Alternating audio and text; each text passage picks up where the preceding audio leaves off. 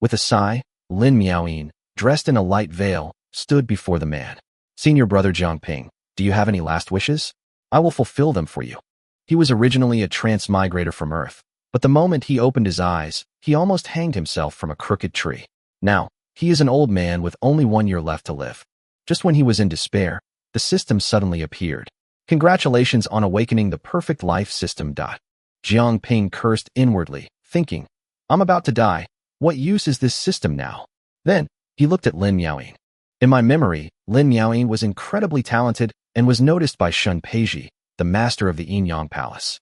Unwilling to be separated from Jiangping, Shun Peiji had no choice but to bring Jiangping back to the Yin-Yang Palace and have him work as a handyman in the medicine garden. Over the years, Lin Miaoyin awakened her water spirit body and broke through to the core formation stage. Jiangping, however, remained at the 5th level of qi refining. Lin Miaoyin blushed and said, My master foresaw my impending tribulation and forced me to go into seclusion immediately. By the time I emerge, you will probably be dead. Whatever your wish, I will grant it today. Jiang could only sigh and say, Miaoyin, please get me 365 red pills. Lin Miaoyin angrily threw down a jade bottle, turned around, and flew away. There aren't that many, so eat sparingly. Jiangping immediately summoned the system. Perfect life system? Bind. Of course.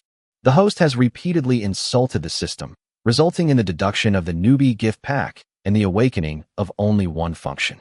Increasing your affinity with the female lead will return you 100 to 10,000 times your initial investment. Jiangping was dumbfounded. What use was this function to his old bones? Helpless, he leaned on a broken tree branch and walked into the house.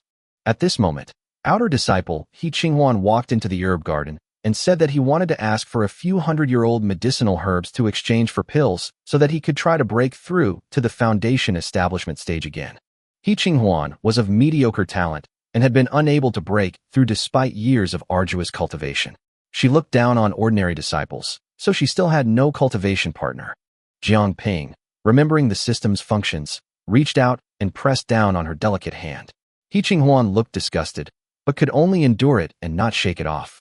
The next moment, a system notification flashed. Affection level decreased by 20%. Jiangping took out a red pill and said, As long as you come to visit me often, you can pick any herbs you like from the herb garden. After saying that, he leaned on a tree branch and went into the house, leaving He Qinghuan outside. Looking at the garden full of medicinal herbs, He Qinghuan finally gritted her teeth and followed them inside, gently closing the door behind her. She had just managed to smile when Jiangping interrupted. Heaven knows, earth knows, you know, and I know. As soon as he finished speaking, he swallowed a red pill and collapsed into He Qinghuan's arms. In less than a minute, Jiangping was covered in sweat, his spirits collapsed, and he could barely stand.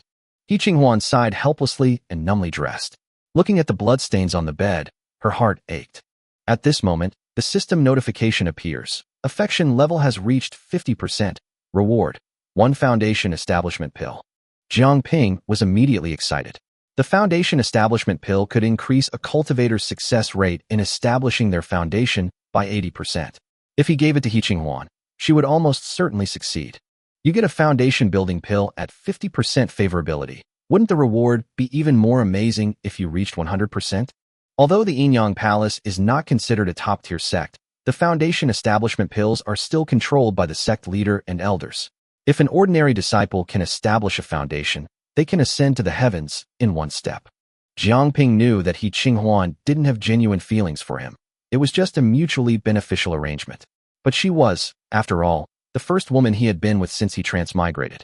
He patted the bedside and laughed. Little girl, give me a smile, and maybe I'll give you a tremendous opportunity. He Qinghuan forced a smile, but Jiangping's next words left her frozen in place. From now on, if you only have me in your heart and serve me well, I will reward you with a foundation establishment pill to ensure your successful foundation establishment. He Qinghuan didn't believe it at first, but then she thought of Lin Miaoyin and guessed that the foundation establishment pill might have been given to Jiangping by her. Anyway, this old man won't live much longer, so spending a year with him in exchange for a foundation establishment opportunity is worthwhile. Once she reaches the foundation establishment stage, she can become an inner disciple and cultivate the Tai Shanqing technique. Thinking of this, she grasped Jiangping's hand and swore an oath. Heaven above, I, He Qinghuan, am loyal to only senior brother Jiang in this life. If I disobey him, may I die a horrible death. System notification. Female lead's favorability has reached 100%. Reward: 1 longevity pill and 1 copy of the Joyful Union technique. Jiang Ping trembled with excitement. System, you've finally been kind to me this once. He Qinghuan thought he was about to die. Senior brother Jiang, are you all right? Jiang Ping took a few breaths. Qinghuan, you go back first and come serve me again tomorrow. I will give you the foundation establishment pill then. Although He Qinghuan cursed him inwardly for being difficult to please, she could only agree and left, turning back every few steps. After closing the door, Jiang Ping immediately took out the longevity pill. The system notification indicated that his life was hanging by a thread, and the first dose would only add 50 years to his lifespan. 50 years is enough. Jiang Ping swallowed the pill, and a surge of vitality quickly spread throughout his body. His withered skin gradually recovered, his white hair became thicker, and black hair even grew back. He excitedly got out of bed, but his body suddenly recovered. After regaining his senses, Jiang Ping took out the Hehuan Gong, a manual for cultivating sexual intercourse. But as soon as he opened it, he was dumbfounded. It was full of diagrams on dual cultivation and even marked the acupoints for the circulation of spiritual energy. Screw you. You're a scoundrel. Can't you be serious for once? This initial stage of the technique allows you to circulate spiritual energy and improve your cultivation level during dual cultivation. In the intermediate stage, one can also guide the other to circulate their energy together, forming a cycle within their bodies. The stronger the other person is, the greater the benefits one receives. As for the obscure and difficult to understand content at the end of the cultivation technique, Jiang Ping plans to test its effects on He Qinghuan tomorrow. Before dawn the next day, He Qinghuan rushed to the herb garden. Fearing that Jiang Ping might have suddenly died the night before, she didn't even say hello and just pushed open the door and went in. Jiang Ping was sitting cross-legged on the bed, looking much better than yesterday. He Qinghuan stood frozen at the door, secretly wondering if he was experiencing a final burst of energy before death. Jiang Ping opened his eyes and said, "What are you standing there for? Close the door and come in." He Qinghuan walked into the room in a daze. Soon, she discovered that Jiang Ping was completely different from yesterday. He had been causing trouble all morning and showed no sign of stopping. In fact, Jiang Ping was trying to circulate the Hehuan Gong, a type of Qigong. He painstakingly completed a cycle of spiritual energy according to the acupoints on the human body. Because it was her first time practicing, she was too inexperienced and it took her half a day to finish. He Qinghuan lay exhausted on the bed, her mind filled with doubts. She was at the peak of the 9th level of Qi refining, yet she was completely exhausted by an old man at the 5th level of Qi refining who was nearing the end of his lifespan. However, she quickly came to terms with it, figuring this might just be Jiang Ping's last act of madness. At that moment, Jiang Ping softly called out, "Qinghuan." Then, he placed a pill in He Qinghuan's arms. The fragrance of the medicine had barely dissipated when she abruptly sat up. Foundation building pill. He Qinghuan recognized the pill at a glance, noting its crystal clear appearance and clearly high quality. Jiang Ping stood inside the room with his back to her. Looking at his straight back, He Qinghuan thought he was already exhausted and quickly hugged his waist from behind. "Brother Jiang, may you rest in peace. I will build a grave for you and visit you often." Jiang Ping shuddered upon hearing this. He turned around and pulled He Qinghuan into his arms. "Remember to come and cultivate with me often in the future. You should start your foundation building in the herb garden. The spiritual energy here is abundant enough." He Qinghuan did not expose his last gasp state, and after dressing properly, swallowed the foundation building pill. She had been stuck at the 9th level of Qi refining for many years, but with the help of elixirs, she quickly broke through and officially entered the foundation establishment realm. After becoming a foundation establishment disciple, she will be able to enter the inner sect and cultivate the Tai Shangqing technique. He Qinghuan was filled with gratitude, and Jiang Ping smiled faintly. After this dual cultivation, he had already reached the bottleneck of the 6th level of Qi refining.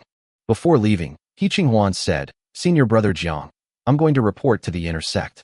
I won't be able to come every day anymore, but I, He Qinghuan, am yours in life and in death." Female lead's favorability has doubled, unlocking a new feature, exchange. Jiang Ping discovered he had gained a few more points. He searched through the exchange list and finally found the longevity pill, but it required 2 points to exchange for 1. Although he can't afford to replace it for now, he has now gained 50 years of lifespan. which makes him feel much more at ease. Jiang Ping stepped out of his room and saw two inner female disciples arriving at the herb garden.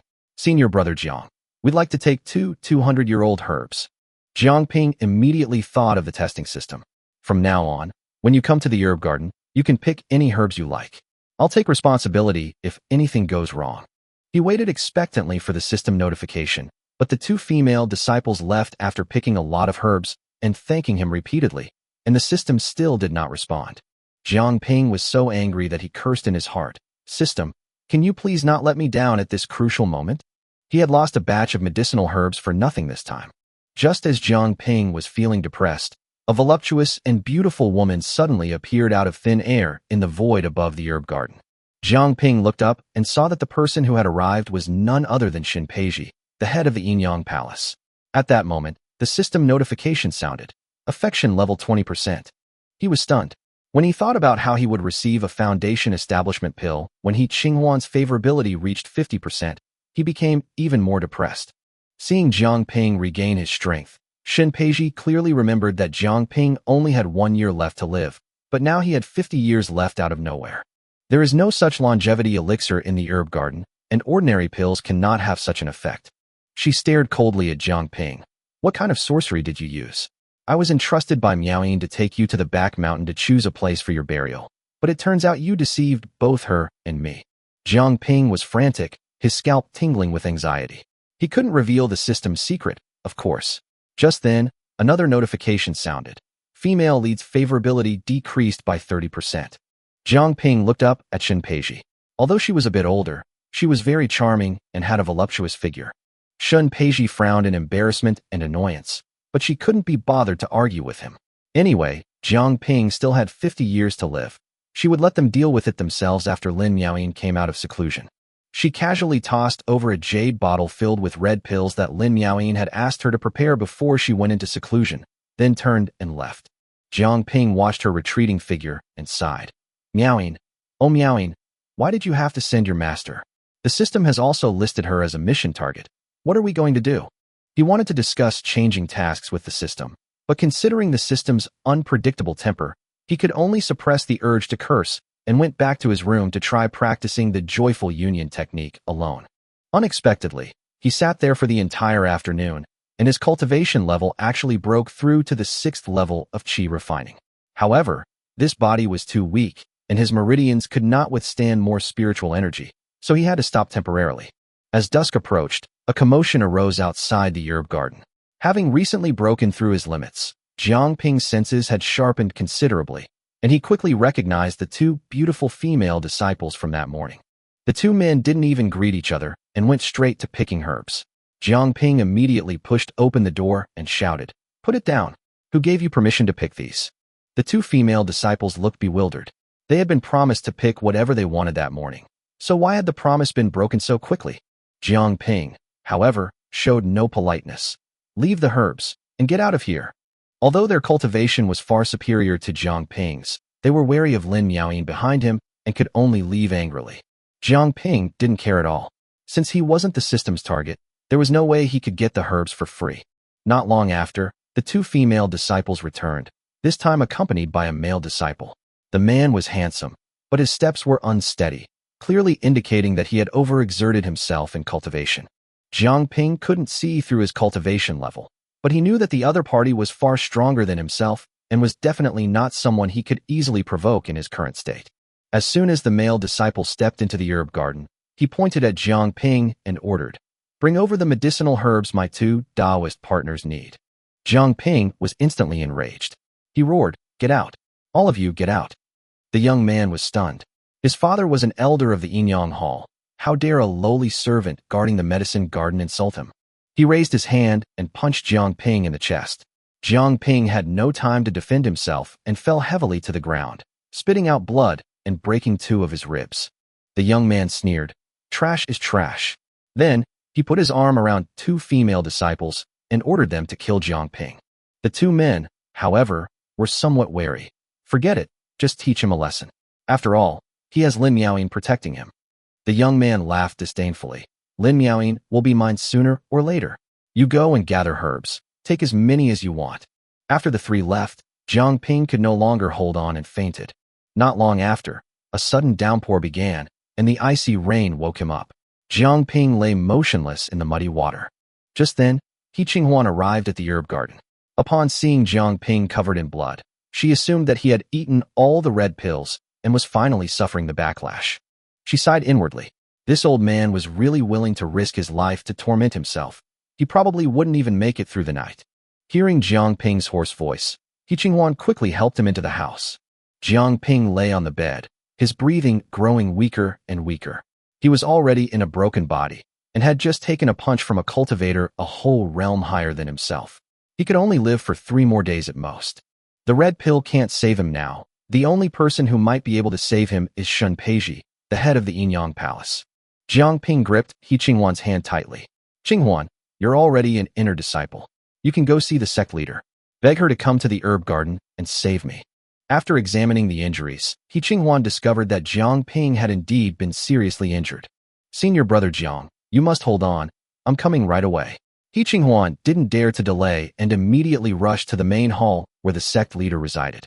However, after passing several checks, she was stopped at the door by 2 of her personal female cultivators. The sect leader is resting. Come back tomorrow if you have something to do. Thinking of Jiang Ping still struggling to survive in the herb garden, He Qinghuan stood outside the main hall and shouted loudly, "Sect leader, save him. Jiang Ping is about to die." Startled by the noise, Shun Peizhi wondered how Jiang Ping, who had just gained 50 years of lifespan, could suddenly be dying again. She didn't want to pay attention to it, but then she thought of Lin Miaoyin, who was in seclusion, and realized how terrible it was. After Shun Peizhi appeared, He Qinghuan immediately knelt down and said, "I am senior brother Zhang's Taoist partner. He was severely injured and on the verge of death. He sent me to beg the sect leader for help. Are you Jiang Ping's Taoist partner?" Shun Peizhi looked at He Qinghuan with utter astonishment. How could a foundation establishment female disciple fall for Jiang Ping, this old man whose lifespan was nearing its end? She immediately grabbed He Qinghuan and sped towards the herb garden.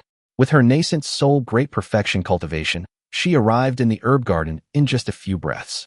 Upon entering the room, Shun Peizhi immediately noticed that Jiang Ping was seriously injured. Remembering her disciple's entrustment before his seclusion, she picked up Jiang Ping and flew towards her main hall. Jiang Ping glanced at He Qinghuan groggily and gestured towards her with his lips. He Qinghuan was speechless. Even though he was injured like this, the old man was still thinking about their appointment for tomorrow. During the flight, Jiang Ping instinctively grabbed Shun Peizhi's slender waist, startling her so much that she nearly fell from the sky. Suddenly, the system notified, Shun Peizhi's favorability has reached 50%. 1 longevity pill has been awarded, increasing her lifespan by 100 years. Jiang Ping was so excited that he trembled all over. Including the previous 50 years, he now had a lifespan of 150 years. He grew increasingly excited, and his arms around Shun Peizhi became restless. Shun Peizhi had never felt this way before, and her heart raced faster and faster. After regaining some consciousness, Jiang Ping looked down and realized he was high in the air, accidentally bumping into Shun Peizhi. She trembled and nearly threw him off. Back in her room, Shun Peizhi's cheeks burned, and she wondered if Jiang Ping had used some kind of magic on her. In fact, she also possessed a water spirit body and had been without a Taoist partner for many years. That contact just now stirred her heart, which had been dormant for many years. The system notification came again. Shun Peizhi's favorability has reached 100%, and the reward is a copy of Hahuan Gong, a flying sword, in 1 point. Jiang Ping was stunned. He had already been rewarded with the joyful union technique last time. Could this be the complete incantation? He now had 2 points, enough to exchange for a longevity pill. Shun Peizhi sat by the bed, raising her hand to gather spiritual energy to heal him. Soft light continuously flowed into his body, and Jiang Ping quickly felt his injuries recover, his internal energy gradually stabilizing. Seeing the beads of sweat on Shun Peizhi's forehead, Jiang Ping couldn't help but swallow. Noticing the intense gaze, she quickly covered her chest. "You indecent old man. If you keep looking around, I, the sect leader, will really throw you out." Jiang Ping doesn't know where he got the courage. "Sect leader, you are truly too beautiful." These words stunned Shun Peizhi. In order to cultivate superior martial arts, she had long since put romantic feelings out of her mind. She dared not pursue the topic any further, reached out and pinched Jiang Ping's chin, threw a healing pill into his mouth, and then turned and left. As Jiang Ping watched her slightly forlorn figure recede into the distance, a bold idea popped into his head. Shin Peiji might actually be in need of someone's company. Therefore, his injury absolutely cannot heal too quickly. Jiang Ping plans to use his recovery time to gradually open Shin Peiji's heart. Just as Shin Peiji used her spiritual power to set Jiang Ping's broken ribs, Jiang Ping lay on the bed when a crazy idea suddenly popped into his mind. In order to improve Shin Peiji's impression of him, he gritted his teeth and punched himself hard in the chest. Jiang Ping, now at the 6th level of qi refining, delivered this punch without holding back, breaking his newly healed ribs once more. He immediately lost consciousness. Shin Peiji hadn't gone far when she heard the commotion inside the house and immediately slipped back. Seeing Jiang Ping's gruesome state with blood flowing from his mouth and nose, her expression changed, and she rushed forward to check on him. With her keen eyesight, she could naturally tell that Jiang Ping had inflicted the injuries himself. Shin Peiji was filled with doubt. What had gotten into this old man? Although she was furious, seeing his near-death state, Shin Peiji still reached out 2 fingers and touched Jiang Ping's chest to tend to his injuries once again. Jiang Ping was now lost in a dream, his mind filled with images of himself and Shin Peiji cultivating together, and he kept whispering Peiji to himself. Hearing him call her name, Shin Peiji's heart trembled slightly. Jiang Ping, in his unconscious state, reached out and grabbed her hand, which he then placed against his chest. Caught off guard, Shin Peiji leaned forward slightly, and their lips accidentally touched. Just then, Jiang Ping slowly opened his eyes. Looking at Shin Peiji so close to him, he thought he was still dreaming. He naturally reached out and pulled Shin Peiji into his arms. As a nascent soul cultivator at the great perfection stage, Shin Peiji could have easily pushed him away, but at this moment, her mind was in turmoil, and she did not resist for the time being. Jiang Ping became even more convinced that this was a dream, so he swallowed all the remaining red pills and began to guide Shin Peiji to practice the Hahuan Gong with him. Initially, he only dared to try the beginner-level techniques, but thinking that Shin Peiji's cultivation was powerful and that cultivating with her would surely be twice as effective, Jiang Ping mustered his courage and forcibly circulated the intermediate-level techniques. He channeled his meager spiritual energy into Shin Peiji's body through specific acupoints. Although Jiang Ping's spiritual power was weak, it operated along an extremely mysterious path, causing the spiritual power within her body to resonate on its own. Gradually, Shin Peiji's eyes became unfocused. The powerful spiritual energy within her body circulated along the cultivation technique's pathway before flowing into Jiang Ping's body. The powerful force instantly impacted Jiang Ping's narrow meridians, almost tearing his body apart completely. Jiang Ping gritted his teeth and persevered, the scene of being punched and humiliated reappearing in his mind, and the resentment in his heart finally erupted. He let out a low roar, desperately enduring the impact of spiritual energy. Shin Peiji's power continued to surge in, and the thin barrier of his cultivation realm finally shattered. Qi refining level 7, breakthrough. Jiang Ping immediately absorbed the surrounding spiritual energy of heaven and earth to stabilize his newly advanced realm. Shin Peiji was originally a water spirit, and the fusion of their spiritual energies made their dual cultivation twice as effective. Shin Peiji channeled her spiritual energy into Jiang Ping's body to help stabilize his weakened state. After this training, he was only one step away from reaching the 8th level of qi refining. The reason for such a huge gain this time is not only due to the effects of the intermediate stage of the Hahuan Gong, a martial arts technique, but more importantly, because Shin Peiji's cultivation level is too high. Jiang Ping leaned weakly against Shin Peiji's chest and said feebly, "Peiji, I really love you so much. When I wake up, you'll definitely send me back to the herb garden again." Shin Peiji was stunned. It turned out this guy had been thinking she was dreaming all along, thinking that Jiang Ping might take advantage of her and then deny everything. A tear involuntarily rolled down her cheek. Jiang Ping bent down and kissed away her tears. "Don't heal my wounds. Once they're healed, I have to go back to the herb garden. Even if I can only see your back every day, I'm willing to stay wounded forever." Upon hearing this, Shin Peiji assumed that Jiang Ping had deliberately injured himself in order to stay with her, and immediately hugged him tightly. "I won't let you leave me." Jiang Ping gently kissed her forehead, lying beside her and silently chanting, "A dream of 1,000 autumns." However, after a long time, he always felt that there were eyes watching him, and the dream seemed too real. Seeing that he was pretending to be asleep, Shun Peiji kicked him in the butt. Jiang Ping rolled off the bed. I usually respect you, but this is a dream. You're already my woman. Before he could finish speaking, he suddenly realized something was wrong. This isn't a dream? Jiang Ping panicked when he saw that he had actually broken through to the 7th level of qi refining. He bit and bullied her before, and said so many bold things. Would Shin Peiji just kill him to silence him? Shin Peiji looked at him, his forehead covered in cold sweat. Where had all those boastful words gone? Turns out he was just a spineless coward who could only talk a good game. You're no good at all. Jiang Ping immediately retorted. What do you mean I'm not good enough? Didn't you know whether I was good or not just now? You're shameless. Shin Peiji blushed instantly. At the same time, the system notified that the female lead's favorability rating continued to double, successfully unlocking the new feature, Search. Jiang Ping wasn't in the mood to study the function for the time being. Now that Shin Peiji had fallen deeply in love with him, as long as he clung to her, no one in the Yin-Yang Palace would dare to provoke him easily in the future. However, he still decided to avenge the beating he had suffered earlier. Having Shin Peiji stand up for him would inevitably affect his state of mind. Thinking of this, Jiang Ping walked up to Shin Peiji, pulled her into his arms, and kissed her again.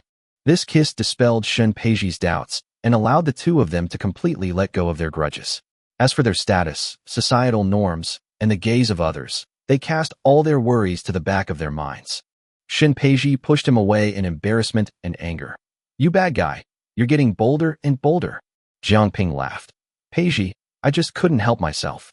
Just then, an anxious shout came from outside the door. Something terrible has happened. Shin Peiji straightened her clothes and went out of the room.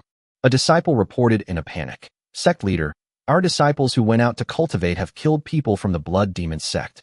The Blood Demon sect master, Shui Wuhan, has already come knocking, demanding an explanation from the Yin-Yang Palace. Shin Peiji's face darkened. Shui Wuhan was going too far.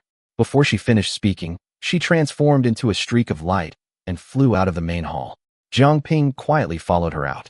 The Blood Demon sect and the Yin-Yang Palace are of similar strength, but the Blood Demon sect has more male disciples who often keep an eye on female disciples who are alone near the Yin-Yang Palace. Therefore, the sect has long had a rule that female disciples are not allowed to go out alone. However, in terms of top-tier combat power, the Yin-Yang Hall is superior. Shin Peiji possesses the water spirit body and has reached the great perfection of the nascent soul stage, while Shui Wuhan is only at the mid-nascent soul stage. Even if the Yin-Yang Palace really killed the Blood Demon sect disciples, Shui Wuhan shouldn't have come knocking on their door so arrogantly, unless he had something else to rely on. As soon as Jiang Ping slipped out of the main hall, he encountered He Qinghuan, who was waiting outside. She was worried about Jiang Ping's injuries and was afraid that the old man might suddenly die. Seeing that Jiang Ping was unharmed, she immediately breathed a sigh of relief. Senior brother Jiang, are you all right? Jiang Ping grinned and said, Of course I'm all right. I even broke through to the 7th level of qi refining. After saying that, he pulled He Qinghuan toward the mountain gate. The moment his hand was grasped, He Qinghuan felt a surge of peace in her heart. She herself didn't understand when the old man she used to despise had become her support. The two arrived at the mountain gate and saw Shin Peiji and Shui Wuhan standing in midair, facing each other from afar. Dressed in red and carrying a large sword, Shui Wuhan looked at Shin Peiji and laughed loudly. Sect leader Shun, why not become my cultivation partner? If you agree, the Blood Demon sect will immediately merge with the Yin-Yang Palace. A chill ran through Shin Peiji's eyes. Seeing her preparing to attack, Shui Wuhan thought, You're asking for it. Once I kill you, all the female disciples of the Yin-Yang Palace will belong to the Blood Demon sect. I heard your disciple also has a water elemental physique. Neither of you, master and disciple, will escape then. A long sword instantly appeared in Shin Peiji's hand. With a slight flick of her wrist, a sharp sword light shot straight towards Shui Wuhan. Shui Wuhan stepped forward, holding the broadsword on his shoulder horizontally in front of him. The blade blazed with fierce blood flames, completely engulfing the oncoming sword light. Shin Peiji frowned slightly, not expecting the Blood Demon blade to have increased in power so much after it was fully mastered. Jiang Ping below was seething with rage. The two women Shui Wuhan mentioned were the people he cared about most, and he wished he could rush up and beat them half to death immediately. He Qinghuan noticed his anger. It was one thing for Lin Miaoyin to be close to Jiang Ping, but Shin Peiji had only saved him. Why was he so nervous? Shui Wuhan laughed wildly. Is that all you've got? He gripped the knife with both hands and slashed downwards. A crimson blade of light, obscuring the sky, roared out, carrying a violent force that hurtled straight toward Shinpeiji. With a flick of her sleeve, Shinpeiji caused a sudden surge of monstrous waves to rise before her. The crimson blade light was swiftly swallowed by the waves. Shinpeiji waved her sleeves again, and towering waves surged one after another, sweeping towards Xue Wuhan. Xue Wuhan gripped the knife with one hand and suddenly unleashed a blade of energy that cleaved the waves in two, instantly scattering the mist that filled the sky. Shinpeiji swiftly formed hand seals, and dark clouds instantly filled the sky. A massive vortex appeared in the void, and a long sword that blotted out the sky slowly emerged. Jiang Ping was so oppressed he could barely lift his head, and He Qinghuan was equally pale. The difference in their cultivation levels compared to Shinpeiji was too great. The mere pressure from her was enough to make their bones ache. Xue Wuhan laughed loudly. Shinpeiji, do you think you can defeat me with such simple tricks? His body surged with evil energy, and the greatsword in his hand emitted intense red flames, instantly condensing into a giant skull that opened its blood-red maw and slammed into the void giant sword. The two forces collided head-on, and a terrifying shockwave swept through the surroundings, even distorting space itself. Jiang Ping and He Qinghuan were instantly thrown back and crashed heavily to the ground. Jiang Ping, who was already injured, coughed up blood on the spot. He Qinghuan quickly helped him up. Senior brother Jiang, let's go quickly. Jiang Ping stared intently at Shinpeiji in the air, refusing to leave no matter what. He himself didn't understand why he was so afraid of her getting hurt in the slightest.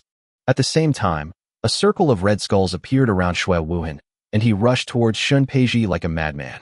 The two clashed fiercely in the air, their violent spiritual energy exploding continuously, flattening several nearby mountain peaks, and causing the spectating disciples to retreat in fear.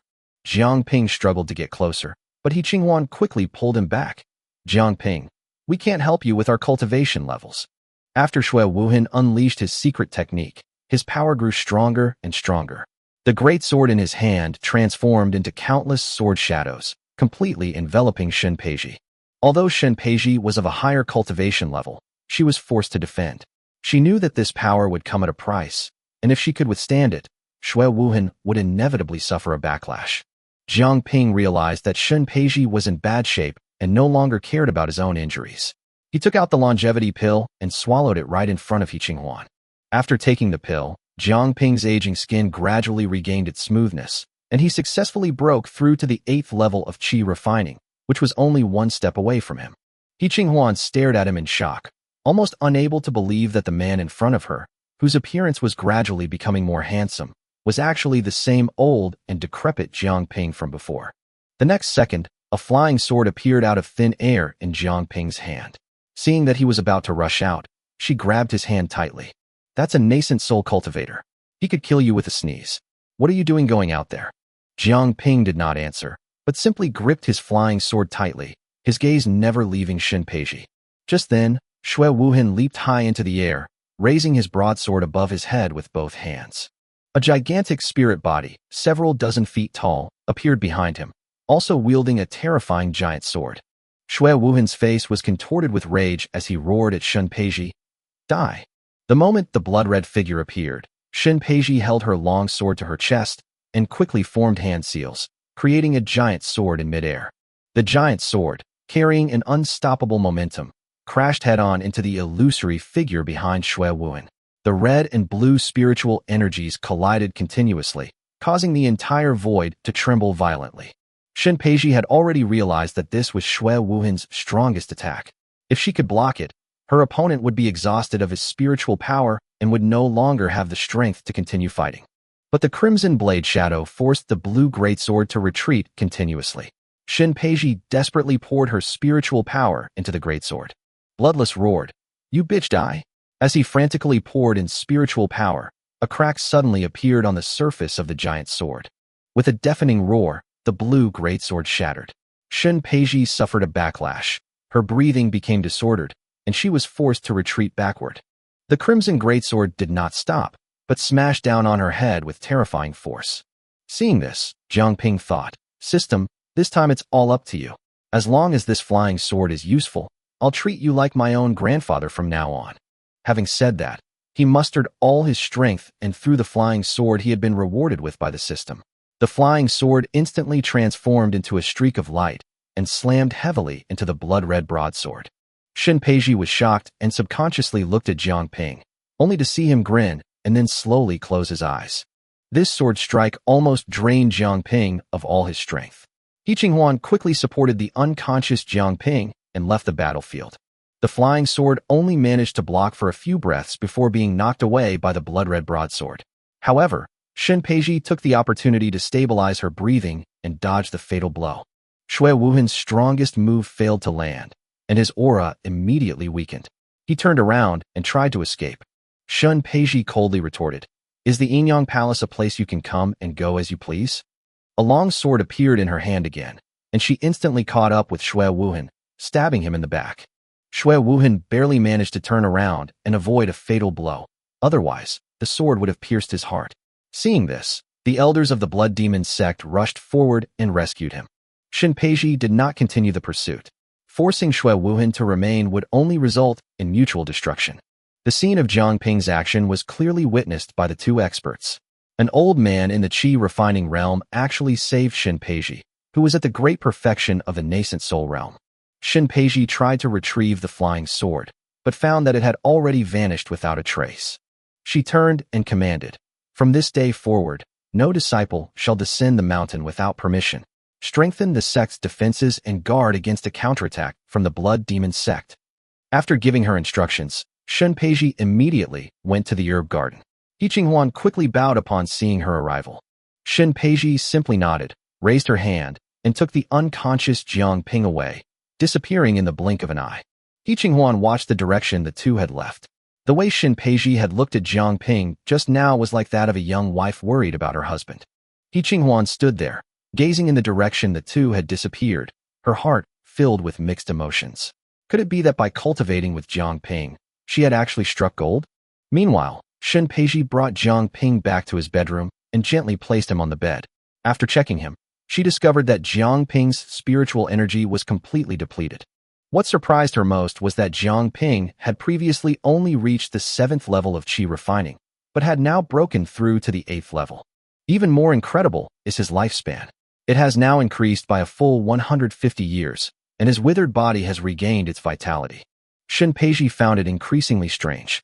Originally, she was worried that their relationship would be gossiped about if it got out, but now she felt like she had struck gold. Nourished by spiritual energy, Jiang Ping slowly opened his eyes. Seeing Shinpeiji guarding his bedside, he immediately revealed a smug smile. Shinpeiji rolled her eyes at him. "You old rascal, you're already acting all serious as soon as you wake up." Jiang Ping laughed. "I can't be serious in front of you, even if I wanted to. You're so sweet-talking." Shinpeiji patted his head. "You're lucky this time. Don't you dare do this again." Jiang Ping held her hand. "Don't worry, I'll be more careful from now on." Shinpeiji withdrew her hand and turned to prepare food for him. Soon after, she brought over a bowl of steaming hot spiritual porridge. "Eat it while it's hot. I made it myself." Jiang Ping immediately began to wolf down his food. Food made by his wife always tastes so good. Shinpeiji blushed. "Who's your wife? Don't call me that." Shinpeiji then remembered the flying sword. "Where did the flying sword you threw earlier come from?" Jiang Ping's eyes darted around. "I picked it up near the herb garden. Thought it was fun, so I kept it. Who knew it would be so powerful?" Shinpeiji naturally didn't believe it. That flying sword had clearly developed sentience and could fight on its own. Otherwise, it wouldn't have been able to block Shui Wuhan's attack. However, she only reminded him, "Keep the flying sword safe. Many people know you have this treasure now, and there are certainly many who secretly covet it." At this point, her eyes reddened slightly. "And you almost lost your life to save me." Upon seeing this, Jiang Ping immediately put the bowl aside, pulled Shinpeiji into his arms, and gently kissed away the tears from the corners of her eyes. Shinpeiji pushed him away in embarrassment and annoyance. It's broad daylight. Jiang Ping, however, didn't care at all. What's the difference between day and night? Shinpeiji couldn't resist him, and was also flustered by his teasing, so she could only wave her hand and lower the curtain. Jiang Ping hugged her tightly and said with a smile, "Peiji, don't hide anymore."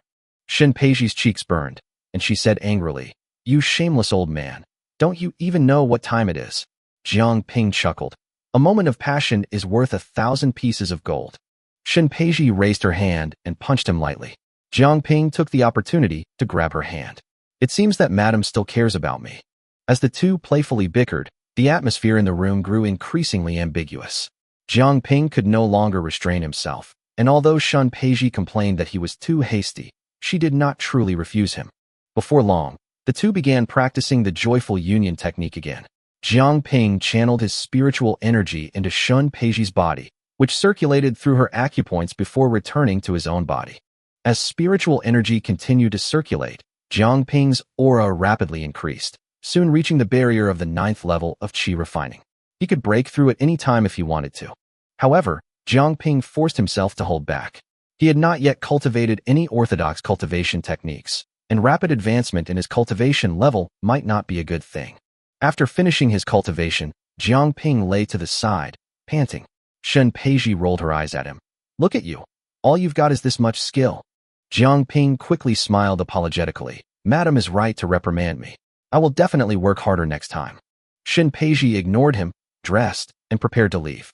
It would be disgraceful for her, the head of the Yin Palace, to always be with this old man. But as soon as she got out of bed, she noticed something different about her body. A gentle power was nourishing all the acupoints in her body, and even the hidden dangers left over from her previous battle with Shui Wuhan had disappeared. Shen Peiji was shocked. She hadn't expected that dual cultivation with Jiang Ping would have a healing effect. You stay here obediently. You're not allowed to go anywhere. Jiang Ping readily agreed.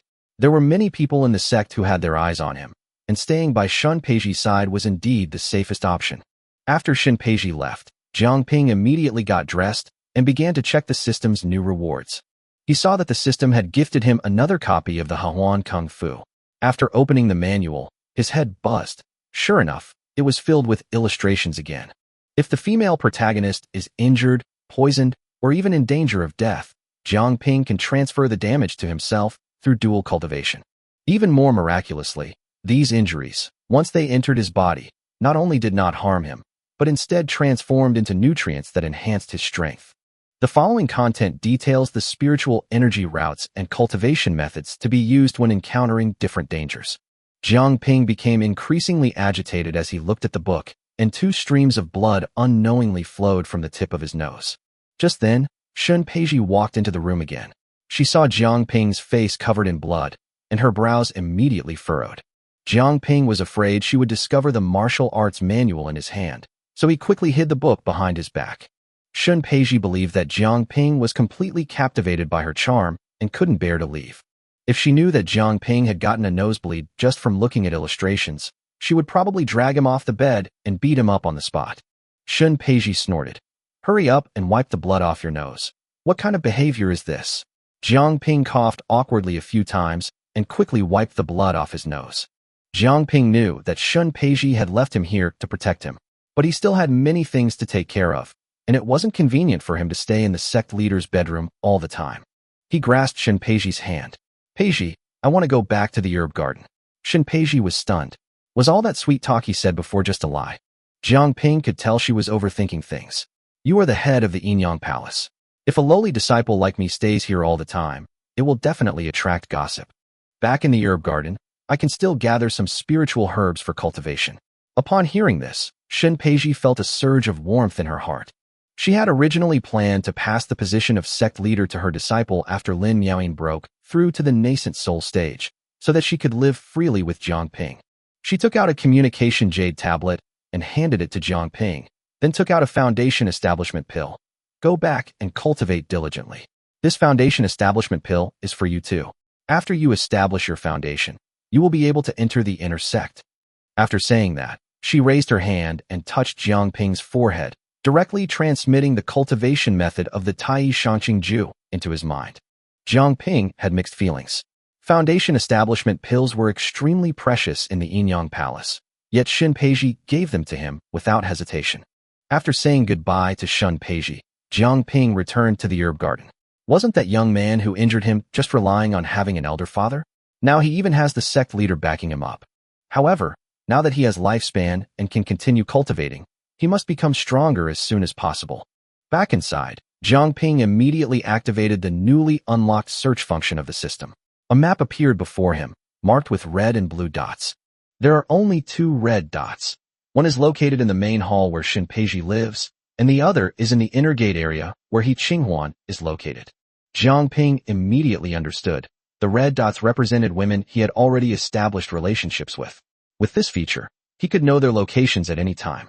As for the blue dots, they likely represent other mission objectives.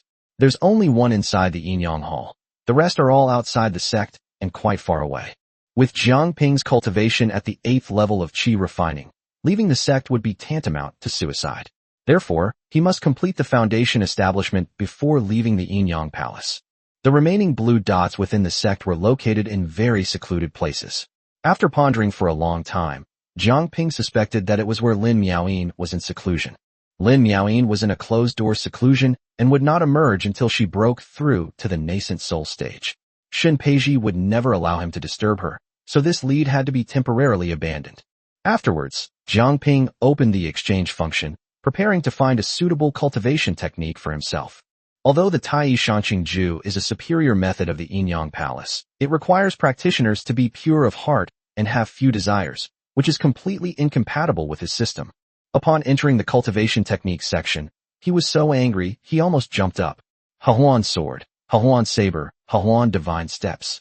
All the martial arts techniques were prefixed with the words Hahuan, Falan, and their prices were outrageously high. The cheapest one, Hahuan sword, Hehuan Jiang, required 3 points. Jiang Ping looked at his meager 2 points and couldn't help but curse. System, can't you be serious for once? The system remained silent.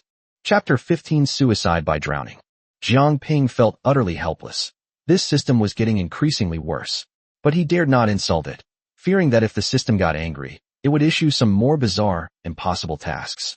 The most important thing right now is to establish his foundation as soon as possible. Only by increasing his strength can he shed his status as an outer sect servant and gain more favor from others. Without a cultivation partner, Jiang Ping could only practice the joyful union technique alone. With continuous practice, he became more and more familiar with the spiritual energy pathways in his body's acupoints, and his circulation speed also increased significantly. His consciousness could keep up, but his aging body couldn't withstand it. He had only circulated the technique for the 5th time when he was drenched in sweat, and his body emitted an unpleasant odor.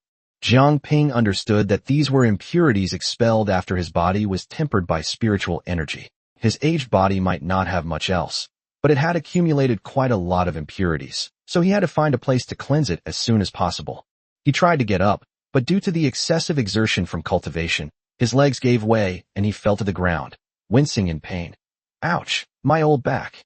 Left with no other choice, Jiang Ping could only crawl to the door and pick up the familiar tree branch. With the cane in his hand, he immediately felt much more at ease, and then he staggered towards the small river behind the herb garden. Jiang Ping was unaware that many disciples nearby were secretly monitoring him. After observing for a moment, one disciple immediately sent his companion back to report to the elder. This old thing probably won't live much longer. He can barely stand up straight when he walks. Jiang Ping exhausted himself to reach the riverbank and casually threw away his crutch. Unexpectedly, he slipped and fell headfirst into the river. The disciple who was secretly monitoring was immediately alarmed and quickly took out a communication jade slip. Elder, something terrible has happened. Jiang Ping has committed suicide by drowning. A furious roar immediately came from the other end of the jade slip. What are you all standing there for? Quickly scoop him up. We haven't even gotten our hands on the flying sword yet. In the blink of an eye, more than a dozen figures rushed to the riverbank from all directions. These disciples glanced at each other and immediately recognized one another, realizing that it wasn't just one elder who had his eye on Jiang Ping. Jiang Ping was still struggling in the river, swallowing several mouthfuls of water. The crowd, disregarding their purpose, rushed forward to rescue him. Some people grabbed their hair, some pulled their arms, and some grabbed the wrong spot in their panic. Jiang Ping immediately screamed, "You've got the wrong person. You can't grab them there." One of the disciples said nonchalantly, "Old man, your thing is useless anyway. What's there to be afraid of?" Jiang Ping nearly fainted from anger at those words. That was the foundation of his future happiness. How could it be useless? After being dragged ashore, Jiang Ping looked at the disciples around him and had already guessed what was going on. Shinpeiji had warned him to be careful long ago. It seemed that the flying sword had already attracted the attention of the sect's elders. However, as long as the flying sword hadn't fallen into their hands, these people wouldn't dare let him die easily. Besides, he had just saved the sect leader, so no one dared to openly attack him. A disciple smiled with concern and helped Jiang Ping up, saying, "Senior brother Jiang, why are you so upset? Has someone bullied you? Please tell me, and I will definitely seek justice for you." He patted his chest and continued, "You are the sect leader's savior and a role model for the disciples of the Yin Palace. You must not do anything foolish again." Chapter 16, He Qinghuan becomes the focus. The disciples surrounded Jiang Ping, chattering away, almost bewildering him. Only then did he realize that everyone thought he was going to drown himself. Jiang Ping explained helplessly, "I just wanted to take a bath in the river." The group looked at each other and then burst into laughter. "Senior brother Jiang, the way you looked just now clearly meant you didn't want to live." Jiang Ping, too lazy to explain further, got up to walk back into the river, but tripped on a pebble and fell hard again. He could only shout, his face dark, "Help me up." More than a dozen hands reached out at once, nearly breaking his arm. The disciples refused to let him continue in the water, carrying him back to the herb garden and surrounding him like a guarded criminal. The elders hidden in the void were filled with doubt. Jiang Ping was clearly a dying man, so why was his lifespan increasing? They immediately ordered their disciples to disperse and continue observing from the shadows. Before leaving, the disciples earnestly instructed, "Senior brother Jiang, you must live well." Jiang Ping sat in the courtyard, listening with a speechless expression. Not long after, a figure rushed over. It was He Qinghuan, who had heard the news. After entering the herb garden, she immediately surrounded Jiang Ping to check on him. "Are you all right? The sect is spreading rumors that you tried to drown yourself. Did you encounter some difficulties?" Jiang Ping sighed. "Qinghuan, help me to the river to bathe." He Qinghuan's eyes widened. "You still want to go? I really just took a shower."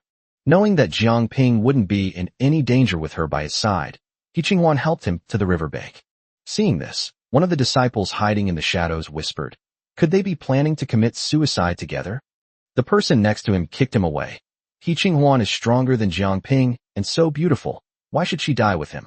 Have you lost your mind?"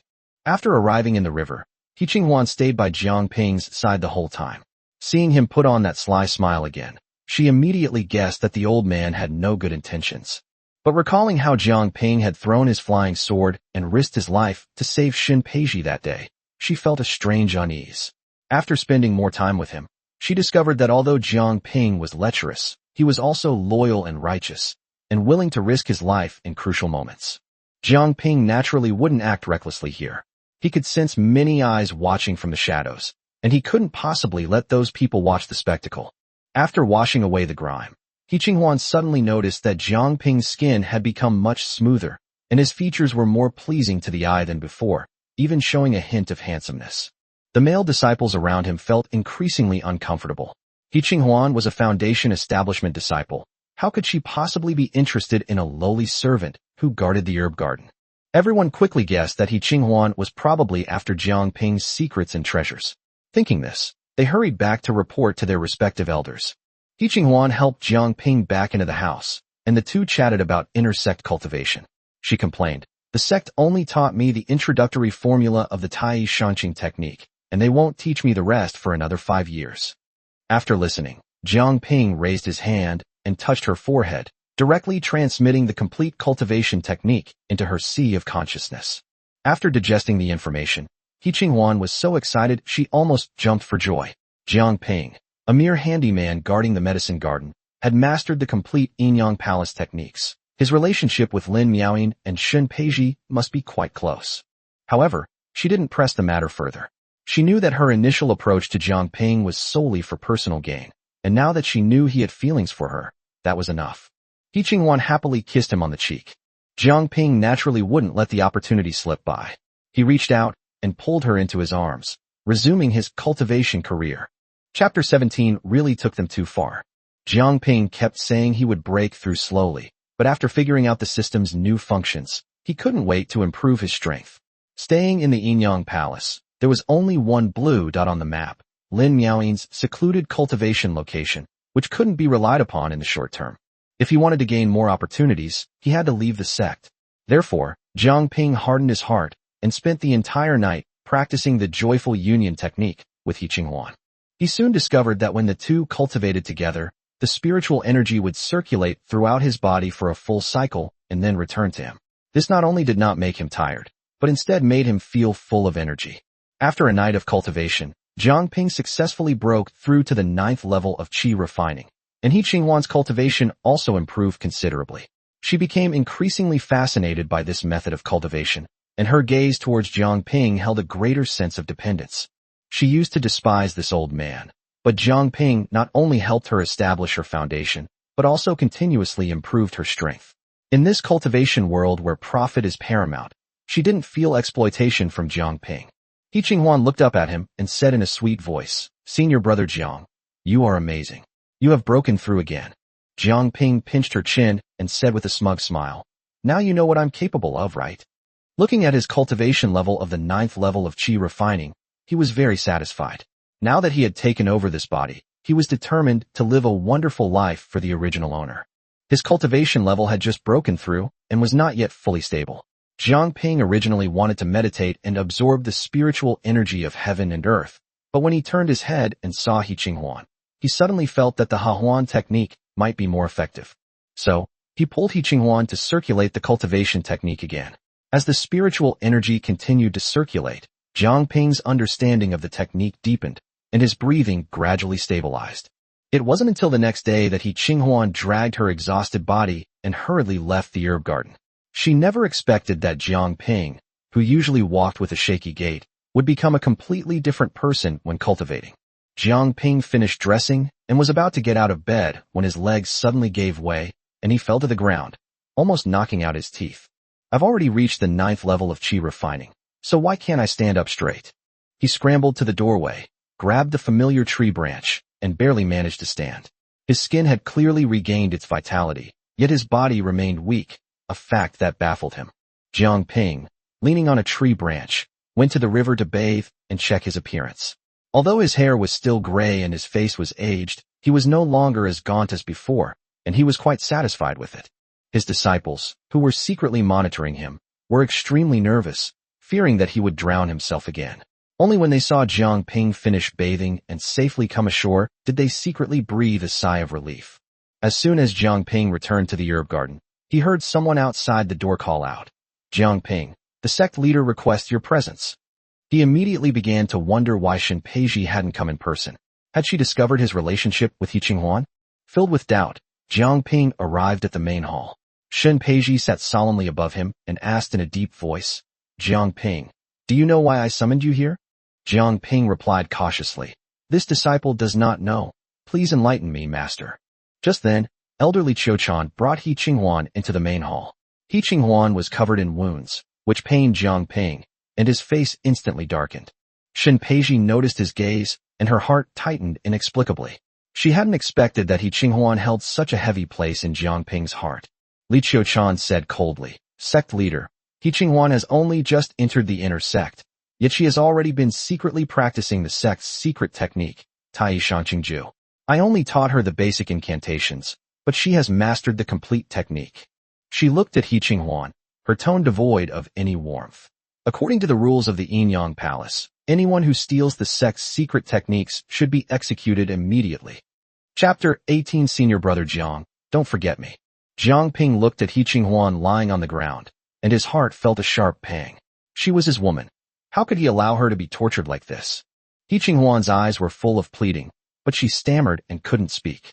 Although Jiang Ping didn't understand acupressure techniques, he guessed that her voice had been sealed. He stared intently at Li Qiuchan. "Elderly, the Tai Shangqing technique she cultivates was given to her by me. Why are you making things difficult for a weak woman when we haven't even gotten to the bottom of things?" Li Qiuchan burst into laughter. "You're just an outer disciple guarding the medicine garden. How could you possibly possess the Tai Shangqing manual?" Jiang Ping turned to Shen Peiji. "Sect leader, first release Qinghuan's acupoints and let her explain herself." Shen Peiji secretly transmitted her voice. "Can't you see that their real target is you? Why are you getting involved?" Jiang Ping was well aware of this, but He Qinghuan was his first woman. She relied on him, and if he stood by and watched her die, he would never be able to get over it in his heart. Shen Peiji raised her finger and released a burst of spiritual energy, releasing He Qinghuan's pressure points. She took a long breath and struggled to crawl to Jiang Ping's side. Jiang Ping, save me. Jiang Ping gently patted her back. Don't worry. With me here, no one can hurt you today. He Qinghuan's tears fell instantly. Elderly forced me to demand that flying sword from you, or she would kill me. I refused, so she brought me here. As soon as the words were spoken, everyone understood what had happened. Li Qiuchan had already investigated He Qinghuan's background and knew that she had no powerful backers. On the day Xue Wuhan attacked, she also personally witnessed Jiang Ping use his flying sword to block the attack of the nascent soul expert. She knew that Jiang Ping was not as simple as he seemed, and she also saw that He Qinghuan and Jiang Ping had a close relationship, so she wanted to use her to force Jiang Ping to hand over the flying sword. Bringing the man before Shenpeiji was also part of Li Qiuchan's scheme. Jiang Ping's martial arts skills mostly came from Lin Miaoyin, who was Shenpeiji's most beloved disciple. As long as she seizes on the matter of secretly passing on sect techniques, even if Shenpeiji wants to protect Jiang Ping, she will have to pay a sufficient price to shut her up. Jiang Ping helped He Qinghuan to stand behind him. Qinghuan, don't worry, I won't let anyone hurt you. He didn't want to put Shenpeiji in a difficult position, nor did he want He Qinghuan to be punished. Although the flying sword was precious, as long as the system remained, they might be able to obtain even stronger treasures in the future. Jiang Ping stared at Li Qiuchan and said in a deep voice, Elderly, catch. He raised his hand and threw the flying sword over. But as soon as the sword left his hand, it turned into a cold light and went straight for Li Qiuchan's life. The speed was so fast that even Jiang Ping was stunned. You shameless brat, you're asking for death. Li Qiuchan dodged the flying sword and angrily lunged at Jiang Ping, her 5 fingers aimed straight for his throat. Jiang Ping had no time to dodge and could only close his eyes. Just as Li Qiuchan's hand was only an inch away from his throat, He Qinghuan desperately stood up and blocked Jiang Ping's path. Don't want. She threw herself into Jiang Ping's arms and whispered, Senior brother Jiang, you must never forget me. The next second, there was a poof sound. Jiang Ping hugged He Qinghuan tightly, crying out in anguish, Qinghuan, you can't die. I can't live without you. Chapter 19, I'm willing to die for you. He Qinghuan hugged Jiang Ping tightly and whispered, Senior brother, just don't forget me in the future. She closed her eyes and waited for a long time, but still felt no pain. She thought Li Qiuchan had acted too quickly and she was already dead, but Jiang Ping saw Li Qiuchan suddenly spit out a mouthful of blood, and her physical body instantly disintegrate. Li Qiuchan turned her head with difficulty and looked at Shenpeiji behind her, her face full of disbelief. Sect leader, it's actually you. After all, she was a nascent soul cultivator in the early stage. After her physical body was destroyed, a nascent soul that looked exactly like her immediately rushed out of her crown chakra and desperately fled out of the main hall. Jiang Ping's mind raced, and he immediately summoned the system's flying sword. He absolutely could not let Li Qiuchan escape, or the consequences would be dire. Li Qiuchan never imagined that Shenpeiji would kill her for 2 insignificant disciples. Even now, she still doesn't understand what she overlooked. Shenpeiji released the pressure of a nascent soul grand perfection cultivator, instantly locking onto Li Qiuchan's nascent soul. The opponent paused slightly, and a streak of light flew out from in front of Jiang Ping, completely piercing through his nascent soul. Li Qiuchan didn't even have time to scream before she perished completely. Shenpeiji looked at Jiang Ping in surprise, only then realizing that he had already broken through to the 9th level of qi refining. Such a terrifying cultivation speed even surpassed that of the sect's most talented disciples. She raised her hand and released a ball of flame, burning away all traces of Li Qiuchan's corpse and her aura, leaving no trace whatsoever. Then, Shenpeiji looked at the 2 who were still embracing. Although she felt a little jealous, she couldn't help but admire He Qinghuan. Throughout the entire ordeal, He Qinghuan's only thought was for Jiang Ping. Especially at the final moment, she didn't flee alone, but instead chose to take the fatal blow for Jiang Ping. A warm feeling welled up in Jiang Ping's heart as well. He knew that He Qinghuan had initially approached him only to obtain the herbs and foundation establishment pills, but he never expected that this woman would actually be willing to die for him. He patted He Qinghuan's head and said softly, Silly girl, you're not allowed to do that again. He Qinghuan finally came to her senses. She never expected that Shenpeiji would personally kill the elder of the Yin-Yang Palace for her and Jiang Ping's sake. Thinking of the way Shenpeiji looked at Jiang Ping, she immediately realized that their relationship was definitely not as simple as it seemed. Shenpeiji saw through her thoughts and simply said, "No need to guess. Jiang Ping and I are cultivation partners. However, what happened today cannot be mentioned to anyone after leaving this door." She paused briefly, then said, "On the surface, I am your sect leader, but in private, you can address me as your sister." He Qinghuan's mind went blank upon hearing this, and he immediately knelt on the ground. "This disciple dares not. Please forgive me, sect leader." Jiang Ping reached out and pulled her up. "The sect leader said that she will be your older sister from now on. So what are you afraid of?" Shen Peiji ignored He Qinghuan and instead looked at Jiang Ping, her face full of grievance as she questioned, "What kind of look was that just now? Are you so sure I won't save her? You are so heartless, so cold-blooded, and you have broken my heart."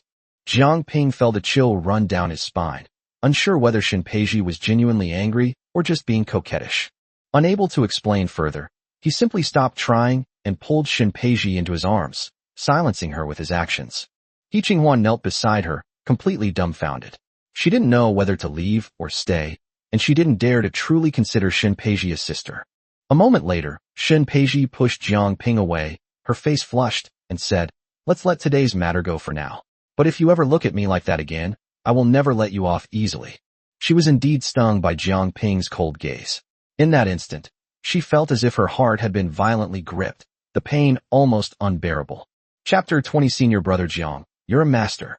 Jiang Ping wanted to hug Shen Peiji, but she pushed him away with a blush on her face. "Get out of here immediately." Helpless, Jiang Ping could only turn around, grab He Qinghuan, who was still in a daze, and quickly return to the herb garden. As soon as he entered the room, he hurriedly began to undress. He was still burning with desire after being aroused by Shen Peiji, and naturally wanted to get his revenge on He Qinghuan. Remembering his endless nagging, He Qinghuan was so frightened that she pushed Jiang Ping away and turned to flee the herb garden. Jiang Ping sighed angrily. "You are all my women. How can you bully an honest man like this?" Left with no other choice, he could only take a cold bath in the river behind the herb garden. His disciples, who were secretly watching him, saw this and began to chuckle. "Jiang Ping isn't doing well today." He Qinghuan ran out shortly after he went inside. "It must be because you took too many red pills. Now you can only take a cold shower to cool down." If Jiang Ping heard these words, he would probably be so angry that he would vomit blood on the spot. After taking a bath, he returned to his room to check his body. He had now reached the 9th level of qi refining, but his physical body still couldn't withstand the foundation establishment stage, so he could only continue to strengthen his meridians and bones. He sat cross-legged and began practicing the Haohuan Gong on his own. As his spiritual energy circulated through his acupoints, he became more and more proficient, completing the practice 9 times in a row. But when he stopped, his spiritual energy was completely depleted, and he didn't even have the strength to absorb the spiritual energy of heaven and earth. Jiang Ping suddenly realized that he seemed to have been cultivating in the wrong direction. The essence of the joyful union technique lies in dual cultivation. Cultivating alone will only deplete one's spiritual energy, but when cultivating with another person, there is not only no loss, but one can also rapidly improve. He took out the first cultivation manual again and studied it carefully.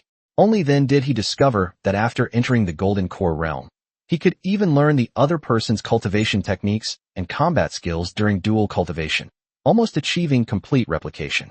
But the Golden Core realm is still too far away for him. With his fragile body, let alone fighting with others, even a slightly stronger attack could kill him. The sect's cultivation techniques were not suitable for him. If he wanted to increase his strength, he could only exchange for cultivation techniques from the system. What he needs most right now is the Haohuan sword, to use in conjunction with the flying sword in his hand, but that technique requires 3 points, and he only has 2. The system doesn't have any tasks. Could you give me some more points as a reward? Jiang Ping studied it for a long time, but the system still didn't respond, so he could only sigh helplessly. Just then, a quarrel broke out outside the door. Jiang Ping barely recovered some of his spiritual power and walked out with the help of the door. He saw 2 outer disciples arguing fiercely over a medicinal herb. One of them was as fat as a ball, but his small eyes were exceptionally bright. The fat man quickly said, "Senior Brother Jiang, I'm a new outer disciple. I had my eye on this 50-year-old bitter green vine, but this guy insisted on taking it from me." As he spoke, he moved closer to Jiang Ping and secretly slipped a storage bag into Jiang Ping's hand. Jiang Ping immediately understood that the fat man was clearly bribing him. However, instead of being disgusted, he thought the guy was very sensible. Another disciple hurriedly said, Senior Brother Jiang, there's only this one bitter green vine left in the herb garden. Senior Brother sent me to get it. If I don't take it back, I'll definitely be punished. Jiang Ping waved his hand dismissively. Go back and tell your senior brother that there is no bitter vine in the herb garden. Or just say that I don't allow it to be picked, and let him come find me himself if he dares. The disciple was so angry that his face turned ashen, but he dared not argue any further and could only turn and leave. The fat man immediately winked at Jiang Ping, his eyes seeming to say something. Senior Brother Jiang, you're a true master. Chapter 21 Recruiting a Little Brother to Play With. The disciple stomped his foot in anger, but dared not provoke Jiang Ping any further, and could only turn and leave. Jiang Ping is now quite well known in the Yinyang Hall. Not only does he have Lin Miaoyin protecting him, but he also saved the sect leader in front of many elders a few days ago, so ordinary disciples don't dare to offend him. Jiang Ping looked at the fat man in front of him and asked irritably, You fatso, what's wrong with you? The fat man flashed what he thought was a handsome smile, but his face was all scrunched up. I know you. You're the most lecherous old man in the sect. Seeing Jiang Ping's face darken, he quickly changed his tune. But he's also the most imposing old man. Jiang Ping rolled his eyes at him.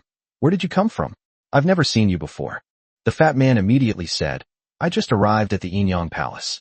I heard there are many female disciples here, so I specially pulled some strings to get in. My father is the emperor of the Taikong dynasty, so I'll protect you when we go out. Jiang Ping was somewhat surprised, not expecting that this fat man was actually a prince. May I have your name? My name is Lu Debao, and I'll be following Senior Brother Jiang from now on. I plan to move to the medicine garden and refine the world's #1 precious medicine, one pillar supporting the sky. Jiang Ping's foot slipped, and he almost fell. This guy was not only lecherous, but a complete lecher. Although Lu Debao's personality suited him well, the herb garden was where he Qinghuan, and Shun Peiji cultivated, so how could he let outsiders live there? Jiang Ping kicked out, Get lost. Unexpectedly, Lu Debao was much larger and more powerful than him.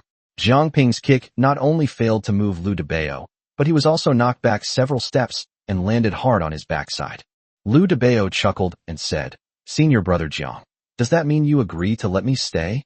Screw you, get lost. Lu Debao had just taken a few steps with the herbs when he heard Jiang Ping shout, Get back here. He ran back with a look of surprise on his face, only to hear Jiang Ping angrily say, Help me up first. The disciples secretly monitoring the herb garden couldn't help but chuckle at this sight, convinced that Jiang Ping had already been completely drained, yet he still thought about Qinghuan every day. Lu Debao helped Jiang Ping into the house and advised, Senior Brother Jiang, your health is really not good. Let me stay and take care of you. Although Jiang Ping was angry, he thought that taking on a follower might not be a bad idea, so he asked, Which elder have you studied under? Mentioning this, Lu Debao looked frustrated. I came here because of Lin Miaoyin, but she's been in seclusion. I also wanted to become the sect leader's disciple, but the sect leader wouldn't even acknowledge me. Jiang Ping immediately frantically searched for his stick. This fat man first set his sights on Lin Miaoyin, then on Shun Peiji. He was practically pushing the boundaries of what was acceptable to him. So where do you live now? Lu Debao sighed and said, I don't have a master. I used to live in the alchemy room, trying to research the highest grade red pills, but I was kicked out. Senior Brother Jiang, you must take me in. Jiang Ping's expression softened somewhat upon hearing that he enjoyed refining red pills. Keeping such a talent around might actually prove useful. Just then, Qinghuan returned from her cultivation. As soon as she pushed open the door, she stared warily at Lu Debao, thinking that someone else was trying to harm Jiang Ping. She walked to Jiang Ping's side and looked at the fat man, asking for his identity. Jiang Ping said calmly, This is a younger brother I just took in. Qinghuan looked suspicious. This fat guy? His eyes are almost blocked by fat. He's willing to be your underling. He must have something else on his mind. Her first thought was that Lu Debao was also after the flying sword. Lu Debao was completely mesmerized. He hadn't expected the Yinyang Palace to have such a beautiful female disciple.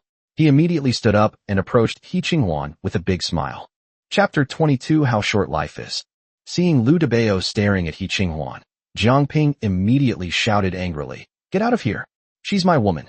Lu Debao thought he was joking. Brother, you can barely walk without holding onto the wall, so don't try to be strong. Jiang Ping's face turned dark with anger. She's your sister-in-law. If she weren't your sister-in-law, would she come to see me on purpose? Upon hearing this, Lu Debeo suddenly realized, "You're almost gone, yet she's still willing to stay with you. That's true love." After saying that, he actually took out a whole bottle of red pills and handed it to Jiang Ping. He Qinghuan blushed with embarrassment and could no longer stay, so she turned around and fled from the herb garden. As Lu Debeo watched her retreating figure, he sighed, "Sister-in-law, you're really something else. It's like a beautiful flower stuck in cow dung."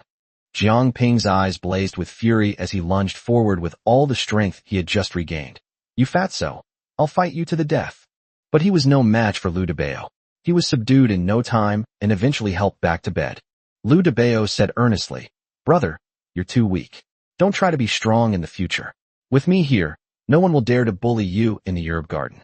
Without you, no one would dare to bully me." Lu Debeo was too lazy to argue and pointed to the medicine bottle, instructing, "Don't be reluctant to take it. You must make your sister-in-law happy." Jiang Ping was so angry that he almost attacked again, but thinking that he would be the one to fall in the end, he could only force himself to hold back. Lu Debeo then said he would prepare food and wine, and change to a larger bed, and even clamored to become sworn brothers with Jiang Ping. However, he only agreed to recognize Jiang Ping as his elder brother, clearly unwilling to die on the same day, month, and year as this old fellow. Although Jiang Ping was quite angry, he didn't dislike the fat man. With him staying in the herb garden, it wouldn't be too deserted in the future. Furthermore, Lu Debeo's ability to refine red pills suggests he likely possesses alchemy skills.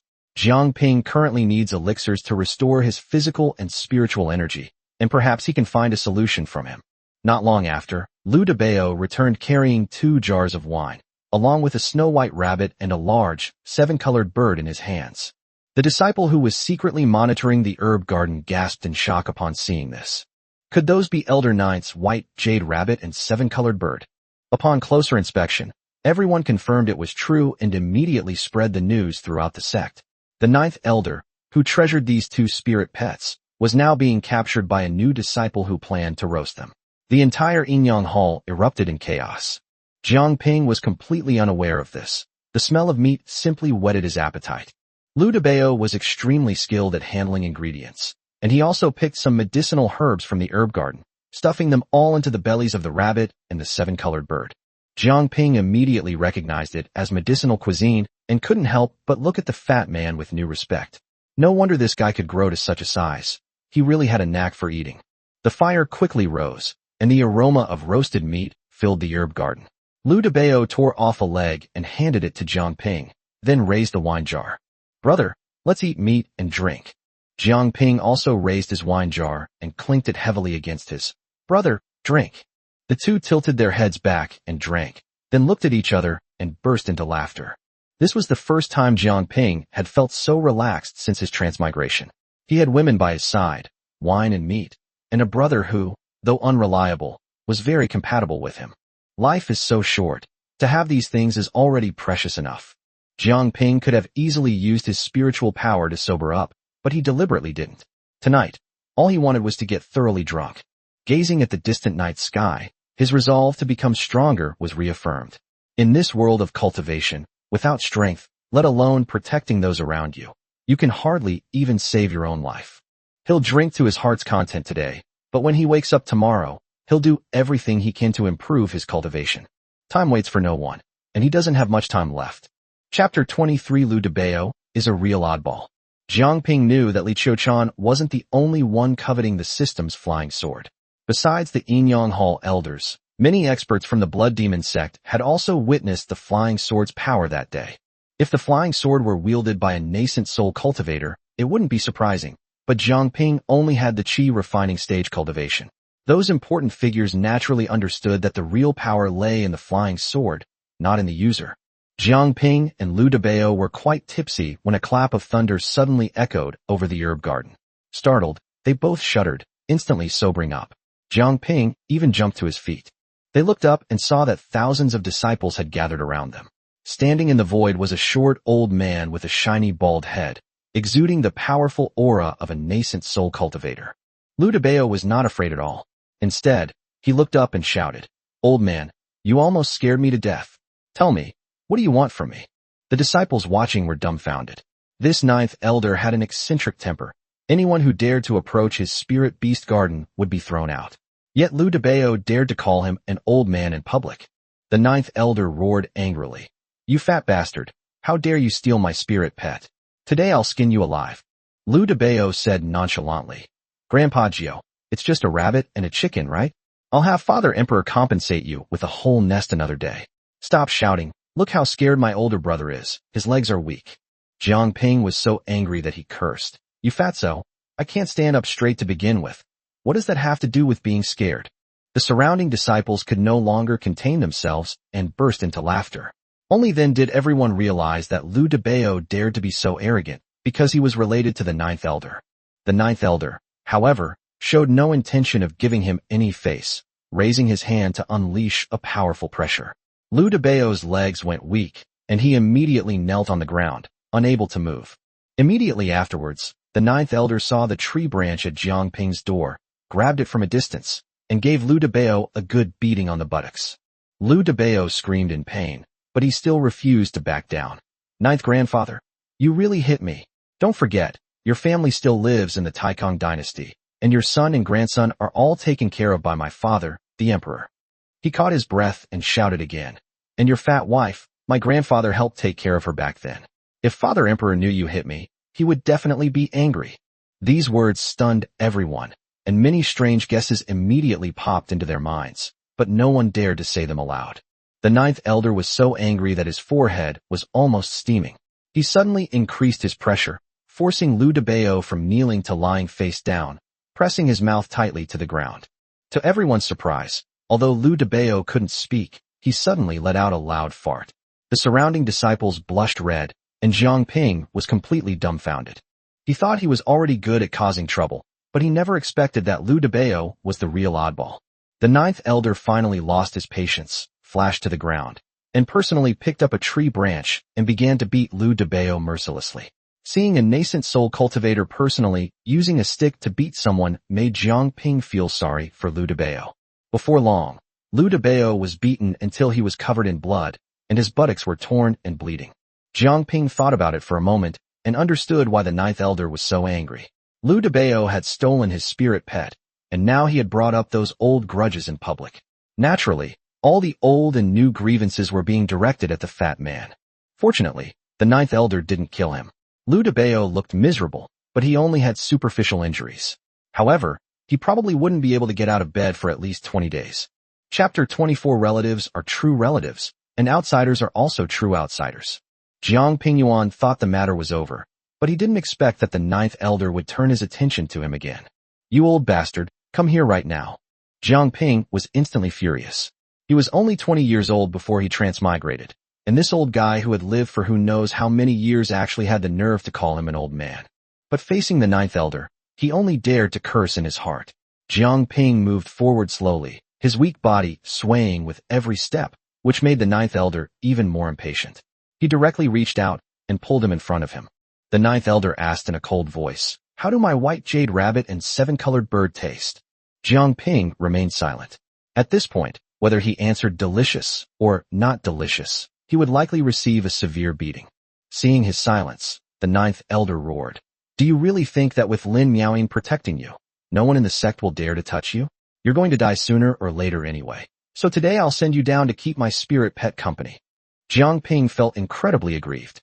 Liu Debao, the one who captured the spirit pet, was only severely injured. He had merely eaten a few bites of meat, yet he was being asked to pay with his life.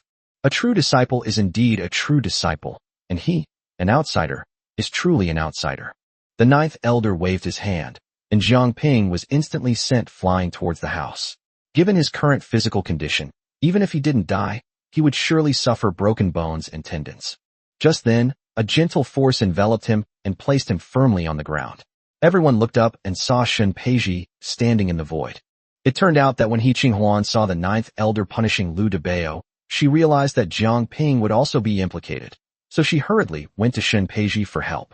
Shen Peiji had actually arrived long ago, but she had been hiding in the shadows, wanting to see how Jiang Ping would handle the crisis. She only showed herself to save him when the ninth elder actually made his move. The ninth elder frowned, but dared not attack Jiang Ping again. He glanced at the heavily injured Liu Debao and tossed a jade bottle to Jiang Ping. Give it to him. As soon as he finished speaking, the ninth elder had vanished. Jiang Ping approached Lu Debao and, seeing his mangled and bloody appearance, couldn't help but say, "This is too gruesome. Can you even recognize him as a human being?" He was too weak to help the person up, so he could only shout to the disciples around him, "Have you had enough of the show? Come and help us." The disciples rushed forward and carried Lu Debao back into the house. Although Jiang Ping wasn't very strong, he rarely made things difficult for disciples who came to collect medicine, and had accumulated quite a few goodwill relationships within the sect. Shun Peiji transmitted her voice, saying, "Is the communication jade token I gave you just for show? Or have you already forgotten about me?" Jiang Ping felt a surge of excitement. He never expected that the dignified sect leader would speak to him in such a tone.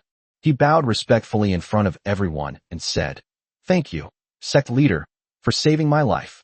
Shun Peiji nodded, and her voice instantly echoed throughout the herb garden. "Everyone leave immediately. Anyone who remains here after 3 breaths will be severely punished." The disciples scattered immediately, and Shun Peiji's figure disappeared as well. He Qinghuan came to Jiang Ping's side and asked in a low voice, "Are you really planning to let Lu Debao stay here?" Jiang Ping deliberately put on a stern face. "Of course, don't you always run away whenever you see me? Since you don't want to stay with me, I can only make him stay." He Qinghuan immediately looked aggrieved. It wasn't that she didn't want to accompany Jiang Ping, but the cultivation time was too long each time, and her body simply couldn't take it. Seeing that she was about to cry, Jiang Ping stopped teasing her and reached out to hug her. "I just need a helper. The herb garden isn't safe, but with Lu Debao around, he can lend me a hand if I run into trouble."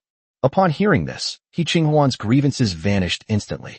Just as she was about to speak, Jiang Ping lowered his head and kissed her.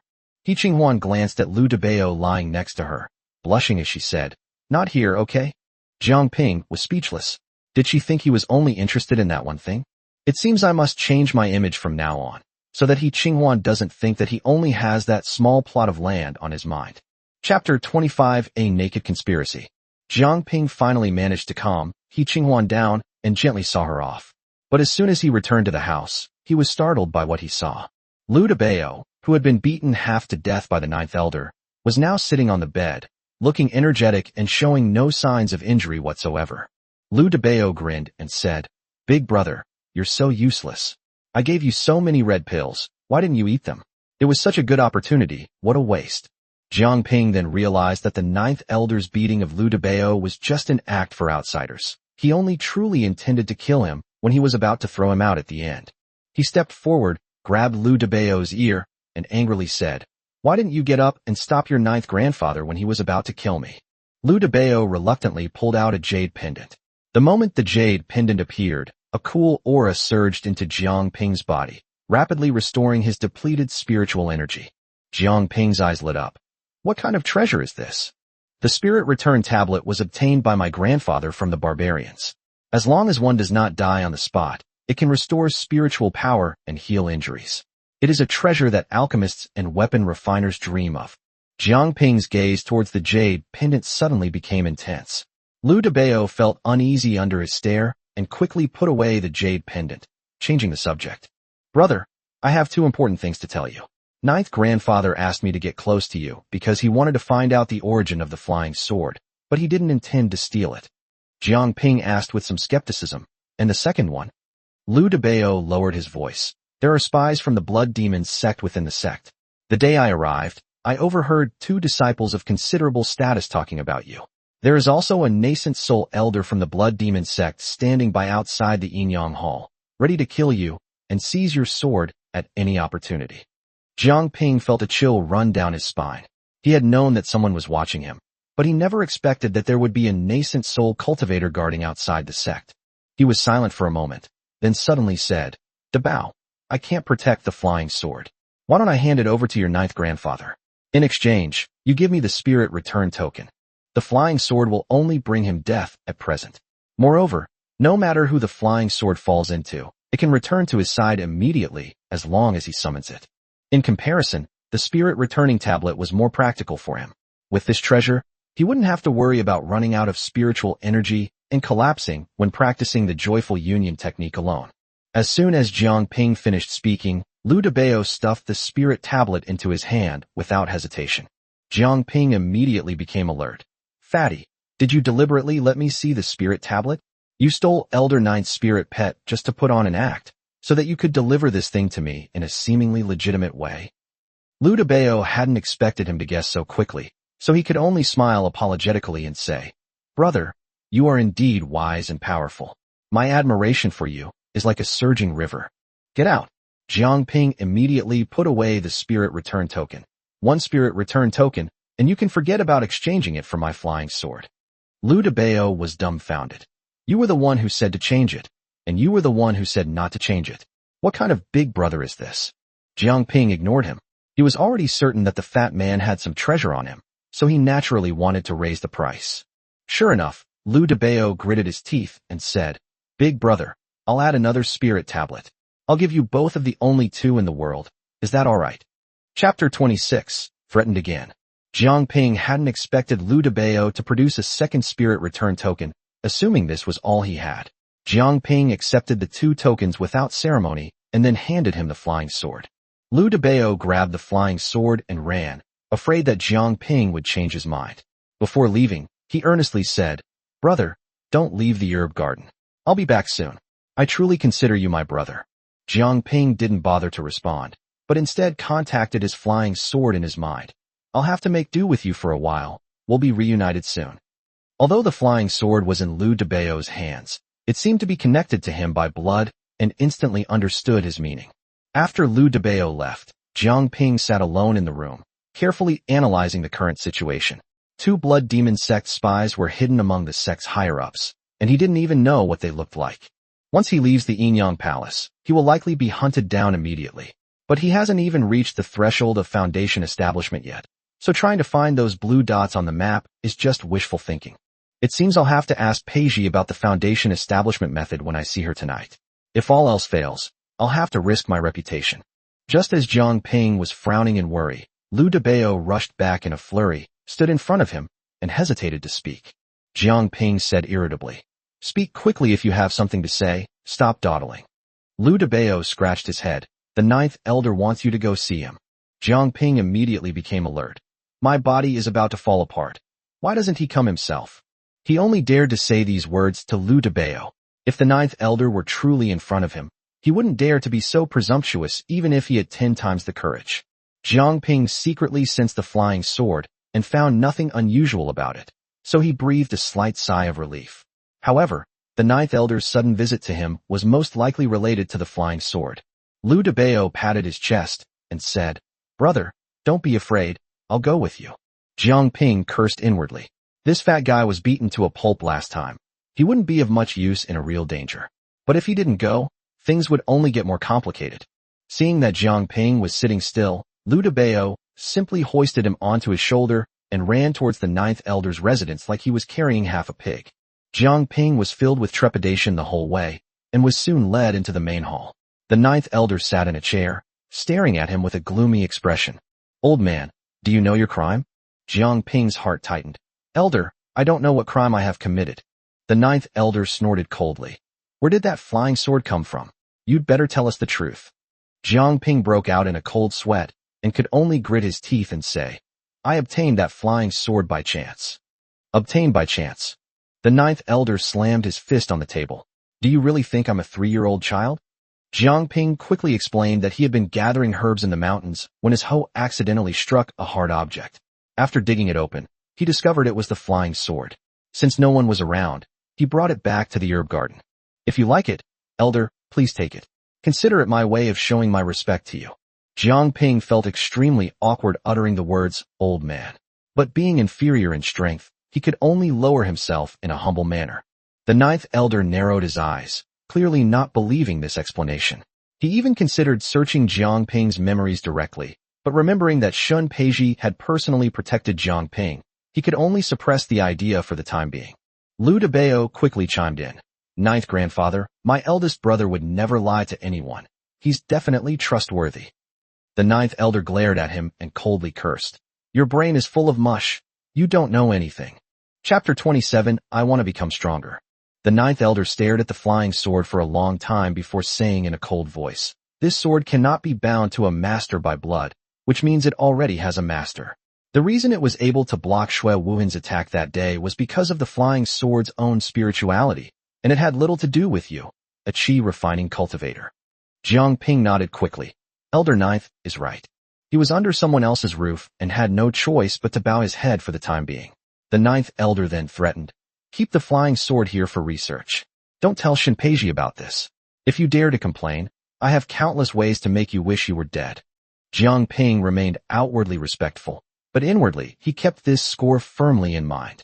He knew the flying sword could be recalled at any time, so he wasn't worried about the treasure actually being lost. He would repay the humiliation he suffered today tenfold sooner or later.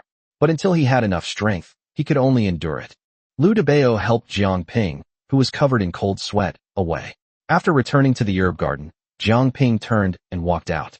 Liu Debao quickly asked, Brother, where are you going? I'll go with you. Jiang Ping glared at him, annoyed. I'm going to find your sister-in-law. Are you coming along? Liu Debao immediately revealed a lewd smile. Big brother, don't be stingy with the red pill, get ready. Jiang Ping was so angry he wanted to bite his teeth, but he knew he couldn't beat the fat man, so he could only suppress his anger and leave. With the 2 spirit tablets, Jiang Ping's body was being continuously nourished. Although he couldn't yet walk with incredible speed, he was walking much more steadily than before and no longer needed the tree branch. Along the way, many disciples greeted him, clearly noticing that this once dying old man was now becoming more and more energetic. Jiang Ping entered Shinpeiji's residence without announcing his arrival. Shinpeiji had already sensed his presence and sat there waiting. Seeing Jiang Ping come to find her so early, a sweet feeling welled up in her heart. Regardless of how others viewed this old man, at least when she was in the most danger, only he stepped forward without hesitation. Shinpeiji smiled and asked softly, You've come. What brings you here today? Jiang Ping walked up to her, his expression urgent. What is it? Don't you know? Shinpeiji's cheeks flushed immediately, thinking that he was thinking about those inappropriate things again. But Jiang Ping suddenly changed the subject and said seriously, I want to establish my foundation. Do you have any way to help me break through as soon as possible? Shinpeiji was slightly taken aback, then patiently explained. Qi refining is merely drawing spiritual energy into the body to temper the meridians and bones. Only by reaching the foundation establishment stage can the physical body absorb the spiritual energy of heaven and earth on its own and begin to cultivate true magic. Jiang Ping listened with a frown. It wasn't that he didn't understand these things, but after being oppressed by the 9th elder today, his desire for power had become even stronger. Shinpeiji continued, You broke through too quickly. Your body and foundation are not yet fully stable. Forcing yourself to build a foundation now will only leave hidden dangers. You should remain at the 9th level of Qi refining to strengthen your physical body and expand your meridians. Once your foundation is stable, you can then use foundation establishment pills to make your breakthrough much easier. Although Jiang Ping was somewhat unwilling, he knew she had a point. Cultivation cannot focus solely on speed. Otherwise, one's strength will not improve much, and one might even destroy one's foundation. It seems that I cannot establish a foundation in a short period of time, so I can only stabilize the 9th level of Qi refining first.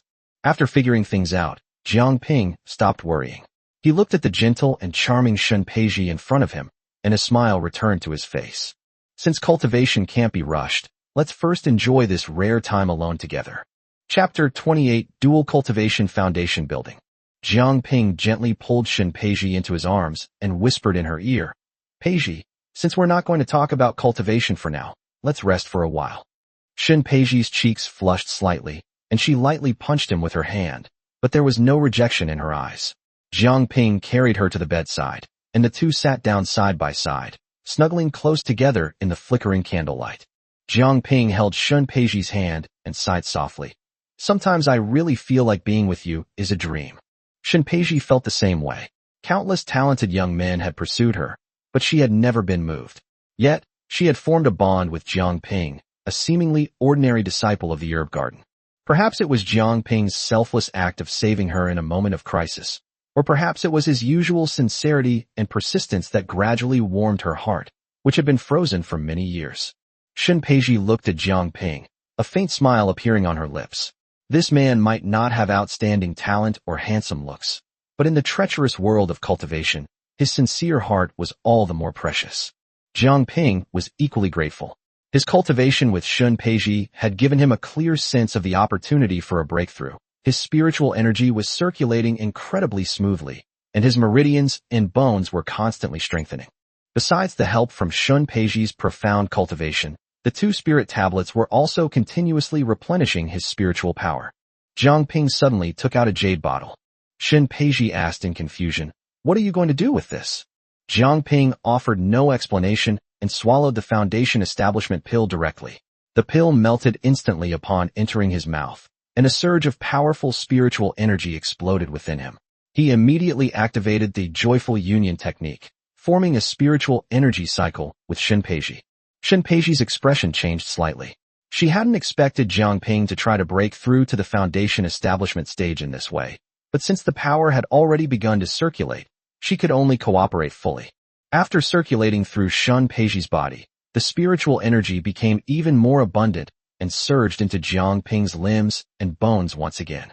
Jiang Ping felt as if his body was about to be torn apart. His meridians and bones were under tremendous pressure, sweat kept seeping from his forehead, and his whole body was trembling violently. Shun Peiji hurriedly mobilized her spiritual power to help him channel the violent energy, anxiously chanting in her heart, "Jiang Ping, you must hold on."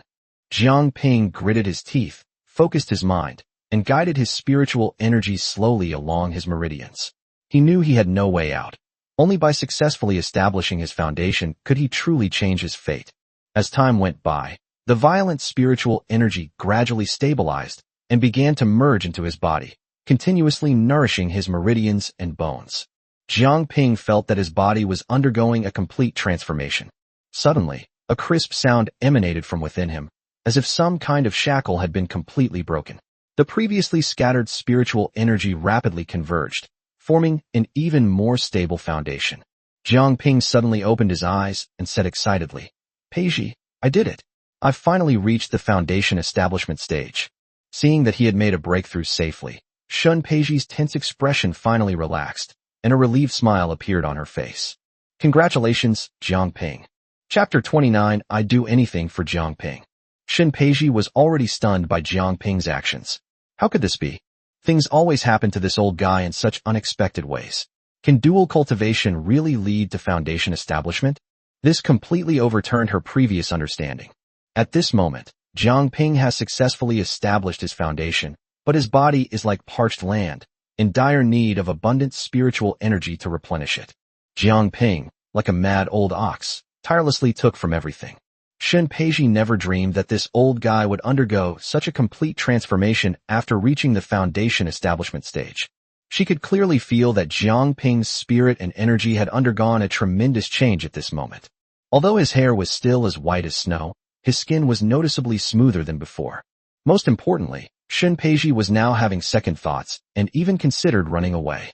She simply couldn't imagine how this old man could have such amazing stamina.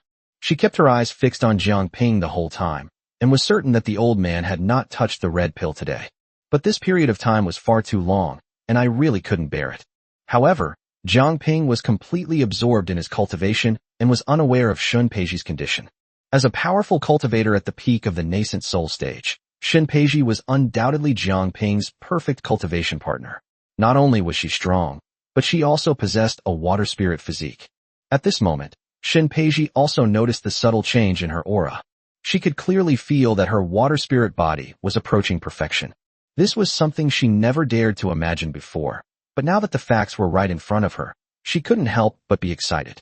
Once you reach her level, making any further progress is harder than climbing to heaven. Without an extraordinary stroke of luck, Shun Peiji would probably only ever go so far in her life. However, today, continuing dual cultivation with Jiang Ping after he reached the foundation establishment stage has rekindled her hope of raising her strength to another level. Although it was difficult, Shun Peiji felt it was not impossible. There is hope as long as the time is right. Just as Shun Peiji was lost in thought, an even stronger suction force suddenly erupted from Jiang Ping's body. She felt the spiritual energy within her body surge towards Jiang Ping like water bursting its banks. "Jiang Ping, stop right now." Shun Peiji couldn't help but exclaim. However, Jiang Ping seemed oblivious, still immersed in his fervent cultivation. Shun Peiji gritted her teeth and resisted the suction with all her might. Beads of sweat rolled down her forehead, and her face gradually turned pale. She secretly lamented that if things continued like this, Jiang Ping might drain her of her spiritual energy. Just as Shen Peiji was feeling desperate, the suction force on Jiang Ping suddenly weakened, and he slowly opened his eyes flashing with a sharp light. Peiji, thank you. Jiang Ping's voice was tinged with fatigue, but even more so with excitement. Shen Peiji breathed a sigh of relief, collapsed to the side, and scolded. You old geezer, you almost killed me. Jiang Ping scratched his head sheepishly. I didn't expect it to turn out like this, but I gained a lot from this training. At this moment, the fluctuations of spiritual energy in the room gradually subsided, and the two fell into a brief silence. After a while, Shen Peiji sat up and said seriously, Jiang Ping, although this dual cultivation is beneficial to both of us, this method of cultivation is too dangerous. You must not be so reckless in the future. Jiang Ping nodded solemnly. I understand. I acted impulsively this time. What are your plans next? Shen Peiji asked. Jiang Ping gently stroked Shen Peiji's cheek. Then he said, Peiji, actually I originally planned to go out and gain experience after I reached the foundation establishment stage. He swallowed the rest of his sentence. But I can't tell you that I want to go out and find other women. Jiang Ping knew perfectly well that if he said those words aloud, Shen Peiji would skin him alive.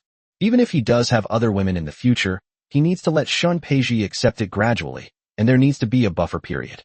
Upon hearing this, Shen Peiji frowned slightly. What do you want to do outside? Jiang Ping quickly explained. I want to find an opportunity for a breakthrough.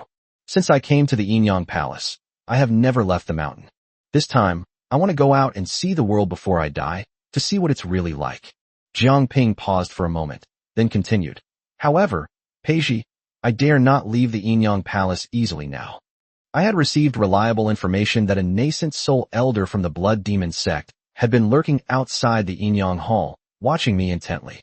Most importantly, there are 2 disciples of extremely high status within our Yinyang Palace who are spies within the Blood Demon sect, and they are constantly watching my movements. As soon as I leave the Yinyang Hall, that elder will kill me immediately, his main purpose being to seize the flying sword I possess. Shen Peiji was unaware of these developments. When she heard Jiang Ping say that someone was threatening his life, a fierce murderous intent instantly flashed in Shen Peiji's eyes. Anyone who dares to touch her people, anyone who dares to touch Jiang Ping, has completely crossed Shen Peiji's line of defense. At this moment, Shen Peiji wished she could immediately lead her sect to attack the Blood Demon sect and eradicate those remaining evils. It should be noted that Shui Wuhan had already been injured before, and Shen Peiji knew the principle of striking while the iron was hot. Jiang Ping never actually intended for Shen Peiji to destroy the Blood Demon sect. The battles between sects often result in serious injuries that take a long time to recover from. He wouldn't put his woman in a difficult position because of his own problems. His words to Shen Peiji were actually for one purpose only, to get rid of the elders outside for him. Another option is to kill all the spies within the sect, so that he can rest easy when he leaves the Yinyang Palace. Jiang Ping is not planning to leave the Yinyang Palace alone now, because he has thought of Liu Debao. With this guy around, I'll have no problem making my way in the world. To put it bluntly, Liu Debao's experience in the martial arts world is 100 times richer than his. Shen Peiji gave Jiang Ping a look of absolute certainty. He said, I will secretly investigate the spies within the Yinyang Palace tomorrow. As for that elder of the Blood Demon sect, you don't need to worry, he's doomed. Jiang Ping looked at Shen Peiji, and a warm feeling welled up in his heart. Shen Peiji rolled her eyes at Jiang Ping. For some reason, she felt happy whenever she did something for Jiang Ping. After Jiang Ping left, Shen Peiji quickly dressed, and in a flash, disappeared from the main hall. The next moment, they appeared outside the Yinyang Palace. The direction she headed was near the area where the nascent soul elder, as Jiang Ping had mentioned, might be hiding. She concealed herself in the void, fully unleashing her divine sense to carefully explore every corner where someone might be hiding. However, this investigation caused her to frown slightly. She discovered many disciples of the Yinyang Palace, and these disciples were all the most trusted people under the elders of the Yinyang Palace. After a moment's thought, Shen Peiji could guess the reason. Most of these people were probably after the flying sword in Jiang Ping's hand. However, there must be spies among these people. Shen Peiji did not act rashly against these people at this moment. She knew that any spies would soon be exposed. These people must be passing on messages, and she is still investigating very carefully. She was determined to find the blood demon sect elder that Jiang Ping had mentioned, but this time, Shun Peiji failed. Whether the other party had already left the place or possessed a magical artifact to conceal their presence, Shun Peiji was completely unaware of their whereabouts. Then, Shun Peiji flashed away and returned to her residence. She summoned 2 of her trusted disciples and then transmitted her voice to them. Upon receiving the order, the 2 disciples quickly left. Shun Peiji is going to thoroughly investigate the Yin Yang Hall this time. She will not only investigate the disciples, but also examine whether these elders have any ulterior motives. If so, Shun Peiji wouldn't mind launching a swift and decisive operation to eliminate all those with ulterior motives. The Yin Yang Palace really needs a change of atmosphere, and the root of all this is Jiang Ping. Chapter 30 Tension. 2 days later, 2 disciples sent out by Shun Peiji rushed over, their expressions extremely solemn. Sect leader, after careful investigation, we have identified 2 highly suspicious disciples. These 2 disciples were none other than Zhuo Qingliang and Wu Changjun, the personal disciples of Elder Xiao Fenlai of the sect's enforcement hall. Shun Peiji sat in the chair, her eyes sharp as lightning, staring intently at the 2 disciples below. The 2 men looked slightly flustered. Shun Peiji snorted coldly and said, "Is there something else you haven't told me?" The 2 disciples below exchanged a glance and reported to the sect leader, Zhuo Qingliang and Wu Changjun have appeared in our sect's forbidden area. When the 2 disciples said those words, Shun Peiji jumped up from her chair. It should be noted that no one is allowed to enter the forbidden area of the Yin Yang Palace. Only the next sect leader can go there to cultivate and break through. At this moment, there was someone cultivating inside the forbidden area. It was Lin Miaoying. Shun Peiji's mind raced. These 2 disciples actually went to the forbidden area? Shun Peiji looked down at the 2 disciples again and asked sternly, "What are they doing in the forbidden area?" The 2 disciples, intimidated by Shun Peiji's imposing presence, exchanged a glance and stammered, reporting to the sect leader, "We didn't observe any inappropriate behavior from the 2 in the forbidden area. They just stayed there, without making a sound." However, they still told Shun Peiji everything they had seen. After listening, Shun Peiji had a bold idea in mind. Perhaps the nascent soul elder of the blood demon sect who stayed outside to guard Jiang Ping was only trying to attract the attention of others. The real target is Lin Miaoying, the successor to the next head of the Yin Yang Palace. After Shun Peiji figured all this out, she was filled with rage. The blood demon sect is so vicious. Shun Peiji couldn't help but reflect at this moment. Had she been enduring things for too long? If we don't show our power, the blood demon sect will take advantage of us, and even set their sights on the next leader of the Yin Yang Hall. This is purely an attempt to destroy the foundation of the Yin Yang sect. If the blood demon sect really succeeds in this matter, what hope will the Yin Yang sect have in the future? Thinking of this, Shun Peiji slowly sat down in the chair, her face so gloomy it seemed as if water could drip from it. Originally, for the sake of the Yin Yang sect's interests, he had no intention of engaging in mass killings. Whenever a sect war occurs, it will inevitably cause the sect's strength to decline significantly, and may even require a long period of recuperation. But the blood demon sect was actually so sinister. If they don't unleash their power now, and the blood demon sect achieves its goal and harms Lin Miaoying, then how can I, as the sect leader, have the face to live in this world? Moreover, Lin Miaoying is Jiang Ping's childhood sweetheart and companion. If something were to happen to Lin Miaoying, not only would I be unable to forgive myself, but Jiang Ping would also harbor resentment towards me. Thinking of this, Shun Peiji's eyes sharpened, and she waved her hand, dismissing the 2 disciples. Then, Shun Peiji's figure flashed, like a bolt of lightning, and she sped directly towards the forbidden area. Her divine sense spread out and instantly detected the auras of the 2 disciples, Zhuo Qingliang and Wu Changjun. At this moment, the 2 had no idea that Shun Peiji would come in person, nor did they know how they had been exposed. Shun Peiji came to their side and instantly took firm control of their bodies. She glanced at Zhuo Qingliang indifferently. By this time, the 2 of them were already pale with fright, their legs were trembling, their eyelashes were shaking violently, and they were almost scared out of their wits. At this moment, 2 puddles of yellow water flowed down from their trouser legs, and the stench instantly filled the air, causing Shun Peiji to frown. She felt contempt, believing that only men like Jiang Ping could be considered real men in this world. These people, despite their young age, have no sense of responsibility and not even the slightest bit of courage. What use are you people to the Yin Yang Palace? Without saying a word, Shun Peiji placed her finger directly on Zhuo Qingliang's brow. Instantly, Shunpeiji examined the overwhelming memories bit by bit. At this moment, Shunpeiji already understood everything. She once again extended 2 fingers and touched Wu Changjuan's forehead. Similarly, Wu Changjuan's memories were also completely read by Shunpeiji. After reading through the memories of the 2 people, Shunpeiji, without saying a word, reached out and instantly sent them flying. The moment the 2 took flight, Shunpeiji once again reached out her palm towards them. At that moment, a giant hand materialized in the void and pressed down instantly. Boom! The 2 were instantly crushed into dust, utterly and completely dead. It turned out that after reading the 2 people's memories, Shunpeiji had completely verified her conjecture. The 2 of them weren't there to observe Jiang Ping's every move at all. Their main purpose was not to act under the orders of the nascent soul elder who was monitoring Jiang Ping from the outside, but to directly connect with Shui Wuhan, the leader of the blood demon sect. However, just as Shunpeiji was about to explore the deepest part of their memories, she sensed that someone had tampered with their consciousness. It wasn't that their memories were altered, but rather that a portion of them were erased. Their real purpose was to observe whether there were any strong protections or restrictions in this forbidden area. Once they discover whether there are any protections or restrictions, they pass the mission on to Shui Wuhan, and the matter is considered closed.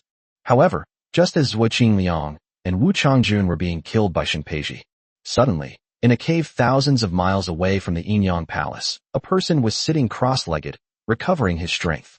Suddenly, he coughed up a mouthful of blood. This person was none other than Shui Wuhan. He was currently sitting inside the cave, his eyes gleaming with a bloodthirsty light. He roared through gritted teeth. Very well, Shunpeiji, you're very well. The day I recover will be the day your Yinyang Palace is annihilated. After dealing with Zhuo Qingliang and Wu Changjun, Shunpeiji moved with lightning speed and quickly returned to the Yinyang Palace. She knew in her heart that since Shui Wuhan had already taken action, he would not give up easily. At this moment, her expression was solemn as she anxiously summoned the elders in the hall to discuss countermeasures.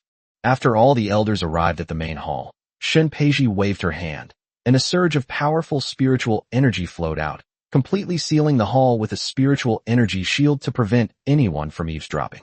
Shunpeiji stared sharply at the elders below, who exchanged bewildered glances. They had no idea what major event had occurred at the Yinyang Palace that made Shunpeiji so cautious. Chapter 31 Launching the War. Shunpeiji recounted in detail to the elders below the events of killings with Qingliang and Wu Changjun. Finally, everyone's gaze fell on a middle-aged cultivator, who was none other than Elder Xiao Fenglai of the Law Enforcement Hall. Shunpeiji stared intently at Xiao Fenglai, but Xiao Fenglai remained calm, as if the matter had nothing to do with him. The calmer he remained, the more certain Shunpeiji became that Xiao Fenglai must know about the secrets of his 2 disciples. It's even possible that Xiao Fenglai is a spy planted by Shui Wuhan within the Yinyang Palace. Just then, a short old man suddenly stood up and went straight to Xiao Fenglai's side. Elder Xiao, tell me, what exactly happened? The speaker was none other than Ninth Elder, the fat man's 9th grandfather. Xiao Fenglai looked at the 9th Elder and said calmly, I wonder what the 9th Elder means by this. The 9th Elder snorted coldly. Xiao Fenglai, I think your acting skills are truly first-rate. Your 2 personal disciples have run into problems. Didn't you notice it all along? I don't believe it. So, you must be bloodless inside, man. Xiao Fenglai felt deeply humiliated and retorted angrily. You're talking nonsense. The fact that my 2 apprentices ran into problems only shows that I, as their master, failed to supervise them properly. They were completely coerced by villains.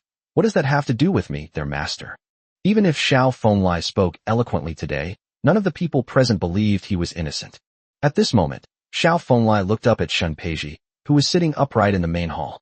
Then he clasped his hands and said, Sect leader, I grew up in the Yinyang Palace. I dare not say that I have made great contributions to the Yinyang Palace, but I have certainly worked hard. Having cultivated for so long, he is now over 100 years old. I never considered betraying the Yinyang Palace, or even becoming someone else's lackey. In my heart, there is only the Yinyang Palace. As Shunpeiji listened, her hand unconsciously tapped lightly on the armrest beside her. Shunpeiji was also pondering this in secret, because she currently had no conclusive evidence to prove that Xiao Fenglai had any collusion with the blood demon sect. At this moment, before Shunpeiji could speak, the 9th Elder standing next to Xiao Fenglai burst into laughter. Xiao Fenglai, you really won't shed tears until you see the coffin. Do you dare let me search your memory? Xiao Fenglai glared at the ninth elder and said, "Don't think that just because you're stronger than me you can do whatever you want in the Yin Yang Palace. You are insulting me. Besides, searching someone's memories could easily damage their brain if done carelessly. How could I possibly let you do something like that?" The ninth elder laughed heartily. "You're too guilty. Don't you know my strength? Even if I search your entire mind, I can guarantee that your brain will not suffer the slightest damage. Do you want me to search or not?" The ninth elder's attitude was extremely firm, showing no intention of backing down. Meanwhile, Xiao Fenglai's expression underwent a subtle change. Although it was only for a moment, those present were all elders of the Yin Yang Palace, and no slight change could escape their keen eyes. The moment they caught Xiao Fenglai's unnatural expression, most people were already 100% certain that Xiao Fenglai must have an inextricable connection with the Blood Demon sect. It seems this guy is going to lose his life here today. Most importantly, the ninth elder was too close to him at this moment. As long as the ninth elder made a move, even if Xiao Fenglai had 3 heads and 6 arms, he would have no chance of dodging the ninth elder's thunderous attack. The two were vastly different in strength. The ninth elder had already reached the late nascent soul stage, while Xiao Fenglai was just a cultivator who had just entered the nascent soul stage. So at this moment, a fine layer of sweat appeared on Xiao Fenglai's forehead. The instant the sweat appeared, the ninth elder moved. He didn't wait for Shun Peiji's order at all, and directly took out Jiang Ping's flying sword. With lightning speed, he plunged the flying sword directly into Xiao Fenglai's heart. Xiao Fenglai let out a scream, and his physical body was instantly destroyed. Because at this moment, his heart had been mercilessly pierced by the ninth elder. Once one enters the nascent soul stage, each person will have a nascent soul identical to that of their master in life. As long as the nascent soul remains intact, the person will not truly die. But how could his nascent soul escape the control of the ninth elder? The ninth elder had been waiting for this opportunity. The moment his nascent soul emerged, the ninth elder locked onto Xiao Fenglai's nascent soul and grabbed it in his hand. The ninth elder did not examine Xiao Fenglai's nascent soul's memories at this moment. Instead, he took a few steps forward, came to Shun Peiji, and handed Xiao Fenglai's nascent soul directly to Shun Peiji. How could Shun Peiji not understand the ninth elder's actions? The ninth elder was incredibly clever. He would never presume to do anything beyond Shun Peiji's authority. Therefore, the important task of obtaining Xiao Fenglai's memories naturally fell to Shun Peiji. After Shun Peiji refined Xiao Fenglai's memories, she was so angry that she almost jumped up and down on the spot. It turns out that Xiao Fenglai was originally a disciple of the Blood Demon sect. Under the orders of Shui Wuhan, he had her become a disciple of the Yin Yang Palace when she was young. All this is so that one day I can become a pawn of Shui Wuhan and deliver a fatal blow to the Yin Yang Palace at a crucial moment. However, Shui Wuhan never expected that the most important clue he had planted in the Yin Yang Palace would be cut off by Shun Peiji. At this moment, Shun Peiji forcefully grasped Xiao Fenglai's nascent soul, and with a bang, the nascent soul instantly exploded, and Xiao Fenglai was completely annihilated, with no possibility of survival. However, at this moment, everyone's gaze in the hall, including Shun Peiji's, fell on the ninth elder. The other elders were not in a hurry to ask Shun Peiji what information she had obtained from Xiao Fenglai's divine sense. Their eyes were fixed on the flying sword that the ninth elder had taken out earlier. Even Shun Peiji did not expect that her husband Jiang Ping's flying sword would eventually fall into the hands of the ninth elder. At this moment, Shun Peiji wondered to herself, could it be that the ninth elder used threats and inducements to get his hands on Jiang Ping's flying sword? The other elders made no attempt to hide the greed in their eyes. Such a divine weapon would be irresistible to anyone, yet it ended up in the hands of the ninth elder. Although these people coveted the ninth elder's power, they knew that their own strength was far inferior to his, so they could only swallow their anger. After all, in the world of cultivation, strength ultimately determines everything. Chapter 32 Pre-War Preparations. Shun Peiji is currently too busy to discuss these issues with the ninth elder. Her gaze was piercing as she looked down at the elders and said sternly, I am preparing to wage war against the Blood Demon sect. What do you elders think? At this moment, all the elders looked at each other, lost in thought. Although these people were elders of the Yin Yang Palace, some of them were quite old and had long regarded cultivation as their primary goal. They were filled with resistance to such life-and-death battles. However, at this moment, the ninth elder below stood up and said loudly, the sect leader is right. If we don't fight the Blood Demon sect now, how will they show mercy to my Yin Yang Palace once they recover? They wish they could immediately and completely erase our Inyang Palace from the heavenly punishment mountain range. Therefore, the most urgent task now is to take advantage of Shui Wuhan's serious injuries and eradicate the blood demon sect, this malignant tumor. In this way, not only will the strength of our Inyang Palace increase greatly, but our territory will also be able to expand. Most importantly, everyone, don't forget that even if we don't attack the blood demon sect now, they will definitely launch a major attack on my Inyang Palace within 3 years. Who is Shui Wuhan? All of you here should know very well that this person is vindictive and vengeful, especially since they have long coveted our Inyang Palace.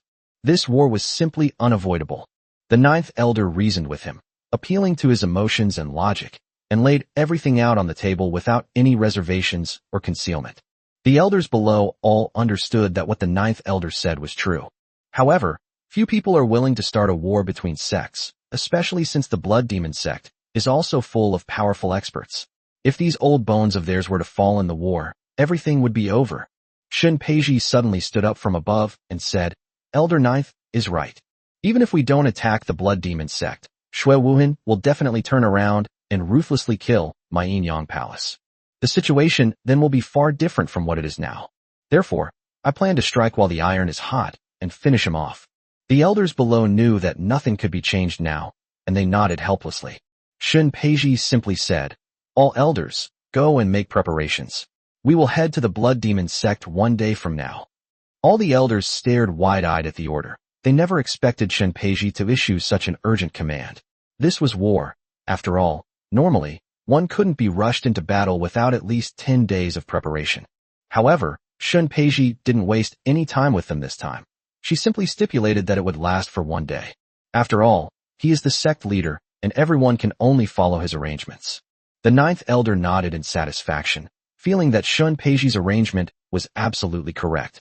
We should avoid delaying anything, as there might be unforeseen complications within 10 days. Therefore, taking down the blood demon sect with surprise and lightning speed is the right way. Only in this way can the losses to the Inyang Palace be minimized. Although the elders harbored resentment, they had no choice but to follow Shen Peiji's orders and make preparations. After Shen Peiji walked out of the main hall, her expression was resolute, and she immediately ordered the activation of the sect's protective formation. Shen Peiji knew this was a critical moment, and she had to eliminate any possible adverse situations. At this moment, she absolutely could not allow any information to leak out. All the disciples of the Inyang Palace stared wide-eyed at the dazzling light that was gradually forming above them. When this mysterious and powerful light appeared, all the disciples realized that the Inyang Palace was about to face a major event. At that moment, Shen Peiji's figure flashed, like a shooting star streaking across the void, and flew directly towards the outside of the hall. She wasn't going to find Jiang Ping, but rather to settle scores with the blood demon sect elder who was hiding outside the Inyang Palace. Last time, Shen Peiji failed to find his whereabouts. This time, she directly activated the protective array, firmly believing that it would expose that guy's true colors. As soon as Shen Peiji flew out of the Inyang Palace's range, her eyes instantly caught sight of a powerful figure rapidly moving away from the area with the force of breaking through the air. Shen Peiji's lips curled up, a cold smile appearing on her face. She was already certain that the person in front of her was a nascent soul stage cultivator. Without hesitation, she placed 2 fingers in front of her lips and silently recited the incantation. At this moment, 3 flying swords flashed out from Shen Peiji's body. It spun around Shen Peiji continuously, its light dazzling, like 3 vibrant galaxies. This is precisely the unique skill that made Shen Peiji famous, the 3 flowers standing tall. At this moment, Shen Peiji suddenly pointed 2 fingers at the nascent soul stage expert who was flying rapidly ahead. The 3 flying swords, like 3 agile pythons, instantly locked onto the powerful figure. The powerful man suddenly felt a sharp sound of air being torn apart from behind, and he was startled, realizing that there was danger. Turning my head, I couldn't help but gasp, because he not only saw the 3 flying swords radiating a terrifying aura, but also saw the person behind him, who turned out to be Shen Peiji. He certainly recognized Shen Peiji. He was merely a nascent soul cultivator in the early stages, while Shen Peiji was a nascent soul grand perfection expert. How could he possibly be a match for Shen Peiji? Now, there is absolutely no choice but to run away. However, he hadn't used his full strength during the flight, which is why Shen Peiji caught up with him at this moment. However, it was too late for him to escape now. How could Shen Peiji let him escape so easily? The 3 flying swords instantly shot off in 3 different directions. The flying sword was so fast that it was like lightning streaking across the night sky, instantly surpassing the nascent soul stage expert in front of it. The flying sword then changed direction, instantly blocking his path. It was too late for him to escape. Moreover, Shen Peiji had already come within 50 meters of him. Shen Peiji didn't waste any words and didn't want to have any conversation with him. Her only thought now was to kill him. She absolutely could not let him tell Shui Wuhan that the Yin-Yang Palace had activated its protective array. The 3 flying swords instantly formed a strangling pattern, shooting towards him from different directions. In that instant, 3 flying swords crisscrossed past him, tearing his clothes in 2. At this moment, 3 deep cuts appeared on his body, and blood was gushing out. This was just the beginning. Shen Peiji continued to control the 3 flying swords, shooting them at him from different directions. The cultivator also had a long sword in his hand, which he used to continuously parry the 3 flying swords. However, these 3 flying swords seemed to have eyes, and each time they attacked his vital points. Chapter 33. Your life is my life. Your death is my death. The 3 flying swords attacked him simultaneously, leaving him unable to defend himself and causing him great distress and anxiety. He wanted to escape, but he couldn't. The 3 flying swords gave him absolutely no chance. And there was also Shen Peiji, a nascent soul cultivator at the great perfection stage, in front of him. It's now incredibly difficult for him to escape this place. He realized that if he was unlucky today, he would die here. At this moment, he was constantly thinking about how to escape from this place. But Shen Peiji wouldn't give him any chance. At this moment, Shen Peiji raised one hand to the sky. A mysterious compass instantly appeared above the cultivator's head. The compass emitted dazzling golden light, which transformed into golden threads that trapped the cultivator within them. At this point, a sturdy birdcage had been formed. He had no chance to escape anymore. At this moment, 3 flying swords once again attacked him from different directions. He now had only one way to escape: to detonate his physical body and use the opportunity to blast open a gap so that his soul could escape. I have to say, this guy is ruthless. Just as he detonated his physical body, a breach was indeed blasted open as he wished. His soul instantly broke through the gap, trying to escape from this place. However, he still underestimated Shen Peiji's abilities. Shen Peiji pointed 2 fingers at his soul, and 3 flying swords pierced directly towards the back of his head, skull, and dantian. At this moment, his fragile soul trembled with fear, realizing that he had no way to escape. At this moment, he shouted in despair, "Shen Peiji, I will haunt you even as a ghost." Then, he instantly detonated his nascent soul. This man was quite straightforward. He didn't even beg for mercy from Shen Peiji. Shen Peiji admired this kind of opponent. At least he had backbone. After everything was settled here, Shen Peiji carefully toured the entire Yin-Yang Palace sect area and found nothing suspicious. Only then did she turn around and return to her residence in the Yin-Yang Palace. However, when she returned, she found a person standing in her place, and that person was Jiang Ping. Jiang Ping went straight to Shen Peiji and said urgently, "Peiji, don't start a war with the Blood Demon sect because of me." When the protective array was activated, Jiang Ping was completely stunned. He thought something extremely serious had happened. But then he thought, could it be that Shen Peiji wanted to start a war with the Blood Demon sect for his own sake? He didn't understand if it was true. Then, he sent Liu Debao away to investigate the real reason behind the matter. As a result, Liu Debao went directly to his 9th grandfather and received reliable information that the war with the Blood Demon sect would begin the next day. Therefore, Jiang Ping went straight to find Shen Peiji without stopping. He wanted to persuade Shen Peiji not to start a war with the Blood Demon sect because of him. Jiang Ping was deeply moved by Shen Peiji's actions. Shen Peiji felt a warmth in her heart when she saw Jiang Ping arrive, but upon hearing his words, she decided to tease him. In fact, while Jiang Ping did have some connection to Shen Peiji's war with the Blood Demon sect, it wasn't a major factor. Most importantly, the Blood Demon sect master, Shui Wuhan, is utterly shameless. He actually dared to attack the very foundation of the Yin-Yang Palace, and he wanted to kill Lin Miaoying.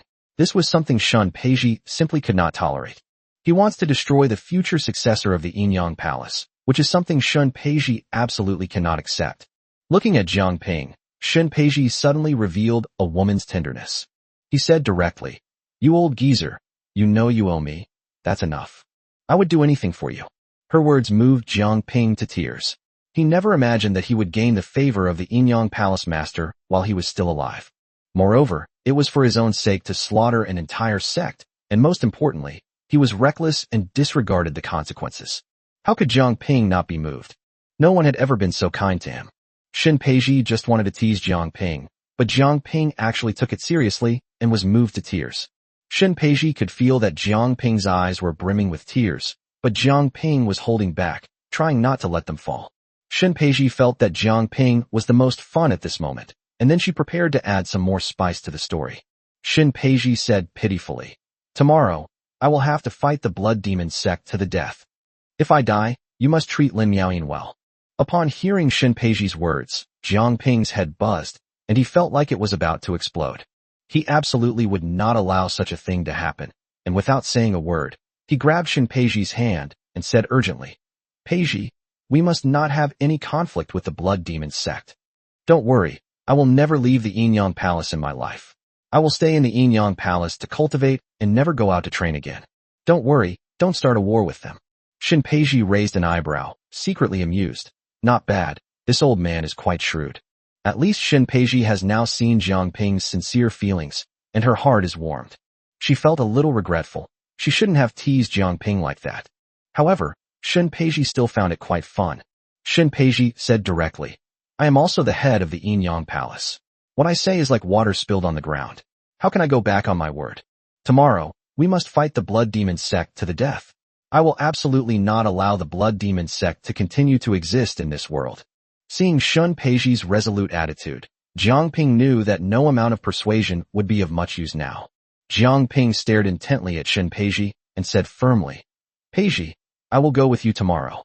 Whether I live or die, I will never leave you. Your life is my life. Your death is my death." These words struck Shin Peiji's heart like a pounding hammer.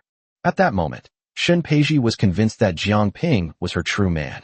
She might live in Jiang Ping's world for the rest of her life. She also made a solemn vow in her heart. If Jiang Ping lives, I live. If Jiang Ping dies, I die. Chapter 34. Big Brother, please don't mistreat me. Shin Peiji's eyes reddened slightly as she gripped Jiang Ping's hand tightly. With a slightly trembling voice, he said, "Jiang Ping, with your words, I have no regrets even if I die." Actually, at this moment, Shin Peiji was not deceiving Jiang Ping, but was sincerely confiding in him. With such intentions, what is the loss of my life? Shin Peiji's eyes were full of affection and sincerity as she looked intently at Jiang Ping. He continued to carefully instruct, "But tomorrow's battle is extremely dangerous. You must not go. You are just a cultivator who has just established your foundation. In such a large-scale bloody battle, you will only become an innocent cannon fodder. Therefore, you should not go."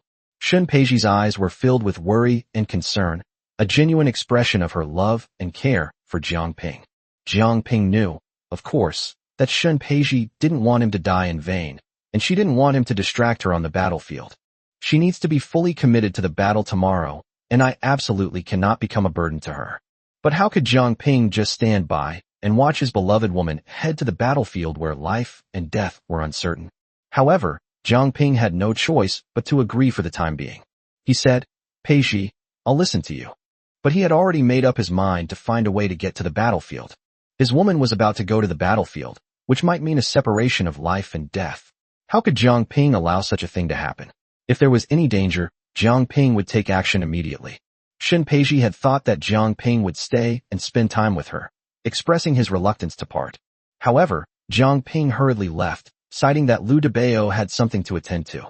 After Jiang Ping returned to the Yinyang Palace, he began to study his perfect life system again.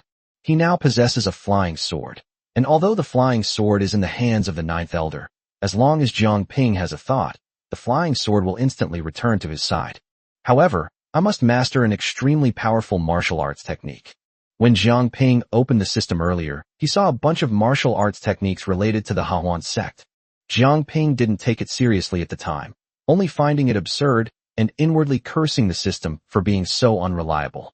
Most importantly, he didn't have 3 points to exchange for the Hahuan sword at the time.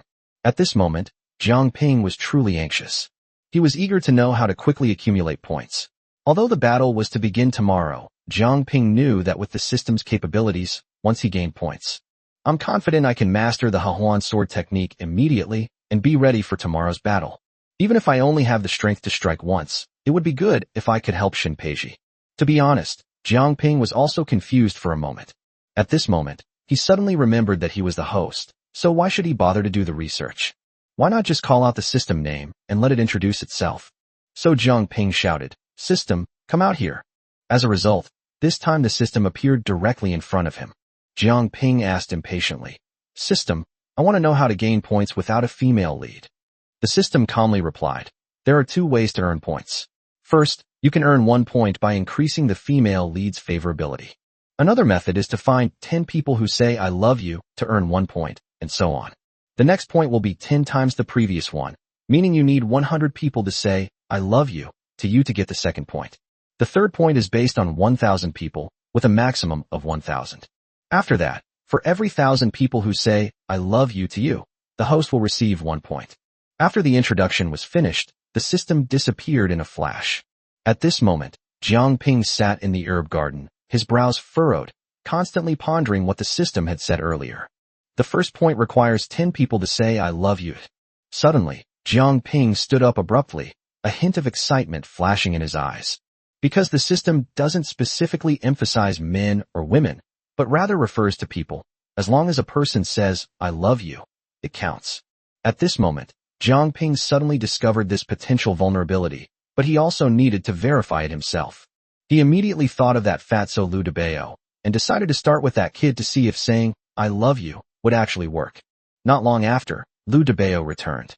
Upon returning and seeing Jiang Ping, he immediately exclaimed excitedly, "Big brother, we're going to war with the Blood Demon sect tomorrow. Grandpa Jiu meant for me to stay in the herb garden and not to go out. I am the most promising prince of the Taikong dynasty. I'm worried something might happen to me." Upon hearing this, Jiang Ping rolled his eyes and cursed, "Go to hell. You're more like the most promising pig in the Taikong dynasty. Your father expelled you from the Taikong dynasty and forced you to become a cultivator. That's because I didn't want you to get involved in the power struggles and intrigues of the court, and you don't even understand that." Jiang Ping ignored Lu Debao and instead revealed an extremely lewd smile. That smile made Lu Debao tremble all over, and goosebumps popped all over his body. "Big brother, what are you going to do?" Lu Debao asked in a terrified tone. Jiang Ping staggered over to Lu Debao like an old thug, grabbed Lu Debao's arms, and said, "Debao, am I not your older brother?" Lu Debao nodded earnestly. "Of course." "That's good. Quick, Debao, say 3 words to your big brother. I love you," Jiang Ping said impatiently. Upon hearing this, Lu Debao nearly vomited up his dinner from the night before, exclaiming, "What the hell? Has this old lecher changed his sex?" Lu Debao felt like vomiting and quickly waved his hand, saying, "Big brother, stop messing around. I really don't understand you anymore. Most importantly, I'm starting to feel overwhelmed by you. Big brother, stop fooling around. I'm going to find Grandpa Joe to practice my skills. You can stay here by yourself." After saying that, Lu Debao turned around and was about to leave. As a result, Jiang Ping grabbed Lu Debao's fat waist like an octopus. Lu Debao felt as if he had been electrocuted, and his legs went weak with fear. He cried out, Big brother, please, just let me go. I really haven't done anything wrong in terms of my orientation. Although I am not good looking, I am definitely a real man, and my only interest is women. Please, brother, don't ruin me, okay?" Jiang Ping was furious, cursing inwardly. "All I did was ask you to say, I love you. Why are you such a troublemaker, you fatso?" However, Jiang Ping couldn't really get angry yet. The only recourse was to appeal to his emotions and reason, looking at Lu Debao and saying, "Debao, just say 3 words to your older brother. I love you. I have no other intentions. Just tell me, and I'll let you go." Chapter 35. Jiang Ping has a problem. Lu Debao was so aggrieved that he was almost in tears. He thought to himself, how long ago did it happen that I, a prince of the dignified Taikong dynasty, had to say I love you to a decrepit old man?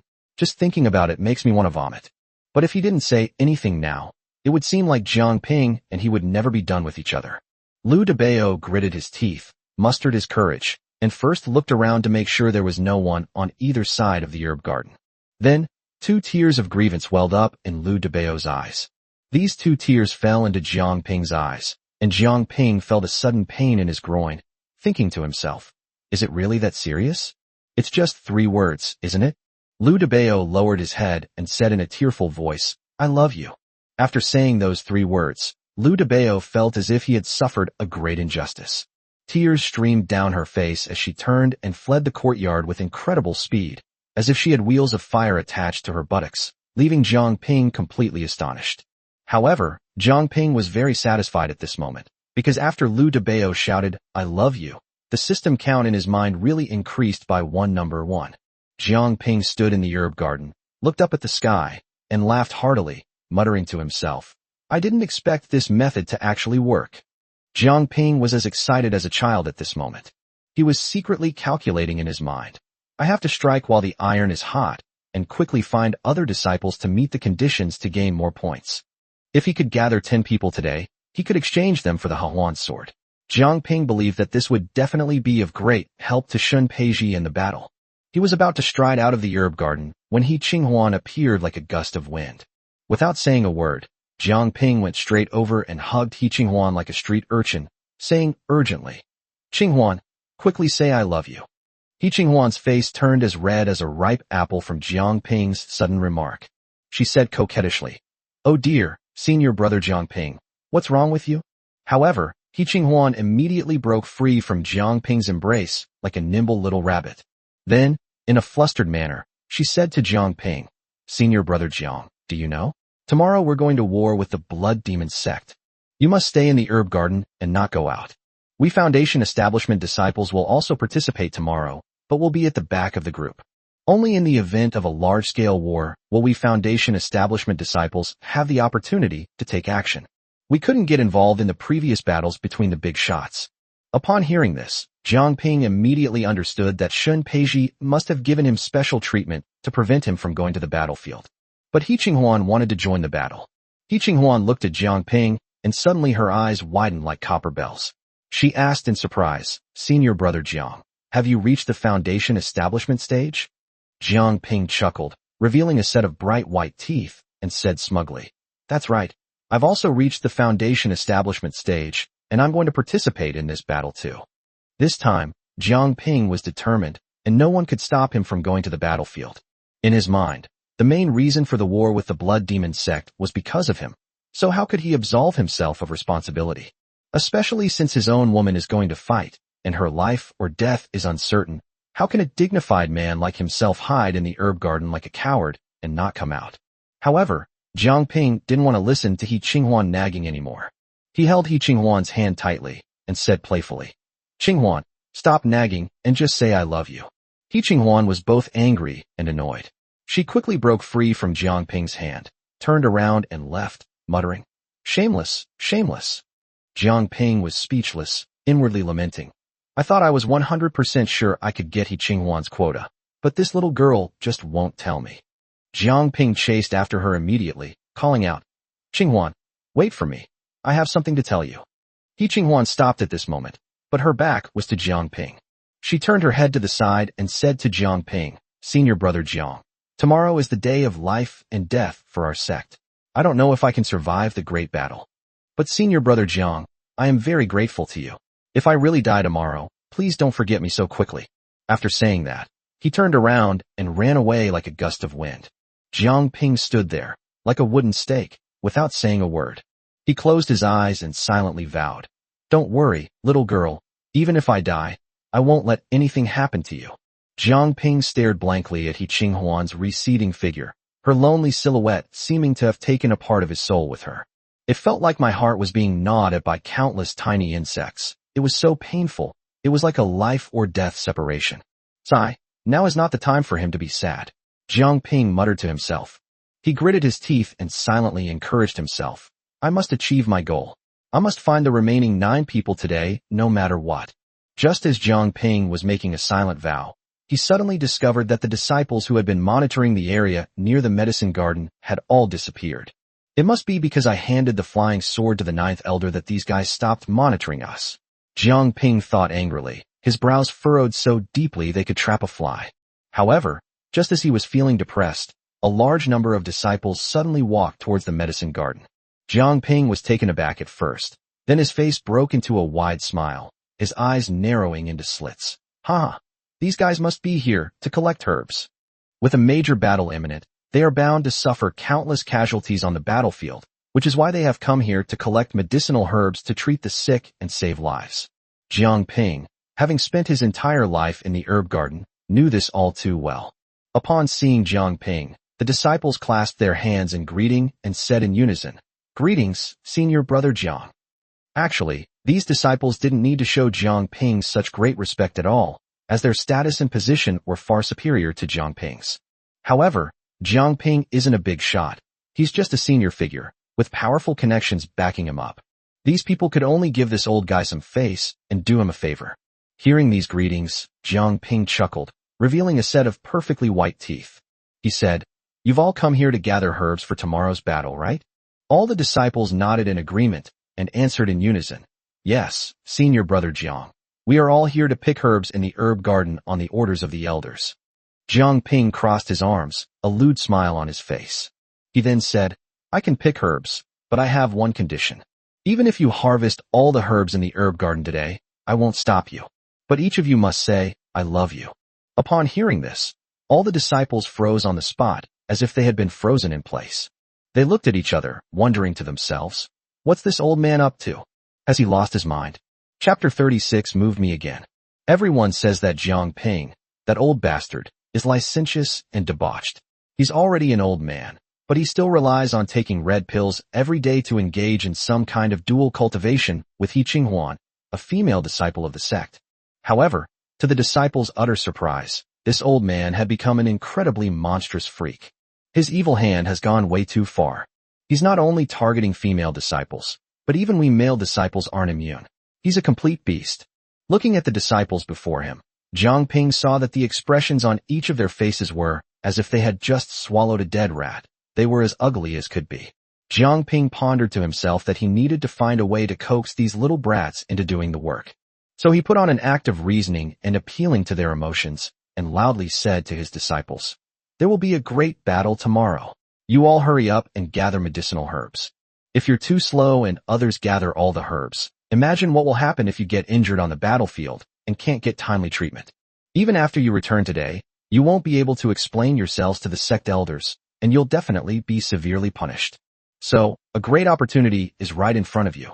Hurry up and start gathering. There's no limit to the amount of herbs you can gather today. Pick as many as you like. Even if you empty the entire medicinal herb garden, if anything happens, I, Jiang Ping, will take full responsibility." Jiang Ping's words struck a chord with the disciples. Just then, one disciple, head bowed and face full of grievance, approached Jiang Ping and whispered 3 words, "I love you." After saying that, the disciple burst into tears, then turned and ran into the herb garden, frantically picking herbs like a madman. At this moment, Jiang Ping saw that the value had directly changed to 2. Once there's a first one, there will naturally be a second. At this moment, the disciples came to Jiang Ping one by one, whispered, "I love you," and then rushed into the herb garden. Jiang Ping was overjoyed. He stood motionless, his mind completely absorbed in the changes in his numerical values. By this time, nearly 70 people had shouted, "I love you" to him. Deducting 10 numbers would earn him 1 point. He currently has 60 numbers left. If he has another 40, he can exchange them for another point. However, these things were not Jiang Ping's biggest concern at the moment. He exchanged for the Hahuan sword technique as quickly as possible. These disciples were like a swarm of crazed locusts. This time they really went all out, acting like bandits raiding a village, and they emptied the entire medicinal herb garden. However, Jiang Ping didn't care at all, because he didn't even see it. His mind was completely immersed in comprehending the Hahuan Gong. At this moment, he was overjoyed, his mouth stretched from ear to ear, and he stood at the entrance of the herb garden with his mouth wide open, looking like a silly, dumbfounded stick. After gathering the herbs, the disciples all bowed their heads and approached Jiang Ping. Some said, "Goodbye, Senior Brother Jiang." Others shouted, "Thank you, Senior Brother Jiang." There were all sorts of other things to say, but Jiang Ping completely ignored them. His mind was entirely in his own world. It was as if his soul had left his body, and he was completely absorbed in his own consciousness. Jiang Ping's mind raced, and the excitement he felt almost made him burst out laughing on the spot. "System, I love you to death." It turns out that after Jiang Ping acquired the Hahuan sword technique, All the exquisite sword techniques of the Hahuan sword were transmitted into Jiang Ping's body and consciousness in a magical way, like muscle memory. He didn't need to cultivate diligently at all. In the blink of an eye, he had succeeded. When Jiang Ping had fully mastered the essentials of the Hahuan sword, he was so happy, he almost jumped for joy. Haha, the subtlety of this sword technique is something that ordinary novice disciples simply cannot master. Moreover, the Hahuan sword has a final, deadly move. Cultivators below the golden core stage have absolutely no chance of survival. However, Jiang Ping soon realized a major problem. This technique is exquisite, but wouldn't its power be even greater if two people used it simultaneously? Jiang Ping was still thinking. This Hahuan sword will become more powerful as my strength increases. Perhaps my current abilities are only sufficient to deal with those below the golden core stage. But when one's strength increases, the power unleashed might not just mean certain death for those below the golden core stage, but perhaps even wipe out everyone below the nascent soul stage. At this moment, Jiang Ping was grinning from ear to ear, standing at the entrance of the herb garden like a dumbfounded fool. However, after these disciples left with the herbs, news of Jiang Ping spread throughout the entire central sect, which was even more shocking than the upcoming war with the Blood Demons sect the next day. The news reached Shun Peiji's ears as quickly as possible. After hearing this news, Shun Peiji felt extremely uneasy. Could it be that I put too much pressure on Jiang Ping? I shouldn't have made such a terrible joke with him, putting such a heavy burden on him. By now, Jiang Ping has been driven to the brink of madness. What are we going to do? At this moment, Shun Peiji was filled with remorse. She hurriedly walked out of the main hall, and, in a flash, arrived at the medicine garden. When she saw Jiang Ping, Shun Peiji was completely dumbfounded. Jiang Ping was grinning from ear to ear, standing there motionless, just as his disciples had described. At that moment, Shun Peiji felt a pang of pain in her heart, and tears streamed down her face uncontrollably. Jiang Ping, it's all my fault. She just threw herself into Jiang Ping's arms and hugged him. While wiping away her tears, Shun Peiji choked out, Jiang Ping, it's all my fault. I shouldn't have put you through this. Please don't scare me. Jiang Ping suddenly realized what was happening and looked at Shun Peiji, who was crying uncontrollably in his arms. His hands unconsciously landed on Shun Peiji's chin, and he asked with a puzzled look, Peiji, what's wrong with you? Shun Peiji seemed to have lost her soul, her small pink fists gently pounding Jiang Ping's chest. She said coquettishly, Jiang Ping, it's all my fault. I shouldn't have scared you like that, making you act crazy now. Upon hearing this, Jiang Ping was even more confused, scratching his head and saying, what exactly is going on? All I did was learn the Hahuan sword technique and have my disciples gather some medicinal herbs. When the topic of collecting medicinal herbs came up, Jiang Ping instinctively glanced at the herb garden and exclaimed, oh my god. Chapter 37, Transmitting the Technique. He almost stumbled and lost his balance. If Shun Peiji hadn't been holding him tightly, he would have fallen headfirst to the ground. This doesn't look like a medicinal herb garden anymore. It's like a locust swarm has swept through. The land in the garden was turned upside down. Not only were there no medicinal herbs left, but not even a single weed remained. These little brats are too ruthless. They're trying to drive me to the brink of despair. Is Peiji saying all this to me because the herbs in the herb garden are gone? Thinking of this, Jiang Ping said embarrassedly, Peiji, it's all my fault. Because there's going to be a battle tomorrow, I had my disciples pick all the herbs in the herb garden. Put all the blame on me. Don't make things difficult for the other disciples. Hearing Jiang Ping's words, Shun Peiji couldn't help but sigh. Jiang Ping may seem to have suffered some kind of mental breakdown, but he is still so responsible. This illustrates a point. Jiang Ping, regardless of whether he has been traumatized or not, or whether his mind is in turmoil or not, is fundamentally flawed. He's an exceptionally responsible old man, and his judgment throughout his life has been absolutely correct. Jiang Ping said earnestly, Peiji, there's a big battle tomorrow. You should go back and get some rest. I can only feel at ease on the battlefield if you are well rested. Don't worry, Peiji, no matter what happens tomorrow, I will protect you. Upon hearing Jiang Ping's words, Shun Peiji was nearly scared to death. She originally intended to imprison Jiang Ping in the herb garden to prevent him from leaving, but instead, he went mad and even thought about going to the battlefield to help her. How many men like that are there in this world? Jiang Ping's words moved Shun Peiji to tears. Shun Peiji was overjoyed. The best thing she had ever done in her life was to meet Jiang Ping, cultivate with him, and become his woman. However, at this point, Jiang Ping suddenly looked at Shun Peiji with a serious expression and said, "Peiji, don't move. My husband wants to teach you a martial arts technique. Perhaps it will come in handy tomorrow." Jiang Ping then placed both hands directly on Shun Peiji's forehead, leaving Shun Peiji completely bewildered. She wondered to herself, what is this guy trying to do? But when those memories flooded into Shun Peiji's mind, she gasped. He exclaimed in amazement, "Such exquisite swordsmanship! I have never seen anything like it before. Even the Yinyang Palace's most treasured secret technique, the Tai Shanqing Ju, cannot compare to this technique at all. This is a completely different level of cultivation technique." Shun Peiji had no idea where Jiang Ping had gotten such advanced swordsmanship. Just as she was about to ask, Jiang Ping silenced her with a kiss. Jiang Ping continued, "Peiji, you don't have much time left. Go back and study this sword technique carefully. Perhaps you'll find it useful on the battlefield." Shun Peiji nodded hurriedly. Her mind was also immersed in the exquisite swordsmanship. She didn't even know how she left the medicine garden. She stumbled back to her main hall. This swordsmanship is truly exquisite.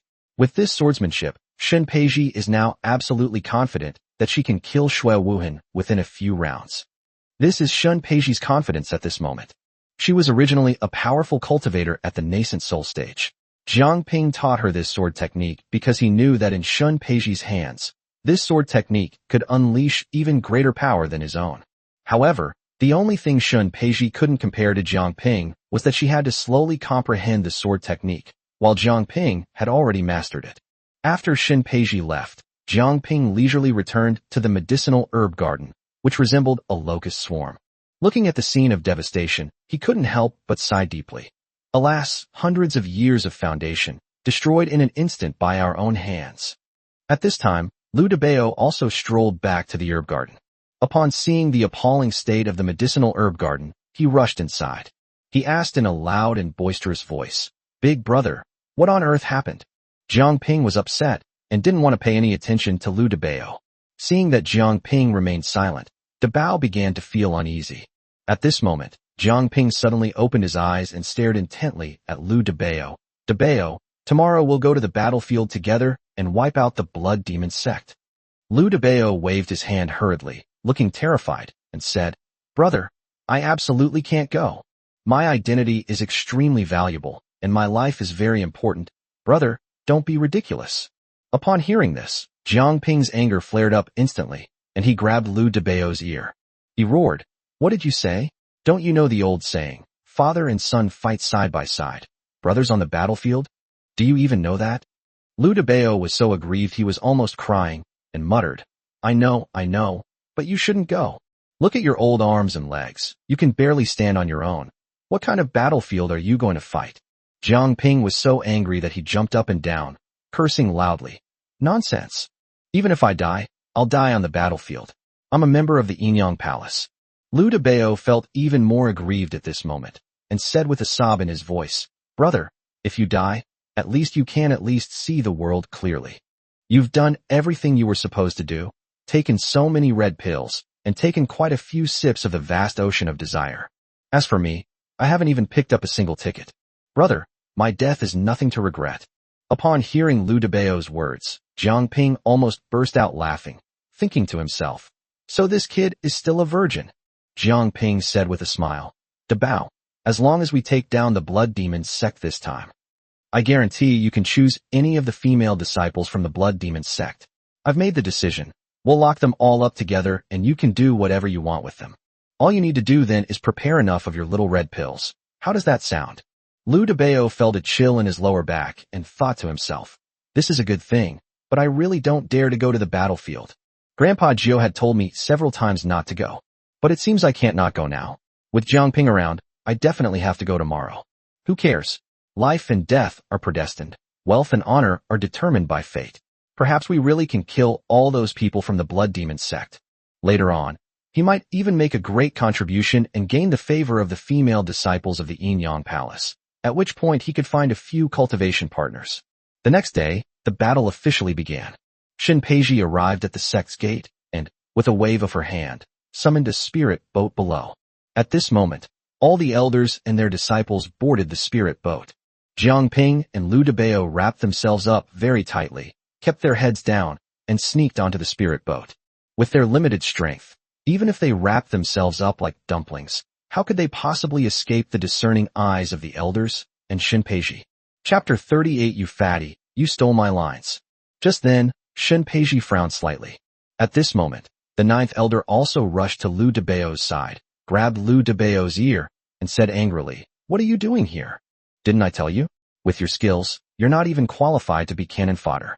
At this moment, Liu Debao raised his head and looked at his ninth grandfather with a righteous expression, saying in a righteous tone, "Since I have joined the Yin-Yang Palace, I am a member of the Yin-Yang Palace. The survival of the Yin-Yang Palace is inextricably linked to me. My life is the life of Yin and Yang. My death is the death of Yin and Yang." His words ignited the passion of all the disciples, who shouted in unison, "When Yin and Yang are born, I live. When Yin and Yang perish, I die." The morale of the entire Yin-Yang Palace reached its peak at this moment. Even Shinpeiji hadn't expected that a single remark from a Foundation establishment disciple could achieve such an effect. As expected of a disciple who plays with her husband, Jiang Ping has taught her well. Jiang Ping, who was standing to the side, was so angry that his lungs felt like they were about to explode. He cursed inwardly. "Damn it, this fatso, while he's been with me, he hasn't improved in any other skills, but his bragging skills have reached a level of perfection. That's fucking stealing my lines. That was supposed to be my line." As a result, this fatso revealed everything, and all of my wisdom and glorious image were stolen by this fatso. Heavens above, please hurry and strike this fat bastard down. At this moment, Jiang Ping saw that the female disciples were staring at the fat man with stars in their eyes. Jiang Ping knew that if he survived this time, the fat man would definitely become a prominent figure in the Yin-Yang Palace. However, Jiang Ping was still very gratified at this moment. After all, Fatty was his brother, and he was happy when his brother was doing well. Just then, Jiang Ping heard a voice beside him. It was Shinpeiji. "Didn't I tell you not to come, Jiang Ping?" Jiang Ping ignored Shinpeiji and turned his head to the side, thinking to himself. He couldn't very well say something like, "If you live, I live. If you die, I die," to Shinpeiji in front of everyone. If I said it out loud, I would definitely be ridiculed. This is blatant plagiarism of that fat guy. I can only blame that fat guy for stealing my lines. At this point, Elder Jio was also at a loss.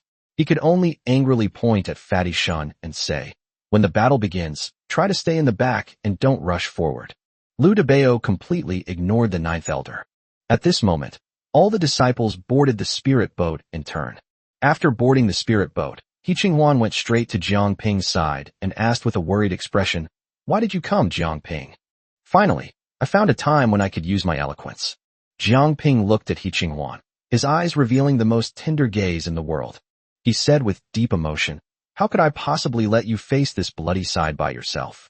I should have been the one standing in front of you, but now I'm only letting you step in because I'm too weak. Do you really think I wouldn't be worried if you went to the battlefield? How can I possibly be okay? I'm your man. When the battle comes, you'll stand by my side, understand?" He Qinghuan was about to speak when Jiang Ping interrupted her. Because this was the perfect time, he would absolutely not have any further verbal communication with He Qinghuan. This finishing touch had already moved He Qinghuan to tears. If she continued, she would give herself away. Just as Jiang Ping had predicted, He Qinghuan looked at Jiang Ping's profile and felt a mix of emotions. Throughout his life, he had fantasized countless times about his cultivation partner being a powerful and influential figure, a handsome and dashing young man. She never imagined that she would end up practicing dual cultivation with an old man. So what if he's an old man? Yes, so what if he's an old man? He always keeps me in his heart, and that's enough. To have one person who cherishes you throughout your life is enough. Isn't this the kind of love I've always dreamed of? The spirit boat had already started moving and was speeding towards the blood demon sect at top speed. We must strike the blood demon sect with lightning speed, catching them completely off guard. At this moment, Shinpeiji stood at the bow of the spirit boat, her divine sense covering an area of 100 miles. They had already seen everything and hadn't seen any of the blood demon sect spies at all. This time, we must wipe the blood demon sect out of the heavenly punishment continent. The spirit boat, like a bolt of lightning, rapidly approached the blood demon sect. Jiang Ping stood on the spirit boat, feeling both nervous and excited. His heart was pounding. The battle is about to begin. I hope I don't mess things up. At this moment, he quietly spread his divine sense out, and instantly made contact with his flying sword. While the ninth elder was not paying attention, the flying sword disappeared with a whoosh and returned to Jiang Ping's body. The flying sword returned so quietly that even the ninth elder couldn't detect it, thanks to the system's built-in storage space. The journey of over 1,000 miles was completed in the time it takes for an incense stick to burn, even while the spirit boat was traveling at high speed. At this time, the Blood Demon sect members were still in the dark and had no idea what was happening above. Shinpeiji gave these people no chance to breathe. She simply placed 2 fingers in front of her lips. He silently recited a complex incantation. In an instant, a massive, sky-covering hand appeared above the Blood Demon sect, carrying an aura of world-destroying power, and slammed down directly towards the sect. Keep in mind, this was a full-force attack from a nascent soul cultivator at the Great Perfection stage. Such a powerful figure could level a mountain with a mere gesture, let alone under such unexpected circumstances. When these people saw the enormous hand slamming down from above, everyone gasped, their eyes nearly popping out of their sockets. They had no idea who dared to attack the Blood Demon sect. At that moment, those powerful elders appeared directly in the void. However, their actions were clearly a step too late. They tried to intercept, but it was already too late. A deafening roar followed, sending dust billowing throughout the Blood Demon sect. The mountain gate and the main hall of the sect were instantly razed to the ground. Many disciples wept bitterly at this moment, their cries of sorrow filling the air. This is war. Casualties are unavoidable. Besides, they can only blame themselves for being born into the wrong family and joining the Blood Demon sect. After Shenpeiji struck with her palm, the elders of the Yinyang Palace immediately appeared beside her. They charged down towards the Blood Demon sect as if they had been injected with adrenaline and started fighting as soon as they found their opponents. Meanwhile, Shui Wuhan, who was in seclusion in a cave in the back mountain, heard about this earth-shattering attack, and his figure flashed to the void. Chapter 39: The War to Annihilate the Sect. When Shui Wuhan saw that Shenpeiji was actually in front of the spirit boat, his eyes turned bloodshot. He cursed inwardly. Damn it, I never expected the Yinyang Palace, which always keeps a low profile, to suddenly launch an attack on the Blood Demon sect. This should have been the work of our Blood Demon sect. This time, however, the Yinyang Palace acted out of character, launching a large-scale attack on the Blood Demon sect, seemingly determined to wipe them out of the Heavenly Punishment Mountain range. At this moment, Shui Wuhan had no intention of going into seclusion anymore. Even if he was injured, he was determined to fight to the death today. If they cannot withstand Shinpeiji, then the Blood Demon sect will truly have no hope of survival.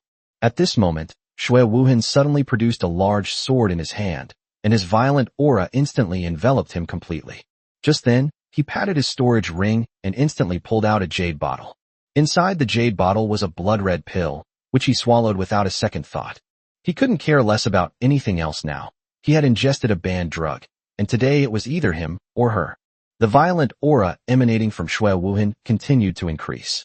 His current cultivation level was approaching the great perfection of the nascent soul stage, exactly the same as Shenpeiji's current state and cultivation level.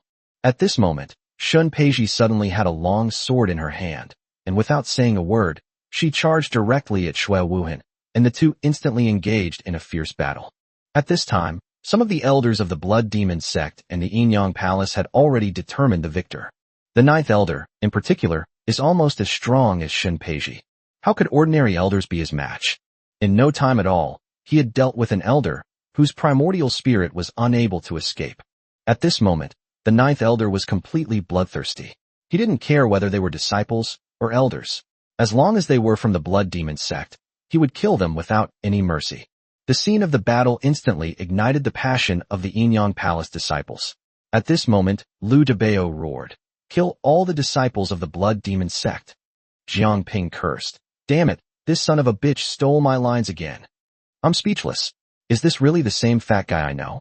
He got to say all the lines. I didn't even have a chance to pretend.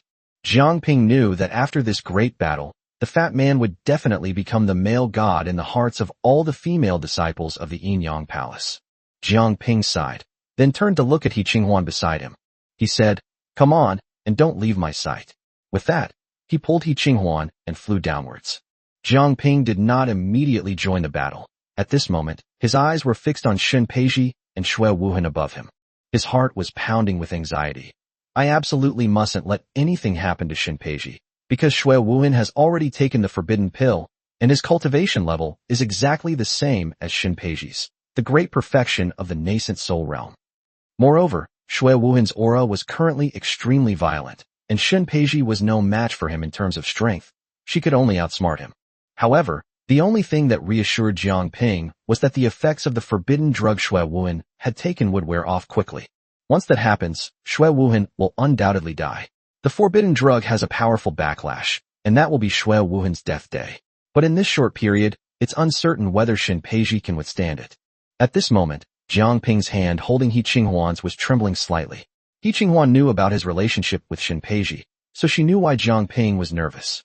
That fatso was incredibly fierce. The only thing you could hear on the entire battlefield was him yelling, "Kill! Charge! Wipe out all these blood demon sect members." At this moment, under Liu Debao's leadership, the morale of the Yinyang Palace was completely overwhelming. The people of the Yinyang Palace rushed towards the blood demon sect's main hall like madmen. Moreover, the elders of the Yinyang Hall were also increasingly eager to kill because of Liu Debao's morale. At this point, almost all the elders of the blood demon sect had been killed, because the ninth elder would kill one and then go to help others, and was no match for him at all. This is a contest of high-end combat power between sections. Shinpeiji was already a headache for the blood demon sect, and with the addition of the ninth elder, it's like adding wings to a tiger. Jiang Ping saw that the blood demon sect was doomed. He thought to himself, there's no need to rush up now.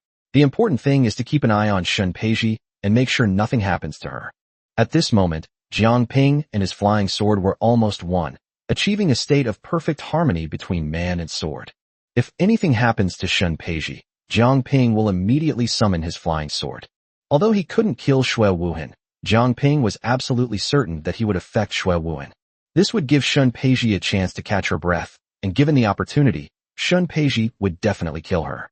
Shinpeiji was only defending herself and did not confront Shui Wuhan head-on, because she knew in her heart that she could not withstand Shui Wuhan's violent aura at all. However, Shinpeiji then used the Hehuan sword that Jiang Ping had taught her. In Shinpeiji's hands, this sword technique was like a ghost.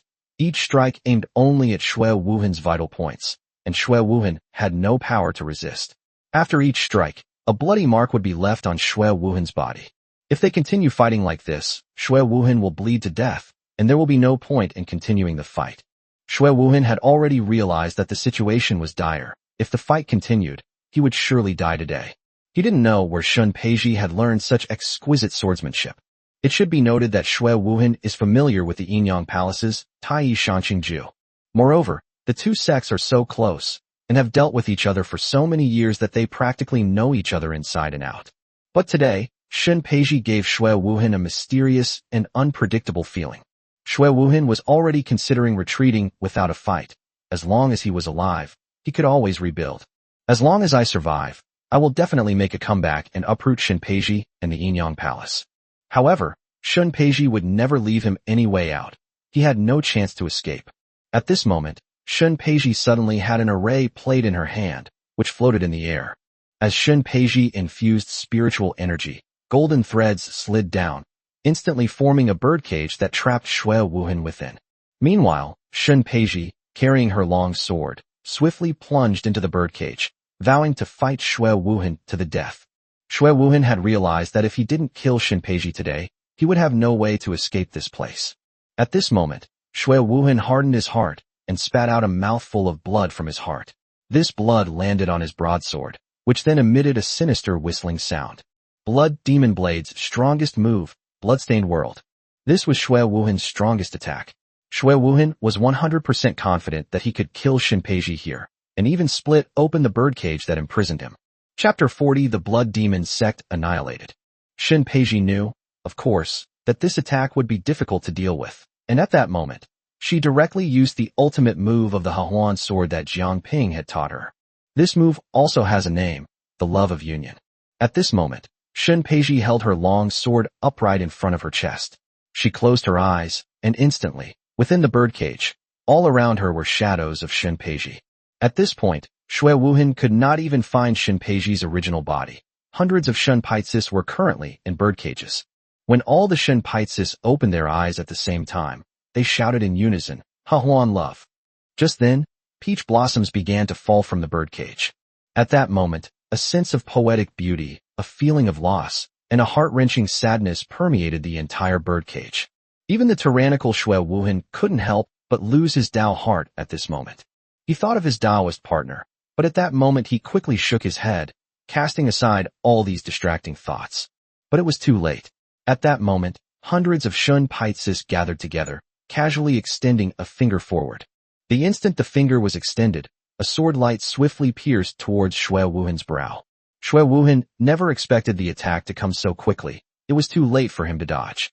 He quickly unleashed his strongest attack, the blood-stained world, which he had been preparing. However, under the overwhelming power of Huan Lian, his attack was like a clay chicken or a clay dog, instantly breaking his broadsword in two. But the love affair didn't stop there. With lightning speed, it pierced directly into Xue Wuhan's brow. At this moment, Xue Wuhan didn't even have time to escape his nascent soul. His soul and body were completely annihilated, and he was dead beyond any doubt. Just then, Shen Peiji waved her hand and sucked Xue Wuhan's corpse towards her. After carefully examining the body, she lifted Xue Wuhan's corpse and shouted down, "Xue Wuhan is dead. All Blood Demon sect disciples, surrender now, or you will be killed without mercy." When the disciples looked up, their hearts were broken. Their sect leader was dead. The Blood Demon sect was finished. Now that the Blood Demon sect has been destroyed by the Yin Palace, what will become of these people in the future? Some resolute disciples, seeing their sect leader die tragically in the northwest, brandished their broadswords and slit their own throats. Some disciples with wavering resolve immediately knelt down and surrendered. Of course, the Yin Palace will not kill disciples who have surrendered. Just then, Shun Peiji's voice reached Jiang Ping's ears. "Here's your reward." Jiang Ping instantly understood that Shun Peiji was going to hand over Xue Wuhan's treasure to him. This is a treasure belonging to a nascent soul cultivator. There must be countless things inside. Jiang Ping grinned widely and instantly removed Xue Wuhan's storage ring. Jiang Ping was still not at ease, so he searched Xue Wuhan's entire body and found nothing, which put his mind at ease. Jiang Ping then transmitted his voice to He Qinghuan beside him. "Come find me tonight. I have a treasure for you." Upon hearing this, He Qinghuan said shyly, "Shameless." However, He Qinghuan was still happy at this moment, because no matter what, Jiang Ping always kept her in mind. Jiang Ping happily put away Xue Wuhan's treasure, thinking to himself, "Hee, I'll have to study it thoroughly with He Qinghuan tonight. Maybe there's some amazing treasure inside." Just then, the Blood Demon sect disciples who had surrendered hung their heads, their faces as long as donkey faces, their expressions filled with despair. Lu Debao strode arrogantly to Jiang Ping and said with a complaining look, "Brother, we agreed to fight together, so why am I the only one charging ahead while you just stand there doing nothing? Brother, I really misjudged you. You've forgotten your brothers now that you have a wife." Upon hearing this, Jiang Ping was so angry that his nose almost twisted, and he cursed inwardly. "Damn it. We agreed to come out and show off together, but you gotta do all the showing off, and now you're blaming me."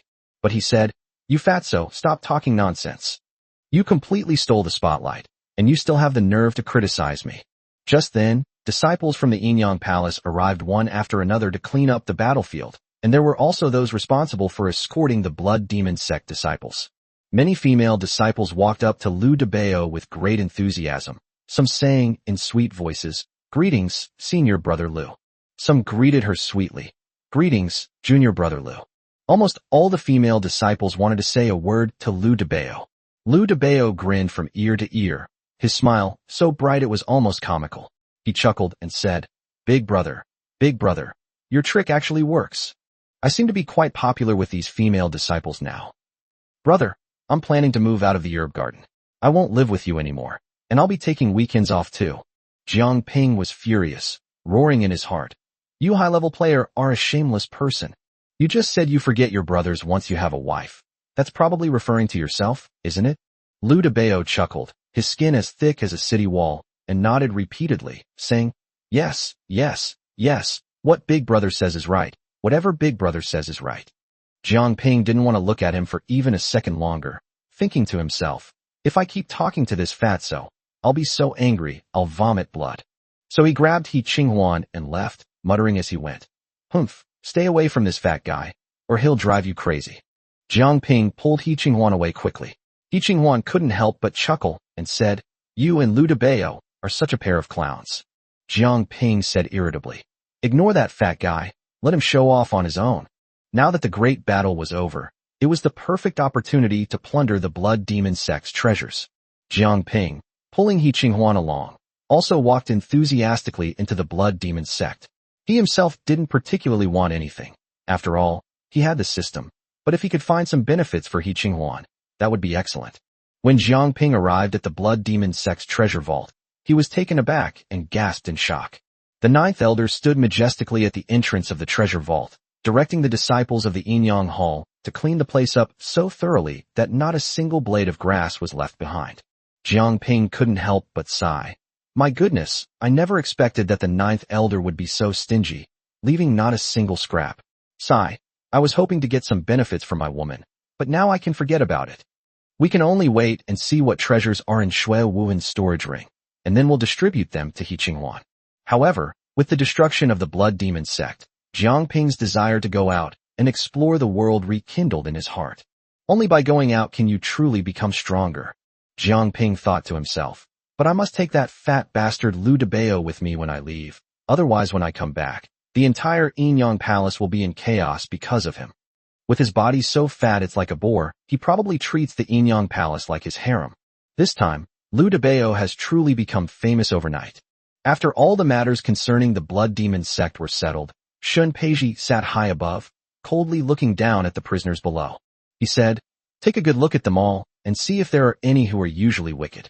If there are, kill them on the spot without any leniency. If not, disband on the spot. Shin Peiji understood. Even if these people really join the Yinyang Palace, they may not be wholeheartedly committed. The Yinyang Palace doesn't accept such half-hearted people.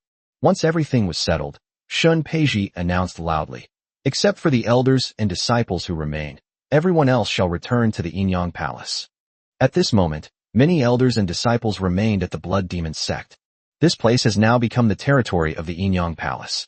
The Yinyang Palace wants to expand its power, and a branch sect will be established here in the future. Chapter 41 Farewell. The journey was smooth sailing, and Jiang Ping hurriedly led He Qinghuan back to the herb garden. As soon as they got back, Jiang Ping grabbed He Qinghuan, and they left as fast as the wind. Watching the two hurried figures, Shun Peiji's lips curled up slightly as she muttered softly, that old thing, he looks old, but he's quite the player. As expected, Jiang Ping led He Qinghuan into the herb garden, and they immediately began their blush-inducing dual cultivation journey of life. He Qinghuan could no longer withstand Jiang Ping's endless torment, and secretly lamented, this old guy is like a completely different person after advancing to the foundation establishment stage. Jiang Ping focused intently, carefully guiding his own spiritual power to circulate the joyful union technique. This Huan Gong, a type of internal energy cultivation technique, was like a stream, impacting the acupoints throughout their bodies. He Qinghuan was able to handle it easily at first, but as time went on, the continuous force gradually made her feel somewhat strained. She was well aware that she had gained considerable benefits from it. She could clearly sense that the spiritual energy within her body was like combed silk threads, flowing more and more smoothly, and without any obstruction in her meridians. In particular, the speed of spiritual energy absorption has undergone a tremendous change compared to when Jiang Ping had not yet advanced to the foundation establishment stage, representing a qualitative leap. It was as if the gently flowing stream had suddenly turned into a rushing river, continuously absorbing spiritual energy from the outside world. He Qinghuan finally couldn't hold on any longer, and with a hint of exhaustion, her cultivation finally came to an end. Jiang Ping held He Qinghuan's delicate body tightly, his eyes veiled with a hazy affection, and gently kissed her forehead. She said gently, Qinghuan, I'm going out to gain some experience. I've never left the Yinyang Palace since I arrived there. I don't want to grow old and die here in the Yinyang Palace. Upon hearing Jiang Ping say he wanted to go out, He Qinghuan's beautiful eyes sparkled, and she said firmly, I want to go with you too. Jiang Ping gently patted He Qinghuan's shoulder and patiently advised, listen to me, don't go. With my current physical condition, wherever I go, everyone will think I'm a dying man. But if I bring you along, it will be a completely different story. You are a beauty unlike any other in the world. Who wouldn't be envious? Even someone like me, with half my body buried in the ground, would struggle to stand up if I saw you. Besides, with my current strength, how could I possibly protect you completely? Taking you out would be aptly described as a femme fatale. Qinghuan, Don't be angry, I'm just stating the facts. You should stay obediently in the Inyang Palace and cultivate diligently. Once you reach the core formation stage, you will be able to protect me. By then, we will be able to swim freely in the vast sea and fly freely in the boundless sky. The world is so big, you can go wherever you want. Jiang Ping patiently persuaded her, and He Qinghuan knew in her heart that what Jiang Ping said was true. At this moment, Jiang Ping took out Shui Wuhan's storage ring. He had already examined it. There was a map inside that seemed to point to a mysterious secret realm. After he took the map, he left the magical artifacts, elixirs, and spirit stones inside untouched. After reading these, Jiang Ping knew that these things were more than enough to enable a disciple to successfully form his core. Jiang Ping held He Qinghuan's hand tightly, handed her the storage ring, and said affectionately, "Qinghuan, even if you waste a little of what's inside, it's enough for you to reach the core formation stage." He Qinghuan recognized the ring upon seeing it. She knew that Jiang Ping would definitely give her some treasures. In this world of cultivation, how could one cultivate without resources? Even if one achieves some success through hard work, it's just a drop in the ocean and has its limits. But once you have the resources, many things can be accomplished smoothly. He Qinghuan clearly remembers how she met Jiang Ping. Once upon a time, didn't I also strive to successfully establish my foundation, ultimately becoming Jiang Ping's Taoist partner? He had long since reached the crucial moment of foundation building, but he just couldn't achieve it. It wasn't that he wasn't hardworking enough, but rather that he simply didn't have the resources. However, she never regretted it, and Jiang Ping did not let her down.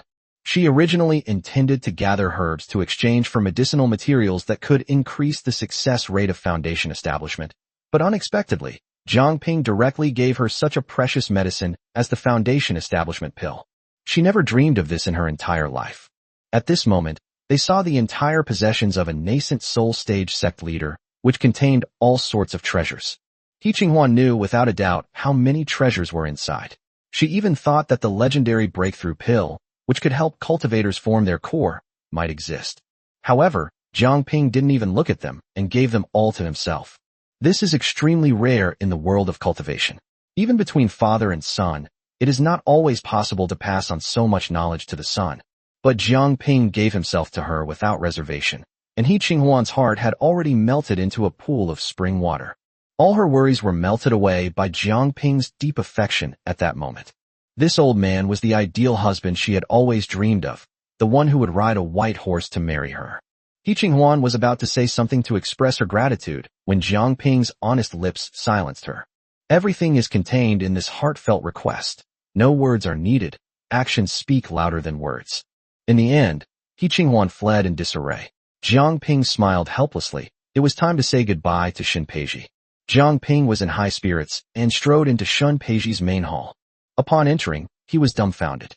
The entire hall was filled with people, all elders of the Inyang Hall, who were discussing with Shun Peiji the various matters concerning the reconstruction of the Blood Demon sect after its destruction. As a result, Jiang Ping barged in like a headless fly. The elders all stared intently at Jiang Ping, who stood motionless at the doorway like a wooden stake. All the elders turned their gazes to Shun Peiji at this moment. They were all thinking to themselves, this old guy is too arrogant. Even if he has a relationship with Lin Miaoyin, he can't be so disrespectful as to barge into the sect leader's hall. All the elders now realized that something was wrong. He was just a disciple from an outside herb garden. What qualifications did he have to come here directly? Why didn't anyone stop them? The elders looked at Shun Peiji, then at Jiang Ping. Jiang Ping then realized what had happened and stammered. I'm sorry, I went to the wrong place. At this moment, all the elders had one thing in mind that they wanted to say to Jiang Ping. Bullshit, you've gone to the wrong place? Go to hell. Are you trying to fool the ghosts by burning newspapers at their graves? After Jiang Ping left, he suddenly felt a chill down his back, as if someone was tightly choking him. Old man, I was just about to look for you. Where did the flying sword go? How did it disappear without a trace? Old man, did you take it? Upon hearing this, Jiang Ping was furious and cursed inwardly. You're the old geezer. Who's old and who's the old geezer?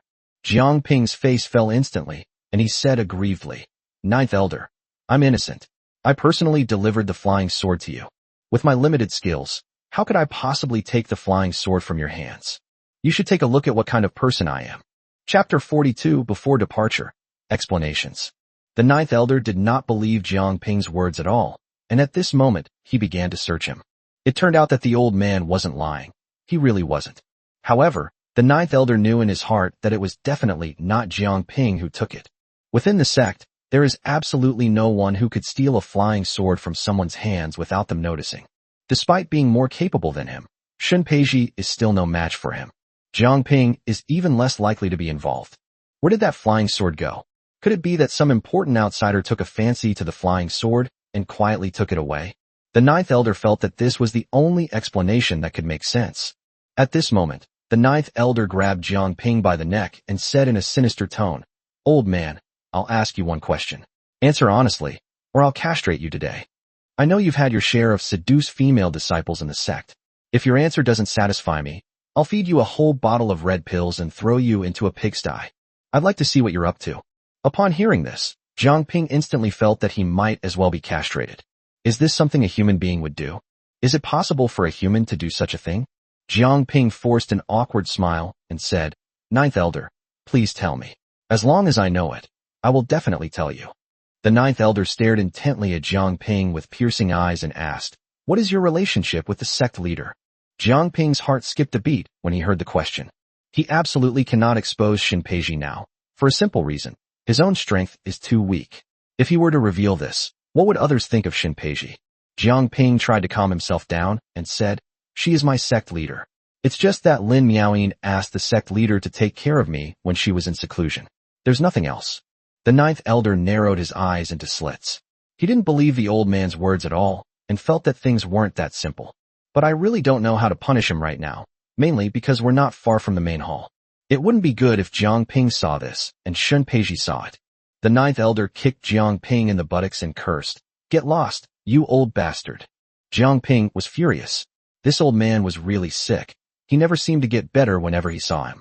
Jiang Ping thought fiercely, "You old bastard, just you wait. One day I'll throw you into the pigsty." This is really too much of a bullying. But Jiang Ping suddenly thought of Lu Debao. If he can't bully the ninth elder, can't he at least bully the fatso?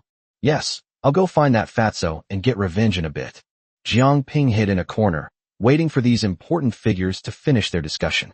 He quietly came out and entered the main hall without anyone noticing. Shun Peiji stared intently at Jiang Ping, her face full of anger. Jiang Ping quickly went to Shun Peiji and began massaging her shoulders and legs. Shun Peiji then stopped crying and smiled coquettishly, saying, "I heard everything you said to Elder Jiu outside. Am I not worthy to be your cultivation partner?" Jiang Ping was completely dumbfounded, inwardly lamenting, "No, why would you say that? Shouldn't I be the one saying that?" Jiang Ping was frustrated. Why was it that lately his lines kept getting stolen by others? When he was at the height of his glory in the Blood Demon sect, he was overshadowed by that fat guy, and now he was being manipulated by Shun Peiji. With tears welling up in his eyes, Jiang Ping said affectionately, "Peiji, it should be me who is not good enough for you. How long ago did I ever dream of winning your favor? You are like the moon in the sky, the most dazzling one. Having you in my life is enough."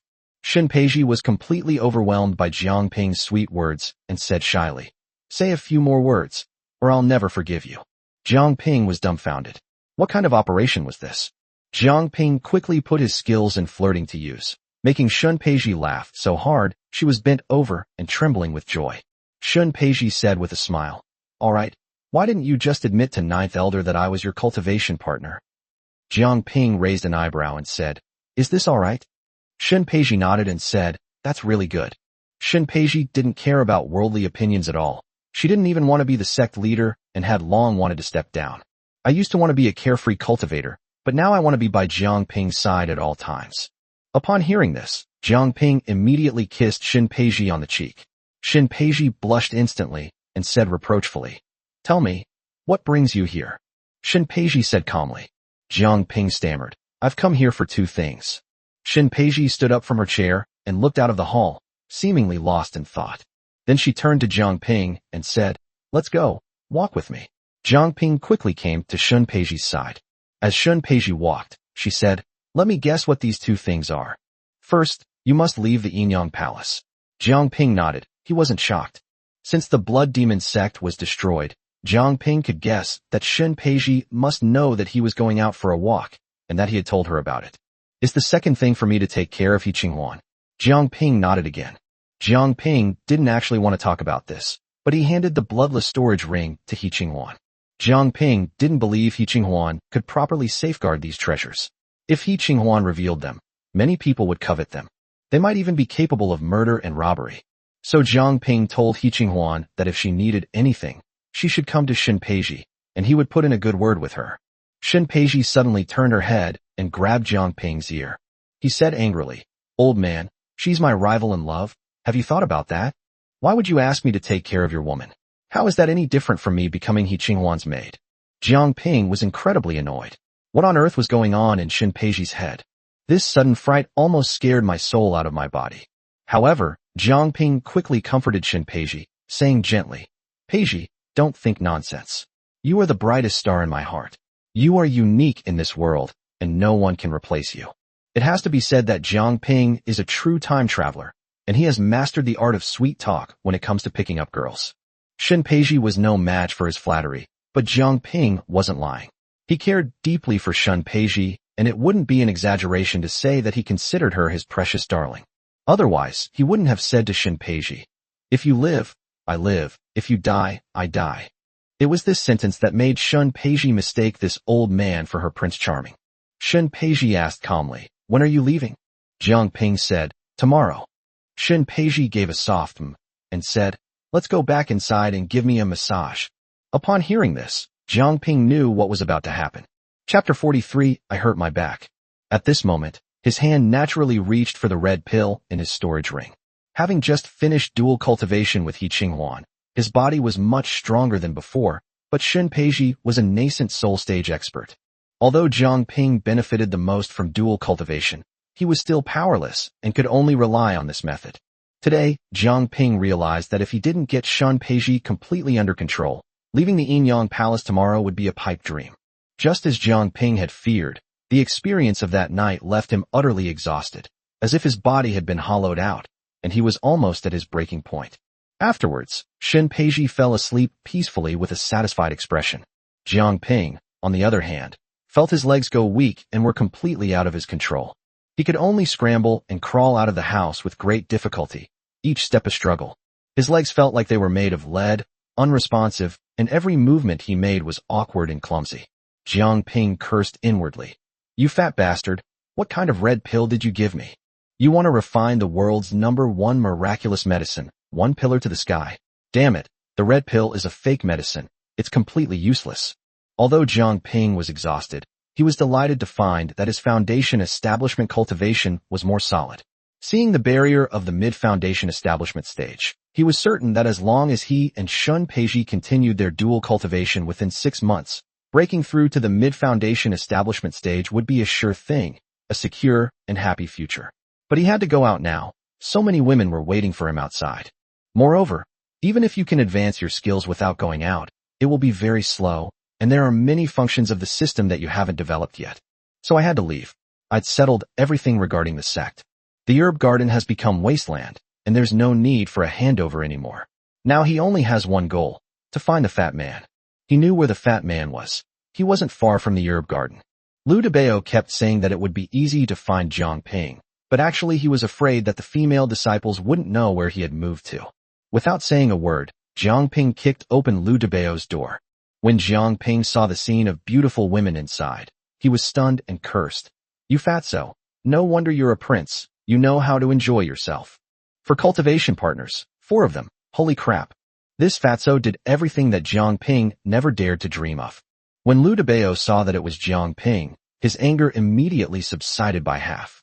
Jiang Ping said, "I'm waiting for you outside. Get out here right now." Jiang Ping waited for another hour, and by this time he was really angry. How could he not be angry?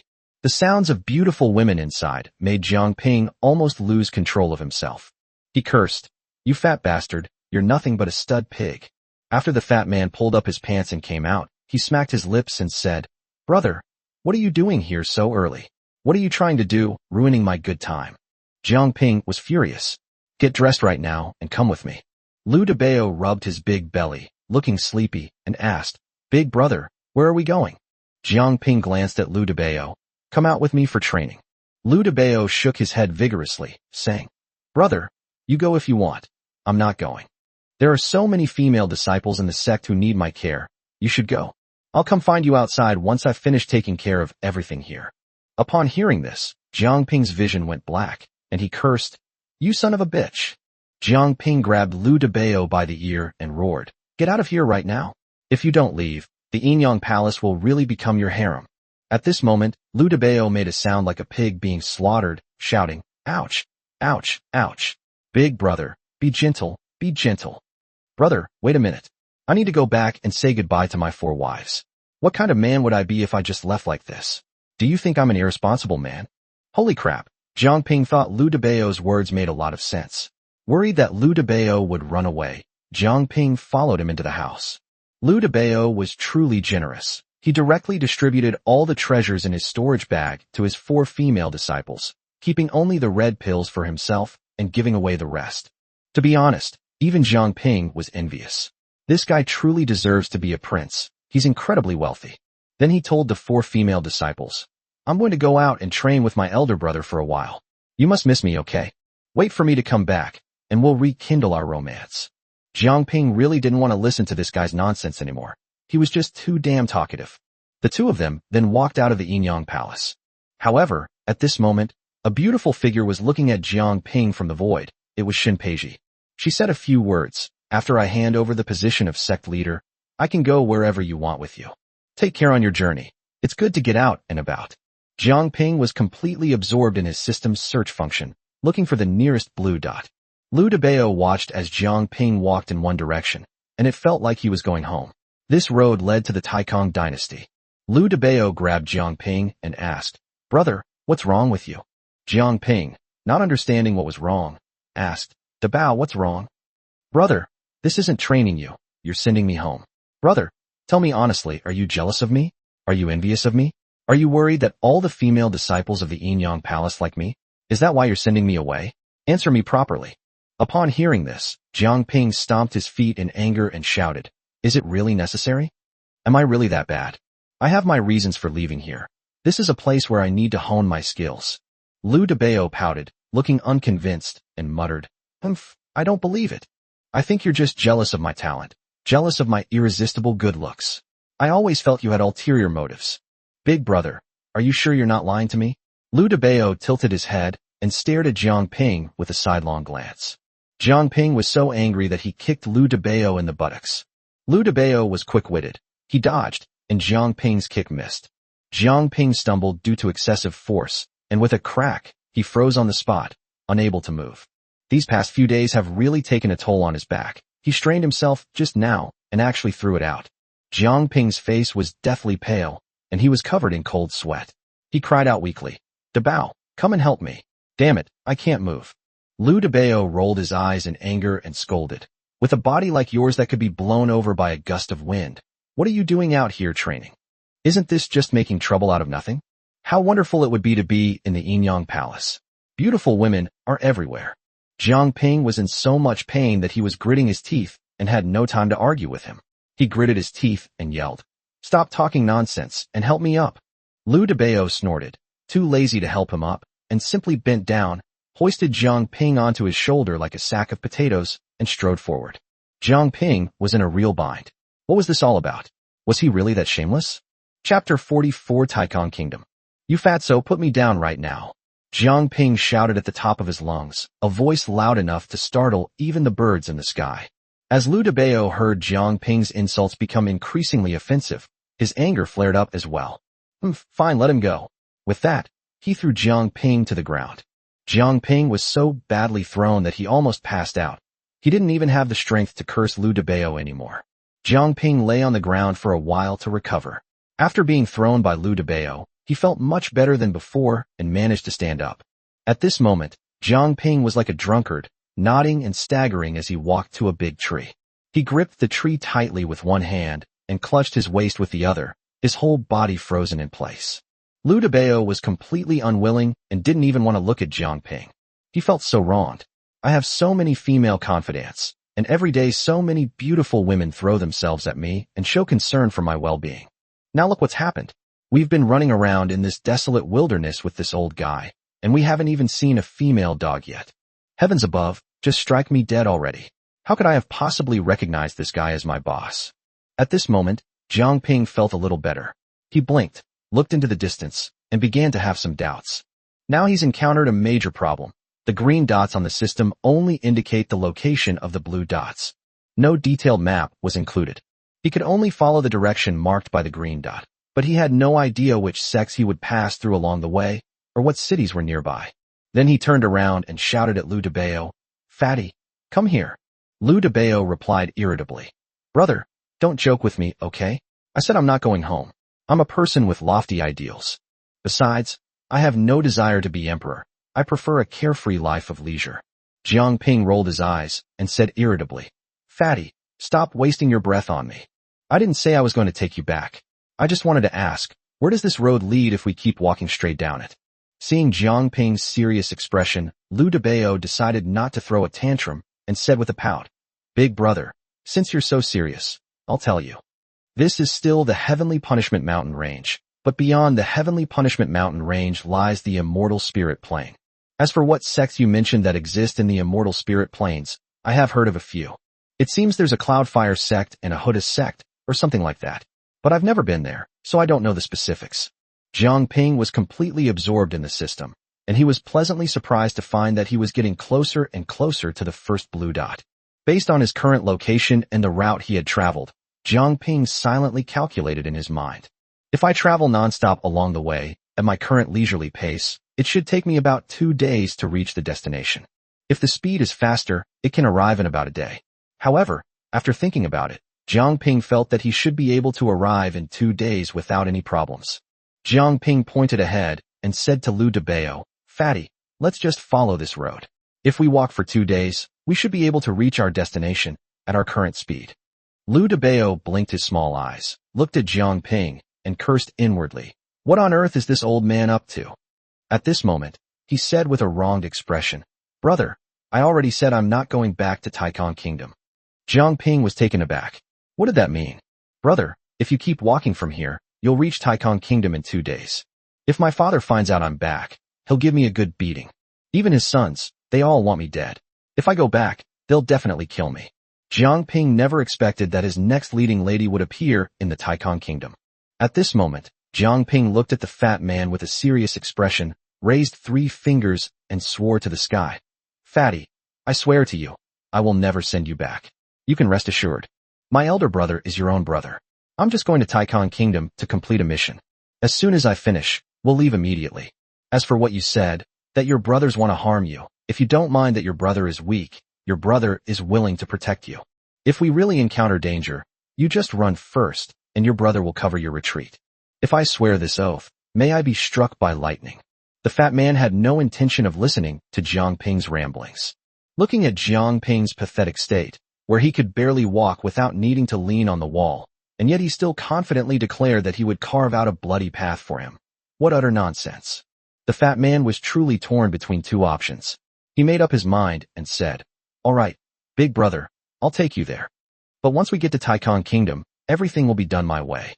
Absolutely no recklessness is allowed. Finish your mission and leave immediately." At this moment, the fat man seemed to suddenly remember something and asked, "Big brother, what kind of mission are you going to Taikon Kingdom to complete?" Jiang Ping coughed violently, trying to cover up his embarrassment. He couldn't very well tell the fat man that he had gone to find a woman. So he said, "Fatty, don't ask too many questions about my brother's affairs. It's absolutely a momentous event that will shake the heavens and move the earth." The fat man was puzzled. He felt that Jiang Ping was particularly unreliable. He felt that he was always being fooled by this old guy. Could it be that he was really blind to have recognized such an unreliable person as his elder brother? The fat man stared at Jiang Ping with suspicion and said, "Brother, don't try to fool me. If something really goes wrong, we're both finished." Jiang Ping patted the fat man on the shoulder and said with a smile, "Don't worry, brother, you'll get to eat meat if you follow your big brother." The two continued their journey, enduring wind and rain along the way. By the evening of the 2nd day, they could see the city walls of the Taikon Kingdom in the distance. The fat man stopped and said worriedly, "Brother, we're here. Why do I feel so uneasy?" Jiang Ping looked at the city wall with a determined gaze and said, "Don't be afraid. Let's proceed with caution." At this moment, the fat man swiftly took out a black cloak, quickly put it on, and completely concealed his appearance. Then, He turned and gestured for Jiang Ping to follow, and the two of them entered the Taikong Kingdom together. Upon entering the city gates, Jiang Ping was immediately overwhelmed by the sights. Despite it being nighttime, Taikong Kingdom was brightly lit and bustling with activity. The streets were teeming with pedestrians, lined with shops, and filled with the sounds of vendors hawking their wares and laughter. It's obvious at a glance that the emperor here governed the territory in an orderly manner. Jiang Ping couldn't help but send a telepathic message to the fat man. Fatty, your father seems to be a wise and virtuous ruler. Look at how well Taikong Kingdom is managed. Chapter 45 Lu Debao's Past. The fat man seemed not to hear Jiang Ping, did not respond, and did not even give him a glance, but simply continued to walk forward in silence. After walking a short distance, the fat man suddenly turned a corner, abruptly pulled Jiang Ping onto another, quieter street, and then strode forward. When they arrived at a secluded alley, Jiang Ping looked up and saw an inn ahead. Above the entrance to the inn, 3 large characters are written, Womenlu Inn, meaning no doorway in. Jiang Ping frowned, thinking to himself, what kind of inn is this? The name is way too exaggerated, isn't it? The fat man completely ignored Jiang Ping's mutterings and stepped into the inn without hesitation. As soon as Lu Debao entered the inn, a portly, smiling innkeeper immediately came out to greet him. At this moment, Lu Debao simply took off his hood. The shopkeeper's smile froze the moment he saw Lu Debao's appearance. He then knelt down with a thud and said in a trembling voice, Greetings, my lord. Lu Debao waved his hand and said, Old Yuan, get up quickly. At this moment, Jiang Ping was completely dumbfounded. At this moment, Lu Debao no longer had that sleazy appearance. Instead, he exuded an unparalleled aura of kingship. This kind of temperament is something that ordinary people cannot cultivate through hard work. It is innate. It seemed to seep out naturally from his very bones. Jiang Ping never expected that Lu Debao would present such a shocking side to him today. Old Yuan quickly stood up and looked at Lu Debao, saying, Young master, didn't you go to cultivate? Why have you suddenly returned? Lu Debao waved his hand and said, We'll talk about this later. Now, prepare 2 excellent rooms for me. Then, he waved his hand and said to Lao Yuan, This is my elder brother. From now on, you must listen to what he says. Old Yuan quickly bowed his head in agreement, then hurriedly turned around to greet Jiang Ping. Greetings, Your Excellency. Jiang Ping quickly waved his hand and helped Lao Yuan up, saying, No, I can't accept such a grand gesture. Old Yuan hurriedly said respectfully, Young master, please follow me. With that, he led Lu Debao and Jiang Ping upstairs.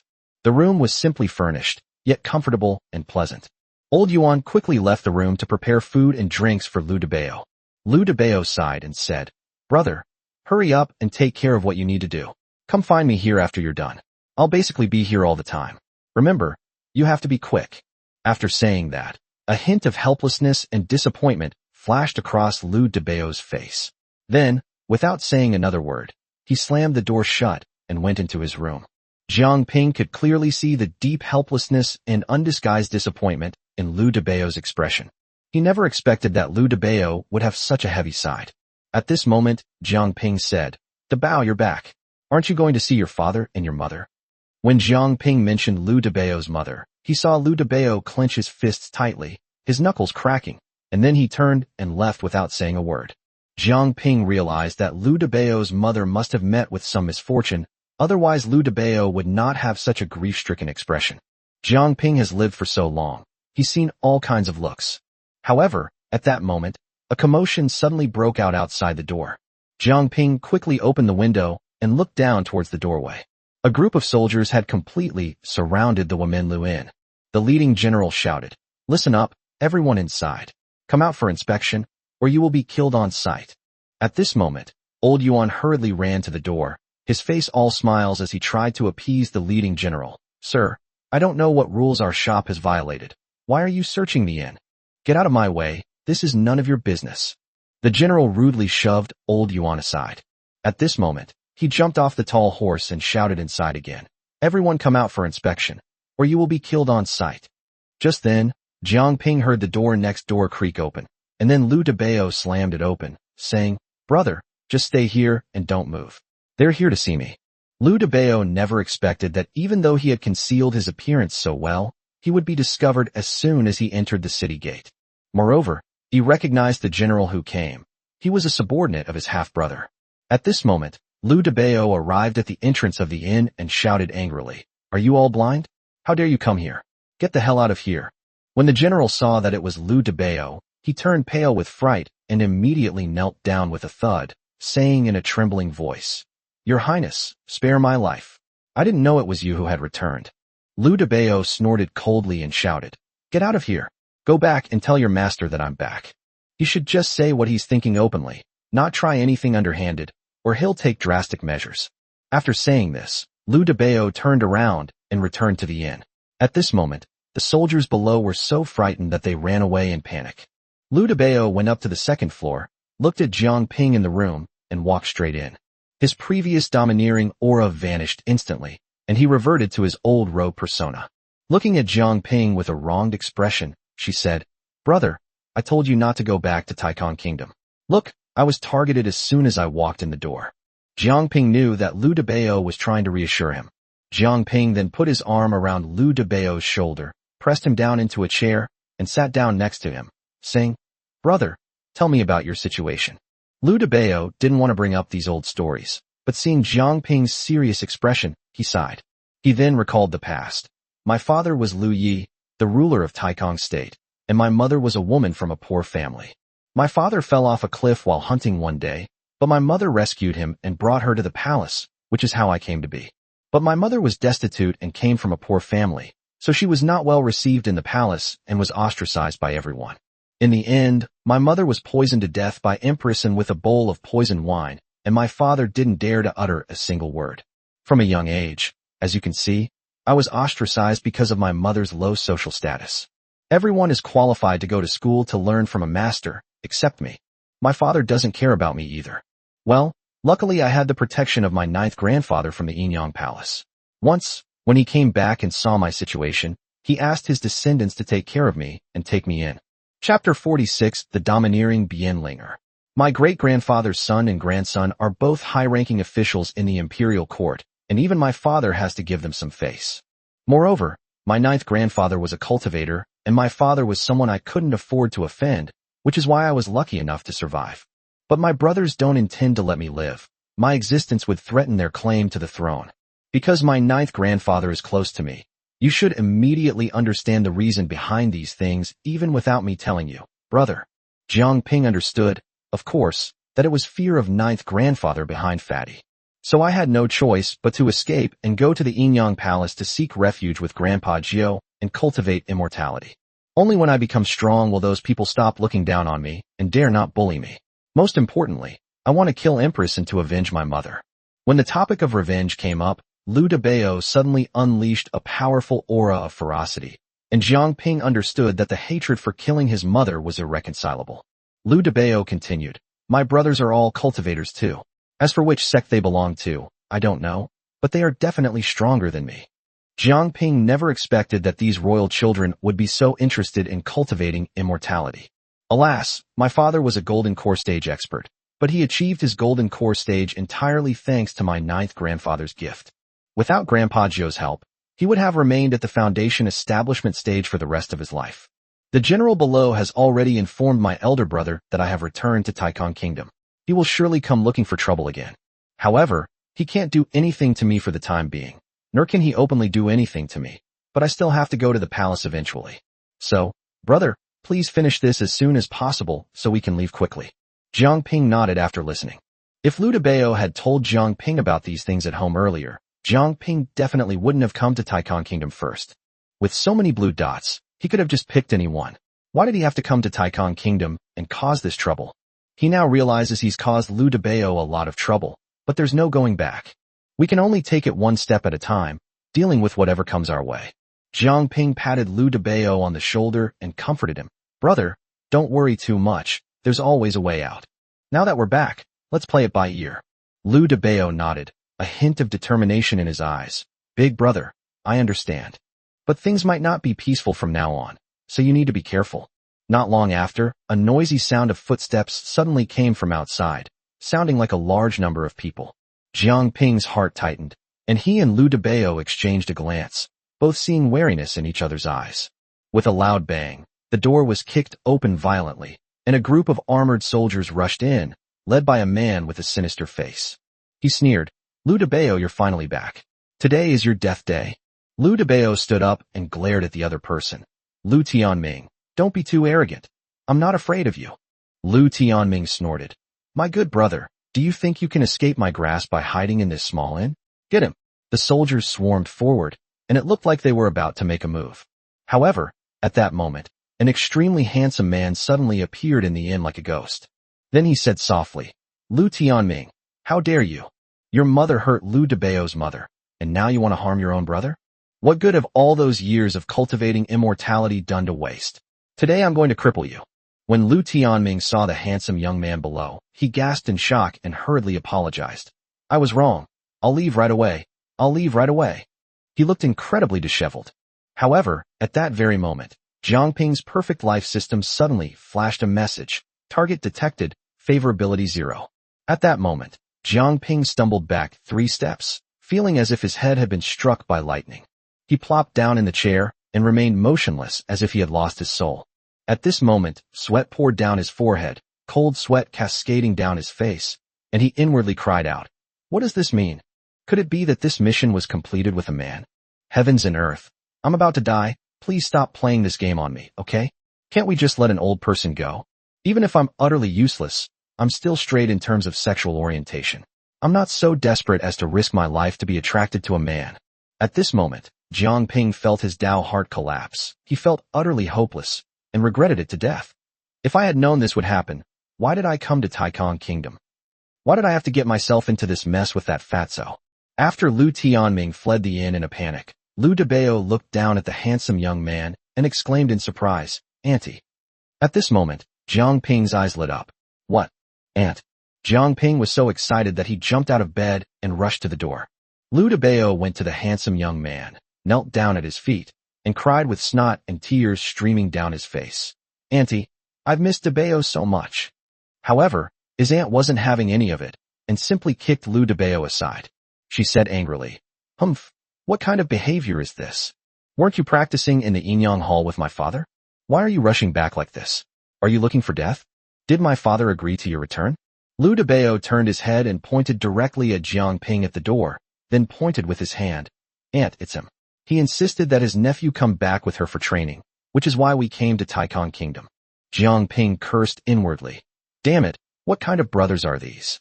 They're not even close friends. This fat guy actually sold himself out at the crucial moment. At this moment, the young man below raised an eyebrow, beckoned to Jiang Ping at the door, and said coldly, "Old man, you come down here." Jiang Ping then hurriedly scrambled down from the second floor.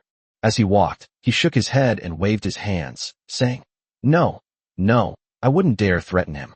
Fatty and I hit it off immediately. We're best buddies." At this moment, Jiang Ping kicked Lu Debeo impatiently and said in a low voice, "Say something, Fatty." Lu Debeo knelt there and quickly said, "Yes, Aunt, he is my good brother. Please don't be angry. Although he did force me to come out, I did so willingly. The main reason was that I missed you so much, Aunt, and wanted to come back and see you." Before he could finish speaking, the handsome young man kicked Lu Debeo aside without saying a word and roared, "Get lost. I don't want to hear what you have to say." Just then, Jiang Ping's perfect life system sent him a message, favorability reduced by 10%. Jiang Ping shook his head helplessly, thinking to himself, "It seems that I really don't have any good feelings towards this woman at all." Chapter 47. I treat you like an older brother, but you want to be my uncle-in-law. For some reason, Jiang Ping suddenly found the courage to straighten his thin, bony frame.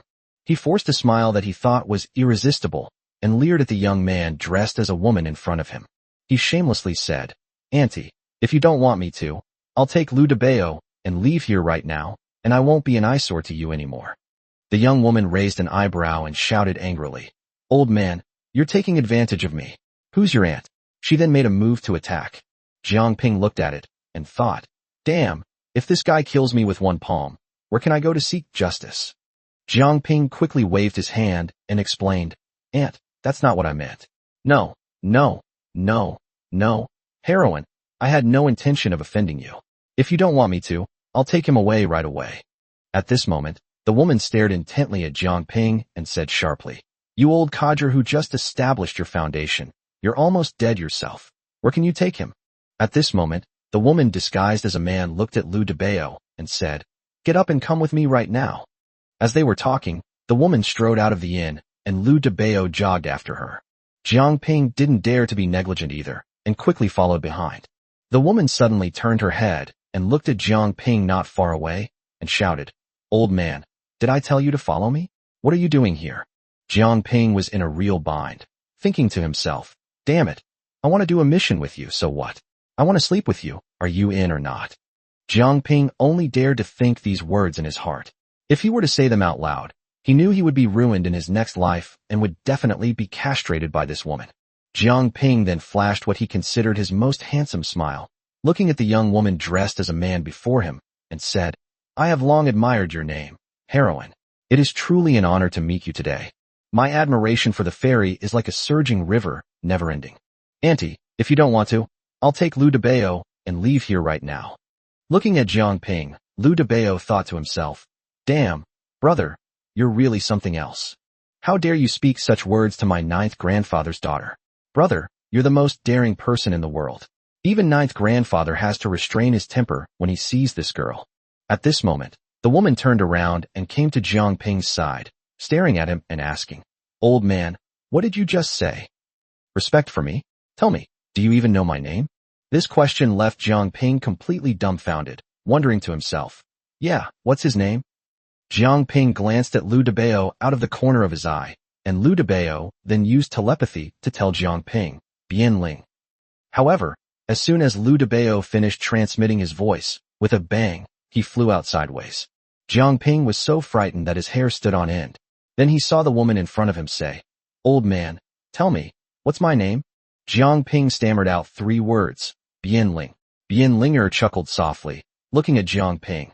"Old man, I can let today's matter go.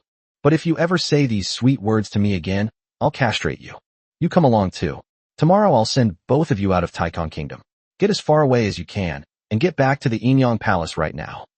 Jiang Ping rushed over to Lu Debao in a few quick steps, and said in a low voice, "Debao, she is the 9th elder's daughter."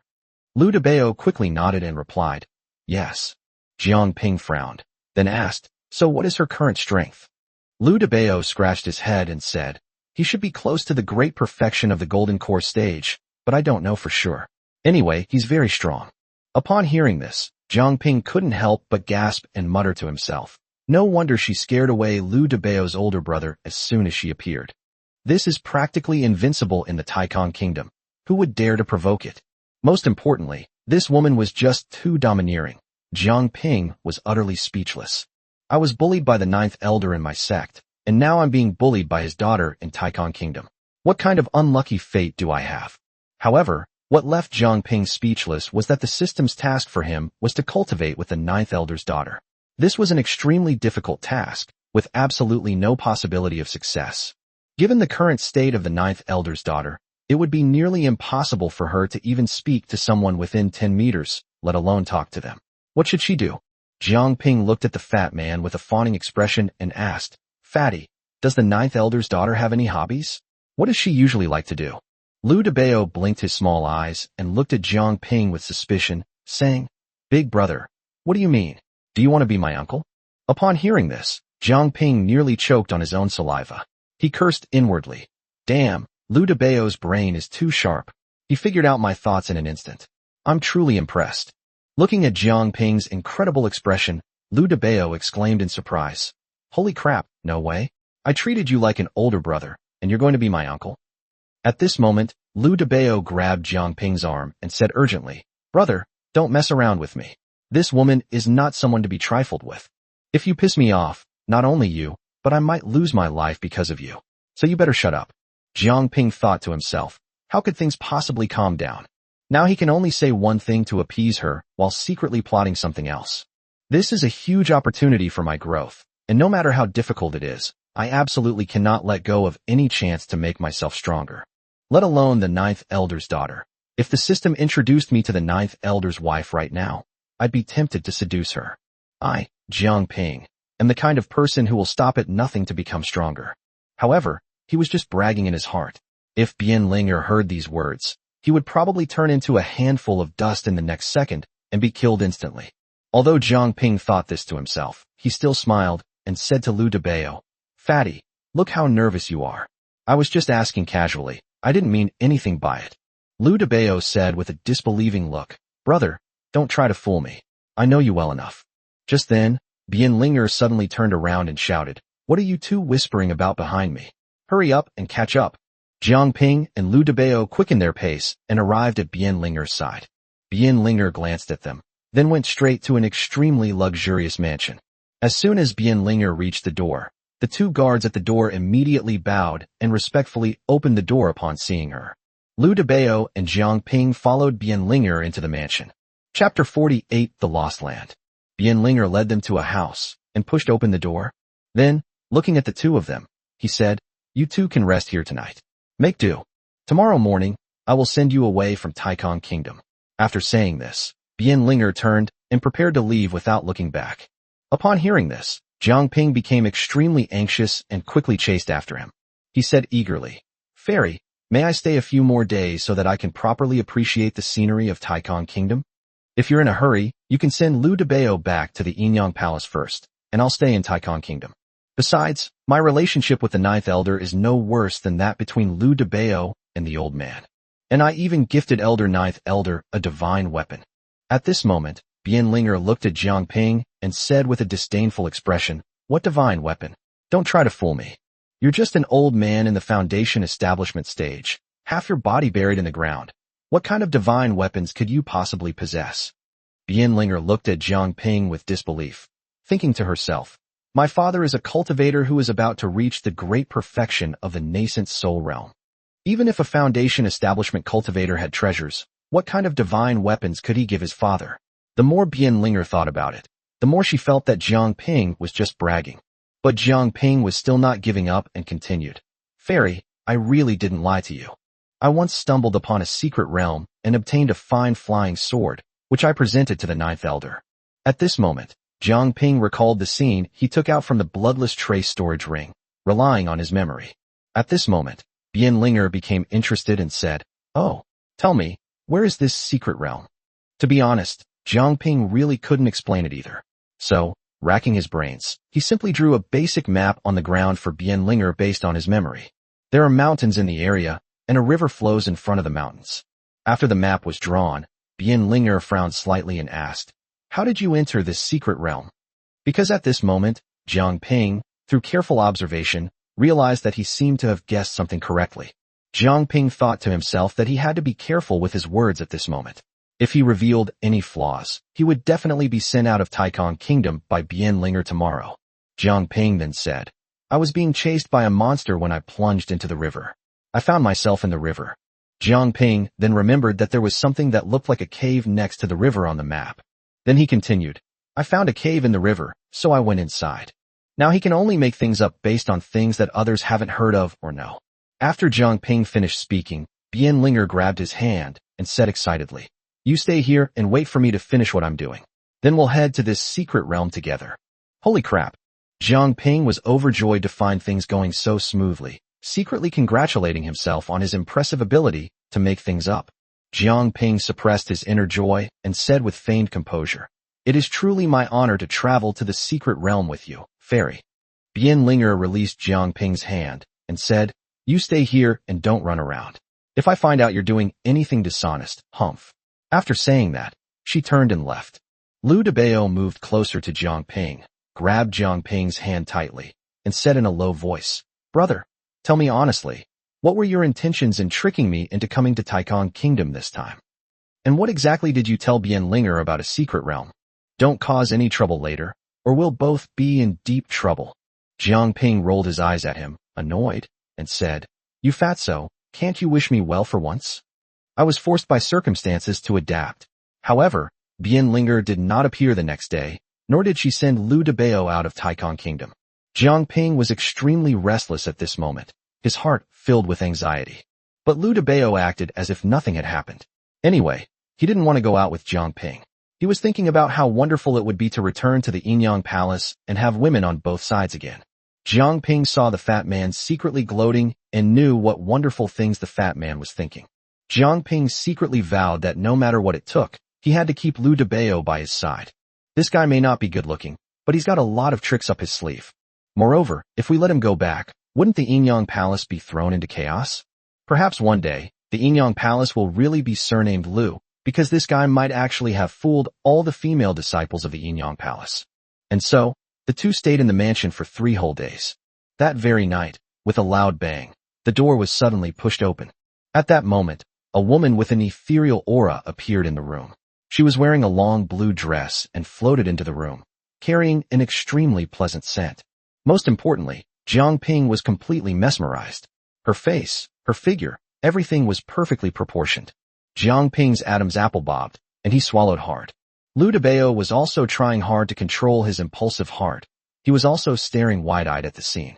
Jiang Ping tried his best to suppress his impulse and quickly stepped forward, saying with a big smile, "Fairy sister, you've come." At this moment, Bianlinger raised her eyebrows and said angrily, "Old man, I'll tell you again, don't take advantage of me. How old are you? Still calling yourself older sister? If you have a daughter, she's probably older than me. If you keep calling me that, I really will castrate you." Jiang Ping was utterly helpless at this moment, thinking to himself, this woman's temper is just too volatile. But her appearance is truly unparalleled in the world. I never expected that the 9th elder, who is so plain-looking and ugly, could give birth to such a beautiful daughter. Bianlinger looked at Jiang Ping and said calmly, "In a few days, we will go to the secret realm you mentioned to investigate. Most importantly, the secret realm is about to open, and it's estimated that quite a few people will be heading there this time." Jiang Ping never expected that he would stumble upon the opening of the secret realm by sheer luck. At this moment, Bianlinger said, "That secret realm is called the Lost Land. The exact origin of this is unknown, but it was definitely left behind by a great being. To this day, the true entrance to this secret realm has never been found. However, the cave entrance you mentioned earlier is very likely the safest place to enter this secret realm. Many great figures have explored this secret realm using powerful magic, but the true treasures within have never been discovered. So this time, when the secret realm opens, we will enter. Another person will be traveling with us then." Chapter 49 Departure. Bianlinger looked at Lu Debao and said, "I originally wanted to personally send you back to the Inyang Palace, but the secret realm is about to open, so you might as well stay in the manor for now. After we return from exploring the secret realm, I will send you back to the Inyang Palace." Jiang Ping was displeased upon hearing this and quickly said, "Fairy, Lu Debao is a very clever man, and there will only be benefits for him in the secret realm, not harm." Upon hearing Jiang Ping's words, Bianlinger wondered what kind of trouble this old man was up to now. Bianlinger didn't speak. She knew Jiang Ping still had something to say. Jiang Ping continued, "Lu Debao and I are brothers. If we encounter a secret realm, I will definitely take him with me. He will gain an opportunity there. That's one reason. Secondly, even 3 cobblers can outwit Zhuge Liang. Although the 2 of us together are of meager strength, compared to the fairy, we are not even worthy to carry her shoes. However, once you enter the secret realm, strength is only part of it. More importantly, it depends on opportunity and luck. As a prince, Lu Debao possesses an innate regal aura. Having him by our side will undoubtedly increase our luck many times over." Jiang Ping's words were so eloquent and flawless that Bianlinger couldn't find any fault with them. Of course she knew what the word luck represented. Although it was something that could not be seen or touched, any cultivator would believe in the word luck. Which great figure isn't someone with great fortune? How can one rise to prominence without good fortune? Bianlinger pondered for a moment and said, "Then let him go with us. But he has to listen to me in everything." Jiang Ping quickly nodded in agreement, while Lu Debao's lips were practically pursed to one side. He thought to himself, "I must have had the worst luck in the world. What kind of big brother did I have to befriend? I never get any good things, but I always end up losing my life." Jiang Ping then looked at Bianlinger and said, "Fairy, there's one more thing. You just said that there's another person going with us. Who is that person?" Bianlinger said irritably, "Don't ask anymore. You'll know when the time comes." After saying that, Bianlinger flicked her skirt and flew away like a butterfly, leaving only Jiang Ping with a drooling look in his eyes. Lu Debao looked at Jiang Ping, sighed deeply, and said, "Brother, don't always take me to do such dangerous things. I haven't lived enough yet. So many junior sisters in the Inyang Palace are waiting for me to take care of them. Big brother, I've realized you're just trying to kill me." Jiang Ping rolled his eyes in annoyance and said, "You fatso, I did all this for you. Look at you. You just returned to Taikong Kingdom and were immediately surrounded by your elder brother Lu Tianming, almost losing your life. If you grow up, would Lu Tianming dare to treat you like this? He must be trampled under your feet. Even now, you still don't understand my good intentions? After hearing Jiang Ping's words, Lu Debao felt a pain in his balls. Jiang Ping could come up with a perfect set of arguments, as if he always had a point. Lu Debao was too lazy to argue with Jiang Ping anymore. The matter was already settled, and he didn't dare to provoke Bianlinger. If he got upset, he might even be beaten to death by Bianlinger. Jiang Ping patted Fatty on the shoulder solemnly and said, "Fatty, since we're here, let's make the best of it. Maybe we can really make a fortune in this secret realm." Lu Debao didn't want to pay any attention to Jiang Ping at all, and simply lay sprawled out on the bed and fell fast asleep. This guy is really heartless. Jiang Ping hadn't cultivated for a long time, so he sat cross-legged on the ground and immediately began practicing the single-player version of the Hahuan Gong. However, this time Jiang Ping was not worried about losing spiritual energy, nor was he worried that he would be unable to stand after finishing his cultivation, because he had 2 spirit-restoring tablets that could replenish his spiritual energy. In one night, Jiang Ping practiced all 7 acupoints on his body. When Jiang Ping woke up the next day, he felt energetic. He was no longer as dejected as before, but a sense of vitality was sprouting in his body. The two of them stayed in the mansion for another 3 days. Jiang Ping continued to cultivate every day, while Lu Debao slept when he had nothing to do and ate and drank when he did. However, on this very day, Bianlinger came to find them. Bianlinger was still dressed as a woman, but this time she had changed her outfit. But her beautiful face and graceful figure could not be hidden by any clothes, and the charm she exuded could make people dizzy with infatuation. Jiang Ping was itching to have Bianlinger, but he could only dream about it, and didn't have the guts to do it. If I act rashly now, I'll really be killed. The other party is a golden core stage expert. They could probably kill me with a single finger. Bianlinger led Jiang Ping and Lu Debao out of the mansion and casually summoned a flying sword. He took Lu Debao and Jiang Ping directly onto the flying sword and sped towards the lost land. Jiang Ping originally thought that if he and Lu Debao were to go to that secret realm on their own, it would take about half a month to travel there. Bianlinger arrived at the lost land in just 1 day during her high-speed flight. As the 3 stepped off the flying sword, Jiang Ping squinted and carefully surveyed the surrounding environment. Yes, it's exactly the same as the drawing on the map. Jiang Ping had studied the map thoroughly over the past few days and had memorized it completely. Jiang Ping had thoroughly studied every corner of the place. He would never let Bianlinger see the map, nor was he intentionally trying to be wary of her. Instead, Bianlinger told them that there was another person going, and Jiang Ping would not trust anyone else. In his eyes, no one in the cultivation world can be trusted. This is a valuable lesson he has learned from living to such an old age. Bianlinger led Jiang Ping and Lu Debao to an extremely secluded place, stopped, and remained silent, making no further moves. Jiang Ping knew perfectly well that Bianlinger was waiting here for the other person she had mentioned. Sure enough, a young man arrived in a great hurry the next day. At this moment, Bianlinger walked out and looked at the young man, saying, "Senior brother Chenin, according to the scheduled date, I thought you would come tomorrow, but I didn't expect you to arrive today." At this moment, when this senior brother Chen looked at Bianlinger, his eyes instantly blazed with 2 balls of lust, so intense it was frightening. Jiang Ping stared intently at his senior brother Chenin, his anger rising. Who is Jiang Ping? That's a time traveler, after all. He saw a strong possessiveness in Chunan's eyes. He cursed inwardly. This guy is a beast. He's blatantly trying to devour Bianling. Just as Jiang Ping was about to utter those words, Lu Debao, who was standing next to him, muttered quietly, "What a beast. This is blatantly taking advantage of Bianling." Chapter 50 was verbally abused. Bianlinger then waved her hand at the 2 of them, signaling Lu Debao and Jiang Ping to come out. When this senior brother Chen saw Jiang Ping and Lu Debao, he gave a disdainful snort. Bianlinger patiently explained to senior brother Chen, "These 2 are useful to us, and they also know a passage into the secret realm." At this moment, senior brother Chen looked down at Jiang Ping with his nose in his mouth, the meaning of which was all too clear. "I, your humble servant, just don't like you. Junior sister Bian, why did you call those 2 good-for-nothings here?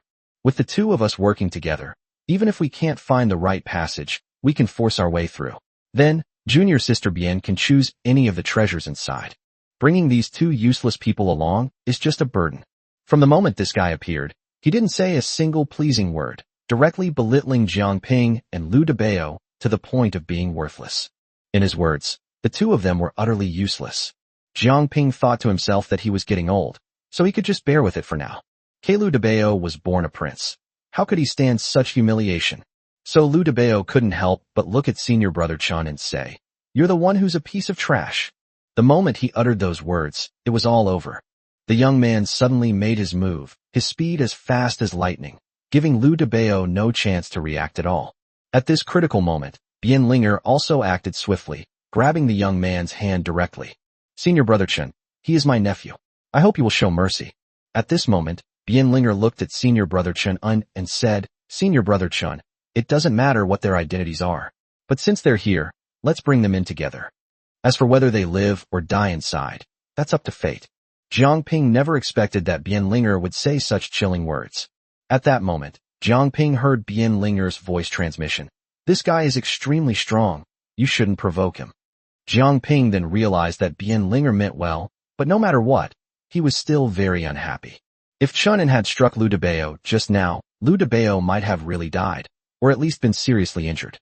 Jiang Ping has now made a mental note of Chunin and secretly vowed in his heart, one day he will definitely pay him back 1,000 times over.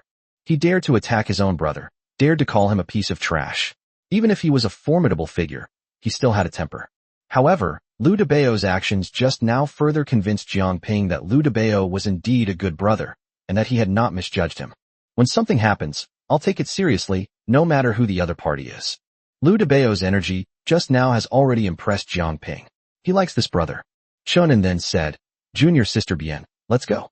The secret realm will open on its own tomorrow, and I estimate there will be quite a few people this time. My reliable sources indicate that both the Ho-Tu sect and the Yunhua sect have dispatched all their top disciples." Whether junior sister Bian was telling the truth or not, even the Gu clan, skilled in Gu magic, had come. At this moment, Bian Linger explained the rules of the secret realm to Jiang Ping and Lu Debao. Only cultivators below the nascent soul stage can enter the secret realm.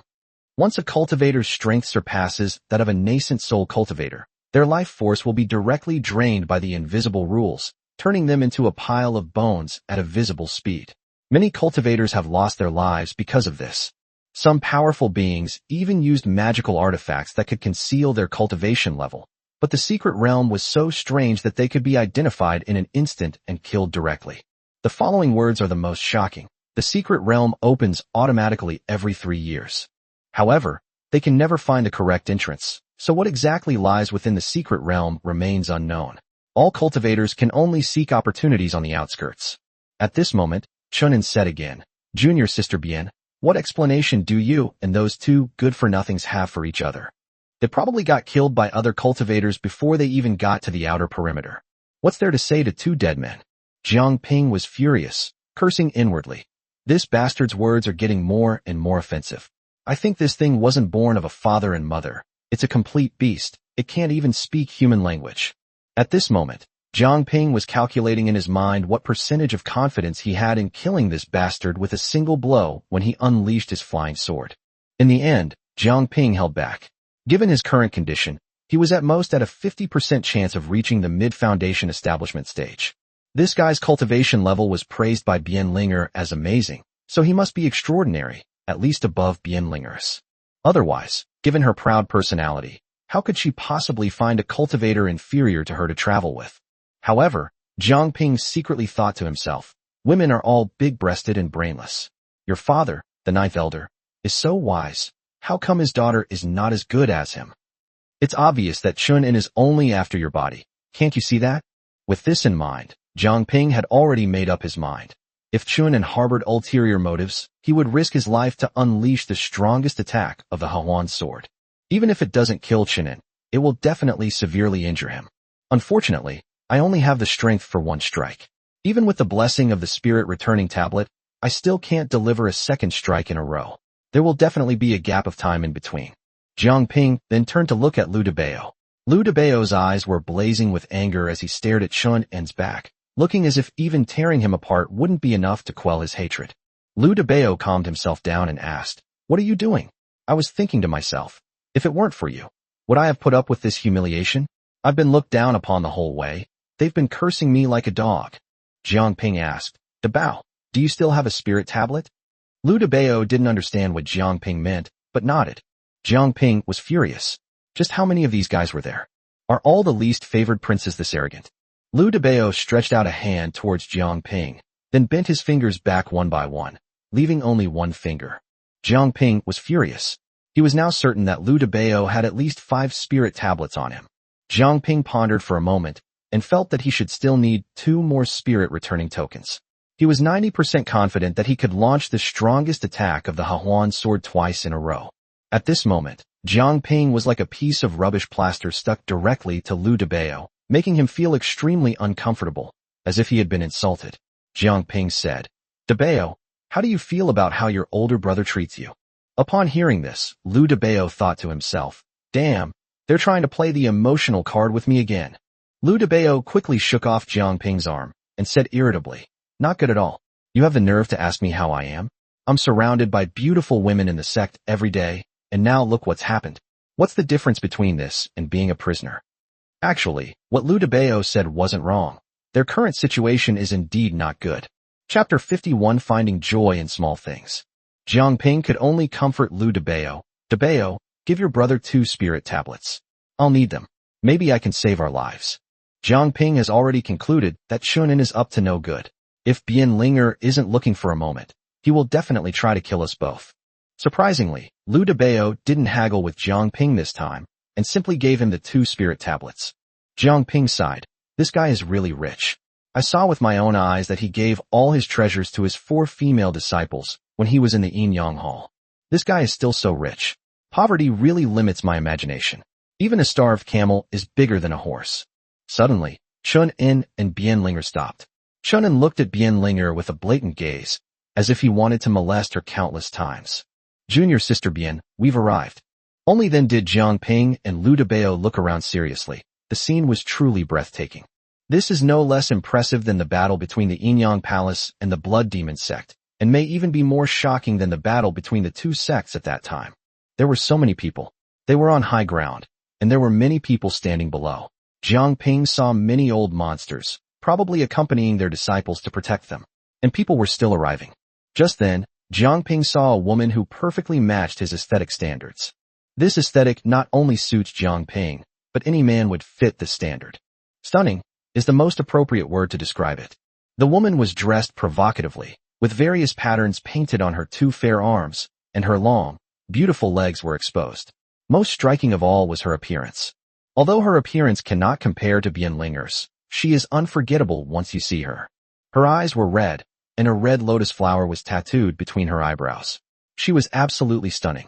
At that moment, Jiang Ping and Lu Dabao both swallowed hard, exchanged a glance, and simultaneously looked at each other with disdain, saying in unison, "You beast." At this moment, Jiang Ping noticed that the woman seemed to be watching him subtly. Jiang Ping touched his face and immediately flashed a handsome smile. At this moment, Lu Dabao did the same thing as Jiang Ping, directly revealing a look that was absolutely irresistible. But in the end, Jiang Ping realized that the woman wasn't looking at the 2 of them at all, or rather, the 2 of them were simply not worthy of her attention. The woman was looking at Chunin. Suddenly, the woman took flight and flew towards Jiang Ping and the others. Then, when they were about 20 meters away from Chunin, the woman said, "This time you won't be so lucky. I'll make you wish you were dead." Chunin laughed loudly. "You bitch, do you really think I'm afraid of you?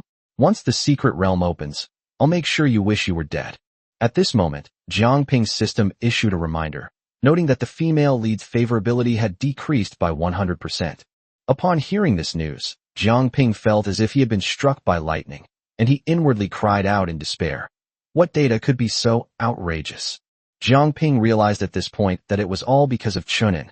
This woman must have thought that he and Chunin were in cahoots. This is called hating the crow because of the house. Jiang Ping was incredibly frustrated. Why couldn't fate take care of him? He couldn't even handle Bian Linger, who was right beside him.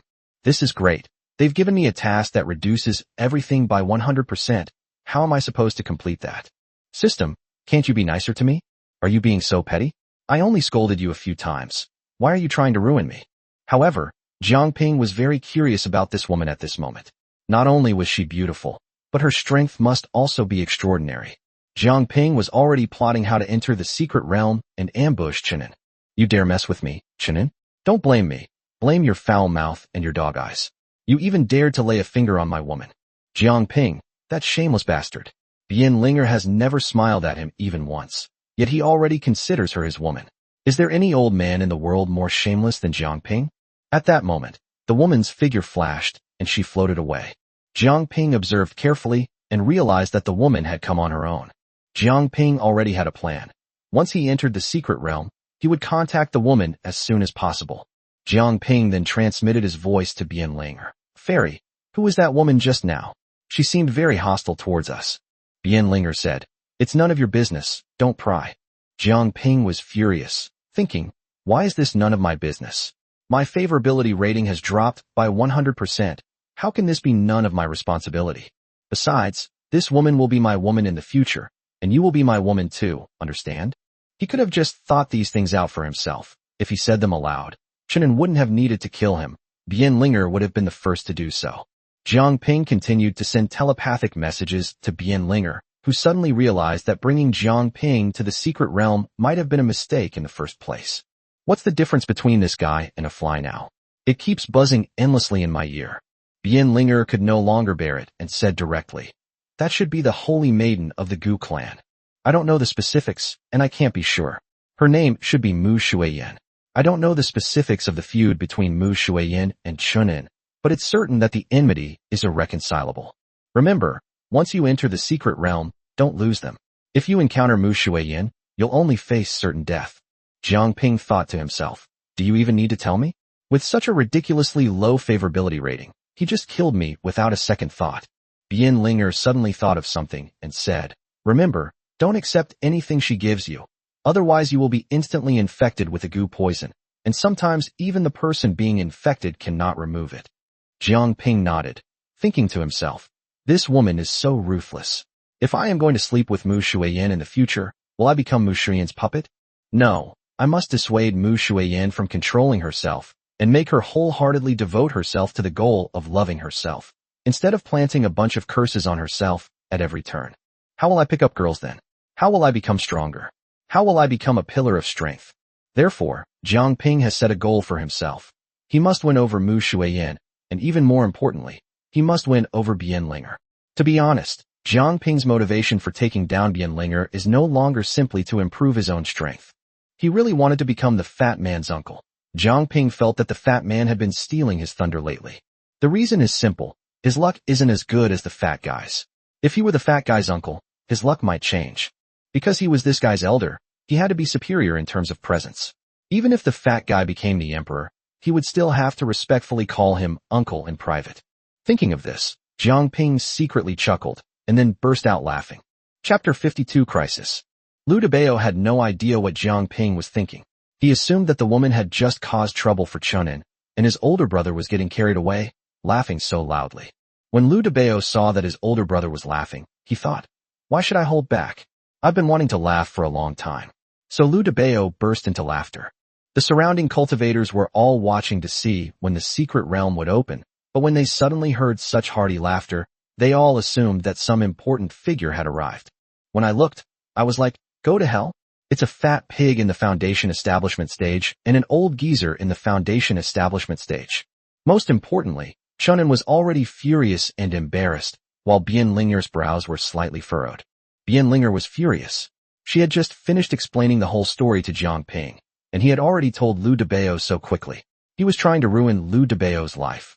Bian Linger was also helpless. Lu Debao, don't you have a brain? Can't you see that this old bastard is using you? If Jiang Ping knew, he would definitely cry out that he was wronged. Fairy, I am so wronged. But can Bian Linger stand idly by now? Absolutely not.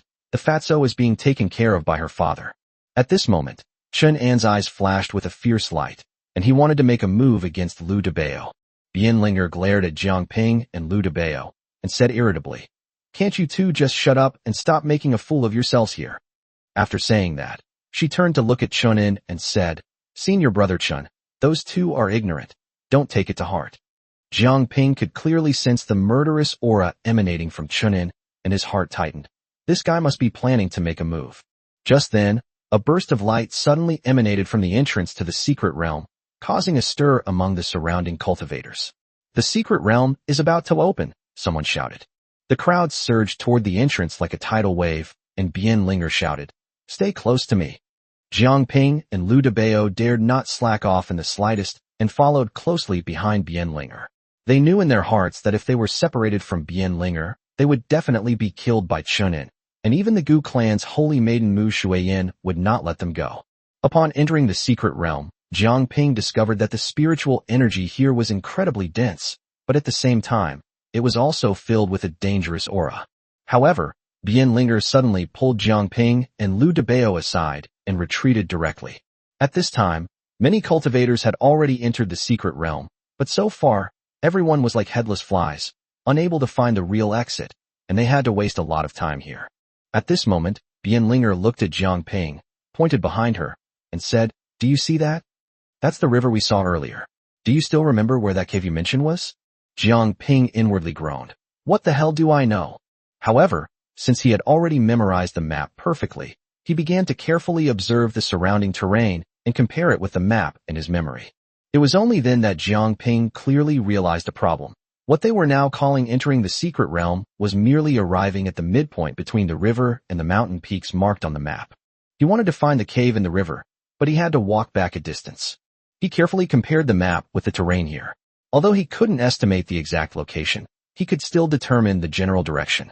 Then, Jiang Ping carefully informed Bien Linger using telepathy. "We should head southeast now. Although I can't estimate the exact location, it shouldn't be too far off." Chunin had long since lost his patience. "Junior Sister Bien, are you really going to listen to two good-for-nothings? With your and my abilities, the two of us can work together to break through a point and directly enter the secret realm. Let them both stay outside. That way, we can ensure their safety." This statement seems reasonable, but it actually harbors ulterior motives. In Jiang Ping's ears, this guy was a complete scoundrel who just wanted to find an opportunity to be alone with Bien Linger. Jiang Ping could even imagine that when the two of them were alone, Chunin might use some sinister means to take advantage of Bien Linger and possess her. Jiang Ping didn't know where he got the courage from, or perhaps he had suddenly become a fiercely protective husband, and he stepped forward. To Lu Debao's astonishment, Jiang Ping grabbed Bien Linger's wrist without saying a word. This time, Jiang Ping blurted out, "Linger," without even calling her fairy. He was filled with regret, but he tried his best to remain calm and said, "Linger, believe me, I can definitely take you into the secret realm very easily. Since this senior brother Chun is unwilling to believe us, then I will take you there." At this moment, Jiang Ping exerted a little force, trying to pull Bien Linger away. Bien Linger frowned. In all her years, even her father, the ninth elder, had never held her wrist. At that moment, an old man grabbed her wrist, which was quite intimate. Enraged, she forcefully flung Jiang Ping's hand away.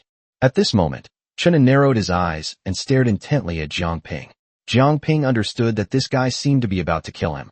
However, perhaps because Bien Linger was too eager to enter the secret realm, she wasn't angry at Jiang Ping's impulsiveness earlier. Instead, she turned to look at Chunin. He said, "Senior brother Chun, why don't you wait here for me while I and the other two investigate whether the situation is true or false?" At this moment, Chunin smiled sinisterly and said, "How could I let Junior Sister Bien take such a risk by herself? Wouldn't that mean I'd let down Junior Sister Bien's trust in me? Even if it's a den of dragons and tigers, I'll brave it with Junior Sister Bien." Then, he glared fiercely at Jiang Ping and Lu Debao. "You two good-for-nothings, lead the way." Jiang Ping knew that perhaps when he led Chun into the secret realm, it would be the day he died. Jiang Ping's mind raced as he looked around, searching for the Gu clan's holy maiden, Mu Shuiyin. Jiang Ping led the way, but his mind was in turmoil as he kept thinking of countermeasures. His eyes darted around, searching for Mu Shuiyin's whereabouts, but he found nothing. Lu Debao then lowered his voice and whispered in Jiang Ping's ear, "Big brother, are we really doomed this time? My heart is pounding in my chest." Jiang Ping gritted his teeth and glared fiercely at Lu Debao. "Don't talk nonsense. There's always a way out. What's the panic?" Just as they quietly left the area less than 100 meters away, they suddenly heard a deafening roar. Chapter 53 Cooperation. They instinctively looked back and saw that a group of cultivators had blasted a huge hole in the top of the mysterious realm with their magical artifacts. At this moment, seeing that the secret realm had been broken open, these cultivators rushed towards the cave entrance like a swarm of locusts. At this moment, Chunin looked at Bien Linger and said with a dissatisfied expression, "Junior sister Bien, look, the entrance has been found and broken open. I told you not to listen to those two good-for-nothings. Look how much precious time they've wasted. Let's go, junior sister Bien, hurry up. Let's go in from there. If we weren't wasting this time, you and I would have already broken through a gap and gone straight in." Bien Linger froze instantly and stopped in her tracks. Because what is before our eyes is indeed true. The secret realm has indeed been breached, and now numerous cultivators are filing in, vying to enter. Bien Linger was no longer willing to go to the cave entrance in the river with Jiang Ping and Lu Debao. Instead, he turned to the two of them and said, "You two should stay here. There are many dangers inside, which are far beyond what two foundation establishment stage cultivators can handle." After saying that, she followed Chun and towards the cave entrance without saying another word. At this moment, Lu Debao looked at Jiang Ping with a panicked expression. "Brother, what should we do now? I'm so worried and have no idea what to do." Jiang Ping glared fiercely at Lu Debao and said irritably, "Since we're here, we might as well stay. You're asking me what to do. When a treasure is right in front of us, how can we not pick it up? So, where do we go from now?" Lu Debao asked. Jiang Ping was quite certain that these people might not be able to find any opportunities even if they went in. Besides, getting opportunities depends on great luck. He simply didn't believe these people could enter the true secret realm. He'd seen powerful individuals here before, and none of them had taken any treasures. Do you think they can take all the treasures just because there are a lot of people? Absolutely not. Jiang Ping and Lu Debao felt a pang of sadness as they watched Bien Linger and Chun En's departing figures. Lu Debao said anxiously, "Brother, why don't we follow them? What if they get all the treasure?" Jiang Ping pondered for a moment and said, "Don't rush in.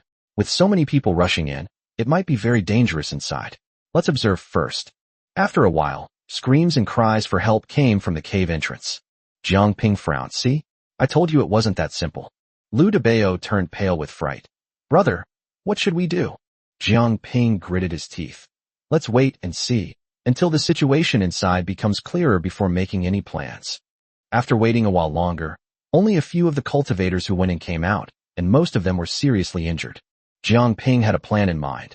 "Debao, I don't think this cave entrance is a safe place. Let's go find the river cave we mentioned before." Lu Debao hesitated. "Brother, is it really okay? What if it's dangerous over there too?" Jiang Ping patted him on the shoulder. "Fortune favors the bold. It's better than just waiting here." So the two of them headed toward the river cave. They had only taken a couple of steps when a beautiful figure suddenly blocked their way. Jiang Ping and Lu Debao both recognized the visitor. It was Chun En's mortal enemy and the woman Jiang Ping had been searching for, Mu Shuiyan. Mu Shuiyan looked at the two of them, raised an eyebrow, and said, "What? You two are here? Keeping watch. Didn't you go in with that pair of scoundrels?" When Lu Debao heard that Mu Shuiyan was not only scolding Chun En, but also bringing Bien Linger into it, he was furious and became agitated. Jiang Ping hadn't expected Bien Linger to treat Lu Debao like that, and that the guy would be so emotional at this moment, so he quickly held Lu Debao down.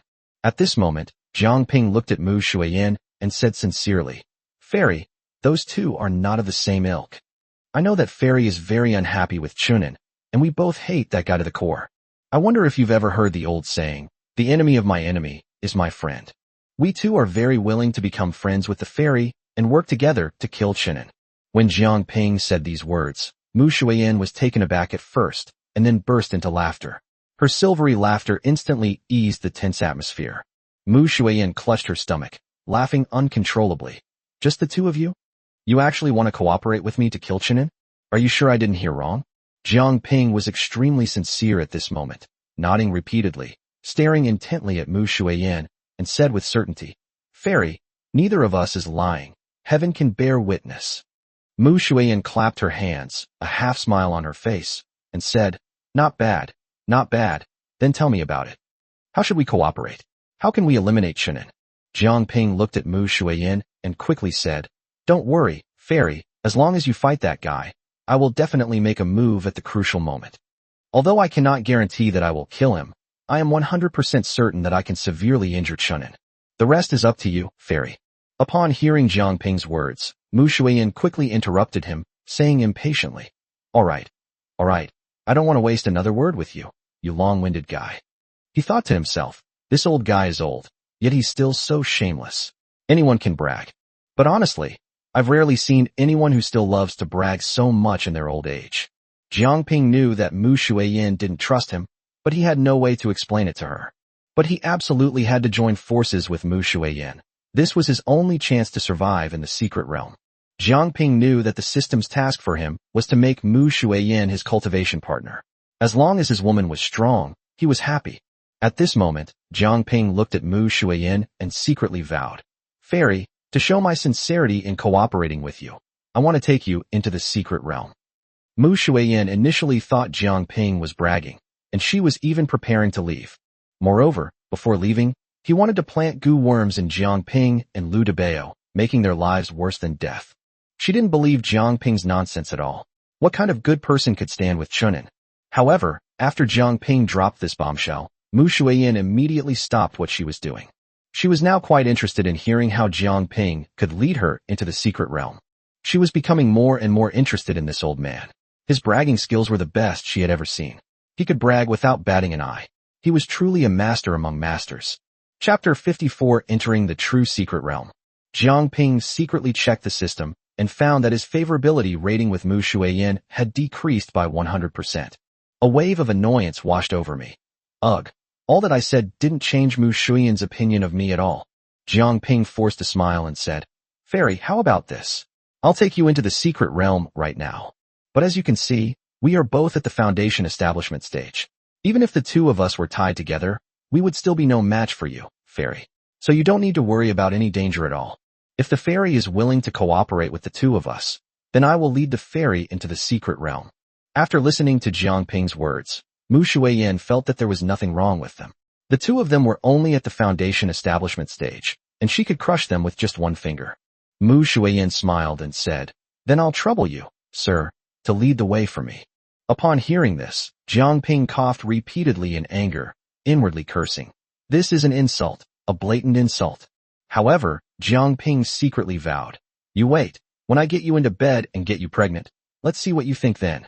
Jiang Ping stopped rambling and walked ahead with Lu Debao, heads down, their feet barely touching the ground, heading straight for the river. Meanwhile, many people were still rushing into the cave as if their lives depended on it, but some weaklings fled out of the cave in a panic. Jiang Ping secretly worried for Bian Ling. "My Linger, please don't be hurt. I'll go in and save you." However, after walking for only a short while, Mu Shuiyin couldn't stand the two people's snail-paced speed any longer. She picked them up and, with a whoosh, flew towards the riverbank like a gust of wind. Mu Shuiyin cursed inwardly. This old man and this young man are like reincarnations of a 1,000-year-old tortoise and a 10,000-year-old turtle. By the time they get to the riverbank at their pace, the daylilies will be cold. When they arrived at the riverbank, Jiang Ping didn't hesitate and compared the map with the actual location based on his memory. His eyes lit up, he found a spot, and without saying a word, he jumped into the river with a splash. Lu Debao is truly a loyal friend. As soon as Jiang Ping jumped in, Lu Debao didn't hesitate and plunged into the river without a second thought, regardless of any danger. After the two entered the river, Jiang Ping did not expect Lu Debao to be so decisive. The two carefully examined the river, swimming back and forth for nearly 50 meters from north to south, and finally found a dark cave, with the river water still rushing into it. At this moment, Jiang Ping and Lu Debao went upstream. However, when they looked up, they found themselves right at Mu Shuiyin's feet. At this moment, Jiang Ping suddenly realized that something was wrong and secretly groaned. "Oh no, it seems that I have been infected by the goo worm." According to Bian Linger's description of Mu Shuiyin's methods, it seems that when she carried the two of them while flying, she had already implanted the goo worms into my body and Lu Debao's body. Despite the murky river water, Mu Shuiyin could pinpoint our location the moment we looked up. Jiang Ping remained calm and looked at Mu Shuiyin, saying, "Fairy, I have found the entrance to this cave. Please, Fairy, move in with me from here." Mu Shuiyin's eyes flickered, she nodded, and immediately jumped into the water. At this moment, Lu Debao was about to rush into the cave in a great hurry, but Jiang Ping pulled him back. Jiang Ping said irritably, "Fatty, slow down. Big brother won't allow anything to happen to you." Lu Debao felt a warmth in his heart, knowing that Jiang Ping was worried about his safety. Following behind them, Mu Shuiyin thought fiercely, "Humph, you two are about to die. If you lead me into the secret realm, all will be well. But if you don't, I'll make you suffer a terrible death. Jiang Ping discovered that he was now completely going with the flow, without any effort at all. Jiang Ping swam for about half an instant's time before emerging from the cave. The area now resembled a small lake. Jiang Ping peeked out and was suddenly shocked by what he saw. His eyes widened, and he muttered to himself, "Holy crap, this is spectacular." Before him was a giant plaza paved with jade, with 2 huge stone pillars on each side and a massive gate in the very center. At this moment, all 3 of them leaped out of the water and onto the square. Mu Shuiyin was so shocked by the scene before her that she couldn't close her mouth, but she still said, "Humph, we've finally gotten in. This secret realm has been opened countless times, but no one has ever found the true entrance." But today, 2 of the most unassuming fellows discovered the true entrance to this secret realm. The 3 of them then walked slowly forward. The closer they got to the door, the more clearly they could feel a powerful and mysterious aura, as if countless eyes were watching them from the shadows. Jiang Ping couldn't help but swallow hard, his voice trembling slightly. "Fairy, why do I feel like there's something sinister about this place? It's like some unknown danger is waiting for us." Mu Shuiyin glared at him and snorted coldly, saying, "Why do I feel like you're pretending to be innocent with me? I have a feeling you've been here before, so don't put on this cowardly act in front of me." Jiang Ping felt incredibly frustrated and was about to curse. He did have a map, but it didn't record the specific details of the secret realm. It only told him how to enter it. Mu Shuiyin looked at Jiang Ping's innocent and helpless expression, snorted, and ignored him. Jiang Ping and Lu Debao had no choice but to obediently follow behind Mu Shuiyin and continue forward. Soon, the 3 of them arrived at the huge stone gate. The stone gate soared into the clouds, resembling 2 towering giants, exuding an ancient and majestic aura. Without saying a word, Mu Shuiyin exerted her strength with both arms, let out a delicate shout, and pushed hard against the 2 doors. However, the door remained completely still, like an ancient, unchanging mountain, standing firmly there. Mu Shuiyin's pretty face turned red with anger, and she shouted angrily, "Are you 2 dead? Don't you know how to help? What are you standing there for?" At this moment, Jiang Ping and Lu Debao seemed to wake up from a dream and quickly ran over to push the door open together. Jiang Ping exerted all his strength, his face turning red and veins bulging on his forehead. Lu Debao gritted his teeth, his entire body trembling with fat. However, even when the 3 of them used all their strength, the door remained as immovable as a towering mountain. At this moment, Jiang Ping finally caught his breath and began to carefully examine the 2 huge doors. His gaze lingered on the door, and he thought to himself, with such large doors, 3 small bodies are like ants in front of them. These doors cannot be opened by brute force alone. Unless a powerful magical artifact destroys the door, trying to open them by brute force is simply wishful thinking. Chapter 55, A Rare Find. Jiang Ping frowned and slowly circled the door several times, muttering to himself, "This door must have a mechanism. It definitely can't be opened by brute force." Mu Shuiyin crossed her arms, her face frosty, and said coldly, "Hurry up and look for it. Stop dawdling here." Jiang Ping was extremely annoyed, secretly thinking, "Humph, what kind of attitude is this? Wait until I sleep with you. Then let's see if you dare to be so arrogant." However, he dared not say it out loud, so he could only obediently go and find it. Just as Jiang Ping was pondering, the fat man suddenly transmitted a message to him. "Big brother, I think I've found a mechanism." Jiang Ping remained calm and slowly walked to the fat man's side. Jiang Ping was extremely satisfied with the fat man, thinking, this guy, apart from his fondness for women, really has no flaws. Besides, what's wrong with liking women? I like beautiful women too. The fact that the fat man was communicating with her telepathically at this critical juncture clearly showed that he had been wary of Mu Shuiyin all along. Jiang Ping couldn't help but sigh. No wonder he's a child born into an imperial family. He's just different from ordinary people. At this moment, Jiang Ping noticed a slightly protruding semicircular stone under the fat man's feet.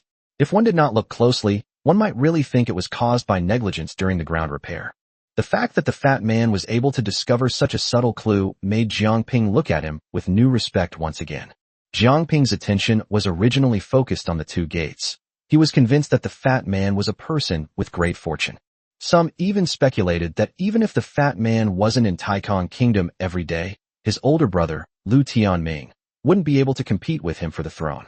Perhaps as long as the fat man makes a move, the throne will naturally be his. Although Jiang Ping spent his entire life in the herb garden and never left, he had seen countless people and all kinds of people, but there were very few like Fatty. Jiang Ping looked at the mechanism under the fat man's feet and began to feel uneasy.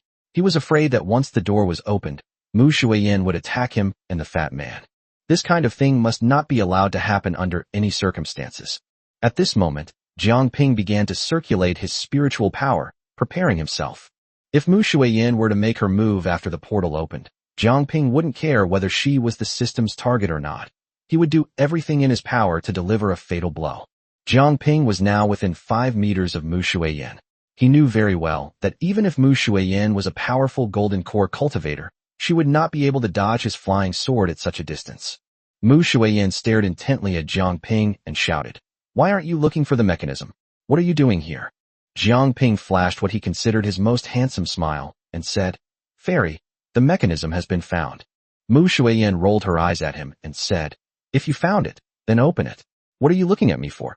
At this moment, Mu Shuiyin's lips curled up, revealing a beautiful yet somewhat cold smile. Jiang Ping hurriedly said, "I just came to ask the fairy whether she wants to open this door now." Mu Shuiyin said irritably, "Stop talking nonsense and open it now.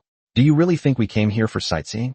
Open it quickly. I want to see what treasures are inside." Jiang Ping raised his hand to give the fat man a signal, and the fat man stepped on the semicircular bulge. At this moment, the door began to shake violently, and dust kept falling from it. Jiang Ping tensed up, his attention focused entirely on Mu Shuiyin. He was prepared to show no mercy if she dared to make a move. Even if she's my woman, so what? I'm already going to die anyway, so I'll make her die with me. However, Mu Shuiyin had no intention of making a move against Jiang Ping. Her gaze remained fixed on the swaying door. At this moment, the door stopped shaking violently, and instead made an even louder noise than before. Not only did it drop dust, but the piercing sound sent chills down the spines of all three of them. This door clearly hasn't been opened since it was closed, otherwise it wouldn't be able to emit such violent fluctuations. The commotion they were making could be clearly heard by those outside.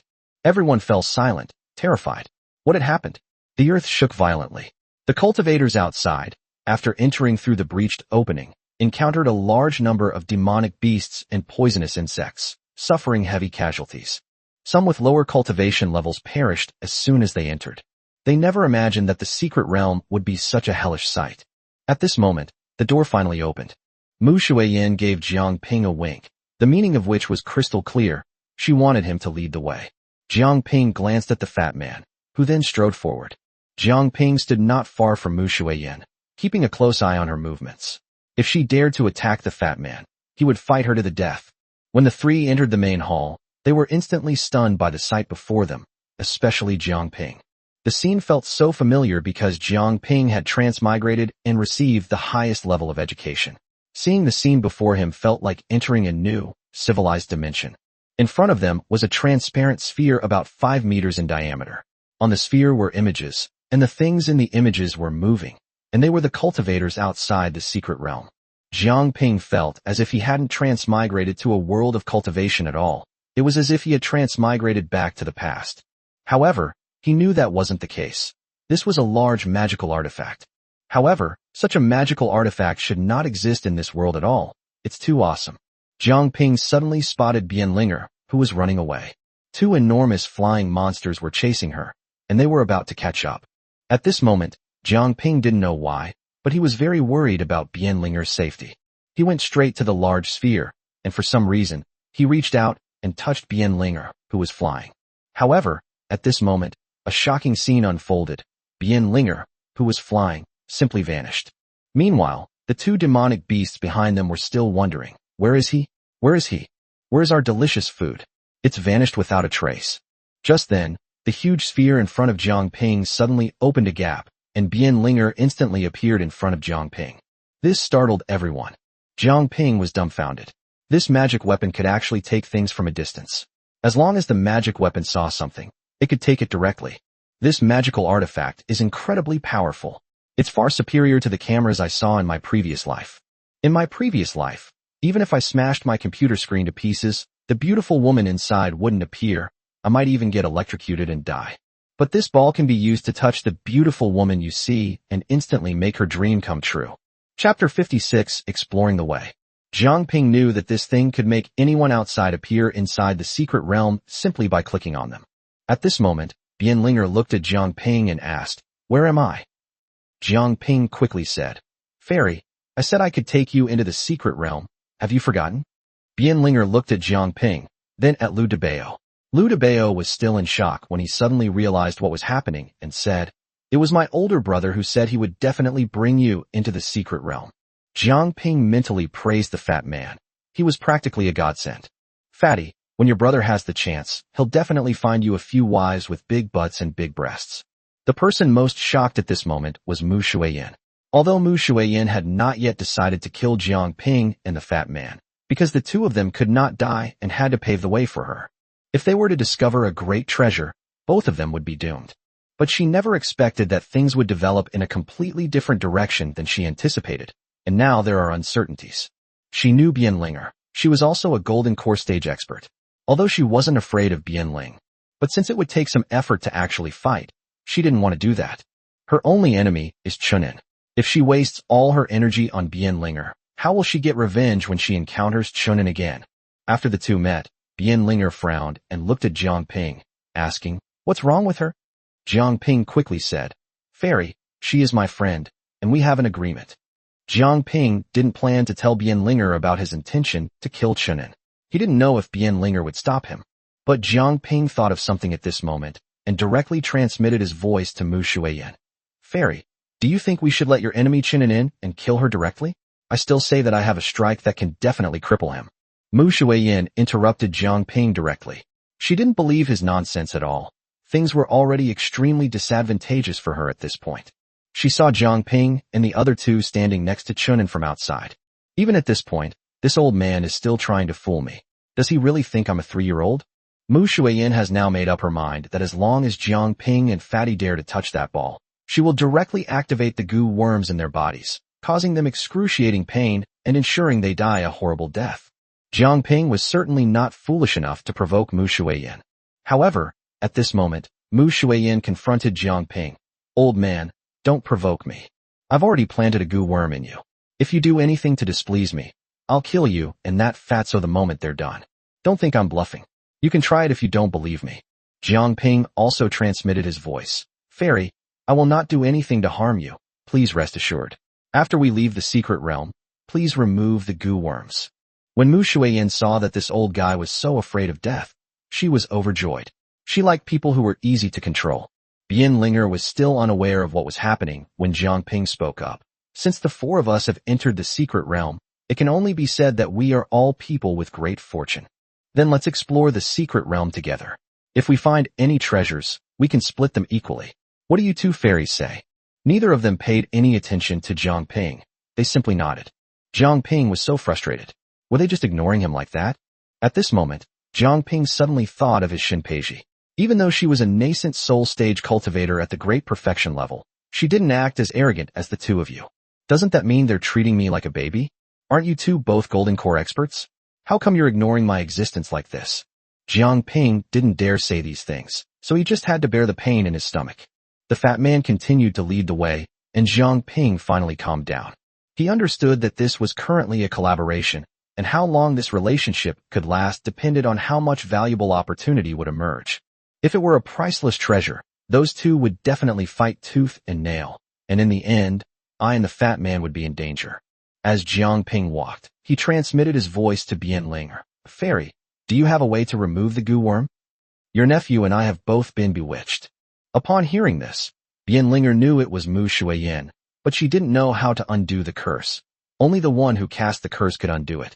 Furthermore, improperly removing the curse can cause the person who planted the curse to suffer a fate worse than death, and may even lead to immediate demise. So Bianlinger said directly, "I don't know how. I can only ask her." Jiang Ping was helpless. Asking Mu Shuiyin to remove the curse was absurd. Her favorability rating was still down by 100%. There was absolutely no improvement. However, Jiang Ping noticed that his affection level with Bianlinger had changed. It was no longer negative, but 0, neither good nor bad. After the four of them left the main hall, Jiang Ping realized that the place where they had entered was the original command center of the secret realm. To put it bluntly, this place is a fortress. Cultivators who want to enter must find the correct path, otherwise they won't even get in. And that huge sphere can observe every move outside. After they left the Great Hall, they realized that it was time to make a decision. There's a T-junction in front of me, with roads on the left, right, and in the middle. How am I supposed to choose? Neither Jiang Ping nor the fat man had any say. The two women held the most power now. However, Jiang Ping and the fat man eventually realized that they could only disappoint Bianlinger for now. They had no choice but to follow Mu Shuiyin. There was nothing they could do. Their lives were in the other party's hands, so they had no choice but to submit. After all, living is everything, and Jiang Ping wanted to live even more. He never expected to die so soon after coming down the mountain. However, something unexpected happened to Jiang Ping. Bianlinger did not make a choice, but instead looked at Mu Shuiyin. Mu Shuiyin stepped forward, waving her hands in front of her. The two bells on her wrists rang melodiously in the quiet space. Jiang Ping didn't know what Mu Shuiyin was chanting, or why Bianlinger was relying on Mu Shuiyin so much at this moment. The next second, Jiang Ping felt a chill run down his spine, because suddenly countless poisonous insects crawled out from under Mu Shuiyin's feet in 3 directions. Could this be Mu Shuiyin's Gu technique? Where are all these venomous insects being raised? At this moment, Bianlinger made no attempt to hide her feelings and directly said to Jiang Ping and the fat man, "The Gu clan's holy maiden is exceptionally intelligent and possesses astonishing skills. It seems that our trip to the secret realm this time will be safe and sound." At this moment, Mu Shuiyin remained completely silent. Suddenly, Mu Shuiyin looked up, and her eyes immediately became cloudy, covered with a layer of mist. She turned her head and looked in 3 directions. There should be something more at the very back of chapter 57. At that moment, the insects returned to her and disappeared, and she returned to normal. She pointed in the direction Bianlinger was heading and said, "Start from there. These 3 directions all lead to different places. But I feel there shouldn't be any danger over there. This path should lead to the place where the elixirs are kept in this secret realm." Bianlinger then asked, "Where do the other 2 roads lead?" Mu Shuiyin shook her head. "I don't know. I can't see clearly. But I'm certain there are treasures inside, and very valuable ones at that." Mu Shuiyin reached out and produced a handful of insects, all neatly cut in half. This wasn't done with a knife. It was more like a kind of mechanical restraint. "My insects are very light. Even such small insects can be detected and killed directly by the restriction. You can imagine how strong this restriction is. However, we didn't encounter any danger on this side, so we'll go to a safe place first and try the other 2 sides later. Otherwise, it wouldn't be worth losing your life here." At this point, Mu Shuiyin no longer allowed Jiang Ping and the fat man to lead the way. She walked straight ahead. Jiang Ping was furious. "You have such powerful methods, yet you insist on making me and Liu Debao lead the way. You clearly intended to kill me and Debao from the very beginning." But he could only think it. He dared not say it. Everyone followed behind Mu Shuiyin, who, as she walked, flicked out flying spirit insects one after another. Jiang Ping was truly amazed. He had never seen anyone handle insects so skillfully in his entire life. After walking for about half an incense stick's time, they saw a stone gate, but this stone gate was not closed at this time, but open. Mu Shuiyin stood at the door and carefully sensed the danger. Finding no danger, she stepped inside. Just as Jiang Ping was about to enter, Bianlinger also tried to enter, and the 2 bumped into each other. Jiang Ping suddenly sensed Bianlinger's anger, but at that moment he was enjoying it, because he bumped into Bianlinger's 2 full breasts. Liu Debao, watching from behind, nearly had his eyes pop out of his head. He thought to himself, "My brother is truly a genius. He knows Bianlinger so well. No one has ever dared to touch her since she was little." As a result, ever since Bianlinger met Jiang Ping, the 2 of them have had a lot of physical contact. Although it was not intentional, Bianlinger never got angry, which made Liu Debao feel very uncomfortable. He felt that his older brother was a god descended from heaven when it came to picking up girls. This time, they actually bumped into such a sensitive spot on Bianlinger's body. The fat man thought Bianlinger would go berserk, because at this moment, Jiang Ping had a completely irritating expression. But Bianlinger actually tolerated it. Fatty really didn't know where Jiang Ping would touch Bianlinger next time. Wouldn't he be angry if he touched her somewhere? If that's the case, screw you. What am I thinking? If that's the case, this older brother will really become an uncle soon. Holy crap, I absolutely cannot allow this to happen. If that really happens, that old guy will take advantage of me every day. No, if I encounter something like this again, I will definitely make my aunt punish this guy and say that he did it on purpose.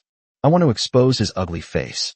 In fact, Bianlinger was already furious, but in the end, she realized that he hadn't meant it. Besides, he had actually brought her into the secret realm and even saved her life. I'll endure it, okay? Bianlinger kept reassuring herself. Bianlinger blushed deeply and squeezed into the secret room. When everyone entered, they were completely stunned by the sight before them. This was indeed an alchemy room, filled with numerous alchemy furnaces of all sizes. Most importantly, these alchemy furnaces are all burning with earth vein fire beneath them, an inexhaustible and ever-flowing source of energy. However, one thing is certain, there are no more pills in the furnace. Even the elixir of Laozi, the Supreme Lord Lao, couldn't withstand such intense heat. At this moment, they looked around and observed the alchemy room.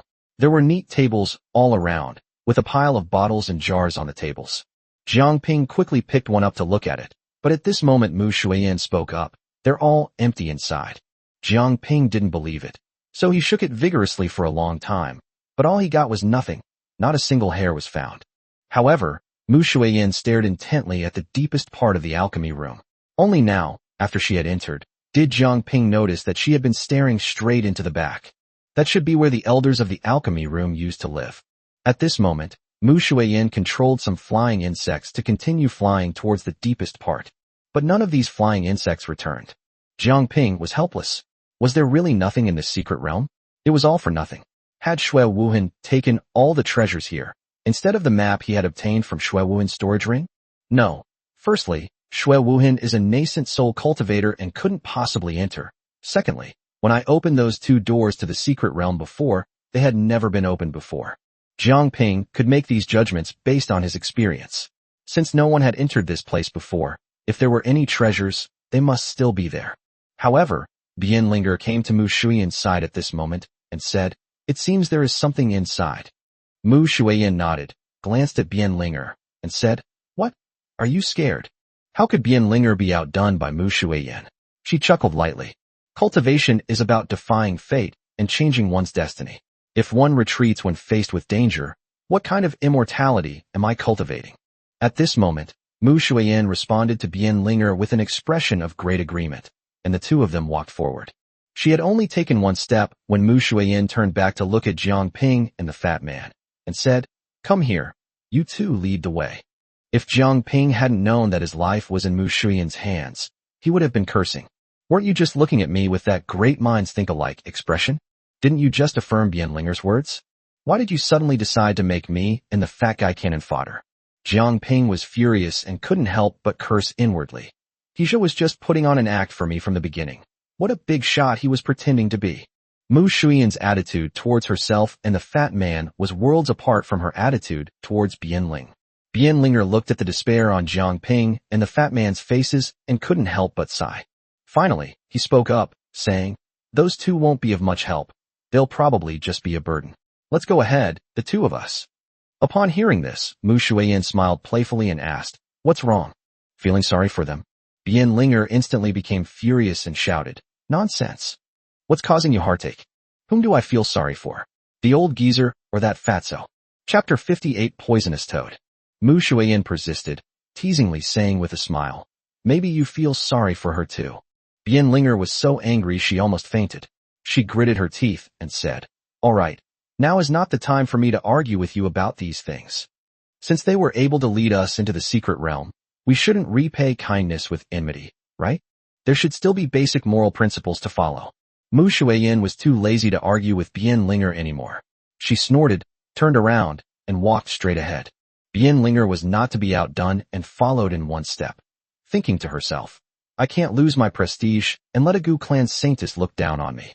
At this moment, Jiang Ping and the fat man exchanged a glance, and both saw deep despair in each other's eyes. Their lives are now completely in Mu Shuiyan's hands. They could be finished at any moment. There's nothing we can do. We can't find a good solution right now. Even Bianlinger can't cure this curse, so what can we expect? Jiang Ping thought to himself that the only person who could cure him was Shin Peiji, but she was too far away to help him in his current situation. I should have waited a few days to come out and gain experience. Why did I have to come out at this critical juncture? But then I thought, what's meant to be will be. Since Mu Shuiyan is the female lead assigned by the system, I'm bound to meet her sooner or later. In the end, you'll be planting a curse on yourself. Either way, you're going to die. Since you can't escape death, why bother about the order? Forget it. I don't want to think about it anymore. I'm not going to struggle anymore. If they encounter danger later, and Mu Shuiyan asks her to test the waters again, she won't refuse. She'll just go for it. She's had enough of life. She's already tasted the flavors of women. Moreover, two women care about and love him so much.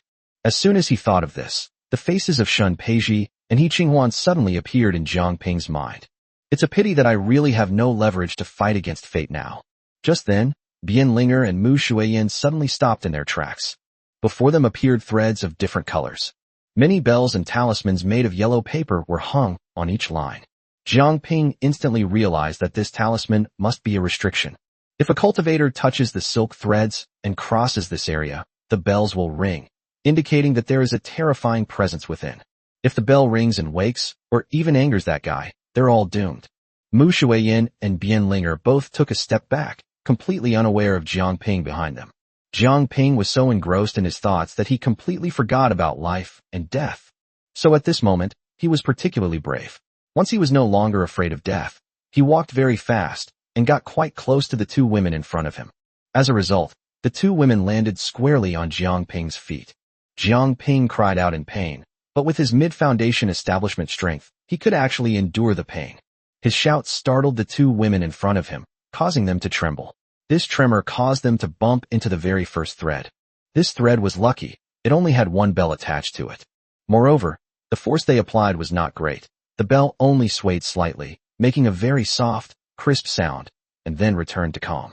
The two women stared intently into the depths, barely daring to breathe, for fear that some terrifying creature might leap out from within.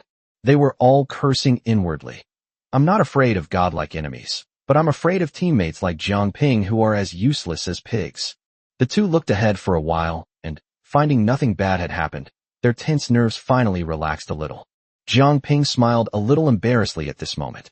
Although I had just come to terms with not being afraid of death, I was still quite frightened when I saw the bell ring. I silently prayed that nothing unexpected would happen. It turns out I'm still so afraid of dying. Just after Bian Linger and Mu Shuiyan stepped back, the fat man's eyes widened, his eyeballs almost popping out. He was panting heavily when he shouted at the top of his lungs, "Run!" Before Jiang Ping could even react, the fat man had vanished. Immediately afterwards, a giant toad suddenly jumped out of it. This toad looked terrifying, with pus constantly oozing from its entire body. You could tell at a glance that it was highly poisonous. Jiang Ping felt someone suddenly pull him, and then he was thrown out. It turned out to be Bian Linger. He had been stunned for a moment when Bian Linger grabbed him by the collar and threw him away. At this moment, the four of them appeared directly in the hall of the alchemy room. It wasn't that they didn't want to run away, but the door to the alchemy room had been closed at some point. The fat man rushed over and rammed the door, nearly shattering his heart, liver, spleen, lungs, and kidneys, but the door didn't budge an inch.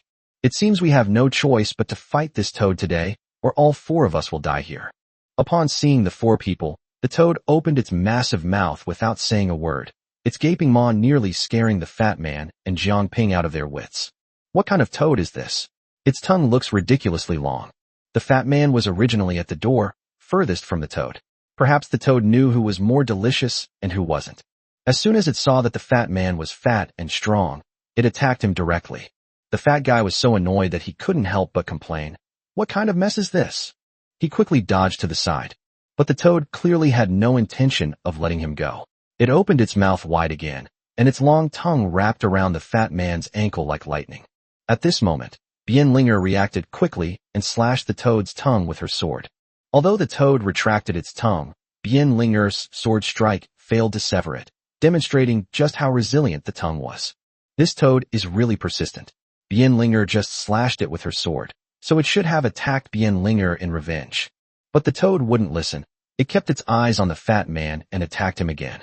Jiang Ping, watching from the side, felt a headache coming on and couldn't help but mutter, "Obsession, fatty. Your taste really is quite good. No wonder you had 4 female disciples accompanying you during your dual cultivation in the sect. Even this demonic beast was so excited to see you." At this moment, the fat man suddenly produced a short knife. Seeing the toad's tongue sticking out again, the fat man slashed at the toad's long tongue with the knife. As it turned out, his skills were no match for hers. The dagger was simply snatched away by her tongue and tossed aside. The long tongue then turned around and attacked the fat man again.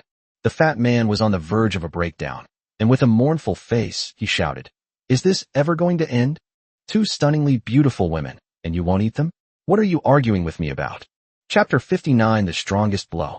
Just as the fat man was complaining bitterly, Mu Shuyan suddenly formed hand seals and chanted incantations, as if she were performing a peerless divine power. A beam of light shot out from her hand, flying straight towards the toad's eye with lightning speed. The toad, in pain, instantly stopped attacking the fat man, turned its head angrily, opened its mouth wide at Mu Shuyan, and spat out a green poison arrow. This is no ordinary poisoned arrow. It is a deadly weapon formed from the venom of a toad, condensed within its body with the aid of spiritual power. If this poisoned arrow were to hit a person, it could instantly turn a cultivator into a puddle of pus. Upon seeing this, Mu Shuyan leaped high into the air, her movements as light and graceful as a swallow.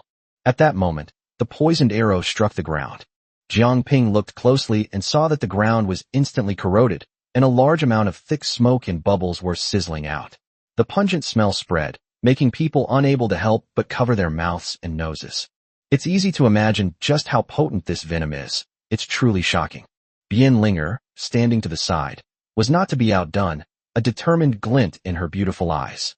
She moved her hands swiftly, manipulating the flying sword in her hand, which shot towards the toad's eyes like a streak of light. She knew in her heart that although the toad appeared to be huge, its most vulnerable spot was actually its eyes. However, despite its large size, this toad is not clumsy at all. With a powerful push of its hind legs, it leaped high into the air, head first, and fired another poisoned arrow at Bian Linger. Bian Linger let out a delicate shout and retreated backward. At that moment, the flying sword she controlled once again stabbed towards the toad's other eye. The toad was incredibly strong. With such a large body, it managed to dodge Bian Linger's attack once again without using any leverage point in the air. However, at this moment, Mu Shuyan had already prepared her next attack. At this moment, she kept shaking the bell in her hands back and forth in front of her, and the crisp sound of the bell seemed particularly eerie in this tense atmosphere. At that moment, countless flying insects, like a black cloud, shot directly towards the toad. Clearly, Mu Shuyan's attack this time was somewhat futile, essentially just giving the toad food. The toad stretched out its enormous tongue, and lo and behold, the slimy substance clinging to it instantly swarmed countless flying insects into its mouth. At this moment, it was smacking its lips, as if to say, "Great, it tastes wonderful, how about some more?" At this moment, Mu Shuyan was sweating profusely. She never expected that so many of the spirit insects she had carefully raised would become food for the toad. You must understand, each of these flying insects was an important tool for her to use in her future goo poisons. Now that so many had been lost, Mu Shuyan felt as if her heart was bleeding. Mu Shuyan clearly realized that her goo worms were having no effect on the toad. At this moment, she stopped using the goo worms and instantly drew a soft sword from her waist. This sword can be long or short, and most importantly, like a toad's tongue, it is extremely dexterous and can bend continuously to attack the toad from different angles. The soft sword danced in Mu Shuyan's hands like a nimble ribbon, attacking the toad's eyes once more. This time, the toad pushed off the ground with both legs again. Instead of dodging Mu Shuyan's soft sword, it opened its mouth wide, ready to clash head-on with Mu Shuyan. Mu Shuyan's expression changed, and she realized something was wrong. She quickly sheathed her soft sword and floated away. The toad missed its target and looked even angrier. At that moment, Bian Linger's flying sword arrived. This time, the needle went straight into the toad's left eye. The toad let out a miserable cry, followed by a loud wah, clearly indicating that Bian Linger's sword strike had instantly enraged the toad. The toad shook its head and instantly flung away Bian Linger's flying sword. At the same time, its tongue shot out like a sharp sword towards Bian Linger's brow. Bian Linger dodged to the left with a quick movement. The toad's tongue, as if equipped with a GPS tracker, turned and once again coiled around Bian Linger. Mu Shuyan's soft sword struck the toad's tongue in an instant, causing the toad to spurt in pain and let out a roar. However, its tongue was not cut off by Mu Shuyan, but was pulled back into its mouth once again. Mu Shuyan suddenly thought of something and couldn't care less about anything else at this moment. She shouted at Jiang Ping, "Old man, didn't you brag before that you had a move that could kill Chinin? If you're not bragging, Then hurry up and use that move. Bianlinger was truly shocked when she heard this. She never expected Jiang Ping to be so bold as to say he would kill Chinen. However, Bianlinger immediately understood that this old man must want to live and was trying to trick Mu Shuiyin into removing the goo worms for him. He dares to think he can kill Chinen? He's not even worthy of carrying Chun and shoes. In Bianlinger's heart, Jiang Ping was worthless at this moment. At this moment, Jiang Ping had a sudden thought. Should he start negotiating with Mu Shuiyin? Jiang Ping didn't hide anything from anyone and said directly to Mu Shuiyin, I can use my strongest attack, but I have goo worms in my body right now, so I can't use it at all. Mu Shuiyin said irritably, Bullshit, my goo worms don't affect your performance at all. Jiang Ping was still unwilling to give up and said, if you can't get rid of the goo worms, I definitely can't use that attack. Mu Shuiyin was almost driven mad by Jiang Ping. She simply couldn't believe that this old man could have such a powerful attack. However, Mu Shuiyin didn't know what possessed her, but at this moment she felt that there was strength in numbers, so she decided to help Jiang Ping remove the goo that had been planted in him. At this moment, the fat man standing behind Jiang Ping said, Big brother, I'm here too. Jiang Ping rolled his eyes in annoyance and said, Damn, what time is it? This fatso is still so smart. But can Jiang Ping just ignore the fat man? The answer is a resounding no. Without thinking twice, Jiang Ping said directly to Mu Shuiyin, Yes, remove the goo from him as well. At this moment, Mu Shuiyin really wanted to kill Jiang Ping, and she instantly floated to Jiang Ping's side. She lightly touched the back of Jiang Ping's neck with 2 fingers, and suddenly a red flying insect crawled out from the back of Jiang Ping's neck. Jiang Ping then said, I also cured him of the goo worms. Mu Shuiyin said irritably, Old man, don't push your luck. Chapter 60 First Intimate Contact. At this moment, Jiang Ping stared intently at Mu Shuiyin, making Mu Shuiyin feel uneasy.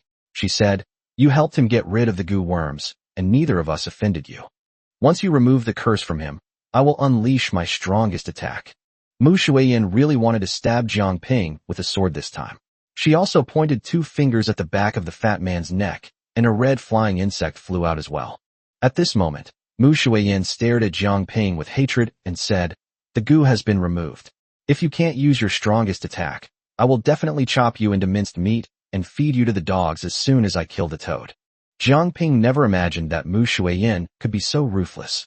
Jiang Ping then said directly to Mu Shuiyin, What you need to do now is buy me some time and help me hold the toad back. Mu Shuiyin gritted her teeth and said, Fine, old man, I'll trust you this once. Mu Shuiyin then yelled at Bianlinger, Draw this toad's attention to me. Bianlinger was truly shocked by Jiang Ping at this moment. She really felt that she no longer had the ability to protect him and Fatty. If Jiang Ping doesn't use his strongest attack in a moment, Bianlinger can imagine the consequences. He'll definitely be chopped up by Mu Shuiyin. Now is not the time for her to think about these things. Bianlinger controlled her flying sword and stabbed it directly at the toad's other eye again. The toad had already lost an eye, and it didn't want to lose it too, otherwise it would become blind. So it absolutely wouldn't allow that to happen again. It leaped high into the air and fired 3 poisoned arrows directly at Bianling. Bianlinger was terrified and quickly retreated. At that moment, Mu Shuiyin's soft sword instantly wrapped around the neck of the giant toad, and with a strong pull, she firmly fixed the toad in place. Mu Shuiyin knew in her heart that she could only hold on for a single breath at most, and after that, she would definitely not be able to control the toad anymore. At this moment, Jiang Ping stared intently at the toad's head, frantically channeling his spiritual energy into the flying sword, his mind completely absorbed in it. He thought to himself, Dude, whether I live or die depends on you. Jiang Ping raised his arm, pointed 2 fingers at the toad's head, and shouted Go. Suddenly, a golden light, carrying a world-destroying aura, rushed directly toward the toad's head. With a poof sound, the flying sword instantly pierced through the toad's lower jaw and flew out from above its head. At this moment, the toad opened its eyes wide and looked at Jiang Ping, filled with resentment, then collapsed to the ground, motionless. It never expected that the cultivator it considered the worst would deliver the fatal blow at the last moment. Knowing this, it would never think of eating the fat man first. Instead, it would tear this old guy, who tastes the worst, to pieces. However, there is absolutely no medicine for regret in this world, and similarly, the toad will not have a second chance to live. After Jiang Ping killed the toad, Mu Shuiyin and Bian Linger stared intently at him. Bian Linger wondered, what exactly happened with that attack just now? It seems even those at the nascent soul stage can't unleash that kind of aura. No, that's not his power. It must be the power of the flying sword itself. At this moment, Jiang Ping's hands trembled and his legs went weak. This fierce attack had almost drained him dry. He felt his vision go black and the world spin, but luckily he got 4 spirit tablets from the fat man. Otherwise, given that attack just now, whether the toad is dead or not is unknown, but after he fired that shot, he would definitely fall backward and faint immediately. Jiang Ping was panting heavily, like he was working a bellows. He looked at the fat man behind him and said weakly, "Come and help me up, my legs are as weak as noodles." At this moment, Lu Debao suddenly realized what was happening and quickly helped Jiang Ping up. As a result, Jiang Ping's body tilted and he leaned directly against Lu Debao, looking as if he had no bones. He was really about to give up. He was so exhausted that it felt like all his strength had been drained away. But Lu Debao whispered in Jiang Ping's ear, "Brother, how come you have that flying sword?" Jiang Ping glared fiercely at Lu Debao, his eyes seeming to say, "You brat, shut up right now." Lu Debao rolled his eyes upwards, not even wanting to look at Jiang Ping. He knew his 9th grandfather best. If Grandpa Joe were to acquire a priceless treasure, he would wear it around his neck like a precious gem, even while sleeping, for fear that someone would snatch it away. My elder brother is only of average strength, yet he managed to snatch food from my 9th grandfather's mouth. Lu Debao now felt as if his 9th grandfather had specifically returned the flying sword to Jiang Ping. If Jiang Ping were to forcibly take it from 9th grandfather, there would be absolutely no chance. Has 9th grandfather changed his ways? No. After he and his elder brother leave this lost land, he's determined to go back to the Yinyang Palace and ask his 9th grandfather for a treasure. At this moment, 2 women slowly approached Jiang Ping's side. Jiang Ping was extremely anxious, wondering how he should explain this whole situation. At this moment, the 2 women were already standing beside Jiang Ping. Mu Shuiyin narrowed her eyes, looking at Jiang Ping with a half-smile, and said, "Oh ho, I didn't expect you to actually have the power to kill Chunin. I really underestimated you, old man." Jiang Ping was originally leaning against Fatty Lu, but he figured that this posture didn't show off his heroic and mighty side. So he sent a telepathic message to the fat man. "Hurry up and help me up. I need to look impressive." The fat man was furious inside, thinking, "You're the one who made me lean on you, and now you're the one who made me stand up." As a result, the fat man exerted too much force and helped Jiang Ping stumble forward a few steps. Well, that's exactly what happened. He ended up running right into Mu Shuiyin's arms. Jiang Ping, afraid of falling, instinctively gave Mu Shuiyin a bear hug, holding her tightly in his arms. Mu Shuiyin's eyes were wide open, almost popping out of their sockets. She never expected that something like this would happen next. The 2 were already close to each other, and now they ended up having a close encounter. Mu Shuiyin trembled all over, her heart filled with a mixture of grief and indignation. She has never had contact with a man since she can remember. She spent her days surrounded by goo worms, never imagining that her first intimate encounter would be with a wretched old man. She'd rather die than accept it. Instantly, her eyes blazed with fury, and she punched Jiang Ping in the stomach. Jiang Ping cried out in pain, clutching his abdomen and collapsing to his knees, drool dripping from his mouth. Jiang Ping was filled with hatred, cursing inwardly. "You fat bastard, you're really going to kill me." Chapter 61 Plan. To Jiang Ping's surprise, at this critical juncture, the miraculous perfect life system suddenly gave him a reminder. Tell him that his affection level with Mu Shuiyin suddenly dropped from -100% to 0. This completely stunned Jiang Ping, his jaw nearly dropping to the floor. According to his original plan, given his reckless actions just now, he couldn't let Mu Shuiyin hate him so much that she wanted to tear him to pieces on the spot. If I'm spared from death, it's definitely because of that earth-shattering blow. I feel I still have some value to them. Sure enough, Mu Shuiyin kicked Jiang Ping hard at this moment and said angrily, "Old man, get up." Jiang Ping's voice trembled like a leaf in the wind as he stammered, "Fairy, I really can't get up. Ouch, it hurts so much." Mu Shuiyin looked up at Lu Debao and shouted, "Fatty, help him up." Lu Debao was extremely frustrated and secretly lamented, "What did I do to deserve this? But what can I do? Can I not accept it? If he disobeys again, he'll be cursed again. He just managed to get rid of it. He dares not provoke this old hag again." So he quickly helped Jiang Ping up. As a result, Jiang Ping kept clutching his stomach, looking extremely disheveled. With a determined heart, Liu Debao picked Jiang Ping up in his arms. At this moment, the two women and Liu Debao were all looking at Jiang Ping. Jiang Ping's eyes were blurry with tears, and snot was almost running down his face. His pitiful appearance was both infuriating and funny. At this moment, the three of them could no longer hold back and burst into laughter. Jiang Ping was incredibly frustrated. He had blamed Liu Debao for this again. He cursed inwardly. My reputation is ruined by this fatso. If you can't lift him up, then don't help him. Can't you let me rest for a bit? But you did it right, holding me in your arms like I was a baby. What kind of behavior is that? Does getting old really mean I don't need to care about my reputation anymore? Bian Linger, who hadn't spoken until now, said, You are very strong. Upon hearing this, Jiang Ping was instantly energized, almost jumping for joy. He was overjoyed. Holy crap, finally someone who knows what's good for them. What man doesn't want a woman to praise him for being strong? At this moment, Jiang Ping suddenly felt his body recovering rapidly. He quickly patted Liu Debao's chest and said, Debao, quickly put me down. Liu Debao rolled his eyes at Jiang Ping, but still slowly put Jiang Ping on the ground. He was really afraid that if he used too much force, he would smash Jiang Ping into pieces. The next second, Jiang Ping froze. Bian Linger said, Tell me, how did you manage to unleash such a powerful attack with your old arms and legs? What was that flying sword all about? Jiang Ping had no time to waste arguing with them. He just wanted to brush it off with a random excuse. However, the best approach now is to change the subject. Jiang Ping completely ignores Bian Linger. Instead, he turned to Mu Shuiyin beside him and said with a grin, Fairy, do you believe I can help you kill Chunin now?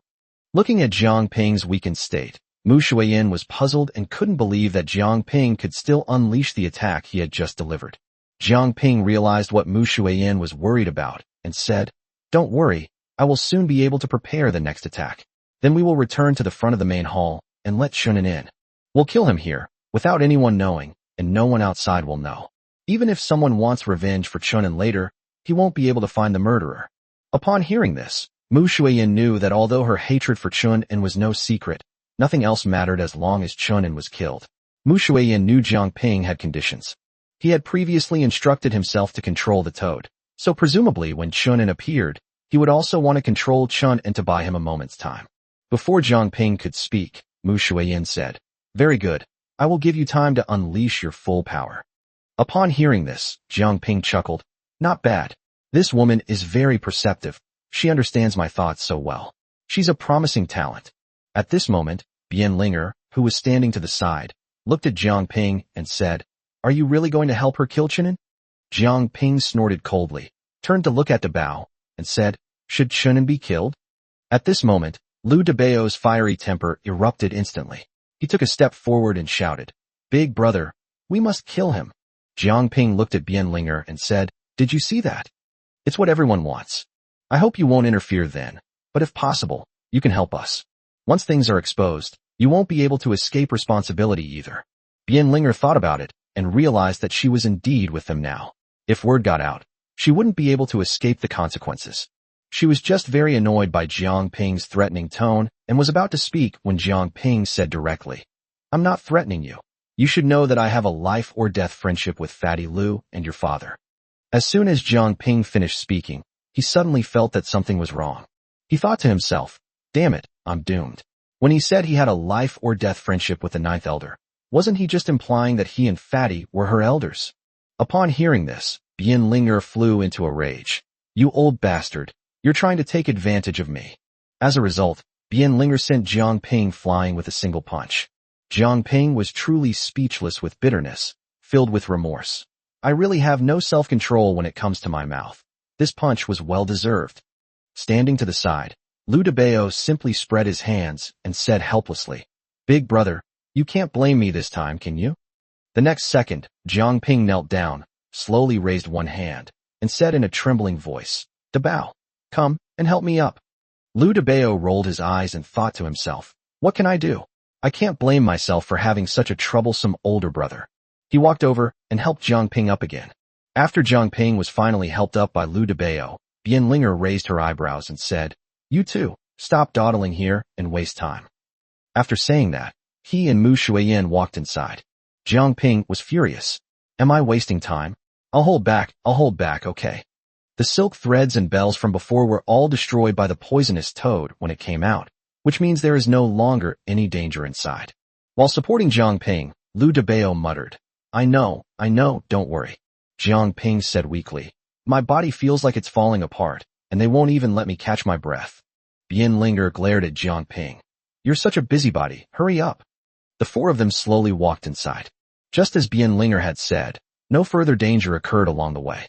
When the four of them walked out of the passage, the scene before them took them by surprise. Chapter 62 Battle. Before me was a huge stone chamber, its walls inlaid with countless sparkling gems, illuminating the entire chamber as if it were daytime. In the very center of the stone chamber, there was a huge stone coffin, the lid of which was covered with mysterious runes. Bien Linger walked curiously toward the stone coffin, wanting to investigate. Mu Shuiyin frowned and quickly shouted, be careful. Bien Linger, however, paid no attention and reached out to touch the runes on the coffin lid. The instant her hand touched the runes, the stone coffin suddenly shook violently, and a powerful force surged out from the coffin, blasting Bien Linger away. Seeing this, Jiang Ping endured the pain, broke free from the fat man's hand, and caught Bien Linger. The next second, he and Bien Linger flew out together. This time, Jiang Ping wasn't so lucky. He became Bien Linger's human cushion and crashed into the wall, spitting out a mouthful of blood. Blood gushed out like a fountain, instantly staining Bien Linger's entire back red. Bien Linger stood there stunned, her mind blank. She never expected that at this critical moment when she was injured, Jiang Ping would not hesitate to catch her immediately. Bien Linger had never dared to even dream of such a scenario. However, it actually happened to her today. When she realized that someone was willing to risk their life to catch her, her heart skipped a beat. She quickly turned around and helped Jiang Ping up with both hands. Just then, the perfect life system in Jiang Ping's mind issued a notification. His affinity with the female lead has reached 50%. Although Jiang Ping is not in mortal danger, his injuries are indeed quite serious. However, Jiang Ping never dreamed that his favorability rating would increase to 50%. When he helped Bien Linger up, he simply thought that no matter what happened in the future, Bien Linger would always be his woman, and he would never allow his woman to be hurt. He really didn't expect that this one action would increase his favorability rating by 50%. At this moment, the stone coffin slowly opened, and a pungent smell rushed out like a surging tide. Just then, a skeleton devoid of flesh and blood suddenly emerged from the stone coffin like a ghost and lay directly on the edge of the coffin.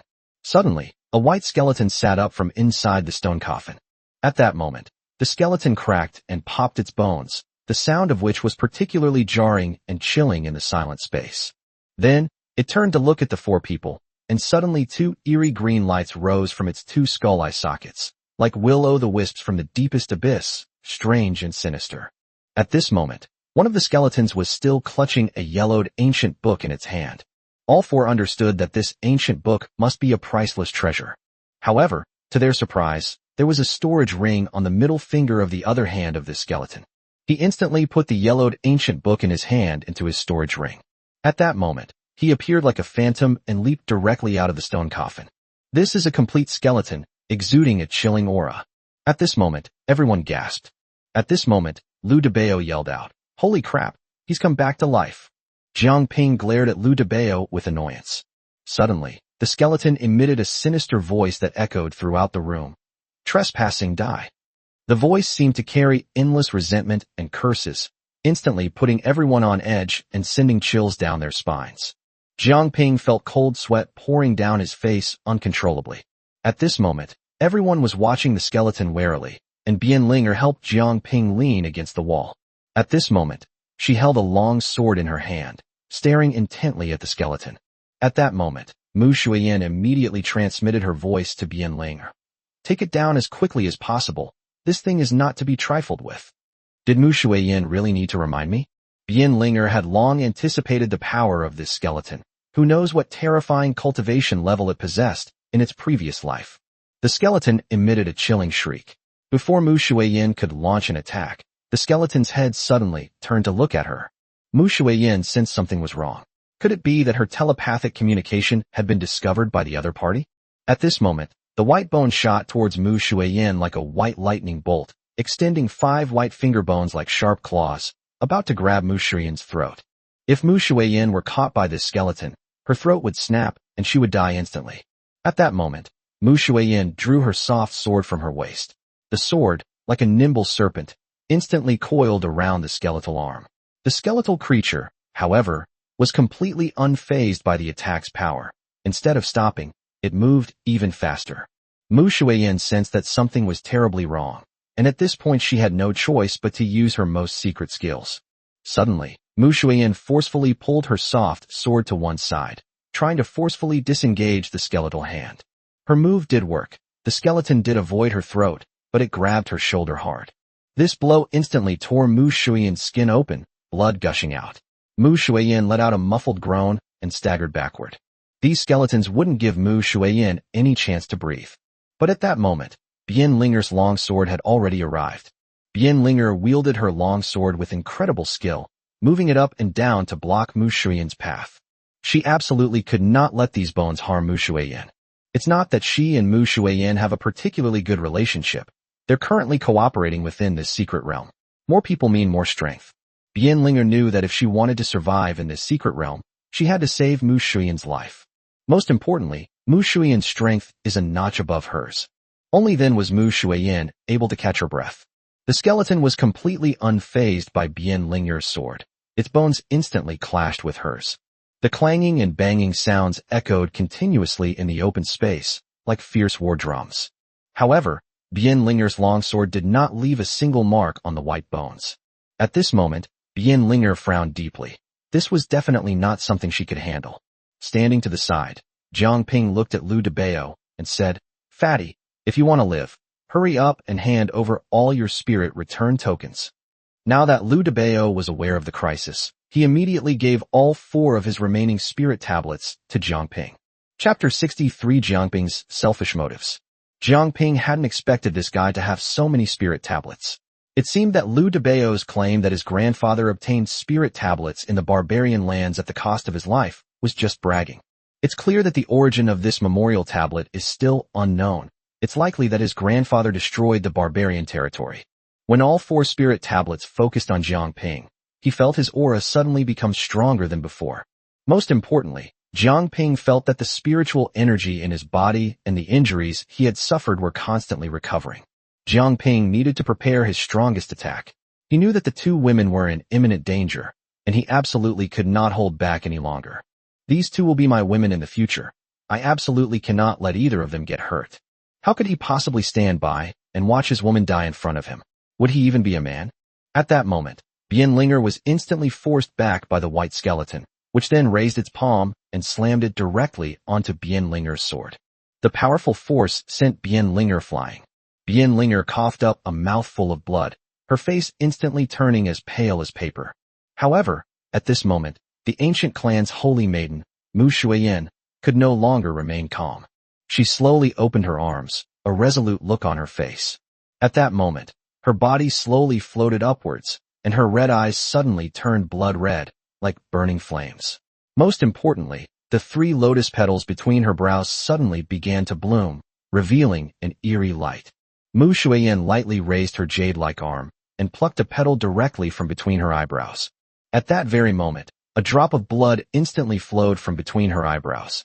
When the petal landed in Mu Shuiyin's hand, a golden lotus flower suddenly condensed in her palm. At this moment, Mu Shuiyin's eyes revealed a resolute expression. She gently blew on the golden lotus in her hand and said, "Go."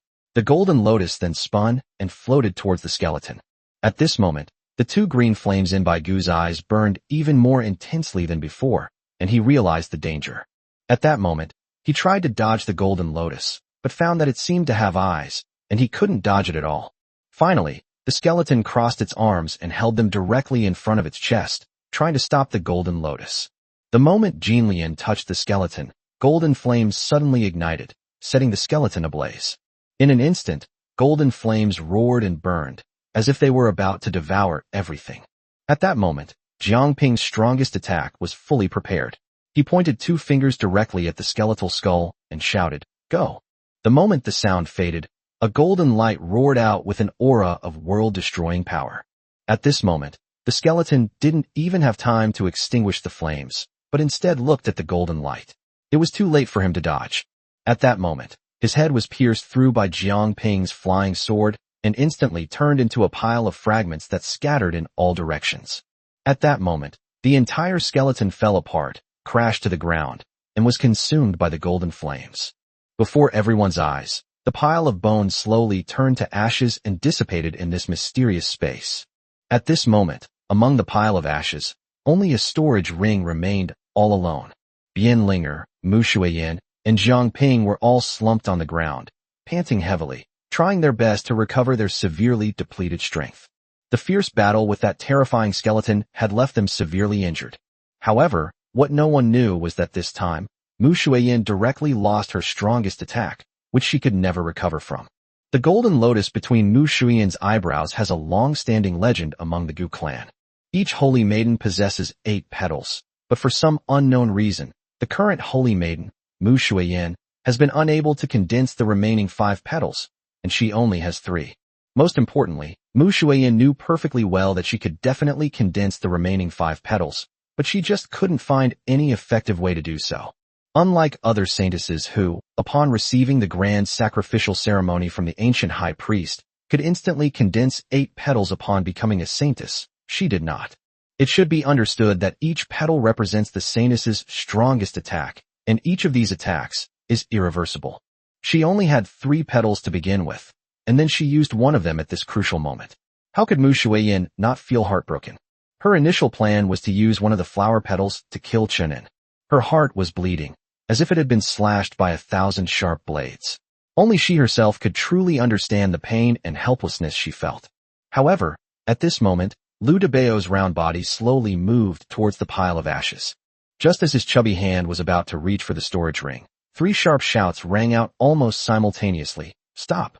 The fat man shuddered, as if he had been frozen in midair by a spell, looking both comical and ridiculous. Large beads of sweat instantly rolled down his forehead, his face turned deathly pale, and he felt as if his heart was about to jump out of his throat. "Holy crap, that was so startling. I almost peed my pants." The fat man chuckled awkwardly, trying to hide his embarrassment. "It's nothing. I'm just helping you keep an eye on this storage ring." However, he abruptly pulled his outstretched hand back as if he had been electrocuted, and dared not go any further. He then plopped down next to the storage ring and began to feel depressed. It's one thing for the 2 women to tell me to stop, but what does his older brother mean by this? "Jiang Ping, why are you meddling in this? Your strength is about the same as mine. No, it's not even as good as mine. Do you really think you can get any benefit from these 2 women by not letting me retrieve this storage ring?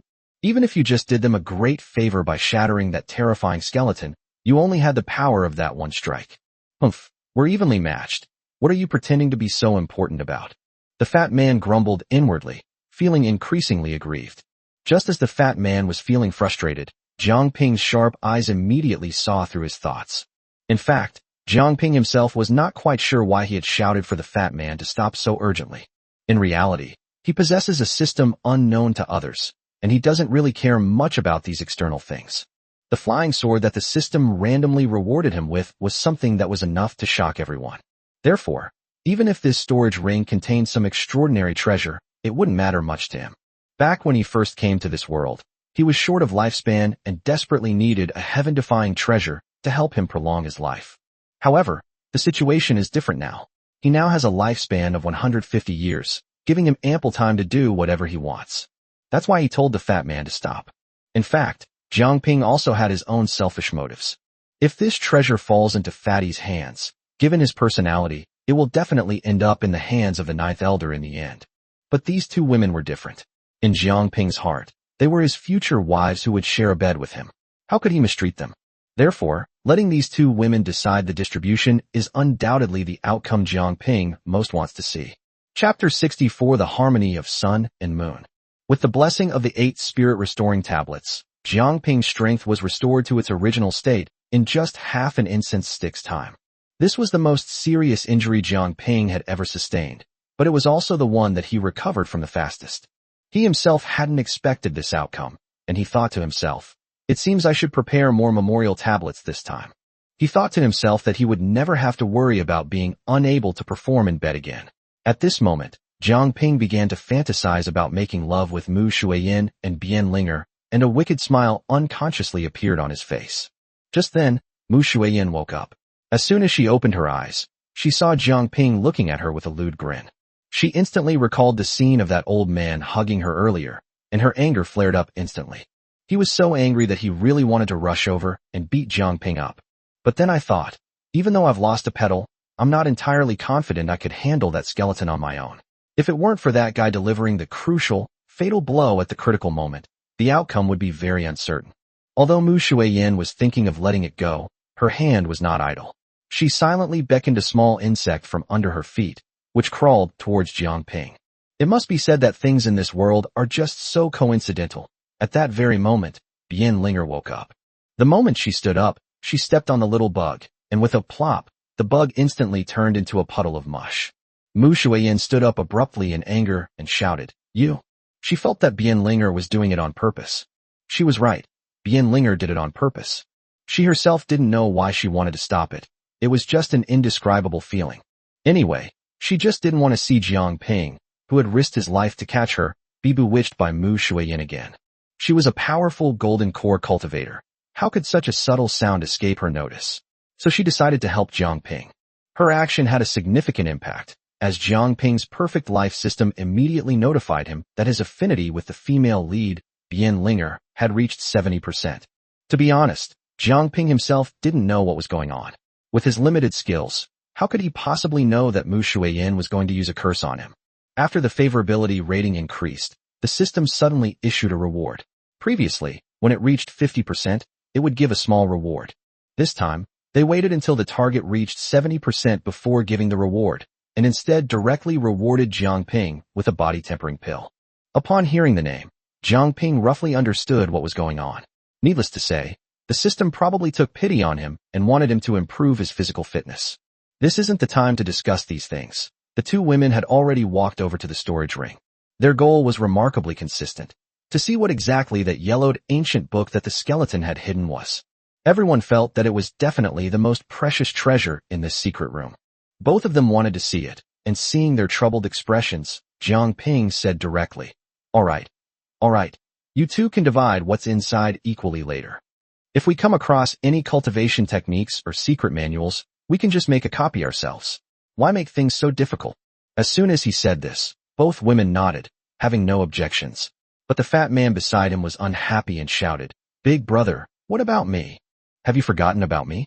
It seems like I'm not really involved." Jiang Ping ignored the fat man, thinking to himself, "Why are you meddling in this? This is a family matter. What does it have to do with you?" Seeing that Jiang Ping ignored him, the fat man reached out and said, "Big brother, hurry up and give me back those spirit tablets." Upon hearing this, Jiang Ping slapped his forehead and said, "Oh dear, how could I forget about my brother? If there are any spirit stones inside later, give them all to my brother. He helped a lot in this battle." Upon hearing this, the fat man immediately started cursing. "Go to hell, Jiang Ping. What use are spirit stones to me? I want magic weapons, pills, and I want to make copies of secret manuals too." At this moment, Mu Shuiyin's eyes turned cold as she glanced at the fat man. The fat man immediately deflated like a punctured balloon, losing all his temper and becoming obedient. Jiang Ping laughed so hard his eyes almost disappeared as he looked at the fat man's cowardly appearance. He didn't even try to hide it from the two women. He said directly, "Fatty, be quiet. I don't dare to argue with them. Even if my contribution is greater than the sky, I always put the two girls first in my heart." The two women looked up at Jiang Ping, feeling that the old man's words were disgusting, but they couldn't seem to find a reason to refute him. Oh well, they decided to ignore him. The two women took everything out of their storage rings. My goodness, there were so many treasures inside. All sorts of spiritual herbs and medicines, weapons and cultivation manuals, but not a single spirit stone. Although the fat man didn't particularly like spirit stones, the problem was that given the current situation, obtaining spirit stones was his only hope. "That's terrible. We don't even have a single spirit stone." The two women had no time to think about anything else. Their eyes were glued to the yellowed ancient scroll. Mu Shuiyin picked up the ancient scroll and began to read it, then immediately closed it and tossed it to Bian Ling.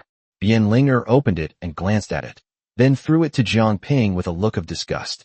Jiang Ping was speechless, thinking to himself, "What is this? So you two are just dumping your unwanted trash on me." When Jiang Ping opened and read it, his eyes suddenly widened. This ancient scroll actually records a method of dual cultivation, although this method is not as profound as his union technique. At least his initial stage of the Hahuan Kung Fu was a single-player version, but this one is directly a two-player version. However, Jiang Ping couldn't take his eyes off it as he looked at it, because the contents were even more profound. It could be said that when a cultivator reached a certain level, dual cultivation could lead to enlightenment, and this ancient scroll was called the Sun and Moon Harmony Manual. Jiang Ping quickly closed the ancient scroll, still worried that the two women would look down on him. He hadn't even realized that he'd been reading for half an incense stick's time, and he was drooling from it. The fat man was extremely frustrated and wanted to know what it was that was so attractive to Jiang Ping. After he stood behind Jiang Ping and saw the contents, he drooled all over Jiang Ping, but Jiang Ping didn't even notice. Jiang Ping quickly put the ancient scroll away, but the fat man wouldn't let it go, insisting on making a copy no matter what. Jiang Ping said now was not the time, and they should talk about it after they got out. What could the fat man say? He could only agree. Then the fat man said unwillingly, "Big brother, don't forget." He was just cursing Jiang Ping and calling him by his full name, but now he's acting like they're inseparable. Chapter 65, Killing Chunin. At this point, the two women really didn't want to watch these two rascals causing trouble anymore, so they shyly continued to rummage through the remaining treasures in their storage rings. At this moment, Jiang Ping suddenly said, "I didn't expect this skeleton to be such a womanizer in his previous life." The two women, not wanting Jiang Ping to continue, simultaneously raised their hands and slapped him across the face, one on each side. Jiang Ping was so frustrated, but what could he say? He had just been too talkative. What could he do? After the two women finished sorting through all the treasures, they found that only some of the pills were valuable, and the herbs also had some value. The rest were not very useful. They originally thought that the ancient scroll would be a treasure, but it turned out to be an unbearable cultivation technique. But the two women never expected that this cultivation technique would eventually become the one they desperately wanted to learn with Jiang Ping. At this point, the main hall was completely empty. There was nothing left. The two women were about to leave, but Jiang Ping was unwilling to give up. He approached the stone coffin and carefully examined its interior. Upon closer inspection, Jiang Ping was startled to find a skeleton lying inside the stone coffin. Only then did Jiang Ping realize what was happening. He stared at the skeleton for a long time, but found no signs of resurrection. However, at that moment, the skeleton was exposed to the outside air and instantly turned into ashes. Jiang Ping knew the reason for this, of course. It turned out that the stone coffin was sealed, but due to the long period of time, it suddenly came into contact with air and oxidized. At this moment, Jiang Ping noticed something inside the stone coffin that caught his attention, a piece of jade. However, the jade was carved with dragons and phoenixes, and the craftsmanship was exquisite. Jiang Ping picked it up casually and put it directly into his pocket. The fat man leaned over and asked, "Big brother, what's that?" Jiang Ping said, "It's nothing, just a jade pendant. It's probably a token of love between the two of them before they died." Jiang Ping then searched the stone coffin carefully for a long time, and this time he was sure there was nothing left. Only then did the four of them leave. There were no surprises when they came out. They were back at the place where the sphere had been placed. Jiang Ping looked at the sphere and saw that there were still quite a few cultivators outside, all searching for the entrance. Jiang Ping then turned to look at Mu Shuiyin and said, "Fairy, I told you I have the power to severely injure Chunin. Do you believe me?" Mu Shuiyin had no more doubts now, because Jiang Ping had already launched that attack twice. She desperately wanted to kill Chunin, but she had already lost a petal. If she were to lose another petal because she wanted to kill Chunin, it would not be worth it at all. Now that Jiang Ping has extended an olive branch, how could she refuse? Of course we should accept it, and Jiang Ping's words are now over 90% credible. She also wanted to kill Chunin, but as for why they would want to kill Chunin when they were with him, Mu Shuiyin didn't care at all. If you really want to know the reason, it must be related to Bian Linger. However, the enemy of my enemy is my friend, so at this moment Mu Shuiyin nodded. He said, "I'll help you keep him in check." Jiang Ping nodded. "That's enough." At this moment, Jiang Ping looked at Bian Linger and asked, "You don't have any objections to me killing Chunin, do you?" Bian Linger frowned slightly and turned her head to the side. She and Chunin were originally in a cooperative relationship. Moreover, she was very unhappy with Chunin. She knew that Jiang Ping and Fatty had suffered a lot at Chunin's hands outside, but Bian Linger also knew that this was a cultivation world where strength mattered, and if you didn't have the ability, you could only accept your fate. So even if she was unhappy with Chunin, there was nothing she could do. She could only blame herself for being less capable. At this moment, Jiang Ping wanted to kill Chunin, so Bian Linger naturally wouldn't stop him. Besides, she now felt that Jiang Ping and the fat man were much more pleasing to the eye than Chunin.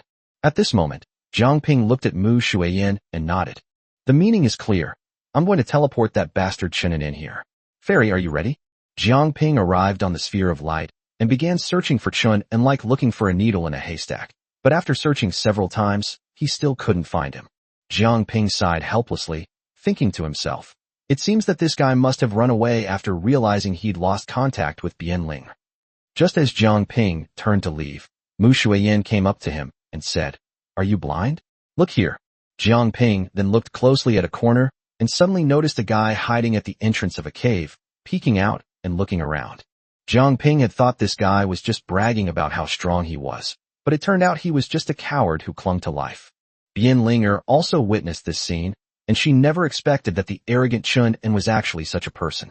At this moment, Mu Shuiyin had already grasped her soft sword in her hand, and she would subdue Chun and as soon as he appeared. Jiang Ping stretched out his finger and pointed directly at Chun An's image.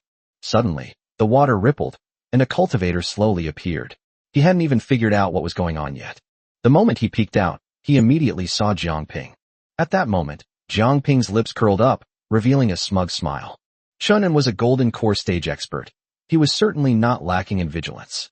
He immediately sensed something was wrong and instantly recalled all his past with Jiang Ping, how he had wanted to kill Jiang Ping, and how he had humiliated Jiang Ping. However, he was careless. He was so focused on Jiang Ping that he never expected that a sharp, soft sword would suddenly wrap around his upper body. With a forceful pull, Mu Shuiyin slammed Chun into the ground. At that moment, a golden light instantly shot out from Jiang Ping's fingertip, and a dazzling golden light directly entered Chun An's brow. Chun An stared wide-eyed at Jiang Ping. He never dreamed that he would end up dying at the hands of an ant. As he closed his eyes for the last time, he saw Fatty and Bian Ling. He finally realized what was happening, but it was too late. If he had been polite to Jiang Ping and the fat man, even if he wanted to kill Jiang Ping in his heart, he wouldn't have said it out loud, and Jiang Ping probably wouldn't have gone to the trouble of killing him. Jiang Ping believed that he had basically never made any enemies in his life. The people he wanted to kill were those who approached his women and then murdered them. The first one is Xue Wuhan, and the second one is Chunan. Chunan died a truly tragic death. At this moment, Jiang Ping ignored what the two women thought and said to the fat man, Fatty, this guy's storage ring is yours. Who is Fatty? You can tell at a glance that his boss is trying to shut Mu Shuiyin up. I've already killed Chunan for you. Do you still want to fight me for a storage ring? Besides, I don't want this storage ring. I gave it to my brother. You have nothing to say now, right? Chapter 66, he stabbed his brother in the back for a woman. Mu Shuiyin arrived in front of Chun An's corpse at this moment, startling the fat man, who jumped back. He thought to himself, no way, they're going to try and take my storage ring. The fat man was extremely frustrated.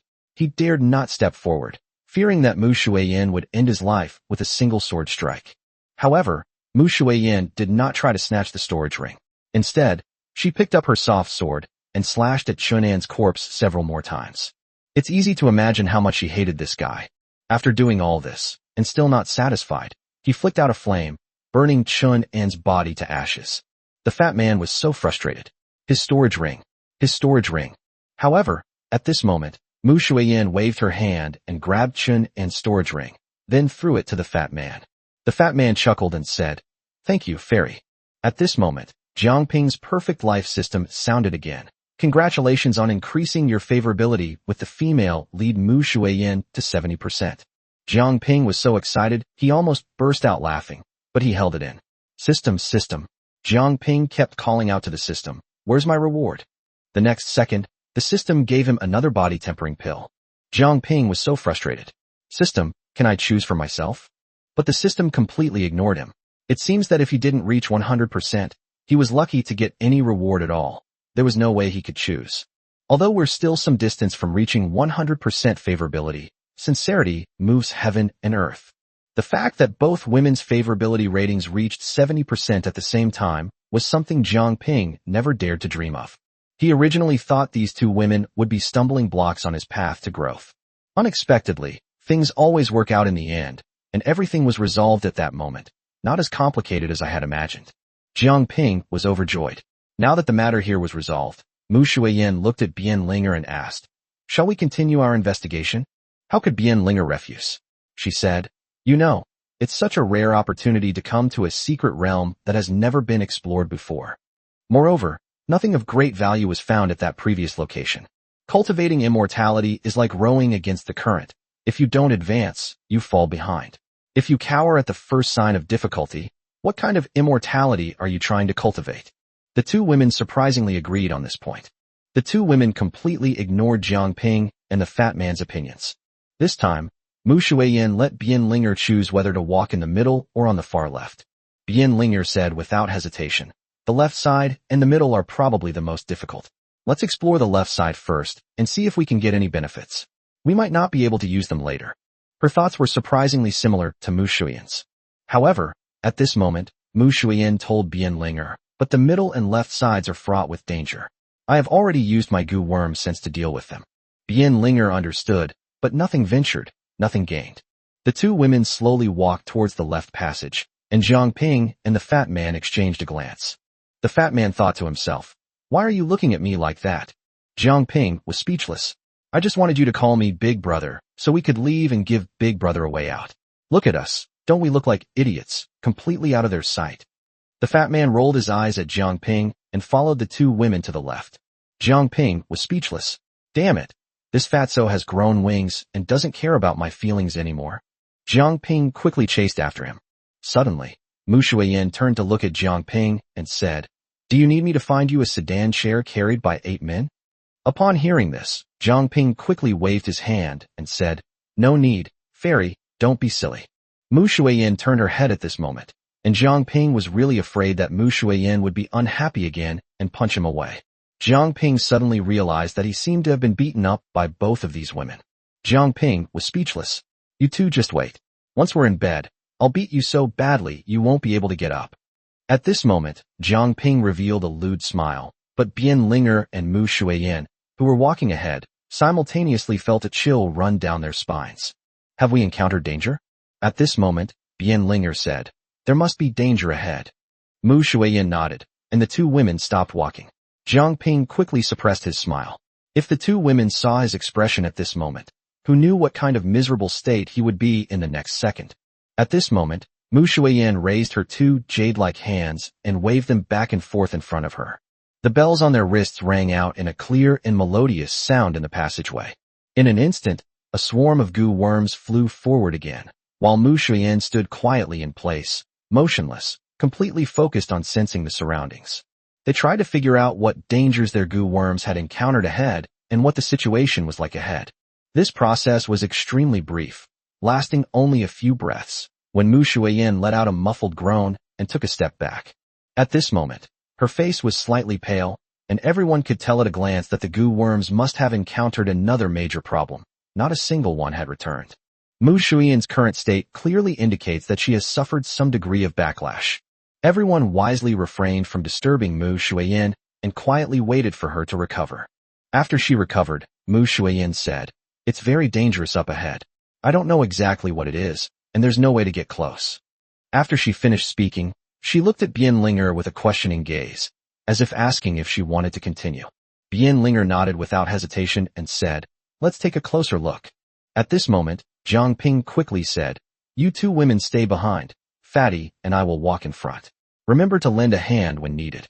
The fat man was furious, muttering to himself, "Brother, why are you acting all high and mighty now? I can't stand you anymore." But since Jiang Ping had said so, he had no choice. What if Mu Shuiyin used a curse on him if he didn't go ahead? The fat man reluctantly walked ahead, and he and Jiang Ping carefully led the way, walking very slowly. Jiang Ping didn't forget to comfort the fat man. "Fatty, don't worry. I have a sword that will surely keep you safe and sound." The fat man rolled his eyes in anger, not believing his nonsense at all. However, when Jiang Ping stood up to protect the two women, his favorability rating in the perfect life system soared, reaching 80%. Despite the numerous dangers, Jiang Ping was overjoyed. What were these dangers compared to his woman? The fat man had no idea what Jiang Ping was thinking. If he did, he would definitely yell, "Big brother, you're risking my life to win over a woman for you. What do you take me for? You think you can stab your brother in the back for a woman?" Chapter 67 Blood Pool. As they walked, the passageway brought back scenes they had experienced before. The surface was still covered with dense silk threads, but this time, instead of talismans, the threads held skulls strung together, creating a bizarre and terrifying scene. Jiang Ping felt a chill run down his spine and thought to himself, this place was definitely not a reputable sect before. It's most likely a cult. This is absolutely outrageous. To string human skulls together and play with them is utterly inhumane. Jiang Ping was at a loss for what to do, so he turned to Mu Shuiyin and Bian Linger, hoping they could come up with a solution. The two arrived at the silk threads, and without saying a word, Mu Shuiyin flicked out several flames, which instantly burned the silk threads. However, these threads were stronger than anyone could imagine. No matter how intensely they burned, they showed no sign of breaking. Finally, Bian Linger and Mu Shuiyin frantically poured in streams of spiritual energy, turning all the skulls into nothingness, and only then did the threads begin to slowly melt away. This shows how strong these silk threads were, but they were ultimately destroyed by fire. At this moment, Mu Shuiyin waved her hand, telling everyone not to move, and then she once again manipulated the goo worms to fly forward. This time, the goo worms did return, but Mu Shuiyin's expression was unusually solemn. Everyone stared at Mu Shuiyin expectantly, waiting for her to speak. Mu Shuiyin took a deep breath and said, "There's a pool of blood ahead. We haven't found anything else yet. However, I'm certain there's something dangerous in that blood pool. But I can tell you that I know about this blood pool. It's recorded in the memories of the Gu clan's holy maidens throughout the ages. Moreover, the silk thread that couldn't be burned even with fire just now matches the situation recorded. This blood pool is the fiend blood pool, which is made by mixing and refining the venom of countless poisonous insects with human blood. This blood pool is a common method used by the demon race to refine poison techniques. Although it has some benefits for us cultivators, ordinary people will immediately turn into blood as soon as they enter. But if you can get through it, you will have a body that is immune to all poisons." The method of refining the blood pool was extremely cruel and had long since disappeared from the cultivation world. I never expected to encounter it here. This is an incredible opportunity, but unfortunately, very few people can seize it, so it's probably of little use to us. But after listening to Mu Shuiyin's introduction, Jiang Ping suddenly became interested and wondered to himself, immune to all poisons? I just got 2 body tempering pills. Isn't this the perfect time to temper my body? If not now, when? This is a perfect opportunity to use the medicinal effects to enter the blood pool and temper my body, achieving an immunity to all poisons. There's no chance left here, so there's no need for us to waste any more time here. However, after pondering for a moment, Mu Shuiyin said, although this blood pool is a supreme treasure, however, it is currently unusable by us, and the best solution is to destroy it. Otherwise, if this blood pool were to fall into the hands of the demons, countless innocent people in the entire cultivation world would die a violent death.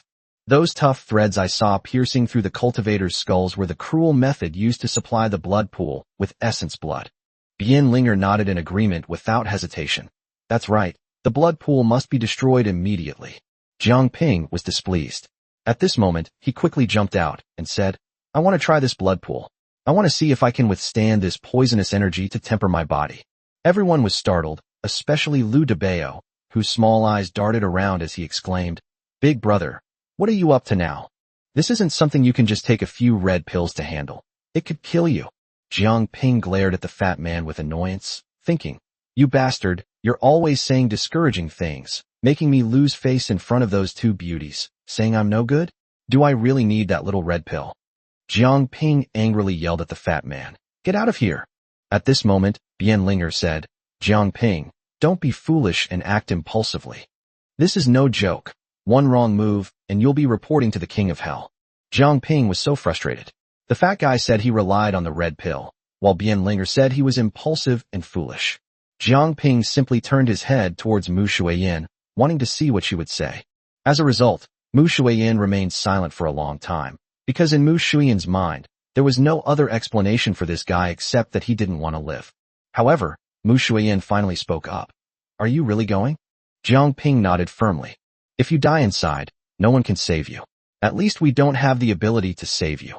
That poisonous aura is no joke. The skin of an ordinary person will be instantly corroded upon contact. At this moment, the fat man suddenly said, Ladies, if it doesn't work, let him give it a try. My older brother is getting old. His skin is almost indistinguishable from tree bark. He might actually be quite capable. Jiang Ping was almost driven to the brink of fainting by the fat man's anger. He was extremely confident in himself. He had even more confidence in the system. The system provides a detailed description of each type of elixir. If you can have external assistance to refine your body after taking the body tempering pill, the effect will be absolutely amazing. Therefore, Jiang Ping didn't want to miss such a good opportunity. He had been wondering when he should use the body tempering pill. Originally, I thought the best solution would be to stop taking the little red pills before bed and instead take body strengthening pills, which would also count as cultivation. Unexpectedly, he stumbled upon the blood pool. If he could successfully cultivate it, he would be immune to all poisons. Jiang Ping was incredibly excited just thinking about it. At this point, no one paid any attention to Jiang Ping, and he slowly walked forward. The others dared not approach too far ahead. There was a thick fog ahead, already within the range of the fiend blood pool's poisonous aura. Without profound cultivation, there is no way to resist.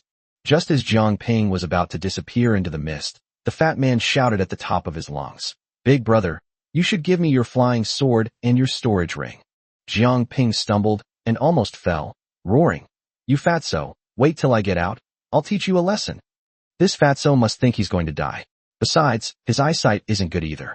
When has he ever seen me wearing a storage ring? However, at this moment, the fat man reminded Jiang Ping that he had been using the system's space all along, and it was time to get himself a storage ring to hide his secrets. At this moment, Jiang Ping secretly produced a pill in his hand.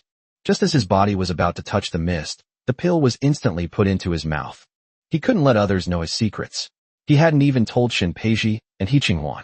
The main reason was that he really couldn't tell anyone his secrets.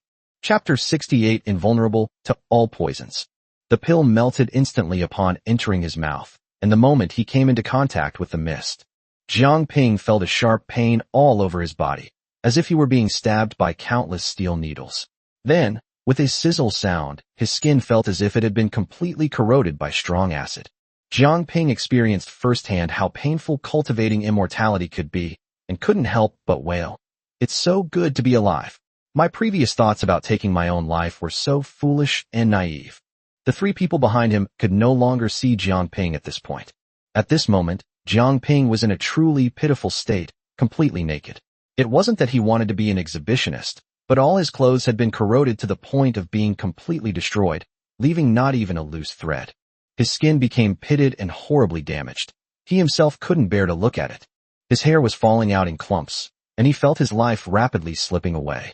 At this moment, Jiang Ping was walking unsteadily.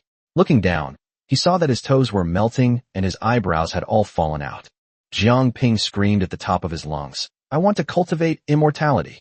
I want to cultivate immortality." His two shouts were so powerful and resounding that they echoed throughout the entire cave. The three people outside heard it clearly, but they only understood the general meaning. In the end, how many of them could truly understand Jiang Ping at this moment?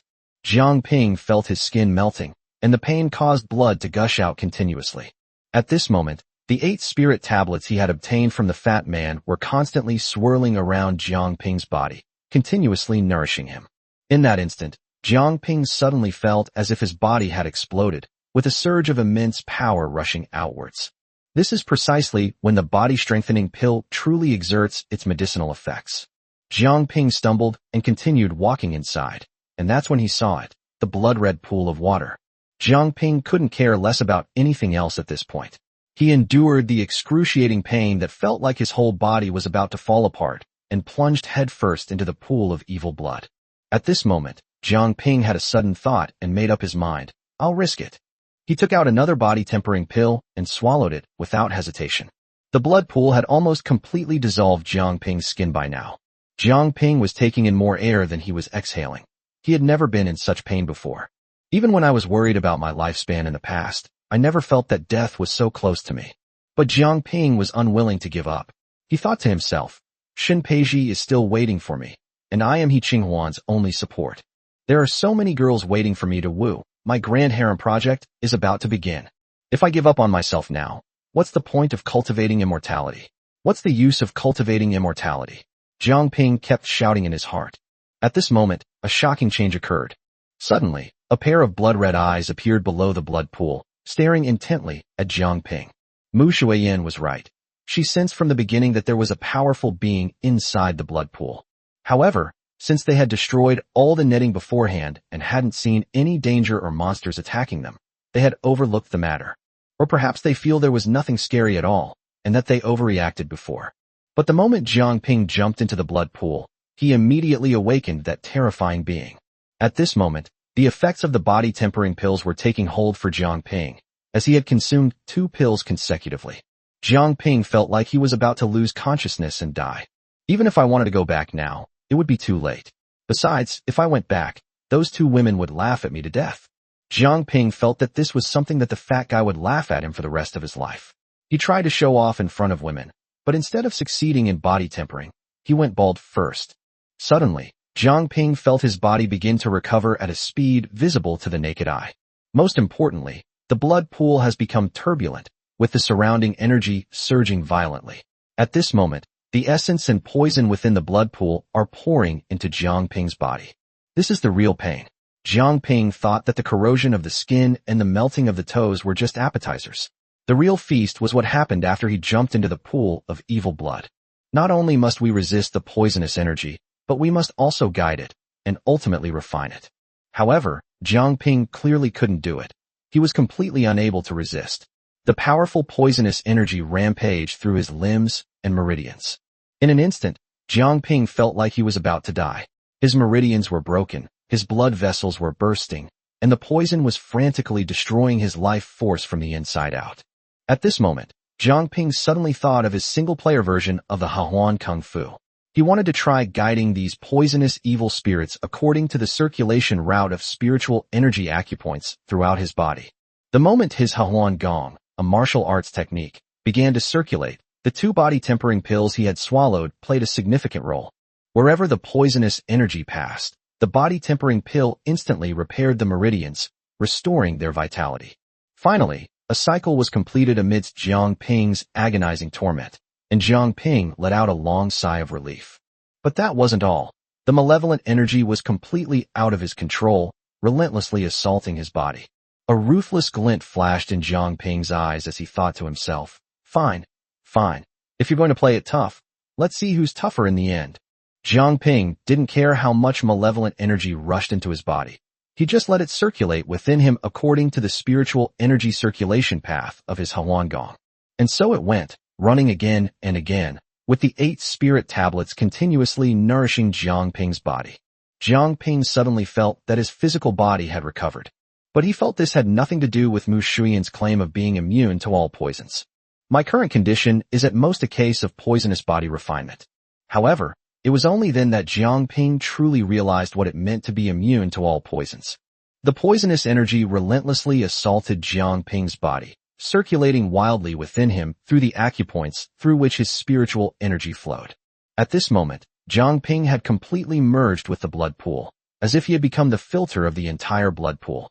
At this moment, as these poisonous energies flowed through Jiang Ping's body, they slowly settled down and converged towards his dantian. Jiang Ping was filled with worry at the moment. He was only a mid-foundation establishment cultivator, and he was still a long way from core formation. The current situation filled him with fear, worrying that it would affect his ability to form his core in the future. However, he is now completely unable to control the continuous influx of these poisonous energies into his body, which have become completely integrated with the pool of fiend blood. Moreover, Jiang Ping had clearly realized that only by completely absorbing all the poisonous energy in the blood pool could this frantic process possibly stop. When this process is completely finished, that will be the time when he achieves perfect immunity to all poisons. Chapter 69 Good Brothers. Jiang Ping was in agony at this moment. He simply couldn't take it anymore. The 8 spirit tablets above his head continuously channeled spiritual energy into his body. Without these 8 spirit tablets, Jiang Ping would probably have fainted long ago, and his life would have been in danger. He is now relying entirely on his indomitable willpower to fight against these poisonous creatures. This was the first time he had cultivated so diligently since transmigrating. He didn't want it to be like this, but he had no choice. Now he simply can't stop. However, Jiang Ping was unaware that he had already been in the blood pool for 5 whole days. Mu Shuiyin and Bian Linger outside had already released their divine senses. because they could still sense that Jiang Ping's aura was fluctuating and that his life was not in danger. The two women initially thought that Jiang Ping was just bragging and would definitely be back soon. However, as time went by, they increasingly felt that the fluctuations inside were extremely intense, which was obviously caused by the cultivation process. At this moment, the mist formed by the poisonous evil energy outside is receding and flowing into the pool of evil blood. They slowly approached the blood pool, filled with curiosity, wanting to see what this old man was up to. However, at this moment, Jiang Ping was really about to give up. After a long period of cultivation, his body was already overburdened and could no longer take it. He was teetering on the edge of life and death, his eyes becoming unfocused and glazed. Just then, the poisonous energy within the blood pool thinned out and entered Jiang Ping's body completely. Suddenly, the pair of blood-red eyes in the pool of blood lunged at Jiang Ping. In a daze, Jiang Ping saw a gigantic monster appear before him. The monster exuded a strong aura of poison and evil, had horns on its head, and its body was covered with dense scales. The moment the monster appeared before him, Jiang Ping instantly thought of the image of a dragon in his memory. At this moment, the venomous dragon opened its blood-red maw and charged straight at Jiang Ping. Jiang Ping's body was stiff at this moment, and he was unable to move at all. The venomous dragon instantly charged towards his body and then vanished without a trace.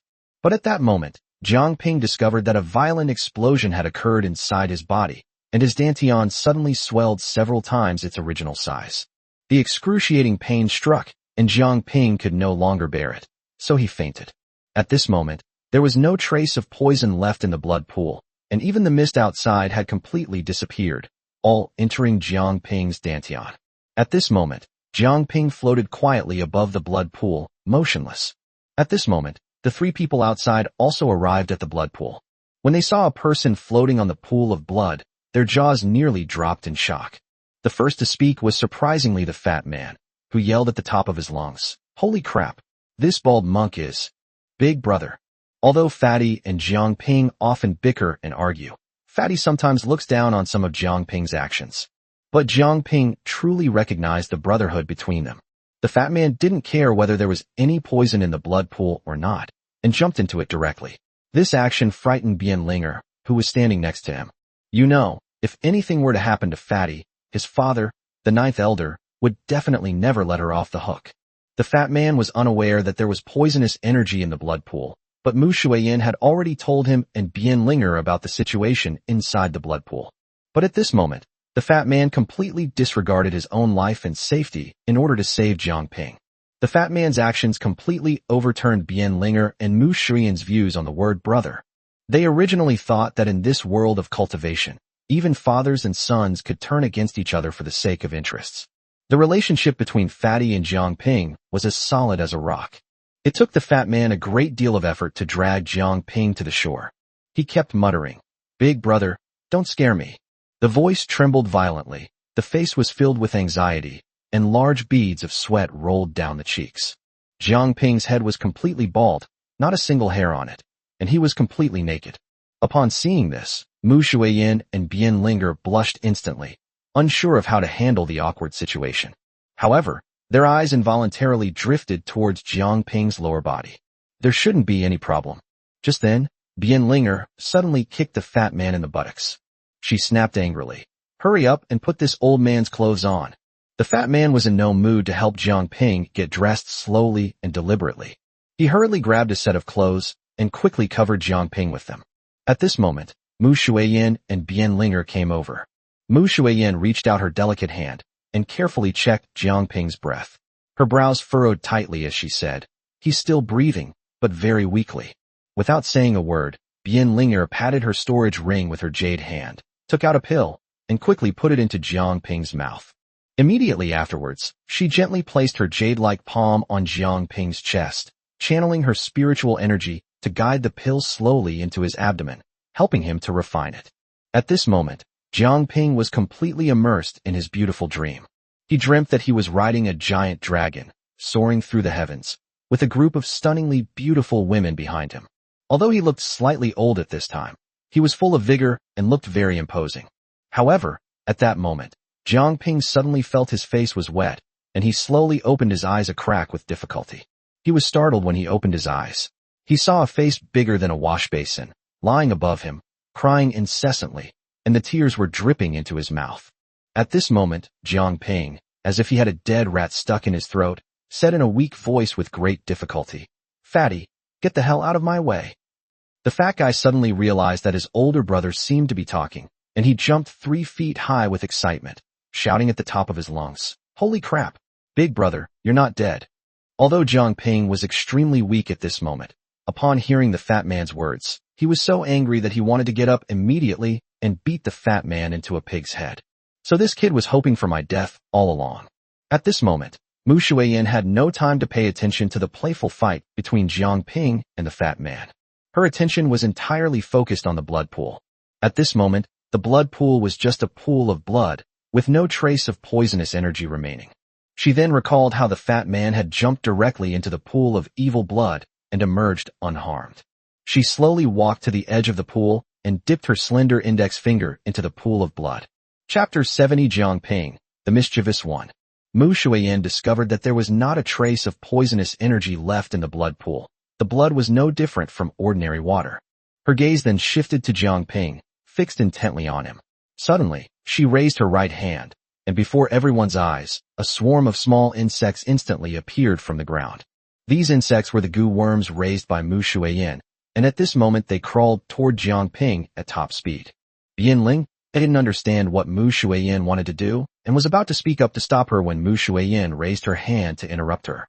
The fat man didn't dare to say a word, and even Bianlinger was stopped. If he were to speak up, what if these insects crawled onto him and cast a bunch of curses on him? Wouldn't he be completely controlled by this woman for the rest of his life? Although the fat man wanted to stand up for his older brother, he simply didn't have the guts. He didn't know where he got the courage to risk his life to save Jiang Ping. At this moment, the goo worms quickly crawled towards Jiang Ping's body, and it looked like they were about to burrow into him. Before they could even crawl inside, the goo worms suddenly fell to the ground, instantly emitting wisps of blue smoke. At this moment, Mu Shuiyin frowned and stared intently at Jiang Ping, because she knew in her heart that Jiang Ping had developed a body that was immune to all poisons. She never dreamed that an old man could actually overcome the poisonous energy in the blood pool and refine her body into a body immune to all poisons. Others may not know, but the memories of the Gu clan's holy maiden clearly state that there are only 2 outcomes to achieving a body immune to all poisons: either succeed or lose your life. What Mu Shuiyin found most incredible was that Jiang Ping was only a mid-foundation establishment cultivator, yet he had already cultivated a body immune to all poisons at the mid-foundation establishment stage. If this gets out, the entire cultivation world will probably be shaken. It's something that has never been heard of or seen before. However, the facts were right in front of her, leaving her no choice but to believe them. After all the goo worms died, Bianlinger and Lu Debao realized something. Lu Debao blurted out, looking at Bianlinger, "Could it be that my elder brother really mastered it?" Bianlinger did not answer Lu Debao's question, but looked at Mu Shuiyin instead. Mu Shuiyin nodded slightly.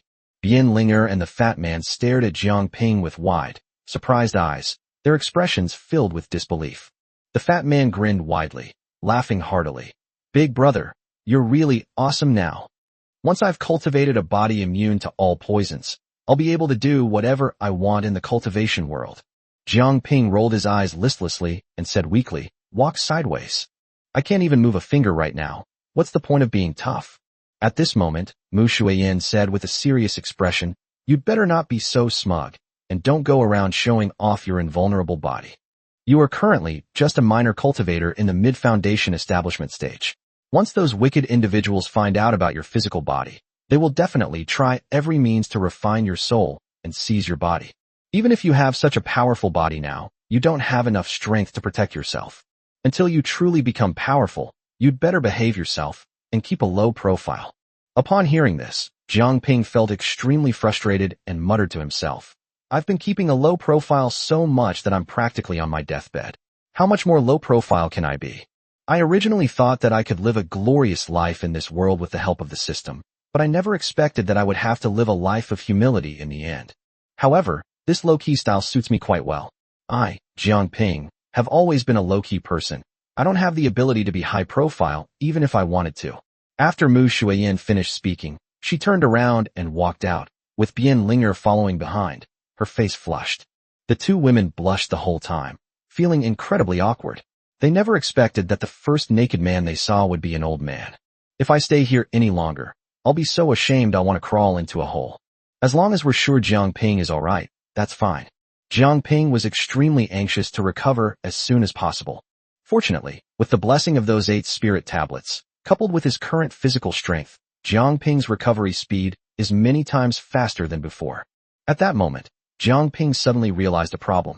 Because when he was unconscious, a huge poisonous dragon pierced through his body, and then he passed out. At that moment, he quickly focused his mind on his body and carefully examined the location of his dantian. Upon closer inspection, it was clear that the dantian was in complete chaos, shrouded entirely in poisonous energy. At this moment, 2 blood-red eyes were fixed on Jiang Ping. The moment Jiang Ping met those 2 blood-red eyes, he felt a buzzing in his head and almost fainted again. He quickly pulled his mind out of his body. Holy crap, that poisonous dragon is actually inside my dantian. At this moment, the fat man shouted at Jiang Ping to put on his clothes, but Jiang Ping didn't hear him at all. The fat man saw this and realized it was serious, so he kicked Jiang Ping in the thigh. Jiang Ping winced in pain and roared, "You fatso, what are you doing? I told you to put on your clothes, but you ignored me. I thought you'd gone crazy again. There's nothing we can do." Fatty is truly unlucky to have Jiang Ping as his older brother. With the fat man's help, Jiang Ping slowly put his clothes on. Then, Jiang Ping started acting up again, yelling, "Fatty, help me." The fat man was so miserable. He didn't want to spend another second with Jiang Ping. He inwardly groaned, "My God, even emperors don't need anyone to help them walk. They're the supreme rulers. But this Jiang Ping guy, he asked me to help him all the time." Despite his reluctance, the fat man hoisted Jiang Ping onto his shoulder and strode out. Upon reaching the 2 women, Jiang Ping hurriedly called out, "Fatty, put me down quickly." The fat man was a decisive fellow. He let go and threw Jiang Ping to the ground. Jiang Ping was so angry that he almost fainted from the fall. He quickly struck what he thought was a handsome pose, like a sleeping arhood, hoping to impress the 2 women. As a result, Mu Shuiyin and Bian Ling didn't even bother to look at him. At this moment, Mu Shuiyin spoke up, "Only the central hall remains. Shall we continue deeper?" Before Bian Linger could speak, the fat man shouted anxiously, "How can we not go? The opportunity here must have been prepared for me. Jiang Ping's ability to become immune to all poisons made me, Fatty, extremely envious." Upon arriving in this secret realm, he obtained only a chun and storage ring. So far, I haven't gotten anything of real value. I'm so upset. Chapter 71 Vengeful Spirits. At this moment, Jiang Ping seemed to find a surge of strength from nowhere and struggled to his feet, swaying unsteadily. He shouted, "Go? Of course we'll go. We've already come this far. There's no reason to back down." The fat man stared intently at Jiang Ping with his small eyes, full of doubt. Why did this guy suddenly change his ways? He actually kept insisting on going in.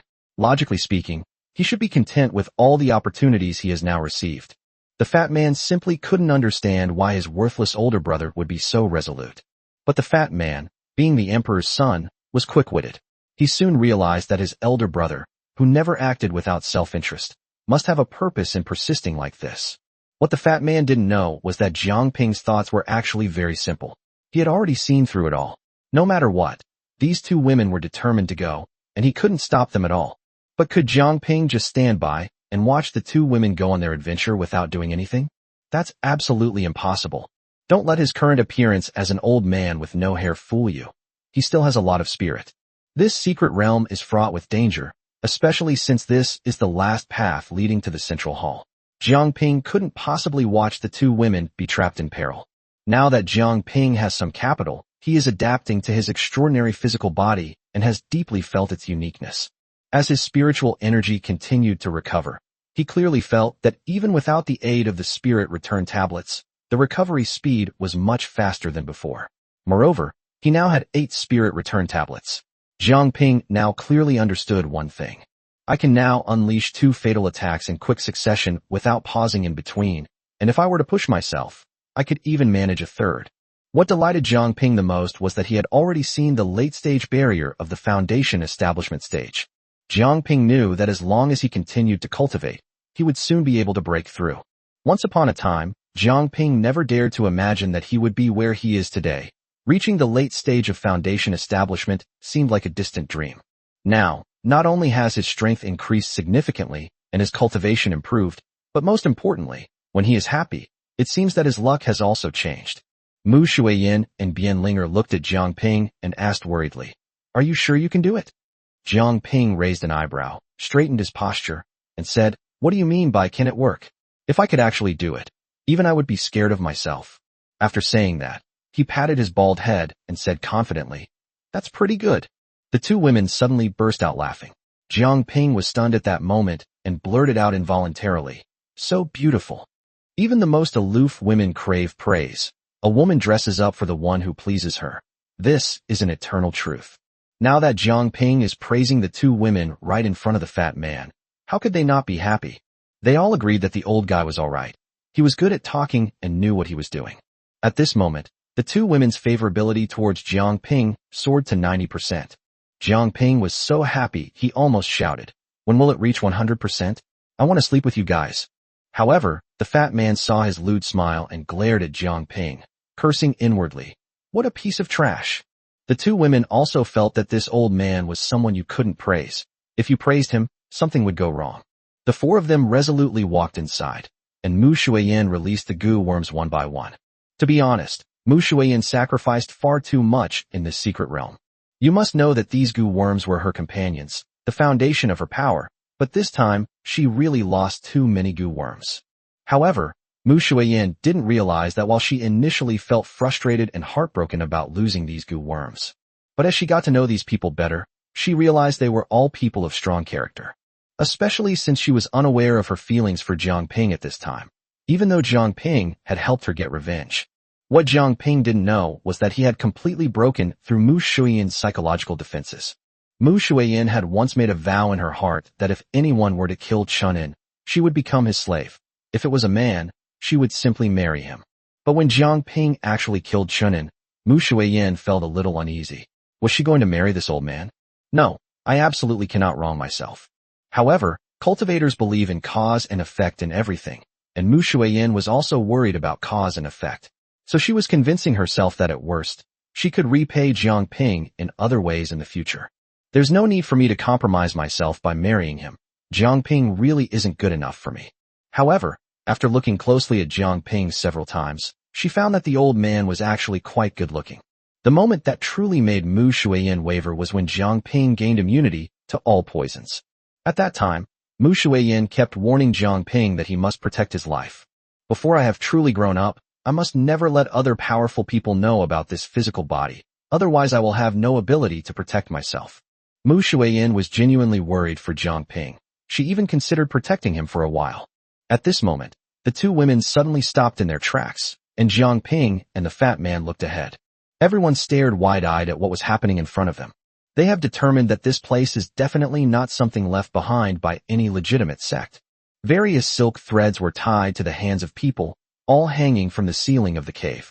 Most importantly, these people suffered inhumane persecution before their deaths, with arrows sticking out of their bodies. They were merely tools for others to play with. At this moment, Mu Shuiyin said, "These people are not cultivators, they are just ordinary people." Jiang Ping's fists were clenched so tightly they were cracking, and the fat man was also filled with righteous indignation. It is important to know that there is an ironclad rule in the cultivation world. Cultivators must never participate in the lives of ordinary people and must never get entangled in karma with mortals. But there were several thousand corpses here, all of them ordinary people. At this moment, Jiang Ping was so angry that his face turned ashen and his teeth were grinding together. But then, Mu Shuiyin said, "Doing this can only mean one thing. They want to use these people to refine vengeful spirits. Only one vengeful spirit can be created from so many people. Once a vengeful spirit survives among so many people, it will be the strongest. Vengeful spirits are very difficult to deal with. They are practically impossible to kill. Most importantly, they possess sentience and can even cultivate themselves. Once a vengeful spirit becomes powerful, it will be invincible within its realm. No cultivator can defeat it." Even Bian Linger didn't know these things, which shows how much the Gu clan's holy maiden knew. These were all memories passed down to her by the previous holy maiden. Chapter 72 6 Paths of Blood Reincarnation. At this moment, Mu Shuiyin reached out and grabbed a handful of goo worms. These goo worms flapped their wings and flew directly towards the corpses. In the blink of an eye, all the corpses turned to ashes. After the smoke and dust cleared, Mu Shuiyin said, "Everyone be careful. We've successfully created a vengeful spirit here. I just don't know if he's still here, but these ruins are so well preserved." At this moment, Mu Shuiyin turned her head to look at the three of them, and Jiang Ping immediately understood what Mu Shuiyin meant. The fact that the secret realm was so well protected, without any signs of damage, can only mean that the vengeful spirit never left. If you haven't gone out, it means you're still here. At this moment, everyone tensed up, especially Fatty and Jiang Ping, who felt a chill run down their spines. Jiang Ping was really frustrated. Mu Shuiyin was actually better off not revealing these secrets to everyone. The saying, "the more you know, the heavier your burden," is absolutely true. It makes perfect sense. This statement was put to the extreme at this moment. Jiang Ping was helpless. Based on his memories from the previous generation, he thought, "Don't you know the difference between vengeful spirits and zombies? Even if the problem is the same, I don't have a black donkey hoof in my hand." Jiang Ping felt his throat go dry. At this moment, he could only grit his teeth and wait to see what Mu Shuiyin and Bian Linger meant, to see if they would continue to delve deeper into the matter. Unexpectedly, Bian Linger and Mu Shuiyin were once again in agreement that they must continue to explore the area, and since they were already there, they might as well make the best of it. Jiang Ping sighed inwardly, thinking that they were all his women, and even their thoughts were surprisingly consistent. Since both of his women thought this way, what could he say? Even if it was a den of dragons and tigers ahead, he would still go in and brave it. Mu Shuiyin jumped directly to the other side. To be honest, Jiang Ping and the fat man were both at the foundation establishment stage. Their speed was only slightly faster than that of Qi refining stage cultivators. However, they cannot directly traverse such a wide space like Mu Shuiyin, who is at the golden core stage. At this moment, Bian Linger carried the two of them and crossed over to the other side. Jiang Ping glanced down. Below were only white bones. He didn't know how many people had been killed here. Are all these people just to create a vengeful spirit? Just how powerful does it have to be?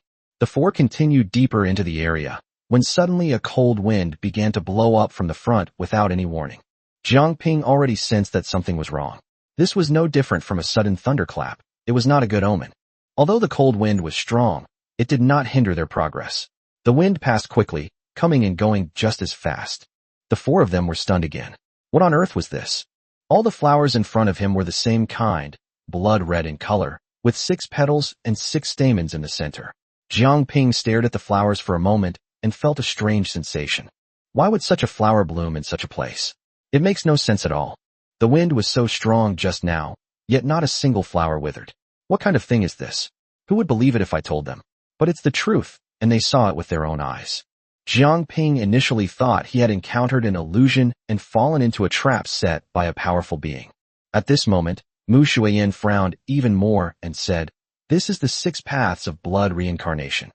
This was the first time Jiang Ping had seen Mu Shuiyin with such an expression. Mu Shuiyin then looked at Bian Linger and took a step back. Bian Linger also took a step back, just like Mu Shuiyin. Mu Shuiyin then whispered, "We shouldn't have come here. A place with the 6 paths of blood reincarnation will give birth to a vengeful spirit king." The initial stage of the vengeful spirit king is the great perfection of the golden core stage, with no upper limit, and can continue to cultivate indefinitely. Judging from the situation here, this vengeful spirit king must be at least a nascent soul cultivator. At this point, Mu Shuiyin didn't need to say anything more. They should leave this place immediately, as it was no longer a place for people like them to set foot in. To be honest, Bian Linger really didn't understand any of this, but after hearing Mu Shuiyin say this, she felt a chill run down her spine and quickly said, "Let's leave this place of trouble.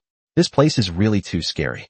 When Mu Shuiyin and Bian Linger led Jiang Ping and the fat man back to the other side, they were very careful and did not touch anything. Suddenly, a sharp whistle came from behind them. Jiang Ping felt as if his soul had left his body, and the hairs on his body stood on end. Mu Shuiyin never expected that despite all her calculations, she still couldn't escape the clutches of evil and ultimately alerted the king of vengeful spirits. In fact, the king of vengeful spirits had already shown signs of awakening when they entered this secret realm.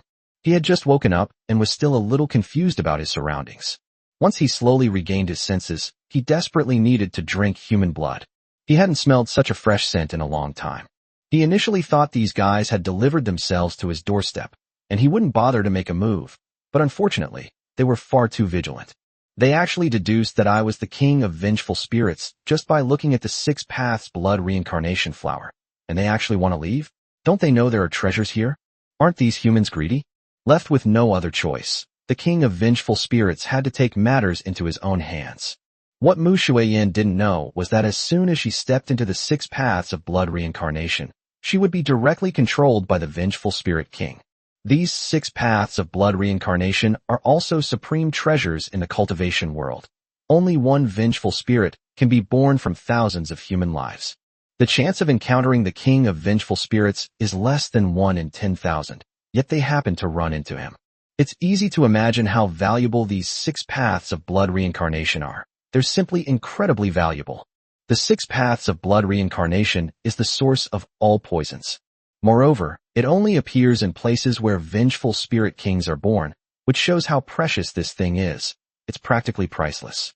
Mu Shuiyin and Bianlinger stood apart on either side of Jiangping and said, "You should run away. Don't stay here. This is not a place for you." The two women simultaneously told Jiangping to escape, saying that nobody cared about the fat man. The fat man was very depressed. Was he really that unpopular? Nobody cared about him, whether he lived or died. When Jiangping turned around and looked at the fat man almost burst into tears of emotion. Thinking to himself, "My older brother is the best. He always thinks of me first." Jiangping truly didn't disappoint Fatty, saying, "Fatty, you go first, hurry up." For the first time, Jiangping showed a solemn expression. He was prepared to sacrifice himself. It wasn't that he didn't want to live. It was that he absolutely couldn't bear to watch two women go to their deaths while he himself remained alive. Jiangping is definitely not that kind of person. At this moment, he had already said goodbye to Shun Peiji and He Qinghuan in his heart. He would continue their relationship in the next life, and they could pretend that he had never appeared in this life. Chapter 73 Foundation Establishment Stage, Great Perfection. At this moment, Jiangping also transmitted his voice to Mu Shuiyin and Bianlinger. "I will not leave you two. We will live together and die together. Don't worry. I have many opportunities to severely damage that vengeful spirit king. You must buy me time." Neither of them expected that Jiangping, that old fellow, would be so loyal and say such touching words. In a world of cultivation, if death is inevitable, which man would stay and die with you? They had never seen anything like it before. Such a person was incredibly rare, yet they had encountered one. The two had no time to waste with Jiangping anymore. The Wraith King had launched an attack. This guy had definitely reached the nascent soul stage and was definitely not the weakest Wraith King. At this moment, the King of Vengeful Spirits didn't need to move at all. He was in human form. Only his entire body was shrouded in a layer of gray mist. It was tall with long limbs and 4 fangs, making it look particularly creepy. The Vengeful Spirit's hair was incredibly long, almost as long as its height. What Jiangping didn't know was that the Vengeful Spirit King's hair was one of its most powerful weapons, as strong as a steel whip. At this moment, the King of Vengeful Spirits had no intention of killing the 4 people immediately. He was simply bored after just waking up and wanted to tease them. Suddenly, his body trembled, and countless skulls appeared all over his body. A gray skull, identical in appearance to the King of Vengeful Spirits, emitted a series of shrill howls before launching a devastating attack on Bianlinger and Mu Shuiyin. The King of Vengeful Spirits had already figured it out. Only these two had any fighting power, while the other two were just 2 idiots, not worth mentioning, and didn't interest the King of Vengeful Spirits at all. Most importantly, this Vengeful Spirit King truly possesses sentience. He also understands that Mu Shuiyin and Bianlinger are beautiful. So, on the one hand, he didn't kill them because he wanted to control both of them and have them stay with him for a long time. However, the King of Vengeful Spirits was also conflicted. These 2 women had very strong blood energy, and he really wanted to drain them dry. But he couldn't help it, since they were the 2 strongest. These skulls circled around Bianlinger and Mu Shuiyin, constantly rotating. They were endless. Every time one was cut down, another would appear. Once this batch was wiped out, another batch would appear in a short while. Mu Shuiyin and Bianlinger have realized that the Wraith King has no intention of killing them. He simply wants to exhaust them to death. They are now just the Wraith King's toys. Jiangping had already realized that Mu Shuiyin and Bianlinger were completely tied down, and there was no possibility of them escaping. However, the Wraith King wasn't attacking him at all. This only proves that he didn't even notice her. She had absolutely no interest in the king of vengeful spirits. The fat man didn't leave either, but the king of vengeful spirits didn't attack him either. In the king of vengeful spirits' eyes, the two of them were nothing more than a fart. Jiang Ping had to do something now. Otherwise, his two women would be exhausted. Jiang Ping would never stand by and watch his two women die in front of him. Jiang Ping ignored the fat man and walked away. He wasn't planning to leave. He simply noticed that the other side was shorter than the other, and he wanted to go there. If the king of vengeful spirits couldn't see this obvious action, then he must be blind. Upon seeing Jiang Ping's actions, the king of vengeful spirits thought, "Hey, not bad. This guy wants to come over. Why is such an insignificant ant so eager to die?" Normally, Jiang Ping would be dead with just a breath from the king of vengeful spirits. But since he just woke up, it's too boring for him to stay here. We have to play a trick on him. No, he must die from poisoning. We must watch him be consumed by the 6 paths of blood reincarnation, ultimately becoming nourishment for it. It took a lot of effort to cultivate these 6 blood reincarnations. At this moment, the king of vengeful spirits directly came to Jiang Ping's side, wanting to see what earth-shattering move this old man was going to make. When Jiang Ping saw this, he thought, "Damn it, I have to get the king of vengeful spirits to relax his guard." Only by disregarding one's own existence can one launch a fatal attack unexpectedly. Otherwise, one will only face death in the end. After seeing that Jiang Ping remained motionless like a stick after being brought over, the king of vengeful spirits immediately lost interest in him. Jiang Ping was waiting for the Wraith King to lower his guard, but the Wraith King's temper flared up instantly. With a wave of his hand, Jiang Ping was sent flying and crashed into the 6 paths of blood reincarnation. The moment Jiang Ping's body came into contact with these 6 paths of blood reincarnations, Jiang Ping let out a scream. The scream instantly startled everyone present. The fat man watched helplessly as his older brother died. He witnessed everything, while the two women, battling the endless array of skulls, were completely oblivious to Jiang Ping. At this moment, the 6 blood reincarnations climbed directly onto Jiang Ping's body, and instantly all their branches pierced into Jiang Ping's body, trying to drain all the essence and blood in Jiang Ping's body to nourish themselves. But at that moment, Jiang Ping screamed in pain and rolled around on the ground. These 6 paths of blood reincarnation were originally absorbing Jiang Ping's essence and blood, but suddenly they felt the poison in their bodies and their own power being constantly lost, and all of it returned to Jiang Ping's body. When these forces entered Jiang Ping's body, he really couldn't hold on any longer. He felt like his dantian was about to burst. The king of vengeful spirits didn't even want to look at Jiang Ping, because he knew this was Jiang Ping's last cry. Soon, he wouldn't even have any bones left, and the next one would be that fat man. However, at this moment, Jiang Ping directly absorbed all the poison and power of this entire 6 paths blood reincarnation area, leaving not a trace. These 6 blood reincarnations instantly lost all vitality and withered away. All of this is thanks to the poisonous dragon within Jiang Ping's dantian. It never imagined that the 6 paths of blood reincarnation truly existed in the world. This was a stroke of luck. It seemed that this old thing had quite a few extraordinary encounters. Then it helped Jiang Ping by completely devouring the 6 paths of blood reincarnation. However, at this moment, Jiang Ping could no longer withstand the surging power within him. He felt as if his body was about to burst, and the pain was extreme. In an instant, his aura surged like a volcanic eruption, and he broke through to the late stage of foundation establishment. But the burst of power did not stop there. His aura continued to rise and surge wildly, eventually reaching the great perfection of foundation establishment. The king of vengeful spirits didn't take the powerful spiritual energy fluctuations just now seriously at all. But when he finally realized something was wrong and turned around, he saw that the once lush 6 paths of blood reincarnation on the ground had now turned into a withered root and leaf. Chapter 74: Annihilating the King of Vengeful Spirits. At this moment, the king of vengeful spirits was utterly enraged, his eyes almost spitting fire. These 6 blood reincarnations were cultivated with his life's blood and sweat. They were key materials for him to refine the body of 10,000 poisons in the future. Now, because of his momentary carelessness, he has been completely ruined by this inconspicuous old man. Very well, since the 6 paths of blood reincarnation is no longer available, then I can only use you as medicine. The king of vengeful spirits roared viciously. Since he intends to use Jiang Ping in medicine, he must capture him alive. killing Jiang Ping directly is no longer an option. However, even though Jiang Ping had reached the great perfection of foundation establishment, the Wraith King still regarded him as an insignificant ant. In his eyes, Jiang Ping was still not worth mentioning. However, the fact that the Wraith King focused his attention on Jiang Ping created an excellent opportunity for Mu Shuiyin and Bian Linger to attack. Without hesitation, the two launched their strongest attack together. A chilling ice sword and a ferocious venomous snake formed from boundless spiritual power charged straight at the King of Vengeful Spirits. The King of Vengeful Spirits turned to look at the two menacing attacks, a disdainful expression on his face.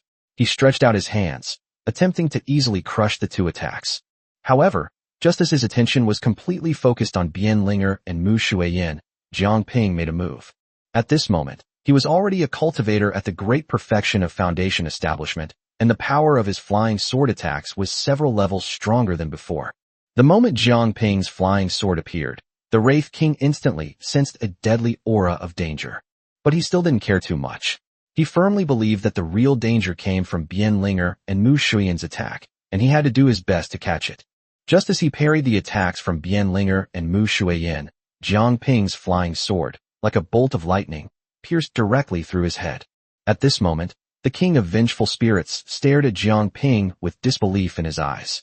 Just as he turned his head, Jiang Ping's flying sword spun back again, passing through his head once more before flying back into Jiang Ping's hand. Jiang Ping was unwilling to give up so easily, and once again pointed two fingers at the brow of the Wraith King. The flying sword transformed into a dazzling golden light, once again mercilessly piercing the Wraith King's brow. The flying sword then turned around and flew back, piercing straight through the heart of the Wraith King. The King of Vengeful Spirits looked at Jiang Ping with deep resentment, then fell face down to the ground with a thud, lifeless and beyond dead. At this moment, the two strongest attacks in a row had drained almost all of Jiang Ping's spiritual energy. However, Jiang Ping knew in his heart that if he were to use his full strength again, it would still be no problem. Now, his body, which is immune to all poisons, has undergone tremendous changes compared to before.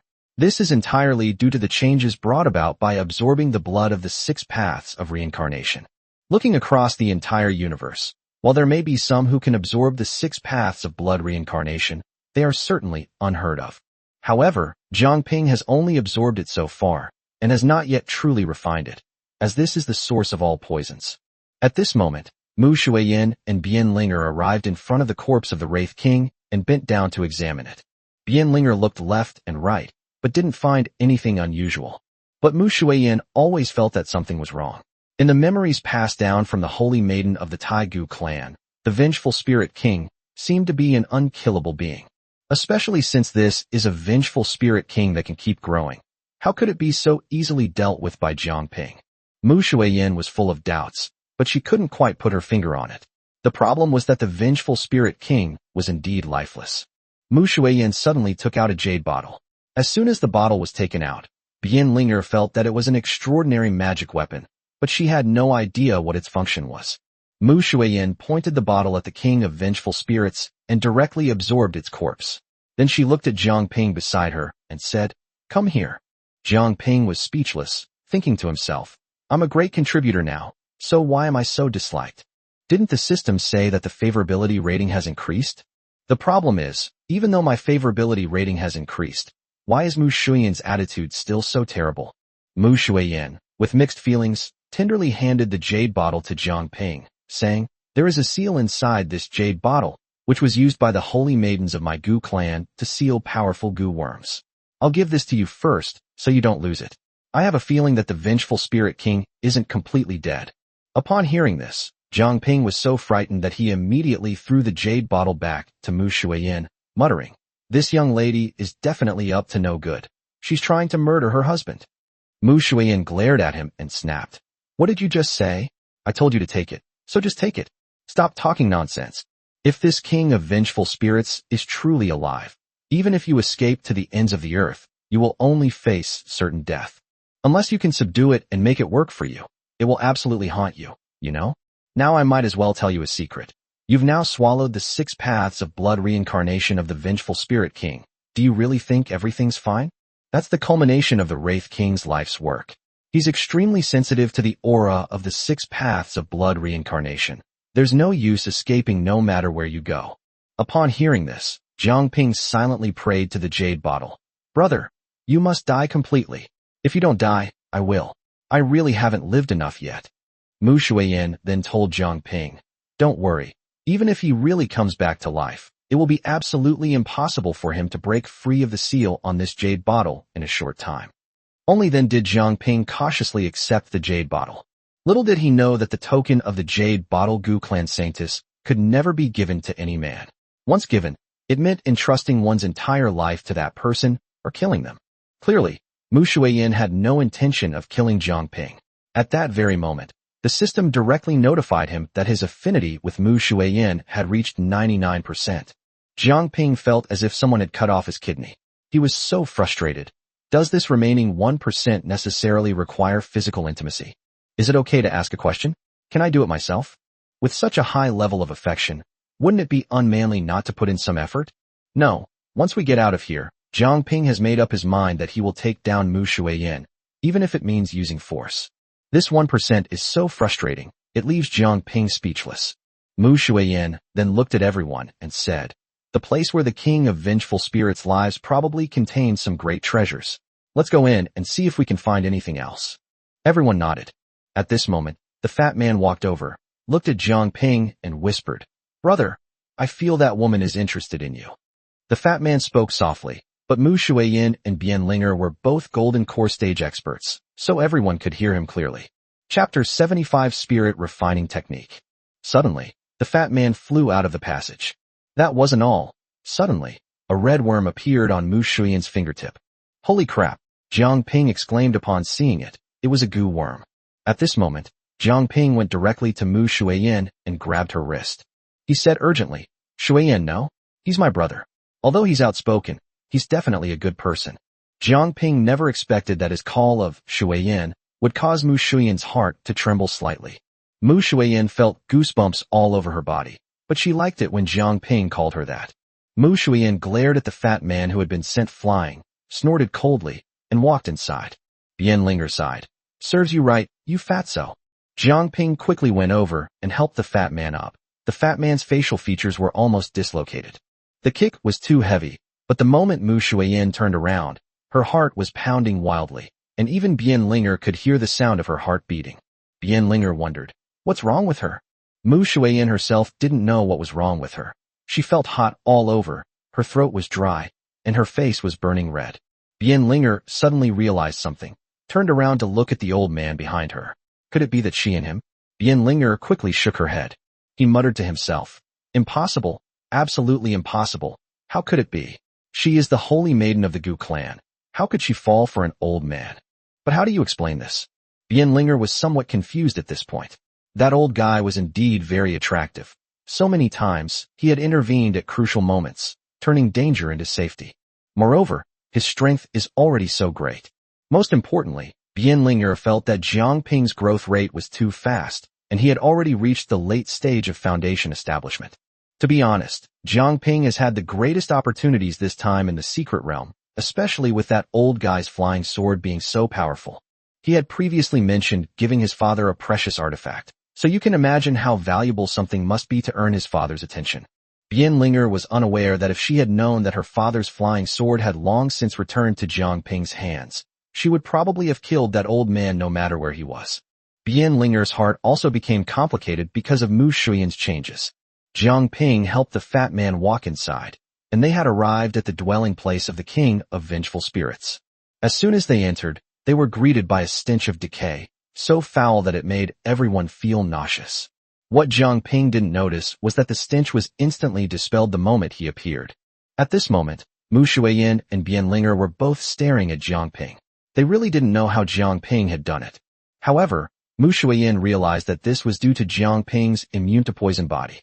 The problem is that this effect is too strong. It can even repel stench. Jiang Ping was oblivious and remained in the dark.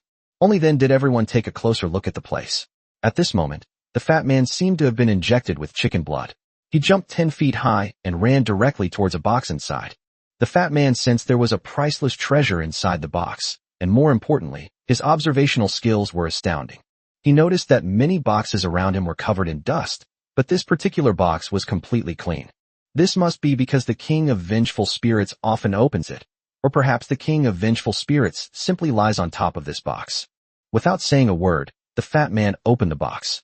The moment he opened it, he staggered back 5 or 6 steps and almost fainted. It stinks. What on earth is in here? A stench of rotting flesh, which had been stored for who knows how many years, wafted out. At this moment, Mu Shuiyan looked at Jiang Ping and said, "Come here." Jiang Ping said speechlessly, "Why doesn't this woman know how to be more polite to me? No way, I'll get my revenge in bed someday. This is too much. I'm a bald guy with some self-respect, after all." Jiang Ping was unaware that Mu Shuiyan needed him to dispel the stench.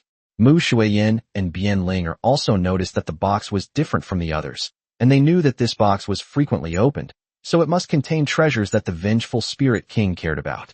Jiang Ping stuffed 2 cotton balls into his nostrils, leaving Mu Shuiyan speechless. He had apparently never understood anything before. At this moment, Mu Shuiyan patiently told Jiang Ping, "You are immune to all poisons. These stenches can't even get near you. Why are you taking off your pants to fart and blocking your nose?" Jiang Ping said speechlessly, "Really?" He removed the 2 nose plugs, and the moment he opened the box, the stench inside vanished completely, scattering to both sides. At that moment, everyone could see what was inside, a wooden box. The wooden box was so exquisitely crafted that Mu Shuiyan took it out and examined it carefully to make sure there was nothing else inside. All 4 of them were staring at the wooden box. Mu Shuiyan took a deep breath and prepared to open the box.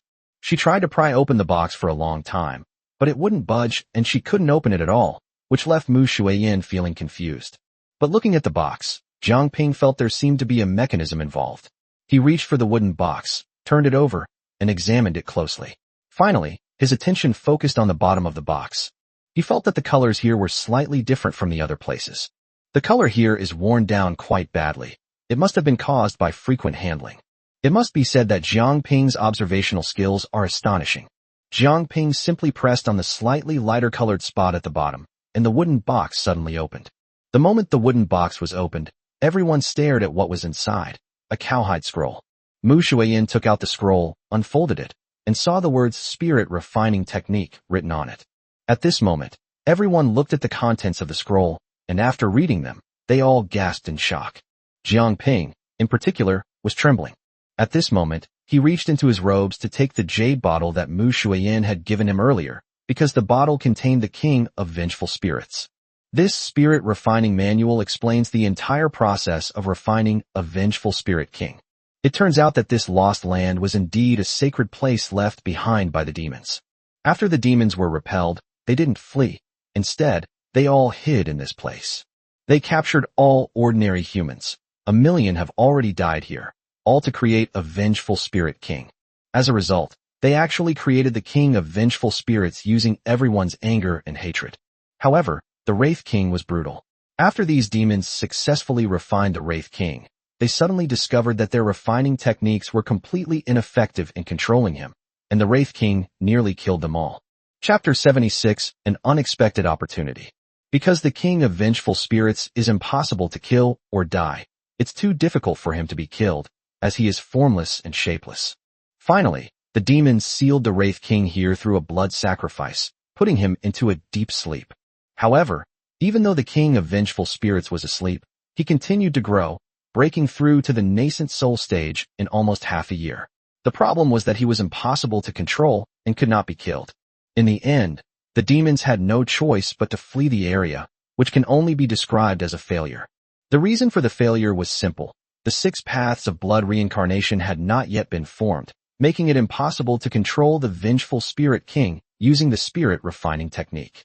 Only after the 6 paths of blood reincarnation are formed and refined can they be used in conjunction with the Spirit Refining Technique to control the Vengeful Spirit King. The demons were in imminent danger and had no time to linger here. They had no choice but to leave. However, many people were left behind when they left, waiting for the formation of the 6 paths of blood reincarnation. Unfortunately, all the demons who remained there died in the end. After they finished reading, Jiang Ping was about to return the bottle to Mu Shuiyan when Mu Shuiyan frowned and said, "Didn't you ever think that this was a great opportunity for you?" Don't forget that you have now swallowed the blood of the 6 paths of reincarnation. If you can truly refine the 6 paths of blood reincarnation and combine it with this spirit refining technique, wouldn't you be able to control that vengeful spirit king? You know, he's growing much faster than you. You have such a powerful henchman by your side. Aren't you happy? In the future, who in the cultivation world will dare to provoke you? Don't forget, the most important thing is that the king of vengeful spirits won't die. He will continue to grow stronger. Jiang Ping realized this as well, and slowly put the jade bottle away again. Finally, Mu Shuiyin handed the leather scroll directly to Jiang Ping and said, "Study this spirit refining technique carefully." Jiang Ping looked at Mu Shuiyin and said, "Fairy, I have a request. Before I learn this spirit refining technique, can you protect me? Don't worry, I definitely won't let you protect me for nothing. I'll find a way to repay you later."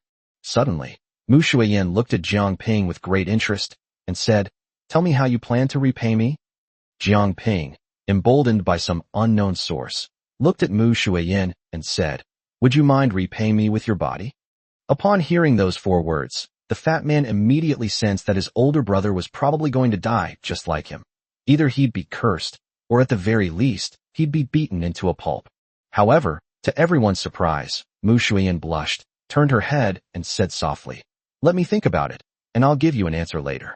The fat man cursed inwardly. What the hell is this? Why can't people be compared? Am I really that inferior to others? Am I not even as good as an old man? I've lived all these years in vain. I was a prince, after all. The fat man's surprise was nothing compared to Bian Linger's. She must have heard correctly. What did that old geezer just say? He wanted Mu Shuiyin to marry him, and Mu Shuiyin basically agreed. What kind of situation is this? Bian Linger's mind was a complete mess right now. She felt like she wasn't up to the task at all. She shook her head to clear her mind. She never expected Mu Shuiyin to answer Jiang Ping so directly. Jiang Ping is incredibly bold. How could he have predicted that Mu Shuiyin wouldn't be angry, and even agreed to her request? Did these two have something going on all along? Bian Linger really didn't know how to describe it. At this moment, she felt a sense of loss, as if something of hers had been taken away. I should have known Jiang Ping longer than Mu Shuiyin, so why are the two of them progressing so quickly, while I don't seem to be making any progress with Jiang Ping? If Fatty heard this, he really wouldn't know what to say. Was it really necessary? Why would you two be fighting over an old man? Am I, a prince of the dignified Taikon kingdom, inferior to an old man? The fat guy was utterly devastated and felt like he didn't want to live anymore. The atmosphere was now rather awkward.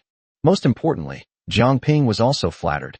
He dared not hope that Mu Shuiyin would agree to his request.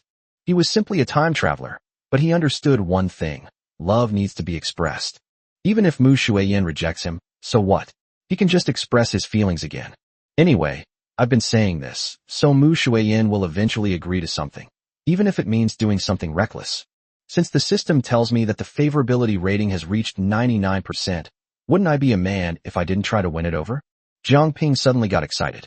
In his excitement, his hands became restless. Right in front of Bian Linger and Liu Debao, he put his hand on Mu Shuiyin's slender waist.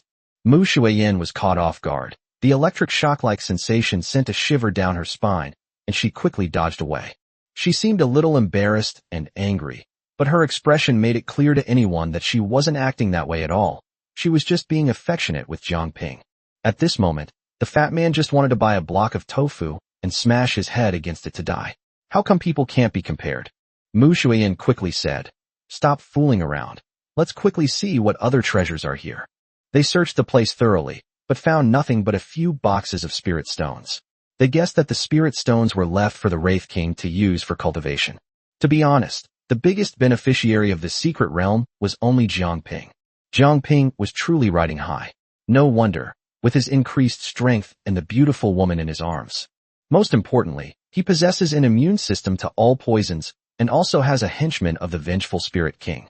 Whether he can ultimately control the king of vengeful spirits or be devoured by it is up to his fate. He was given the opportunity, but he couldn't seize it. He can only say that he was useless. When the 4 of them returned to the large sphere in the middle, there were still cultivators fighting, but there were far fewer of them. The most important thing is not what Mu Shuiyin gained this time. With her great revenge fulfilled, her Tao heart will be stable, and her future cultivation will be smooth sailing. Mu Shuiyin led everyone upstream from the previous cave. Jiang Ping was originally going to lead the way, But Mu Shuiyin was worried that with his limited strength, he might not be able to handle any enemies they encountered. So she walked ahead of Jiang Ping, entirely to protect him, becoming his guardian. After everyone went outside, there was nothing there. No one would have thought that there was a real entrance to the secret realm in the water. Mu Shuiyin conjured a spirit boat with a wave of her hand, and flew forward with the three of them. Following Bian Linger's guidance, they prepared to return to Taikon Kingdom. Jiang Ping looked at the fat man and said, "Brother, how about I go back and kill that Lu Tianming for you?" Chapter 77. A well-fed man doesn't know the hunger of a starving man. Lu Debao refused outright. He knew Jiang Ping definitely had the ability now, but he absolutely would not allow Jiang Ping to do that. Lu Debao told Jiang Ping very seriously, "To be honest, I don't care about the throne of Taikon Kingdom at all. I don't want to be an emperor. I want to cultivate immortality. That's my real pursuit." At this moment, Bian Linger also refused, saying, "You shouldn't get involved in ordinary people's lives. It's not good for you. You are now a cultivator. Aren't you afraid of karma? The rise and fall of the Taikon Kingdom has nothing to do with you. It is its destiny." Jiang Ping never expected Bian Linger to be so open-minded. After all, many of his clansmen were ministers of the Taikon Kingdom. It seems that all of this was on the orders of the Ninth Elder. At this moment, Mu Shuiyin also agreed with Bian Linger's point of view, saying, "Cultivators must never get involved in the karma of mortals. You may not realize it now, but these things will become increasingly apparent once you reach the Golden Core stage. When you reach the core formation stage, you will face a heavenly tribulation. If there is any karmic connection involved, inner demons may arise. Your tribulation will become stronger then, and you will need it to help you eliminate your inner demons. The power of a heavenly tribulation is twice that of an ordinary tribulation, so it might cause you to fail in your core formation process." Jiang Ping only realized so much at this moment. Yes, he had already reached the great perfection of the foundation establishment stage. Shouldn't we really start thinking about forming our core? Originally, the matter of forming a golden core might have had nothing to do with him in this lifetime, but Jiang Ping never expected that by some twist of fate, he would have ended up like this today. Since I'm not going to get involved in Fatty's affairs, there's no need to go back to Taikon Kingdom. But at that moment, Bian Linger spoke up. "We still need to go back to Taikon Kingdom. I have some things to take care of. You can stay there for a while, and we'll leave together after I've finished my business." Upon hearing this, Jiang Ping thought to himself, "Why didn't this girl even ask me where I wanted to go?" At this moment, Lu Debao came over and said pitifully, "Big brother, shouldn't we go back to the Yinyang Palace?" Jiang Ping glared at him irritably and snapped, "Go back to me, my foot. Do you know how difficult it was for us to get out here? How can we just go back like that?" The fat man was furious, thinking angrily, "This guy is so smug. He's got two women on his left and right. He doesn't care about my feelings at all. I was treated like an emperor in the Yinyang Palace, spending every day with you and watching you show off your love. Now even the Gu clan's holy maiden has become your woman. What am I supposed to do? Don't I need a warm embrace?" Jiang Ping ignored the fat man's complaints and thought to himself, "Humph, think what you want. Anyway, I will never let you go back and harm the female disciples of the Yinyang Palace. This guy is definitely a stunner." After the four returned to Taikon Kingdom, Jiang Ping looked at Bian Linger and asked with concern, "Linger, when you went to the secret realm before, who else knew that you had made an appointment with Chun and to go with you?" Bian Linger blushed.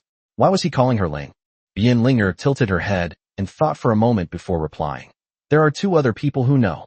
Upon hearing this, Jiang Ping's eyes flashed with a cold light, startling Bian Linger so much that her heart skipped a beat. Jiang Ping said seriously, "If anyone asks about the reason for this, you don't need to hide it, let alone mention Mu Shuyin's matter. I, Jiang Ping, did this. No matter who asks, you should say the same thing, understand?" Bian Linger gave Jiang Ping a deep look and said worriedly, "Chunan's master is not someone to be trifled with. Otherwise, Chunan wouldn't have been raised to be so arrogant and ignorant. Moreover, Chunan's family is a family of cultivators, far more powerful than the Taikon Kingdom." Upon hearing this, Jiang Ping sneered, "Just tell them my name. As for my relationship with the Yinyang Palace, you know what I mean. Let the forces behind Chen and come to me. I'll be waiting for them here." Mu Shuiyin listened from the side, feeling nothing but moved. From childhood to adulthood, she cultivated in the Gu clan, and no one ever cared for her. They always threw her into a pile of insects, and there was no such thing as family affection. But ever since she met Jiang Ping, she has experienced the emotions of being moved, the warmth of family, and the love he has given her. She has truly felt all of these, So how could she not fall for him? Not only her, but Bianlinger was also moved. Afterwards, Bianlinger nodded and went to take care of her own business. The fat man led Jiang Ping and Mu Shuiyin through several turns until they arrived at an inn. Jiang Ping knew without even thinking that this was definitely Fatty's territory again. Sure enough, as soon as they entered, a young man knelt down at the fat man's feet with a plop and respectfully called out, "Master." The fat man had a cold look in his eyes and exuded an aura of authority. Jiang Ping was once again stunned by the fat man's imperial aura and sighed inwardly.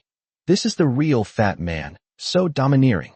At this moment, the fat man said, "Prepare 2 excellent guest rooms for my older brother." As soon as he said it, he realized something was wrong and quickly changed his mind. No, no, no, just prepare a room with the biggest bed. Jiang Ping was overjoyed, thinking, this kid is quite sensible, just what I wanted. Jiang Ping then looked at the fat man and asked, "What are you doing?" The fat man sighed helplessly. "Brother, I'm going back to see my dad. I want to talk to him. I don't want any throne, and don't have any expectations of me anymore. I want to cultivate immortality. I'm prepared to sever all ties with the mortal world. When my mother passed away, I should have cut all ties with the royal family completely." Jiang Ping nodded, saying nothing more. He knew this wasn't something he should advise. Everyone has their own choices. Since Fatty has made his decision, as the older brother, I can only support him and will never stop him from doing what he likes. At this moment, only Jiang Ping and Mu Shuiyin remained. Jiang Ping's lips curled into a wicked smile, while Mu Shuiyin's heart pounded wildly like a rabbit's. Jiang Ping pulled Mu Shuiyin upstairs. Mu Shuiyin suddenly wondered if she had been too impulsive. This guy was a bald man. Although she felt a tiny bit of resistance, her body involuntarily followed Jiang Ping upwards. Upon entering the room, Jiang Ping, without saying a word, immediately put his arm around Mu Shuiyin's slender waist. Mu Shuiyin felt that electric shock again. Jiang Ping was a seasoned lover, and Mu Shuiyin couldn't resist his fierce offensive. Jiang Ping's honest lips instantly enveloped Mu Shuiyin's jade-like lips. Mu Shuiyin couldn't even speak, and could only let Jiang Ping take whatever he wanted. Mu Shuiyin's whole body was burning hot at the moment, and she couldn't even imagine what she looked like. Chapter 78, I want to take responsibility for you. Jiang Ping's movements were gentle and carried an irresistible atmosphere. In this subtle situation, Mu Shuiyin seemed to be influenced by an invisible force. As Jiang Ping moved, Mu Shuiyin's clothes, as if unintentionally, slowly slid to the ground, piece by piece. Gradually, Mu Shuiyin's untouched body was revealed to Jiang Ping without reservation. Jiang Ping felt his throat go dry. He carefully and gently held Mu Shuiyin in his arms, as if protecting an incomparably precious treasure. At this moment, Mu Shuiyin's body was as soft as the gentlest cloud in spring, nestled in Jiang Ping's arms. As the two stood so close together, and time slowly passed, everything around them seemed to quiet down, and the tranquil atmosphere grew even stronger. Jiang Ping has always been devoted to studying the Hahuan Gong, a type of Qigong, and he has spent a lot of time and energy on it, and has become very proficient in its application. It took countless hours of study and practice to reach this level of proficiency. But this time, relying on his strength and invulnerable body, when he practiced the joyful union technique again, Mu Shuiyin suddenly felt a sharp pain between her eyebrows, so painful that her 10 fingers dug directly into Jiang Ping's back.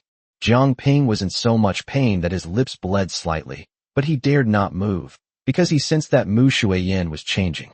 At this moment, Mu Shuiyin's eyes became even more bloodshot, and her eyeballs could no longer be seen. They were completely shrouded in red.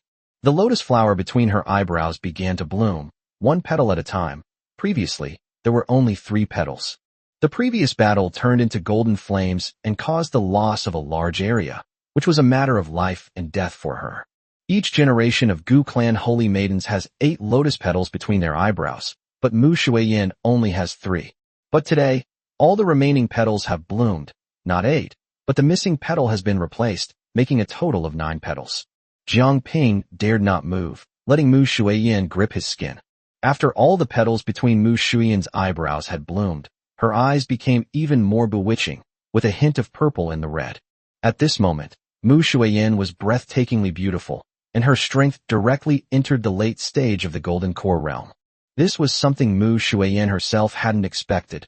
She never imagined that cultivating with Jiang Ping would bring her such great benefits. This time, which of those old guys from the Gu clan would dare to question him? She has an extra petal compared to all the previous saintesses. How is that possible? Mu Shuiyin couldn't explain it clearly either, because the Holy Maiden's memories didn't contain such a legacy. At this moment, Mu Shuiyin regained her senses. Looking at Jiang Ping, who was still enduring, she realized that her hands were covered in blood. Jiang Ping dared not move, silently enduring the pain. Mu Shuiyin was deeply moved and gently licked the bloodstains off Jiang Ping's body. She wanted to remember this moment, to remember the man before her, for it was he who had given her a new life. Jiang Ping felt a cool sensation on his back. It was Mu Shuiyin's jade-like lips. He pulled Mu Shuiyin closer again, and the two resumed their shameless dual cultivation, which lasted for 4 whole days. The fat man had been back for a while, and he was so anxious that he really wanted to break down the door. But he didn't dare. He wasn't afraid of Jiang Ping, but he was afraid of Mu Shuiyin using witchcraft. He didn't have the guts to challenge her. At that very moment, the system's emotionless yet crystal-clear notification sounded directly in Jiang Ping's mind. Congratulations, host. Your favorability rating has doubled, already exceeding 100%, reaching an astonishing 200%. The system then spoke again. The host will be rewarded with 2 breakthrough pills. The system seemed to be suddenly injected with new vitality, and a brand new function, attraction, was unlocked. Then, the system notification continued. Attracting each female lead requires consuming 1 point, but there is no guarantee that the favorability will directly reach 100%. Surprisingly, the system then generously rewarded Jiang Ping with 2 points. Jiang Ping was completely bewildered, filled with questions. Before, I would only be rewarded with 1 point when the favorability rating reached 100%, so why did I get 2 points this time? However, Jiang Ping quickly dismissed these questions. Who cares? The more rewards the better, especially since I desperately need points right now. He recalled how, in order to earn points, he had gathered a bunch of people, regardless of gender, and forced them to say, I love you. Looking back now, that scene was incredibly embarrassing. He still has 60 points left. If 40 more people shout, I love you, he can get another point. Then, 3 points can be exchanged for another cultivation technique. But Jiang Ping didn't want to do that at the moment.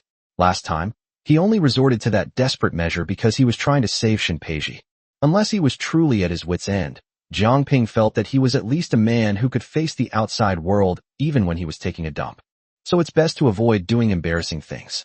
Jiang Ping realized a crucial point at this moment. Since the system rewarded him with 2 breakthrough pills, it must have sensed that he was about to face the critical moment of core formation, and this was clearly giving him a boost. Thinking of this, Jiang Ping was overjoyed. He reached out and gently patted Mu Shuiyin's jade-like body, and said with a grin, Silly girl, it's time to get up. Finally, the 2 of them came out. This time, Jiang Ping's legs didn't give way like before. Instead, he was full of energy and radiant. Mu Shuiyin was so beautiful that it was impossible to look away. The fat man rubbed his eyes, looked at them, and thought in surprise, is this still Jiang Ping? Although he's bald, he seems even more handsome than before, almost as handsome as me. Most importantly, Mu Shuiyin is so beautiful. The aura she exudes seems to influence her surroundings. The fat man was still in a daze when Bian Linger returned, having just finished her business. When she saw the 2 of them, she was equally shocked by the scene before her and couldn't speak. She could tell that Mu Shuiyin had already given herself to Jiang Ping. She hadn't expected things to develop so quickly, so fast that even Mu Shuiyin herself might find it a little hard to accept. But the facts are there, and there's not much more to say. Jiang Ping laughed and asked, Have you all finished your business? Fatty and Bian Linger both nodded. Bian Linger said, No one saw Chunan's death, and I didn't tell anyone about you. However, I estimate that the forces behind Chun and will come after me sooner or later. I want to part ways with you here to avoid bringing disaster upon you. Upon hearing this, Jiang Ping became anxious, grabbed Bian Linger's wrist, and said domineeringly, How can that be? I said, As long as I'm here, I will never allow anyone to hurt you. I killed him. If there's trouble, let them come to me. You have to stay with me. I have to take responsibility for you. Jiang Ping spoke with such boldness, but Mu Shuiyin and the fat man felt that something was off. The fat man thought to himself, Brother, you've already gotten Mu Shuiyin. Why are you still targeting Bian Ling? Chapter 79 Heading to the Gu clan. Fatty was really worried for Jiang Ping. After all, Bian Linger's father was the 9th elder. Would he even look at you? I reckon 1 slap would be enough to kill you. The fat man inwardly groaned. Brother, don't be reckless. You're going further and further down the path of self-destruction. If you want to die, don't drag me down with you. If the ninth elder finds out that I'm the one who introduced you to Bianlinger, I'll be in big trouble. When Bianlinger heard Jiang Ping say he wanted to take responsibility for her, her face flushed red. Actually, she also wanted Jiang Ping to ask her to stay. She couldn't explain why, but she just wanted to be with Jiang Ping. Jiang Ping's words pleased her. He certainly hadn't disappointed her. Mu Shuiyan finally seemed to understand, and whispered coquettishly in Jiang Ping's ear, "Husband, I've discovered that you're really good at charming girls. Tell me, besides me and Bianlinger, how many other women have you been involved with?" Jiang Ping blushed and said awkwardly, "It's not much. I was mainly captivated by the charm of the two of you." Bianlinger was incredibly frustrated upon hearing this. "I didn't agree to anything. So how did you make me your woman?" However, Bianlinger did not resist. On the contrary, she felt a little happy. Jiang Ping coughed lightly, trying to change the subject. "Fatty, what was the result of your discussion with your father? What exactly did you say?" The fat man sighed and remained silent. He thought he could get away with it this way, but little did he expect that everyone's eyes would be focused on him, especially Bianlinger.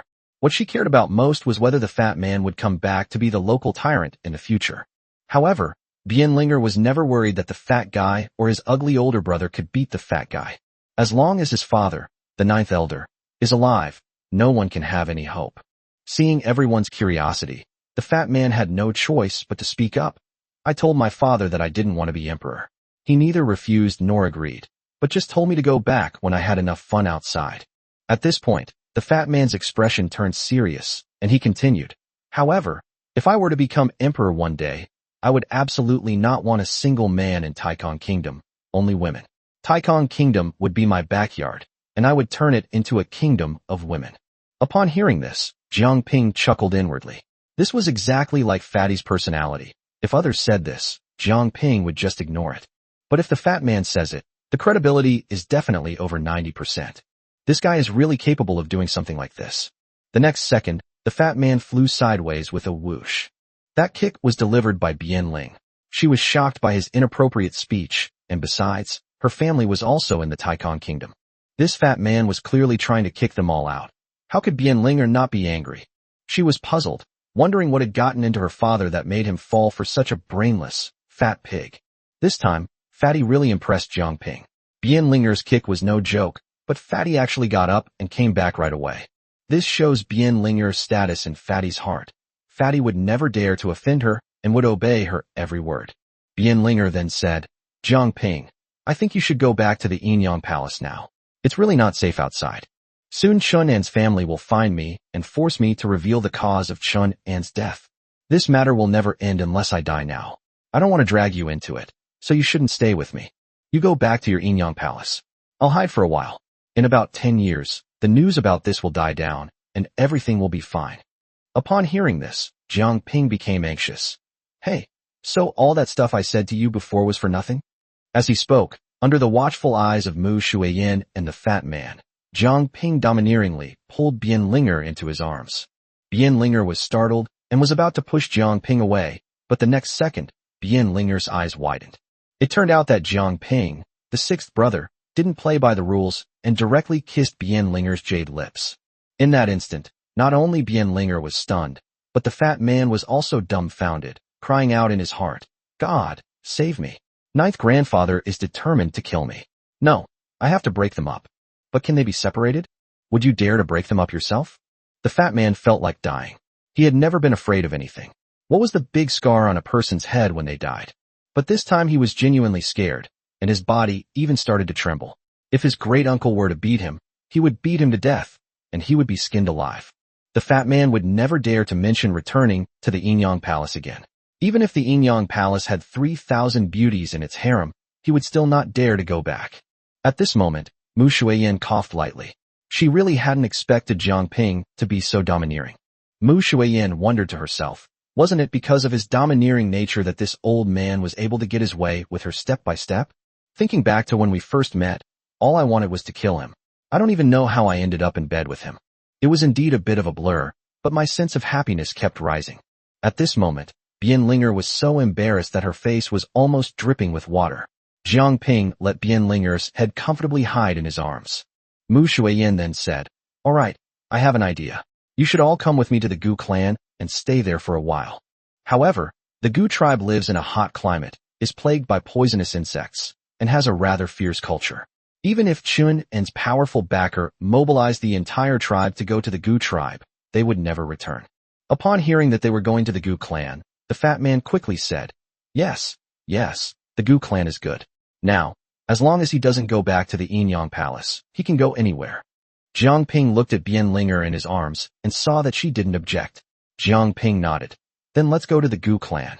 However, Mu Shuiyin glanced at Jiang Ping with great interest and said, You should be mentally prepared before you go to the Gu clan. Jiang Ping was taken aback. What do you mean? Mu Shuiyin chuckled softly and said no more. All right, let's leave now. There's no need for us to stay here any longer. At this moment, Mu Shuiyin once again summoned the spirit boat, and the four of them boarded the spirit boat and headed south. If they had gone directly, they would have passed by the Inyang palace, but Mu Shuiyin would not have dared to act recklessly on someone else's territory. This was a major taboo for cultivators and would have been a provocation. They sped along, traversing towering mountains and deep valleys. Jiang Ping had to admit that the scenery was absolutely stunning. It was the first time he had ever seen such a beautiful environment. At this moment, Mu Shuiyin slowly lowered the spirit boat and said directly, This is Two Swords Mountain. There's a sect here called Shuiyun Pavilion, and it's entirely populated by female cultivators, or more accurately, nuns. Chapter 80 Shuiyun Pavilion. As Mu Shuiyin spoke, she glanced at Jiang Ping, seemingly unintentionally. Jiang Ping didn't react at all, which pleased Mu Shuiyin. She had always worried that the old man was a womanizer. If that's the case, I'll have to take some measures against him.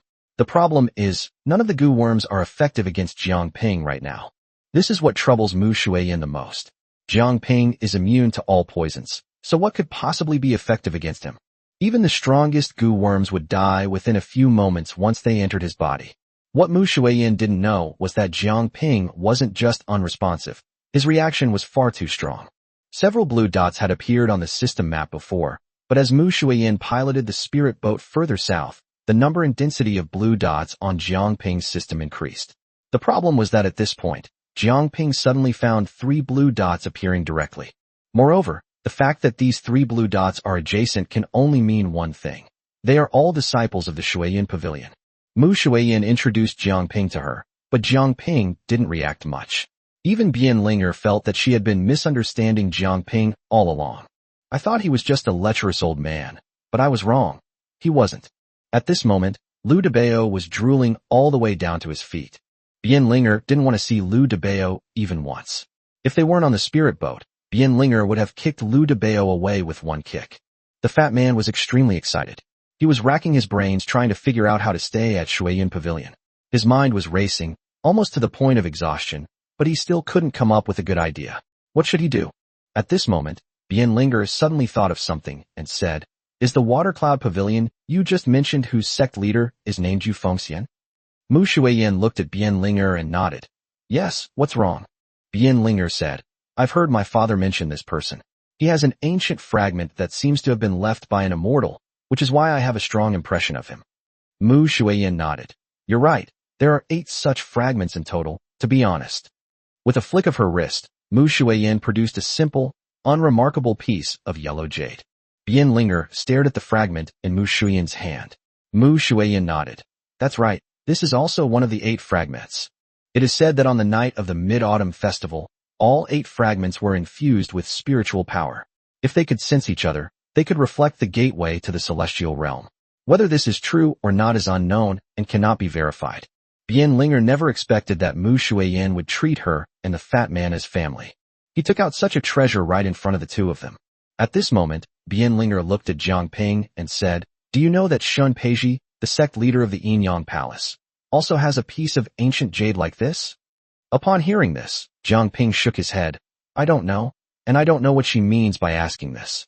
It's mainly because I don't think I've told her that I'm quite familiar with Shun Peiji. Bian Linger looked at Jiang Ping and said, I didn't say you knew. I just told you that the Inyang Palace sect master also has a piece. With your level of skill, what connection do you have with the Inyang Palace master? You'd be lucky to even get a glimpse of Shun Peiji. Jiang Ping was furious, thinking to himself, am I really that pathetic? Jiang Ping really wanted to tell Bian Linger that she was his woman, but but he decided against it. If he did, Bianlinger would only laugh at him more. No, I'll get my revenge on Bianling. You underestimate me, don't you? I'll show you why the flowers are so red. Mu Shuiyin stopped the spirit boat and said, to return to the Gu clan, we must cross the Two Swords Mountain on foot. Otherwise, even without the nuns from Shuiyun Pavilion, those rogue cultivators at the foot of the mountain could have killed us. Jiang Ping's eyes widened as he asked, what's going on with those rogue cultivators near Shuiyun Pavilion? Mu Shuiyin chuckled softly at this moment. There are too many female disciples in Shuiyun Pavilion. They need to go down the mountain to train frequently. We also need to purchase some necessities that are not available on the mountain. The one thing Shuiyun Pavilion lacks most is elixirs. Shuiyun Pavilion doesn't have a single alchemist, so disciples who want to break through their cultivation levels need to frequently go down the mountain to buy pills, always in large quantities. Sometimes, with the sect leader's permission, exceptions would be made to allow some male cultivators to go up the mountain to refine medicine. However, all of this was under close surveillance. Some female disciples were abducted by powerful individuals after descending the mountain and never returned. Because all the female disciples of Shuiyun Pavilion are virgins, once they lose their fidelity, they cannot cultivate the superior martial arts techniques of Shuiyun Pavilion. Therefore, they are forced to leave Shuiyun Pavilion. At this moment, everyone understood the situation at Shuiyun Pavilion, but Jiang Ping and the two women were stunned. At this moment, a man fatter than a ball stood directly at the bow of the spirit boat. Bathed in sunlight, his body shimmered with a light. He shouted loudly, I am the strongest alchemist. My lifelong ambition is to refine the world's #1 precious medicine, one pillar supporting the sky. My fellow disciples of Shuiyun Pavilion, I'm here. I will definitely join Shuiyun Pavilion. This person was none other than Liu Debao. Jiang Ping was so frustrated, he felt like his eggs were about to shatter on the floor. Bianlinger couldn't take it anymore. She didn't care how high the spirit boat was, or whether it could kill Liu Debao. She kicked the fat man in the butt, and Liu Debao was sent flying. Jiang Ping now understood that even if his brother didn't die this time, he would be bedridden for at least a month. As for refining something like a pillar supporting the sky, let's see if I can even get down on the ground first. Jiang Ping didn't know how Bianlinger could be so ruthless. He had noticed that the two women he had encountered were both incredibly ruthless. He Qinghuan is better. Jiang Ping makes all the decisions. Even Shin Peiji was basically in charge in front of him. Shin Peiji had to listen to him. But these two women were completely different. One had a fiercer personality than the other, and if she was not satisfied, she would resort to physical violence and get down to business. When the spirit boat landed, Jiang Ping looked and exclaimed, Holy crap! The fat guy was completely unharmed except for his clothes being torn. He had just been hanging from the tree. We can only walk now, Mu Shuiyin said. Passing through this forest will lead us to Immortal Wind City. This place is full of independent cultivators, and they all have only one purpose, to wait for the female disciples of Shuiyun Pavilion. They basically don't do business with other people. Oh dear, we're having bad luck. The month has just ended, and we have to wait another 10 days. Shuiyun Pavilion is only open 3 times a month, at the beginning, middle, and end of the month, allowing travelers to pass through the Two Swords Mountain. Anytime anyone dares to go up Two Swords Mountain, it's a provocation against Watercloud Pavilion, and they'll only face death. So it seems we can only wait. Led by Mu Shuiyin, the group entered Immortal Wind City. Chapter 81 Self-Proclaimed Title. What's called a city here is actually just a walled-up area where merchants do business. However, these people are all cultivators, with the lowest level being foundation establishment. However, infighting is rare among cultivators in Immortal Wind City. Whoever wins the favor of a female disciple of Watercloud Pavilion is truly skilled. The 4 walked through the city, and no one paid them any attention. It seemed that Mu Shuiyin was right. They were only interested in the women of Shuiyun Pavilion. Mu Shuiyin continued walking forward until she arrived at a 2-story pavilion. 2 men emerged from it, both shirtless and barefoot, their muscles bulging. Upon seeing Mu Shuiyin, the 2 young men bowed in reverence to the Holy Maiden.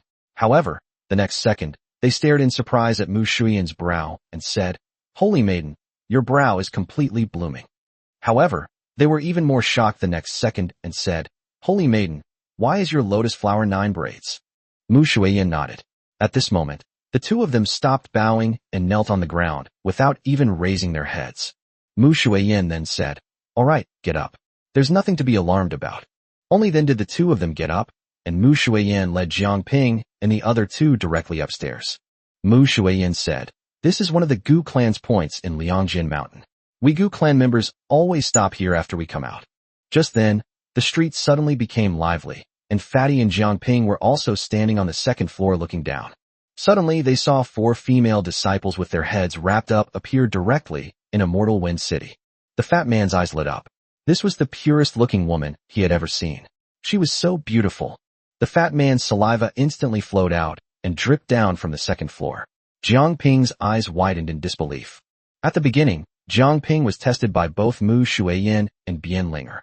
At that time, Jiangping's mind was focused on the system, so the 2 women did not discover that Jiangping was a lecherous old man. The 2 women were also drawn to the commotion outside and were watching the excitement, so they didn't pay much attention to Jiangping. At this moment, the leader of the Shuiyun Pavilion disciples said, "Our Shuiyun Pavilion urgently needs an alchemist. As long as he helps us refine pills for a year, Shuiyun Pavilion will definitely reward him handsomely." No sooner had the disciple finished speaking than a loud, "Ow," was heard, and then a huge ball of flesh crashed to the ground. Everyone stared in shock at the fat man, who then slowly walked towards the disciples of Shuiyun Pavilion. Every step he took was an arrogant stride, and most importantly, the fat guy seemed to have his own personal background music. This series of actions shocked everyone present. Jiangping cursed. Back when he was making a name for himself in the Yinyang Palace, he acted like this. Damn it. Now his limelight has been stolen again. Jiangping had already realized that he had to go to Shuiyun Pavilion, and he had to stay there. There are 3 dense blue dots here. If this beast ruins them, then I'll be covered in green from now on. Jiangping also jumped down with a whoosh, but his physique and aura were no match for the fat man. The fat man flicked his hair and said to the female disciple of Shuiyun Pavilion, "I am Liu Debao, the #1 pharmacist in Taikong Kingdom and the genius alchemist of Yinyang Palace." Upon hearing this, Jiangping cursed inwardly. Damn it! Who gave him this title? I've never heard of any of them before. Just then, Liu Debao pointed at Jiangping behind him and gave him a charming look. Jiangping realized at this point that things were going badly. This was my Dan Tong. The female disciples of Shuiyun Pavilion looked at Jiangping at this moment. He had not a single hair on his head. The fat man had a shiny bald head, and most importantly, he wasn't young. He must have been experimenting with elixirs frequently to achieve this. Instantly, the female disciples of Shuiyun Pavilion were extremely satisfied with him. He said, "All right, you're the one. You'll come with us to the Water Cloud Pavilion." At that moment, Bian Linger's voice transmission rang in the fat man's ear. "Do you want to die? What should we do?" The fat man's legs went weak, and he forgot about the matter. Then he said to the female disciples of Shuiyun Pavilion, "My lovely sisters, the fat man's words are like honey," which made the female disciples very happy. The fat man pointed and said, "Ladies, they are traveling with us. Sisters, you see they are all female disciples. As long as they don't leave the designated area, let them also see the magnificence of Shuiyun Pavilion."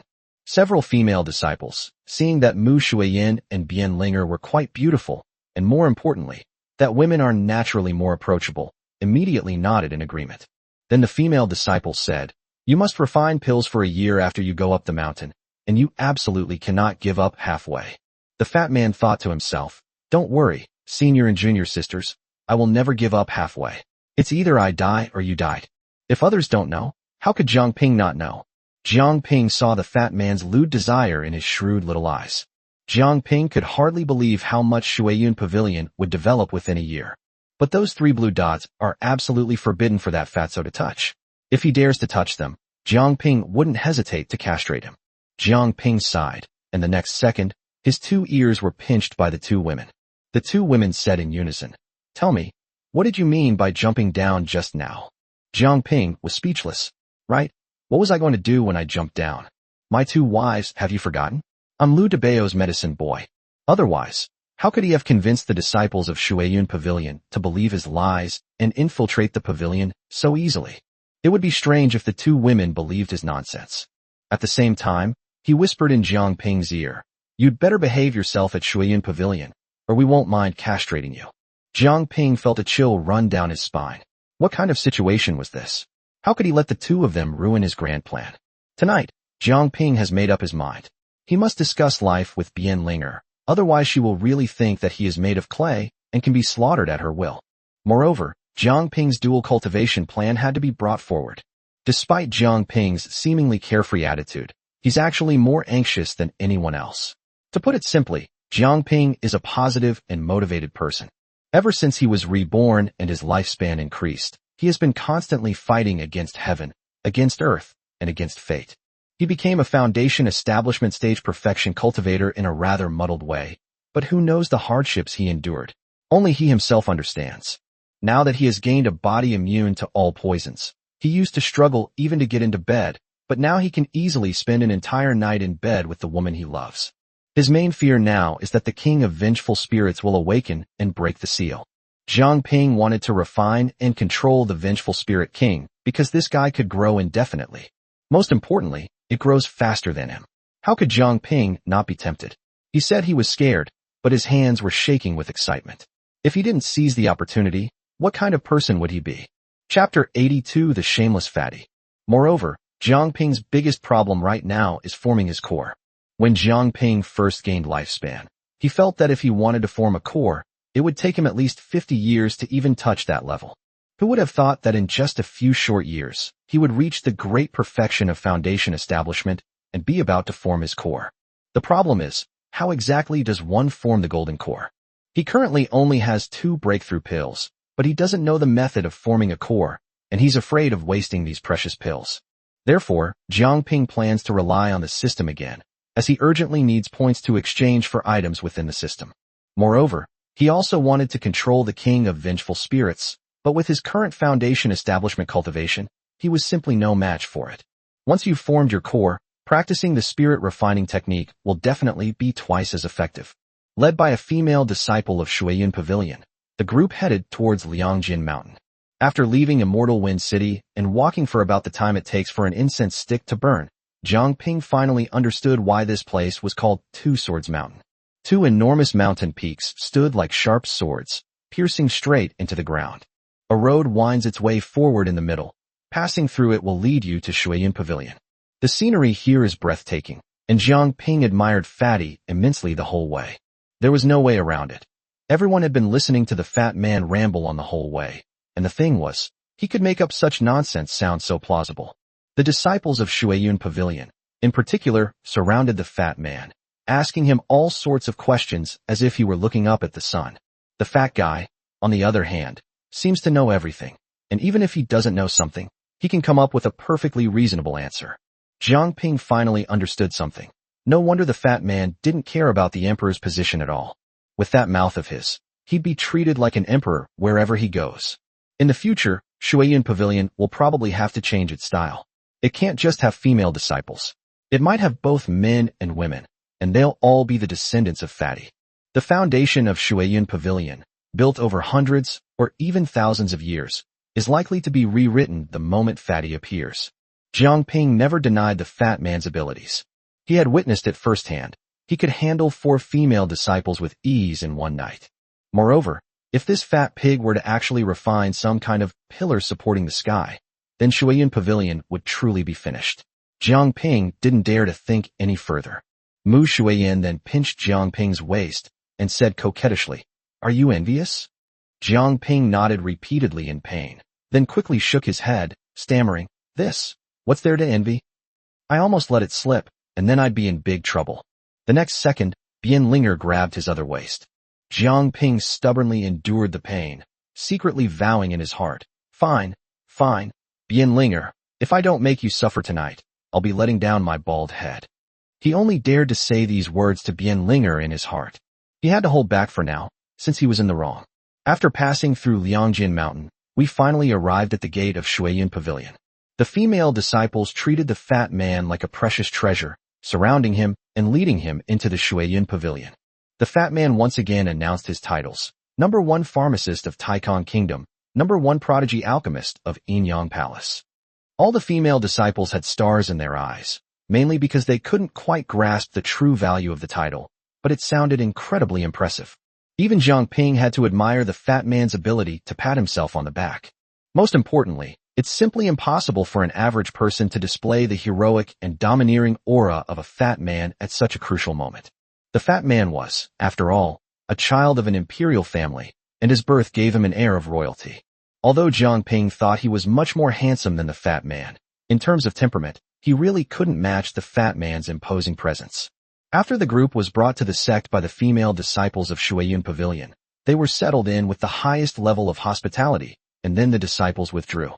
Unexpectedly, two beautiful female disciples were left behind to serve the fat man, making him so happy he could hardly see. Jiang Ping was furious, cursing inwardly. Are all the disciples of Shuiyun Pavilion blind? Can't you tell that this is a breeding pig? You're going to get scammed tonight. But could he say these words? No, because he checked the system and there was no woman for him there. At this moment, Bianlinger looked at Liu Debao and said, Fatty, are you really going to stay here for a year? Liu Debao shrugged and said nonchalantly, Cultivation is everywhere. I feel that the atmosphere here at Shuiyun Pavilion is particularly suitable for me to make progress in alchemy, so I want to stay here and study alchemy diligently. Bianlinger glared at the fat man and said coquettishly, You fatso, don't make me angry. Don't forget our purpose for this trip. We are heading to the Gu clan. You're good to go here.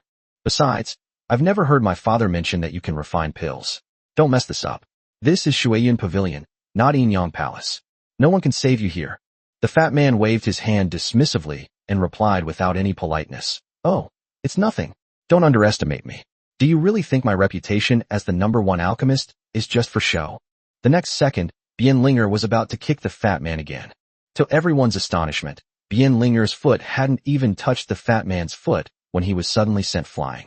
He landed right in front of the two female disciples who had been left behind by Shuiyun Pavilion. At this moment, Jiang Ping and Bianlinger stared wide-eyed at the fat man, only to see that the fat man had somehow produced a mouthful of blood. Jiang Ping felt like his brain couldn't keep up. Blood was dripping from the fat man's mouth, and the two female disciples quickly pulled him into their arms. The next second, the fat man grabbed the hands of the two female disciples, who made no attempt to dodge. Instead, he glared at Bianlinger, his eyes seeming as if he had a blood feud with her. The fat man said to the two female disciples, Don't blame her. She is my elder. It is only natural for elders to educate juniors. It was indeed my fault. I shouldn't have made my aunt angry. After saying this, the two female disciples felt that the fat man's status in their hearts had risen even higher. This fat man is not only an outstanding alchemist, but most importantly, he is also a loyal and filial person. The two women supported the fat man as they slowly walked inside, showing no disgust at his large, flabby body. Just as the fat man's figure was about to disappear from everyone's sight, he turned and gave Jiang Ping a smug look. Jiang Ping really wanted to summon the 9th Elder's spirit and kill the fat man right then and there. He cursed inwardly. What the hell is this? Not only Jiang Ping, but Bianlinger and Mu Shuiyan were also stunned. How can you not be stupid? Don't those two female disciples have any brains? How could they be so easily fooled? The question is, should we continue to think about what to do next? Chapter 83 Dual-Cultivation Technique. At this moment, Jiang Ping, Bianlinger, and the other two looked at each other, unsure of what to say. Jiang Ping could only break the deadlock by saying, All right, let's rest at Shuiyun Pavilion for a few days. I bet the fat guy's novelty wears off in a day and he'll leave. If he doesn't, I'll break his legs. Jiang Ping didn't even need to say it. Bianlinger would be the first to not let him off the hook. He was just framing Bianlinger. How could Bianlinger tolerate such an insult? She had to get revenge. Jiang Ping now shares the same thought as the fat man. He doesn't want to leave this place, as he has 3 women here. He was leaving, but he didn't take the fat guy with him. Who knows what might happen? So he absolutely couldn't allow any accidents to happen. There are 3 blue dots here, which represent 3 women who have unlocked the system's attraction function, but it requires points. I currently have 2 points, and I must win over Bianlinger tonight. Otherwise these 2 points won't be enough to share among 3 women. I need to increase her favorability as quickly as possible. Jiang Ping also revealed a lewd smile at this moment. However, he quickly suppressed his smile, knowing that Bianlinger absolutely could not see it now. Otherwise it wouldn't be the fat man who would be thrown out, but himself. Bianlinger still had a lot of anger to vent. Although the fat man might try to play the victim in front of the female disciples, don't forget that Jiang Ping is a transmigrator. Even if he doesn't know how to coax girls, he has watched quite a few romance movies. At this moment, Jiang Ping came to Bianlinger and said gently, Let's go. Don't get angry because of that fatso. If something happens to you, how am I supposed to live?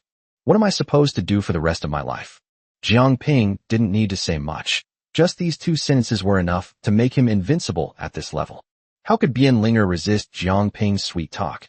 Now, No matter how angry she was, it all vanished in an instant. She was captivated by Jiang Ping. She was like a little bird imprisoned by Jiang Ping's emotions. Mu Shuiyin felt a chill run through her body at that moment. She was a sensible person. She understood the principle of sharing favors equally.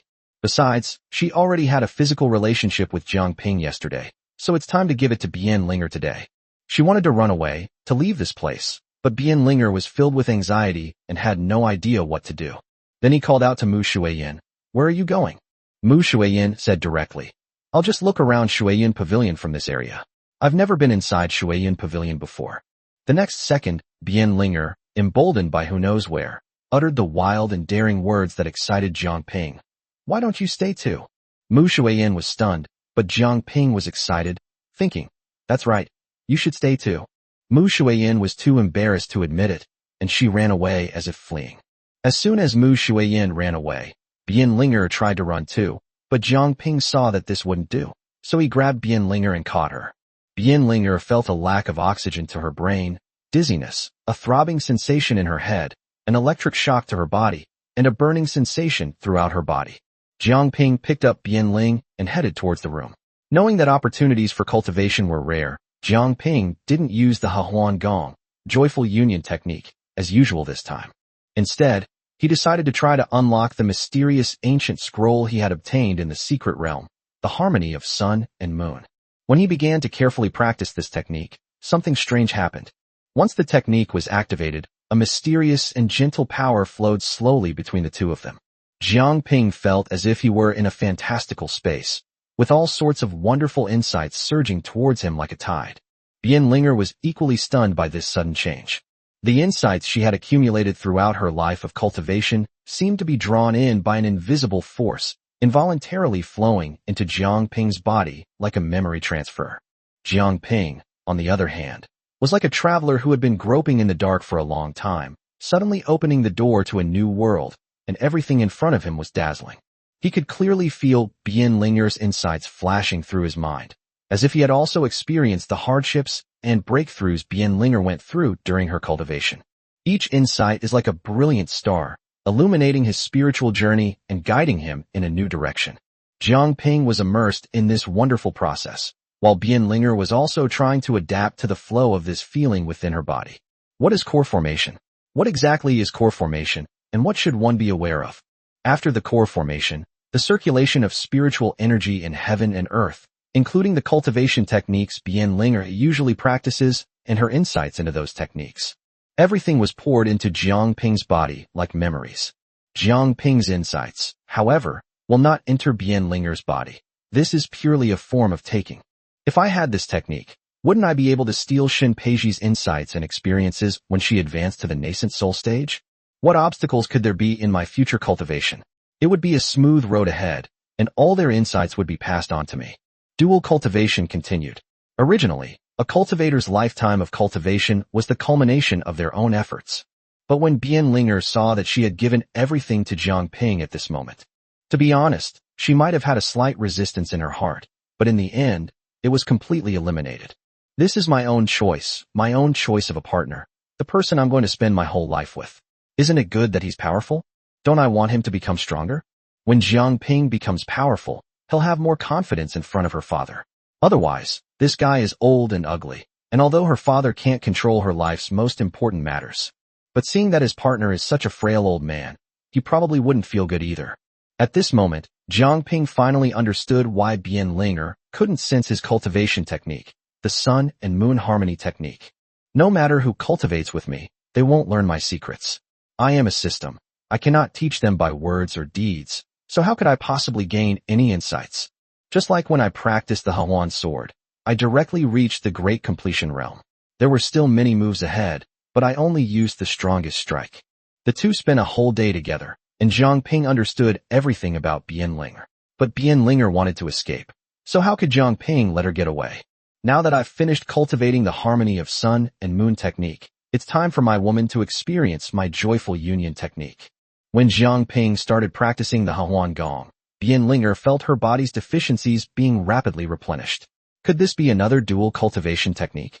Bian Linger was almost going crazy. That old guy was a scoundrel. What is he thinking about every day? What kind of martial arts does he practice every day? It's all bedroom techniques. Doesn't he have any practical combat techniques? In Jiang Ping's mind, dual cultivation is the only good cultivation method, a point on which Jiang Ping and Fatty are highly aligned. After several cycles, Bianlinger felt that her body could not take it anymore, and she wanted to finish quickly. However, Jiang Ping felt that the cultivation had not yet achieved the expected results, and he did not intend to let her off easily. As her cultivation continued, tears welled up in Bianlinger's eyes, and she finally fled this place of trouble in a panic. Just then, his reward arrived. 2 more breakthrough pills and 2 more points. Jiang Ping was so happy, he almost jumped for joy. He never expected that dual cultivation with Bianlinger and Mu Shuiyin would only cost 2 points, but now he has 4 points. Jiang Ping's original plan was to exchange for another powerful cultivation technique, but now he can't.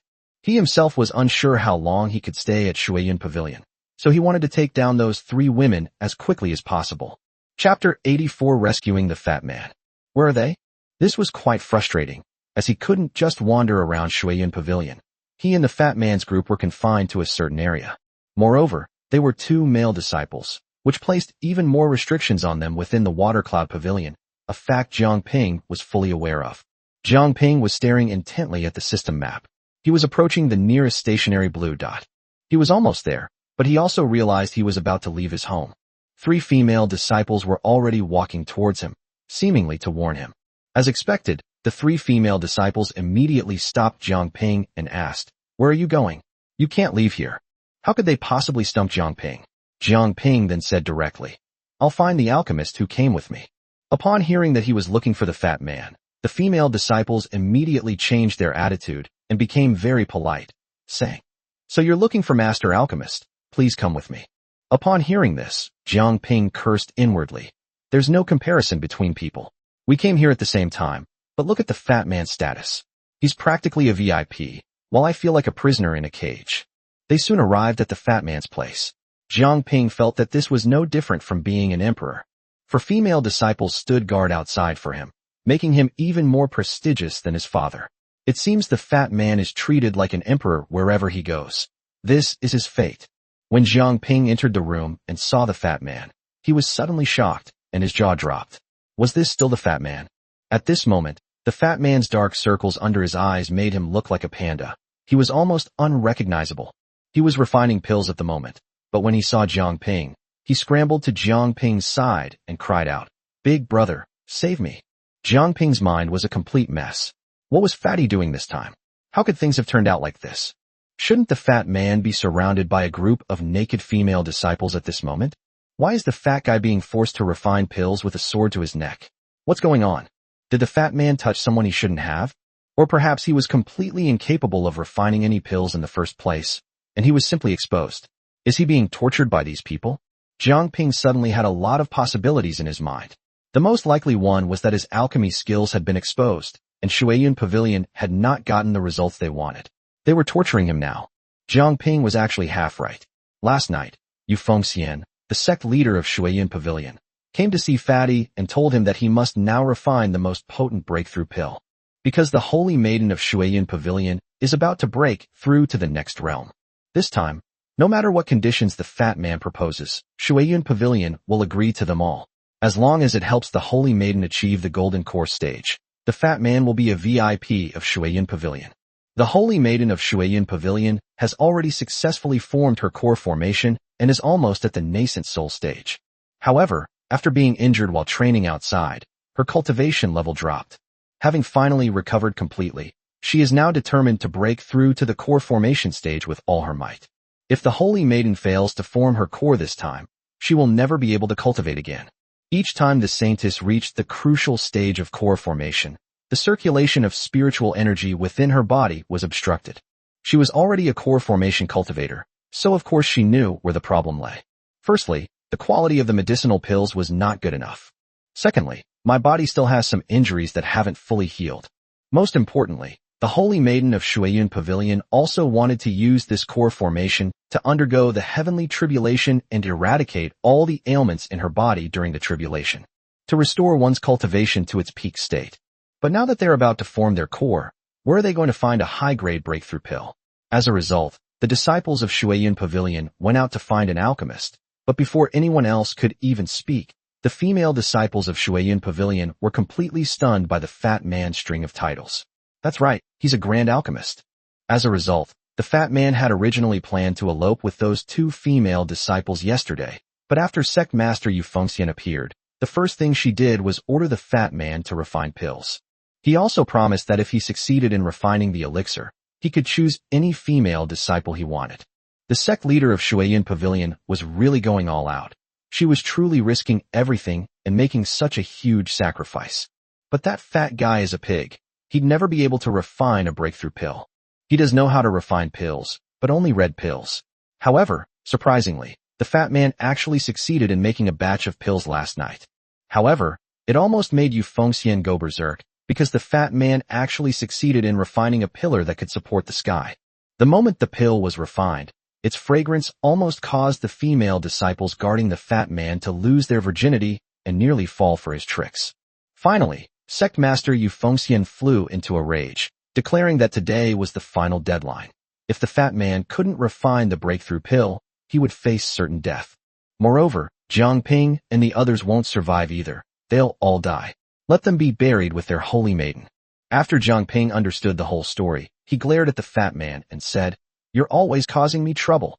The fat man was speechless and said, "Brother, I was originally thinking that after I slept with more female disciples, they wouldn't be able to stay in Shueyan Pavilion anymore, and then I would take them with me to travel the world. Since I can't cultivate the Water Cloud Pavilion's techniques, I can cultivate the Yin-Yang Palace's techniques, right? How could I possibly mistreat these female disciples who follow me?" Jiang Ping shook his head and said, You're playing too fancy a game. If the fat man were given more time, to be honest, his plan would have a success rate of over 90%. But the matter of the Holy Maiden was too urgent. Even Sect Master Yu Fengxian couldn't sit still anymore. So this guy was unlucky this time and ran into trouble. At this moment, Jiang Ping ignored the fat man and said to the female disciple beside him, "Please trouble you, fairy, to convey my request to the sect leader. I wish to see the sect leader. I can help your holy maiden overcome this difficulty. If I can't do it, I'm willing to offer my head." At this moment, the female disciple looked at Jiang Ping and said, "Aren't you a medicine apprentice? You can also refine pills."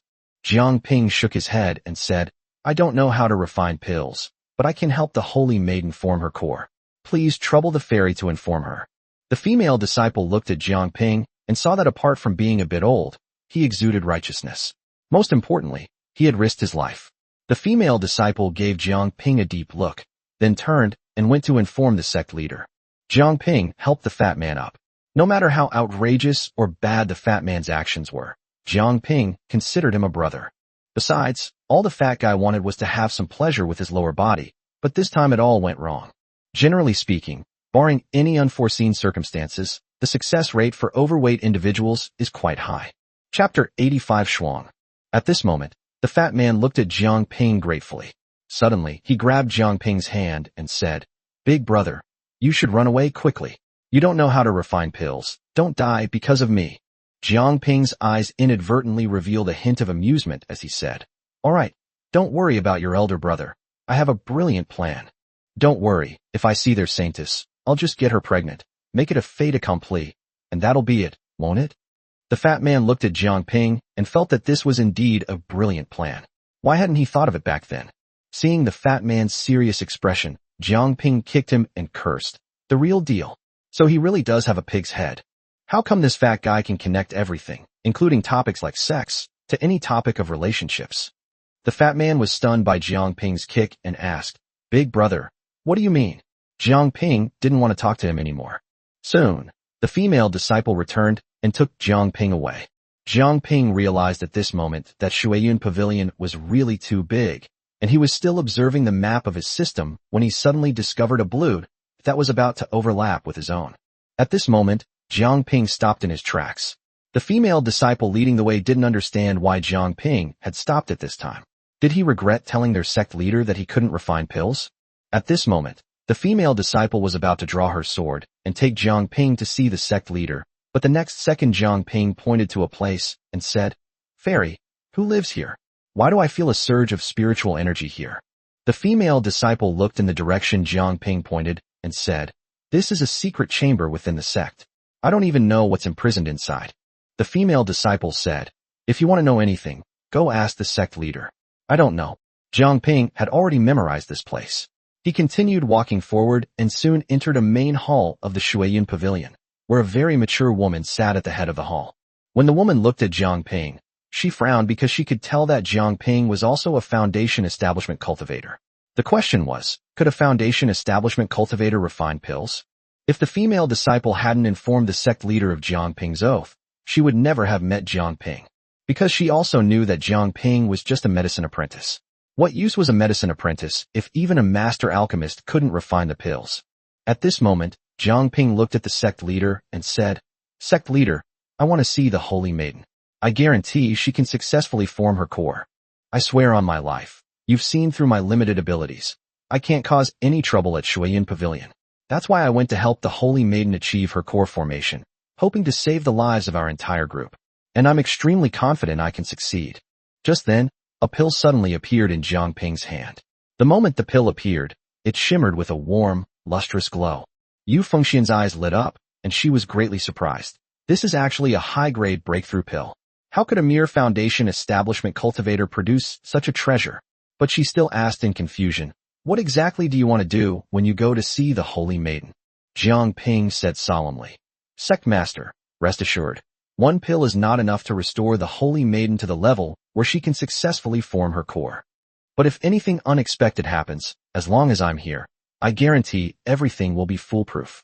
Looking at Jiang Ping's serious expression, Yu Fengxian pondered for a moment and thought, even if this kid has 3 heads and 6 arms, he can't cause any trouble in Shuiyun Pavilion. Since he wants to go, let him go. Yu Fengxian is already worried sick about the Holy Maiden's core formation.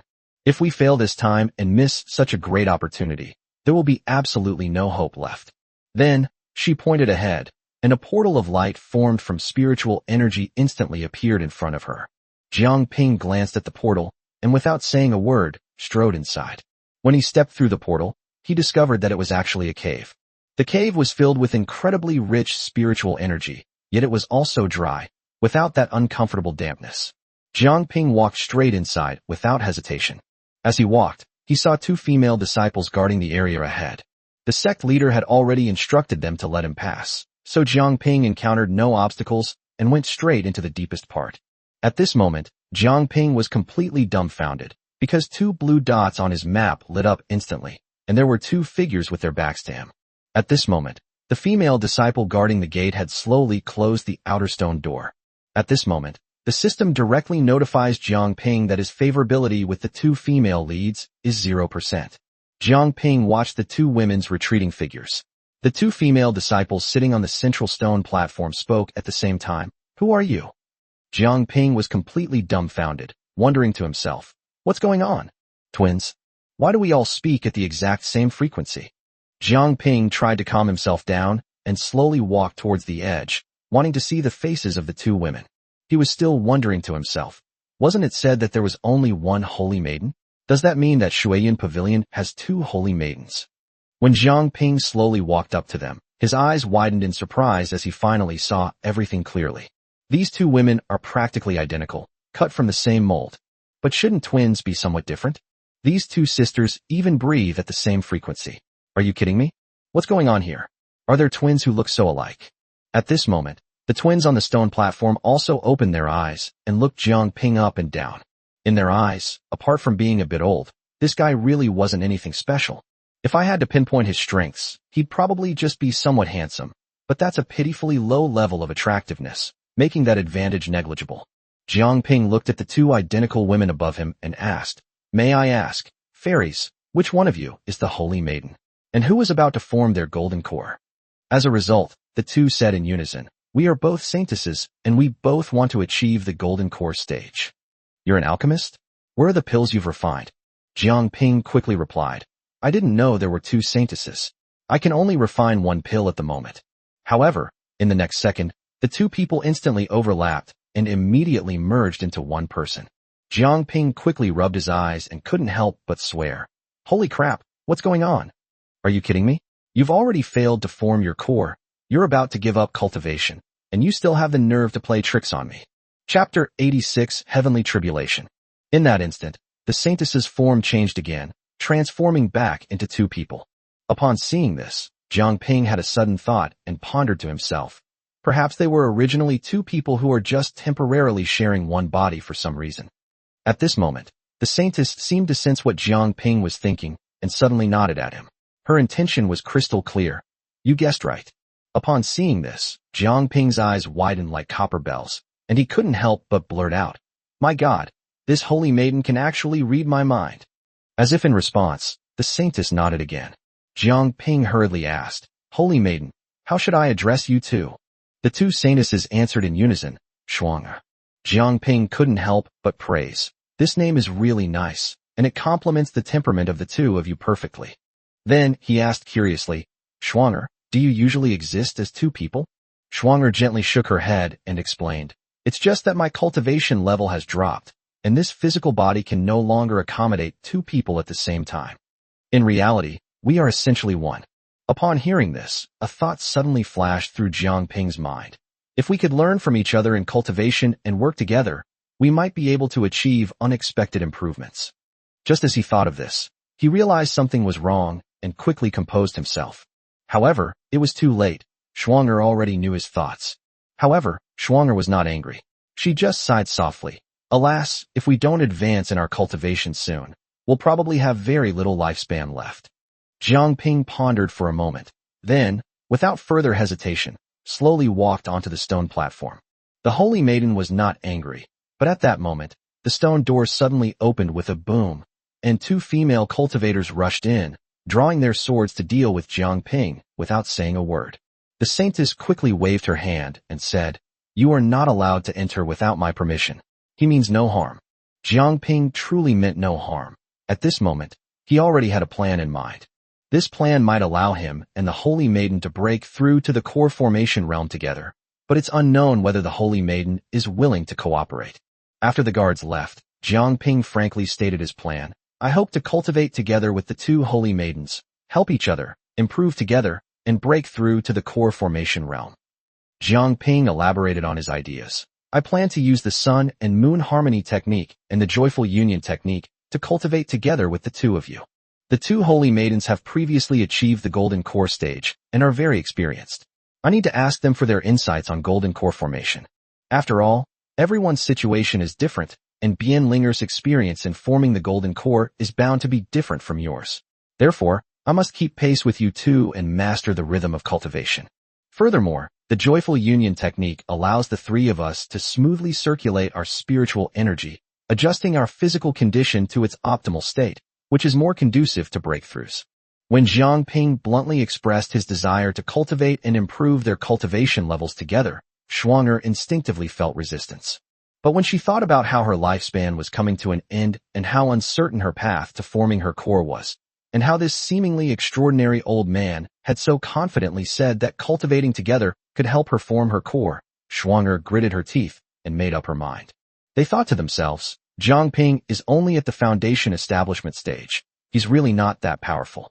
Besides, neither of them had ever experienced cultivating together with others before, so they decided to treat it as an opportunity to seek a breakthrough at the end of their lives.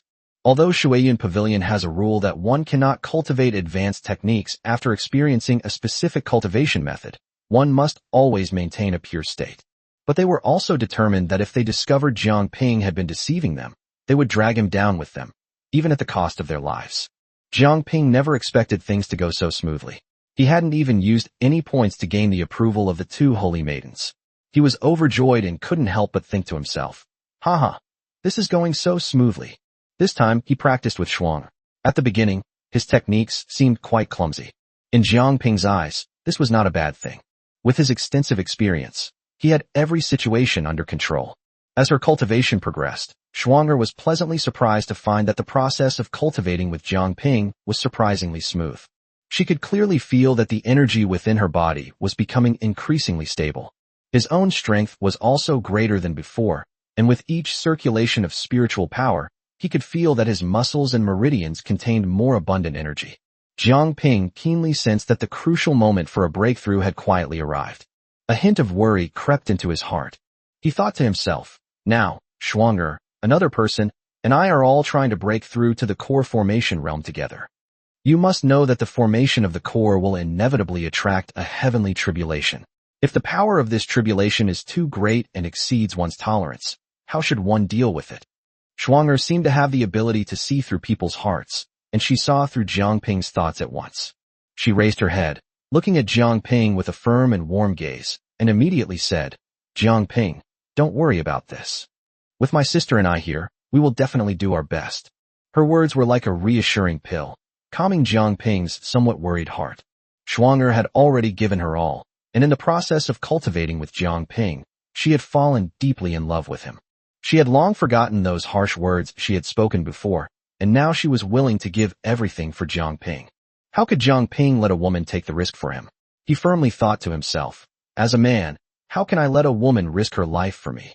Just then, a system notification sounded, informing Jiang Ping that his favorability with the Holy Maiden had both reached 200%, and then rewarded Jiang Ping with 5 points, followed by a flying sword. This flying sword was smaller than the previous one, and Jiang Ping couldn't help but complain. Hey system, what use is a flying sword to me? I need more defensive support. Could you please switch me out? However, no one responded to him. At this moment, Jiang Ping was like an arrow on a bowstring, ready to be released. He quickly took out 3 breakthrough pills, which were the highest grade breakthrough pills. When Schwanger saw the breakthrough pill, her eyes widened in surprise, and she couldn't help but exclaim, I never expected it to be of such a high grade. The 3 of them took the breakthrough pill together and continued to focus on their cultivation. Spiritual energy flowed continuously within their bodies like a surging river, and the effects of the breakthrough pill fully erupted at this moment. Jiang Ping and Schwanger both gained a deeper understanding of core formation, and their hearts were filled with insights. Moreover, in addition to his own insights, Jiang Ping also had the experience shared by Bian Linger, making his understanding even more profound. In that instant, dark clouds suddenly filled the sky above Shuiyun Pavilion, and the surrounding clouds seemed to be drawn by an invisible force, converging on Shuiyun Pavilion at an extremely fast speed. Upon seeing this scene, sect leader Yu Fengxian understood. The dark clouds in the sky were like surging black waves, rolling and churning wildly, as if constantly accumulating terrifying, world-destroying power in the abyss of darkness. Thunder rumbled, like the angry roar of a god, shaking the entire Shuiyun Pavilion violently, as if it might collapse at any moment amidst this earth-shattering roar. At this moment, Jiang Ping resolutely stood up, his eyes fixed on the terrifying heavenly tribulation above, his heart pounding faster than ever before. This was the first time in his life that he had personally faced such a terrifying tribulation, and feelings of tension and excitement swirled within him. Schwanger, on the other hand, appeared relatively calm. She was originally a core formation stage cultivator and had experienced the tribulation that occurred during her core formation stage. Even so, faced with such a powerful heavenly tribulation, she couldn't help but feel a sense of unease. At the same time, her eyes were filled with barely suppressed excitement, because she knew that the stronger the heavenly tribulation was, the more powerful she would be once she successfully formed her core, far surpassing her former strength. Moreover, this time the 3 of them are joining hands to overcome the heavenly tribulation, which is undoubtedly an unprecedented challenge and a rare opportunity. Chapter 87 Poison Pill. Just then, the first bolt of tribulation lightning crashed down, like a ferocious, raging purple dragon with bared fangs and claws, carrying a resolute momentum to destroy all things in the world as it hurtled towards the scene. Instantly, Schwanger conjured a protective shield above her head without hesitation. The protective shield instantly shone brightly, colliding violently with the oncoming lightning, unleashing a dazzling and mesmerizing light. Jiang Ping felt an overwhelming, tidal wave of force suddenly surge towards him. It felt like my head had been hit hard with a hammer. I was immediately dizzy and my body was swaying. I almost fell to my knees. Keep in mind, this was only the first tribulation, and Jiang Ping almost couldn't withstand it. If Schwanger hadn't done everything in her power to protect him, he probably wouldn't have been able to hold on. Although his body is much stronger than before, and he has even cultivated a body that is immune to all poisons, his cultivation foundation is still too weak. Immediately afterwards, the second and third bolts of tribulation lightning arrived one after another, each one more violent and ferocious than the last, like wild horses unleashing their fury. However, at this moment, as Jiang Ping watched Shuang'er struggling against the tribulation lightning, while he, a grown man, was hiding behind a woman. A strong sense of resentment surged into his heart. Suddenly, 8 spirit tablets on Jiang Ping's body began to spin rapidly, instantly replenishing his depleted spiritual power. At that very moment, a flying sword the size of a dagger appeared in Jiang Ping's hand. This was the second flying sword that the system had rewarded him with. However, at that moment, the shield that Shuang'er had conjured was covered with dense cracks like a spider web. In an instant, Shuang'er felt that she was powerless to resist any longer. But at this critical moment, Shuang'er's 2 figures rushed towards Jiang Ping without hesitation, intending to use their own bodies to shield Jiang Ping from the impending tribulation lightning. How could Jiang Ping possibly let that happen? Jiang Ping instantly leaped upwards, his eyes fixed on the terrifying tribulation lightning about to fall from above. Without saying a word, he threw the flying sword in his hand out hard. In that instant, the tribulation lightning and the flying sword collided fiercely. Unexpectedly, the incomparably powerful tribulation lightning seemed to have met its nemesis. The moment the flying sword shot out, it split the tribulation lightning in 2, sending it hurtling off to the left and right. Jiang Ping's flying sword made a nimble turn and returned precisely to his hand. At this moment, Shuang'er's 2 figures stared blankly at Jiang Ping. They had never expected that their man would be so brave and fearless at this crucial moment. However, the tribulation lightning did not disappear. Jiang Ping's previous attack had clearly enraged the tribulation lightning. They never imagined that in this world, such tiny ants could break through the power of tribulation lightning. At this moment, the tribulation lightning stopped falling and instead rolled continuously in the sky, frantically brewing its strongest attack. A huge black vortex formed directly above the entire Shuayan pavilion. The moment the vortex appeared, the entire sky suddenly became as bright as day, but the center of the vortex was as black as ink and unfathomable. At that moment, the vortex plummeted downwards with the force of Mount Tai, and in that instant, 2 enormous claws emerged directly from the vortex. The moment those 2 claws extended, a colossal black dragon, capable of blotting out the sky, slowly revealed its terrifyingly massive body from the vortex. At this moment, the azure dragon raised its head and let out a deafening roar that echoed throughout the entire water cloud pavilion.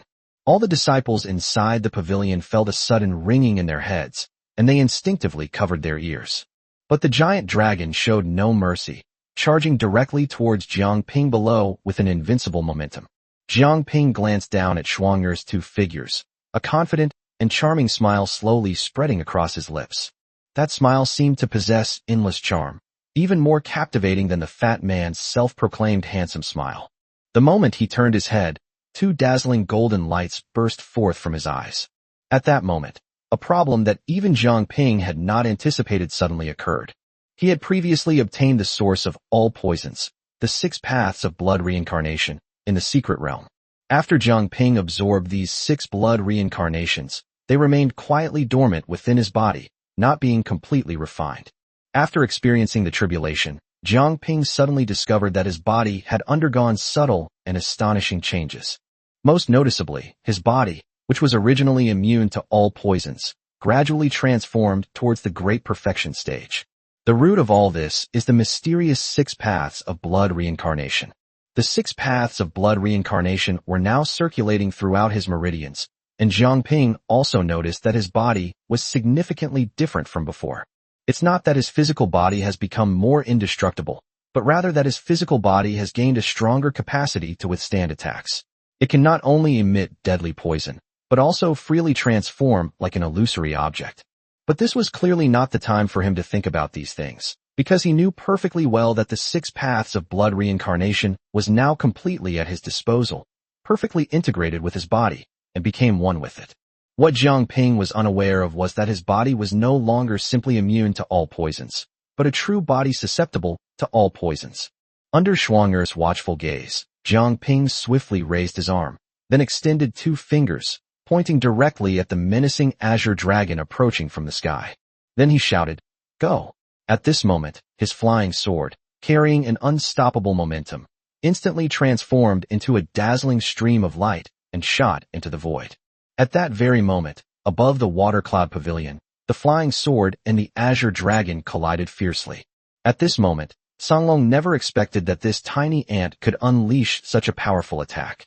Wherever the flying sword passed, everything turned to nothingness, and the azure dragon's head was pierced directly by the flying sword. The azure dragon arrived swiftly and was defeated just as quickly, disappearing without a trace before it could even utter a sound of struggle. At this moment, the tribulation clouds in the sky, seeing that their strongest attack had failed to harm Jiangping and Shuang'er, seemed to feel helpless and slowly dispersed in all directions. The flying sword then changed direction and returned steadily to Jiangping's hand. At this moment, Jiangping and Shuang'er quickly rose into the air, and the two slowly floated above the Shuiyin pavilion. At this moment, all the disciples and elders in the sect, including the sect leader Yu Fengxian, were watching the three figures above the Shuiyin pavilion. At this moment, the three figures were completely bathed in dazzling golden light. At this moment, Shuang'er's two figures quickly merged together, directly restoring her to a complete body. Moreover, they can separate at will and fight individually. But now, this body is fully capable of supporting both of their original forms. At this moment, Jiangping suddenly realized that he was actually able to fly into the air in his lifetime. This feeling was so wonderful that it was indescribable. Once a cultivator successfully forms their core, they will be able to roam freely between heaven and earth. At this moment, the surrounding Tindi Yanqi, heaven and earth energy, surged towards Shuang'er and Jiangping like a raging tide. Jiangping suddenly discovered that a large amount of spiritual energy from heaven and earth was rapidly gathering in his dantian from all around, condensing within his dantian. Suddenly, a fist-sized sphere materialized, leaving Jiangping stunned. During his dual cultivation with Shuang'er and Bianlinger, through the harmony of sun and moon technique, he learned that after a cultivator forms their golden core, a golden sphere will form within their dantian. That is the cultivator's golden core. However, his golden core was much larger than expected. The golden cores that most cultivators possessed, including those of Bianlinger and Shuang'er, were only the size of a walnut. But at this moment, Jiangping's golden core was as large as an egg. Most importantly, his golden core was not golden, but a pitch-black core that emitted a dim light. In truth, Jiangping did not understand that this was also a golden elixir. Only it was a rare poisonous elixir in the world. Chapter 88, all the same kind. Jiangping stared at the jet-black golden core in his dantian, his heart filled with endless doubts and surprises.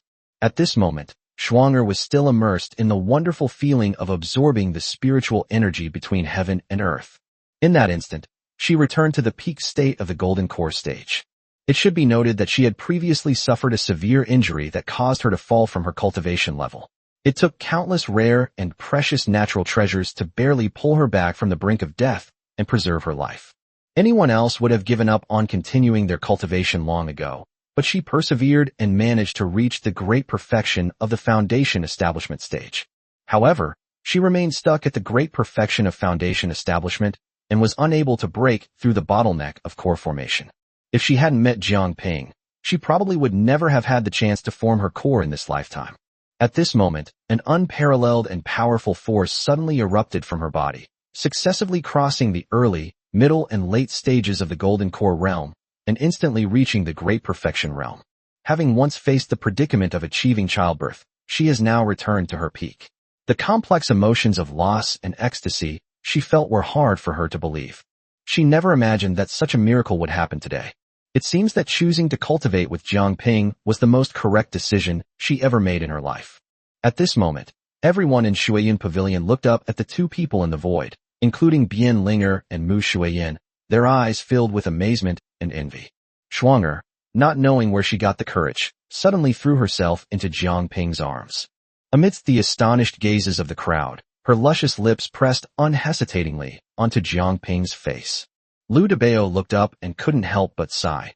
All the good cabbages have been eaten by pigs. Yu Fengxian, the sect leader of Shuiyin Pavilion, also stared intently at Shuang'er. At her level, she could instantly detect whether a woman had lost her virginity. At this moment, she already knew that this old man must have been engaged in dual cultivation with Shuang'er. Originally, she was slightly annoyed, since once they engaged in dual cultivation, Shuang'er would be unable to practice the superior techniques of Shuiyin Pavilion.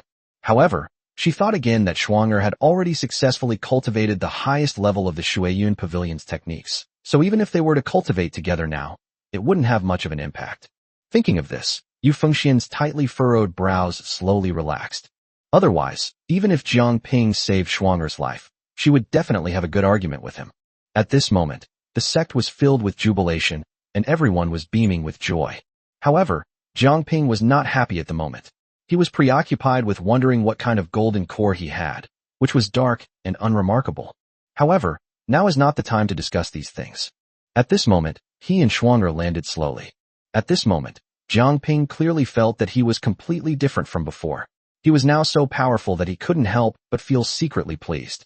It seems I should have Bian Linger and Mu Shuiyan study the dual cultivation technique together tonight. It can only be said that Jiang Ping's head is exactly the same as that fat guy's. No wonder they became good brothers. It's like a crow making fun of a black pig. They're all cut from the same cloth. At that moment, a voice boomed directly in the water cloud pavilion. It is Sect Master Yu Fengxian. Quickly summon Shuang'er and Jiang Ping to the main hall to see me. At that very moment, several more figures transformed into streaks of light and swiftly flew towards the main hall. These figures were all elders of the water cloud pavilion. Shuang'er glanced at Jiang Ping, and the two smiled at each other before flying directly towards the main hall of Shuiyan Pavilion. Upon entering the main hall, Jiang Ping did not see any joy on Yu Fengxian's face. Instead, she looked distressed and resentful.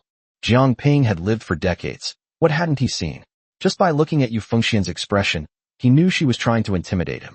Moreover, Jiang Ping knew perfectly well that this sect leader was probably causing trouble for him because he had slept with Shuang'er and probably wanted to negotiate some terms with him. It has to be said that Jiang Ping's prediction in this regard was incredibly accurate. As soon as Yu Fengxian spoke, she asked directly, "Where did you get that high-grade golden core pill? Don't tell me you only have one. Do you think I believe that?" Jiang Ping thought to himself, "Humph, don't go looking for trouble. Your real intention is not to talk to me about breaking through to the golden core stage." Jiang Ping didn't want to waste any more words with Yu Fengxian. He knew that Yu Fengxian was just trying to make him uncomfortable today. There's no point in arguing with him any longer. Besides, he's already slept with Shuang'er, and the deed is done. Moreover, Shuang'er is the holy maiden of Shuiyan Pavilion, so Jiang Ping doesn't believe Yu Fengxian can do anything to him. Jiang Ping looked at Yu Fengxian above and quickly bowed, saying, "Sect Master, please be frank and tell me what you want. Stop beating around the bush." Yu Fengxian never dreamed that Jiang Ping would be so direct, showing her no mercy whatsoever, and directly trying to test her bottom line. Jiang Ping's actions directly disrupted Yu Fengxian's original plan. He had intended to guide Jiang Ping slowly, and then subtly observe Shuang'er's changing demeanor. As it turned out, this old fox was truly cunning. He hit the nail on the head, leaving Yu Fengxian speechless. Yu Fengxian is now furious but can't vent her anger. Yes, what exactly is she supposed to do? Yu Fengxian wanted to get angry but couldn't, because Jiang Ping had indeed helped the holy maiden of Shuiyan Pavilion to rise from a cultivator who couldn't form a core to the great perfection of core formation. Most importantly, this time the aura of the core formation was much more profound than the last time, and it saved Shuang'er a lot of trouble when forming her nascent soul. If he were to punish Jiang Ping in front of the elders and Shuang'er, he would be disrespectful, not only as a person but also as an ungrateful traitor. As the sect leader of Shuiyan Pavilion, he simply could not bear such a heavy accusation. At this moment, Yu Fengxian was in a real dilemma, feeling overwhelmed and caught between two difficult choices. Yu Fengxian could only bite the bullet and say, "I invited you here to express my gratitude for your great kindness to Shuiyan Pavilion." Jiang Ping chuckled and waved his hand, saying, "Sect Master, my relationship with Shuiyan Pavilion is now even closer than marriage." As soon as he said that, Shuang'er, who was standing next to him, blushed and lowered her head, her two fingers twirling back and forth. At this moment, Yu Fengxian felt utterly disheartened, thinking, "A married daughter is like water spilled from a bowl. What can I do about it?" The main thing is that Fengxian hates Shuang. What were you thinking back then? How did I end up getting involved with this old man in such a short time? Yu Fengxian really didn't understand. How could he understand that Shuang'er at that time had given up entirely, and she didn't want to leave any disappointment in her life? Yu Fengxian waved her hand helplessly. "Go down. From now on, you will be a VIP of Shuiyan Pavilion. You can come and go as you please." As she spoke, Yu Fengxian immediately produced a sect master's token. There are only two of these tokens in the sect. One is in Fengxian's possession, and the other is in Shuang'er's. He has now given his to Jiang Ping. Even the elders didn't have such a token. Those who receive the token are treated as if they were the sect leader, and everyone must show them respect, including the elders. Jiang Ping was overjoyed, but he liked it. He desperately needed such a token, and just as he was about to doze off, Yu Fengxian handed him a pillow. He wanted to use this token to go to that mysterious secret chamber and see what was imprisoned inside. Why is the blue dot on the system map right there, completely overlapping with his own? He needs to know who this woman is. Chapter 89. I'm a professional actor. Yu Fengxian didn't want to see Jiang Ping again. With a wave of her hand, Jiang Ping and Shuang'er tactfully withdrew from the main hall. Yu Fengxian wanted to say something more, but she waved her hand, intending for Jiang Ping to leave first. Unexpectedly, Shuang'er followed her away as well. Forget it, let them be. In this world, what else is there for me to care about? The elders looked at each other, thinking that since the sect leader wasn't saying anything, what were they still doing here? So they all left. Jiang Ping was riding high. As he and Shuang'er passed by the blue dot again, Jiang Ping pointed and asked, Shuang'er, what exactly is that place? Shuang'er frowned, clearly displeased, and said in a muffled voice, there are serious criminals being held there. Upon hearing this, Jiang Ping immediately became interested. A repeat offender? Was his woman a repeat offender? At this moment, Jiang Ping cautiously asked, who was being held inside? Shuang'er didn't look at Jiang Ping. After thinking for a moment, she finally let out a long breath and said, Yu Linglong, the holy maiden of the demonic sect. Upon hearing this, Jiang Ping exclaimed in surprise, good heavens, she's actually the holy maiden of the demonic sect. Although he was just an outer disciple tending the medicine garden at the Yinyang Palace, the name of the holy maiden of the demonic sect was legendary. It is said that this Jade Linglong was able to touch the threshold of the Qi refining realm at the age of 5, and reach the peak of the Qi refining realm within a year. He established his foundation at the age of 7, formed his core at the age of 12, and became a nascent soul cultivator at the age of 25. This woman was not only exceptionally strong, but also incredibly beautiful. Any man who saw her would have his legs go weak and wouldn't be able to move. It feels like celebrating the new year if you can even drink a sip of her foot bath water, but unfortunately, these people will never have that blessing in this lifetime. After the demonic sect was destroyed, Yu Linglong suddenly disappeared from the cultivation world. Some say she was hunted down and fled to the void. Some say she encountered an immortal during her escape, who was captivated by her unparalleled beauty and took her away to ascend to heaven. Others say she was killed in a great battle. Anyway, there are all sorts of stories. Jiang Pingyao once joked that he probably wouldn't be able to rest easy just by smelling Yu Linglong's underwear, let alone drink her foot bath water. The main reason is that people have made the story of Yu Linglong too legendary. Jiang Ping never dreamed that Yu Linglong was actually imprisoned here. Jiang Ping remained silent, listening quietly. He knew that Shuang'er had a lot to say. She must have a deep connection with this Yu Linglong, otherwise she would never have shown that expression before. As expected, Shuang'er slowly said, my cultivation level dropped below the golden core stage because I was injured by her. Actually, I can't blame her. I thought I was a top talent back then, able to evolve 2 bodies to fight at the same time, but I was too naive. Yu Linglong had told me long ago that my cultivation foundation was unstable, and with 1 body bearing the power of 2 people, my speed and movement techniques simply couldn't keep up. She also warned me not to cause her any trouble before I became a nascent soul cultivator. The problem was, she hadn't reached the nascent soul stage yet, and I was close to it. Our cultivation levels and strengths were roughly equal, and besides, I was older than her. So, I started fighting her. It turned out I overestimated myself. Swords have no eyes, and I happened to be caught in a great war with the demons. Yu Linglong didn't take my life, but she cut off my path of cultivation. But she didn't understand. If a cultivator cuts off their path to cultivation, it's better to just kill me. Jiang Ping understood this logic. If cultivators couldn't cultivate, wouldn't they be no different from ordinary people? Moreover, Shuang'er was previously the holy maiden of Shuiyan Pavilion. Suddenly being beaten and having her future ruined, she might as well be dead. This is also why Shuang'er has never been willing to give up. She firmly believes that she can still cultivate, which is why she is where she is today. If she had given up on life and wallowed in self-pity, she probably wouldn't have even seen Jiang Ping before she was finished. Life is so amazing. If you just persevere for a little while, you might see a different view. Jiang Ping continued listening as the demons suffered a crushing defeat under the siege of all the cultivators in the cultivation world. However, the demons are all ruthless characters, preferring death to surrender, and Yu Linglong is also such a person, preferring death to surrender. Finally, He was controlled by the heartless fairy of Lover's Valley using the heart-questioning nail. She was originally supposed to be taken elsewhere, but every sect has male disciples, and any male disciple who sees Yu Linglong will fall for her. But no one had the heart to kill such a genius, mainly because Yu Linglong had never done anything immoral or immoral, and had never killed anyone, making her completely different from other demons. Those demons were bloodthirsty and cruel, while Yu Linglong was kind-hearted. Finally, Yu Linglong was imprisoned in Shuiyun Pavilion, since it was full of female disciples, which would save a lot of unnecessary trouble. Jiang Ping finally understood everything at this moment. It turned out that his woman was suffering right now. Although Jiang Ping didn't know what this heart-questioning nail was, he knew it wasn't anything good just from the name. What should we do? He couldn't tell Shuang'er directly that he wanted to see Yu Linglong. Shuang'er had previously said that male disciples would fall in love with Yu Linglong, and he figured Shuang'er was worried about him causing a problem, so she would definitely refuse. If they came alone, even with the sect leader's order, it wouldn't be effective.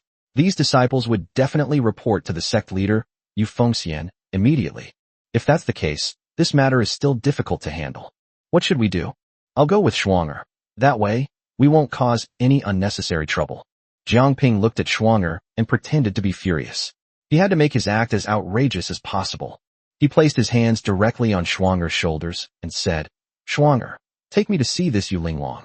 I want to see who she is, that she could hurt my Shuang'er like this. I must know who she is." Jiang Ping was filled with righteous indignation at this moment, wishing he could kill Yu Linglong in the next second. Even Shuang'er was stunned. Yu Fengxian had never been so excited before. He was so upset just because he was injured. It's often said that women in love don't think straight. Even if Shuang'er is the holy maiden of Shuiyun Pavilion, she'd still be confused if she met Jiang Ping, that shameless sixth brother. Shuang'er was deeply moved, but despite her emotions, she still didn't want Jiang Ping to see Yu Linglong. She wasn't worried that Jiang Ping would be seduced and fall for Yu Linglong's beauty. She was worried that Jiang Ping might actually do something drastic in a fit of anger. Although Shuang'er was almost unable to cultivate after being beaten by Yu Linglong, Shuang'er never complained about Yu Linglong. Because Yu Linglong won fairly and squarely, pointing out her flaws before the battle, she was simply unwilling to admit defeat. Moreover, they are young and ambitious, and as saints, how could they not stand up for themselves? But Jiang Ping didn't care about that. Now that he had started this charade, there was no reason for him to stop. Chapter 90 Jade Exquisite. Shuang'er couldn't stop him at all. Jiang Ping stormed in angrily.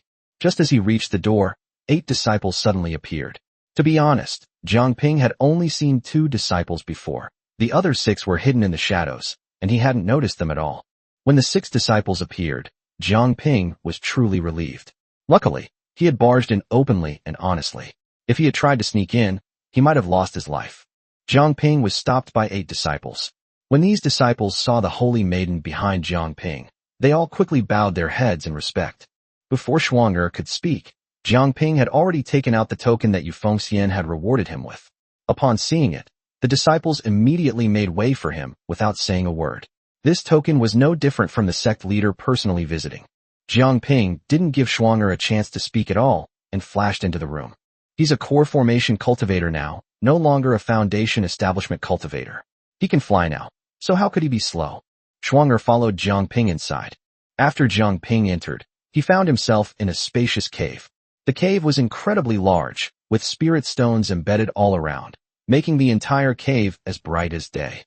In the center of the cave was a smooth stone platform, and on the platform was a metal cage, inside which a woman in red was curled up.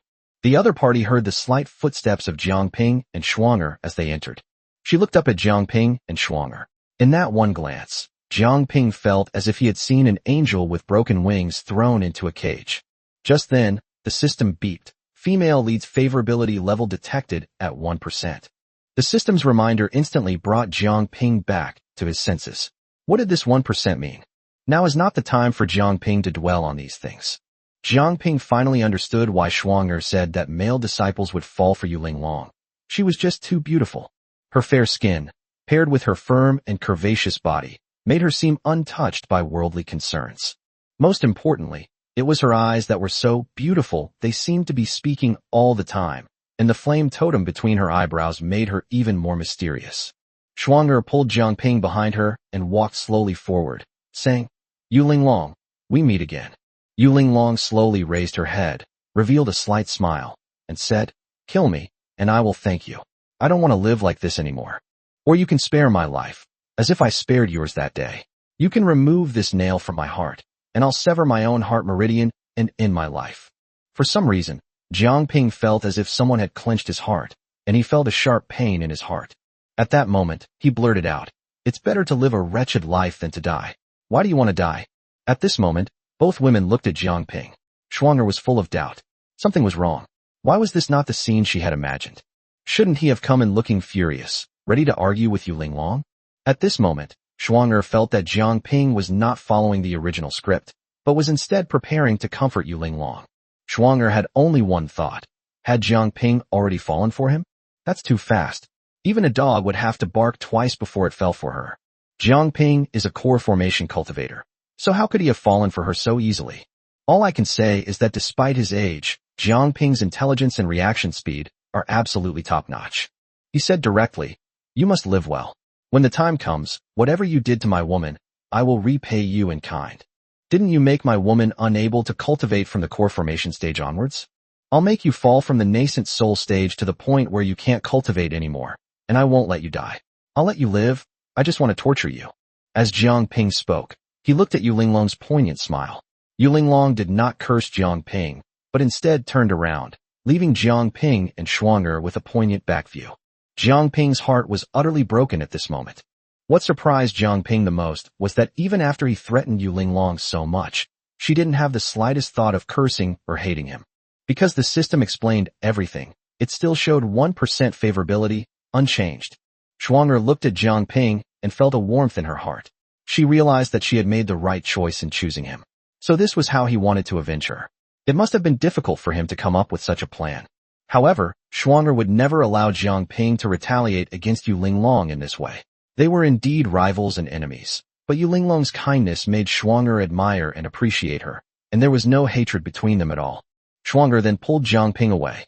Jiang Ping looked at Yu Linglong's desolate figure silhouetted against her red dress, and his heart ached unbearably. He directly transmitted his voice to Yu Linglong, "Wait for me. You must hold on and not take your own life. Don't worry, I will rescue you soon." At that moment, Yu Linglong's delicate body trembled slightly. She hadn't expected the voice to come from, but when she turned around, she saw Jiang Ping's eyes. Who was Yu Linglong?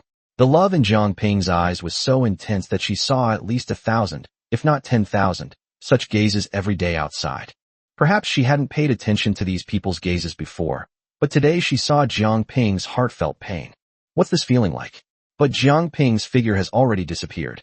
Yu Linglong stared intently at the spot where Jiang Ping had disappeared, carefully recalling his words. Why did he come to save me? Was he also after me? Yu Linglong snorted lightly, extremely arrogant. You actually dare to covet me, a nascent soul cultivator? I would rather die than have anything to do with you. Yu Linglong didn't expect a core formation cultivator to save her, but suddenly she thought of something. How did he get in here? Without the Water Cloud Pavilion's Sect Master's token, one cannot enter at all, yet he did. Could it be that Shuang'er brought him here? That means this guy has a high status in Shuiyin Pavilion. When did Shuiyin Pavilion get a male disciple? A series of questions flashed through her mind. Suddenly, she remembered something else. She had been so focused on not wanting to live that she hadn't noticed Shuang'er's cultivation level at all. It seemed Shuang'er had reached the core formation stage again, and her aura was even more powerful than before. Her current strength at the golden core stage is comparable to her own back when she was at the core formation stage. This surprised Yu Linglong. How did she manage to do that? Yu Linglong knew Shuang'er's condition very well. After all, Shuang'er's Dao heart was unstable after she injured her. How could she recover so quickly and so well? After Jiang Ping left, he quickly reunited with Mu Shuiyin and Bian Linger. When Jiang Ping saw the two women again, he discovered that they were followed by an exceptionally beautiful woman. The two women sighed. If they weren't watching him for even a moment, who knew what earth-shattering things this old man might do next? Chapter 91 The Saintess Terminator. Mu Shuiyin and Bian Linger appeared on either side of Jiang Ping, and the two women used their pinching skills to press down on Jiang Ping's waist, causing him to cry out in pain. But the two women immediately kissed Jiang Ping on the cheek, which is what they call beating you until you cry and then giving you a sweet treat. The two women immediately congratulated Jiang Ping on his successful core formation. They never expected that Jiang Ping would actually achieve core formation, especially in front of everyone from Shuiyun Pavilion. They could clearly see him embracing the holy maiden of Shuiyun Pavilion atop the pavilion. At this moment, Mu Shuiyin and Bianlinger came up to Schwanger, grabbed Schwanger's hands, and pulled her aside to start chatting. Three women make a drama. Jiang Ping shook his head helplessly, as if it had nothing to do with him. No, he had to get revenge after suffering so much injustice. The first person he thought of was Fatty. When Jiang Ping arrived at the fat man's place again, he was almost furious. The fat man was embracing a female disciple, making some kind of promise to her. Jiang Ping suddenly yelled, almost scaring the fat man to death. Startled, the fat man threw the woman in his arms away.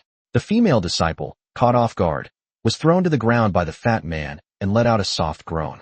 Upon seeing that it was Jiang Ping, the female disciple, who was no longer in the mood for romance, turned tail and ran. The fat man was furious. You're like a well-fed man who doesn't know the hunger of a starving one, he thought.